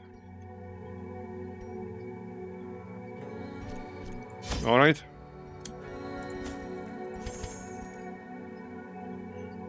But that's all I need. Just checking skills.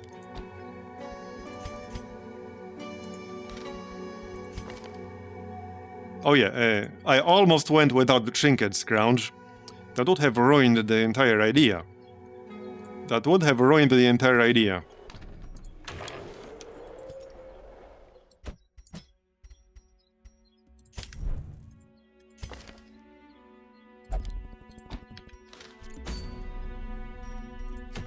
Okay, one more then.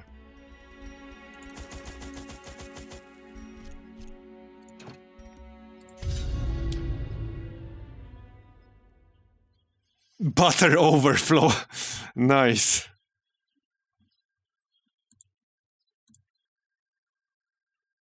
Work swiftly, lest the sun prove to be our greatest adversary. But, like, honestly, I was not a fan of that boss right there. The fact you're just basically guaranteed to fight Freeman past certain parts of the fight. Yeah, no, because it's not the same as the Hag. On the Hag, if you hit the Cauldron, you still got to fight with 4. For a little bit before she did it again. She didn't instantly throw you back in. Here is basically a trap to attack that mob in the back. Like, I'm not really a big fan of that, necessarily. Okay, these trash groups can actually be pretty nasty. This zone can actually be pretty nasty, just overall.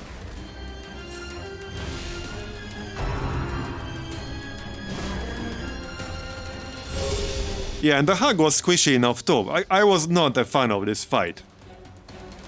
I think that's way too hard. And you need not only a very specific group. I guess you need to know that it's basically bait.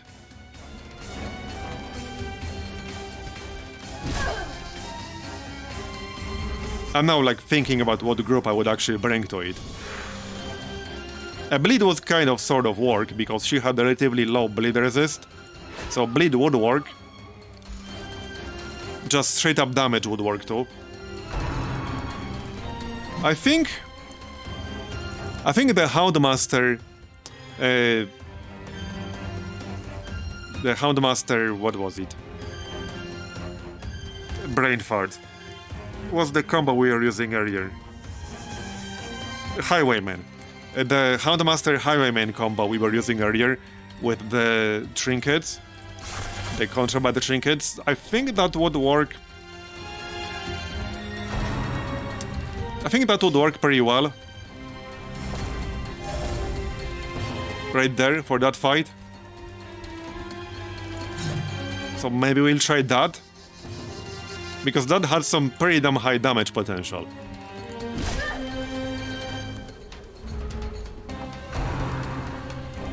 The only issue is that if you don't have a flagellant and your occultist gets grabbed, you can't really do any emergency healing to prolong the fight. So that's a problem. It might still be best with a flagellant.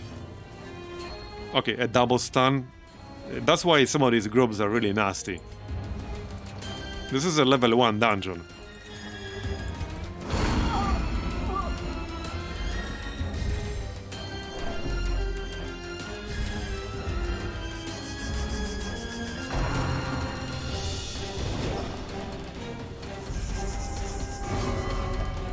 Yeah, you could do something like you would do for the general boss in Darkest Dungeon 2. So, use skills that hit the back row. That way you would hit both the happy couple and the boss at the same time. Although it would be for a bit less damage than with a dedicated DPS skill. But that would potentially be one way to maybe do it. Question is, can you block that skill somehow? Maybe there's a method to actually block that skill, kind of like on the Leviathan in Darkest Dungeon 2. Because if you have like capped move resistance, or rather 100% plus move resistance, the Leviathan will not grab you. So, I don't know, maybe there's something like that.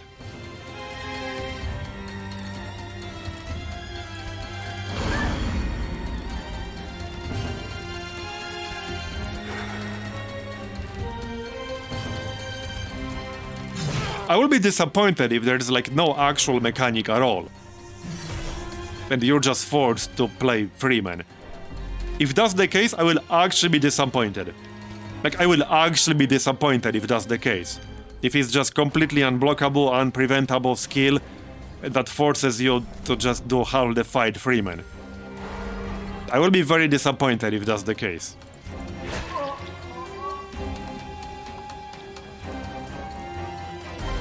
I hope that's not the case. Oh great, yeah, I didn't bring a shovel, and we have to go through here. I guess that's the risk with exposed interior. It's usually like only one route that you can take. But this was the only long dungeon in this, like, brawl. Okay, well, now camp. The dark and the cold are upon us. Keep each other safe by the fire. Okay, speedstone.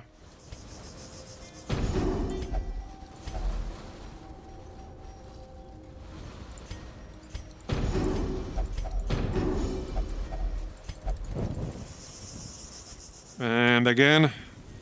Recover, prepare. Come dawn, we march. Bag of marbles. okay, bag of marbles. Man, that actually brings memories. That actually brings memories. From WoW. There was an item there. A very low quest level item from Elwyn Forest. Called Bag of Marbles. It would give enemy a debuff. And back in Burning Crusade, for anyone who played, that actually worked on bosses, like every boss in the game. The downside was that it was a bind-on pickup item. So you had to get it from a super low-level quest, and then just keep it in your bank. Or you needed to not have done that quest, so then you can redo it at cap level. But it was a super low-level item that worked on raid bosses, and you could just basically buy yourself a kill or two with it. You could speed up your first kill. I did it myself. Back when I played and ran a guild, we used it. We used it in the Sunwell Plateau. Good times. Not a lot of people knew about that at the time, because this was in like 2008, I think. The internet was a different place in 2008 than it is today. So not everyone knew about this. Hold on. Okay, one more time. Togetherness is a rare thing in this place. Yeah, I don't remember like which exact NPC it was, but yeah, it was from Elwyn Forest. Might have been from the inn.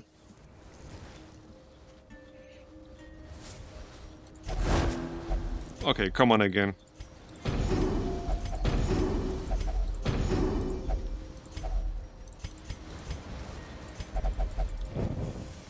But it was like a debuff that gave a boss. I don't remember the exact debuff, because, you know, that was 15 years ago.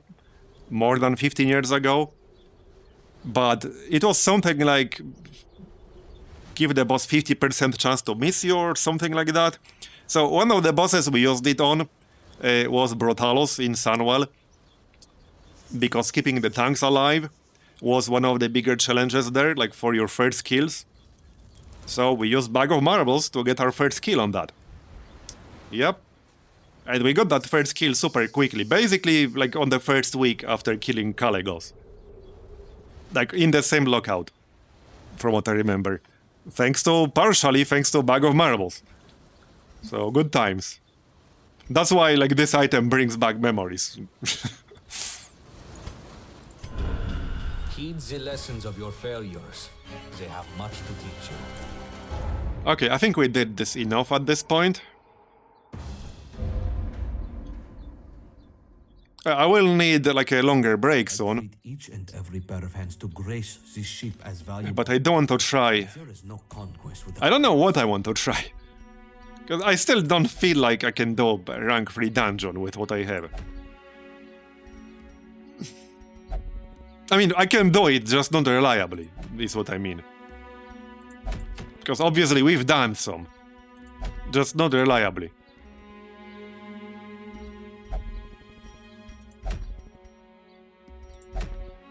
None of these rewards are good. Like, I don't actually want any of these rewards right now. I actually don't want any of these rewards. Because I either have them already or they're not that good.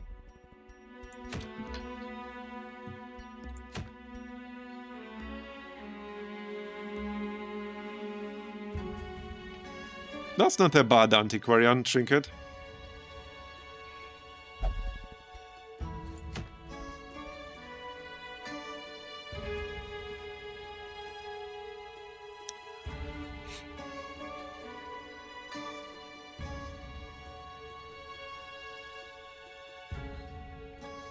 Well, my favorite place would depend on the point of view.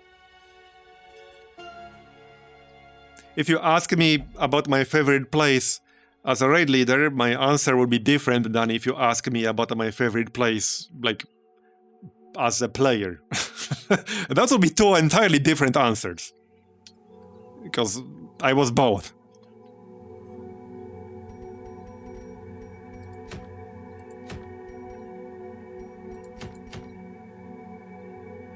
Yeah, none of these rewards are that good. I mean, I could try another boss, but I have a feeling these other bosses are not going to be any easier, you know?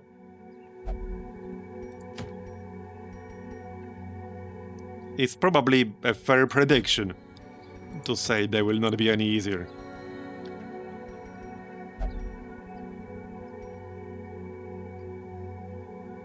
Well, what do you guys think we should do? I see 3 options. So, we could do a fresh run, because a few people were asking about that yesterday, to, I guess, show what I would do with a fresh run, with everything I know now. We could do some level 1 stuff still, or we could try a level 3 dungeon, like, regardless of these rewards.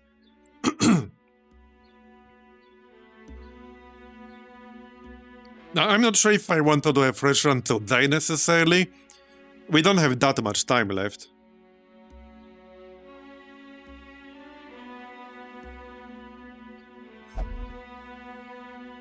I'm just trying to figure out, because, man, These rank 3 dungeons are a massive jump in difficulty. Like the damage we were taking in level 3 exposed interior, that was just nuts. 30, 40 non-critical hits from like more than a half of trash mobs in there, that was insane. Like the bird's damage was actually just nuts.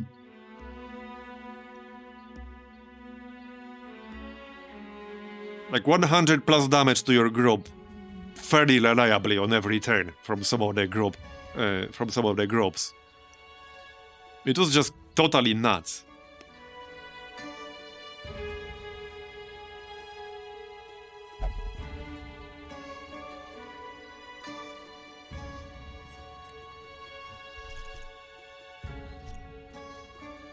I don't have enough refined amber dust to maybe buy one contraband trinket.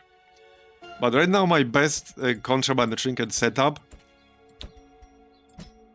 is a highwayman and a houndmaster.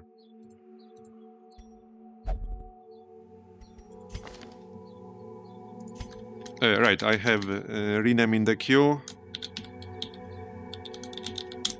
There you go. But yeah, so my best setup right now would be something like this. So Houndmaster, Highwayman, and then obviously Occultist. It doesn't really matter too much which one.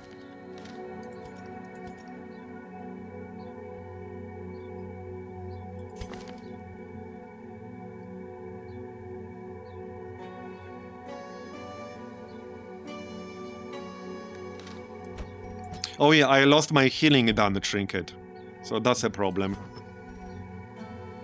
Oh, I also lost the recovery charm. Yeah, see, my groups got nerfed significantly because I lost the recovery charm, which was insanely good rare trinket, and I have no way of getting it back. And I also lost the healing trinket for my occultist. So my healing will be severely reduced now. Like, severely reduced. And I was already struggling to, like, out-heal some of the crazy bird's damage that we were taking. That's what I need back. I need the recovery charm back.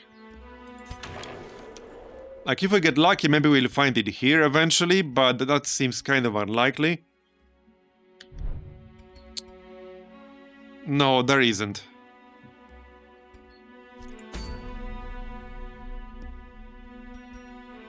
Well, I mean, even if there was, I can't get them back right now. And you still need to beat that thing. I have no way to get them back right now, like for my next run, for example. And the recovery charm alone was huge. Easily one of the best rare trinkets in the game. Losing that, like, means my group is severely nerfed without that. Severely.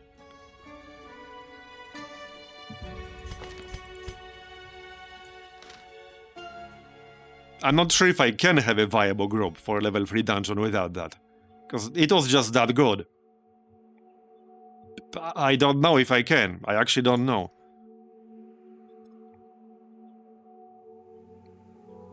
I will struggle to overcome bird's damage without that.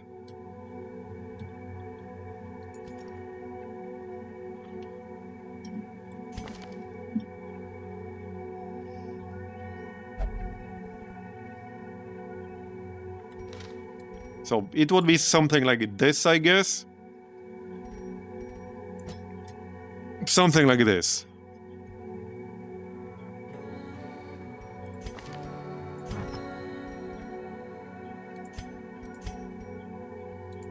Not to mention losing your amber trinkets. If you lose your amber trinkets, oh, that's a lot of farming.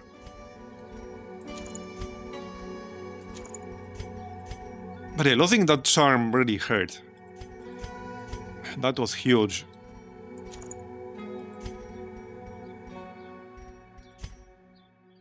Okay, well, I guess I can use Cursed Incense for the Occultist. Wait, does he have a stun skill? Oh yeah, right, Hands from the Abyss is a stun. You just need to be in the front row. Right.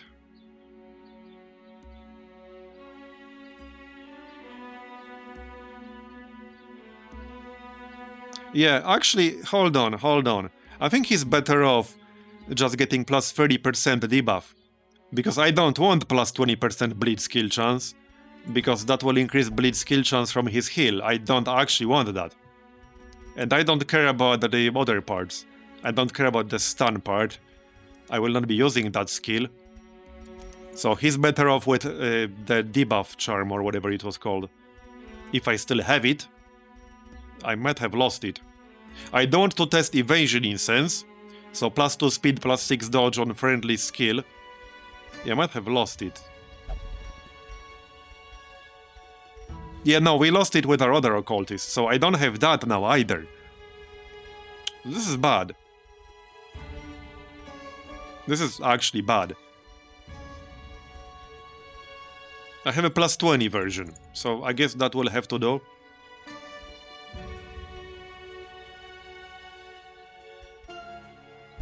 I just think the bump in resists on basically every single enemy in the veteran dungeons is a little bit too much. Because I get it, it's probably balanced towards level 4 characters, not level 3. But you will not have level 4 characters until you start beating some of these runs.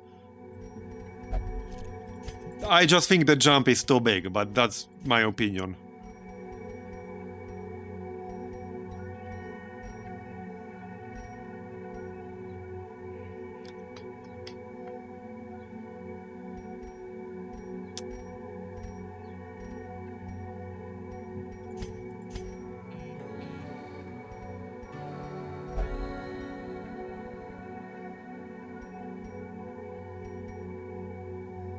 Oh yeah, right, we have this Highwayman only trinket now. Plus 15% damage for riposte specifically. That will be amazing with this. Because that's the whole point of this setup. Okay, alright. This should be a really good group. This should be a really, really strong group.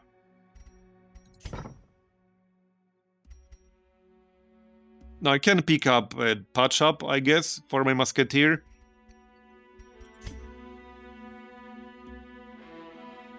Or something like that. Hey Mordred, thanks for the raid. I was going to take a longer break soon, probably in like 10 to 15 minutes, so just heads up. For anyone not familiar with this mod, we're playing a mod that was just released yesterday, basically. The Black Reliquary. It's a total conversion mod for Darkest Dungeon 1 that might as well be like Darkest Dungeon 1.5. It might as well be Red Hook content, which it's not. But the quality is on par. I think in some cases they might have even surpassed them. It's just a super high quality mod.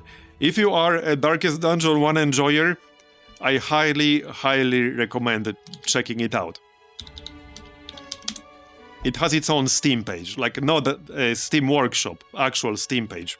But it's free, you just need to own Darkest Dungeon 1 and the DLCs.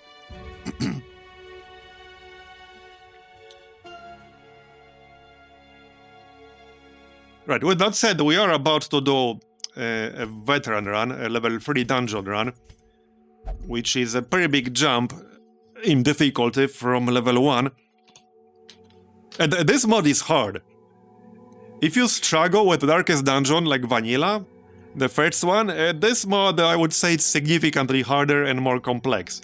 But it introduces some really good mechanics. So I really enjoy it overall. Alright, we still have the hat. Let's grab the hat. She shouldn't need accuracy. Oh yeah, we can get living ammo. And I would give you like a summary of all the new mechanics that are introduced here, but it would probably be an hour long. I don't have a video talking about the most significant changes on YouTube, because it's a question I've been getting constantly in chat, which, you know, I understand. I definitely understand.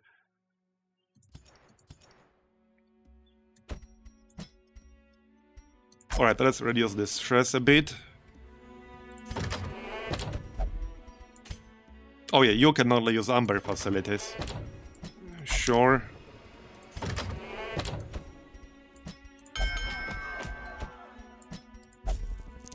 I guess I can afford this. Yeah, it's fine.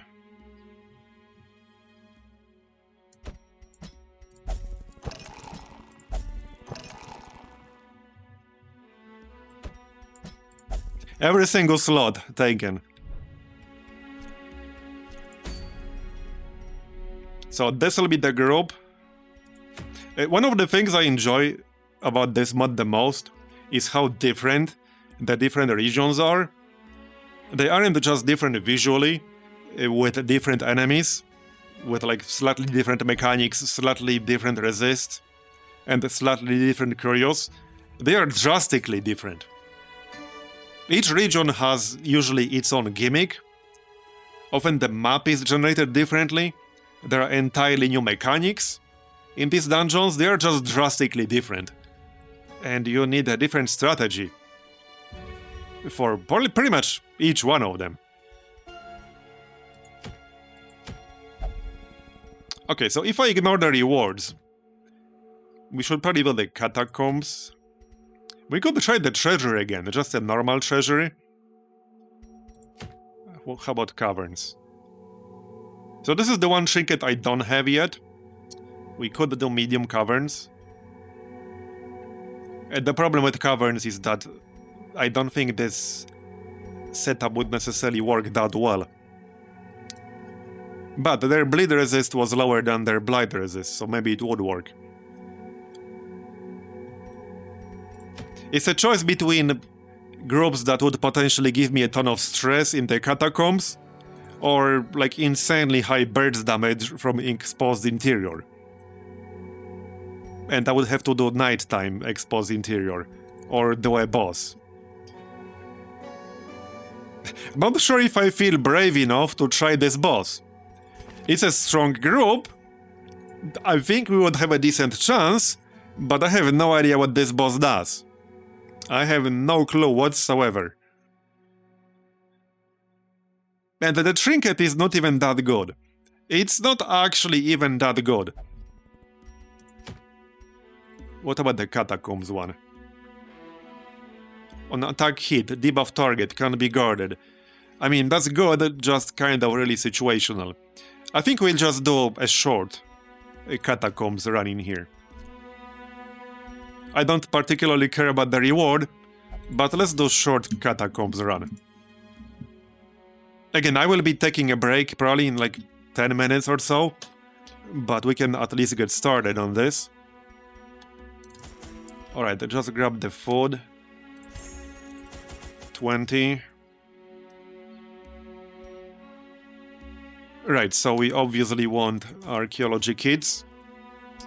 Bandages. Oh, by the way, in Exposed Interior, there's one interaction I wasn't really using much, where you can use a disease kit on the cauldron and get like 20 or 25% heal, get like a big group heal. So that can be useful in that place. Shovels and torches. I think that's probably enough.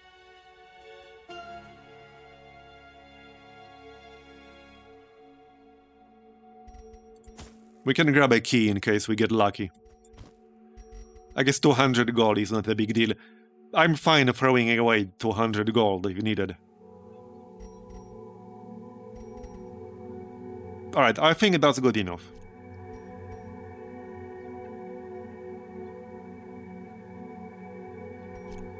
Just let me double check. We do have Hound's Watch to prevent an ambush. We also have Bandit Sense to prevent an ambush. And even Unspeakable Commune. Okay, I have 3 different skills that can prevent an ambush. We have Unparalleled Finesse. That's good for our setup. Okay, let's go. I'll show you how this setup works. This is a pretty interesting combo that utilizes some of the new... maybe not mechanics, but some of the new trinkets that you can buy with a new resource called Amber.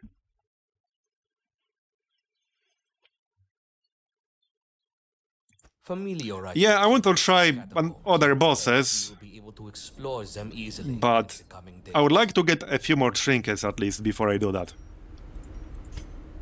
Okay, so the way this setup is going to work, the trinket I'm using basically changes the functionality of Blackjack, which normally just stuns the target. So instead, it will not stun the target, it will apply Bleed, which scales with skill rank, and more importantly, it will give the entire party a buff of plus 6% crit versus a bleeding target. And you can easily stack this to plus 12 or even plus 18. So on average, you can have plus 12% crit against any bleeding target pretty much at any point, at all times. Then, the Highwayman has his own contraband trinket, which is basically a trinket to spam Duelist Advance, which gives you a riposte, and then point-blank shot. That's kind of what it's for, and the point here is to get a riposte up as much as possible. You can have a riposte up pretty much at all times. And then I'm using a trinket that will give me more riposte damage. So the point here is that a point-blank shot is actually technically a ranged attack, so that will clear the mark from you, but you will also get more damage while you're marked. It's a little bit convoluted, the way this works. It's a little bit convoluted. But basically what happens is that when you use point-blank shot, which you can only use from rank 1,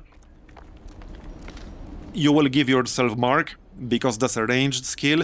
This will move you back 1 tile, because that's what it does.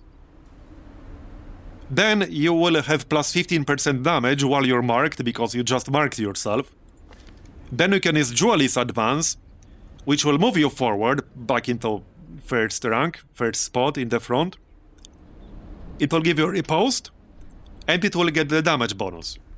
Because you can't spam this skill, because you can't use it from the front, from rank 1, and it moves you forward. So you can't spam it, you can only use it every other turn if you combine it with point-blank shot. You can alternate them, and move back and forth. So what this trinket does is give you benefits for both. Because one of them is a ranged skill, other one is a melee. And this way you also have a riposte up pretty much at all times. Then we have this other trinket that gives riposte more damage. And this buff that we get for the entire group with the Houndmaster, this will give the entire party more crit against bleeding enemies.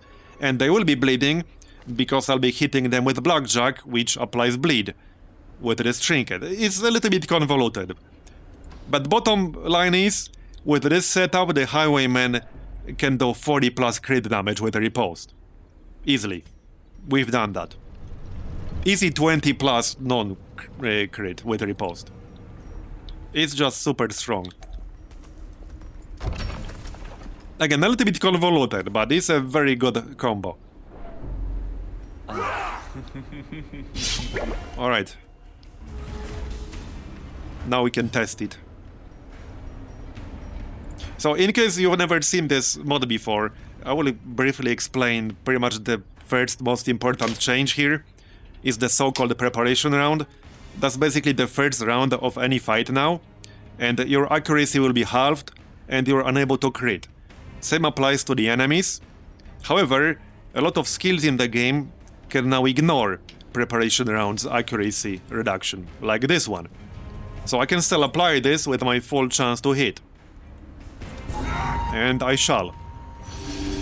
It's one of the best new mechanics in this mod, because it prevents some extreme shenanigans on the first turn, where you would run into high-speed enemies, then they will get a lucky crit on you, and suddenly, before you can even react, one or two of your characters are at death's door. Like, it felt pretty bad. They can still do that on turn 2, but now you can take actions to maybe prevent them from doing it. If you know there's a particularly dangerous enemy that has high damage potential, for example, you can debuff him, you can debuff his accuracy, you can debuff his damage done. Like, I debuff this guy to minus 30% damage done right now. You can buff yourself, you can do all kinds of stuff to try preventing that from happening. And sometimes it's still worth trying to hit them with something, despite the penalty. Here's Grapeshot Blast, which now ignores accuracy penalty, and it debuffs protection. So with this mechanic, the skill design became a lot more interesting. Some of the skills that were previously not that good are now much more valuable. And it just introduces more tactical depth to the game. So this is my favorite new mechanics and changes in Black Reliquary, like by far. Now I kind of wish this mechanic existed in the base game, in Darkest Dungeon 1 and 2. I certainly wouldn't complain if it was like added officially or something. But it's a very good change, it's a great change. Yeah, so now every single time I use Blackjack, I will get this buff on my entire group. And I will apply a bleed.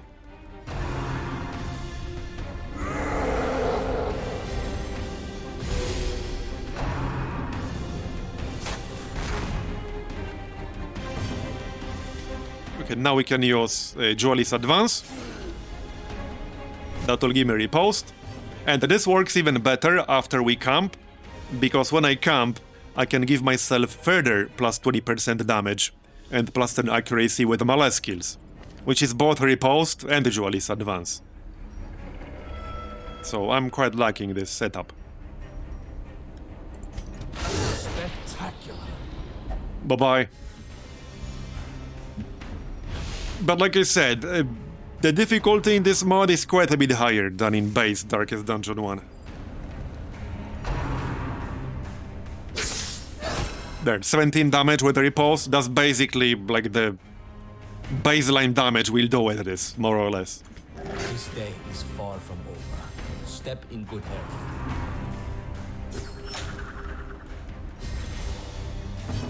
Yeah, and right there is a video I made just talking about the most important changes in this mod and why it's worth playing.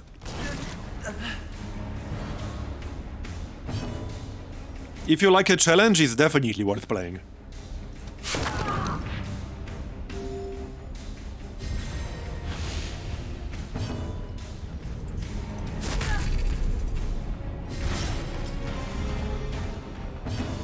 Now I have plus 12% crit against bleeding enemies, and in Darkest Dungeon 1, as you might remember, crit is also kind of an anti-stress stat, because critting reduces your stress. Unlike in Darkest Dungeon 2. So it helps you keep your stress low.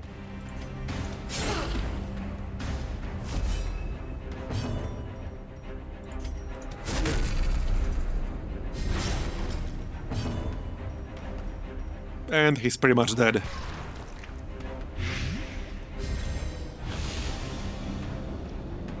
I'll probably want to camp early. Wait, what's that? What?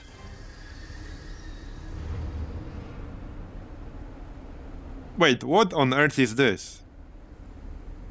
How? What? Why did I get this? What? Memento. If standard ammo equipped, plus 7% crit. If shrapnel ammo equipped, plus 20% bleed chance. If concussive ammo equipped, plus 25% debuff mark skill chance. Minus 10% damage. Plus 30% damage versus marked. That's kind of insane. That's really good. That's really good. Heck yeah, I'm gonna use that, but why did I get this? Did I do something that made me get this, or was it just random? Interesting. I have no idea, like, where that came from.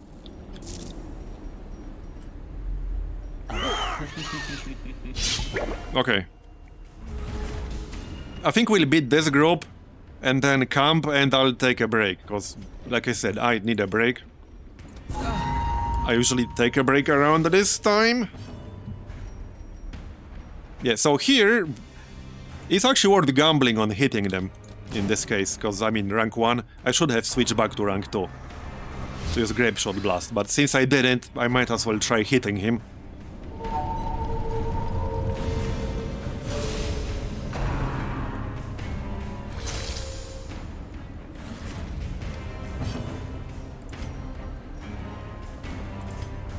Okay, let's just debuff this guy. Or not. Now RNG will be bad for the rest of the dungeon. So that's just a normal dungeon. That's just Tuesday.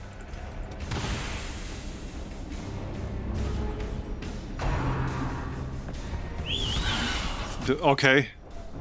Alright. I need to get my healing trinket back though, like I really need to get that back. Losing that sucked.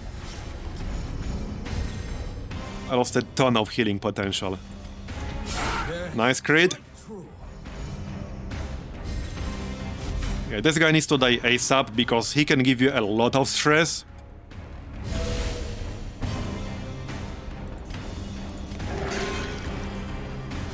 Okay, could have been better. He's at 21. We can probably kill him.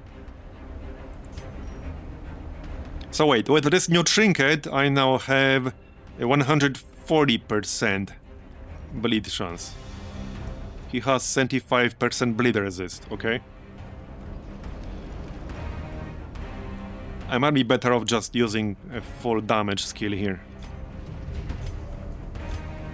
Let's use... Okay, that's minus 20% damage. 12 to 23. If I do 12, that's not enough. Here, 14 to 28. Is that enough? Yes. He might get healed before he gets his action. No, he won't. He's dead. Nice. Okay. Yes, she can heal. Like so. There's nothing to heal now. Other than me. Any crit heal enjoyers in chat? That was a weak heal. That was actually a weak heal, believe it or not.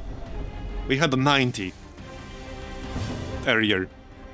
I won't get 90 until I replace my trinket, unfortunately. But we did have like 84, we had 90 something.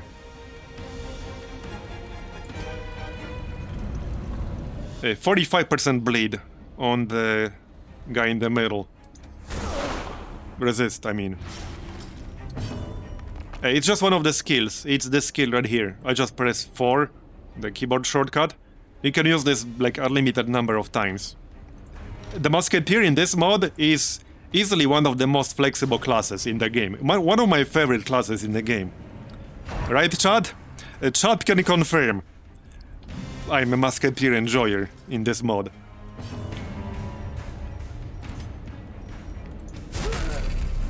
Okay, I'm trying to avoid hitting 100 here. Hopefully I can avoid that. It would be kind of bad getting an affliction right at the start.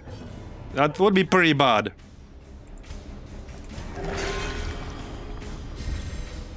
I know, right? I never said. My bad, I should have mentioned it before. Okay, 12. Yeah, I might hit 100 if I get unlucky. Nice riposte. Okay, she does have an attack that can add like a fair bit of stress. The death one. Hopefully I won't get hit by that on the highwayman. Yeah, that's kind of nasty. I'll remove the bleed. Nice crit. Give me that stress reduction. Not on him. Yep, that's the one. We'll hit 100 here. That's unlucky. Okay. Yeah, that's unlucky. Yeah, abusive is pretty bad. And hatred. That's actually kind of unlucky. Humanity. And this is literally the first room. That's pretty bad. Alright. Well, now she's dead. Now it's one turn too late. Yeah, that's really unlucky. Abusive is pretty bad, especially in a dungeon that can really screw you over with stress. Press on. There is much to do. The dark and the cold are upon us. Keep each other safe by the fire. But this is all the reason why I didn't really want to do rank 3 dungeons yet. I need a few more trinkets and stuff. Anyway, I really need to take a break now. So it's going to be probably around 15 minutes as usual. I'll put up a timer. And I'll be back in around 15 minutes. So see you then. Alright, I'm back.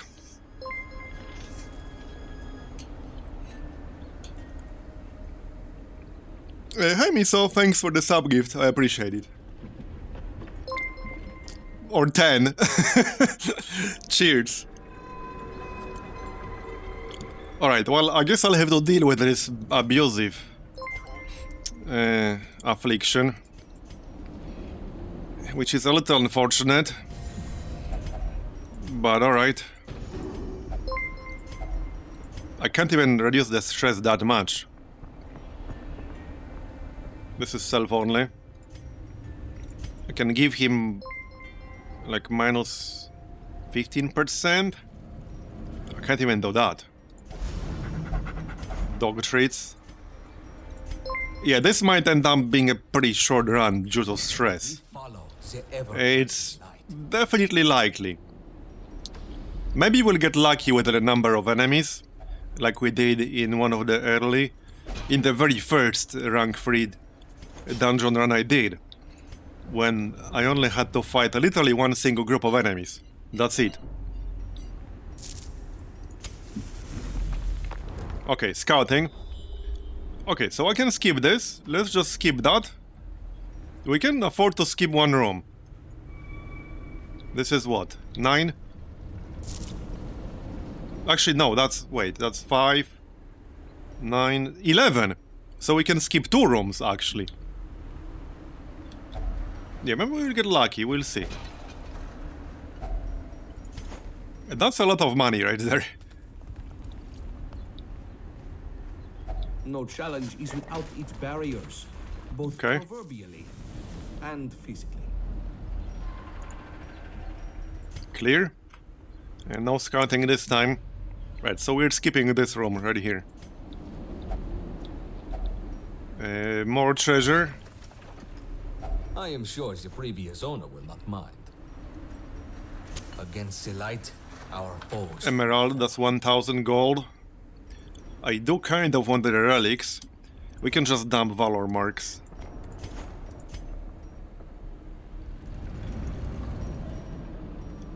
Yeah, I should start a new gold stack. Kind of hoping I can get a use for this skeleton key still. I guess 100 gold is not such a big deal. Here's a group. Okay, fortunately this group won't be too much extra stress.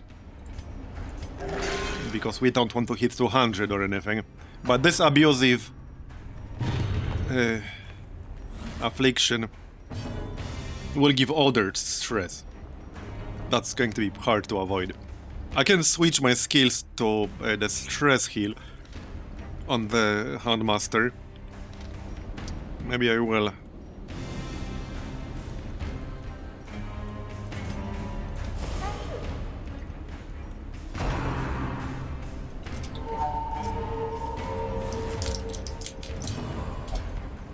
Yeah, look at some of these resists though. 85% debuff mark resist.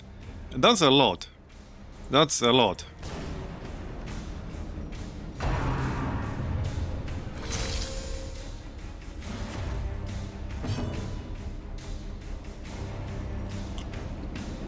With that said,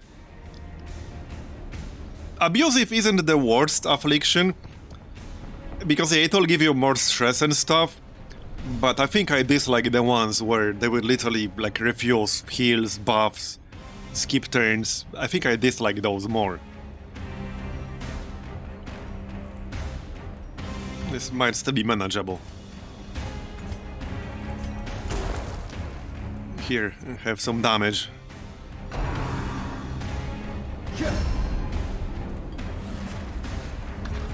Okay. Yeah, this guy has a Rallying Horn, which does give you some stress to your entire group. And now he's guarded. I can break the guard though.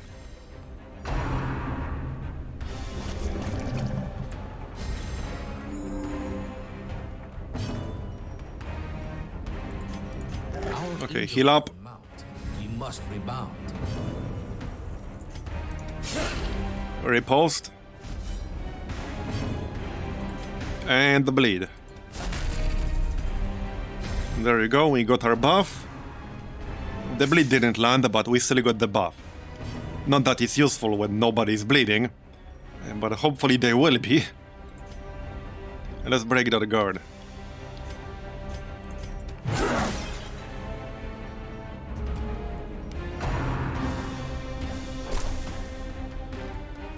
Yeah, and I can't camp anymore, so let's just use dog treats. Of course I had to mess with them. Of course. Of course. Yeah, see what I mean? Like, this is just a normal trash group. But my stuff just isn't landing because the resists are too high. Even against, like, the lowest resist they got, which is bleed, I just can't land it reliably. That's the problem. So, I wanted to do level 1 dungeons more. But now, my roster is full and soon I will run out of characters to do level 1 dungeons with. It's a bit of an issue. Okay, that will kill the healer. And losing that healing trinket sucked big time. That was effectively plus 60% healing on the person using it if that person is below 50% health. That was huge. That had so many use cases too. And I don't know if or when I'll be able to get it back. I lost it on a boss fight, which had some bullshit mechanics, to be honest. It was like the hug, but worse. Much worse. Maybe I'll get a chance to buy it from the Trinket vendor, you know, the gold vendor. If I get lucky. It's only a rare, but it's still a rare I need to get back. Okay, that's enough. No, that's not enough. And yeah, of course, I missed. See, this is what I'm talking about. Like, you can never have a guarantee that you will hit. This life cannot. If you get unlucky, you're still going to miss like this. Which is a bit of a problem.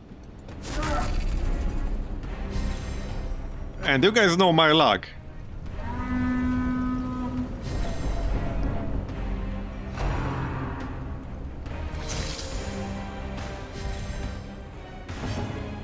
Yeah, what luck? Exactly. Hey, sometimes I am lucky. Sometimes it actually happens. Okay, yeah, he will hit him. This is like an anti-streamer luck. Yeah, pretty much, that's what it is. Okay, so 55%. I have 140... See, so I have 140% bleed base. He has 55 resist.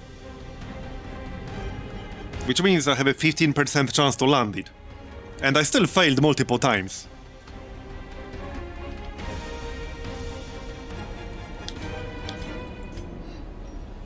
Let's heal ourselves. Yes.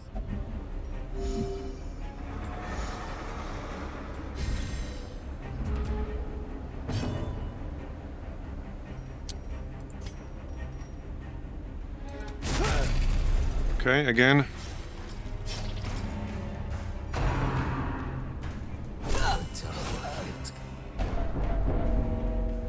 Yeah, I just think their resist and their damage are a little bit too high. It really feels like it's balanced more for rank 4 groups and or groups with better gear, but you need to build up that gear like as you go through the dungeons. And then you can lose it, obviously. So like it needs to be possible to do a level 3 dungeon on a completely fresh rank 3 group. I mean, it can have weapons and armor upgraded, that's fine.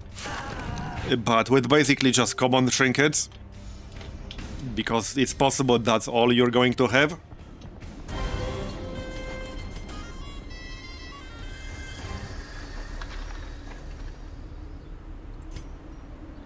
Yeah, I would camp one more time if I could.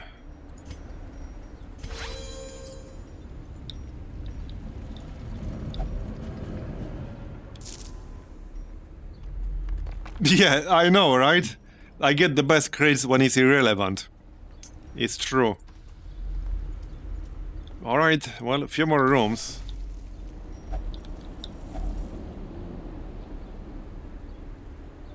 I don't think I want to use this. Wait, does the bandage do anything here? No. Yeah, I can't remove that blight, unfortunately. I can heal myself to prevent getting killed.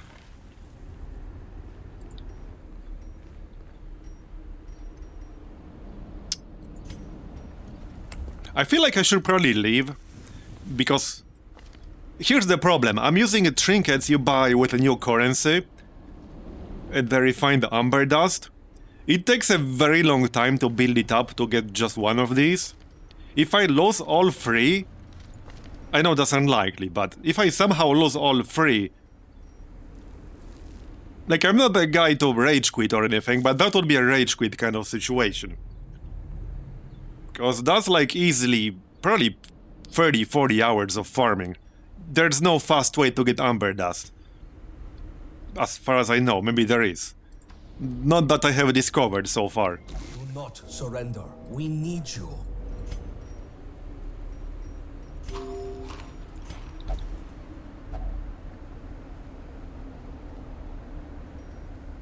Oh yeah, bandage. Yeah, so here's amber. Then you can convert this to refined amber dust. That's free. I think conversion is not 1-to-1, it's a bit more than that. I'd have to check what the exact conversion ratio is. Yeah, okay, no. This might be a bit much. I think this is a bit much. Yeah, so these guys can do a crap ton of damage. And check out their stun resist. 105% stun resist. So you can't even stun one of them while you deal with the other. These guys are gonna murder me here.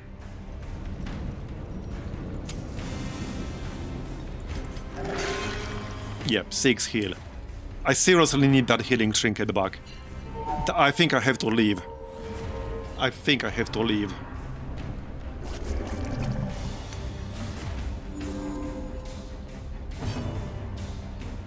And this is pretty much the best group I can build right now. Using like the best possible gear I have, using amber trinkets that take a long time to farm. This is the best possible group setup I got. And they still can't handle a rank 3 dungeon.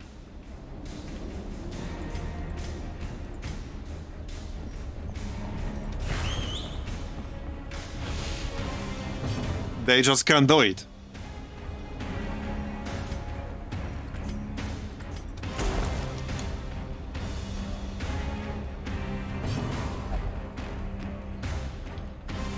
Wounds and fatigue are mounting.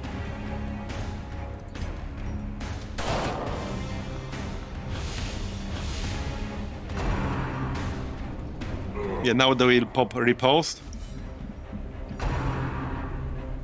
And self-buff.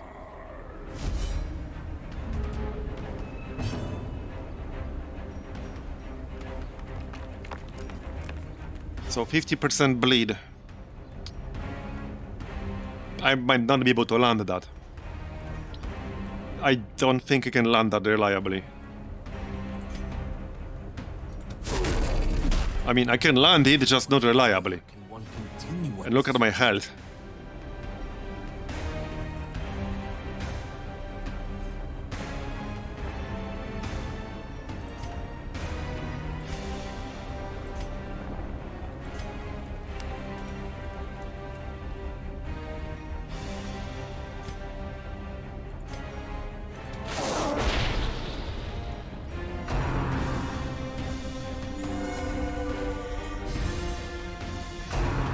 And the problem is that they will get buffed and healed.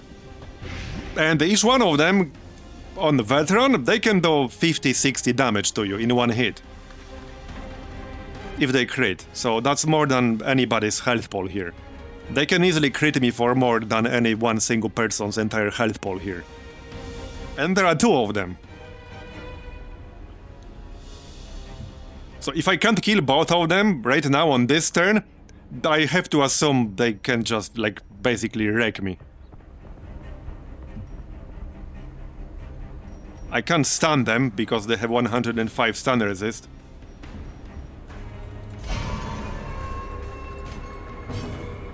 Knowing your limit. Yeah, no, I have to leave. There's no way I can finish this dungeon. Unless I go around. But I can't camp anymore and I'm not in a good shape. When we can withstand no more punishment, standing in defiance is pointless.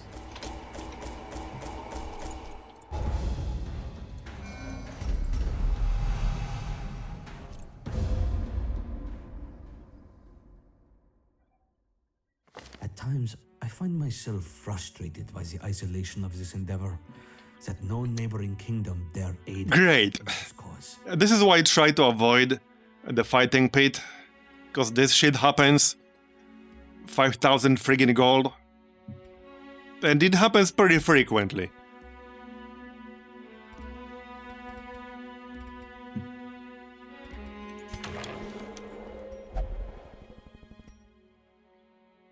Man, I don't know if this mod reduces the chance to get experienced recruits, but it seems to be ridiculously low.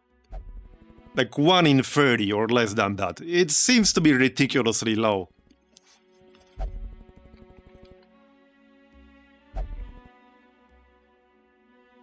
I don't think that's just bad luck when I've seen the fair reroll with this upgrade at least 20 times by now.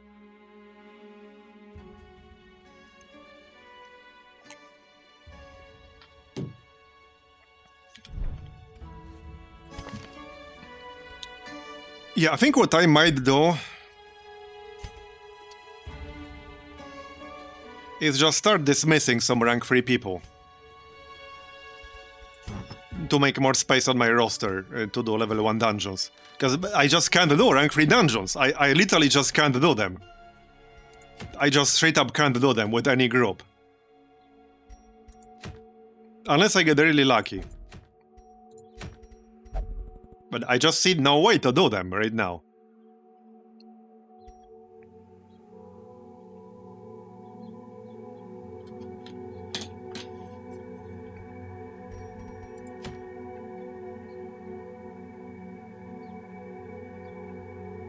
Thanks for coming, Miso. Have a good one. Yeah, I think we need to do more level 1 runs. I need to get that Trinket back. Okay, let's see if it's in the rewards anywhere. Let's check the Trinket vendor. I need that Trinket back. He can have blue trinkets. I would pay 15,000 for that. If I see it here, I will buy it instantly for 15,000.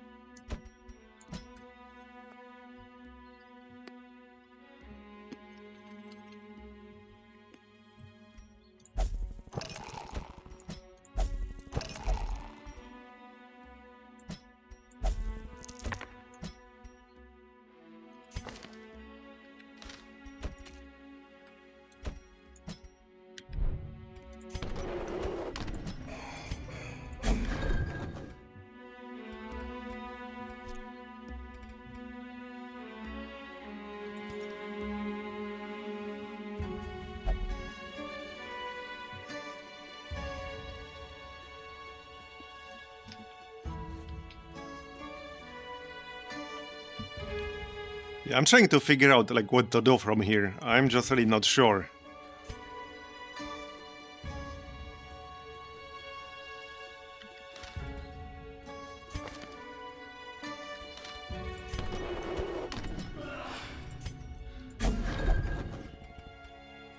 Because I can do level 1 dungeons pretty easily. Unless I get like really screwed by RNG. But then I can do level 3 ones.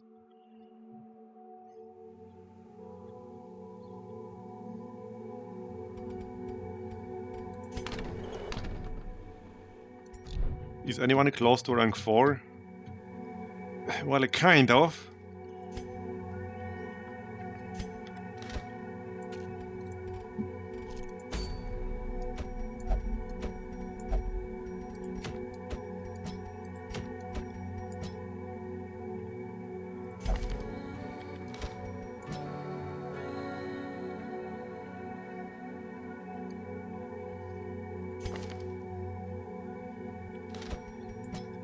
I guess we could try something like this.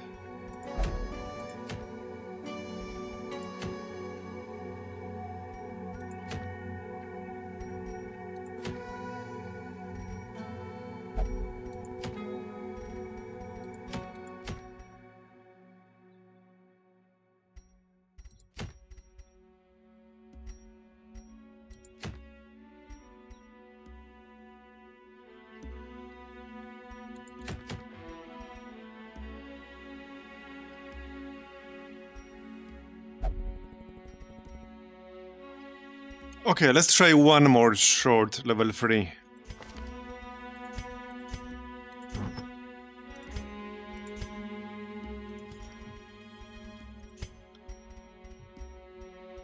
Man, I lost so much good gear. At least I have my resurrection collar. But I have nothing that would help my healing. Wait, did this actually work? I didn't pay enough attention if it worked. Okay, I actually didn't pay enough attention if it worked, and that run was kind of the whole point to test it.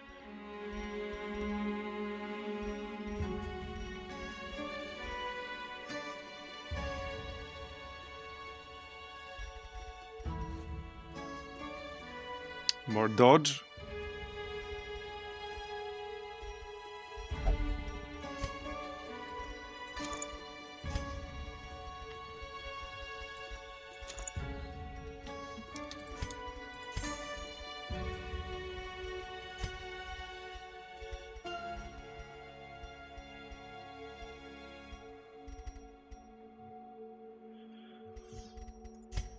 Okay, what about Blight?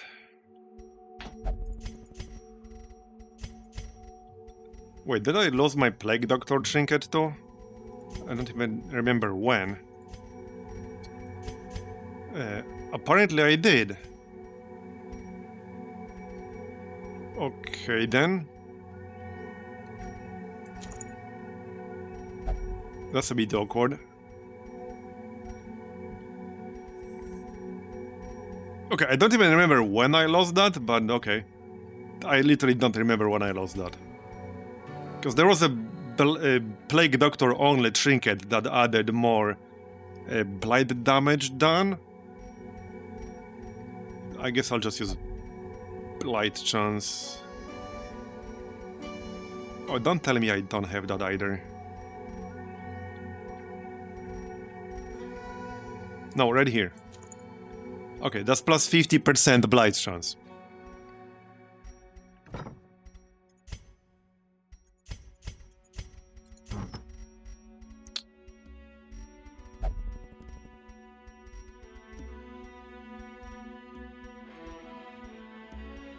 Yeah, none of these are that useful.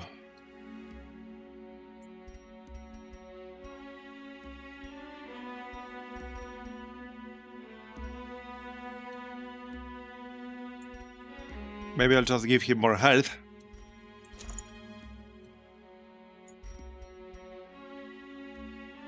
Or self-dodge buff.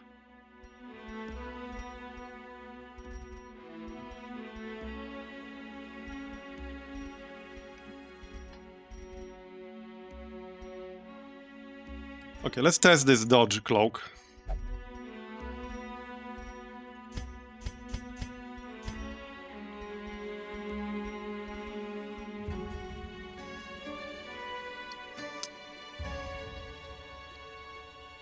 Maybe I'll test this hammer. Okay, if we're doing Catacombs, I should definitely grab the hammer to be able to break guard. So there we go, we'll get the hammer. That has to be actual melee skills, so dual convocation basically. The others do not count as melee. Right, Flen is religious, so we'll keep Glassworks for the healing received buff.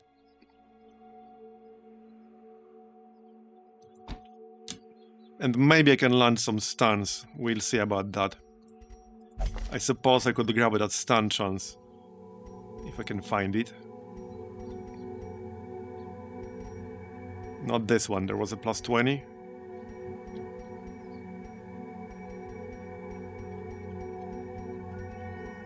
And no, it was not. Here. I doubt that this one will be. I'm just not strong enough for level 3 dungeons yet. That's the problem. Because you're not really meant to do them with, like, a fresh level 3 group. At least as far as I can tell. Like, this is one of the strongest groups I can bring. The previous one was definitely one of the strongest groups I can bring. With 3 contraband trinkets, with good synergies. And it wasn't even close.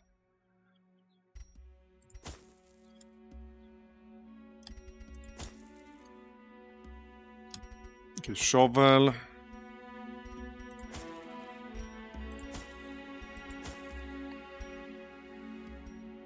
Alright, let's go with this.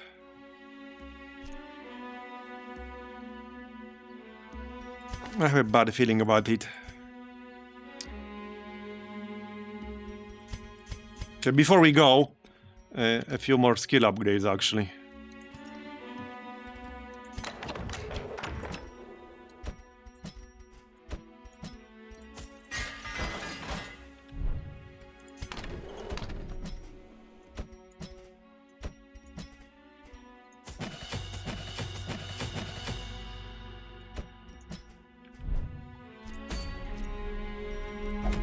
Okay, so short Catacombs, and we'll get the Hellion Trinket. Yep, right, lost my provision setup.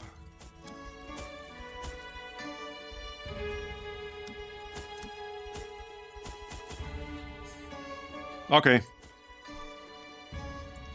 Alright, let's try.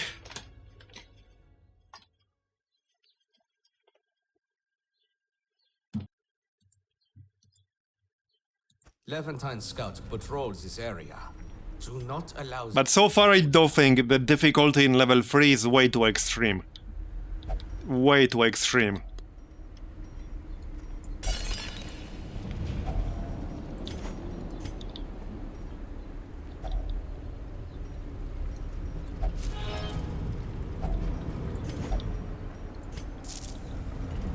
Like, this is a super short one.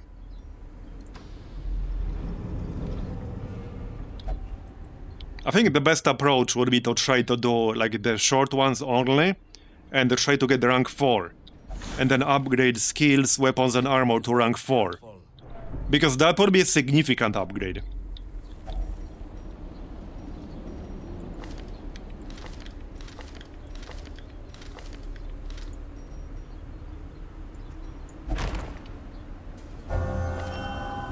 All right.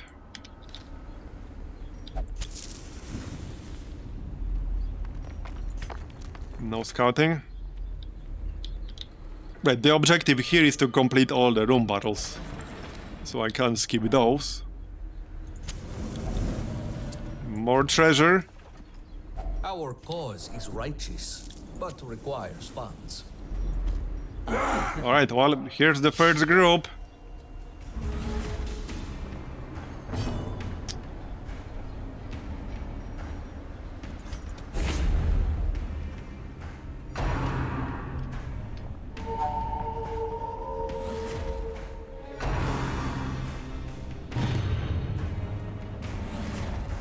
At least they don't have a guard. Then again, now I can actually break it with any melee skill. Right, so this guy has 15 dodge. Let's debuff that. Or not. Yep, that failed. See, this is the problem. If I even if I bring the proper tools for the job, like a dodge debuff, I still have to land it. And 55 is just about the lowest resist any level 3 enemies will have. Some have like 45 stun, but 50-55 is the lowest they have. So even if I bring the right debuff, to debuff his dodge and be able to hit with my other heroes more reliably, that just won't land reliably.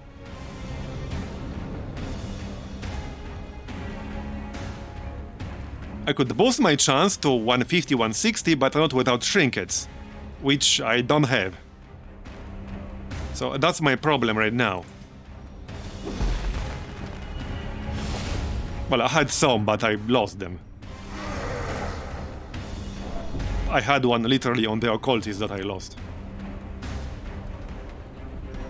Yeah, and this dude has like a big stress attack, which is why I want to kill him first. If you just leave him be, he can push you to 100 pretty quickly.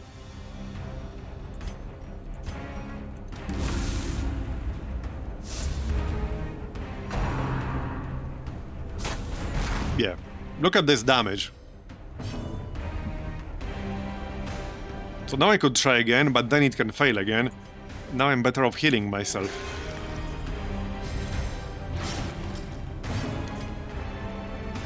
Okay, 85%.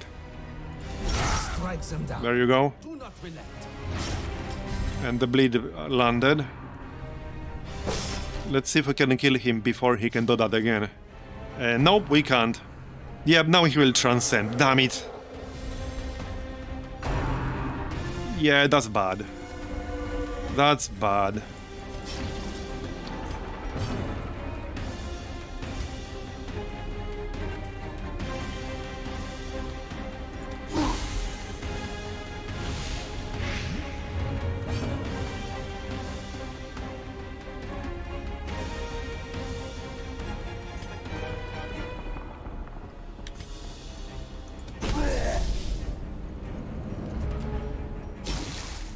Nope, didn't get it.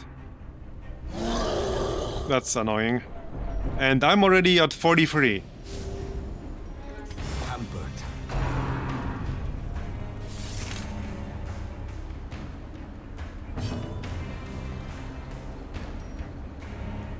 Now I might as well let him die, but he might get healed.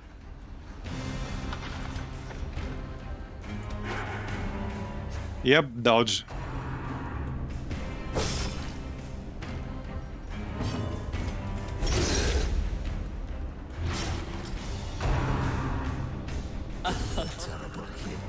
But see, I just don't see what I could have done better there to prevent that skill from triggering.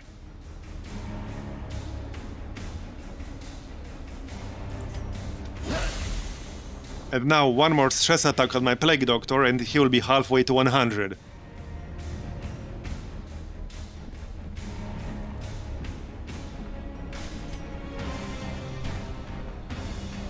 And against an enemy with like decent dodge, in a level 3 dungeon, my Judicator, for example, will only have 67% chance to hit. That's terrible.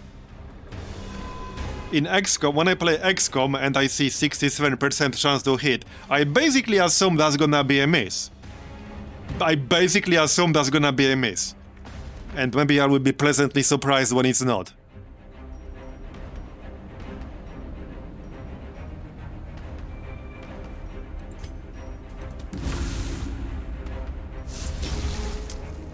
No, it was not successful.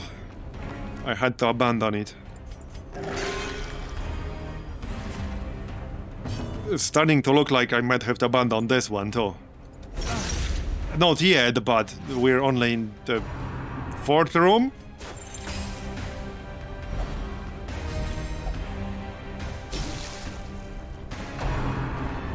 Yeah, no, this is bad. Back on your feet. See this shit? Like, I can't really counter that. Not with my current gear. I just can't. Not when I can't even land. I can't land stuns, I can't land debuffs, like, I just can't. And now I'm at 99 stress, so I basically have to abandon this run now.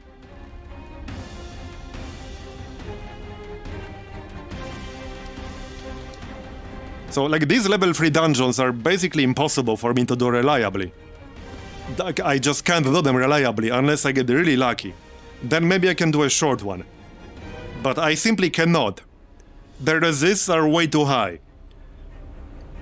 The resists basically invalidate like 80% of the skills in the game right now, other than direct heals and direct damage.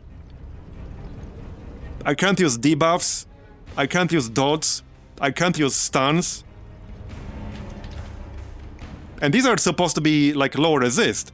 If you do a place like Caverns, they have way higher on level 3. Or Treasury. Blight resist in the Treasury. That's basically 100. Like, these level 3 dungeons, for me, like, they're just not possible to do reliably. I just can't do them. And this is a short one.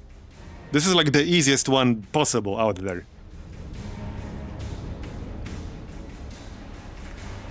And I'm not at that point yet, but once I run enough level 1 dungeons, I will have a full roster of level 3 characters, and at that point you have to start dismissing your level 3 characters to be able to hire level 1s. This was sort of a problem in Darkest Dungeon 1 to an extent, since your roster has limited space, but your level 3 characters will refuse to do level 1 dungeons. But if you are unable to do level 3 dungeons, and you can't have characters that will do level 1 dungeons, then you basically can't do anything. Yeah, like, you literally can't play. Like, you literally can't do anything. You can dismiss your high levels you invested money into.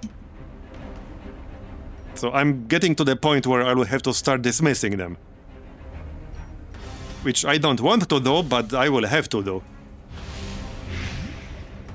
Again, not yet, but we're slowly getting to that point soon.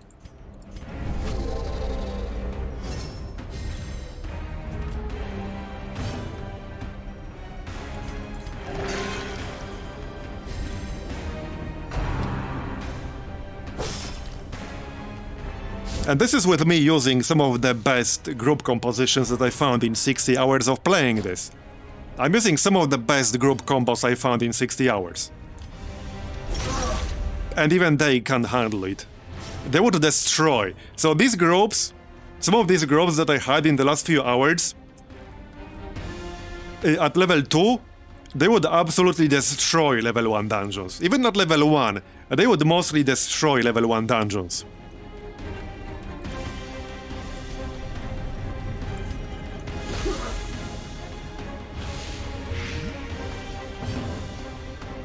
Yeah, I'm 60 hours in. I don't think you can just blame my RNG after 60 hours. I'm 60 friggin' hours in. Just under 60. That can't be just RNG. RNG can be in like 1 or 2 missions. That can be RNG. It's kind of like in XCOM, you know? You can have some really bad luck in XCOM, which I have. Plenty of times, like for anyone who watches my campaigns on YouTube. But I have 2,000 hours in XCOM. So in those 2,000 hours, I will hit lucky streaks because that's just how probability works.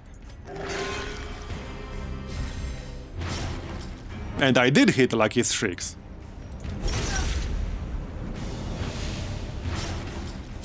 It's just, to me, it feels like level 3 dungeons here are overtuned.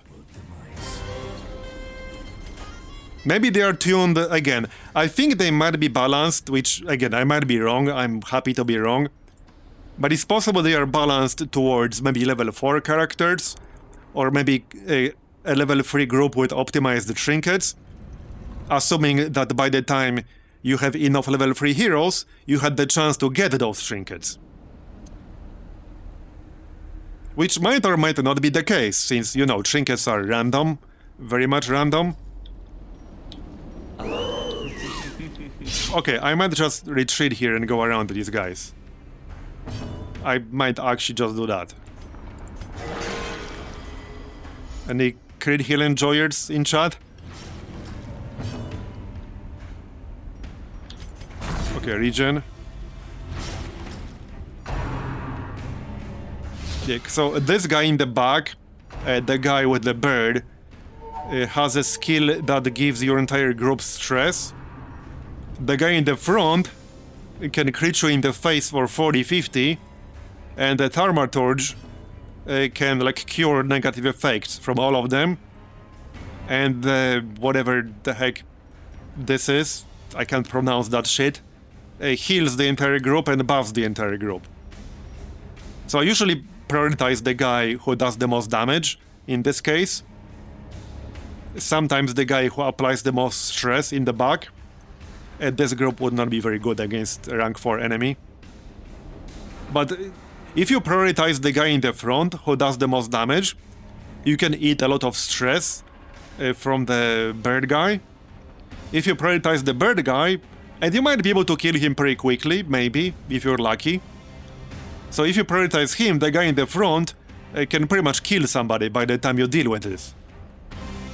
Because he can crit for 40 plus on normal, I mean on level 1. He can easily crit you for 40, 45 in a level 1 dungeon. Easily. Easily. So here it's probably more like 40, 60. Or 50, 60 rather.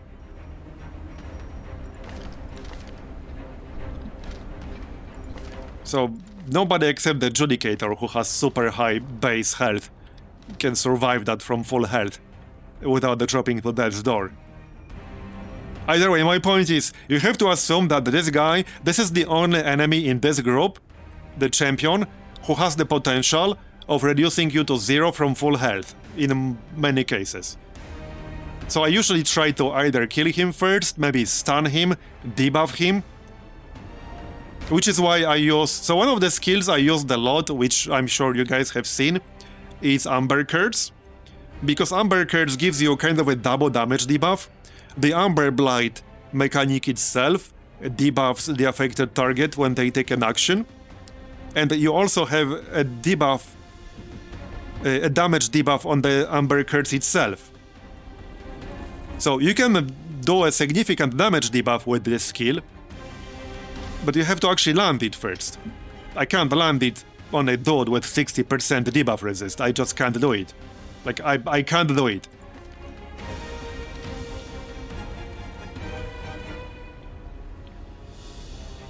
Because what you're meant to have trinkets, like, for example, trinkets like this one. So this is what you're meant to have, I think, for level 3 dungeons. If you have a guy whose role is to apply blights, like my Plague Doctor here, you're meant to have a trinket that gives you plus 30% blight skill chance. You know, to overcome the resist of mobs in level 3 dungeons. These are uncommon trinkets which you can farm in level 1 dungeons. So this is what you're meant to have, but I don't have that for debuff.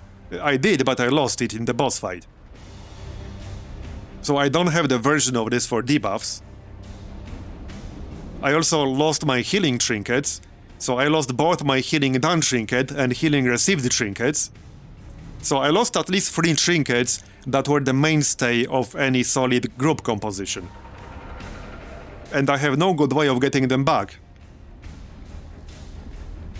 I have to rely on getting lucky with the trinket merchant back in town, or rely on getting lucky to just get them as loot somewhere.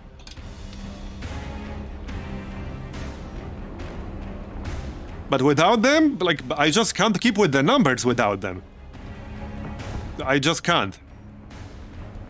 Yeah, so here, see, here I have a debuff. So this debuff has 130% base, right? Blinding Gas. It has -8 accuracy, -11 dodge. -8 accuracy is quite significant. It doesn't mean they will miss you, but on average they will miss you more often than they would without it. -8 is quite a lot. But one point is using this when like I have a pretty significant chance I'll just miss this. Look at their debuff resist. Like this is a skill used against the back row. These are enemies that start in the back row. These are typical back row enemies. Like the simplest trash enemy in a level 3 dungeon. This guy has 105 debuff resist. This guy has 85. So, I mean, the chance of landing this, 25% chance of landing this right now on the Pursuer. And this is a fully upgraded rank 3 skill. It's fully upgraded. I paid the gold, I upgraded it to max. Max currently available at level 3. So how am I supposed to land this to make them less likely to hit me, for example? Because this guy has to actually hit you to apply his group stress debuff. Even if I try to stun him, he still has 75% stun resist. I have 120 base on blinding gas. So this is only 45% chance to land the stun. Which is higher than 20-30, but 45% in XCOM terms, for me, that's just an auto miss. I just assume that's gonna miss. And I celebrate if it doesn't. I mean, you guys know, you played XCOM, many of you. So what do I even do here? What would you guys do here on the first turn? Because I don't know what I would do. This is turn 1, so you get halved accuracy, except on skills that ignore it. Like, the only decent move I see here is to try to land this accuracy dodge debuff. Which is, what? Again, 25% chance to land it on the Pursuer. I'm almost better off just using Plague Grenade. Maybe. Maybe on these guys in the front. Okay, so this guy is in the front. I'm actually better off using Plague Grenade. See why? Because this guy, he has 50% Blight resist, but I do have plus 30% Blight skill chance and 120 base. So I have 150% base with a Noxious Blast. So if I actually hit him, I'm guaranteed to land the Blight.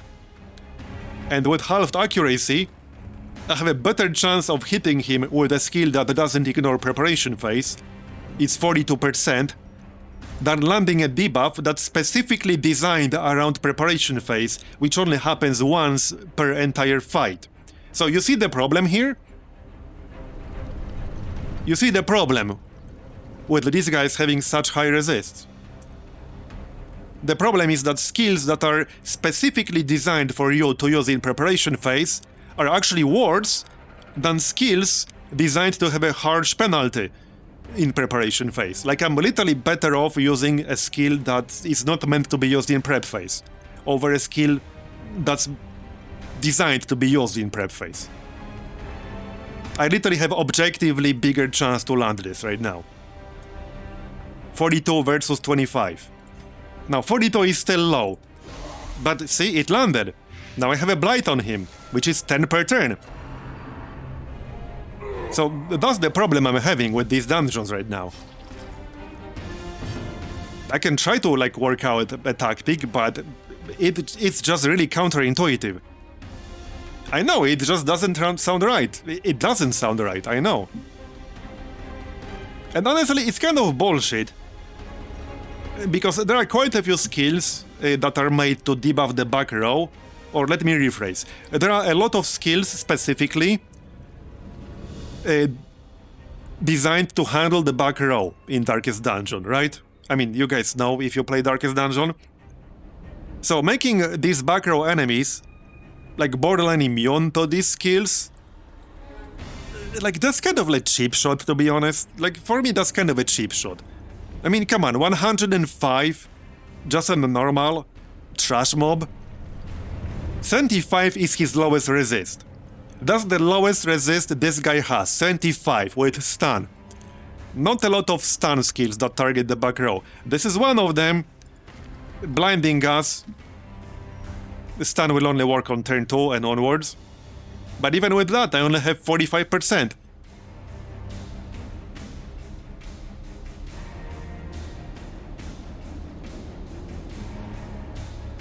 Well, no, preparation phase in itself is a very good idea. It's just that it's only problematic right now because these guys have insanely high resists. Preparation phase in itself is, in my opinion, one of the best changes in this mod.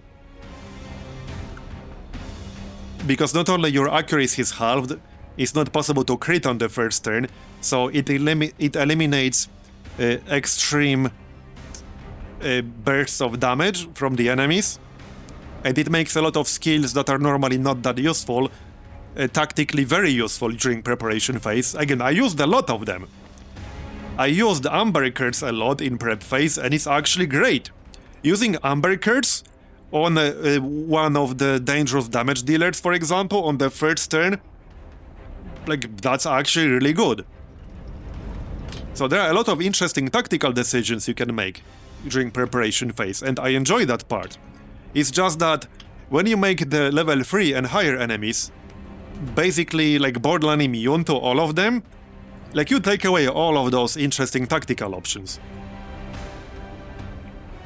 And like, again, I know you're meant to have trinkets that overcome that, like this Blight Resist trinket, or Blight Chance, plus 30%, you're meant to have those.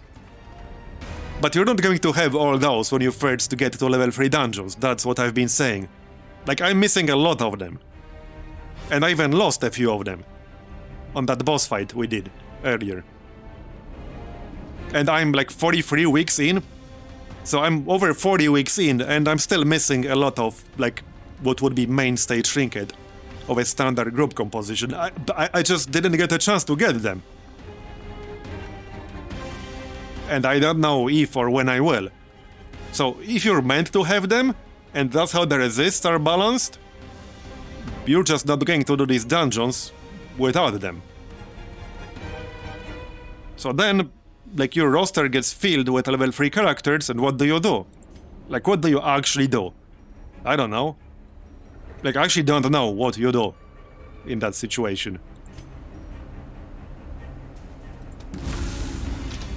You dismiss your level 3s and do level 1 dungeons more.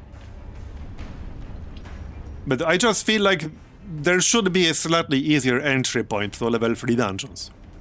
The difficulty spike is way too extreme, and it expects you to have way too optimized group, which you objectively will not have initially. Like, you will just not have it.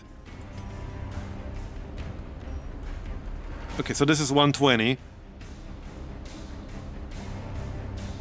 I have 60% chance to land this. Okay, we landed it. So here's what I'm... Okay, 23. Okay. And we hit 100 now. The grasp on sanity slips away. So I will have to abandon this run, I think, even though we're kind of close. Yeah, now he will get healed for 25. So, like, what do you prioritize in this situation? Which enemy would you prioritize? Like, this guy can heal, she can group heal and group buff, he can wreck your face, and this guy will make you hit 100 stress. So what do you prioritize? And you can't crowd control any of them, you can't debuff them, so what do you do?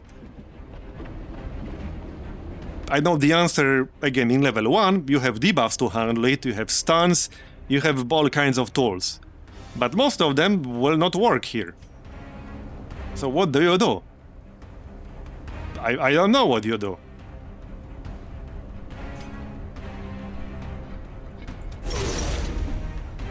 And I'm saying this as someone who has really enjoyed this mod for the past 60 hours, because I still really like it.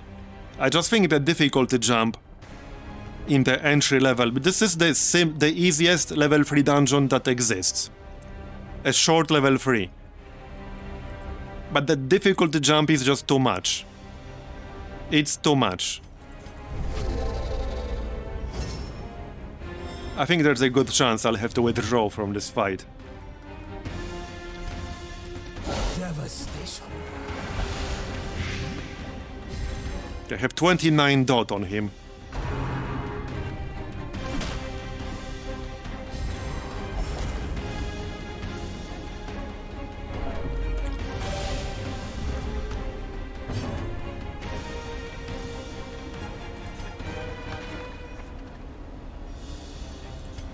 Yeah, so now the problem is that if I don't finish him off, he might get healed again.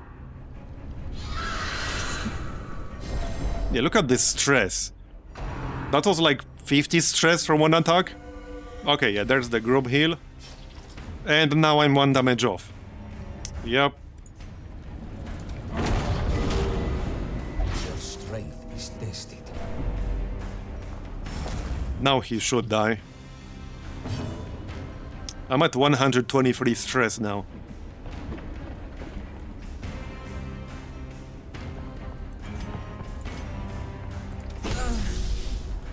Yeah, that was 75% chance to hit her, only.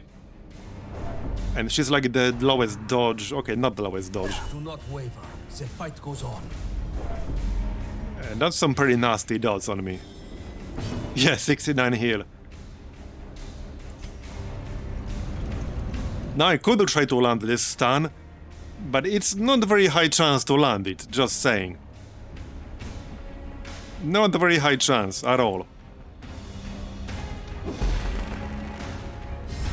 There, we landed 1. That's helpful, but the debuff failed on this guy. The debuff was only 25% chance to land. So it wasn't particularly likely to happen. Yeah, this attack has 67% chance to hit. And I do not have accuracy debuffed or anything. So this is a max rank skill for level 3 character. It's fully upgraded. It's fully upgraded. Sacrificial Stab. And I have a 67% chance to hit with it on an average veteran dungeon enemy. And it doesn't even do that much damage when you do hit. Okay, this will add even more stress. Now I have 167. Now I'll have to leave, or there's a good chance she will get a heart attack. Stand tall. Very good chance. And now even more, 171. I don't know if I can even kill this group safely. And we went mostly what, from 0? What was she at the start of this fight? I don't remember. She was close to 0, right? I would have to check. I would actually have to check. Yeah, I mean, that's what I'm talking about. This is just one trash fight. This is not even a room fight. This is a corridor fight. So that's what I'm talking about. Like, it's just too much. No, the dancer can do it from anywhere, if I remember right. I can't check anymore because she's dead. I'm pretty sure she can do it from anywhere. No, I killed her.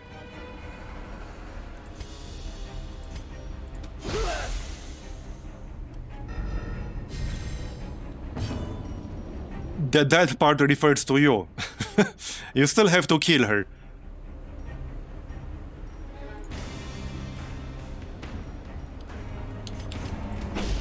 Yeah, and dodge.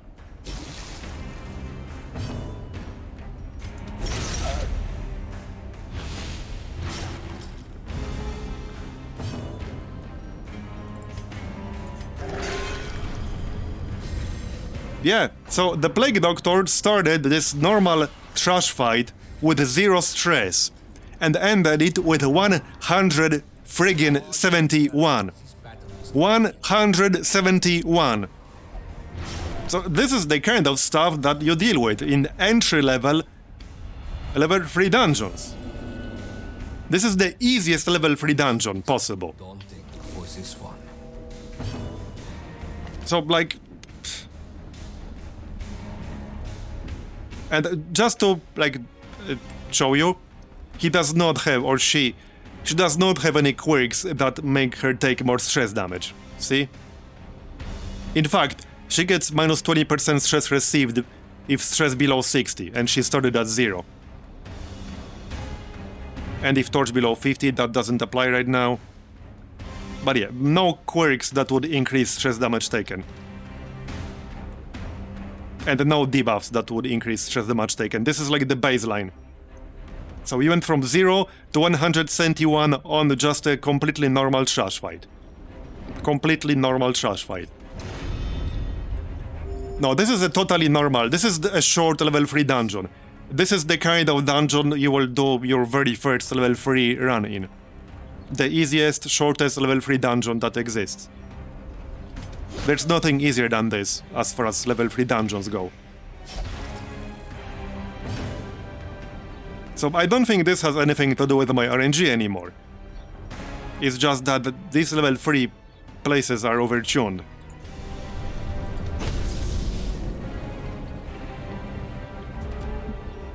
And, you know, stress is not a matter of RNG.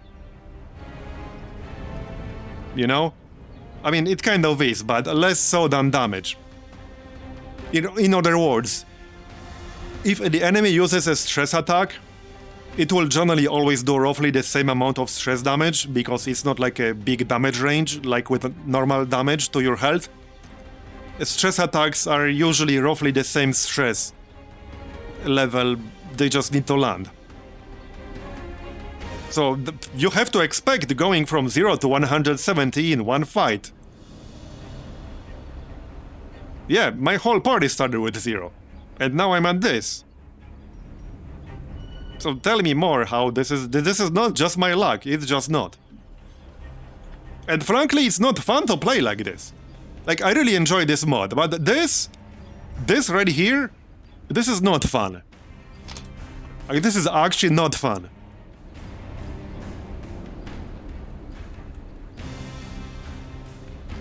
And it's not a matter of planning better. Because, you know, normally the way you deal with this is, like I said, you debuff the enemies, you stun them, like you pull them, you knock them back, like you do things, right? Like you do things. You have all kinds of tools the game gives you to deal with it. But look at this guy's resists. This is the guy with the group stress attack. The one in the front was with the single target attack. Yeah, so I just personally really disagree with that. It's not fun. The most fun part of this mod right now is just in level 1 dungeons. Stress heals are tiny. You do like 4, 5, maybe 7. That's the stress heals. You can't overcome 170 in 5 turns. Because we went from 0, this is how much total stress? 182... I don't want to do math like live. It's like 250, right? It's like 300-ish. If I add all of this up. You can't stress heal 300 stress. No, you can't. You're not gonna do that. The Houndmaster at rank 3 is, I think, 4 stress on your group. The Crusader has a skill that reduces your stress by 7 on religious party members. So even if every single party member is religious, you can reduce that by 21 in one turn, because that doesn't work on Crusader himself. So, like, yeah, even if I crit every time, it still wouldn't be enough. And like with these resists, I do not have a single tool to deal with this guy. I just don't have a single tool to deal with him reliably. Again, not without trinkets that would enable these tools. So that's my issue with level 3 dungeons right now. And another issue is that if you lose somebody and then you have to retreat, you potentially lose like 30 hours of your gameplay. Because that's how long it might take you to actually find like the right trinkets that you need.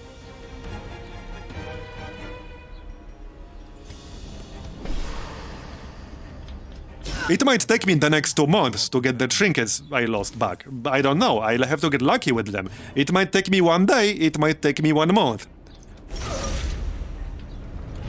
That's 1 month of playing 6 hours a day every single day.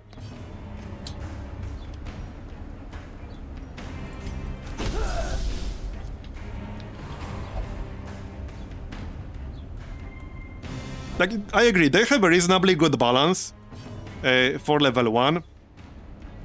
Doesn't mean it works well in the base game.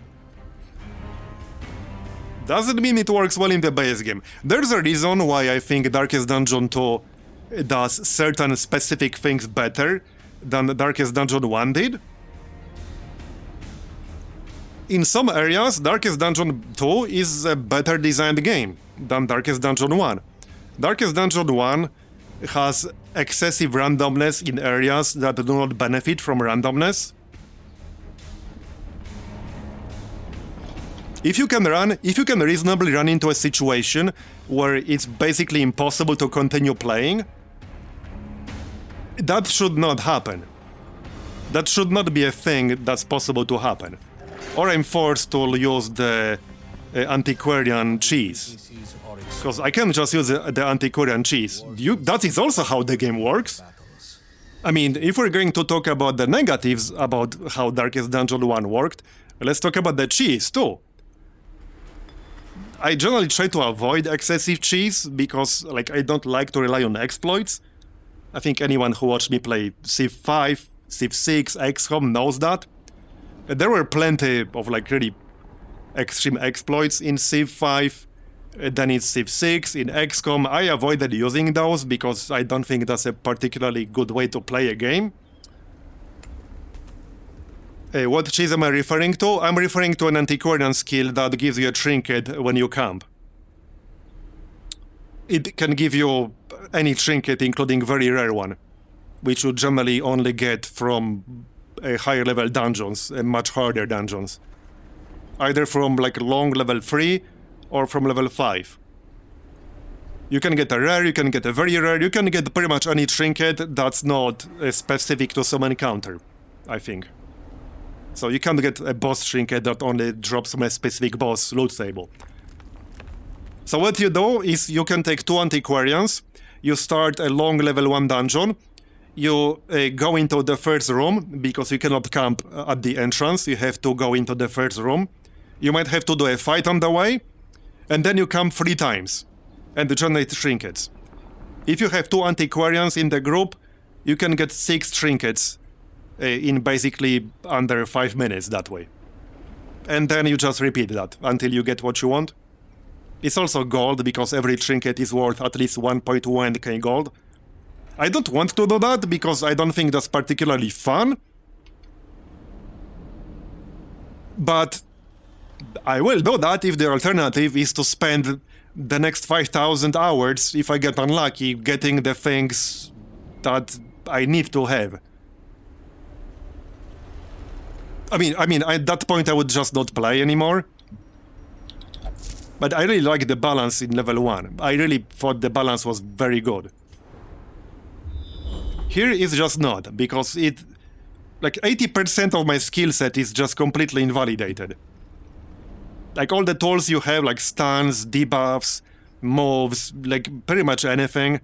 Anything except heals and direct damage, you might as well just not use them. Because you will have 20% chance to land them, or 30%. I would not rely on 20-30% when you know your entire party will be dead if you're not done by turn 5. That fight we just did was 6 turns long, right? It was 6 turns long. And I took over 400 stress damage.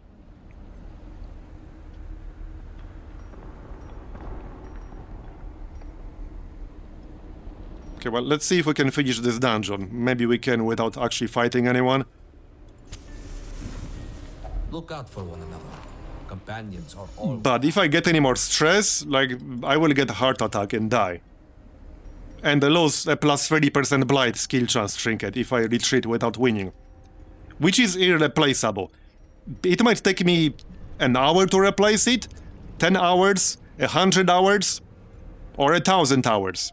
Or 10,000 hours, or maybe I will never get it again. I have no way to know.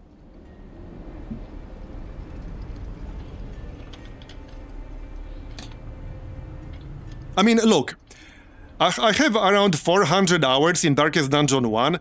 There are trinkets listed on the wiki that I have never seen in-game. Not even once. Ever. I'm not even sure if they are not like a prank somebody did on the wiki.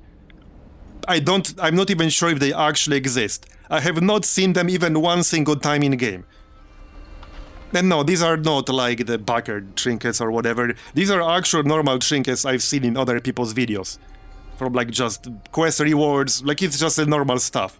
And I have never seen some of them in over 400 hours of Darkest Dungeon 1, ever.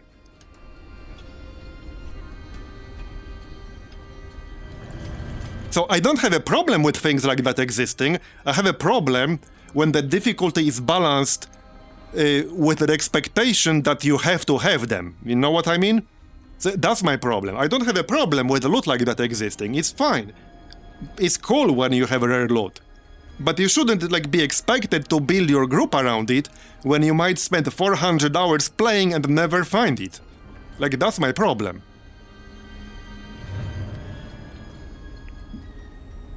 So that's my problem.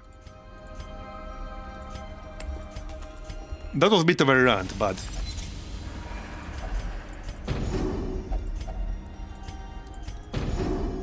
And I mean, if I'm having this much trouble with this, I think it's safe to say most people will have way more.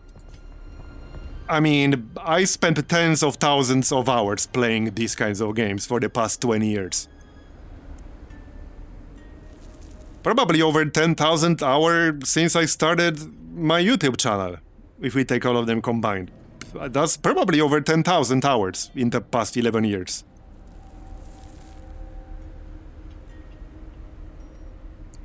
Yeah, I agree, jetpacks. It's possible there's like just one or two really OP group compositions that would wreck these places. But that kills one of the most fun parts of Darkest Dungeon,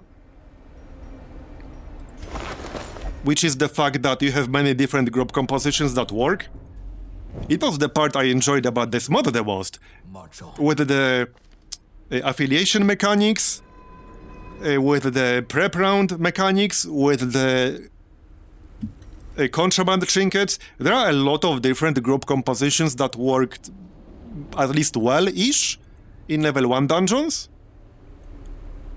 But so far I feel like there's probably like this very specific group that will completely, maybe not completely destroy level 3 dungeons, but like one specific group setup that like maybe half year from now everybody will end up playing at the start of level 3. Because once meta is established, in a lot of games, once meta is established, like few months in, everyone basically plays the exact same way. And I know this is a tough challenge to overcome, but like this is a thing that happens with a lot of games. There's just one setup and everybody plays that one single setup.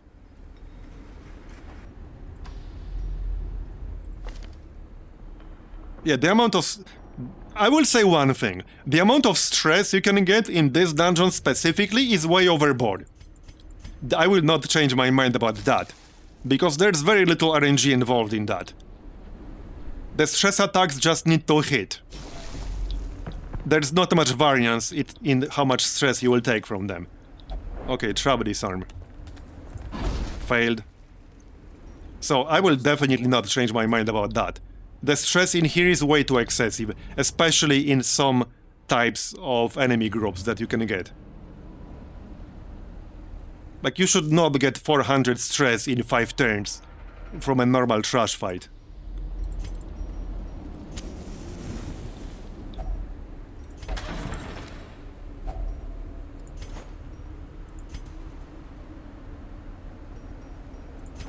Yeah, it is released on Steam now. As of yesterday. And again, I really like this mod as a whole, so don't take this criticism as me saying, oh, like, you shouldn't play this, blah, blah, blah. I have a video up on YouTube, you can check out. But so far, I strongly disagree with the balance of level 3 dungeons. Very, very strongly. I already thought the stress in the Catacombs specifically was excessive if you don't deal with it. But it was fine-ish because you had the tools to deal with it. Now I don't. Like, I don't have the tools to deal with it because the resists are too high. So I don't have the tools to deal with it. Okay, we can remove slow reflexes or winded.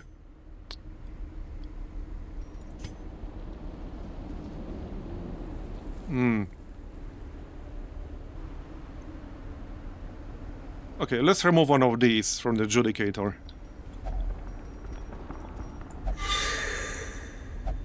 There, okay. Well, I'm 35 stress short of being dead.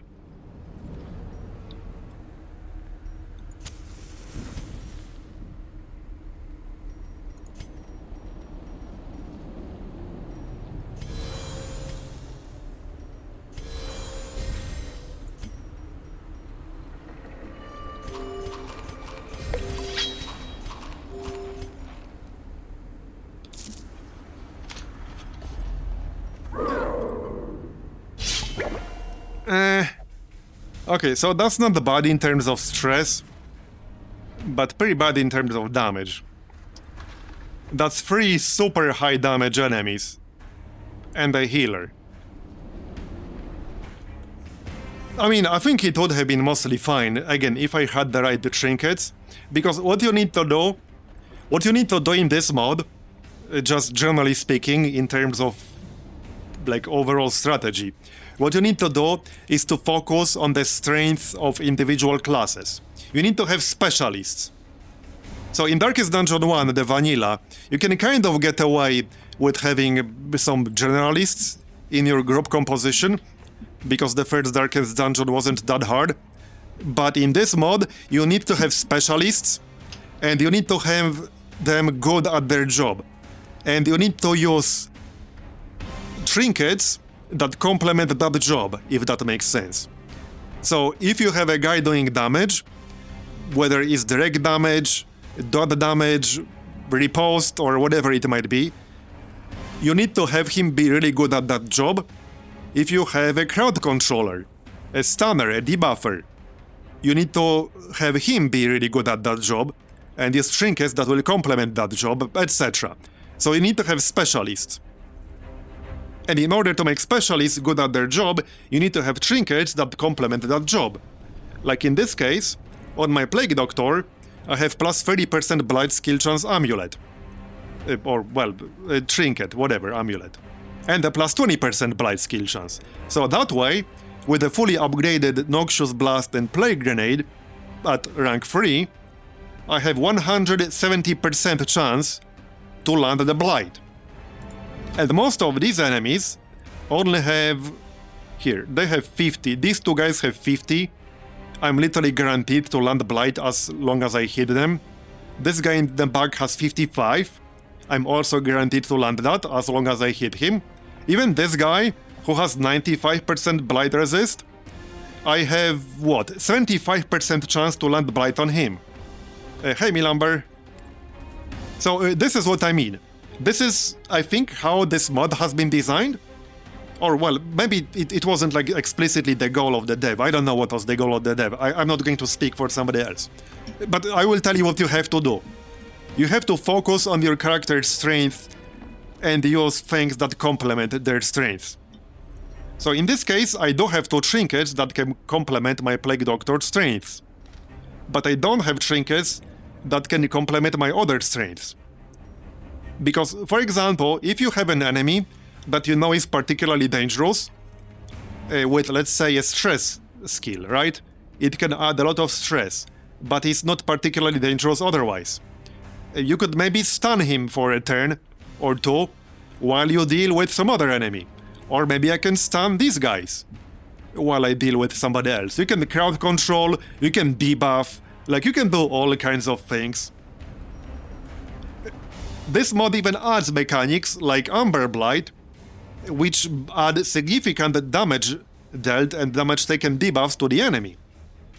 So I used Amber Cards extensively in level 1 dungeons, because you basically get a double damage debuff on whoever you target. The skill itself has minus 15% damage, and then Amber Blight has an effect which debuffs the affected target's damage dealt when they perform an attack against you. So you can get a double damage debuff on them, which decreases their damage significantly, and is very useful on enemies like this. Except even with just 40% debuff resist, I can't land this reliably on them. Because I don't have trinkets that increase my debuff chance. So, like, that's the problem. I have the tools, I just can't get enough chance to use them. Same with stun. Like, there are caverns. This is an entire zone which is built around the idea that stun is powerful in that zone, the caverns. The enemies have generally higher resists, especially to blight. Also to bleed, but bleed is more manageable. But they have a specifically low stun resist. But in level 3, that's kind of not true anymore unless you have trinkets, like a plus 30% stun chance trinket. which then works, but if you don't have that, you will not land stuns for shit on them in level 3. You just won't. You're not gonna do that. So that's my problem here.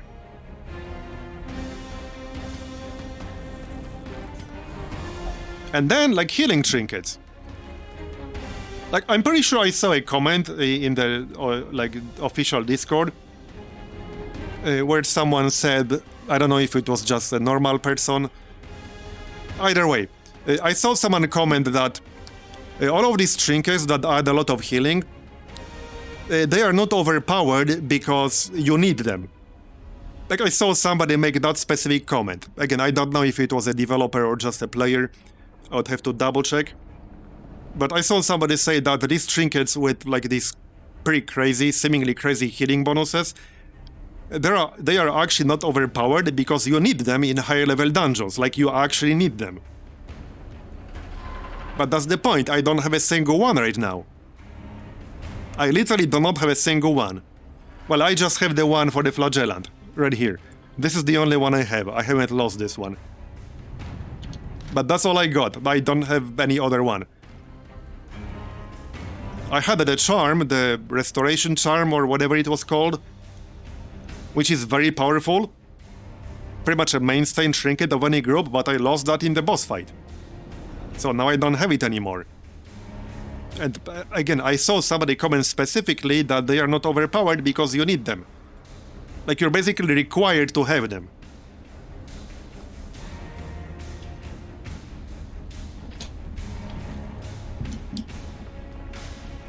Like, you're pretty much meant to not even attempt these higher level dungeons if you don't have them.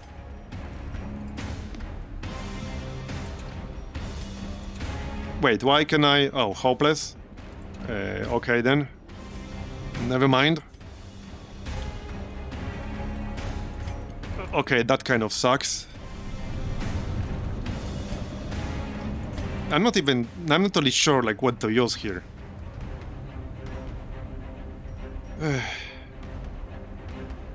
I'm not really sure what to use here. Normally I would use Amber Curse, but it's only 120 base. Like, I'm not gonna land that, unless I get really lucky.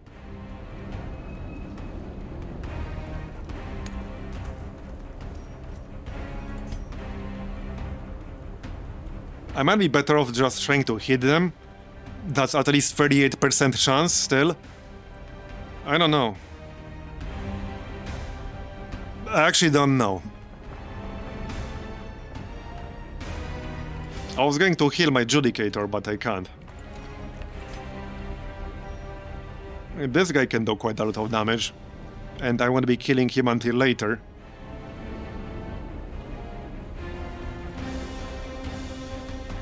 I can debuff dodge. Yeah, these two champions in the front do have dodge. Okay, let's try to debuff their dodge. There. Okay, so that's up for 3 turns.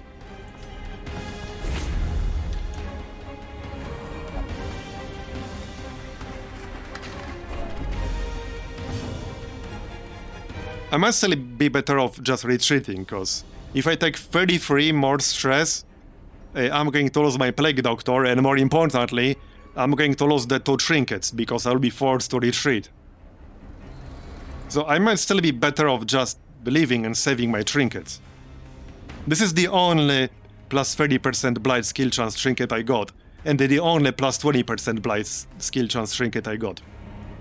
If I lose these 2 trinkets, I now cannot run Blight groups, basically.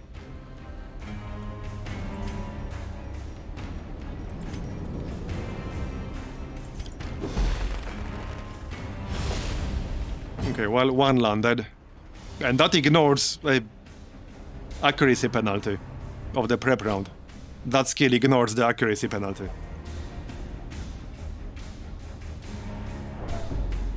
Well, somebody mentioned earlier that it now kills you instantly in this. That's why I've been, like, so paranoid to avoid it. Because somebody said that it now kills you instantly in this mod.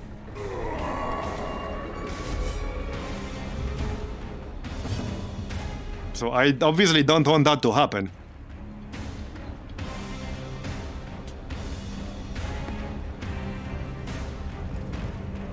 Yeah, okay. It killed you instantly yesterday? Yeah, so it kills you instantly now. So the moment I hit 200, she's dead. That's it. She's dead instantly. One crit would probably do it. Good. Knowing when you're in over your head is a rare... Yeah, and retreating is 22. So I'm 11 stress away from, like, instantly dying here. And this was all from one single fight. This was from one single fight. I was at 0, and I went to 170 in 5 turns on one trash fight. Like, this dungeon has way too much stress. Way too much stress.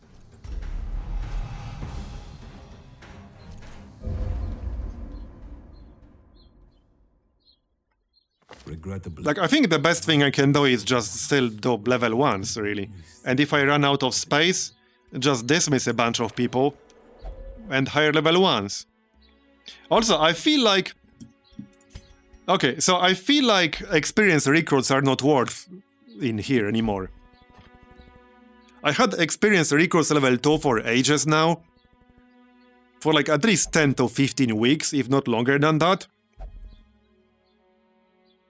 And I very rarely see any level 2s in here. Very rarely.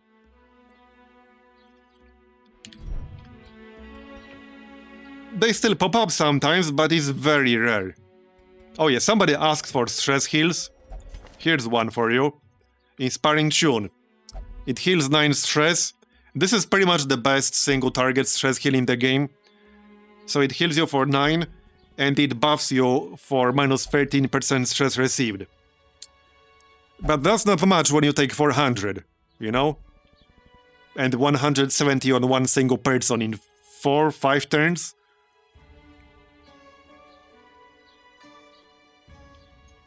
So that's not much. There are some enemies in rank 3 dungeons that can give you 60-70 stress in one attack.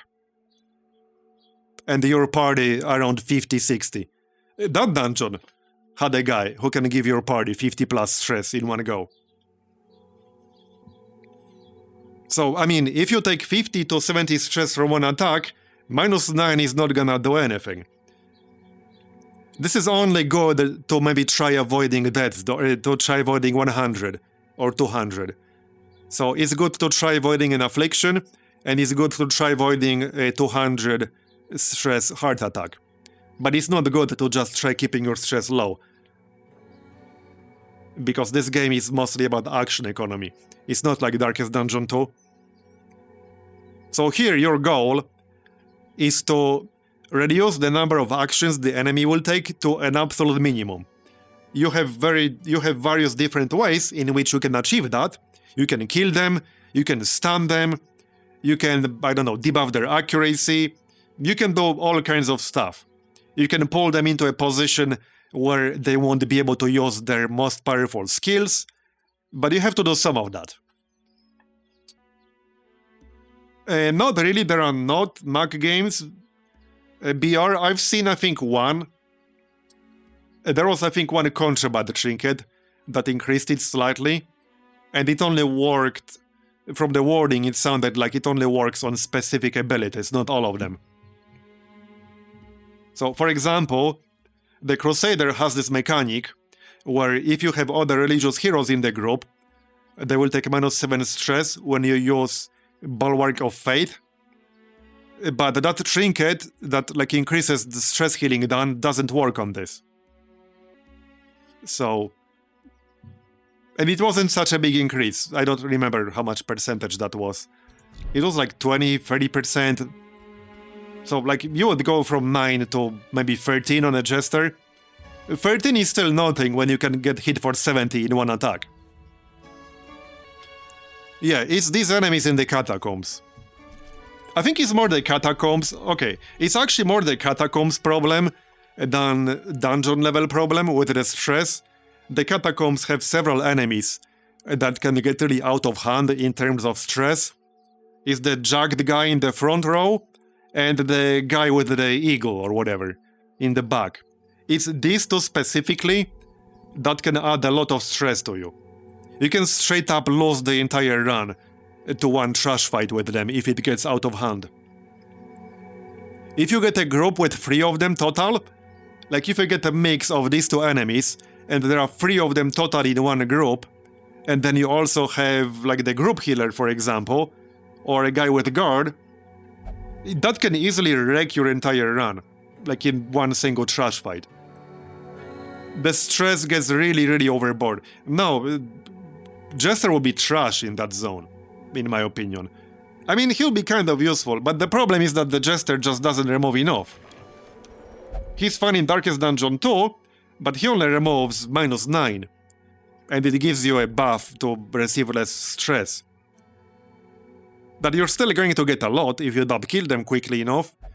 And just if you have a Jester, you're giving up a good damage dealer. Or you're using the Finale combo, which is good damage, but then you're not hitting stress.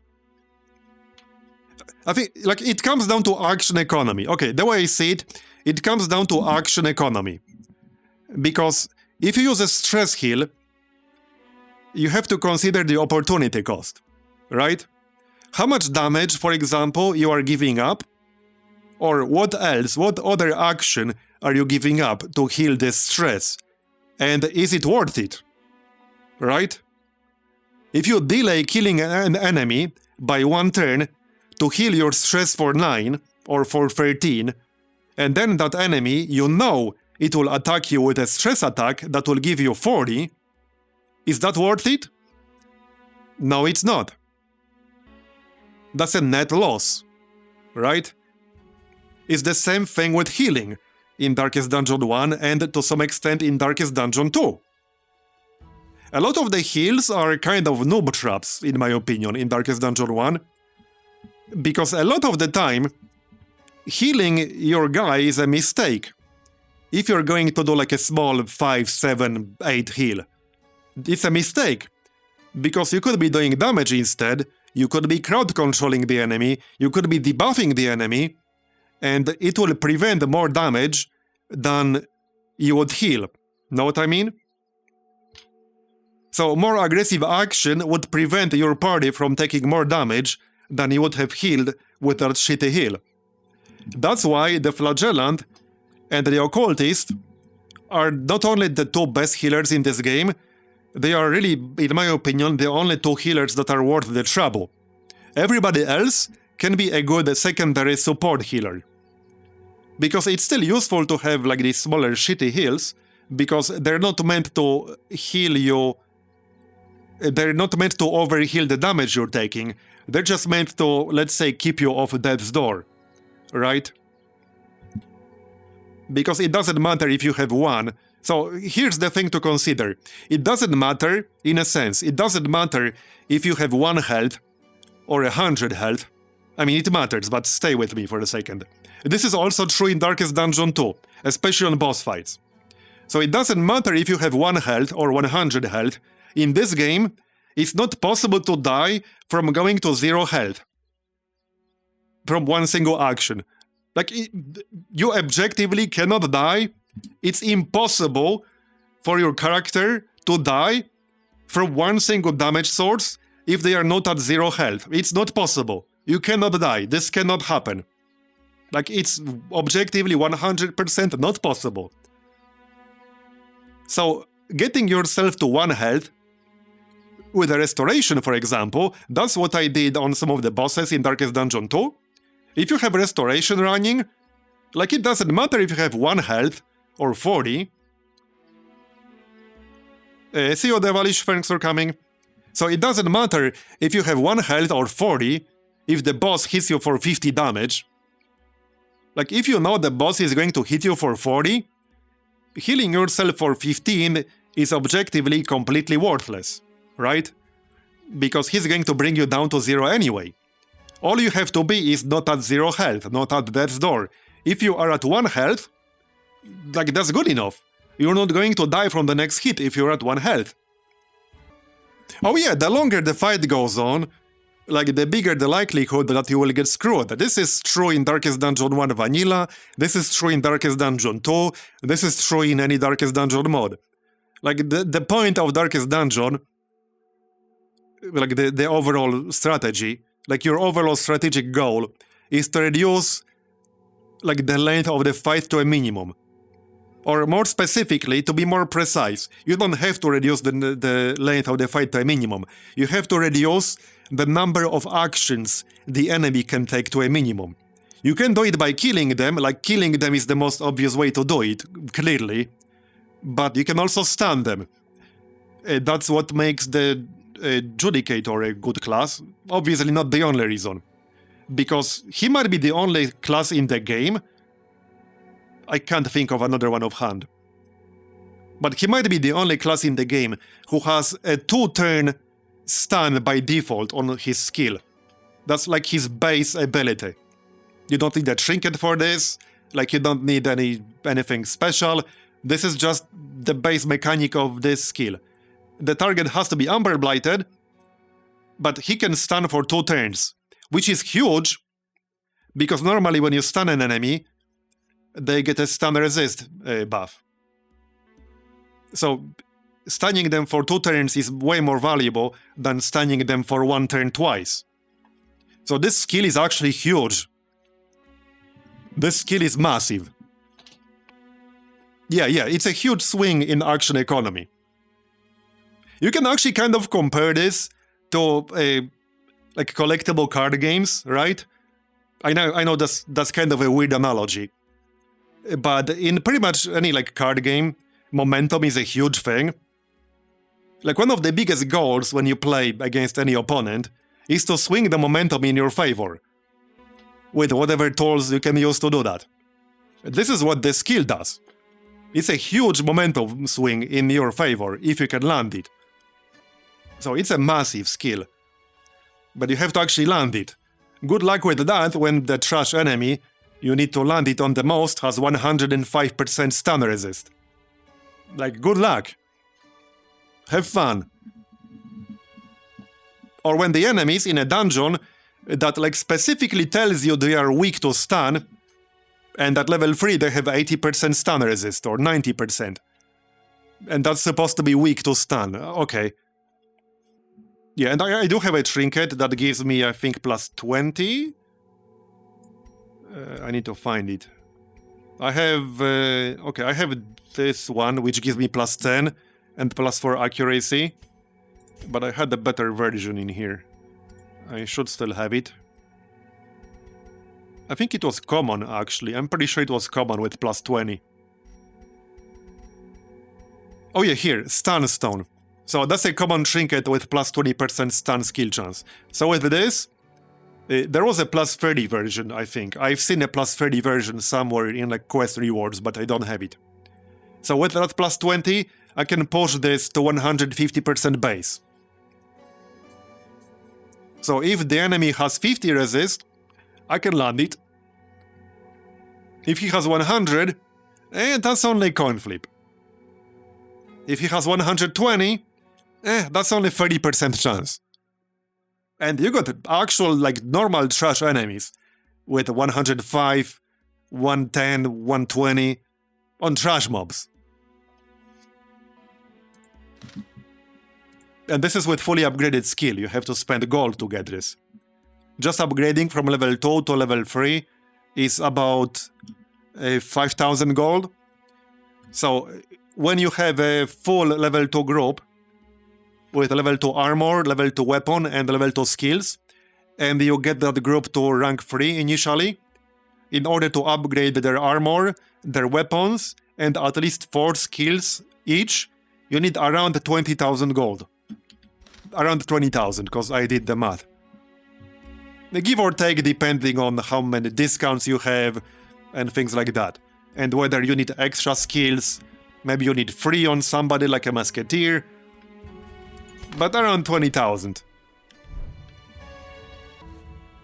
Yeah, and how much did we end up with? It was around 300 stress total. I'm pretty sure it was around 300. Judicator was at 100-ish. I think Flagellant was like 70, 80. But yeah, like point stands, the Catacombs have like absurd amount of stress that you can get. And you can't always counter it. Yeah, so anyway, I might need like a coffee, because I have a really dry throat now from all this talking. Okay, here's a good trinket. I think I have this one. Yeah, I have this one. There are some really good trinkets like this for specific classes. This is very, very good.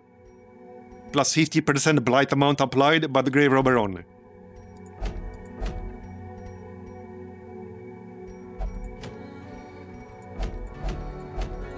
Okay, I don't see what I need. Nope.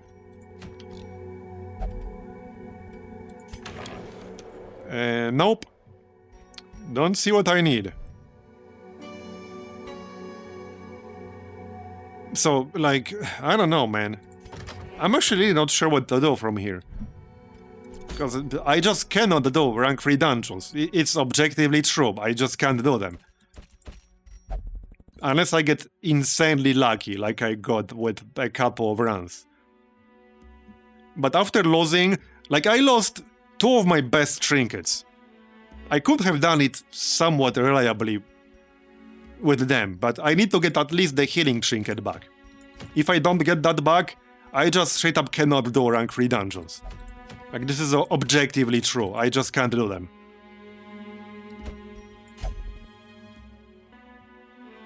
Maybe we'll just do the cheese a few more times. I could try with 3 antiquarians. I mean, that's a bit of a stretch. That's pushing it slightly, I think. That's pushing it a little bit. Okay, and this one has 84 stress. Okay, 2 is enough, let's not go overboard. 2 is enough. Then just somebody with the camping skill, so you're fine. And the last one doesn't matter, somebody who can do damage. I guess, I mean, maybe I should just bring the dredge. Man, I want to like the dredge, but you need such a specific group, because like half the time the dredge will be in the back, and half the time it will be in the front. So any group where you can't have people shift their roles around easily, that's not gonna be good. Because in human form, you do not have a single skill you can use from the front row, not even one. Yeah, again, the 255 stress over 5 turns, right?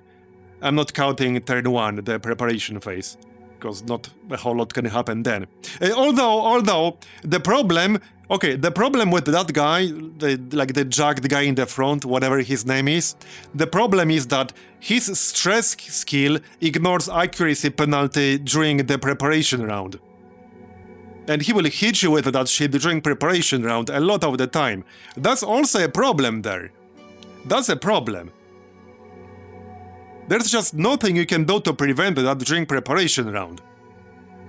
You can't even stun him, because, like, almost no stun. I don't know if there's a single stun skill that actually works during prep round. Most of the skills that have a stun, like, specifically state that the stun is disabled during prep round. So, I mean, if you run into a bunch of groups with that guy, and he hits one character with a stress attack, you're just going to be at 100 after 2 fights. Or 3 fights. Again, especially in level 3 version of this place. So that's the problem. Okay, right, let's just do this, shall we? Maybe I'll pick something up to do damage or whatever, I don't know. Okay, let me just grab something that will give us damage, because I might have to fight stuff. I just want melee damage, I think. Speed. Where's my damage? Protection, dodge. Okay, plus 5% damage. That's fine. I think he has mostly melee skills. Okay, here, speed. I'm speed. There, you guys get speed. It's all good. Oh yeah, and the Carapace Idol. There you go. Okay. We'll just do a medium one this time. I don't see like a good long one here to do.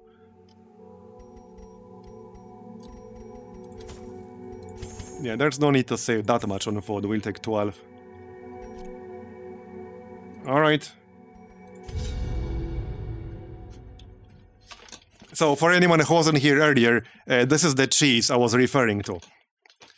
You basically grab antiquarians. You can get one. Oh, I didn't check if they have the skills. They should. But yeah, you grab 1, 2, maybe 3 antiquarians if you feel lucky. You go through one hallway, because you have to go into the first proper room. Then you camp, and then you use Trinket Scrounge camping skill.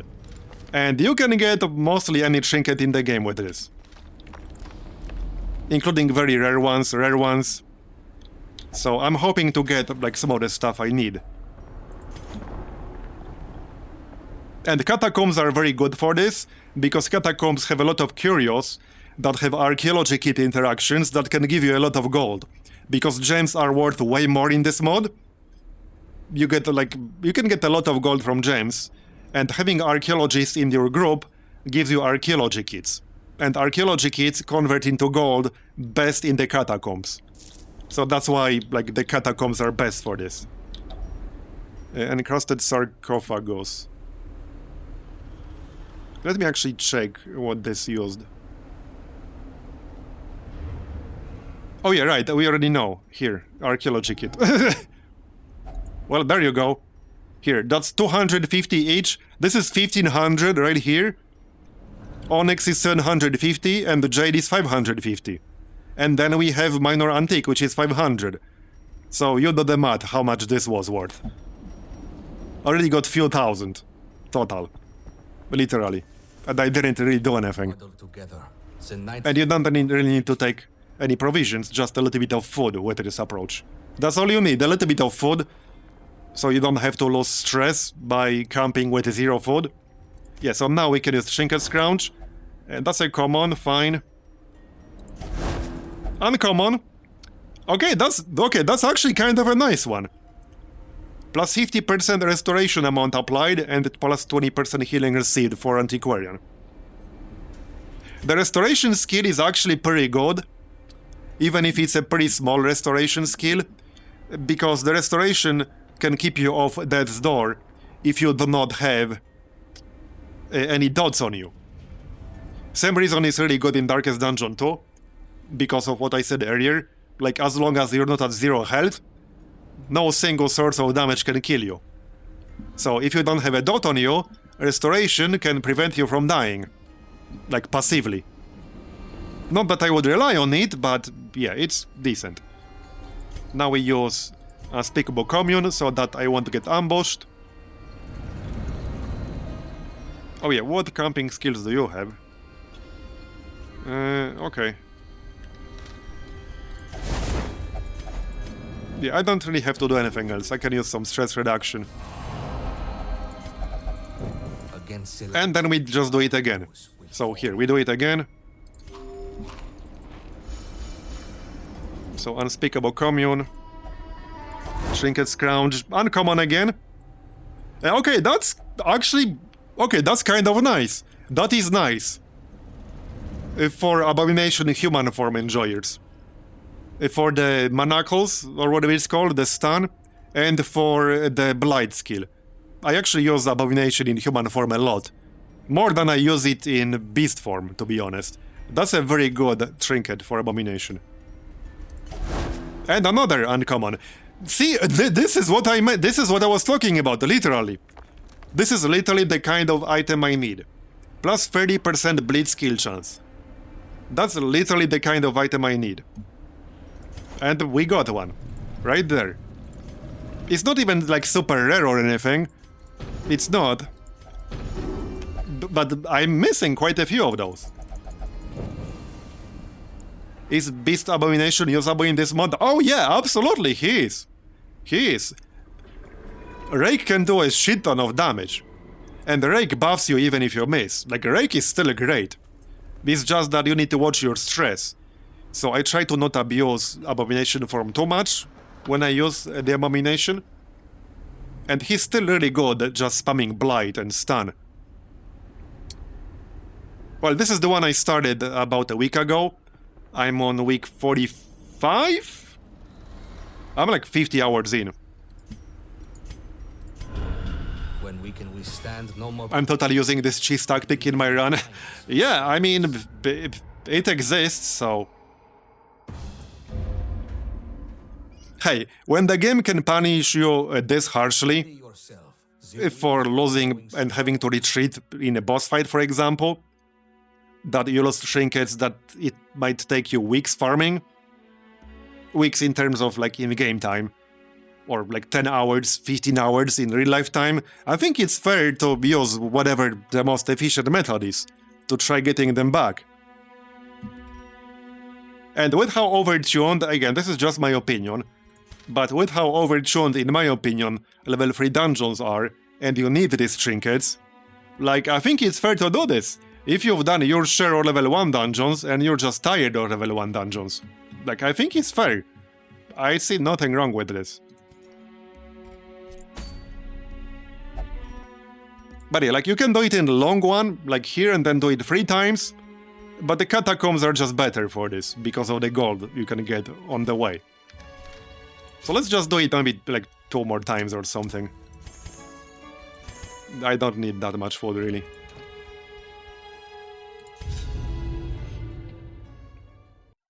Yeah, sometimes the game just forces your hand. Like again, I'm more than 50 hours in. I want to see and do some rank 3 dungeons, damn it. These ruins were once teeming. And I need that one healing trinket back. That healing trinket is actually batshit insane. Easily one of the strongest rare trinkets in the game, from the ones that I've seen. If you don't know which one I'm referring to, it's a trinket that gives you plus 30% healing received, and then another plus 30% healing received if you are below 50% health. So it effectively gives you plus 60% healing received. And it's particularly good with the Flagellant, because the Flagellant has a percentage-based heal. So it's a percentage-based bonus on a percentage-based heal, which scales really, really well. But it has a lot of use cases on many different classes. It has some good use cases with the enrage mechanic in here, which basically heals your character when you get a killing blow. The Hellion has a self-enrage, so we can use it on a Hellion, and the Hellion will heal for a significant amount of HP anytime she gets a kill. Yeah, and the Resurrection Collar is also, like, an insane trinket for a Flagellant. It's a must-have trinket for a Flagellant. Like, easily the strongest Flagellant trinket that exists in here. Okay, come on. So that's money, basically. Another common, alright.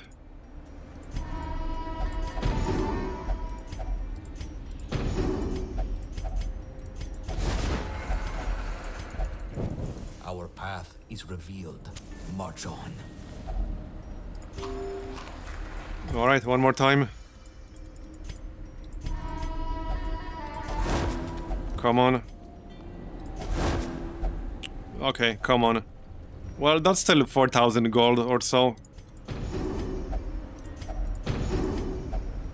This is also something you can do if you, like, spend your last gold on provisions, and then you have a failed run. Also, before we leave... Oh, we got a Perfumer's Lab, a secret room. I almost missed that. I actually almost missed that. I would have missed that. Okay, whatever. We can get a trinket from this. Okay, I already have that one. You can yeah, I should actually bring these with me, because you can upgrade them if you find this guy. I should actually bring them with me. So on crit, deal 6 damage to the target, but plus 3 stress to yourself. Our time will come soon. Simply not today.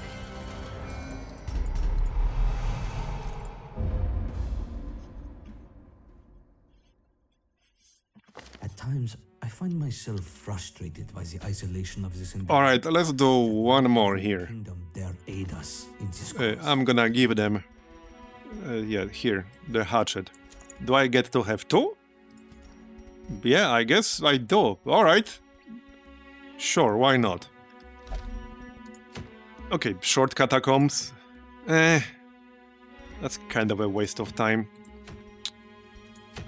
Let's do caverns real quick then.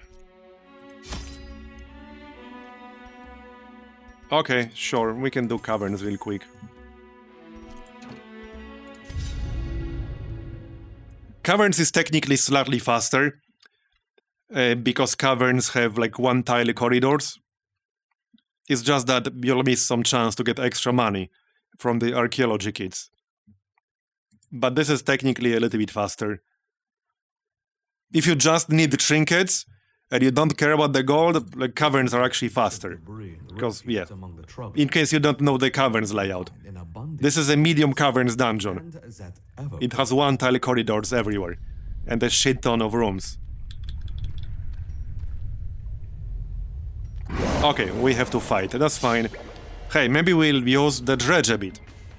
This is one of the new classes in this mod. So his main gimmick is that he can transform, or she, into this huge-ass mech. But every skill on the mech will increase your hit level. When you hit 100 hit level, you will start taking damage yourself. So at that point you have to transform back or heal through it. And then you can't transform into a mech again. You can only do it once. Well, you refresh when you can, but only if you're in human form. And you can only get back to human form in combat. Okay, hold on, I haven't actually used this much. Ignores prep round. Knockback.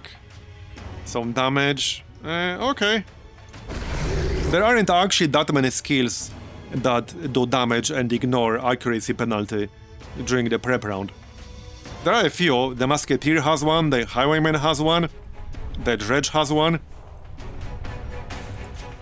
Yeah, so what I would do, like in a level 1 dungeon, average level 1 dungeon, I would identify an enemy that has maybe high damage potential and use Amber cards on them. And I can land this like fairly reliably in the level 1. Like, these guys have 35% debuff resist, not super high.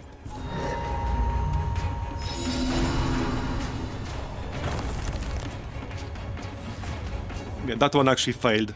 Actually, no, it didn't. Amber Blight is up.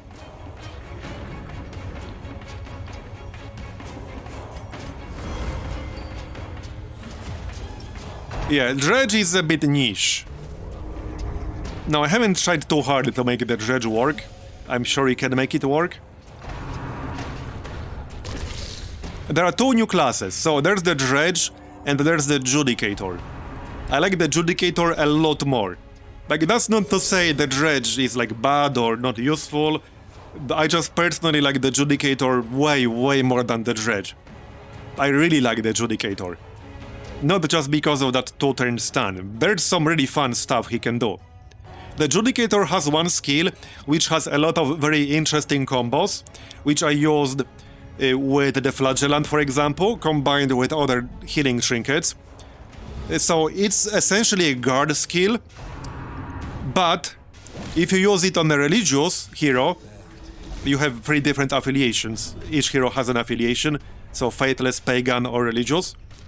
So if you use it on a religious hero, you will get more healing received by that hero, by the hero you're guarding, and less and more stress healing received. It's like plus 20% healing received at rank 1. If you use it on a pagan hero, you get plus 17% damage and plus 10% crit. Both of these are significant buffs, and it's also a guard skill on top of that. So it's like a dual purpose guard skill. One of my favorite skills for the Judicator. But that's just one of them. He can do some other stuff too. Okay, this is round 2 now. Yeah, Dredge needs a team that likes to move, exactly. Because in mech form, you have to be in the front. Like, all 3 of these skills for the mech they have to be used from the front, from rank 1 or rank 2. Eldritch Core just moves you back to human form. And in human form, your skills have to be used from back row. So when you're in mech form, you have to be in the front. When you're in human form, you have to be in the back. So you need a team that can accommodate that. If you don't have a team like that, the Dredge will not fit that team. Just straight up. Okay, how much damage is this? Not that much. -5 dodge debuff. Okay. And Prismatic Dome. Can be reposted. More damage against the marked enemy. Okay, this can target rank 3. That's useful. Okay, that's useful. There are quite a few damage dealers, like melee in the front, that actually cannot target rank 3. So that's useful. And not in this particular case, because I missed. But overall...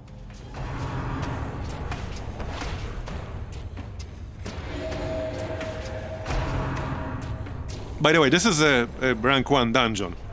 Check out the resists. Terrible horror, gnawing one's mind. Once this text goes away. Yeah, so like this guy, Troglodyte Hunter. Check out his resists at the bottom there. Pretty high. Or this guy. This guy is most vulnerable to move skills. They have pretty low health, but they have swarm mechanic.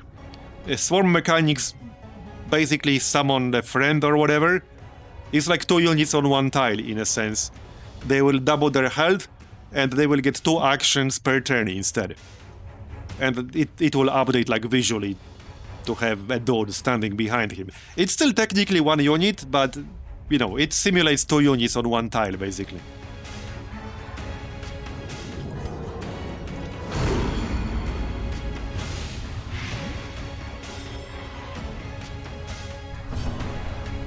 Okay, I'm gonna need the break to grab that coffee once we're done with this.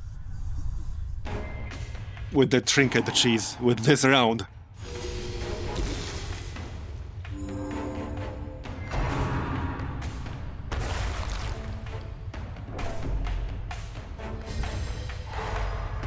Okay, stunned.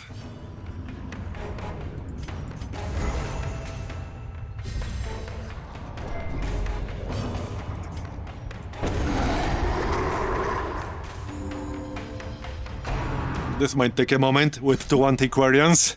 2 Antiquarians is not exactly the highest damage group of all time, to say the least.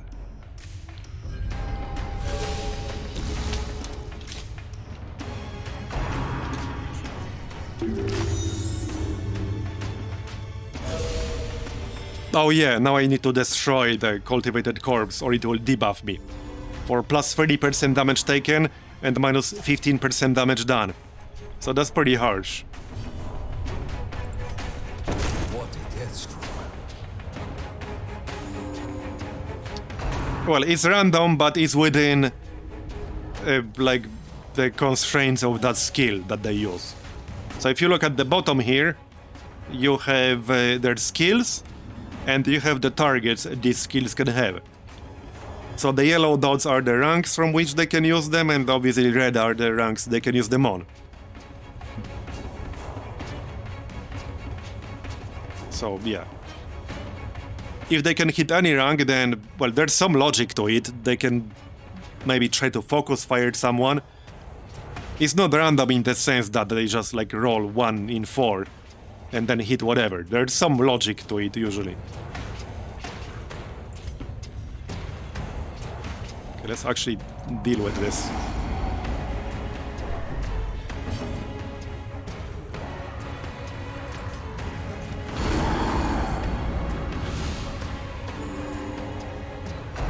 That didn't quite work out.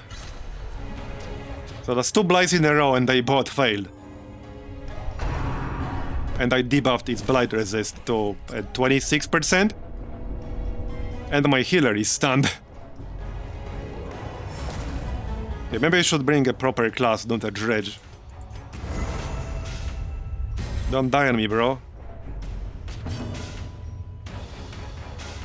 Yeah, the dredge kind of lacks utility here. There are some debuffs, but there's nothing special here. Mostly damage. Dodge debuff on free enemies.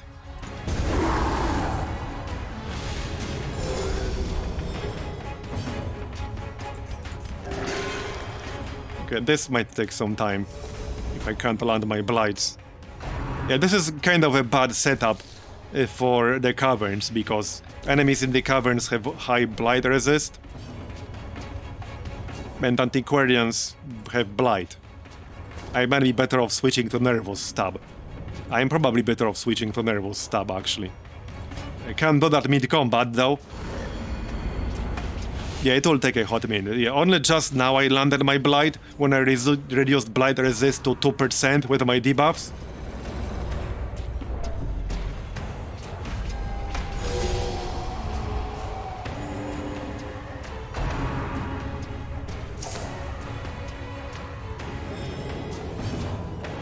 It's already turn 6. This day is far from over. And I already have a 50 hit level. And remember, you can only reset your hit level once per camp. And only if you're back in human form. So, yeah, Dredge is just a weird class.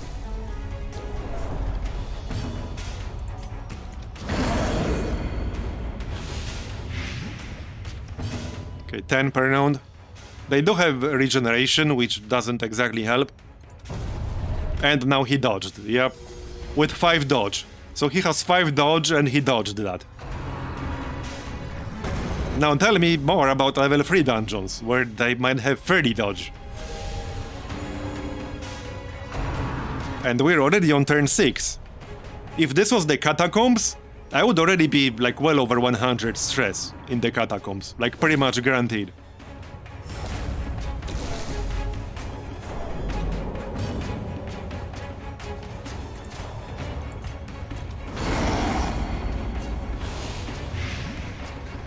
Okay, now it will die. It might not. Yeah, no, it will not die yet. Not yet. It depends on the order and the logic. Let's pop the AoE. Okay, here. Now it should die. Yep, now it will. And another dodge. So, and the problem is that you still get hit level when you get dodged. So that's also the problem with the Dredge. Like, I did nothing 2 turns in a row, but I gained 20 hit. So that's my problem with the Dredge. You get penalized whether you hit or miss. And like, his base accuracy is just kind of garbage. Imagine a leper got penalized every single time he takes a swing, regardless of whether he hits or misses.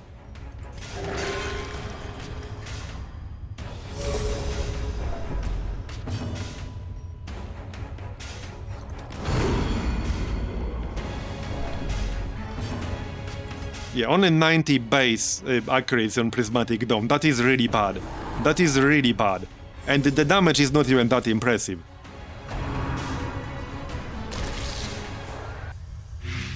Considering how often my characters missed in XCOM runs, at least a fitting class.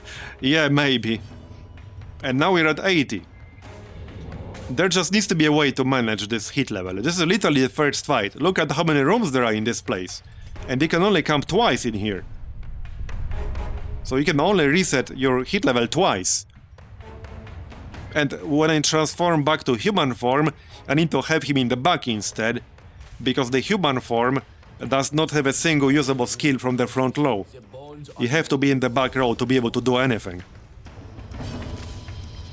You can't even move backwards to the back row in one action, because the Dredge's movement is back 1 and forward 1. So you only move by 1 at a time. So I will need 2 turns. Once I transform back to human form... Okay, to be fair, you will move back when you're using the transform, so fair enough. Fair enough. But that means my occultists will now be in the front, and my antiquarians will be in rank 2 and rank 3.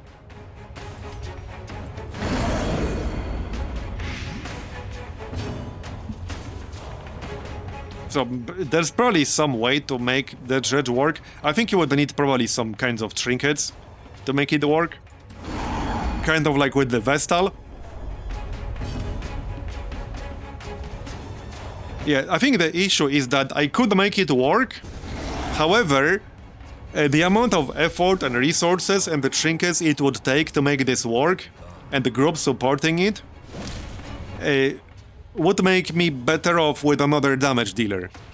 There are other classes that could do the same job just as well or better without all that extra effort.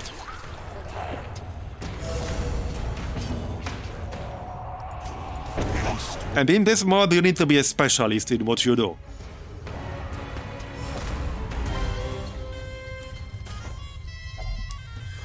Amber-ridden cadavers. Okay, I don't think that will do anything, no. Okay.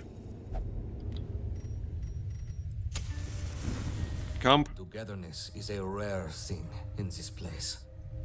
Oh, I'm not doing this whole dungeon, I'm just doing the trinket cheese. So, yes, I will be. Okay, bleedstone. Useful, but I have one. Move resist.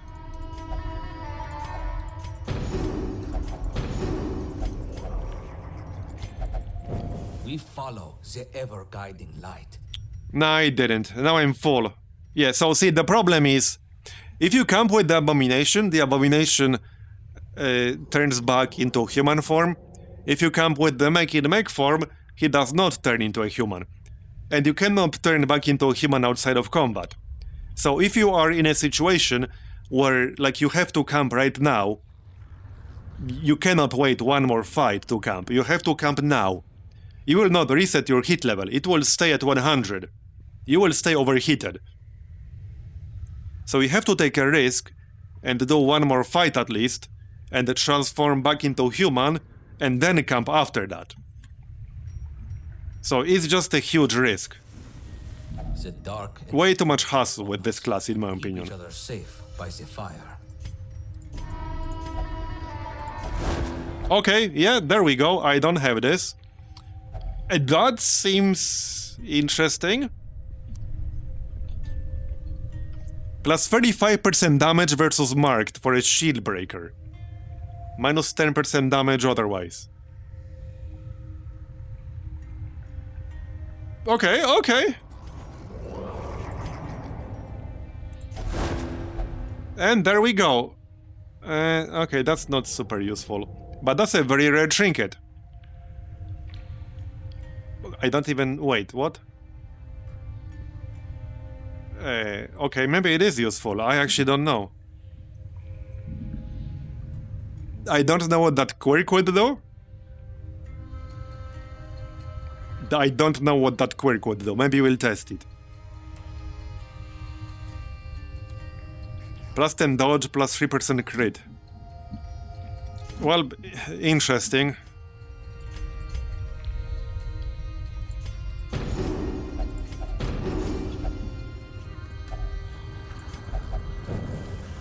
No, 20% chance to get that quirk.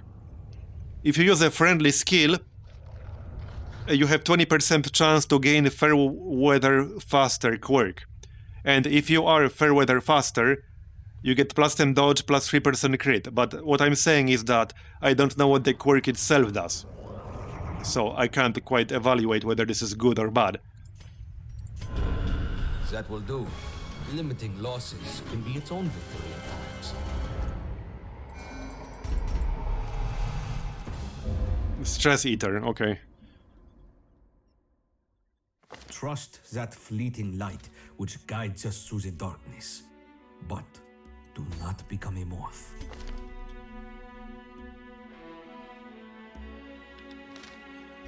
Okay, here's a long Catacombs.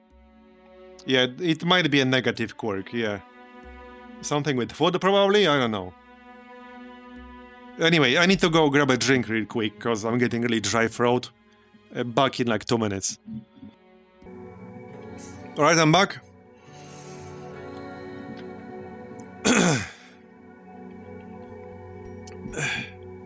Let's check the rewards.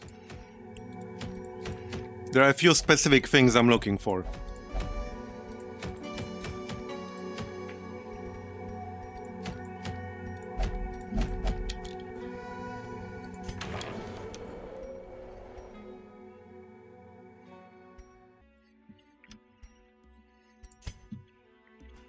I should upgrade this guy. Okay, let's upgrade him. Maybe we'll get lucky. No idea what broker is. Oh, that's just a chance to spawn this rarity from him? I think so. Okay, maybe we'll get lucky. Because there's one specific trinket I really want to get back. So whether from a merchant, from a quest, from the cheese, like, I don't care. I just need it back. Yeah, I have that. Okay, let's do this really quick, shall we? Oh, let me check. The ferry. Okay, Jester.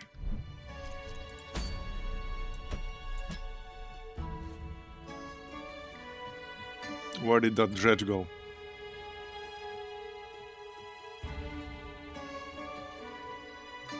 What the heck? Oh, here.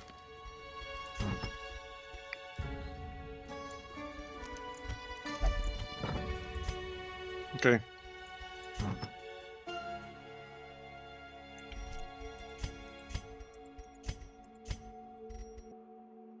Let's get the cactus in case I run into, you know, the secret room. Oh, I didn't lose my scout stone, did I? I should still have it. Where is it? Wait, did I actually lose my... No, it's here. Okay, I was worried for a moment there. I was actually worried for a moment. Yeah, right. I might as well just equip some stuff.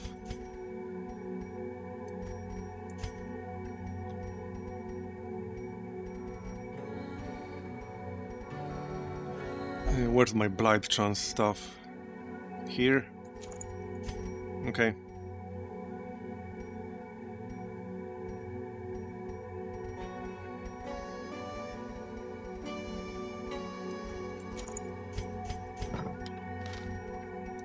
Okay, let's do one more here.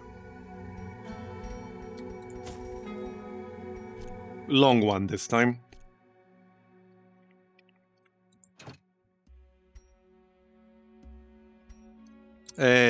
Which number? Here? This number?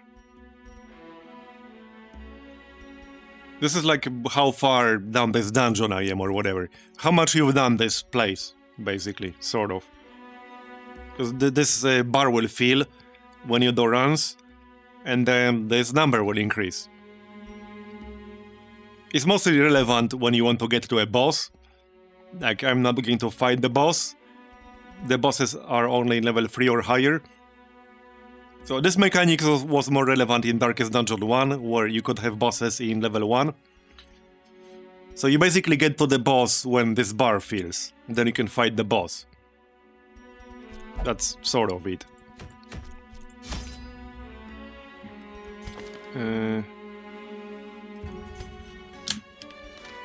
Agent Flynn. Which quirk?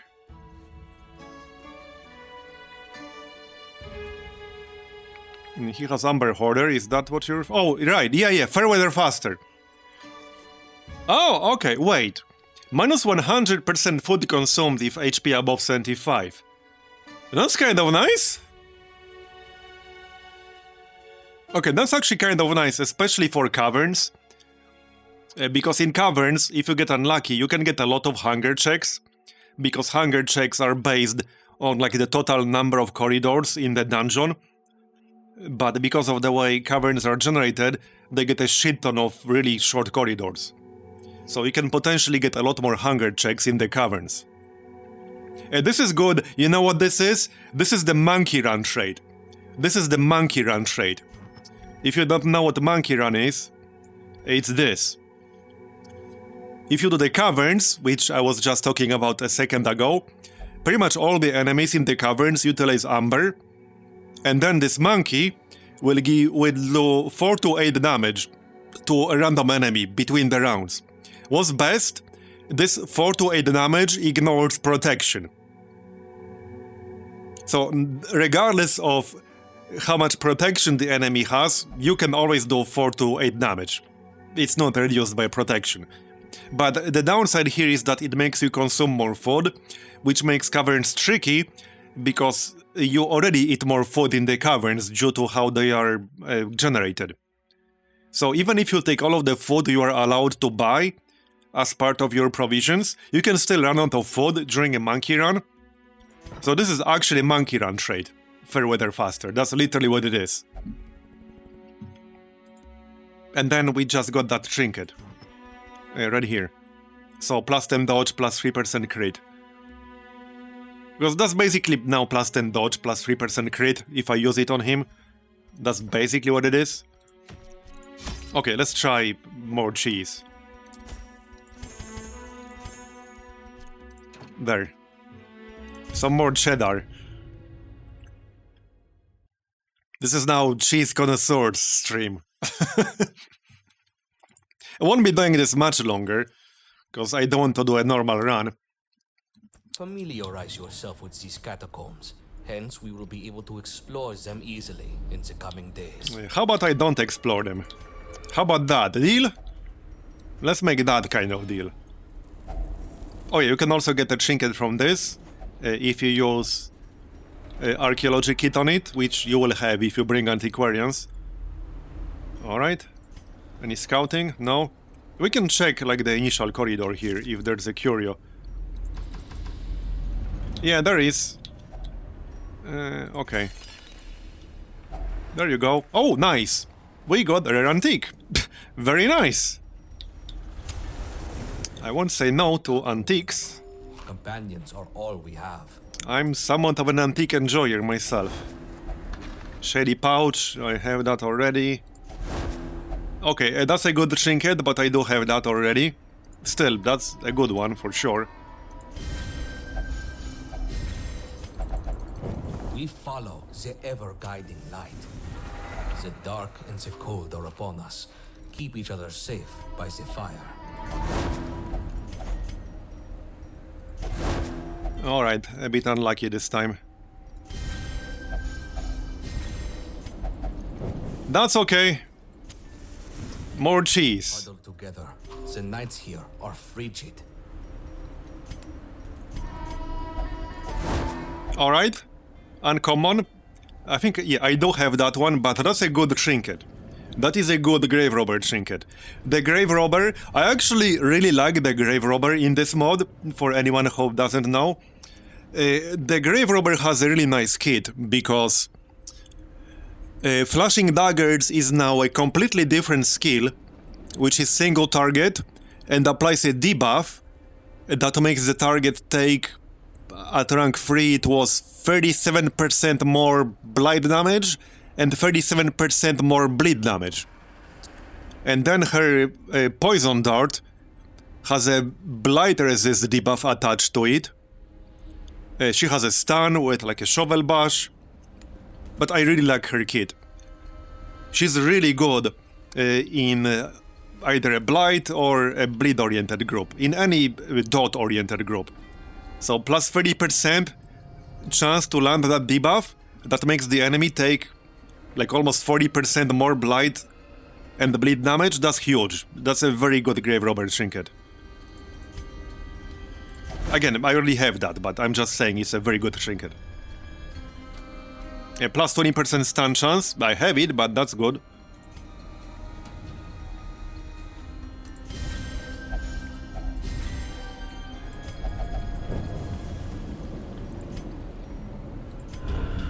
That will do.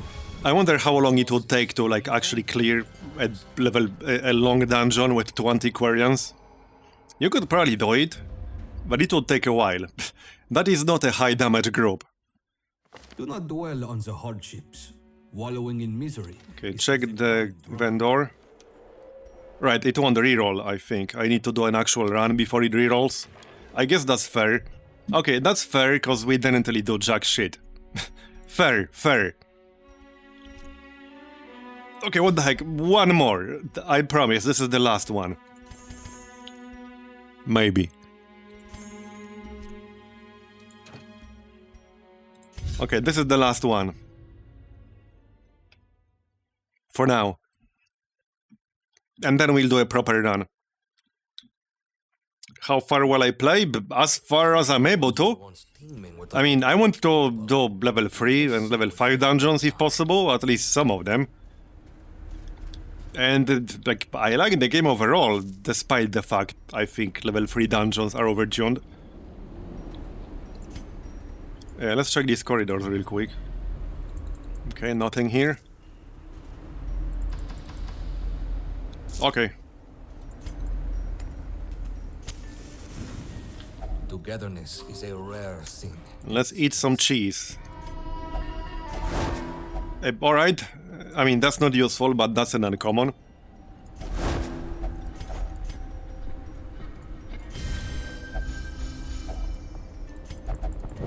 The darkness will not Yeah, I don't know if I want to know how insane level 5s would be right now. I don't know if I want to know. Here, okay, Flagellant. No. I mean... Okay, that's good for a more bleed damage-oriented group.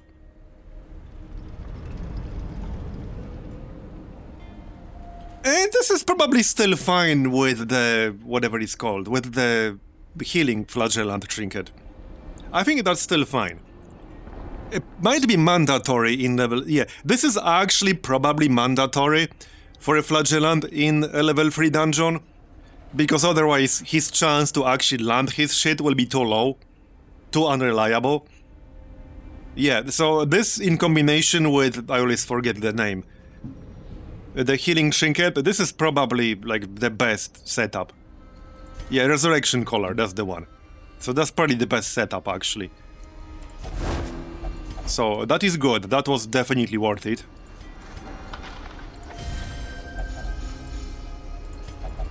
Okay, Zealous Speech is basically the best camping skill for this. Is the best, or one of the best camping skills for this. Where is it? Here. It heals 15 stress for the entire party. That's actually nuts. That's a great camping skill. look out for one another. Okay, one more time. Are all we have. There we go! Garlic! The new garlic! Heck yeah! Heck yeah! Heck yeah! Now it does have a downside, but it is plus 30% healing. Friggin' hallelujah! That is very pog indeed. That is very pog.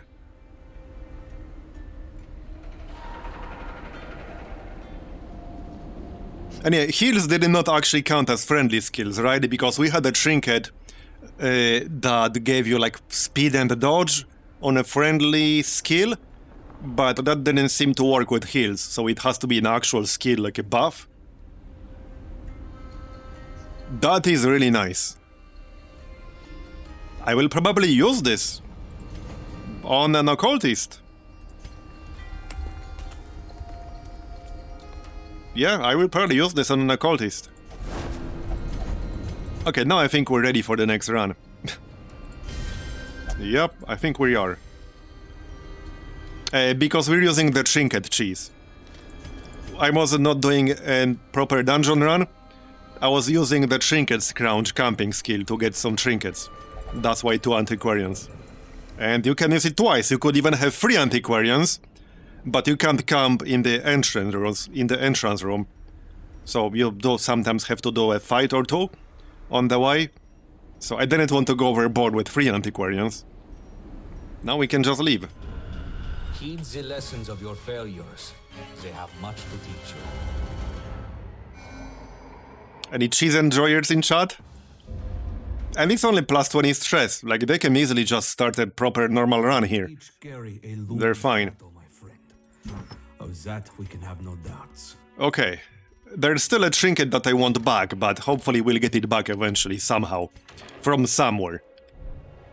But the garlic will make up for it for now. So, let's see, what are the rewards here? I don't have that much money at the moment. Can I do a level 3? Right now. Like, attempt at least.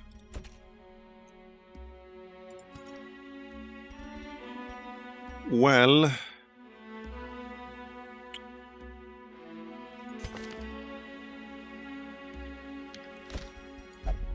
Are you religious? No, you're not. You'd prefer religious? Here. Okay, Eric is actually pretty good. He has evasive.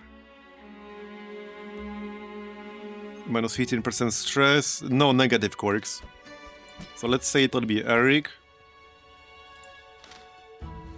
Oh wait, I don't have a Judicator who's not super stressed, right? And no.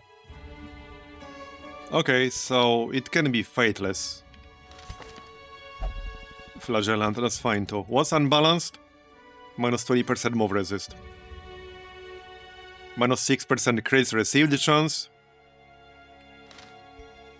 Okay, then... one of the occultists.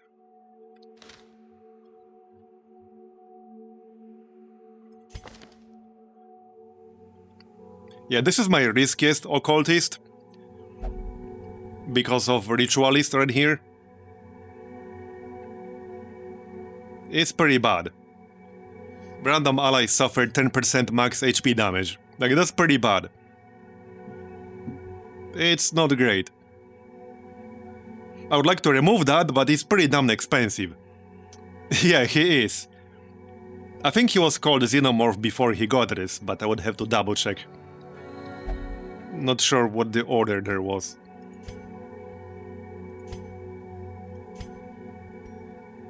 Yeah, Grim Squeaker has minus 20% healing done. Okay, well, let's bring him, I guess. I hope I won't regret this. If we get really lucky, we might be able to remove this using a key and a curio, but I'm not holding my breath. Crusader only. Plus 20% stun skill chance, minus 10% damage on melee attack hit. Debuffs target minus 10 dodge, minus 6 speed while stunned. That's kind of interesting. That's pretty nice against like big tanky enemies. You can stun them first and then hit them in the face, and then they will still be alive when they become unstunned, with hopefully debuffed dodge and speed. That's not bad. I'm not holding my breath that we'll actually finish this quest, but this is what we can do. Again, stress is going to be a problem, but this is actually the only short level 3 dungeon right now without a boss, because you can tell by these banners here. All of these other ones are medium, so we'll try this one. Okay, who else is coming though? Let's see. I could grab Abomination.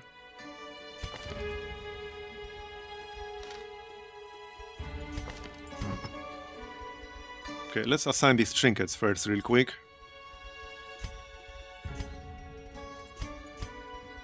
If I can find them. Yeah, right here. So Resurrection Collar and Punishment's Hood.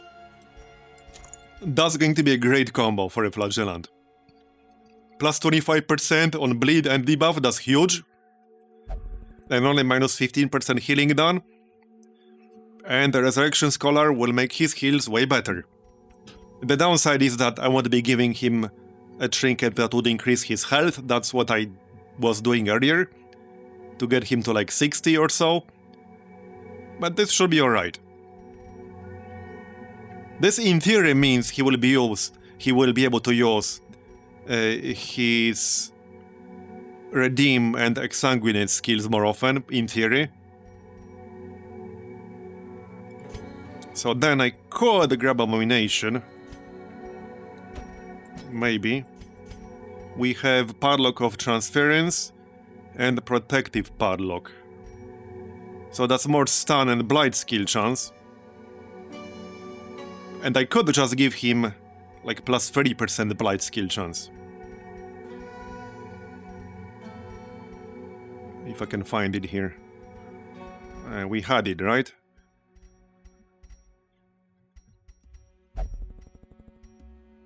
Is it still equipped?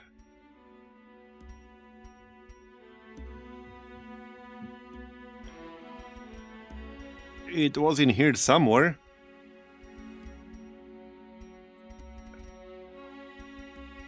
Okay, I think it's still equipped on someone. Let's try this again.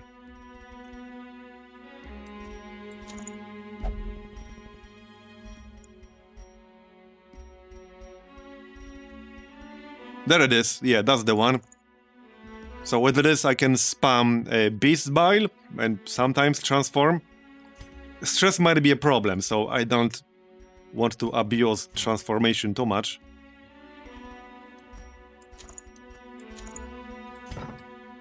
So I could try a Jester or something like that. Wait, I don't have a rank 3 Jester, never mind. Yeah, my options are sort of limited. Who to actually bring for the last slot? It will have to be a Musketeer, I guess. Yep, pretty much. It has to be a Musketeer. Yeah, leveling up these skills will be a bit expensive. And also, I kind of need a Musketeer because I need to have a guard break for this place.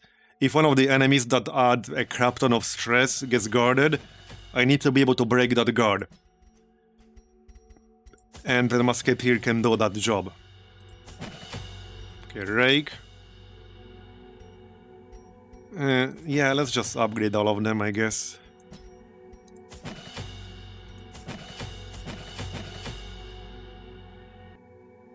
Having Demon's Paw might actually be not a terrible idea. Because the guy with the bird in the back, he cannot use his group stress ability from the front row. So if I pull him to the front, he will attempt to move back, but he will not actually be able to use that. So it might actually be not a terrible idea to grab Demon's Paw instead of Sacrificial Stab or something.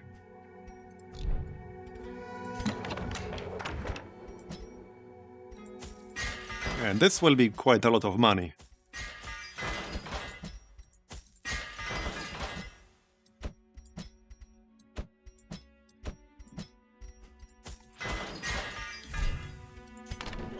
I think I missed one person's skills. Oh yeah.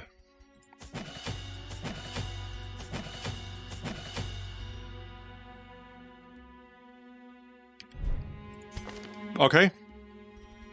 Now finish the trinkets. And if I'm going to the dungeon, I guess I should assign people to some facilities. I'll need to actually complete it successfully, so that is a bit of a problem. Okay, you can go to the fighting pit.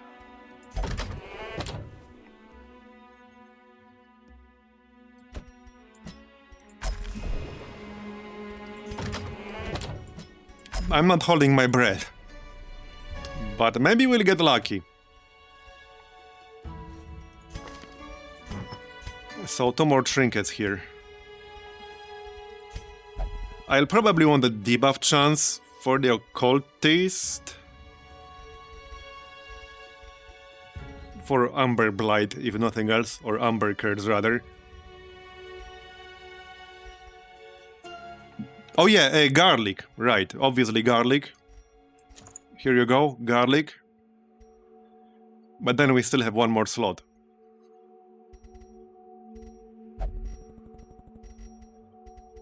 So, good question. So I don't actually want Cursed Incense, because this will increase bleed chance, and I don't want more bleed chance on our healing skill. Like, I don't actually want that. I could just give him Toffering, which is perhaps not a terrible idea. That might actually be a decent idea. It will make him way more tanky. Keep him alive. Where's my debuff chance trinket? I had an uncommon one. Did I lose that? Actually, oh yeah, I know I did lose that. I should have a plus 20% though. pretty sure I had the plus 20. Yeah, there's a plus 20. Let's get that. And for the Musketeer, I don't think I want to risk losing the sword. Not sure if I wanted a hat. I need to stay in rank 4 to really make use of the hat. She also has Lazy Eye. She should actually get accuracy. Let's just give her like bleed chance and accuracy. That's what I'm thinking.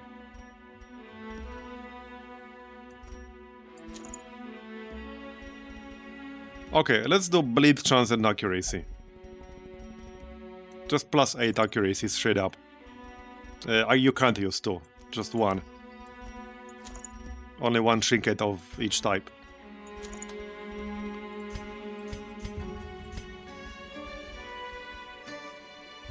Or, right, since I could get living ammo.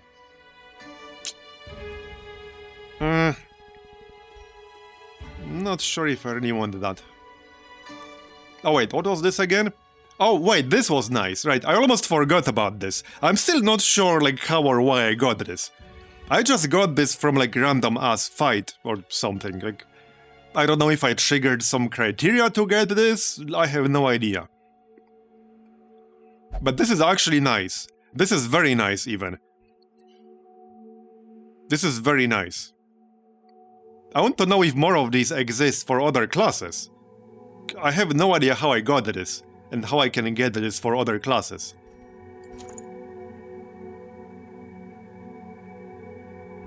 But this is very good.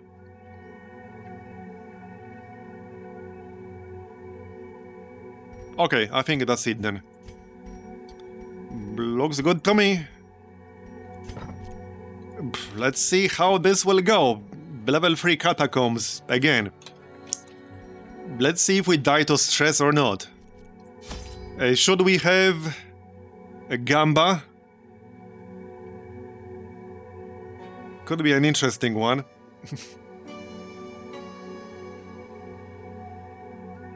Yes, lots of cheese. Yeah, prediction.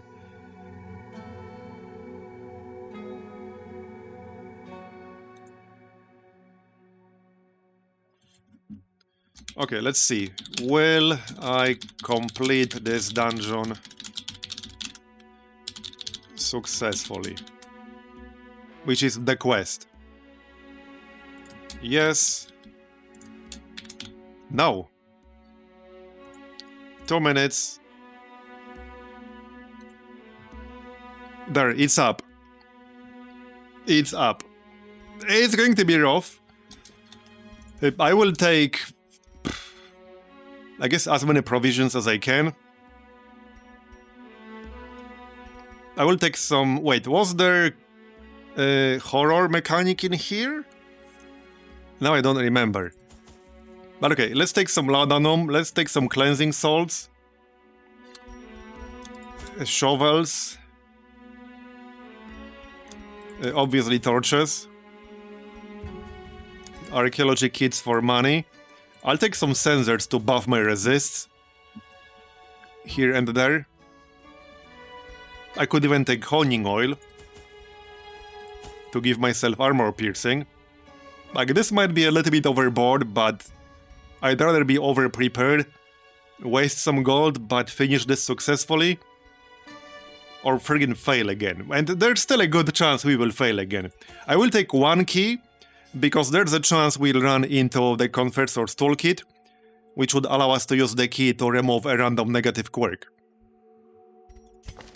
And that gives me a chance to remove stuff that's already locked in, you know? Which normally costs like 9,000 gold.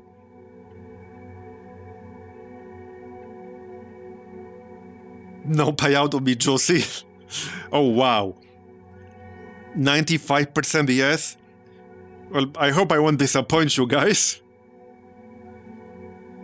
20k vote. Just so you know, this will be a hard one. Just so you know. Like, one single trash fight screwed us over in this exact dungeon earlier. In level 3 version of this dungeon. Just so you know. I'm not like saying this to sway the vote or anything, but yeah, it's just a warning. Okay, let's grab the disease kit.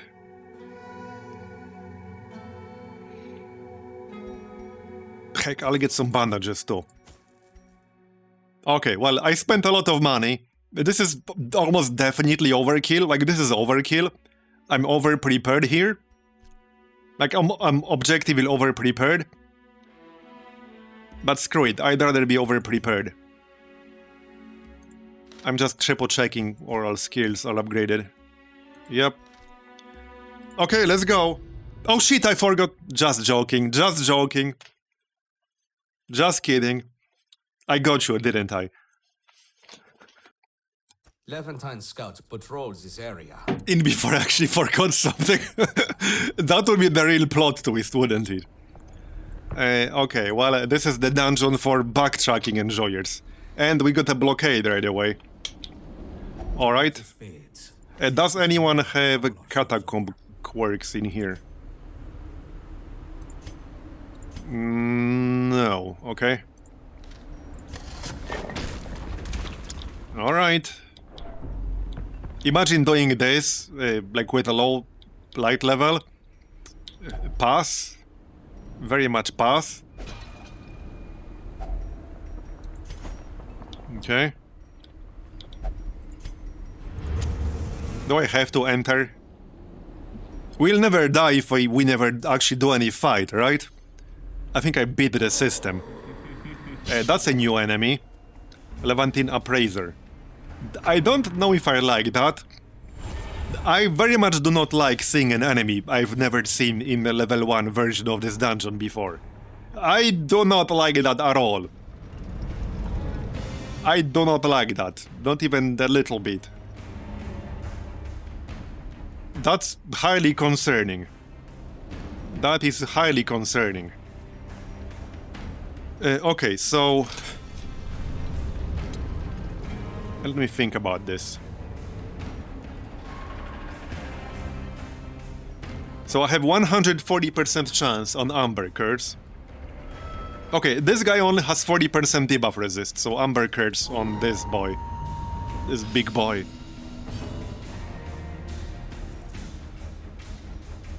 And I might as well just try to hit him, because not much else my Flagellant can do. There we go, nice. We even landed the bleed and the debuff, so good start.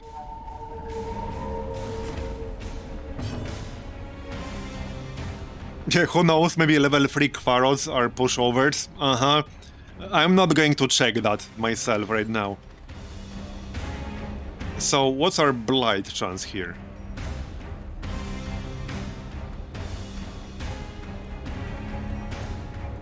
I have plus 20. No, I have plus 50.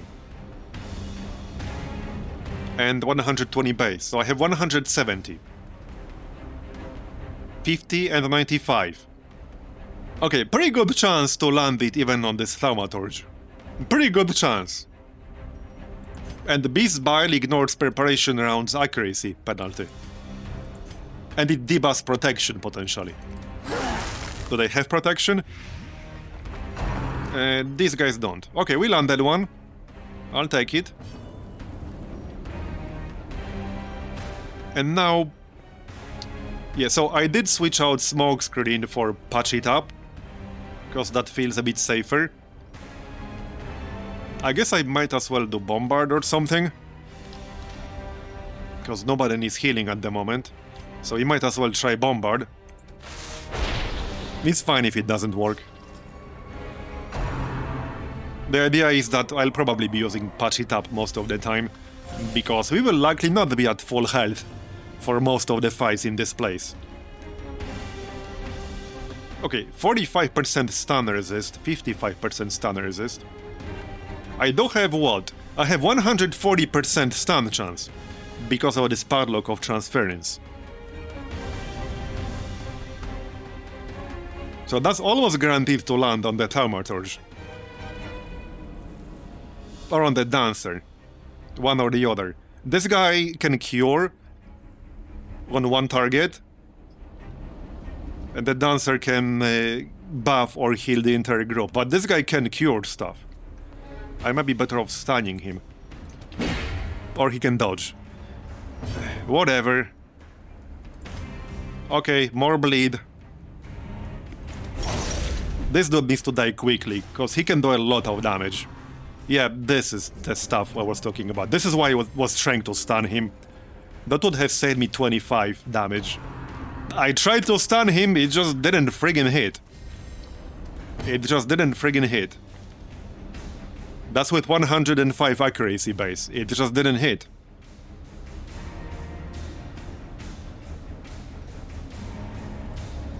Well...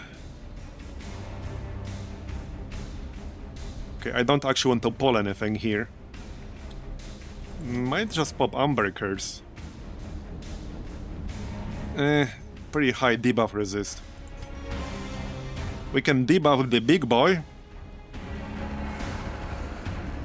Shame I can't hit this appraiser down there. No, I didn't even hit the skill to begin with. Alright. So bombard, because that would ignore repulse, I think. I would be basically guaranteed to land bleed on him. He will retaliate, but I will land the bleed, which is 7 per turn. And I have capped accuracy against him. There. And we dodged. Nice. So that's 25. Restoration. Okay, so the appraiser has restoration. He's almost dead now. If it wasn't for that heal from the Thaumaturge, he would have been dead now.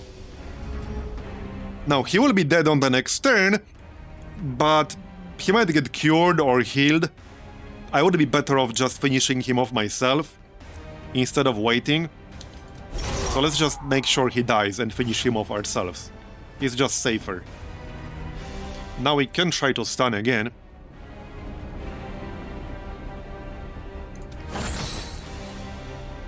Nice.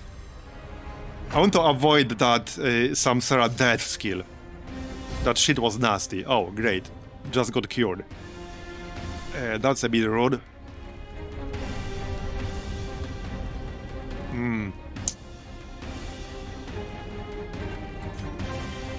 Bombard might be best here, but I could not pop a heal. Nah, Bombard. We're better off using the bleed heal if we take a little bit of extra damage here. That's the group heal. Okay.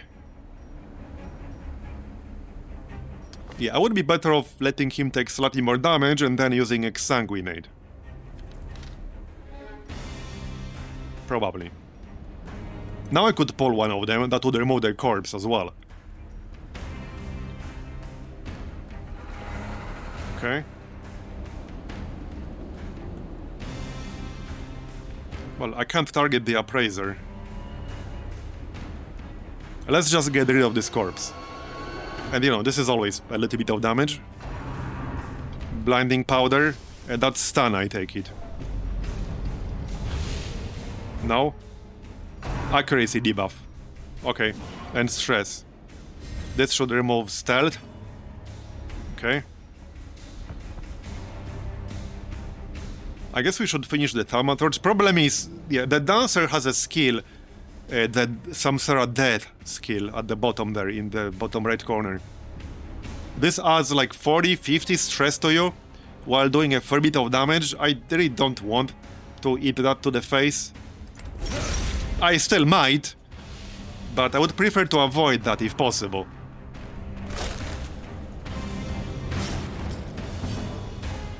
Okay. Unfortunately, I can't use standard shot against rank 1. So probably best to hit the appraiser in case she tries to stealth again. That's what I'm thinking. There, we got the bleed up at least. 75% stun. That's a bit of a gamble here with Manacles. And only 70% chance to hit. I can transform, or I can just try to use Beast Bile.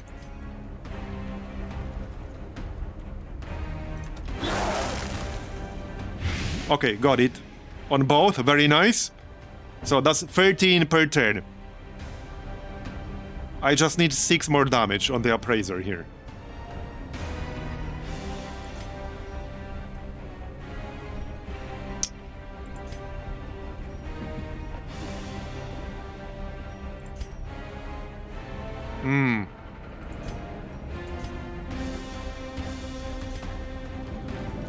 Well, I don't feel like I need a heal.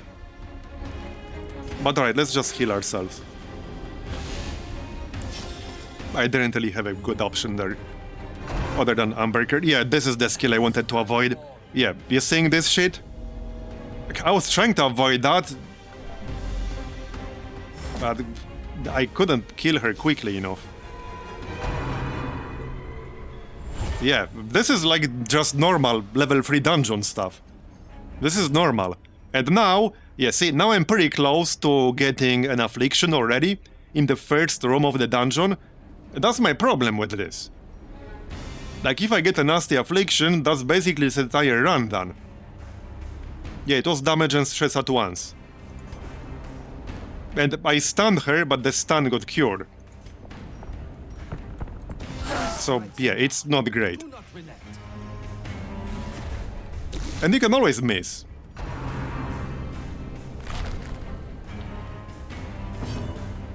There are very few classes that can have more than 63 health. I don't know if that skill is guaranteed to crit, but I get crit by that skill most of the time. It has to be a very high crit skill. It has to have very high crit chance. I might have just lost this run because of that one single attack. There's a good chance I just lost this run because of that. There's a non-zero chance. Yeah, see? Okay, this could have killed my musketeer there. That was from Ritualist. This literally could have killed her.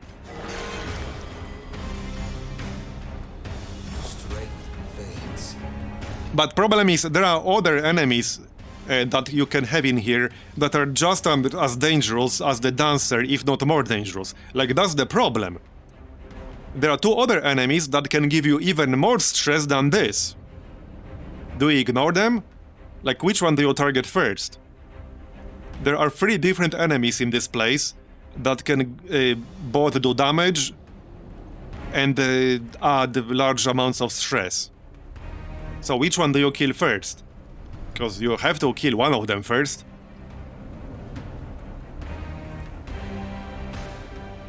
Yeah, but you also need to be able to kill the other enemies before turn 4. Like, you have to kill the whole group before turn 4. Okay, it doesn't matter if it's a dude or not, it's not the point.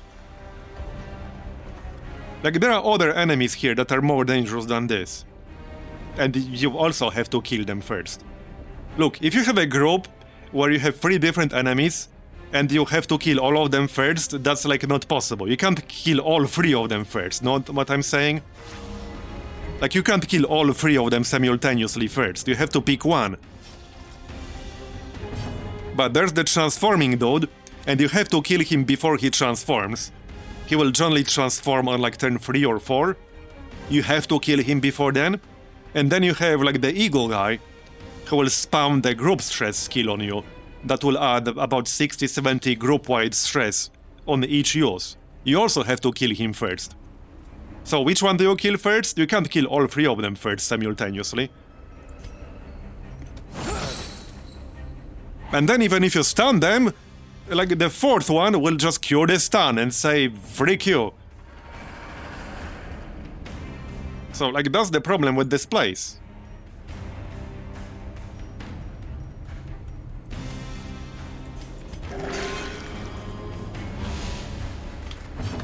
Yeah, but that's because you haven't seen the others. That's because you haven't seen the others. Trust me, they are just as bad or worse. The big dude that I killed first can easily hit you for 60-70 damage. Although he doesn't have stress skills. But he can hit you for about 40-50 non-crit sometimes. Death, slow and measured. Wars consist of a great many battles. Continue. That's not gonna help you, because most of them can use these skills from any location. From any rank in the group. With the only exception of the bird guy. But the bird guy has a skill that will move him back. Some of them also have very high move resist in here.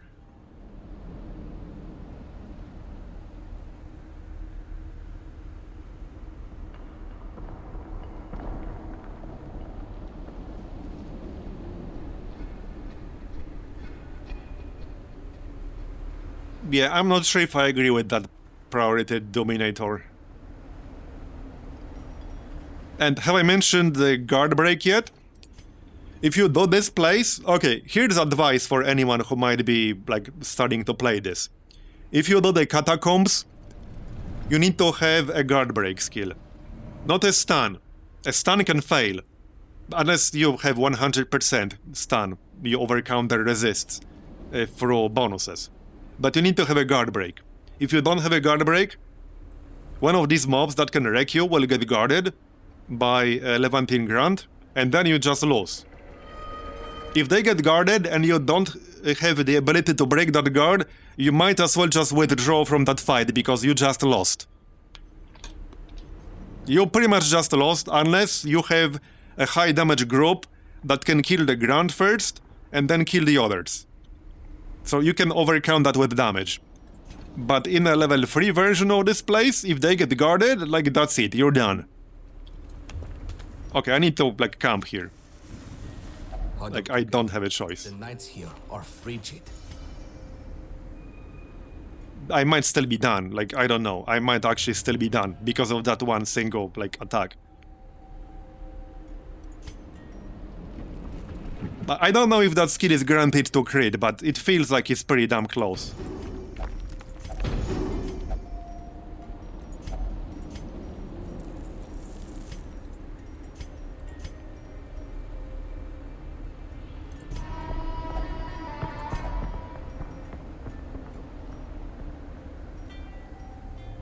Okay, we could get scouting chance.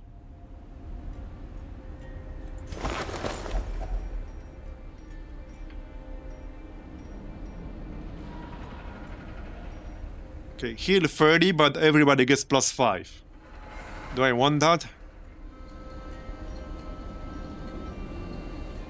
I guess it's a net 7 stress reduction. Because I will remove 22 and I will add 15.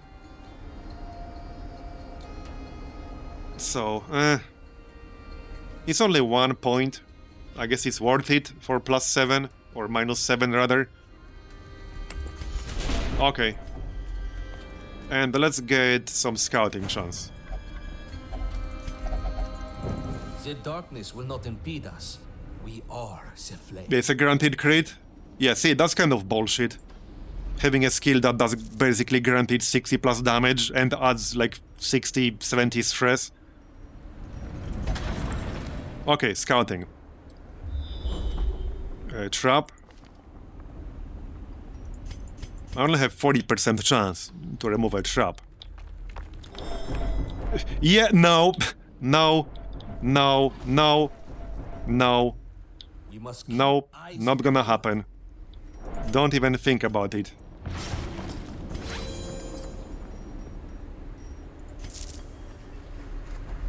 That's basically the Shambler equivalent. Bad news. I'm not touching that shit. Okay, I think we can just go back now. We can ignore one room. No, wait. Complete 100% of room battles. I can't.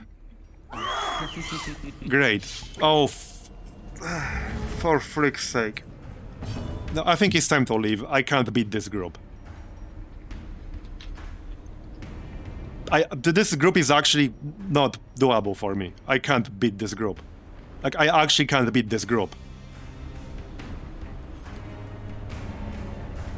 I will die if I stay. Like, no matter what I do, I will die if I stay. This group is almost 100% guaranteed to kill you. This group is harder than some of the boss fights. This might even be the single toughest trash group in this entire game. This is way harder than some of the bosses I fought. Because I killed the sand guy. I was not on stream, but I killed the sand guy. Like, this is the single hardest trash group in this entire game right now. These guys will give you like 200, 300 stress in the first 5 turns, basically guaranteed. Yeah. And they have high resist on almost everything. I have basically no chance against them. Fought some difficulty here. Level 3 dungeons are insanely overtuned. Like, you have fights like these that are basically impossible to do, like, if you are just getting to level 3 dungeons. Well, impossible to do while ending the fight in a decent shape.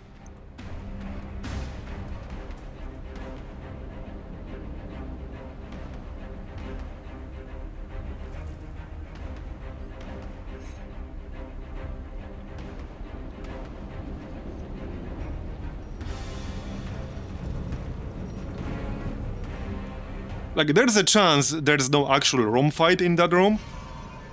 Like, right here, there might not actually be a room fight in there.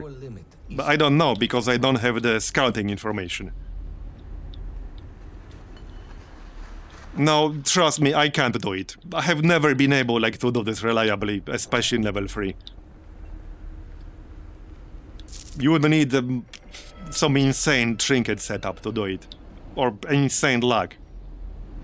Insane luck, which I don't have. If you miss even one attack, you're done. Like, you're basically done. If you miss even a single attack that you need to land, you're done. I think the Shambler is easier. Like, I actually think the Shambler... I could probably beat the Shambler here on level 3. I think I could actually beat him. Because I did fight him again, like, on my own, outside of the stream. I think I could beat him. The Shambler is actually easier than that group. I think he is. Or Ignolian, or whatever he's called here. The Sand guy is definitely easier. Hell, I actually think... Okay, that boss in the Treasury we were fighting, believe it or not, I think that boss was easier. I just used the wrong strategy because I didn't know all the mechanics. I actually think that boss is easier than this room, than this trash fight.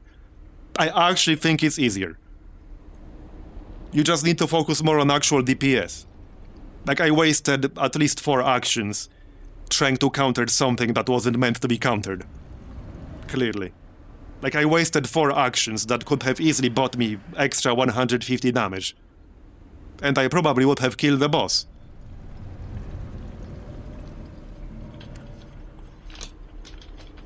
Like, that group is the group where you have to get lucky on or you're dead. It's that kind of group. Like, you need basically planets to align to beat that group reliably. In level 3 especially. You need planets to literally align. Okay, so I could get melee damage from this. That's only really useful for, like, Beast Mode Abomination here for me. We could get treasure, but I'm a bit low on inventory space here.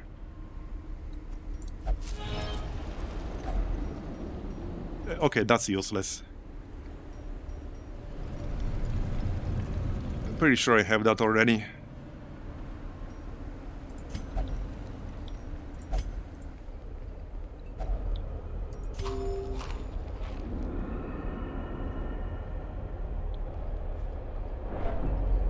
Yeah, a few people wanted me to start a new save, and I'm starting to seriously consider it. Yeah, exactly. That's also the group where preparation phase benefits them more, because pretty much all of their most dangerous skills ignore preparation phase accuracy penalty. That's one of the biggest bullshits about that group. Like, the jacked guy in the front basically ignores the preparation round penalty, and nukes you with his stress nuke. And you can't do jack shit. That group is hard. I think that one group, again, especially in higher level dungeons, is harder than almost any boss in Vanilla Darkest Dungeon 1. Like, in terms of how lucky you have to get here with their crazy resists. They have no weakness in resists. There's no single weakness in their resists. Again, on higher level. On level 1 it's fine. But they have insanely jacked resists in level 3. Okay, let's see Lost Legion. I haven't really fought Lost Legion much on level 3.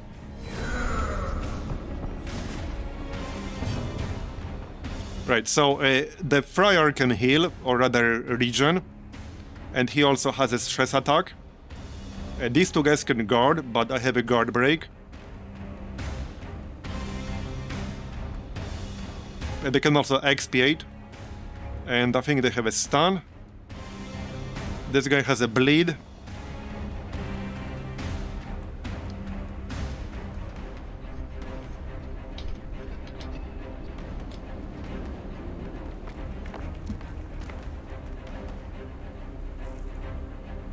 Okay.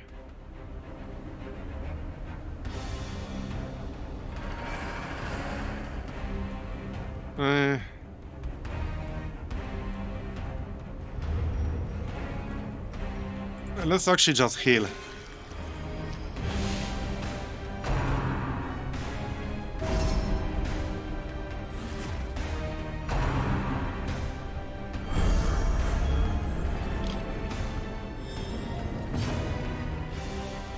Moving them will do literally nothing, Vlad must kill, because all of them except one can still use their most dangerous skills from any rank in the group, with the exception of the bird guy. You can pull the bird guy, but the other two are still going to wreck your ass.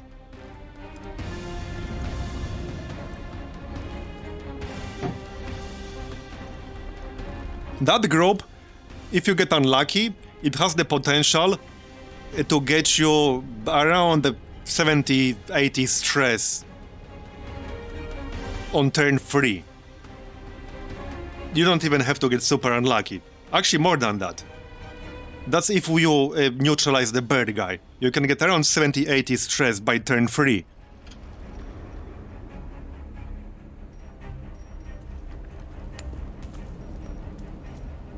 Okay, 45 blight. Let's land some blight.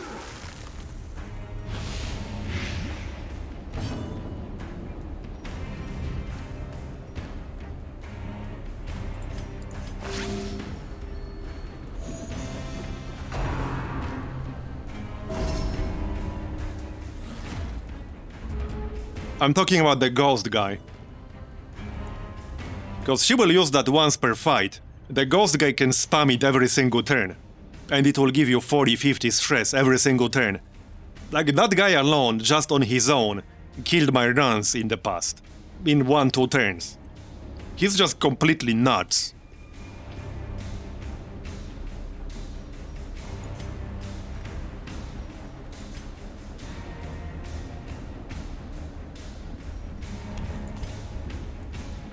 I mean, I get it. It's possible, like, they just don't want people to beat higher level dungeons too quickly.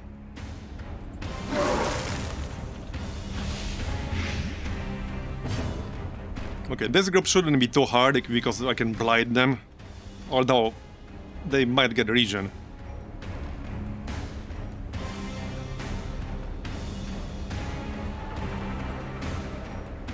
And I mean, I still only have 120 move with fully upgraded Demon's Pool. So 35 move is still too much if I don't have a Trinket that increases the likelihood. And I don't have one. As in, I literally don't have a single one, if I remember right. Like, I literally don't have a single one. I have a class-specific one for, I think, Bounty Hunter? I don't remember. But I just don't have one. Like, I'm on week 45 and I don't have one.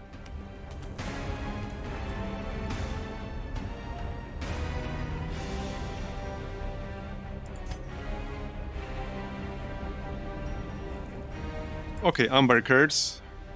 On the guy we won't be hitting, for now.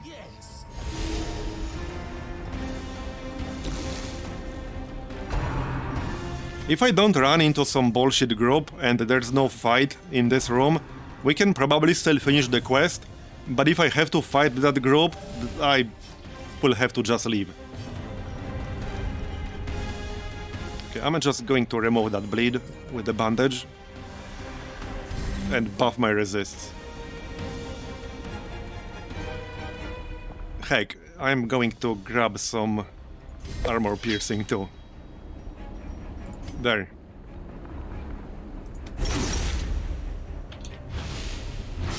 Okay.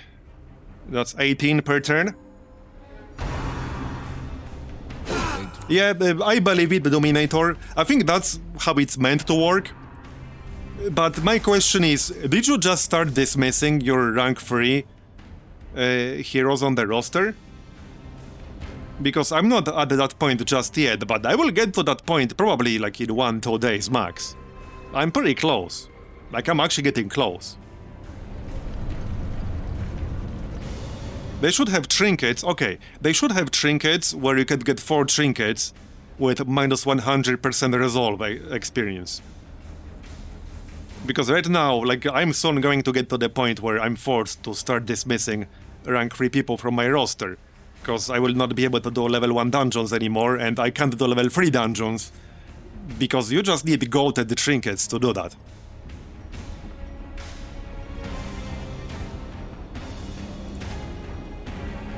Okay, bleed on this guy. Nice. Oh, absolutely, this mod is way harder than Vanilla Darkest Dungeon 1. If you're struggling with Vanilla Darkest Dungeon 1, I would just be prepared to die in here. I'm not saying you can't try it. You can try it. Just be prepared to die.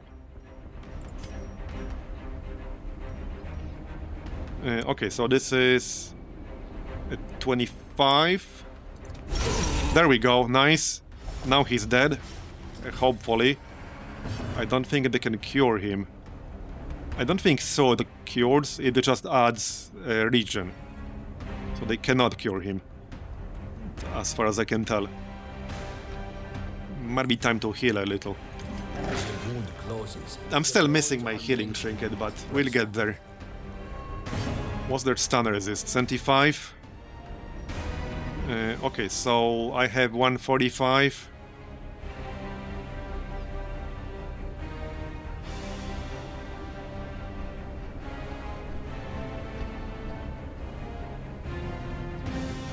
Right, but what I'm saying is, what did you do once you got to the point where you only had, like, good heroes and they were all rank 3 already? Like, did you start dismissing good heroes? Like, that you invested money in, that you had good quirks on? Like, do you just dump them to replace them with level 1s? Because you can't get more than 35 on your roster, and sooner or later you will just fill your entire roster with level 3s. Regardless of how picky you are about them. Like, it's just gonna happen.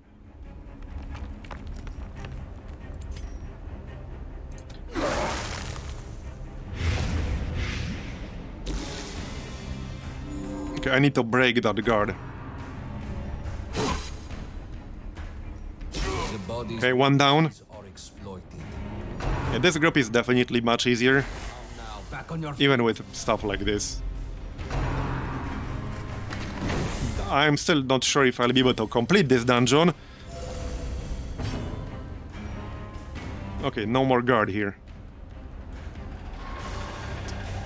Yeah, I'll probably use my heal from the Flagellant. This is where I'm missing my restoration trinket. The heal will be much lower than it would have been otherwise.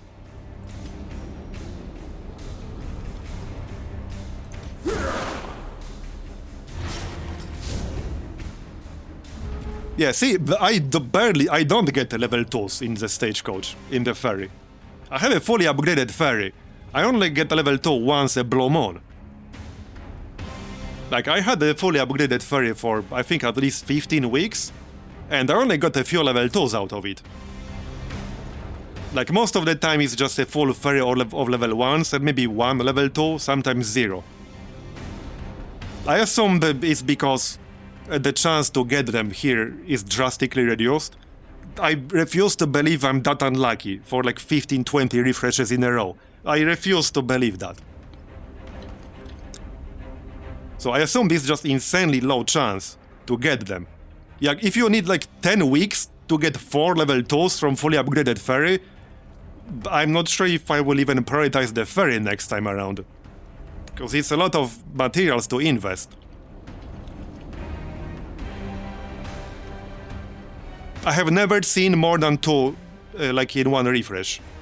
in 20 weeks or so. Never. Out of 7. I have never seen more than 2, usually it's 1 or 0. I have never seen more than 2.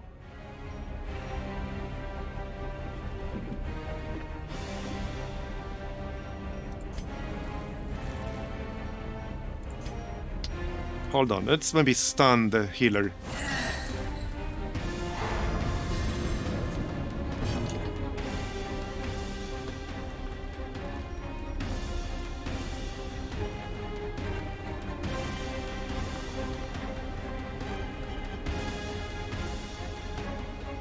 Okay, now I need a heal. This will be much weaker than before. With my previous setup, this would be a 50 heal on 2 characters. Yeah, now it's 44 crit and 11. Man, that's so nerfed without that trinket. That's so nerfed.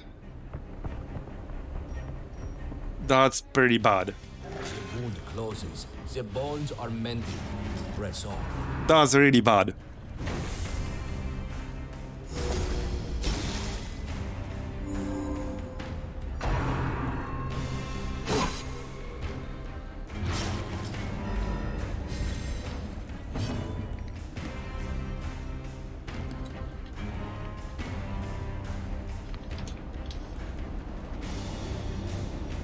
Okay, well, this guy is dead.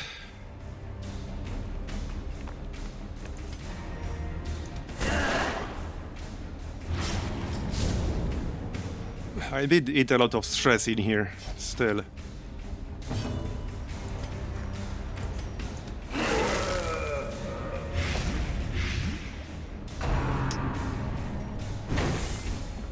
I should have used the bandage here, I think.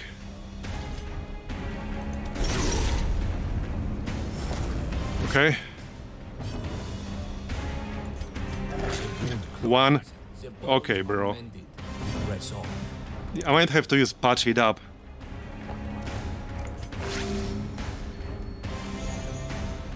Once Okay. it flows, the end has begun. And bandage it up. Spectacular. Nice. We stunned him.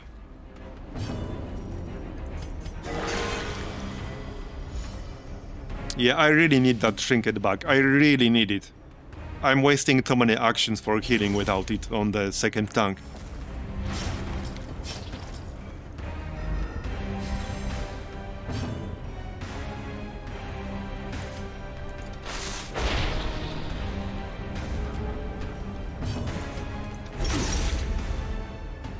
There.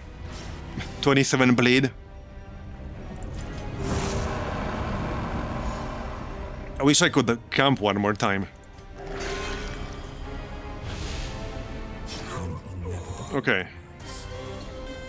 Well, nice money at least. Performance for now. I might have to dump the jade. And the disease kit. Okay, dump disease kit. Here, that works. Oh, we're done! Okay! What the heck? I guess we got lucky, because there are 5 unexplored rooms. It's always a gamble. So, you know, the 2 quest objectives for normal runs are always a gamble, because within explore 90% of the rooms, you know you will have to explore 90% of the rooms. Like, there's no luck involved there. The only luck involved is which ones you might be able to skip. But if you take clear every single room battle, this is way more luck-based, because the last room battle could have been here, right? It's also possible there was a room battle here and here. Your marbles? Well, you should never lose your marbles. I'm sorry to inform you. So choose outcome. Will I complete this dungeon successfully? Apparently, yes.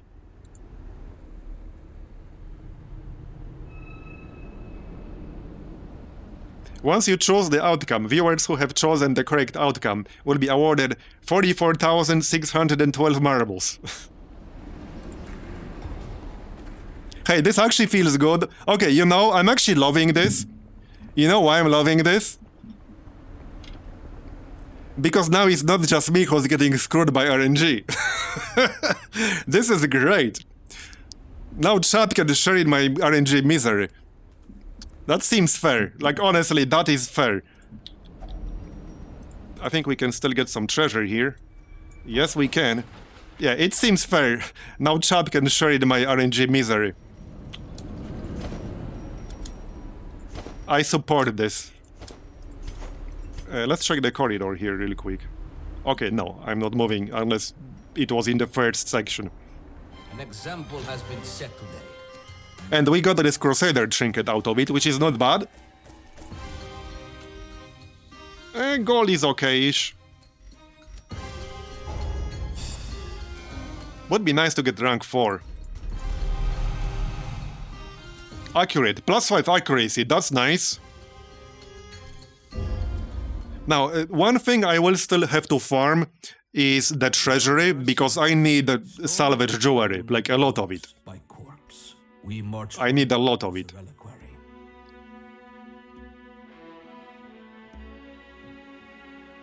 Man, we're almost week 50 now.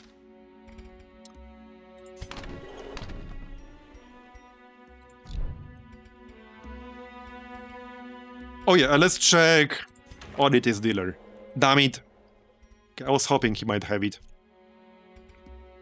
Alright.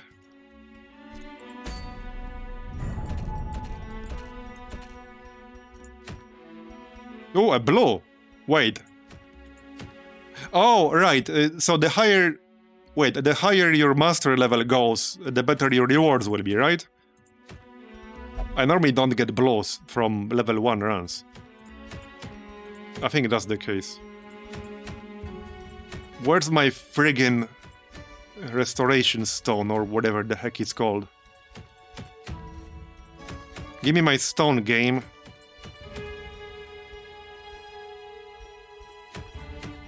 Well, I guess not. We already have one of those. Yeah, I already have this. Don't need another.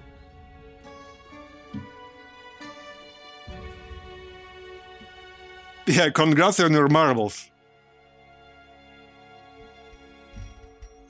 Which trinket?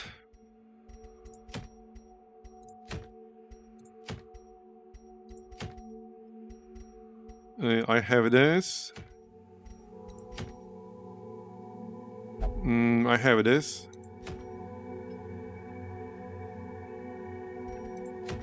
Oh yeah, true, it is a long level 1 dungeon.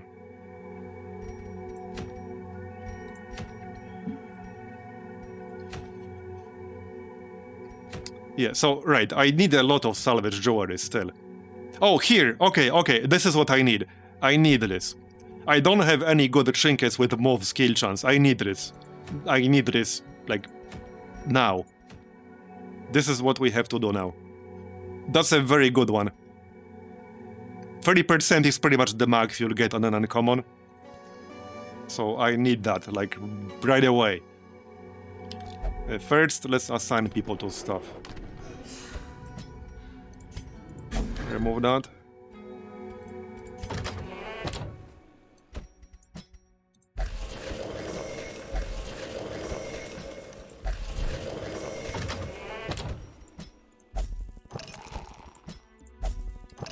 Okay. You could go to the fighting pit, that's fine. Alright, this is what we're doing. Let me check the ferry. Okay, ferry. Go. Any comments? Okay, this is good for, like, farming, though. 2 flagellants. Okay, kind of bad, but... self-assured is nice.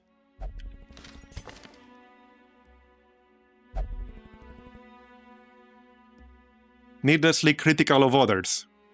On ally attack miss. Debuff ally, plus 15% stress received, 20% chance. Yeah, needlessly critical of others. That sounds like some of my former bosses. Maybe all of them. All of them except one, basically. Yeah, that's pretty bad. That is pretty bad.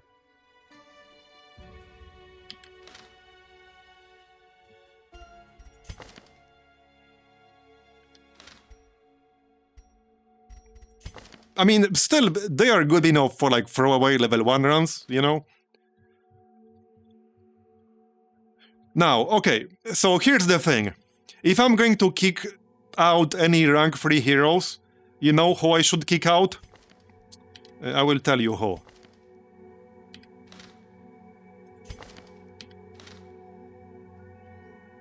Oh, the guy I sent to stress recovery. Yeah, Xenomorph. He has slow reflexes, risk taker, and a ritualist. Ritualist almost killed me. He actually hit my musketeer there when she was at 0 health with ritualist. That could have been a death blow. That literally could have been a death blow right there. This quirk could have just costed me a musketeer and probably that run. And it's already locked in, so I would have to pay like 10,000 to remove it. So I think I might just kick him out. I might just kick him out.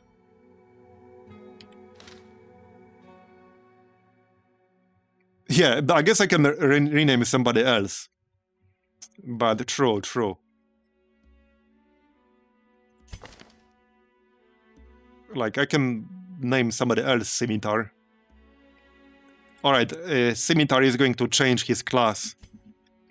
No, don't dismiss.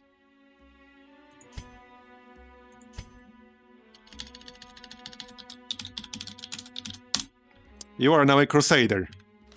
A different kind of transformation. The valley Bye-bye. is no place for those lacking in constitution. Yep. And like, I do keep some of the like rank 1 and rank 2 people, even though like they are pretty bad, because I can just still use them to farm rank 1 dungeons fine. Especially classes like, you know, Flagellant. So I could grab one of these guys, just do a bunch of dungeons with him, and then kick him out later. Out of these two guys, like, probably this one. Lost Legion Curios are just a few of them. Self-assured is kind of okay. But healer is not the end of the world, especially with that Flagellant Trinket. So I can just grab him and dump him later. Oh yeah, we were going to do... right. What group can I bring to the Treasury? Because I need this Trinket. Let's see. Good question. This might be a bit too... yeah, okay, this is not what we're gonna bring. Slow reflexes Crusader. Hey, good news is, I could just give him the boots. The plus, yeah, these boots. He's already at -1 speed. He's going to be last one way or the other anyway. So the heavy boots are basically plus 20% protection as far as he's concerned.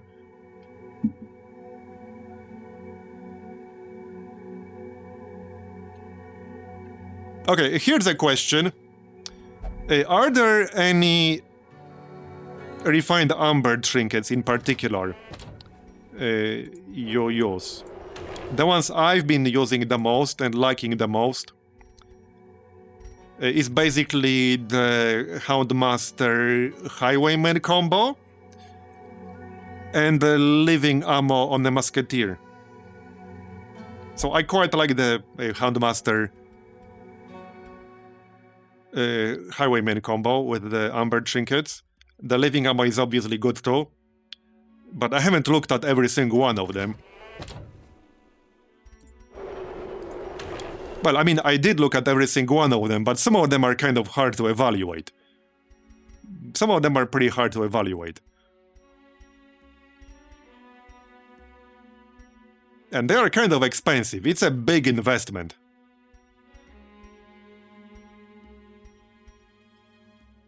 Like 60?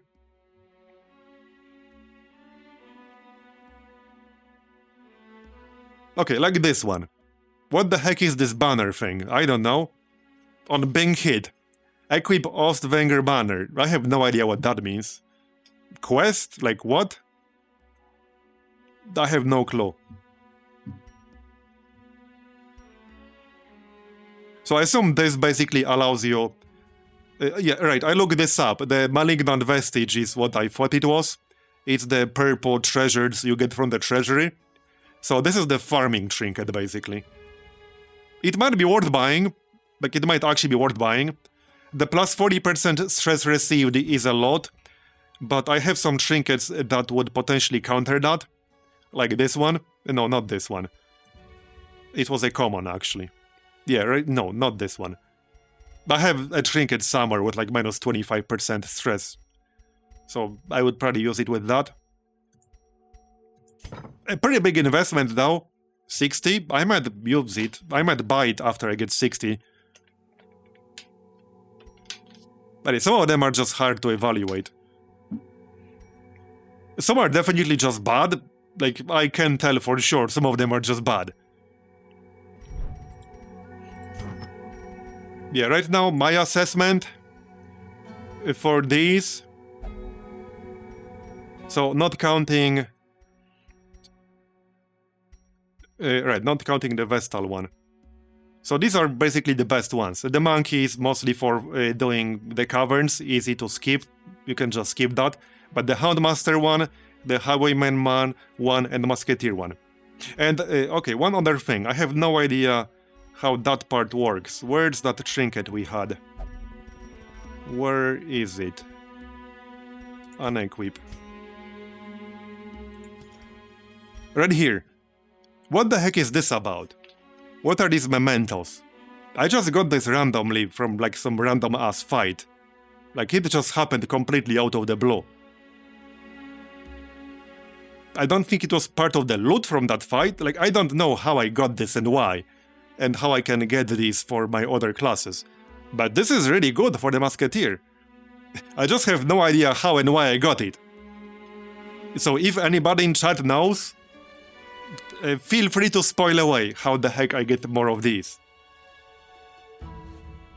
Because I have no clue.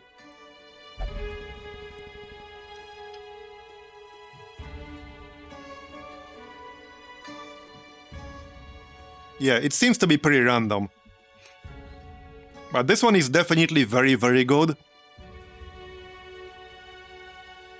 Because of its flexibility. It's very, very good. I already liked the Musketeers before, now I like them even more. Right, do I have a Musketeer for the Treasury? Hold on, what do we have here? Houndmaster...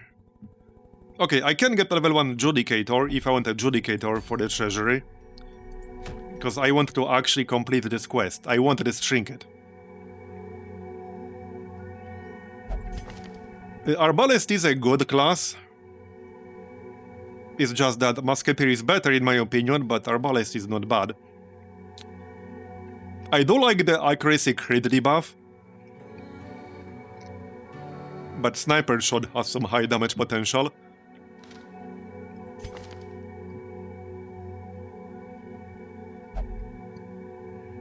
Houndmaster is obviously good.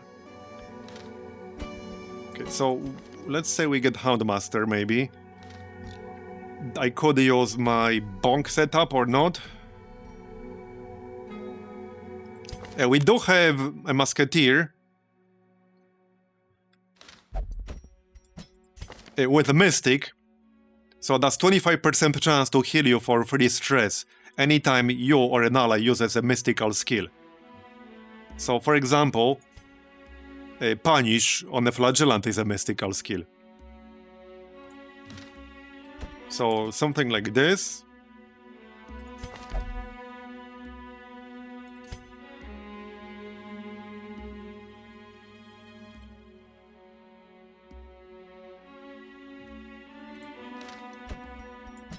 Okay, I think this group would handle it just fine.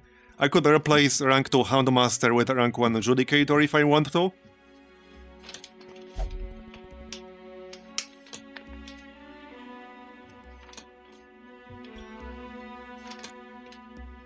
Yeah, so your stance is roughly similar to mine then. Like when I first went through all of them, most of them didn't seem worth it. It's just the few that I got that are maybe worth it. So, Houndmaster, Highwayman, the Musketeer one is definitely worth it. Not in every dungeon, but it's nice. What was the Crusader one? Let me check. Don't remember that one. And maybe the Essence of Malignity for farming. This would definitely be useful for some money farming. Are these actually in alphabetic order? No. A Crusader. Or not. Oh yeah, right here. It's the last one. Oh yeah, Remnant of the Empire. Oh, I think he has some description for that on the hero info. Okay, right here at the bottom. Remnant of the Empire, adjusted skill effects. Battle heal, plus 40% healing done, cure bleed and blight. Okay. Self-bleed for 2 free turns. Bleed for 2 for 3 turns, plus 1 point per turn at skill level 2 and 4. And self-blight. Inspiring cry, cure horror and buff target, minus 30% stress received. Self-horror, 2 for 3 turns. Torch gain inverted. Okay, interesting. So he like hurts himself to help others more.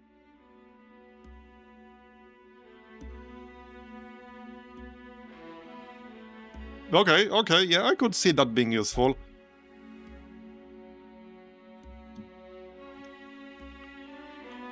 It would definitely be useful being able to cure Bleed and Blight with him. Because Bleed and Blight can really get out of hand sometimes.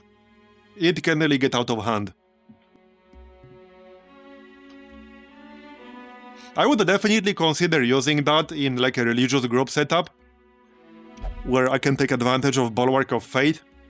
Bulwark of Fate is really nice in a religious group. Okay, right, let's do this Treasury already, shall we? I think this group will be perfectly fine. I don't think I can afford upgrading them necessarily.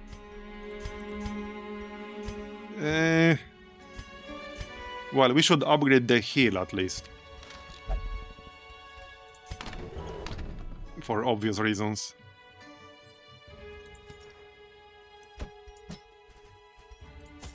Probably Amber Curds too.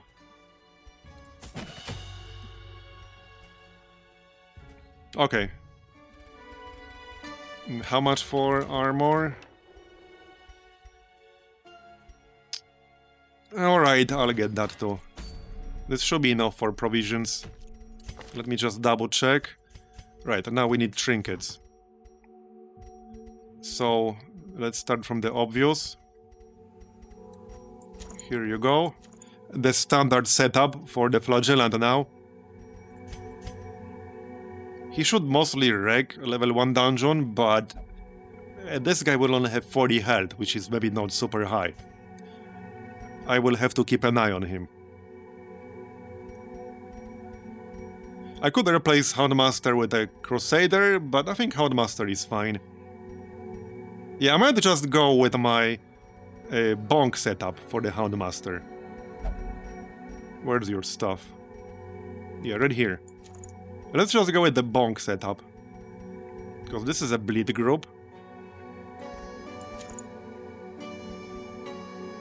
So that's that.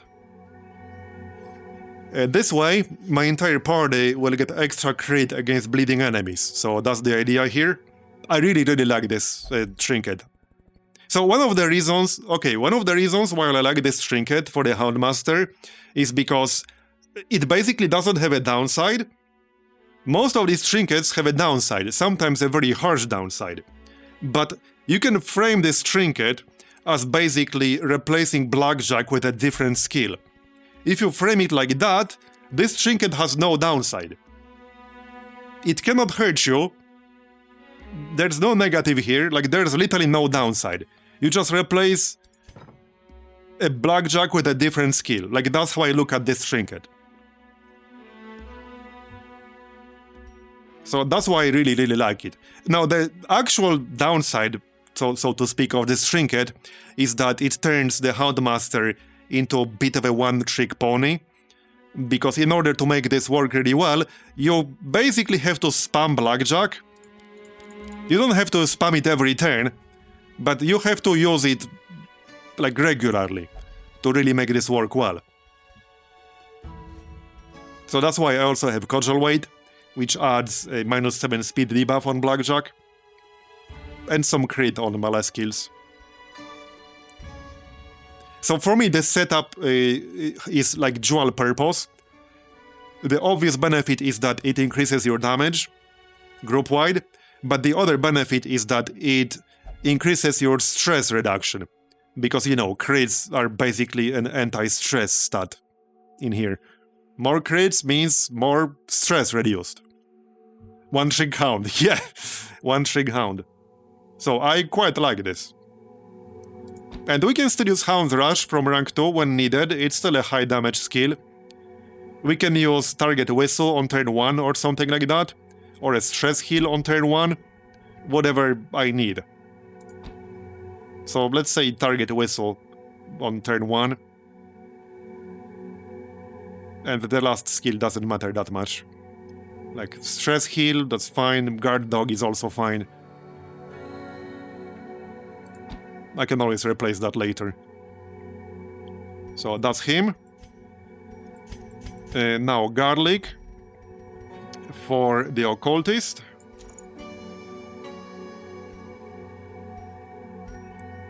And what was it that I was using on him earlier?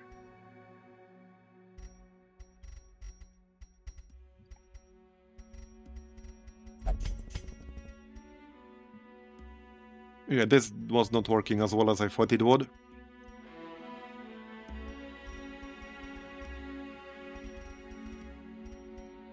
Where's my debuff? Oh yeah, it was common. I was using a debuff, a skill increase. I could just give him a Camouflage Cloak.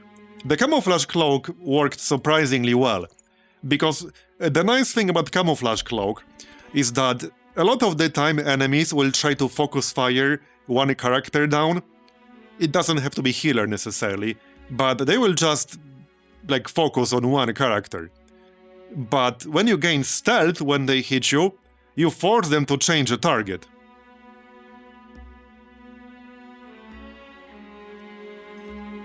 Yeah, I was setting up my new chair a few weeks ago. Man, it was a bit of a pain in the ass.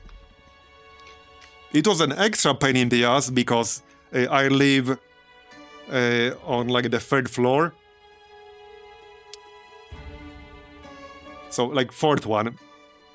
Don't get me started on the whole like floors debate, because I know people like consider, like people count them differently from 0 or from 1. But if you count from 1, I'm on the 4th floor, alright? And there's no elevator. And man, that shit is fucking heavy, dude. Like, that shit is heavy, Jesus Christ. And then it was a pain in the ass to set it up. I think it took me like 2 hours, 3 hours. I was already tired just holding that shit to the 4th floor. And it wasn't on my own, like the delivery guy was helping me, but that shit is still super heavy.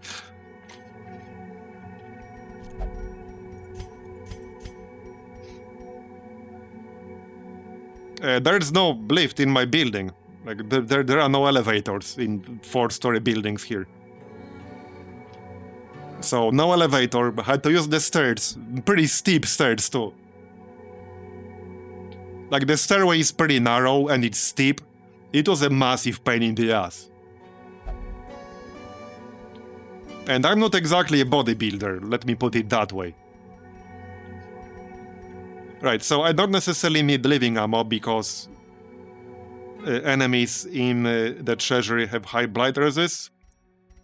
It would only mostly be useful for the heal on standard shot. Oh yeah, we should use the 2nd place trophy, that is really, really good.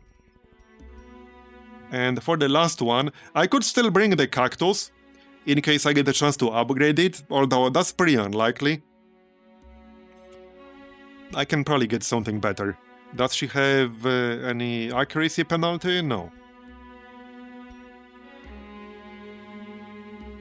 If your chair gives you a pain in the ass, you need a different chair. True. Right, I'll just get bleed chance here. Okay, that's going to be plus 50% bleed chance. Might be overkill for level 1, but I think it's fine. Alright, that might be the last run for today. I need to eat soon, probably. Man, we've been live for, Jesus, 8.5 hours. And it was supposed to be a shorter stream today. You know, every time I say this might be a shorter stream, I end up streaming for 9 hours.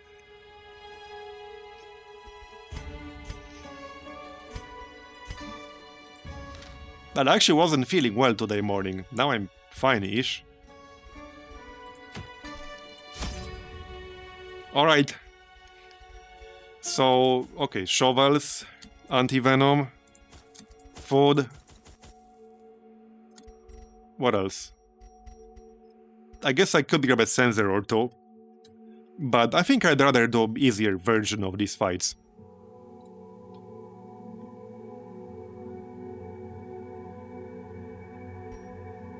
Well...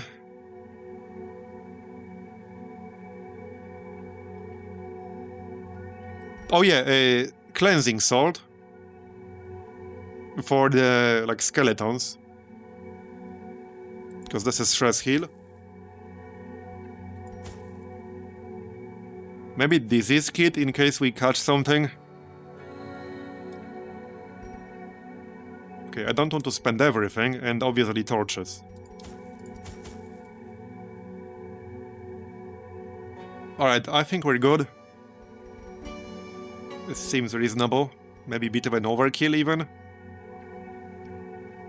Okay, shovels, food, torches, maybe a few more food to potentially heal myself with it.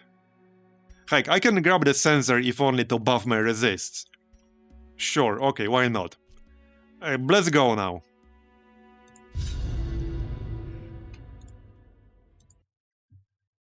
More ugly mimics, yep. Well, I took my best group into the boss fight in the Treasury. I was pretty damn close. I actually could have killed it. Next time I might take a scouting group. Okay, that's a very short Treasury, even by Treasury standards. Okay, that is a super short Treasury. Only 8 rooms total. I didn't count the rooms every time, but this has to be one of the shorter Treasuries I've seen. With 8 rooms only.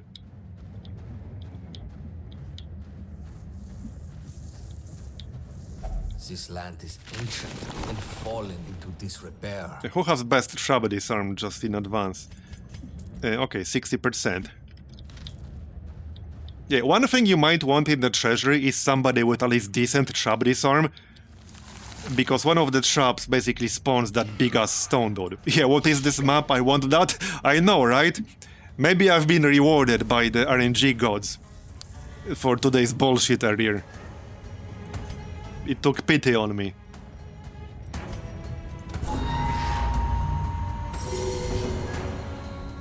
Alright.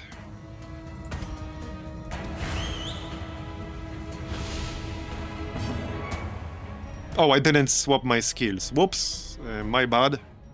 We will.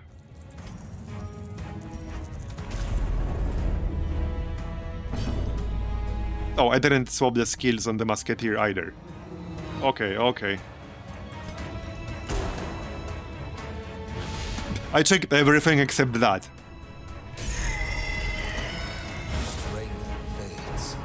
You learned to scout more after the Sunward Isles. I like to live dangerously, what can I say?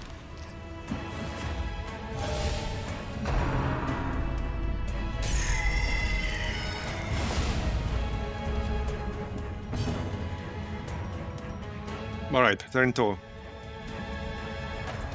Yes. Nice. There's the buff.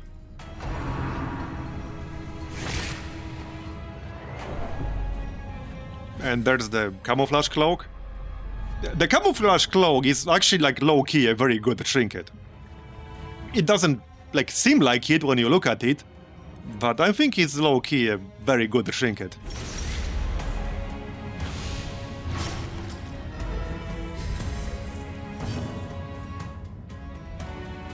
Okay, the spider is dead. Let's just break that block. the hourglass empties. You're allergic to using easily disposable characters, so you tend to best bosses.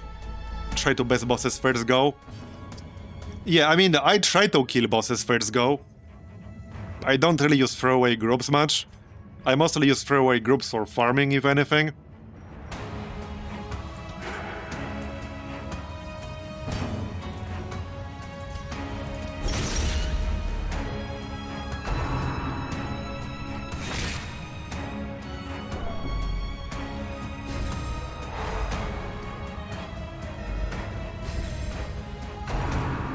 Like camouflage. Yeah, a grave robber with that trinket. Grave robber had the trinket. I don't remember the details now. That gave her something when she's in stealth. I don't remember the details now, but there was like a good stealth trinket for a grave robber that I have. That's definitely a good combo with that.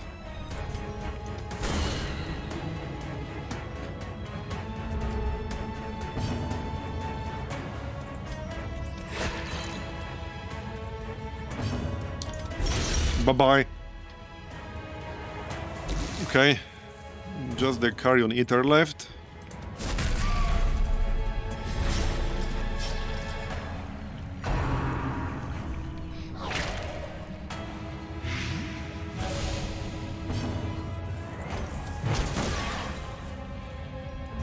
And it's almost dead. Let's pop a heal. It'll be dead soon enough.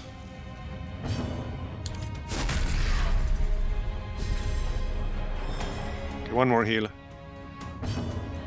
Our care for one another is what sets us apart. Ooh, drives into the ground.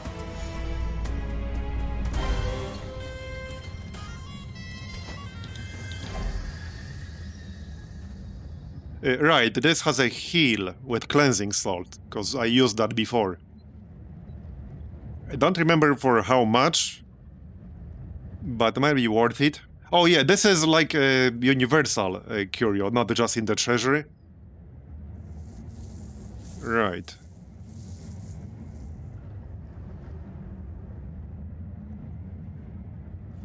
Wait, was that a heal or...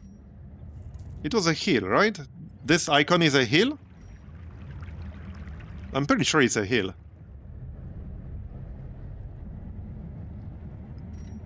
Well, I don't need that right now. Maybe on the way back. Maybe on the way back. Yup. Okay, might as well just check this room down here. I could camp on the way back. Okay, once we actually finish this quest, maybe we'll try the boss. The Ignolian or whatever. Not right now, but once we finish this quest. Maybe. No promises, maybe. This might give us some scouting info. Nope. Okay. Great. We must keep eyes peeled. A poison peddler. Okay. Interesting.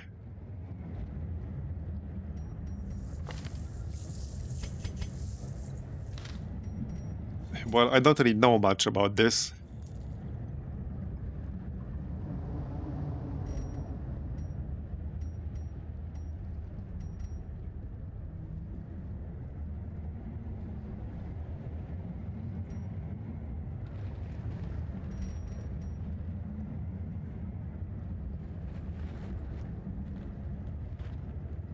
I guess I could try anti-venom or something?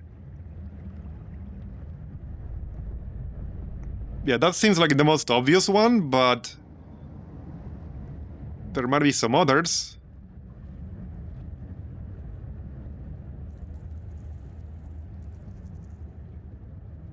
You haven't seen this guy yet? Yeah, I think I've seen it once, or maybe not even that. I have question marks on everything. So... yeah, Laudanum, maybe. I guess we can try. I don't have a lot of stress.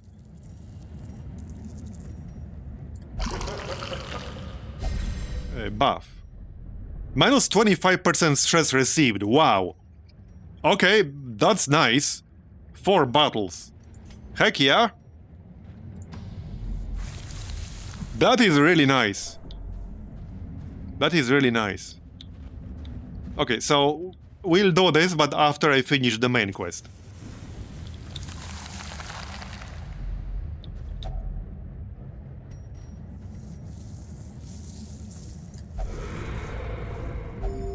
Okay, that's one person heal. I was hoping maybe group heal, but alright.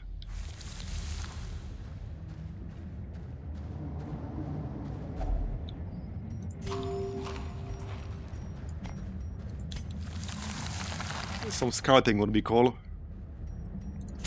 Let's move maybe one more section.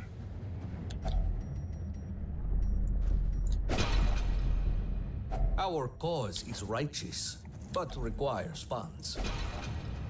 Maybe a bit risky using 2 shovels here.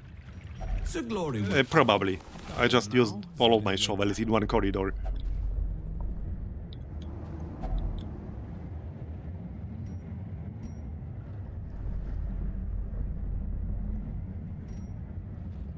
Right, well, I guess we'll do it by hand.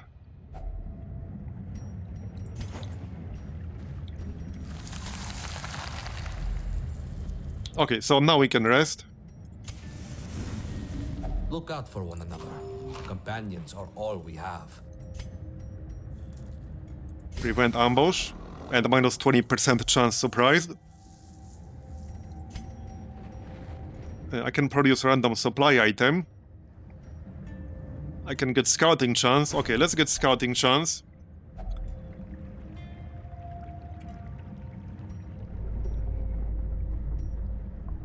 And another 15% scouting chance. Okay, sure.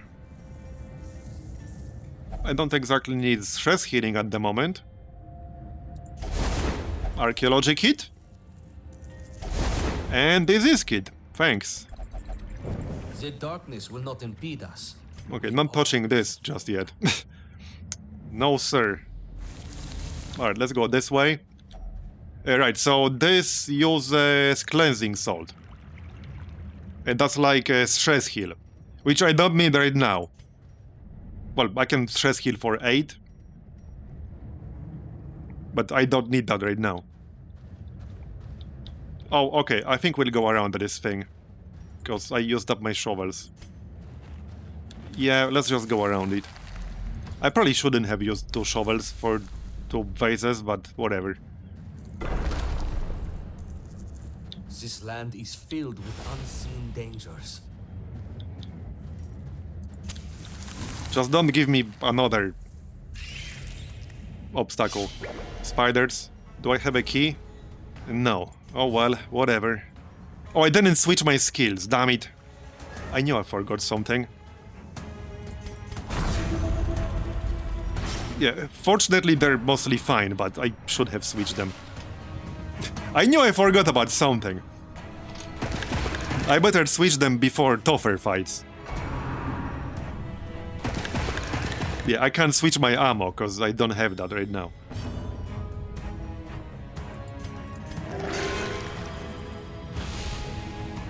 Clearly, I'm just doing it on hard mode. This is challenge mode.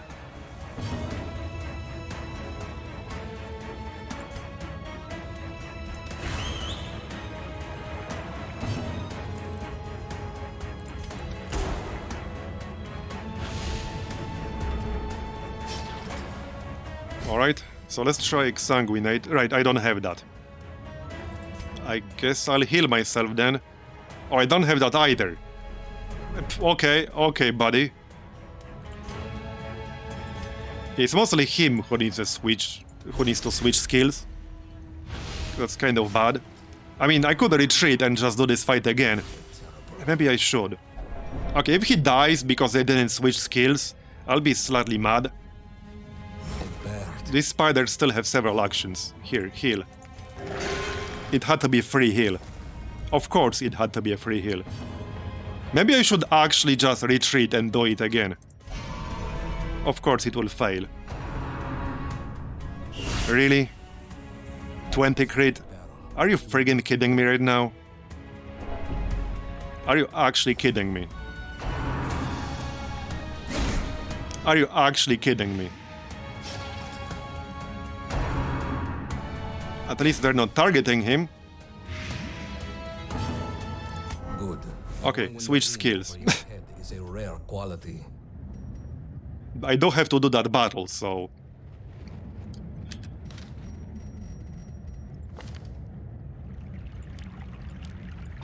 Here, that's better. There you go. Yeah, let's actually patch it up. Alright, let's try again then.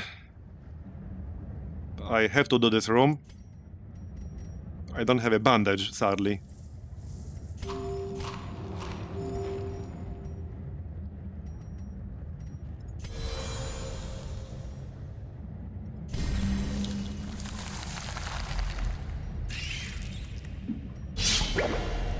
He's a big boy, now he can heal.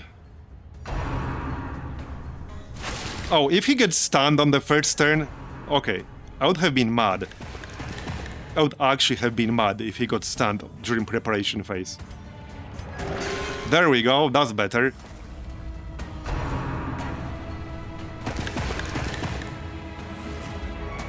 Now we'll be fine.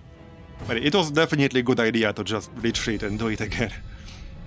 It's not a big deal, it's fine.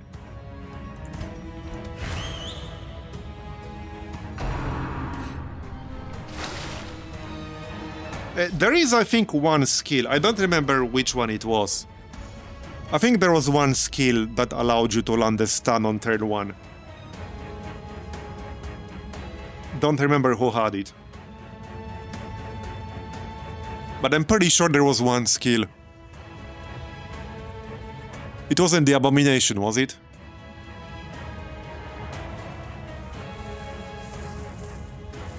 Well, actually, maybe it was.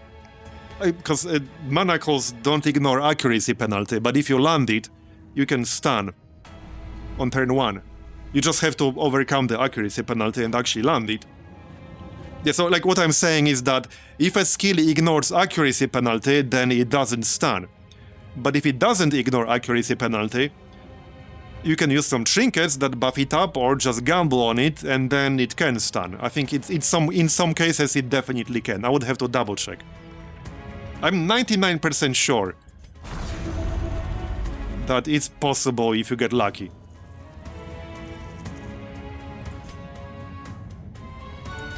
Mend.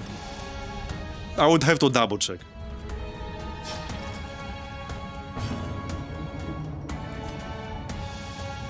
Okay, this is turn 2 now. Need to kill at least one of them quickly, or it will get pretty annoying very fast. Good dodge. Stop spitting on me, that's rude. Okay. Nice.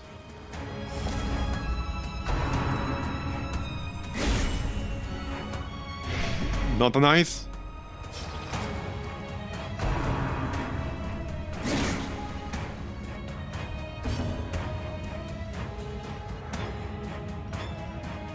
Right, so bombard. That's enough on that one spider.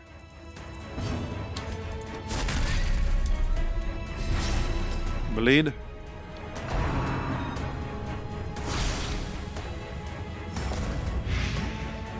The body's weaknesses are exploited. Yeah, spiders have always been a little bit irritating. I don't think you can get chain stunned by them anymore though.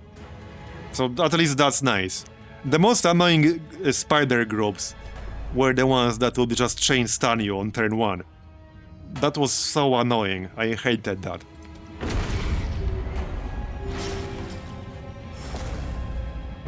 Hey, but I like spiders in real life, okay? At least the ones we got here, where I live. They kill insects. They're actual bros. So I like spiders, just not in this game. The body fails to withstand. If they can get rid of some mosquitoes for me, yeah, I'm all for that.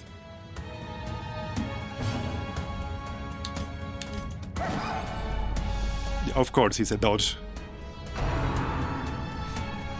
Yeah, exactly. I like spiders because they eat the bugs that are actually annoying. Like, spiders don't really bother me. Again, not the types of spiders we got where I live. I'm sure there are some dangerous ones in other parts of the world. Looking at you, Australia. But then again, even fucking plants are dangerous in Australia, so...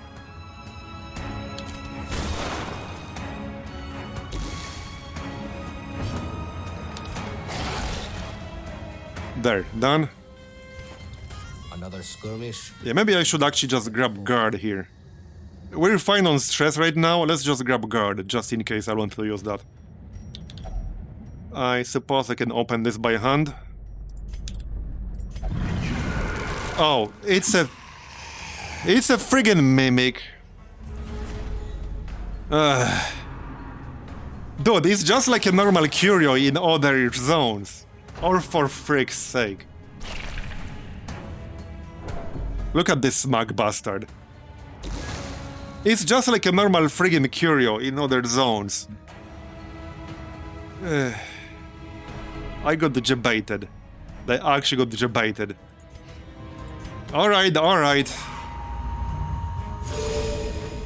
I got debated hard.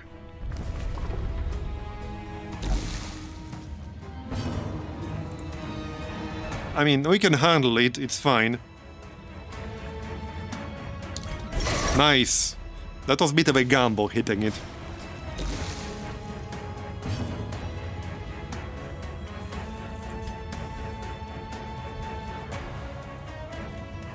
Okay, this is a protection debuff, so let's use that. Or it will fail, fine. Now, I know this guy can heal. That's the puppeteering skill right there. Just pop a heal for the first turn.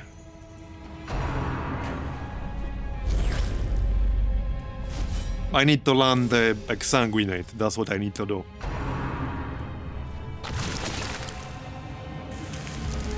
I still don't want to do the Mignolian at the end of this. At least try, if we are in a good shape at the end of the run. Which hopefully we will be. Bonk. Yep, that's the heal. The bleed should stay though. Yep, the bleed will stay. Now we can use Exsanguinate. There we go, 20 crit. Yeah, the heal would have been so much higher, like with my previous setup, but oh well.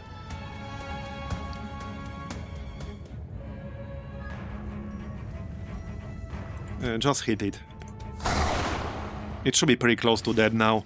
So this guy has a stress attack, a chilling stare, that's the one. Now it should be dead. Care for one another is what sets us apart. You remember the cannon destroying it the first time? Yeah. And the Crimson Cord the first time was very obnoxious? It was. It definitely was. I played that shit with a map every time after the first one. Okay, stun. Oh, he got a regen. Okay, buddy. That's slightly annoying. But alright. Here, more buffs. Plus 12% crit versus bleeding enemies now, but we failed the bleed on the chest. On the mimic. Okay.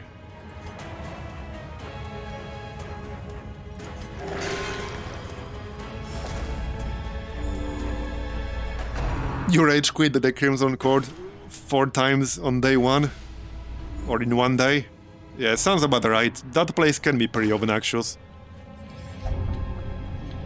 Okay, we got the rush. And I don't have a disease kit, sadly. I guess that's not the end of the world. He'll live. Let's just pop Bombard here Strikes him down. to kill that smug bastard.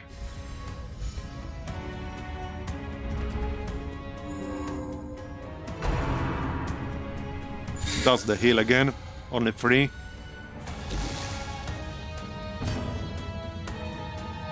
Yeah, that's one of the things I really liked about the last spell.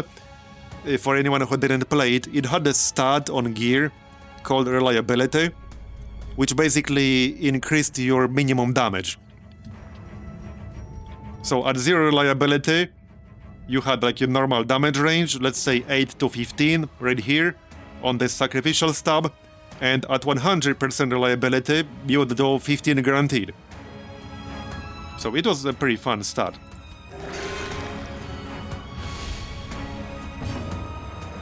Alright. Oh, actually, yeah, I do have 2 disease kits. You're right. We should use one then. I was looking at the bottom row.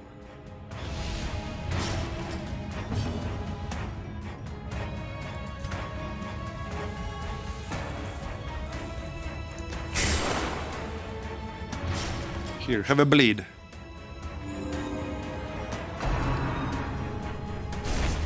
One of the things that makes this setup so good with the Houndmaster, with that contraband trinket, is that you will get all this extra chance to crit.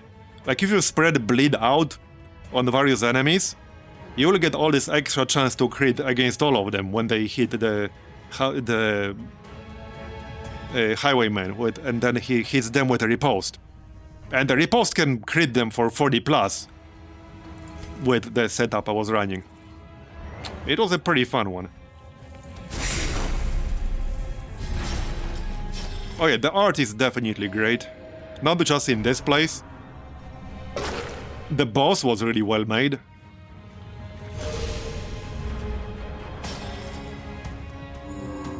This region is actually pretty annoying, because they tend to live a little bit longer when the dots would have killed them a long time ago. I can just finish it off with Bombard, I guess. Bleed. Our angel Nice. mount. We must rebound. Alright, Bombard. We should be almost done now.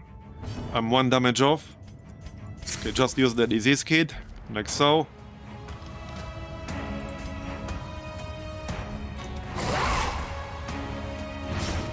I cut vein. That's down. Venom. Death does not regard the method.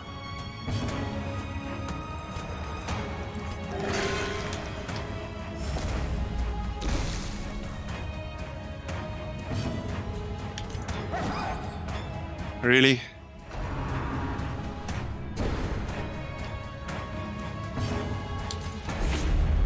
Seriously? Twice in a row? Well, he would have been dead already.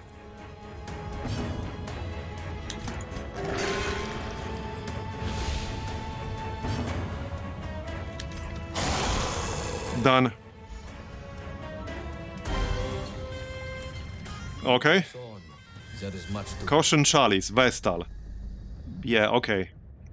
Plus 33% healing done on prep round. Not enough.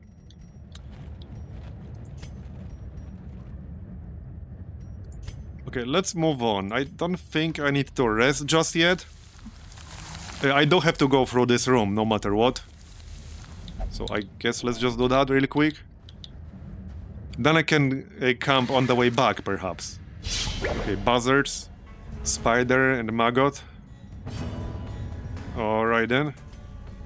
That's fine.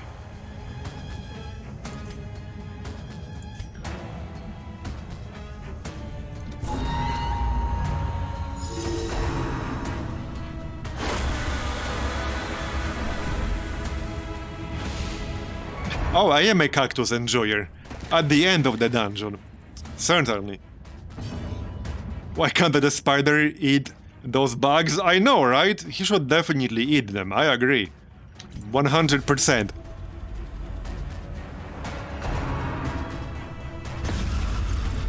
Yeah, that's the stress attack. Alright, well, I do have load on him. Might as well use it, I guess.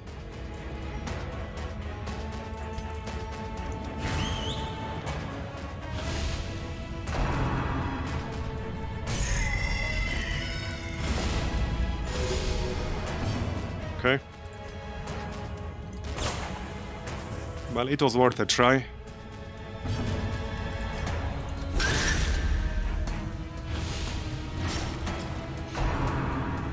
There's an enemy that eats other smaller guys somewhere in this mod.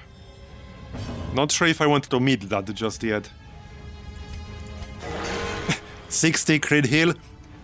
Any crit heal enjoyers in chat? Not that I needed it, but...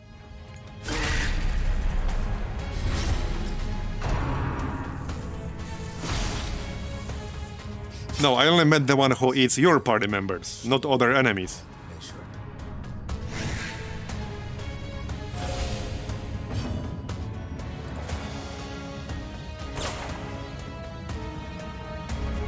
Oh, yeah, the Ignolian? Does he actually eat other enemies? Maybe he did. I only fought him very briefly once. Maybe he does.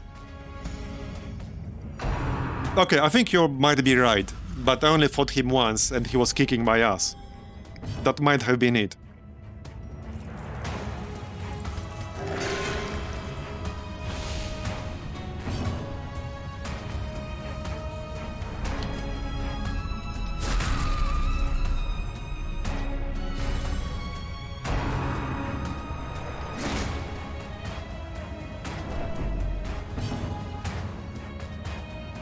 Oh, this is just normal occultist stuff.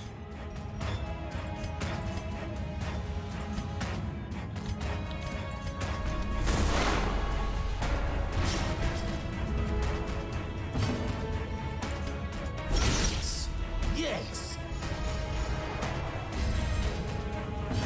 Like, occultist is just insane in this. He was already good in the first place. It's always been a good class. You haven't tried the Ignolian yet? Well, we'll try it here, maybe. It depends if I'm in a good shape once I finish the actual quest. I want to see what he would drop, other than me. Consist of a great many battles. Hopefully not me, but you know. Right, I do want salvage jewelry.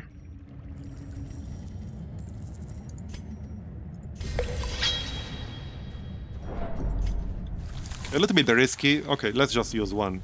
Okay, we're fine. Yeah, this is probably a mimic. It's probably a mimic. Piss off. I'm not touching that shit. Fool me once. Shame on me. Shame on you. Fool me twice. Shame on me. Not gonna happen. Okay, is this trap what I think it is? And... I didn't even see it. Okay. Careful. Oh, piss off. Alright, let's camp. Alone, we will die. Are there normal chests in the Treasury? A good question. It's just that this looked like a curio from, like, the Catacombs and shit. So I got fooled. And that's a perfectly safe one. And you get the vases that are perfectly safe, so I thought that's safe. I got baited, like I said. Okay, I have 16 food. Should be fine if I use 8. Okay, let's use 8. Avoid ambush first, obviously.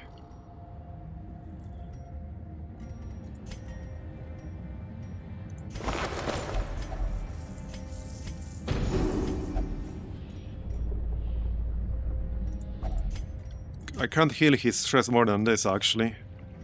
I might give him minus 15% stress received.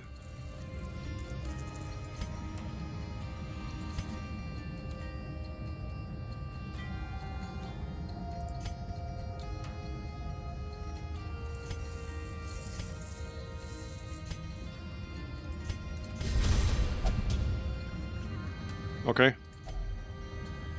And a random supply item or scouting chance? There's only like one room left. Let's just get a random supply item. We got a shovel. That might actually come in handy because I was out of shovels. If I have to remove something in that last corridor, then I'll need it.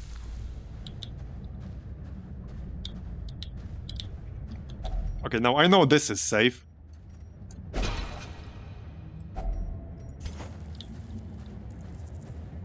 I know this is also safe, but I don't have the space for Amber. So this was a vendor, right? Yep. So they take the vestiges, which I don't have at the moment. Okay, this thing. Well, that's fine. Take up the spades. This is nothing to trouble ourselves over. Another vase. I guess I can open it by hand. So, like, not every curio is dangerous. Okay, we got the big-ass snake. Alright. I'm just gonna pop a torch here. Let's just try to hit it. Nobody needs a heal, really. So, it has a stun. That's the Parazoling Quills. And it has a regen. The regen is not big, but it does have a regen.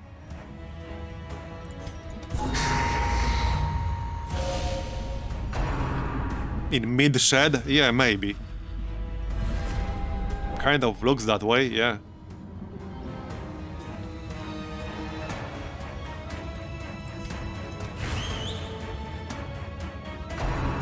He also has 2 actions per turn, hence 2 heads, I guess. Okay, still turn 1.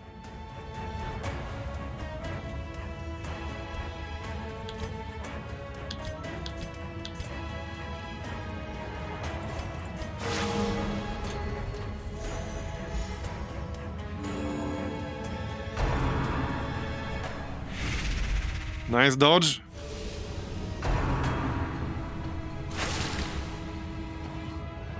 Okay. Right, well, let's focus on the snake first, I guess. My flagellant can't really hit stuff in the back. Not when there's a big-ass total enemy in the front. I can still pop a curse on them, though, which might not be a terrible idea.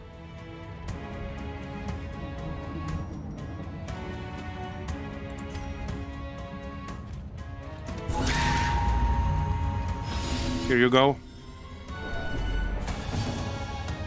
So, bonk. 0 bleed resist now, because we debuffed it to 0. Literally 0 bleed resist.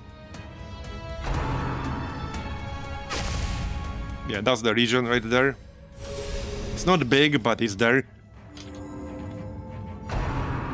Now I could kill the buzzer if I want to. It only has 20 health.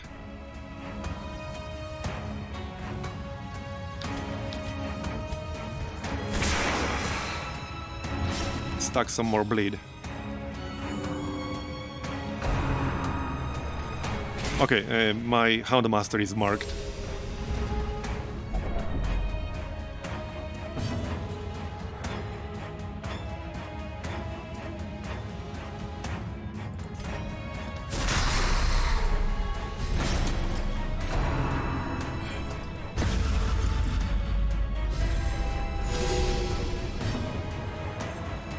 Yeah, for me it's also bits of both.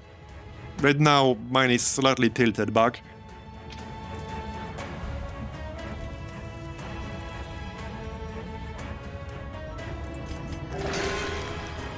Back full to full health.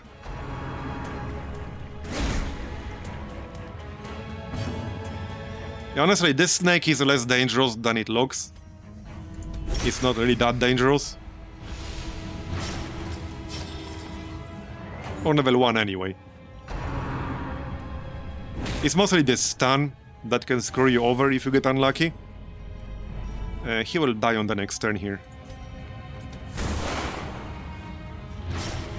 Well, I mean, there are wards enemies. Oh, he won't, not yet. What I'm saying is that there are wards enemies in here that are not, like, two-tile enemies. He's not really that bad for, like, a large enemy. I think the giant ass buzzer can be wards. It kind of depends on what group you have, I guess. Cloaking mass means nothing to a fierce warrior. Alright, now the rest. And there's the occultist moment. That's fine.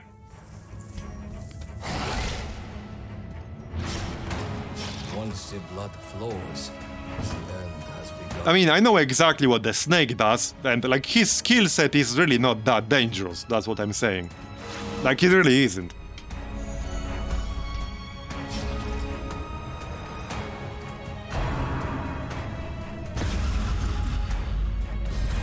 This stress might be a slight problem, and I don't have laudanum anymore.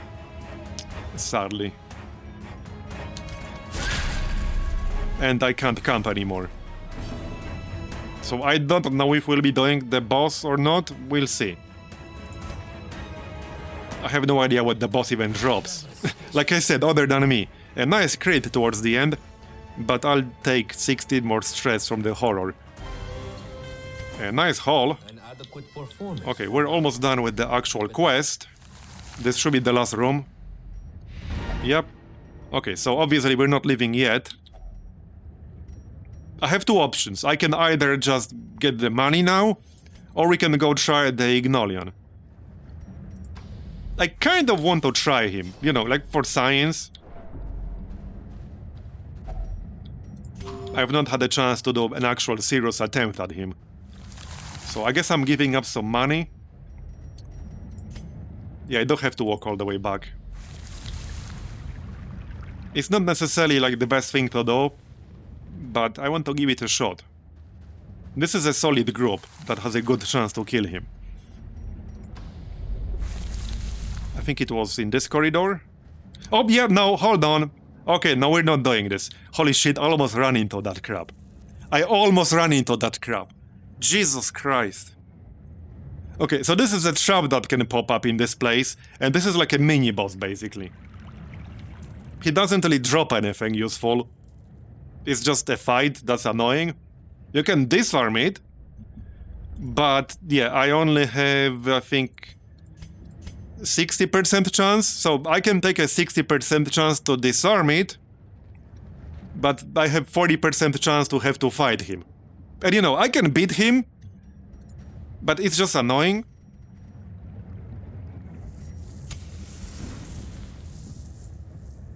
Okay, let's try to disarm it. I'm going to regret this.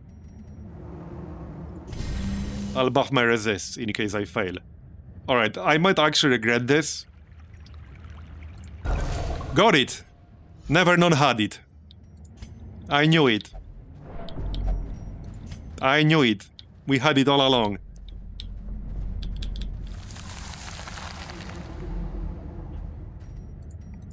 Yeah, it was all the way back here.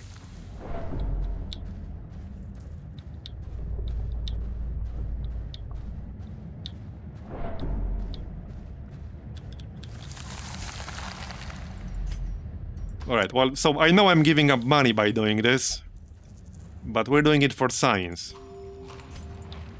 Pretty sure it was here, right? Was it all the way back here? It was actually all the way back there. Right? Yes, okay, it's here. Well, this should be fun. Ish. We do actually need the torch to spawn it. I have one left. We still have 2 dog traits. So, you guys ready? Let's pop 1 torch to get light level. Alright, you guys ready?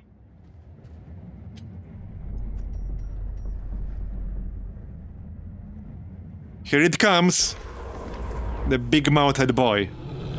This thing. Okay, we got surprised. I think that always happens. Trespasser. He only has 50% bleed resist, so that's my chance right there. That's like the worst possible shuffle I could have gotten there. Okay, that's actually pretty bad.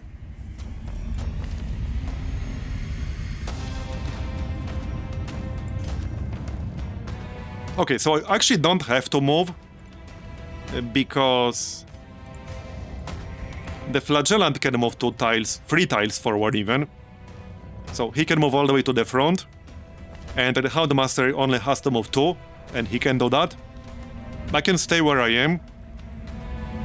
I can actually stay where I am.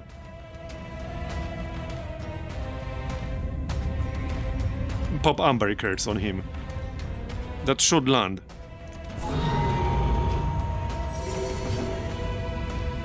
Okay. Might as well pop... Right, move. So all the way to the front. Then we move Houndmaster. I'm not using the hat, so I can stay in rank 3. Like, it's fine if I stay in rank 3 unless I plan to use Sacrificial Stab. Because the hat trinket for the Musketeer, it will debuff you if you're in anything other than rank 4. But I'm not using that, so I don't care. I can be in rank 3 just fine. With that said, I have to do something with her anyway, so I guess I might as well just move back. Yeah, so this dude has like a big laser attack. What else does he have here? Creator... Oh, he had a stun. Okay. And he summons shit, like these drones, the Y-Cell. Okay. Guard might not be a terrible idea.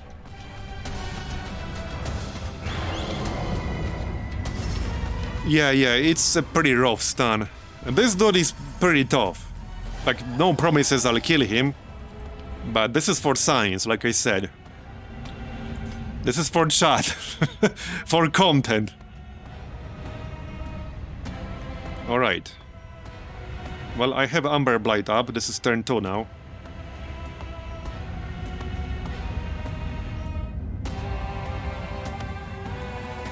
Radiation Swell. This is 10 to 18. Probably best if I just pop a heal. The problem here is that my Flagellant is a little bit low, total health only 40. I had Flagellants before that had like 60, 70. Partially because they were using Tough Ring instead of this hood. We should be almost guaranteed to land the bleed, if not guaranteed. Okay, not quite guaranteed, but I have plus 25. He'll have pretty low chance to resist.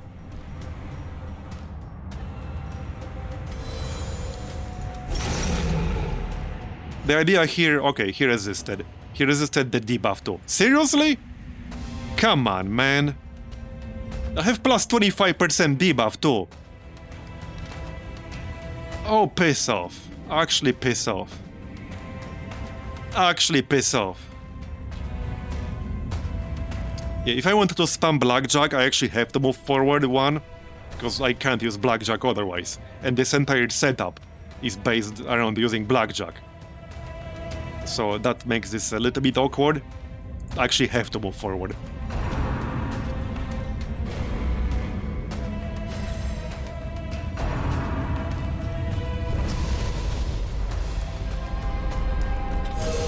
This is not on YouTube, no. Okay. He spams horror too. Well, I can always retreat, so if it starts going poorly, I will, but I want to give it a serious try. One thing I can do is just spam Bombard to kill these things while damaging the boss. I don't remember what this Radiation Swell was. If it's been worth targeting them. It might be. Spectacular. Yeah, it does look like a bomb of sorts. Well, we killed one. I think this is... yeah, it's some sort of bomb. Ruptured Ether. It has Blight. A debuff. Okay. Oh, come on. Are you actually kidding me? Dude. Well, now I lost a ton of momentum in this fight already. Like, I already lost a ton of momentum. This torch cannot exceed 0. Attacks can be reposted, more damage, more Blight skill chance. I already lost a ton of momentum here.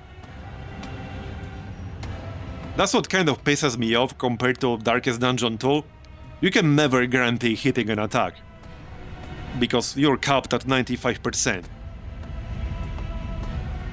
That kind of pisses me off.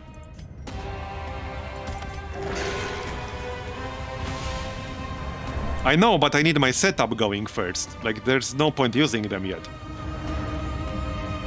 There's no point using them anymore. Like, with these two... Yeah, no, like... This sucks. This actually sucks. I lost a ton of damage potential here. I could have done, like, 50 plus damage by now, easily.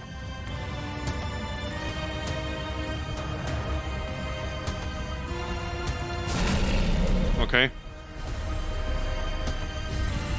Okay, he just keeps resisting! Dude, he resisted it 3 times in a row now? And he only has 50 bleed resist, and I have trinkets that increase my bleed. Like, dude, piss off. And this is see, this is why I really dislike level 3 dungeons. Their resists are that much higher in level 3 dungeons, I can't even overcome 50%. Never mind 70, 80, 90. Like, I can't even overcome 50%. Like, with this, we have plus 25% bleed skill chance on the Flagellant, and I have plus 30% on the bleed amulet, and plus 20% on if shrapnel ammo is equipped.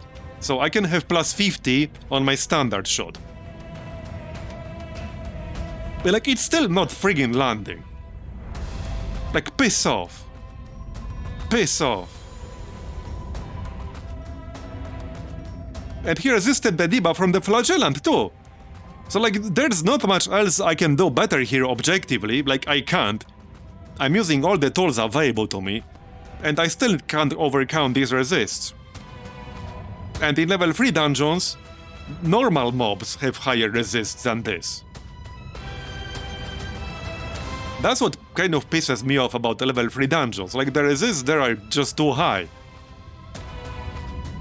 I think I lost this fight already. I lost too much momentum here, like I lost way too much momentum.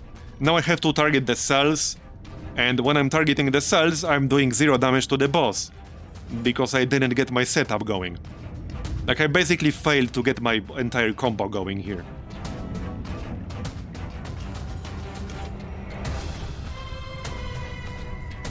But like, man, I have 160% on standard shot now. I don't even know how he resisted that when he has 50.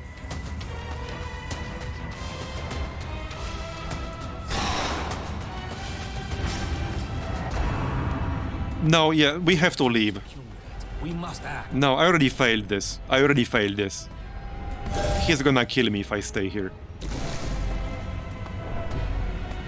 Do not mistake pragmatism for cowardice. Well, I guess this was worth a shot.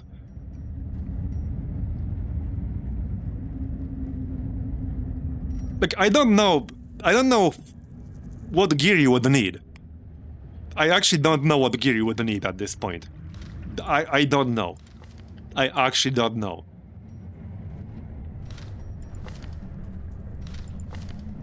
I have no idea.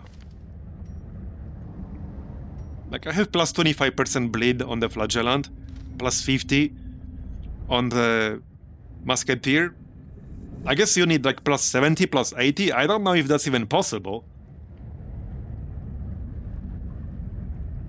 They weren't super unfortunate though. That's what normally happens on enemies with 40, 50 debuff resist. Like, that's not unfortunate, that's normal. That's what normally happens. Like, this is just not enough. You need way higher. I want to know if it's even possible within the game to have around 200% like chance. Because a lot of the enemies in these rank 3 dungeons have 80, 90, 100% resist that you have to overcome.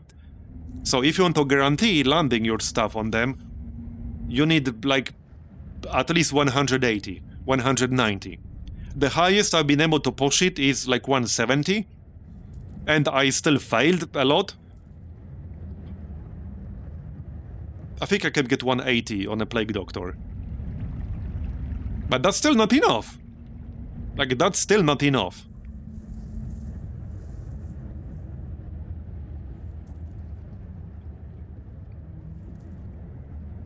Yeah, but how do you do that when your debuff gets resisted every single time? How do you do that? We had some fights earlier in rank 3 dungeons where the debuff got resisted every single time. And that was with a trinket that increases my debuff chance. So how do you do that if it just gets resisted 20 times in a row?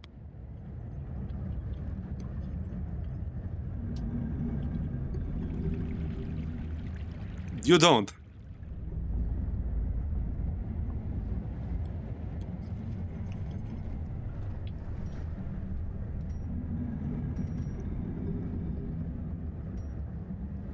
Okay, well, the part that sucks now is that I gave up a lot of money to do this. And it was a bit of a waste. With each vine cut and bramble broken, At least we got our move skill chance trinket, so that's good. That's what I wanted. But I did spend more on provisions that I got from the rewards. Still, I just don't understand how you're meant to overcome these resists. I just don't understand it. The sail unfurls. I don't even, you know, I don't even trust the numbers are real. I'm actually starting to distrust the numbers that you can see. Because I had like 10, 15, allegedly 10% resists in a row. Calculate the odds of that. We're talking like 1 in a billion chance to have that happen 10 times in a row. So I don't know if I trust these numbers anymore. And then again, I did have 3 98% fails in a row in XCOM. So 3 2% misses in a row would be 0.000008.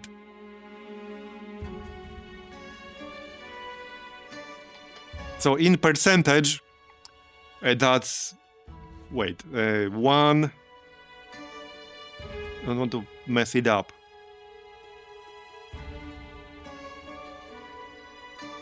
It's a very small percentage. 1, like 10,000th fraction of a percent. Or 8. Like 0.00008 chance. Percent. In percent.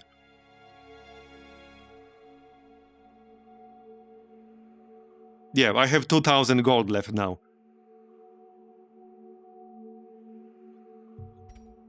So, I mean, I really like this mod. I'm just trying to figure out what to, like, where to go from here. Because I'm actually, like, genuinely not sure where to go from here.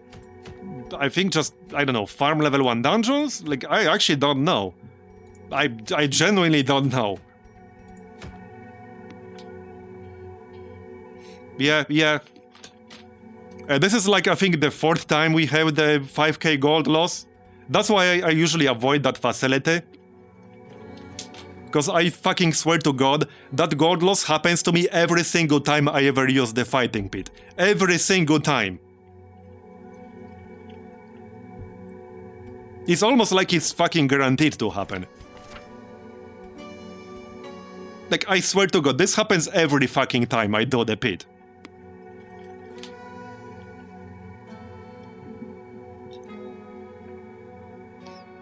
So what the heck do I even do here?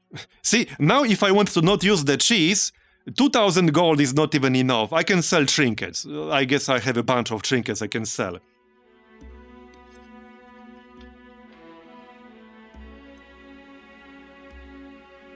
And to be fair, like, I'm also a little bit suspicious of, like, weird streaks. Because, again, the Long War 1 mod for XCOM 1, which I played a lot, had a bug, and this was, like, acknowledged to be a bug. It was not, like, copium people made up. It was acknowledged to be a known bug. Where, if you used ability called Rapid Fire, which was, like, 2 shots in 1 action, on an enemy that had a certain status effect, called Shredded, you would always miss, even with 100% from point-blank range. You would always miss the 2nd shot. It was not a bug. I mean, it was a bug. It was not like some weird copium people made up. Because, like, people made up some really weird theories where it's, like, rounded up or rounded down. So, like, the chance is actually not 100, but 0. but 99.9999%, no, that's all bullshit. It was actually a bug. It was acknowledged to be a bug. And the Shredder rockets. So there was a rocket launcher with a special rocket called Shredder rocket, which was like anti-armor. And there was a bug where that would do 0 damage. Like, it could blow up right on top of the enemy and do nothing. It was just fireworks. So these were both acknowledged bugs that could make you do 0 damage with what seemingly should be granted. That's why I'm always a little bit suspicious of strange streaks, and I had some really strange streaks. Like, if you calculated the odds of some of the streaks I had, it would be like 1 in a trillion or less chance for it to happen.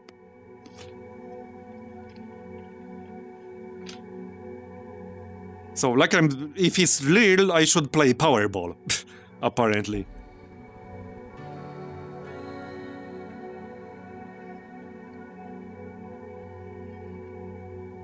Yeah, the only path back is to just go through level 1 dungeons with expendable groups.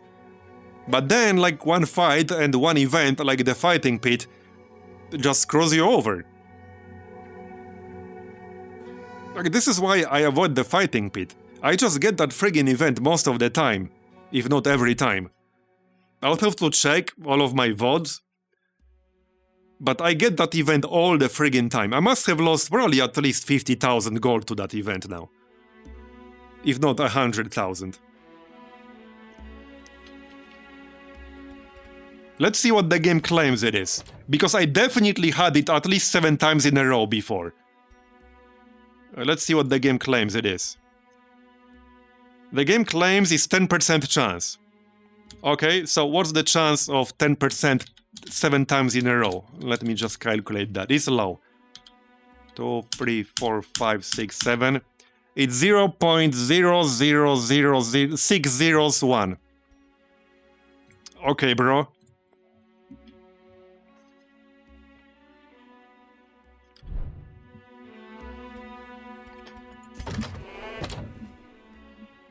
Yep, 6 zeros. I guess I should really play the lottery, apparently. Now these guys need stress healing. Like, I'm probably better off just getting rid of them now.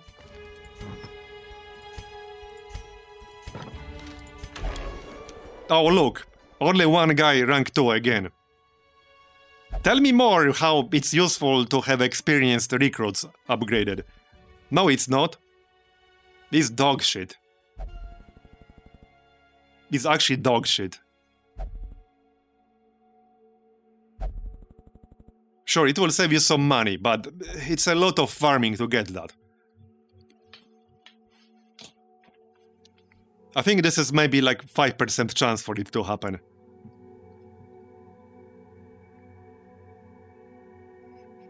I think what I might have to do is to just do the cheese runs. I think I'll just do the cheese. Like, I don't even feel bad about doing the cheese with this kind of bullshit that keeps happening. Yeah, we're at almost 10 hours now. I think we're done with the runs for today. What are the cheese runs? The cheese run is basically where you take an antiquarian, or preferably 2, with Trinket Scrounge. So earlier I was running 2 antiquarians, like Occultist and Crusader. You do preferably the Catacombs, because antiquarians will give you 2... they will give you 1 archaeologist kit each. And then you go into the first room, and you come there 1, 2 or 3 times, depending on the length of the dungeon, and you use Trinket Scrounge. Because Trinket Scrounge can give you pretty much any trinket in the game. And they can sell for quite a bit, or you can get something really good. So I got a few very rare trinkets that way. I got a bunch of rare trinkets. You can keep them, you can sell them. And the Catacombs specifically, because the antiquarians give you free archaeologist kit, and the Catacombs have like a crap ton of curios that will give you gems for using archaeologist kit with all kinds of curios. Like, most corridors will have something most of the time. So that's why a Catacombs for this. But yeah, that's the cheese. You won't even gain stress that way. You'll take 20 stress for abandoning it. So, I mean, you can just use a Crusader with Zealous Speech, and you will come back with 20 stress only for abandoning the quest. And then just rinse and repeat until you get bored. That's probably like the most effective way to get gold quickly, like in terms of per hour. It's kind of boring, because the other way is to do Catacombs antiquarian runs, I guess. But this is probably faster in terms of gold farmed per hour, and you have a chance to get really good trinkets. So I think that's what I'll do now, because, you know, I need to get out of this hole. The best part is that you only need a little bit of food to do this. Technically, you don't even need food, but the food is mostly there to not take the stress penalty if you camp without food. So you only need like a tiny little bit, it doesn't have to be a lot. But yeah, and you will never out-level the place, because you don't actually get any resolve experience by doing this. Like, you get nothing. So you will never out-level this place and be forced to do like level 3. Level 3 would be much more risky, because sometimes you have to beat a group or two, because you cannot camp in the entrance room. You have to actually go through one hallway and then enter one room. Hence why, like earlier, I brought an Occultist, a Crusader, for Zealous Speech, and 2 Antiquarians. If you're feeling spicy, you can try 3 Antiquarians, but 2 is enough. So if you do a long dungeon like that, you get 6 trinkets. If you do a medium one, you get 4. Short one, you get 1, you get 2. So I think I'll just do that a bunch of times. Anyway, yeah, we're close to 10 hours now. That's gonna be it for today. So, yeah, I guess... I don't know if I want to start from scratch. I know I had some requests to do at least a little bit from scratch, just to like show what I would do in a fresh run. So maybe we'll do that, not with the purpose of starting an entirely new run, but perhaps to do that for YouTube. I don't know yet. I still want to see level 3 and level 5 dungeons more.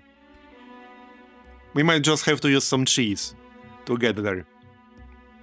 Getting some rank 4 heroes would be very helpful, because then I could upgrade them. So all I would need is like 1 or 2 more lucky level 3 dungeons like we did earlier. Either way, that's going to be it for today. Because, yeah, I mean, we're at 9 hours 45 minutes in what was supposed to be a shorter stream. And I need to go eat. What's your experience recruits rank? I mean, it's 3 max, 3.5. These are my most experienced people at 13 out of 18. I don't have anyone rank 4 yet. So one more run would though. With one more run, with one more successful run, I would get rank 4. Anyway, yeah, that's it for today.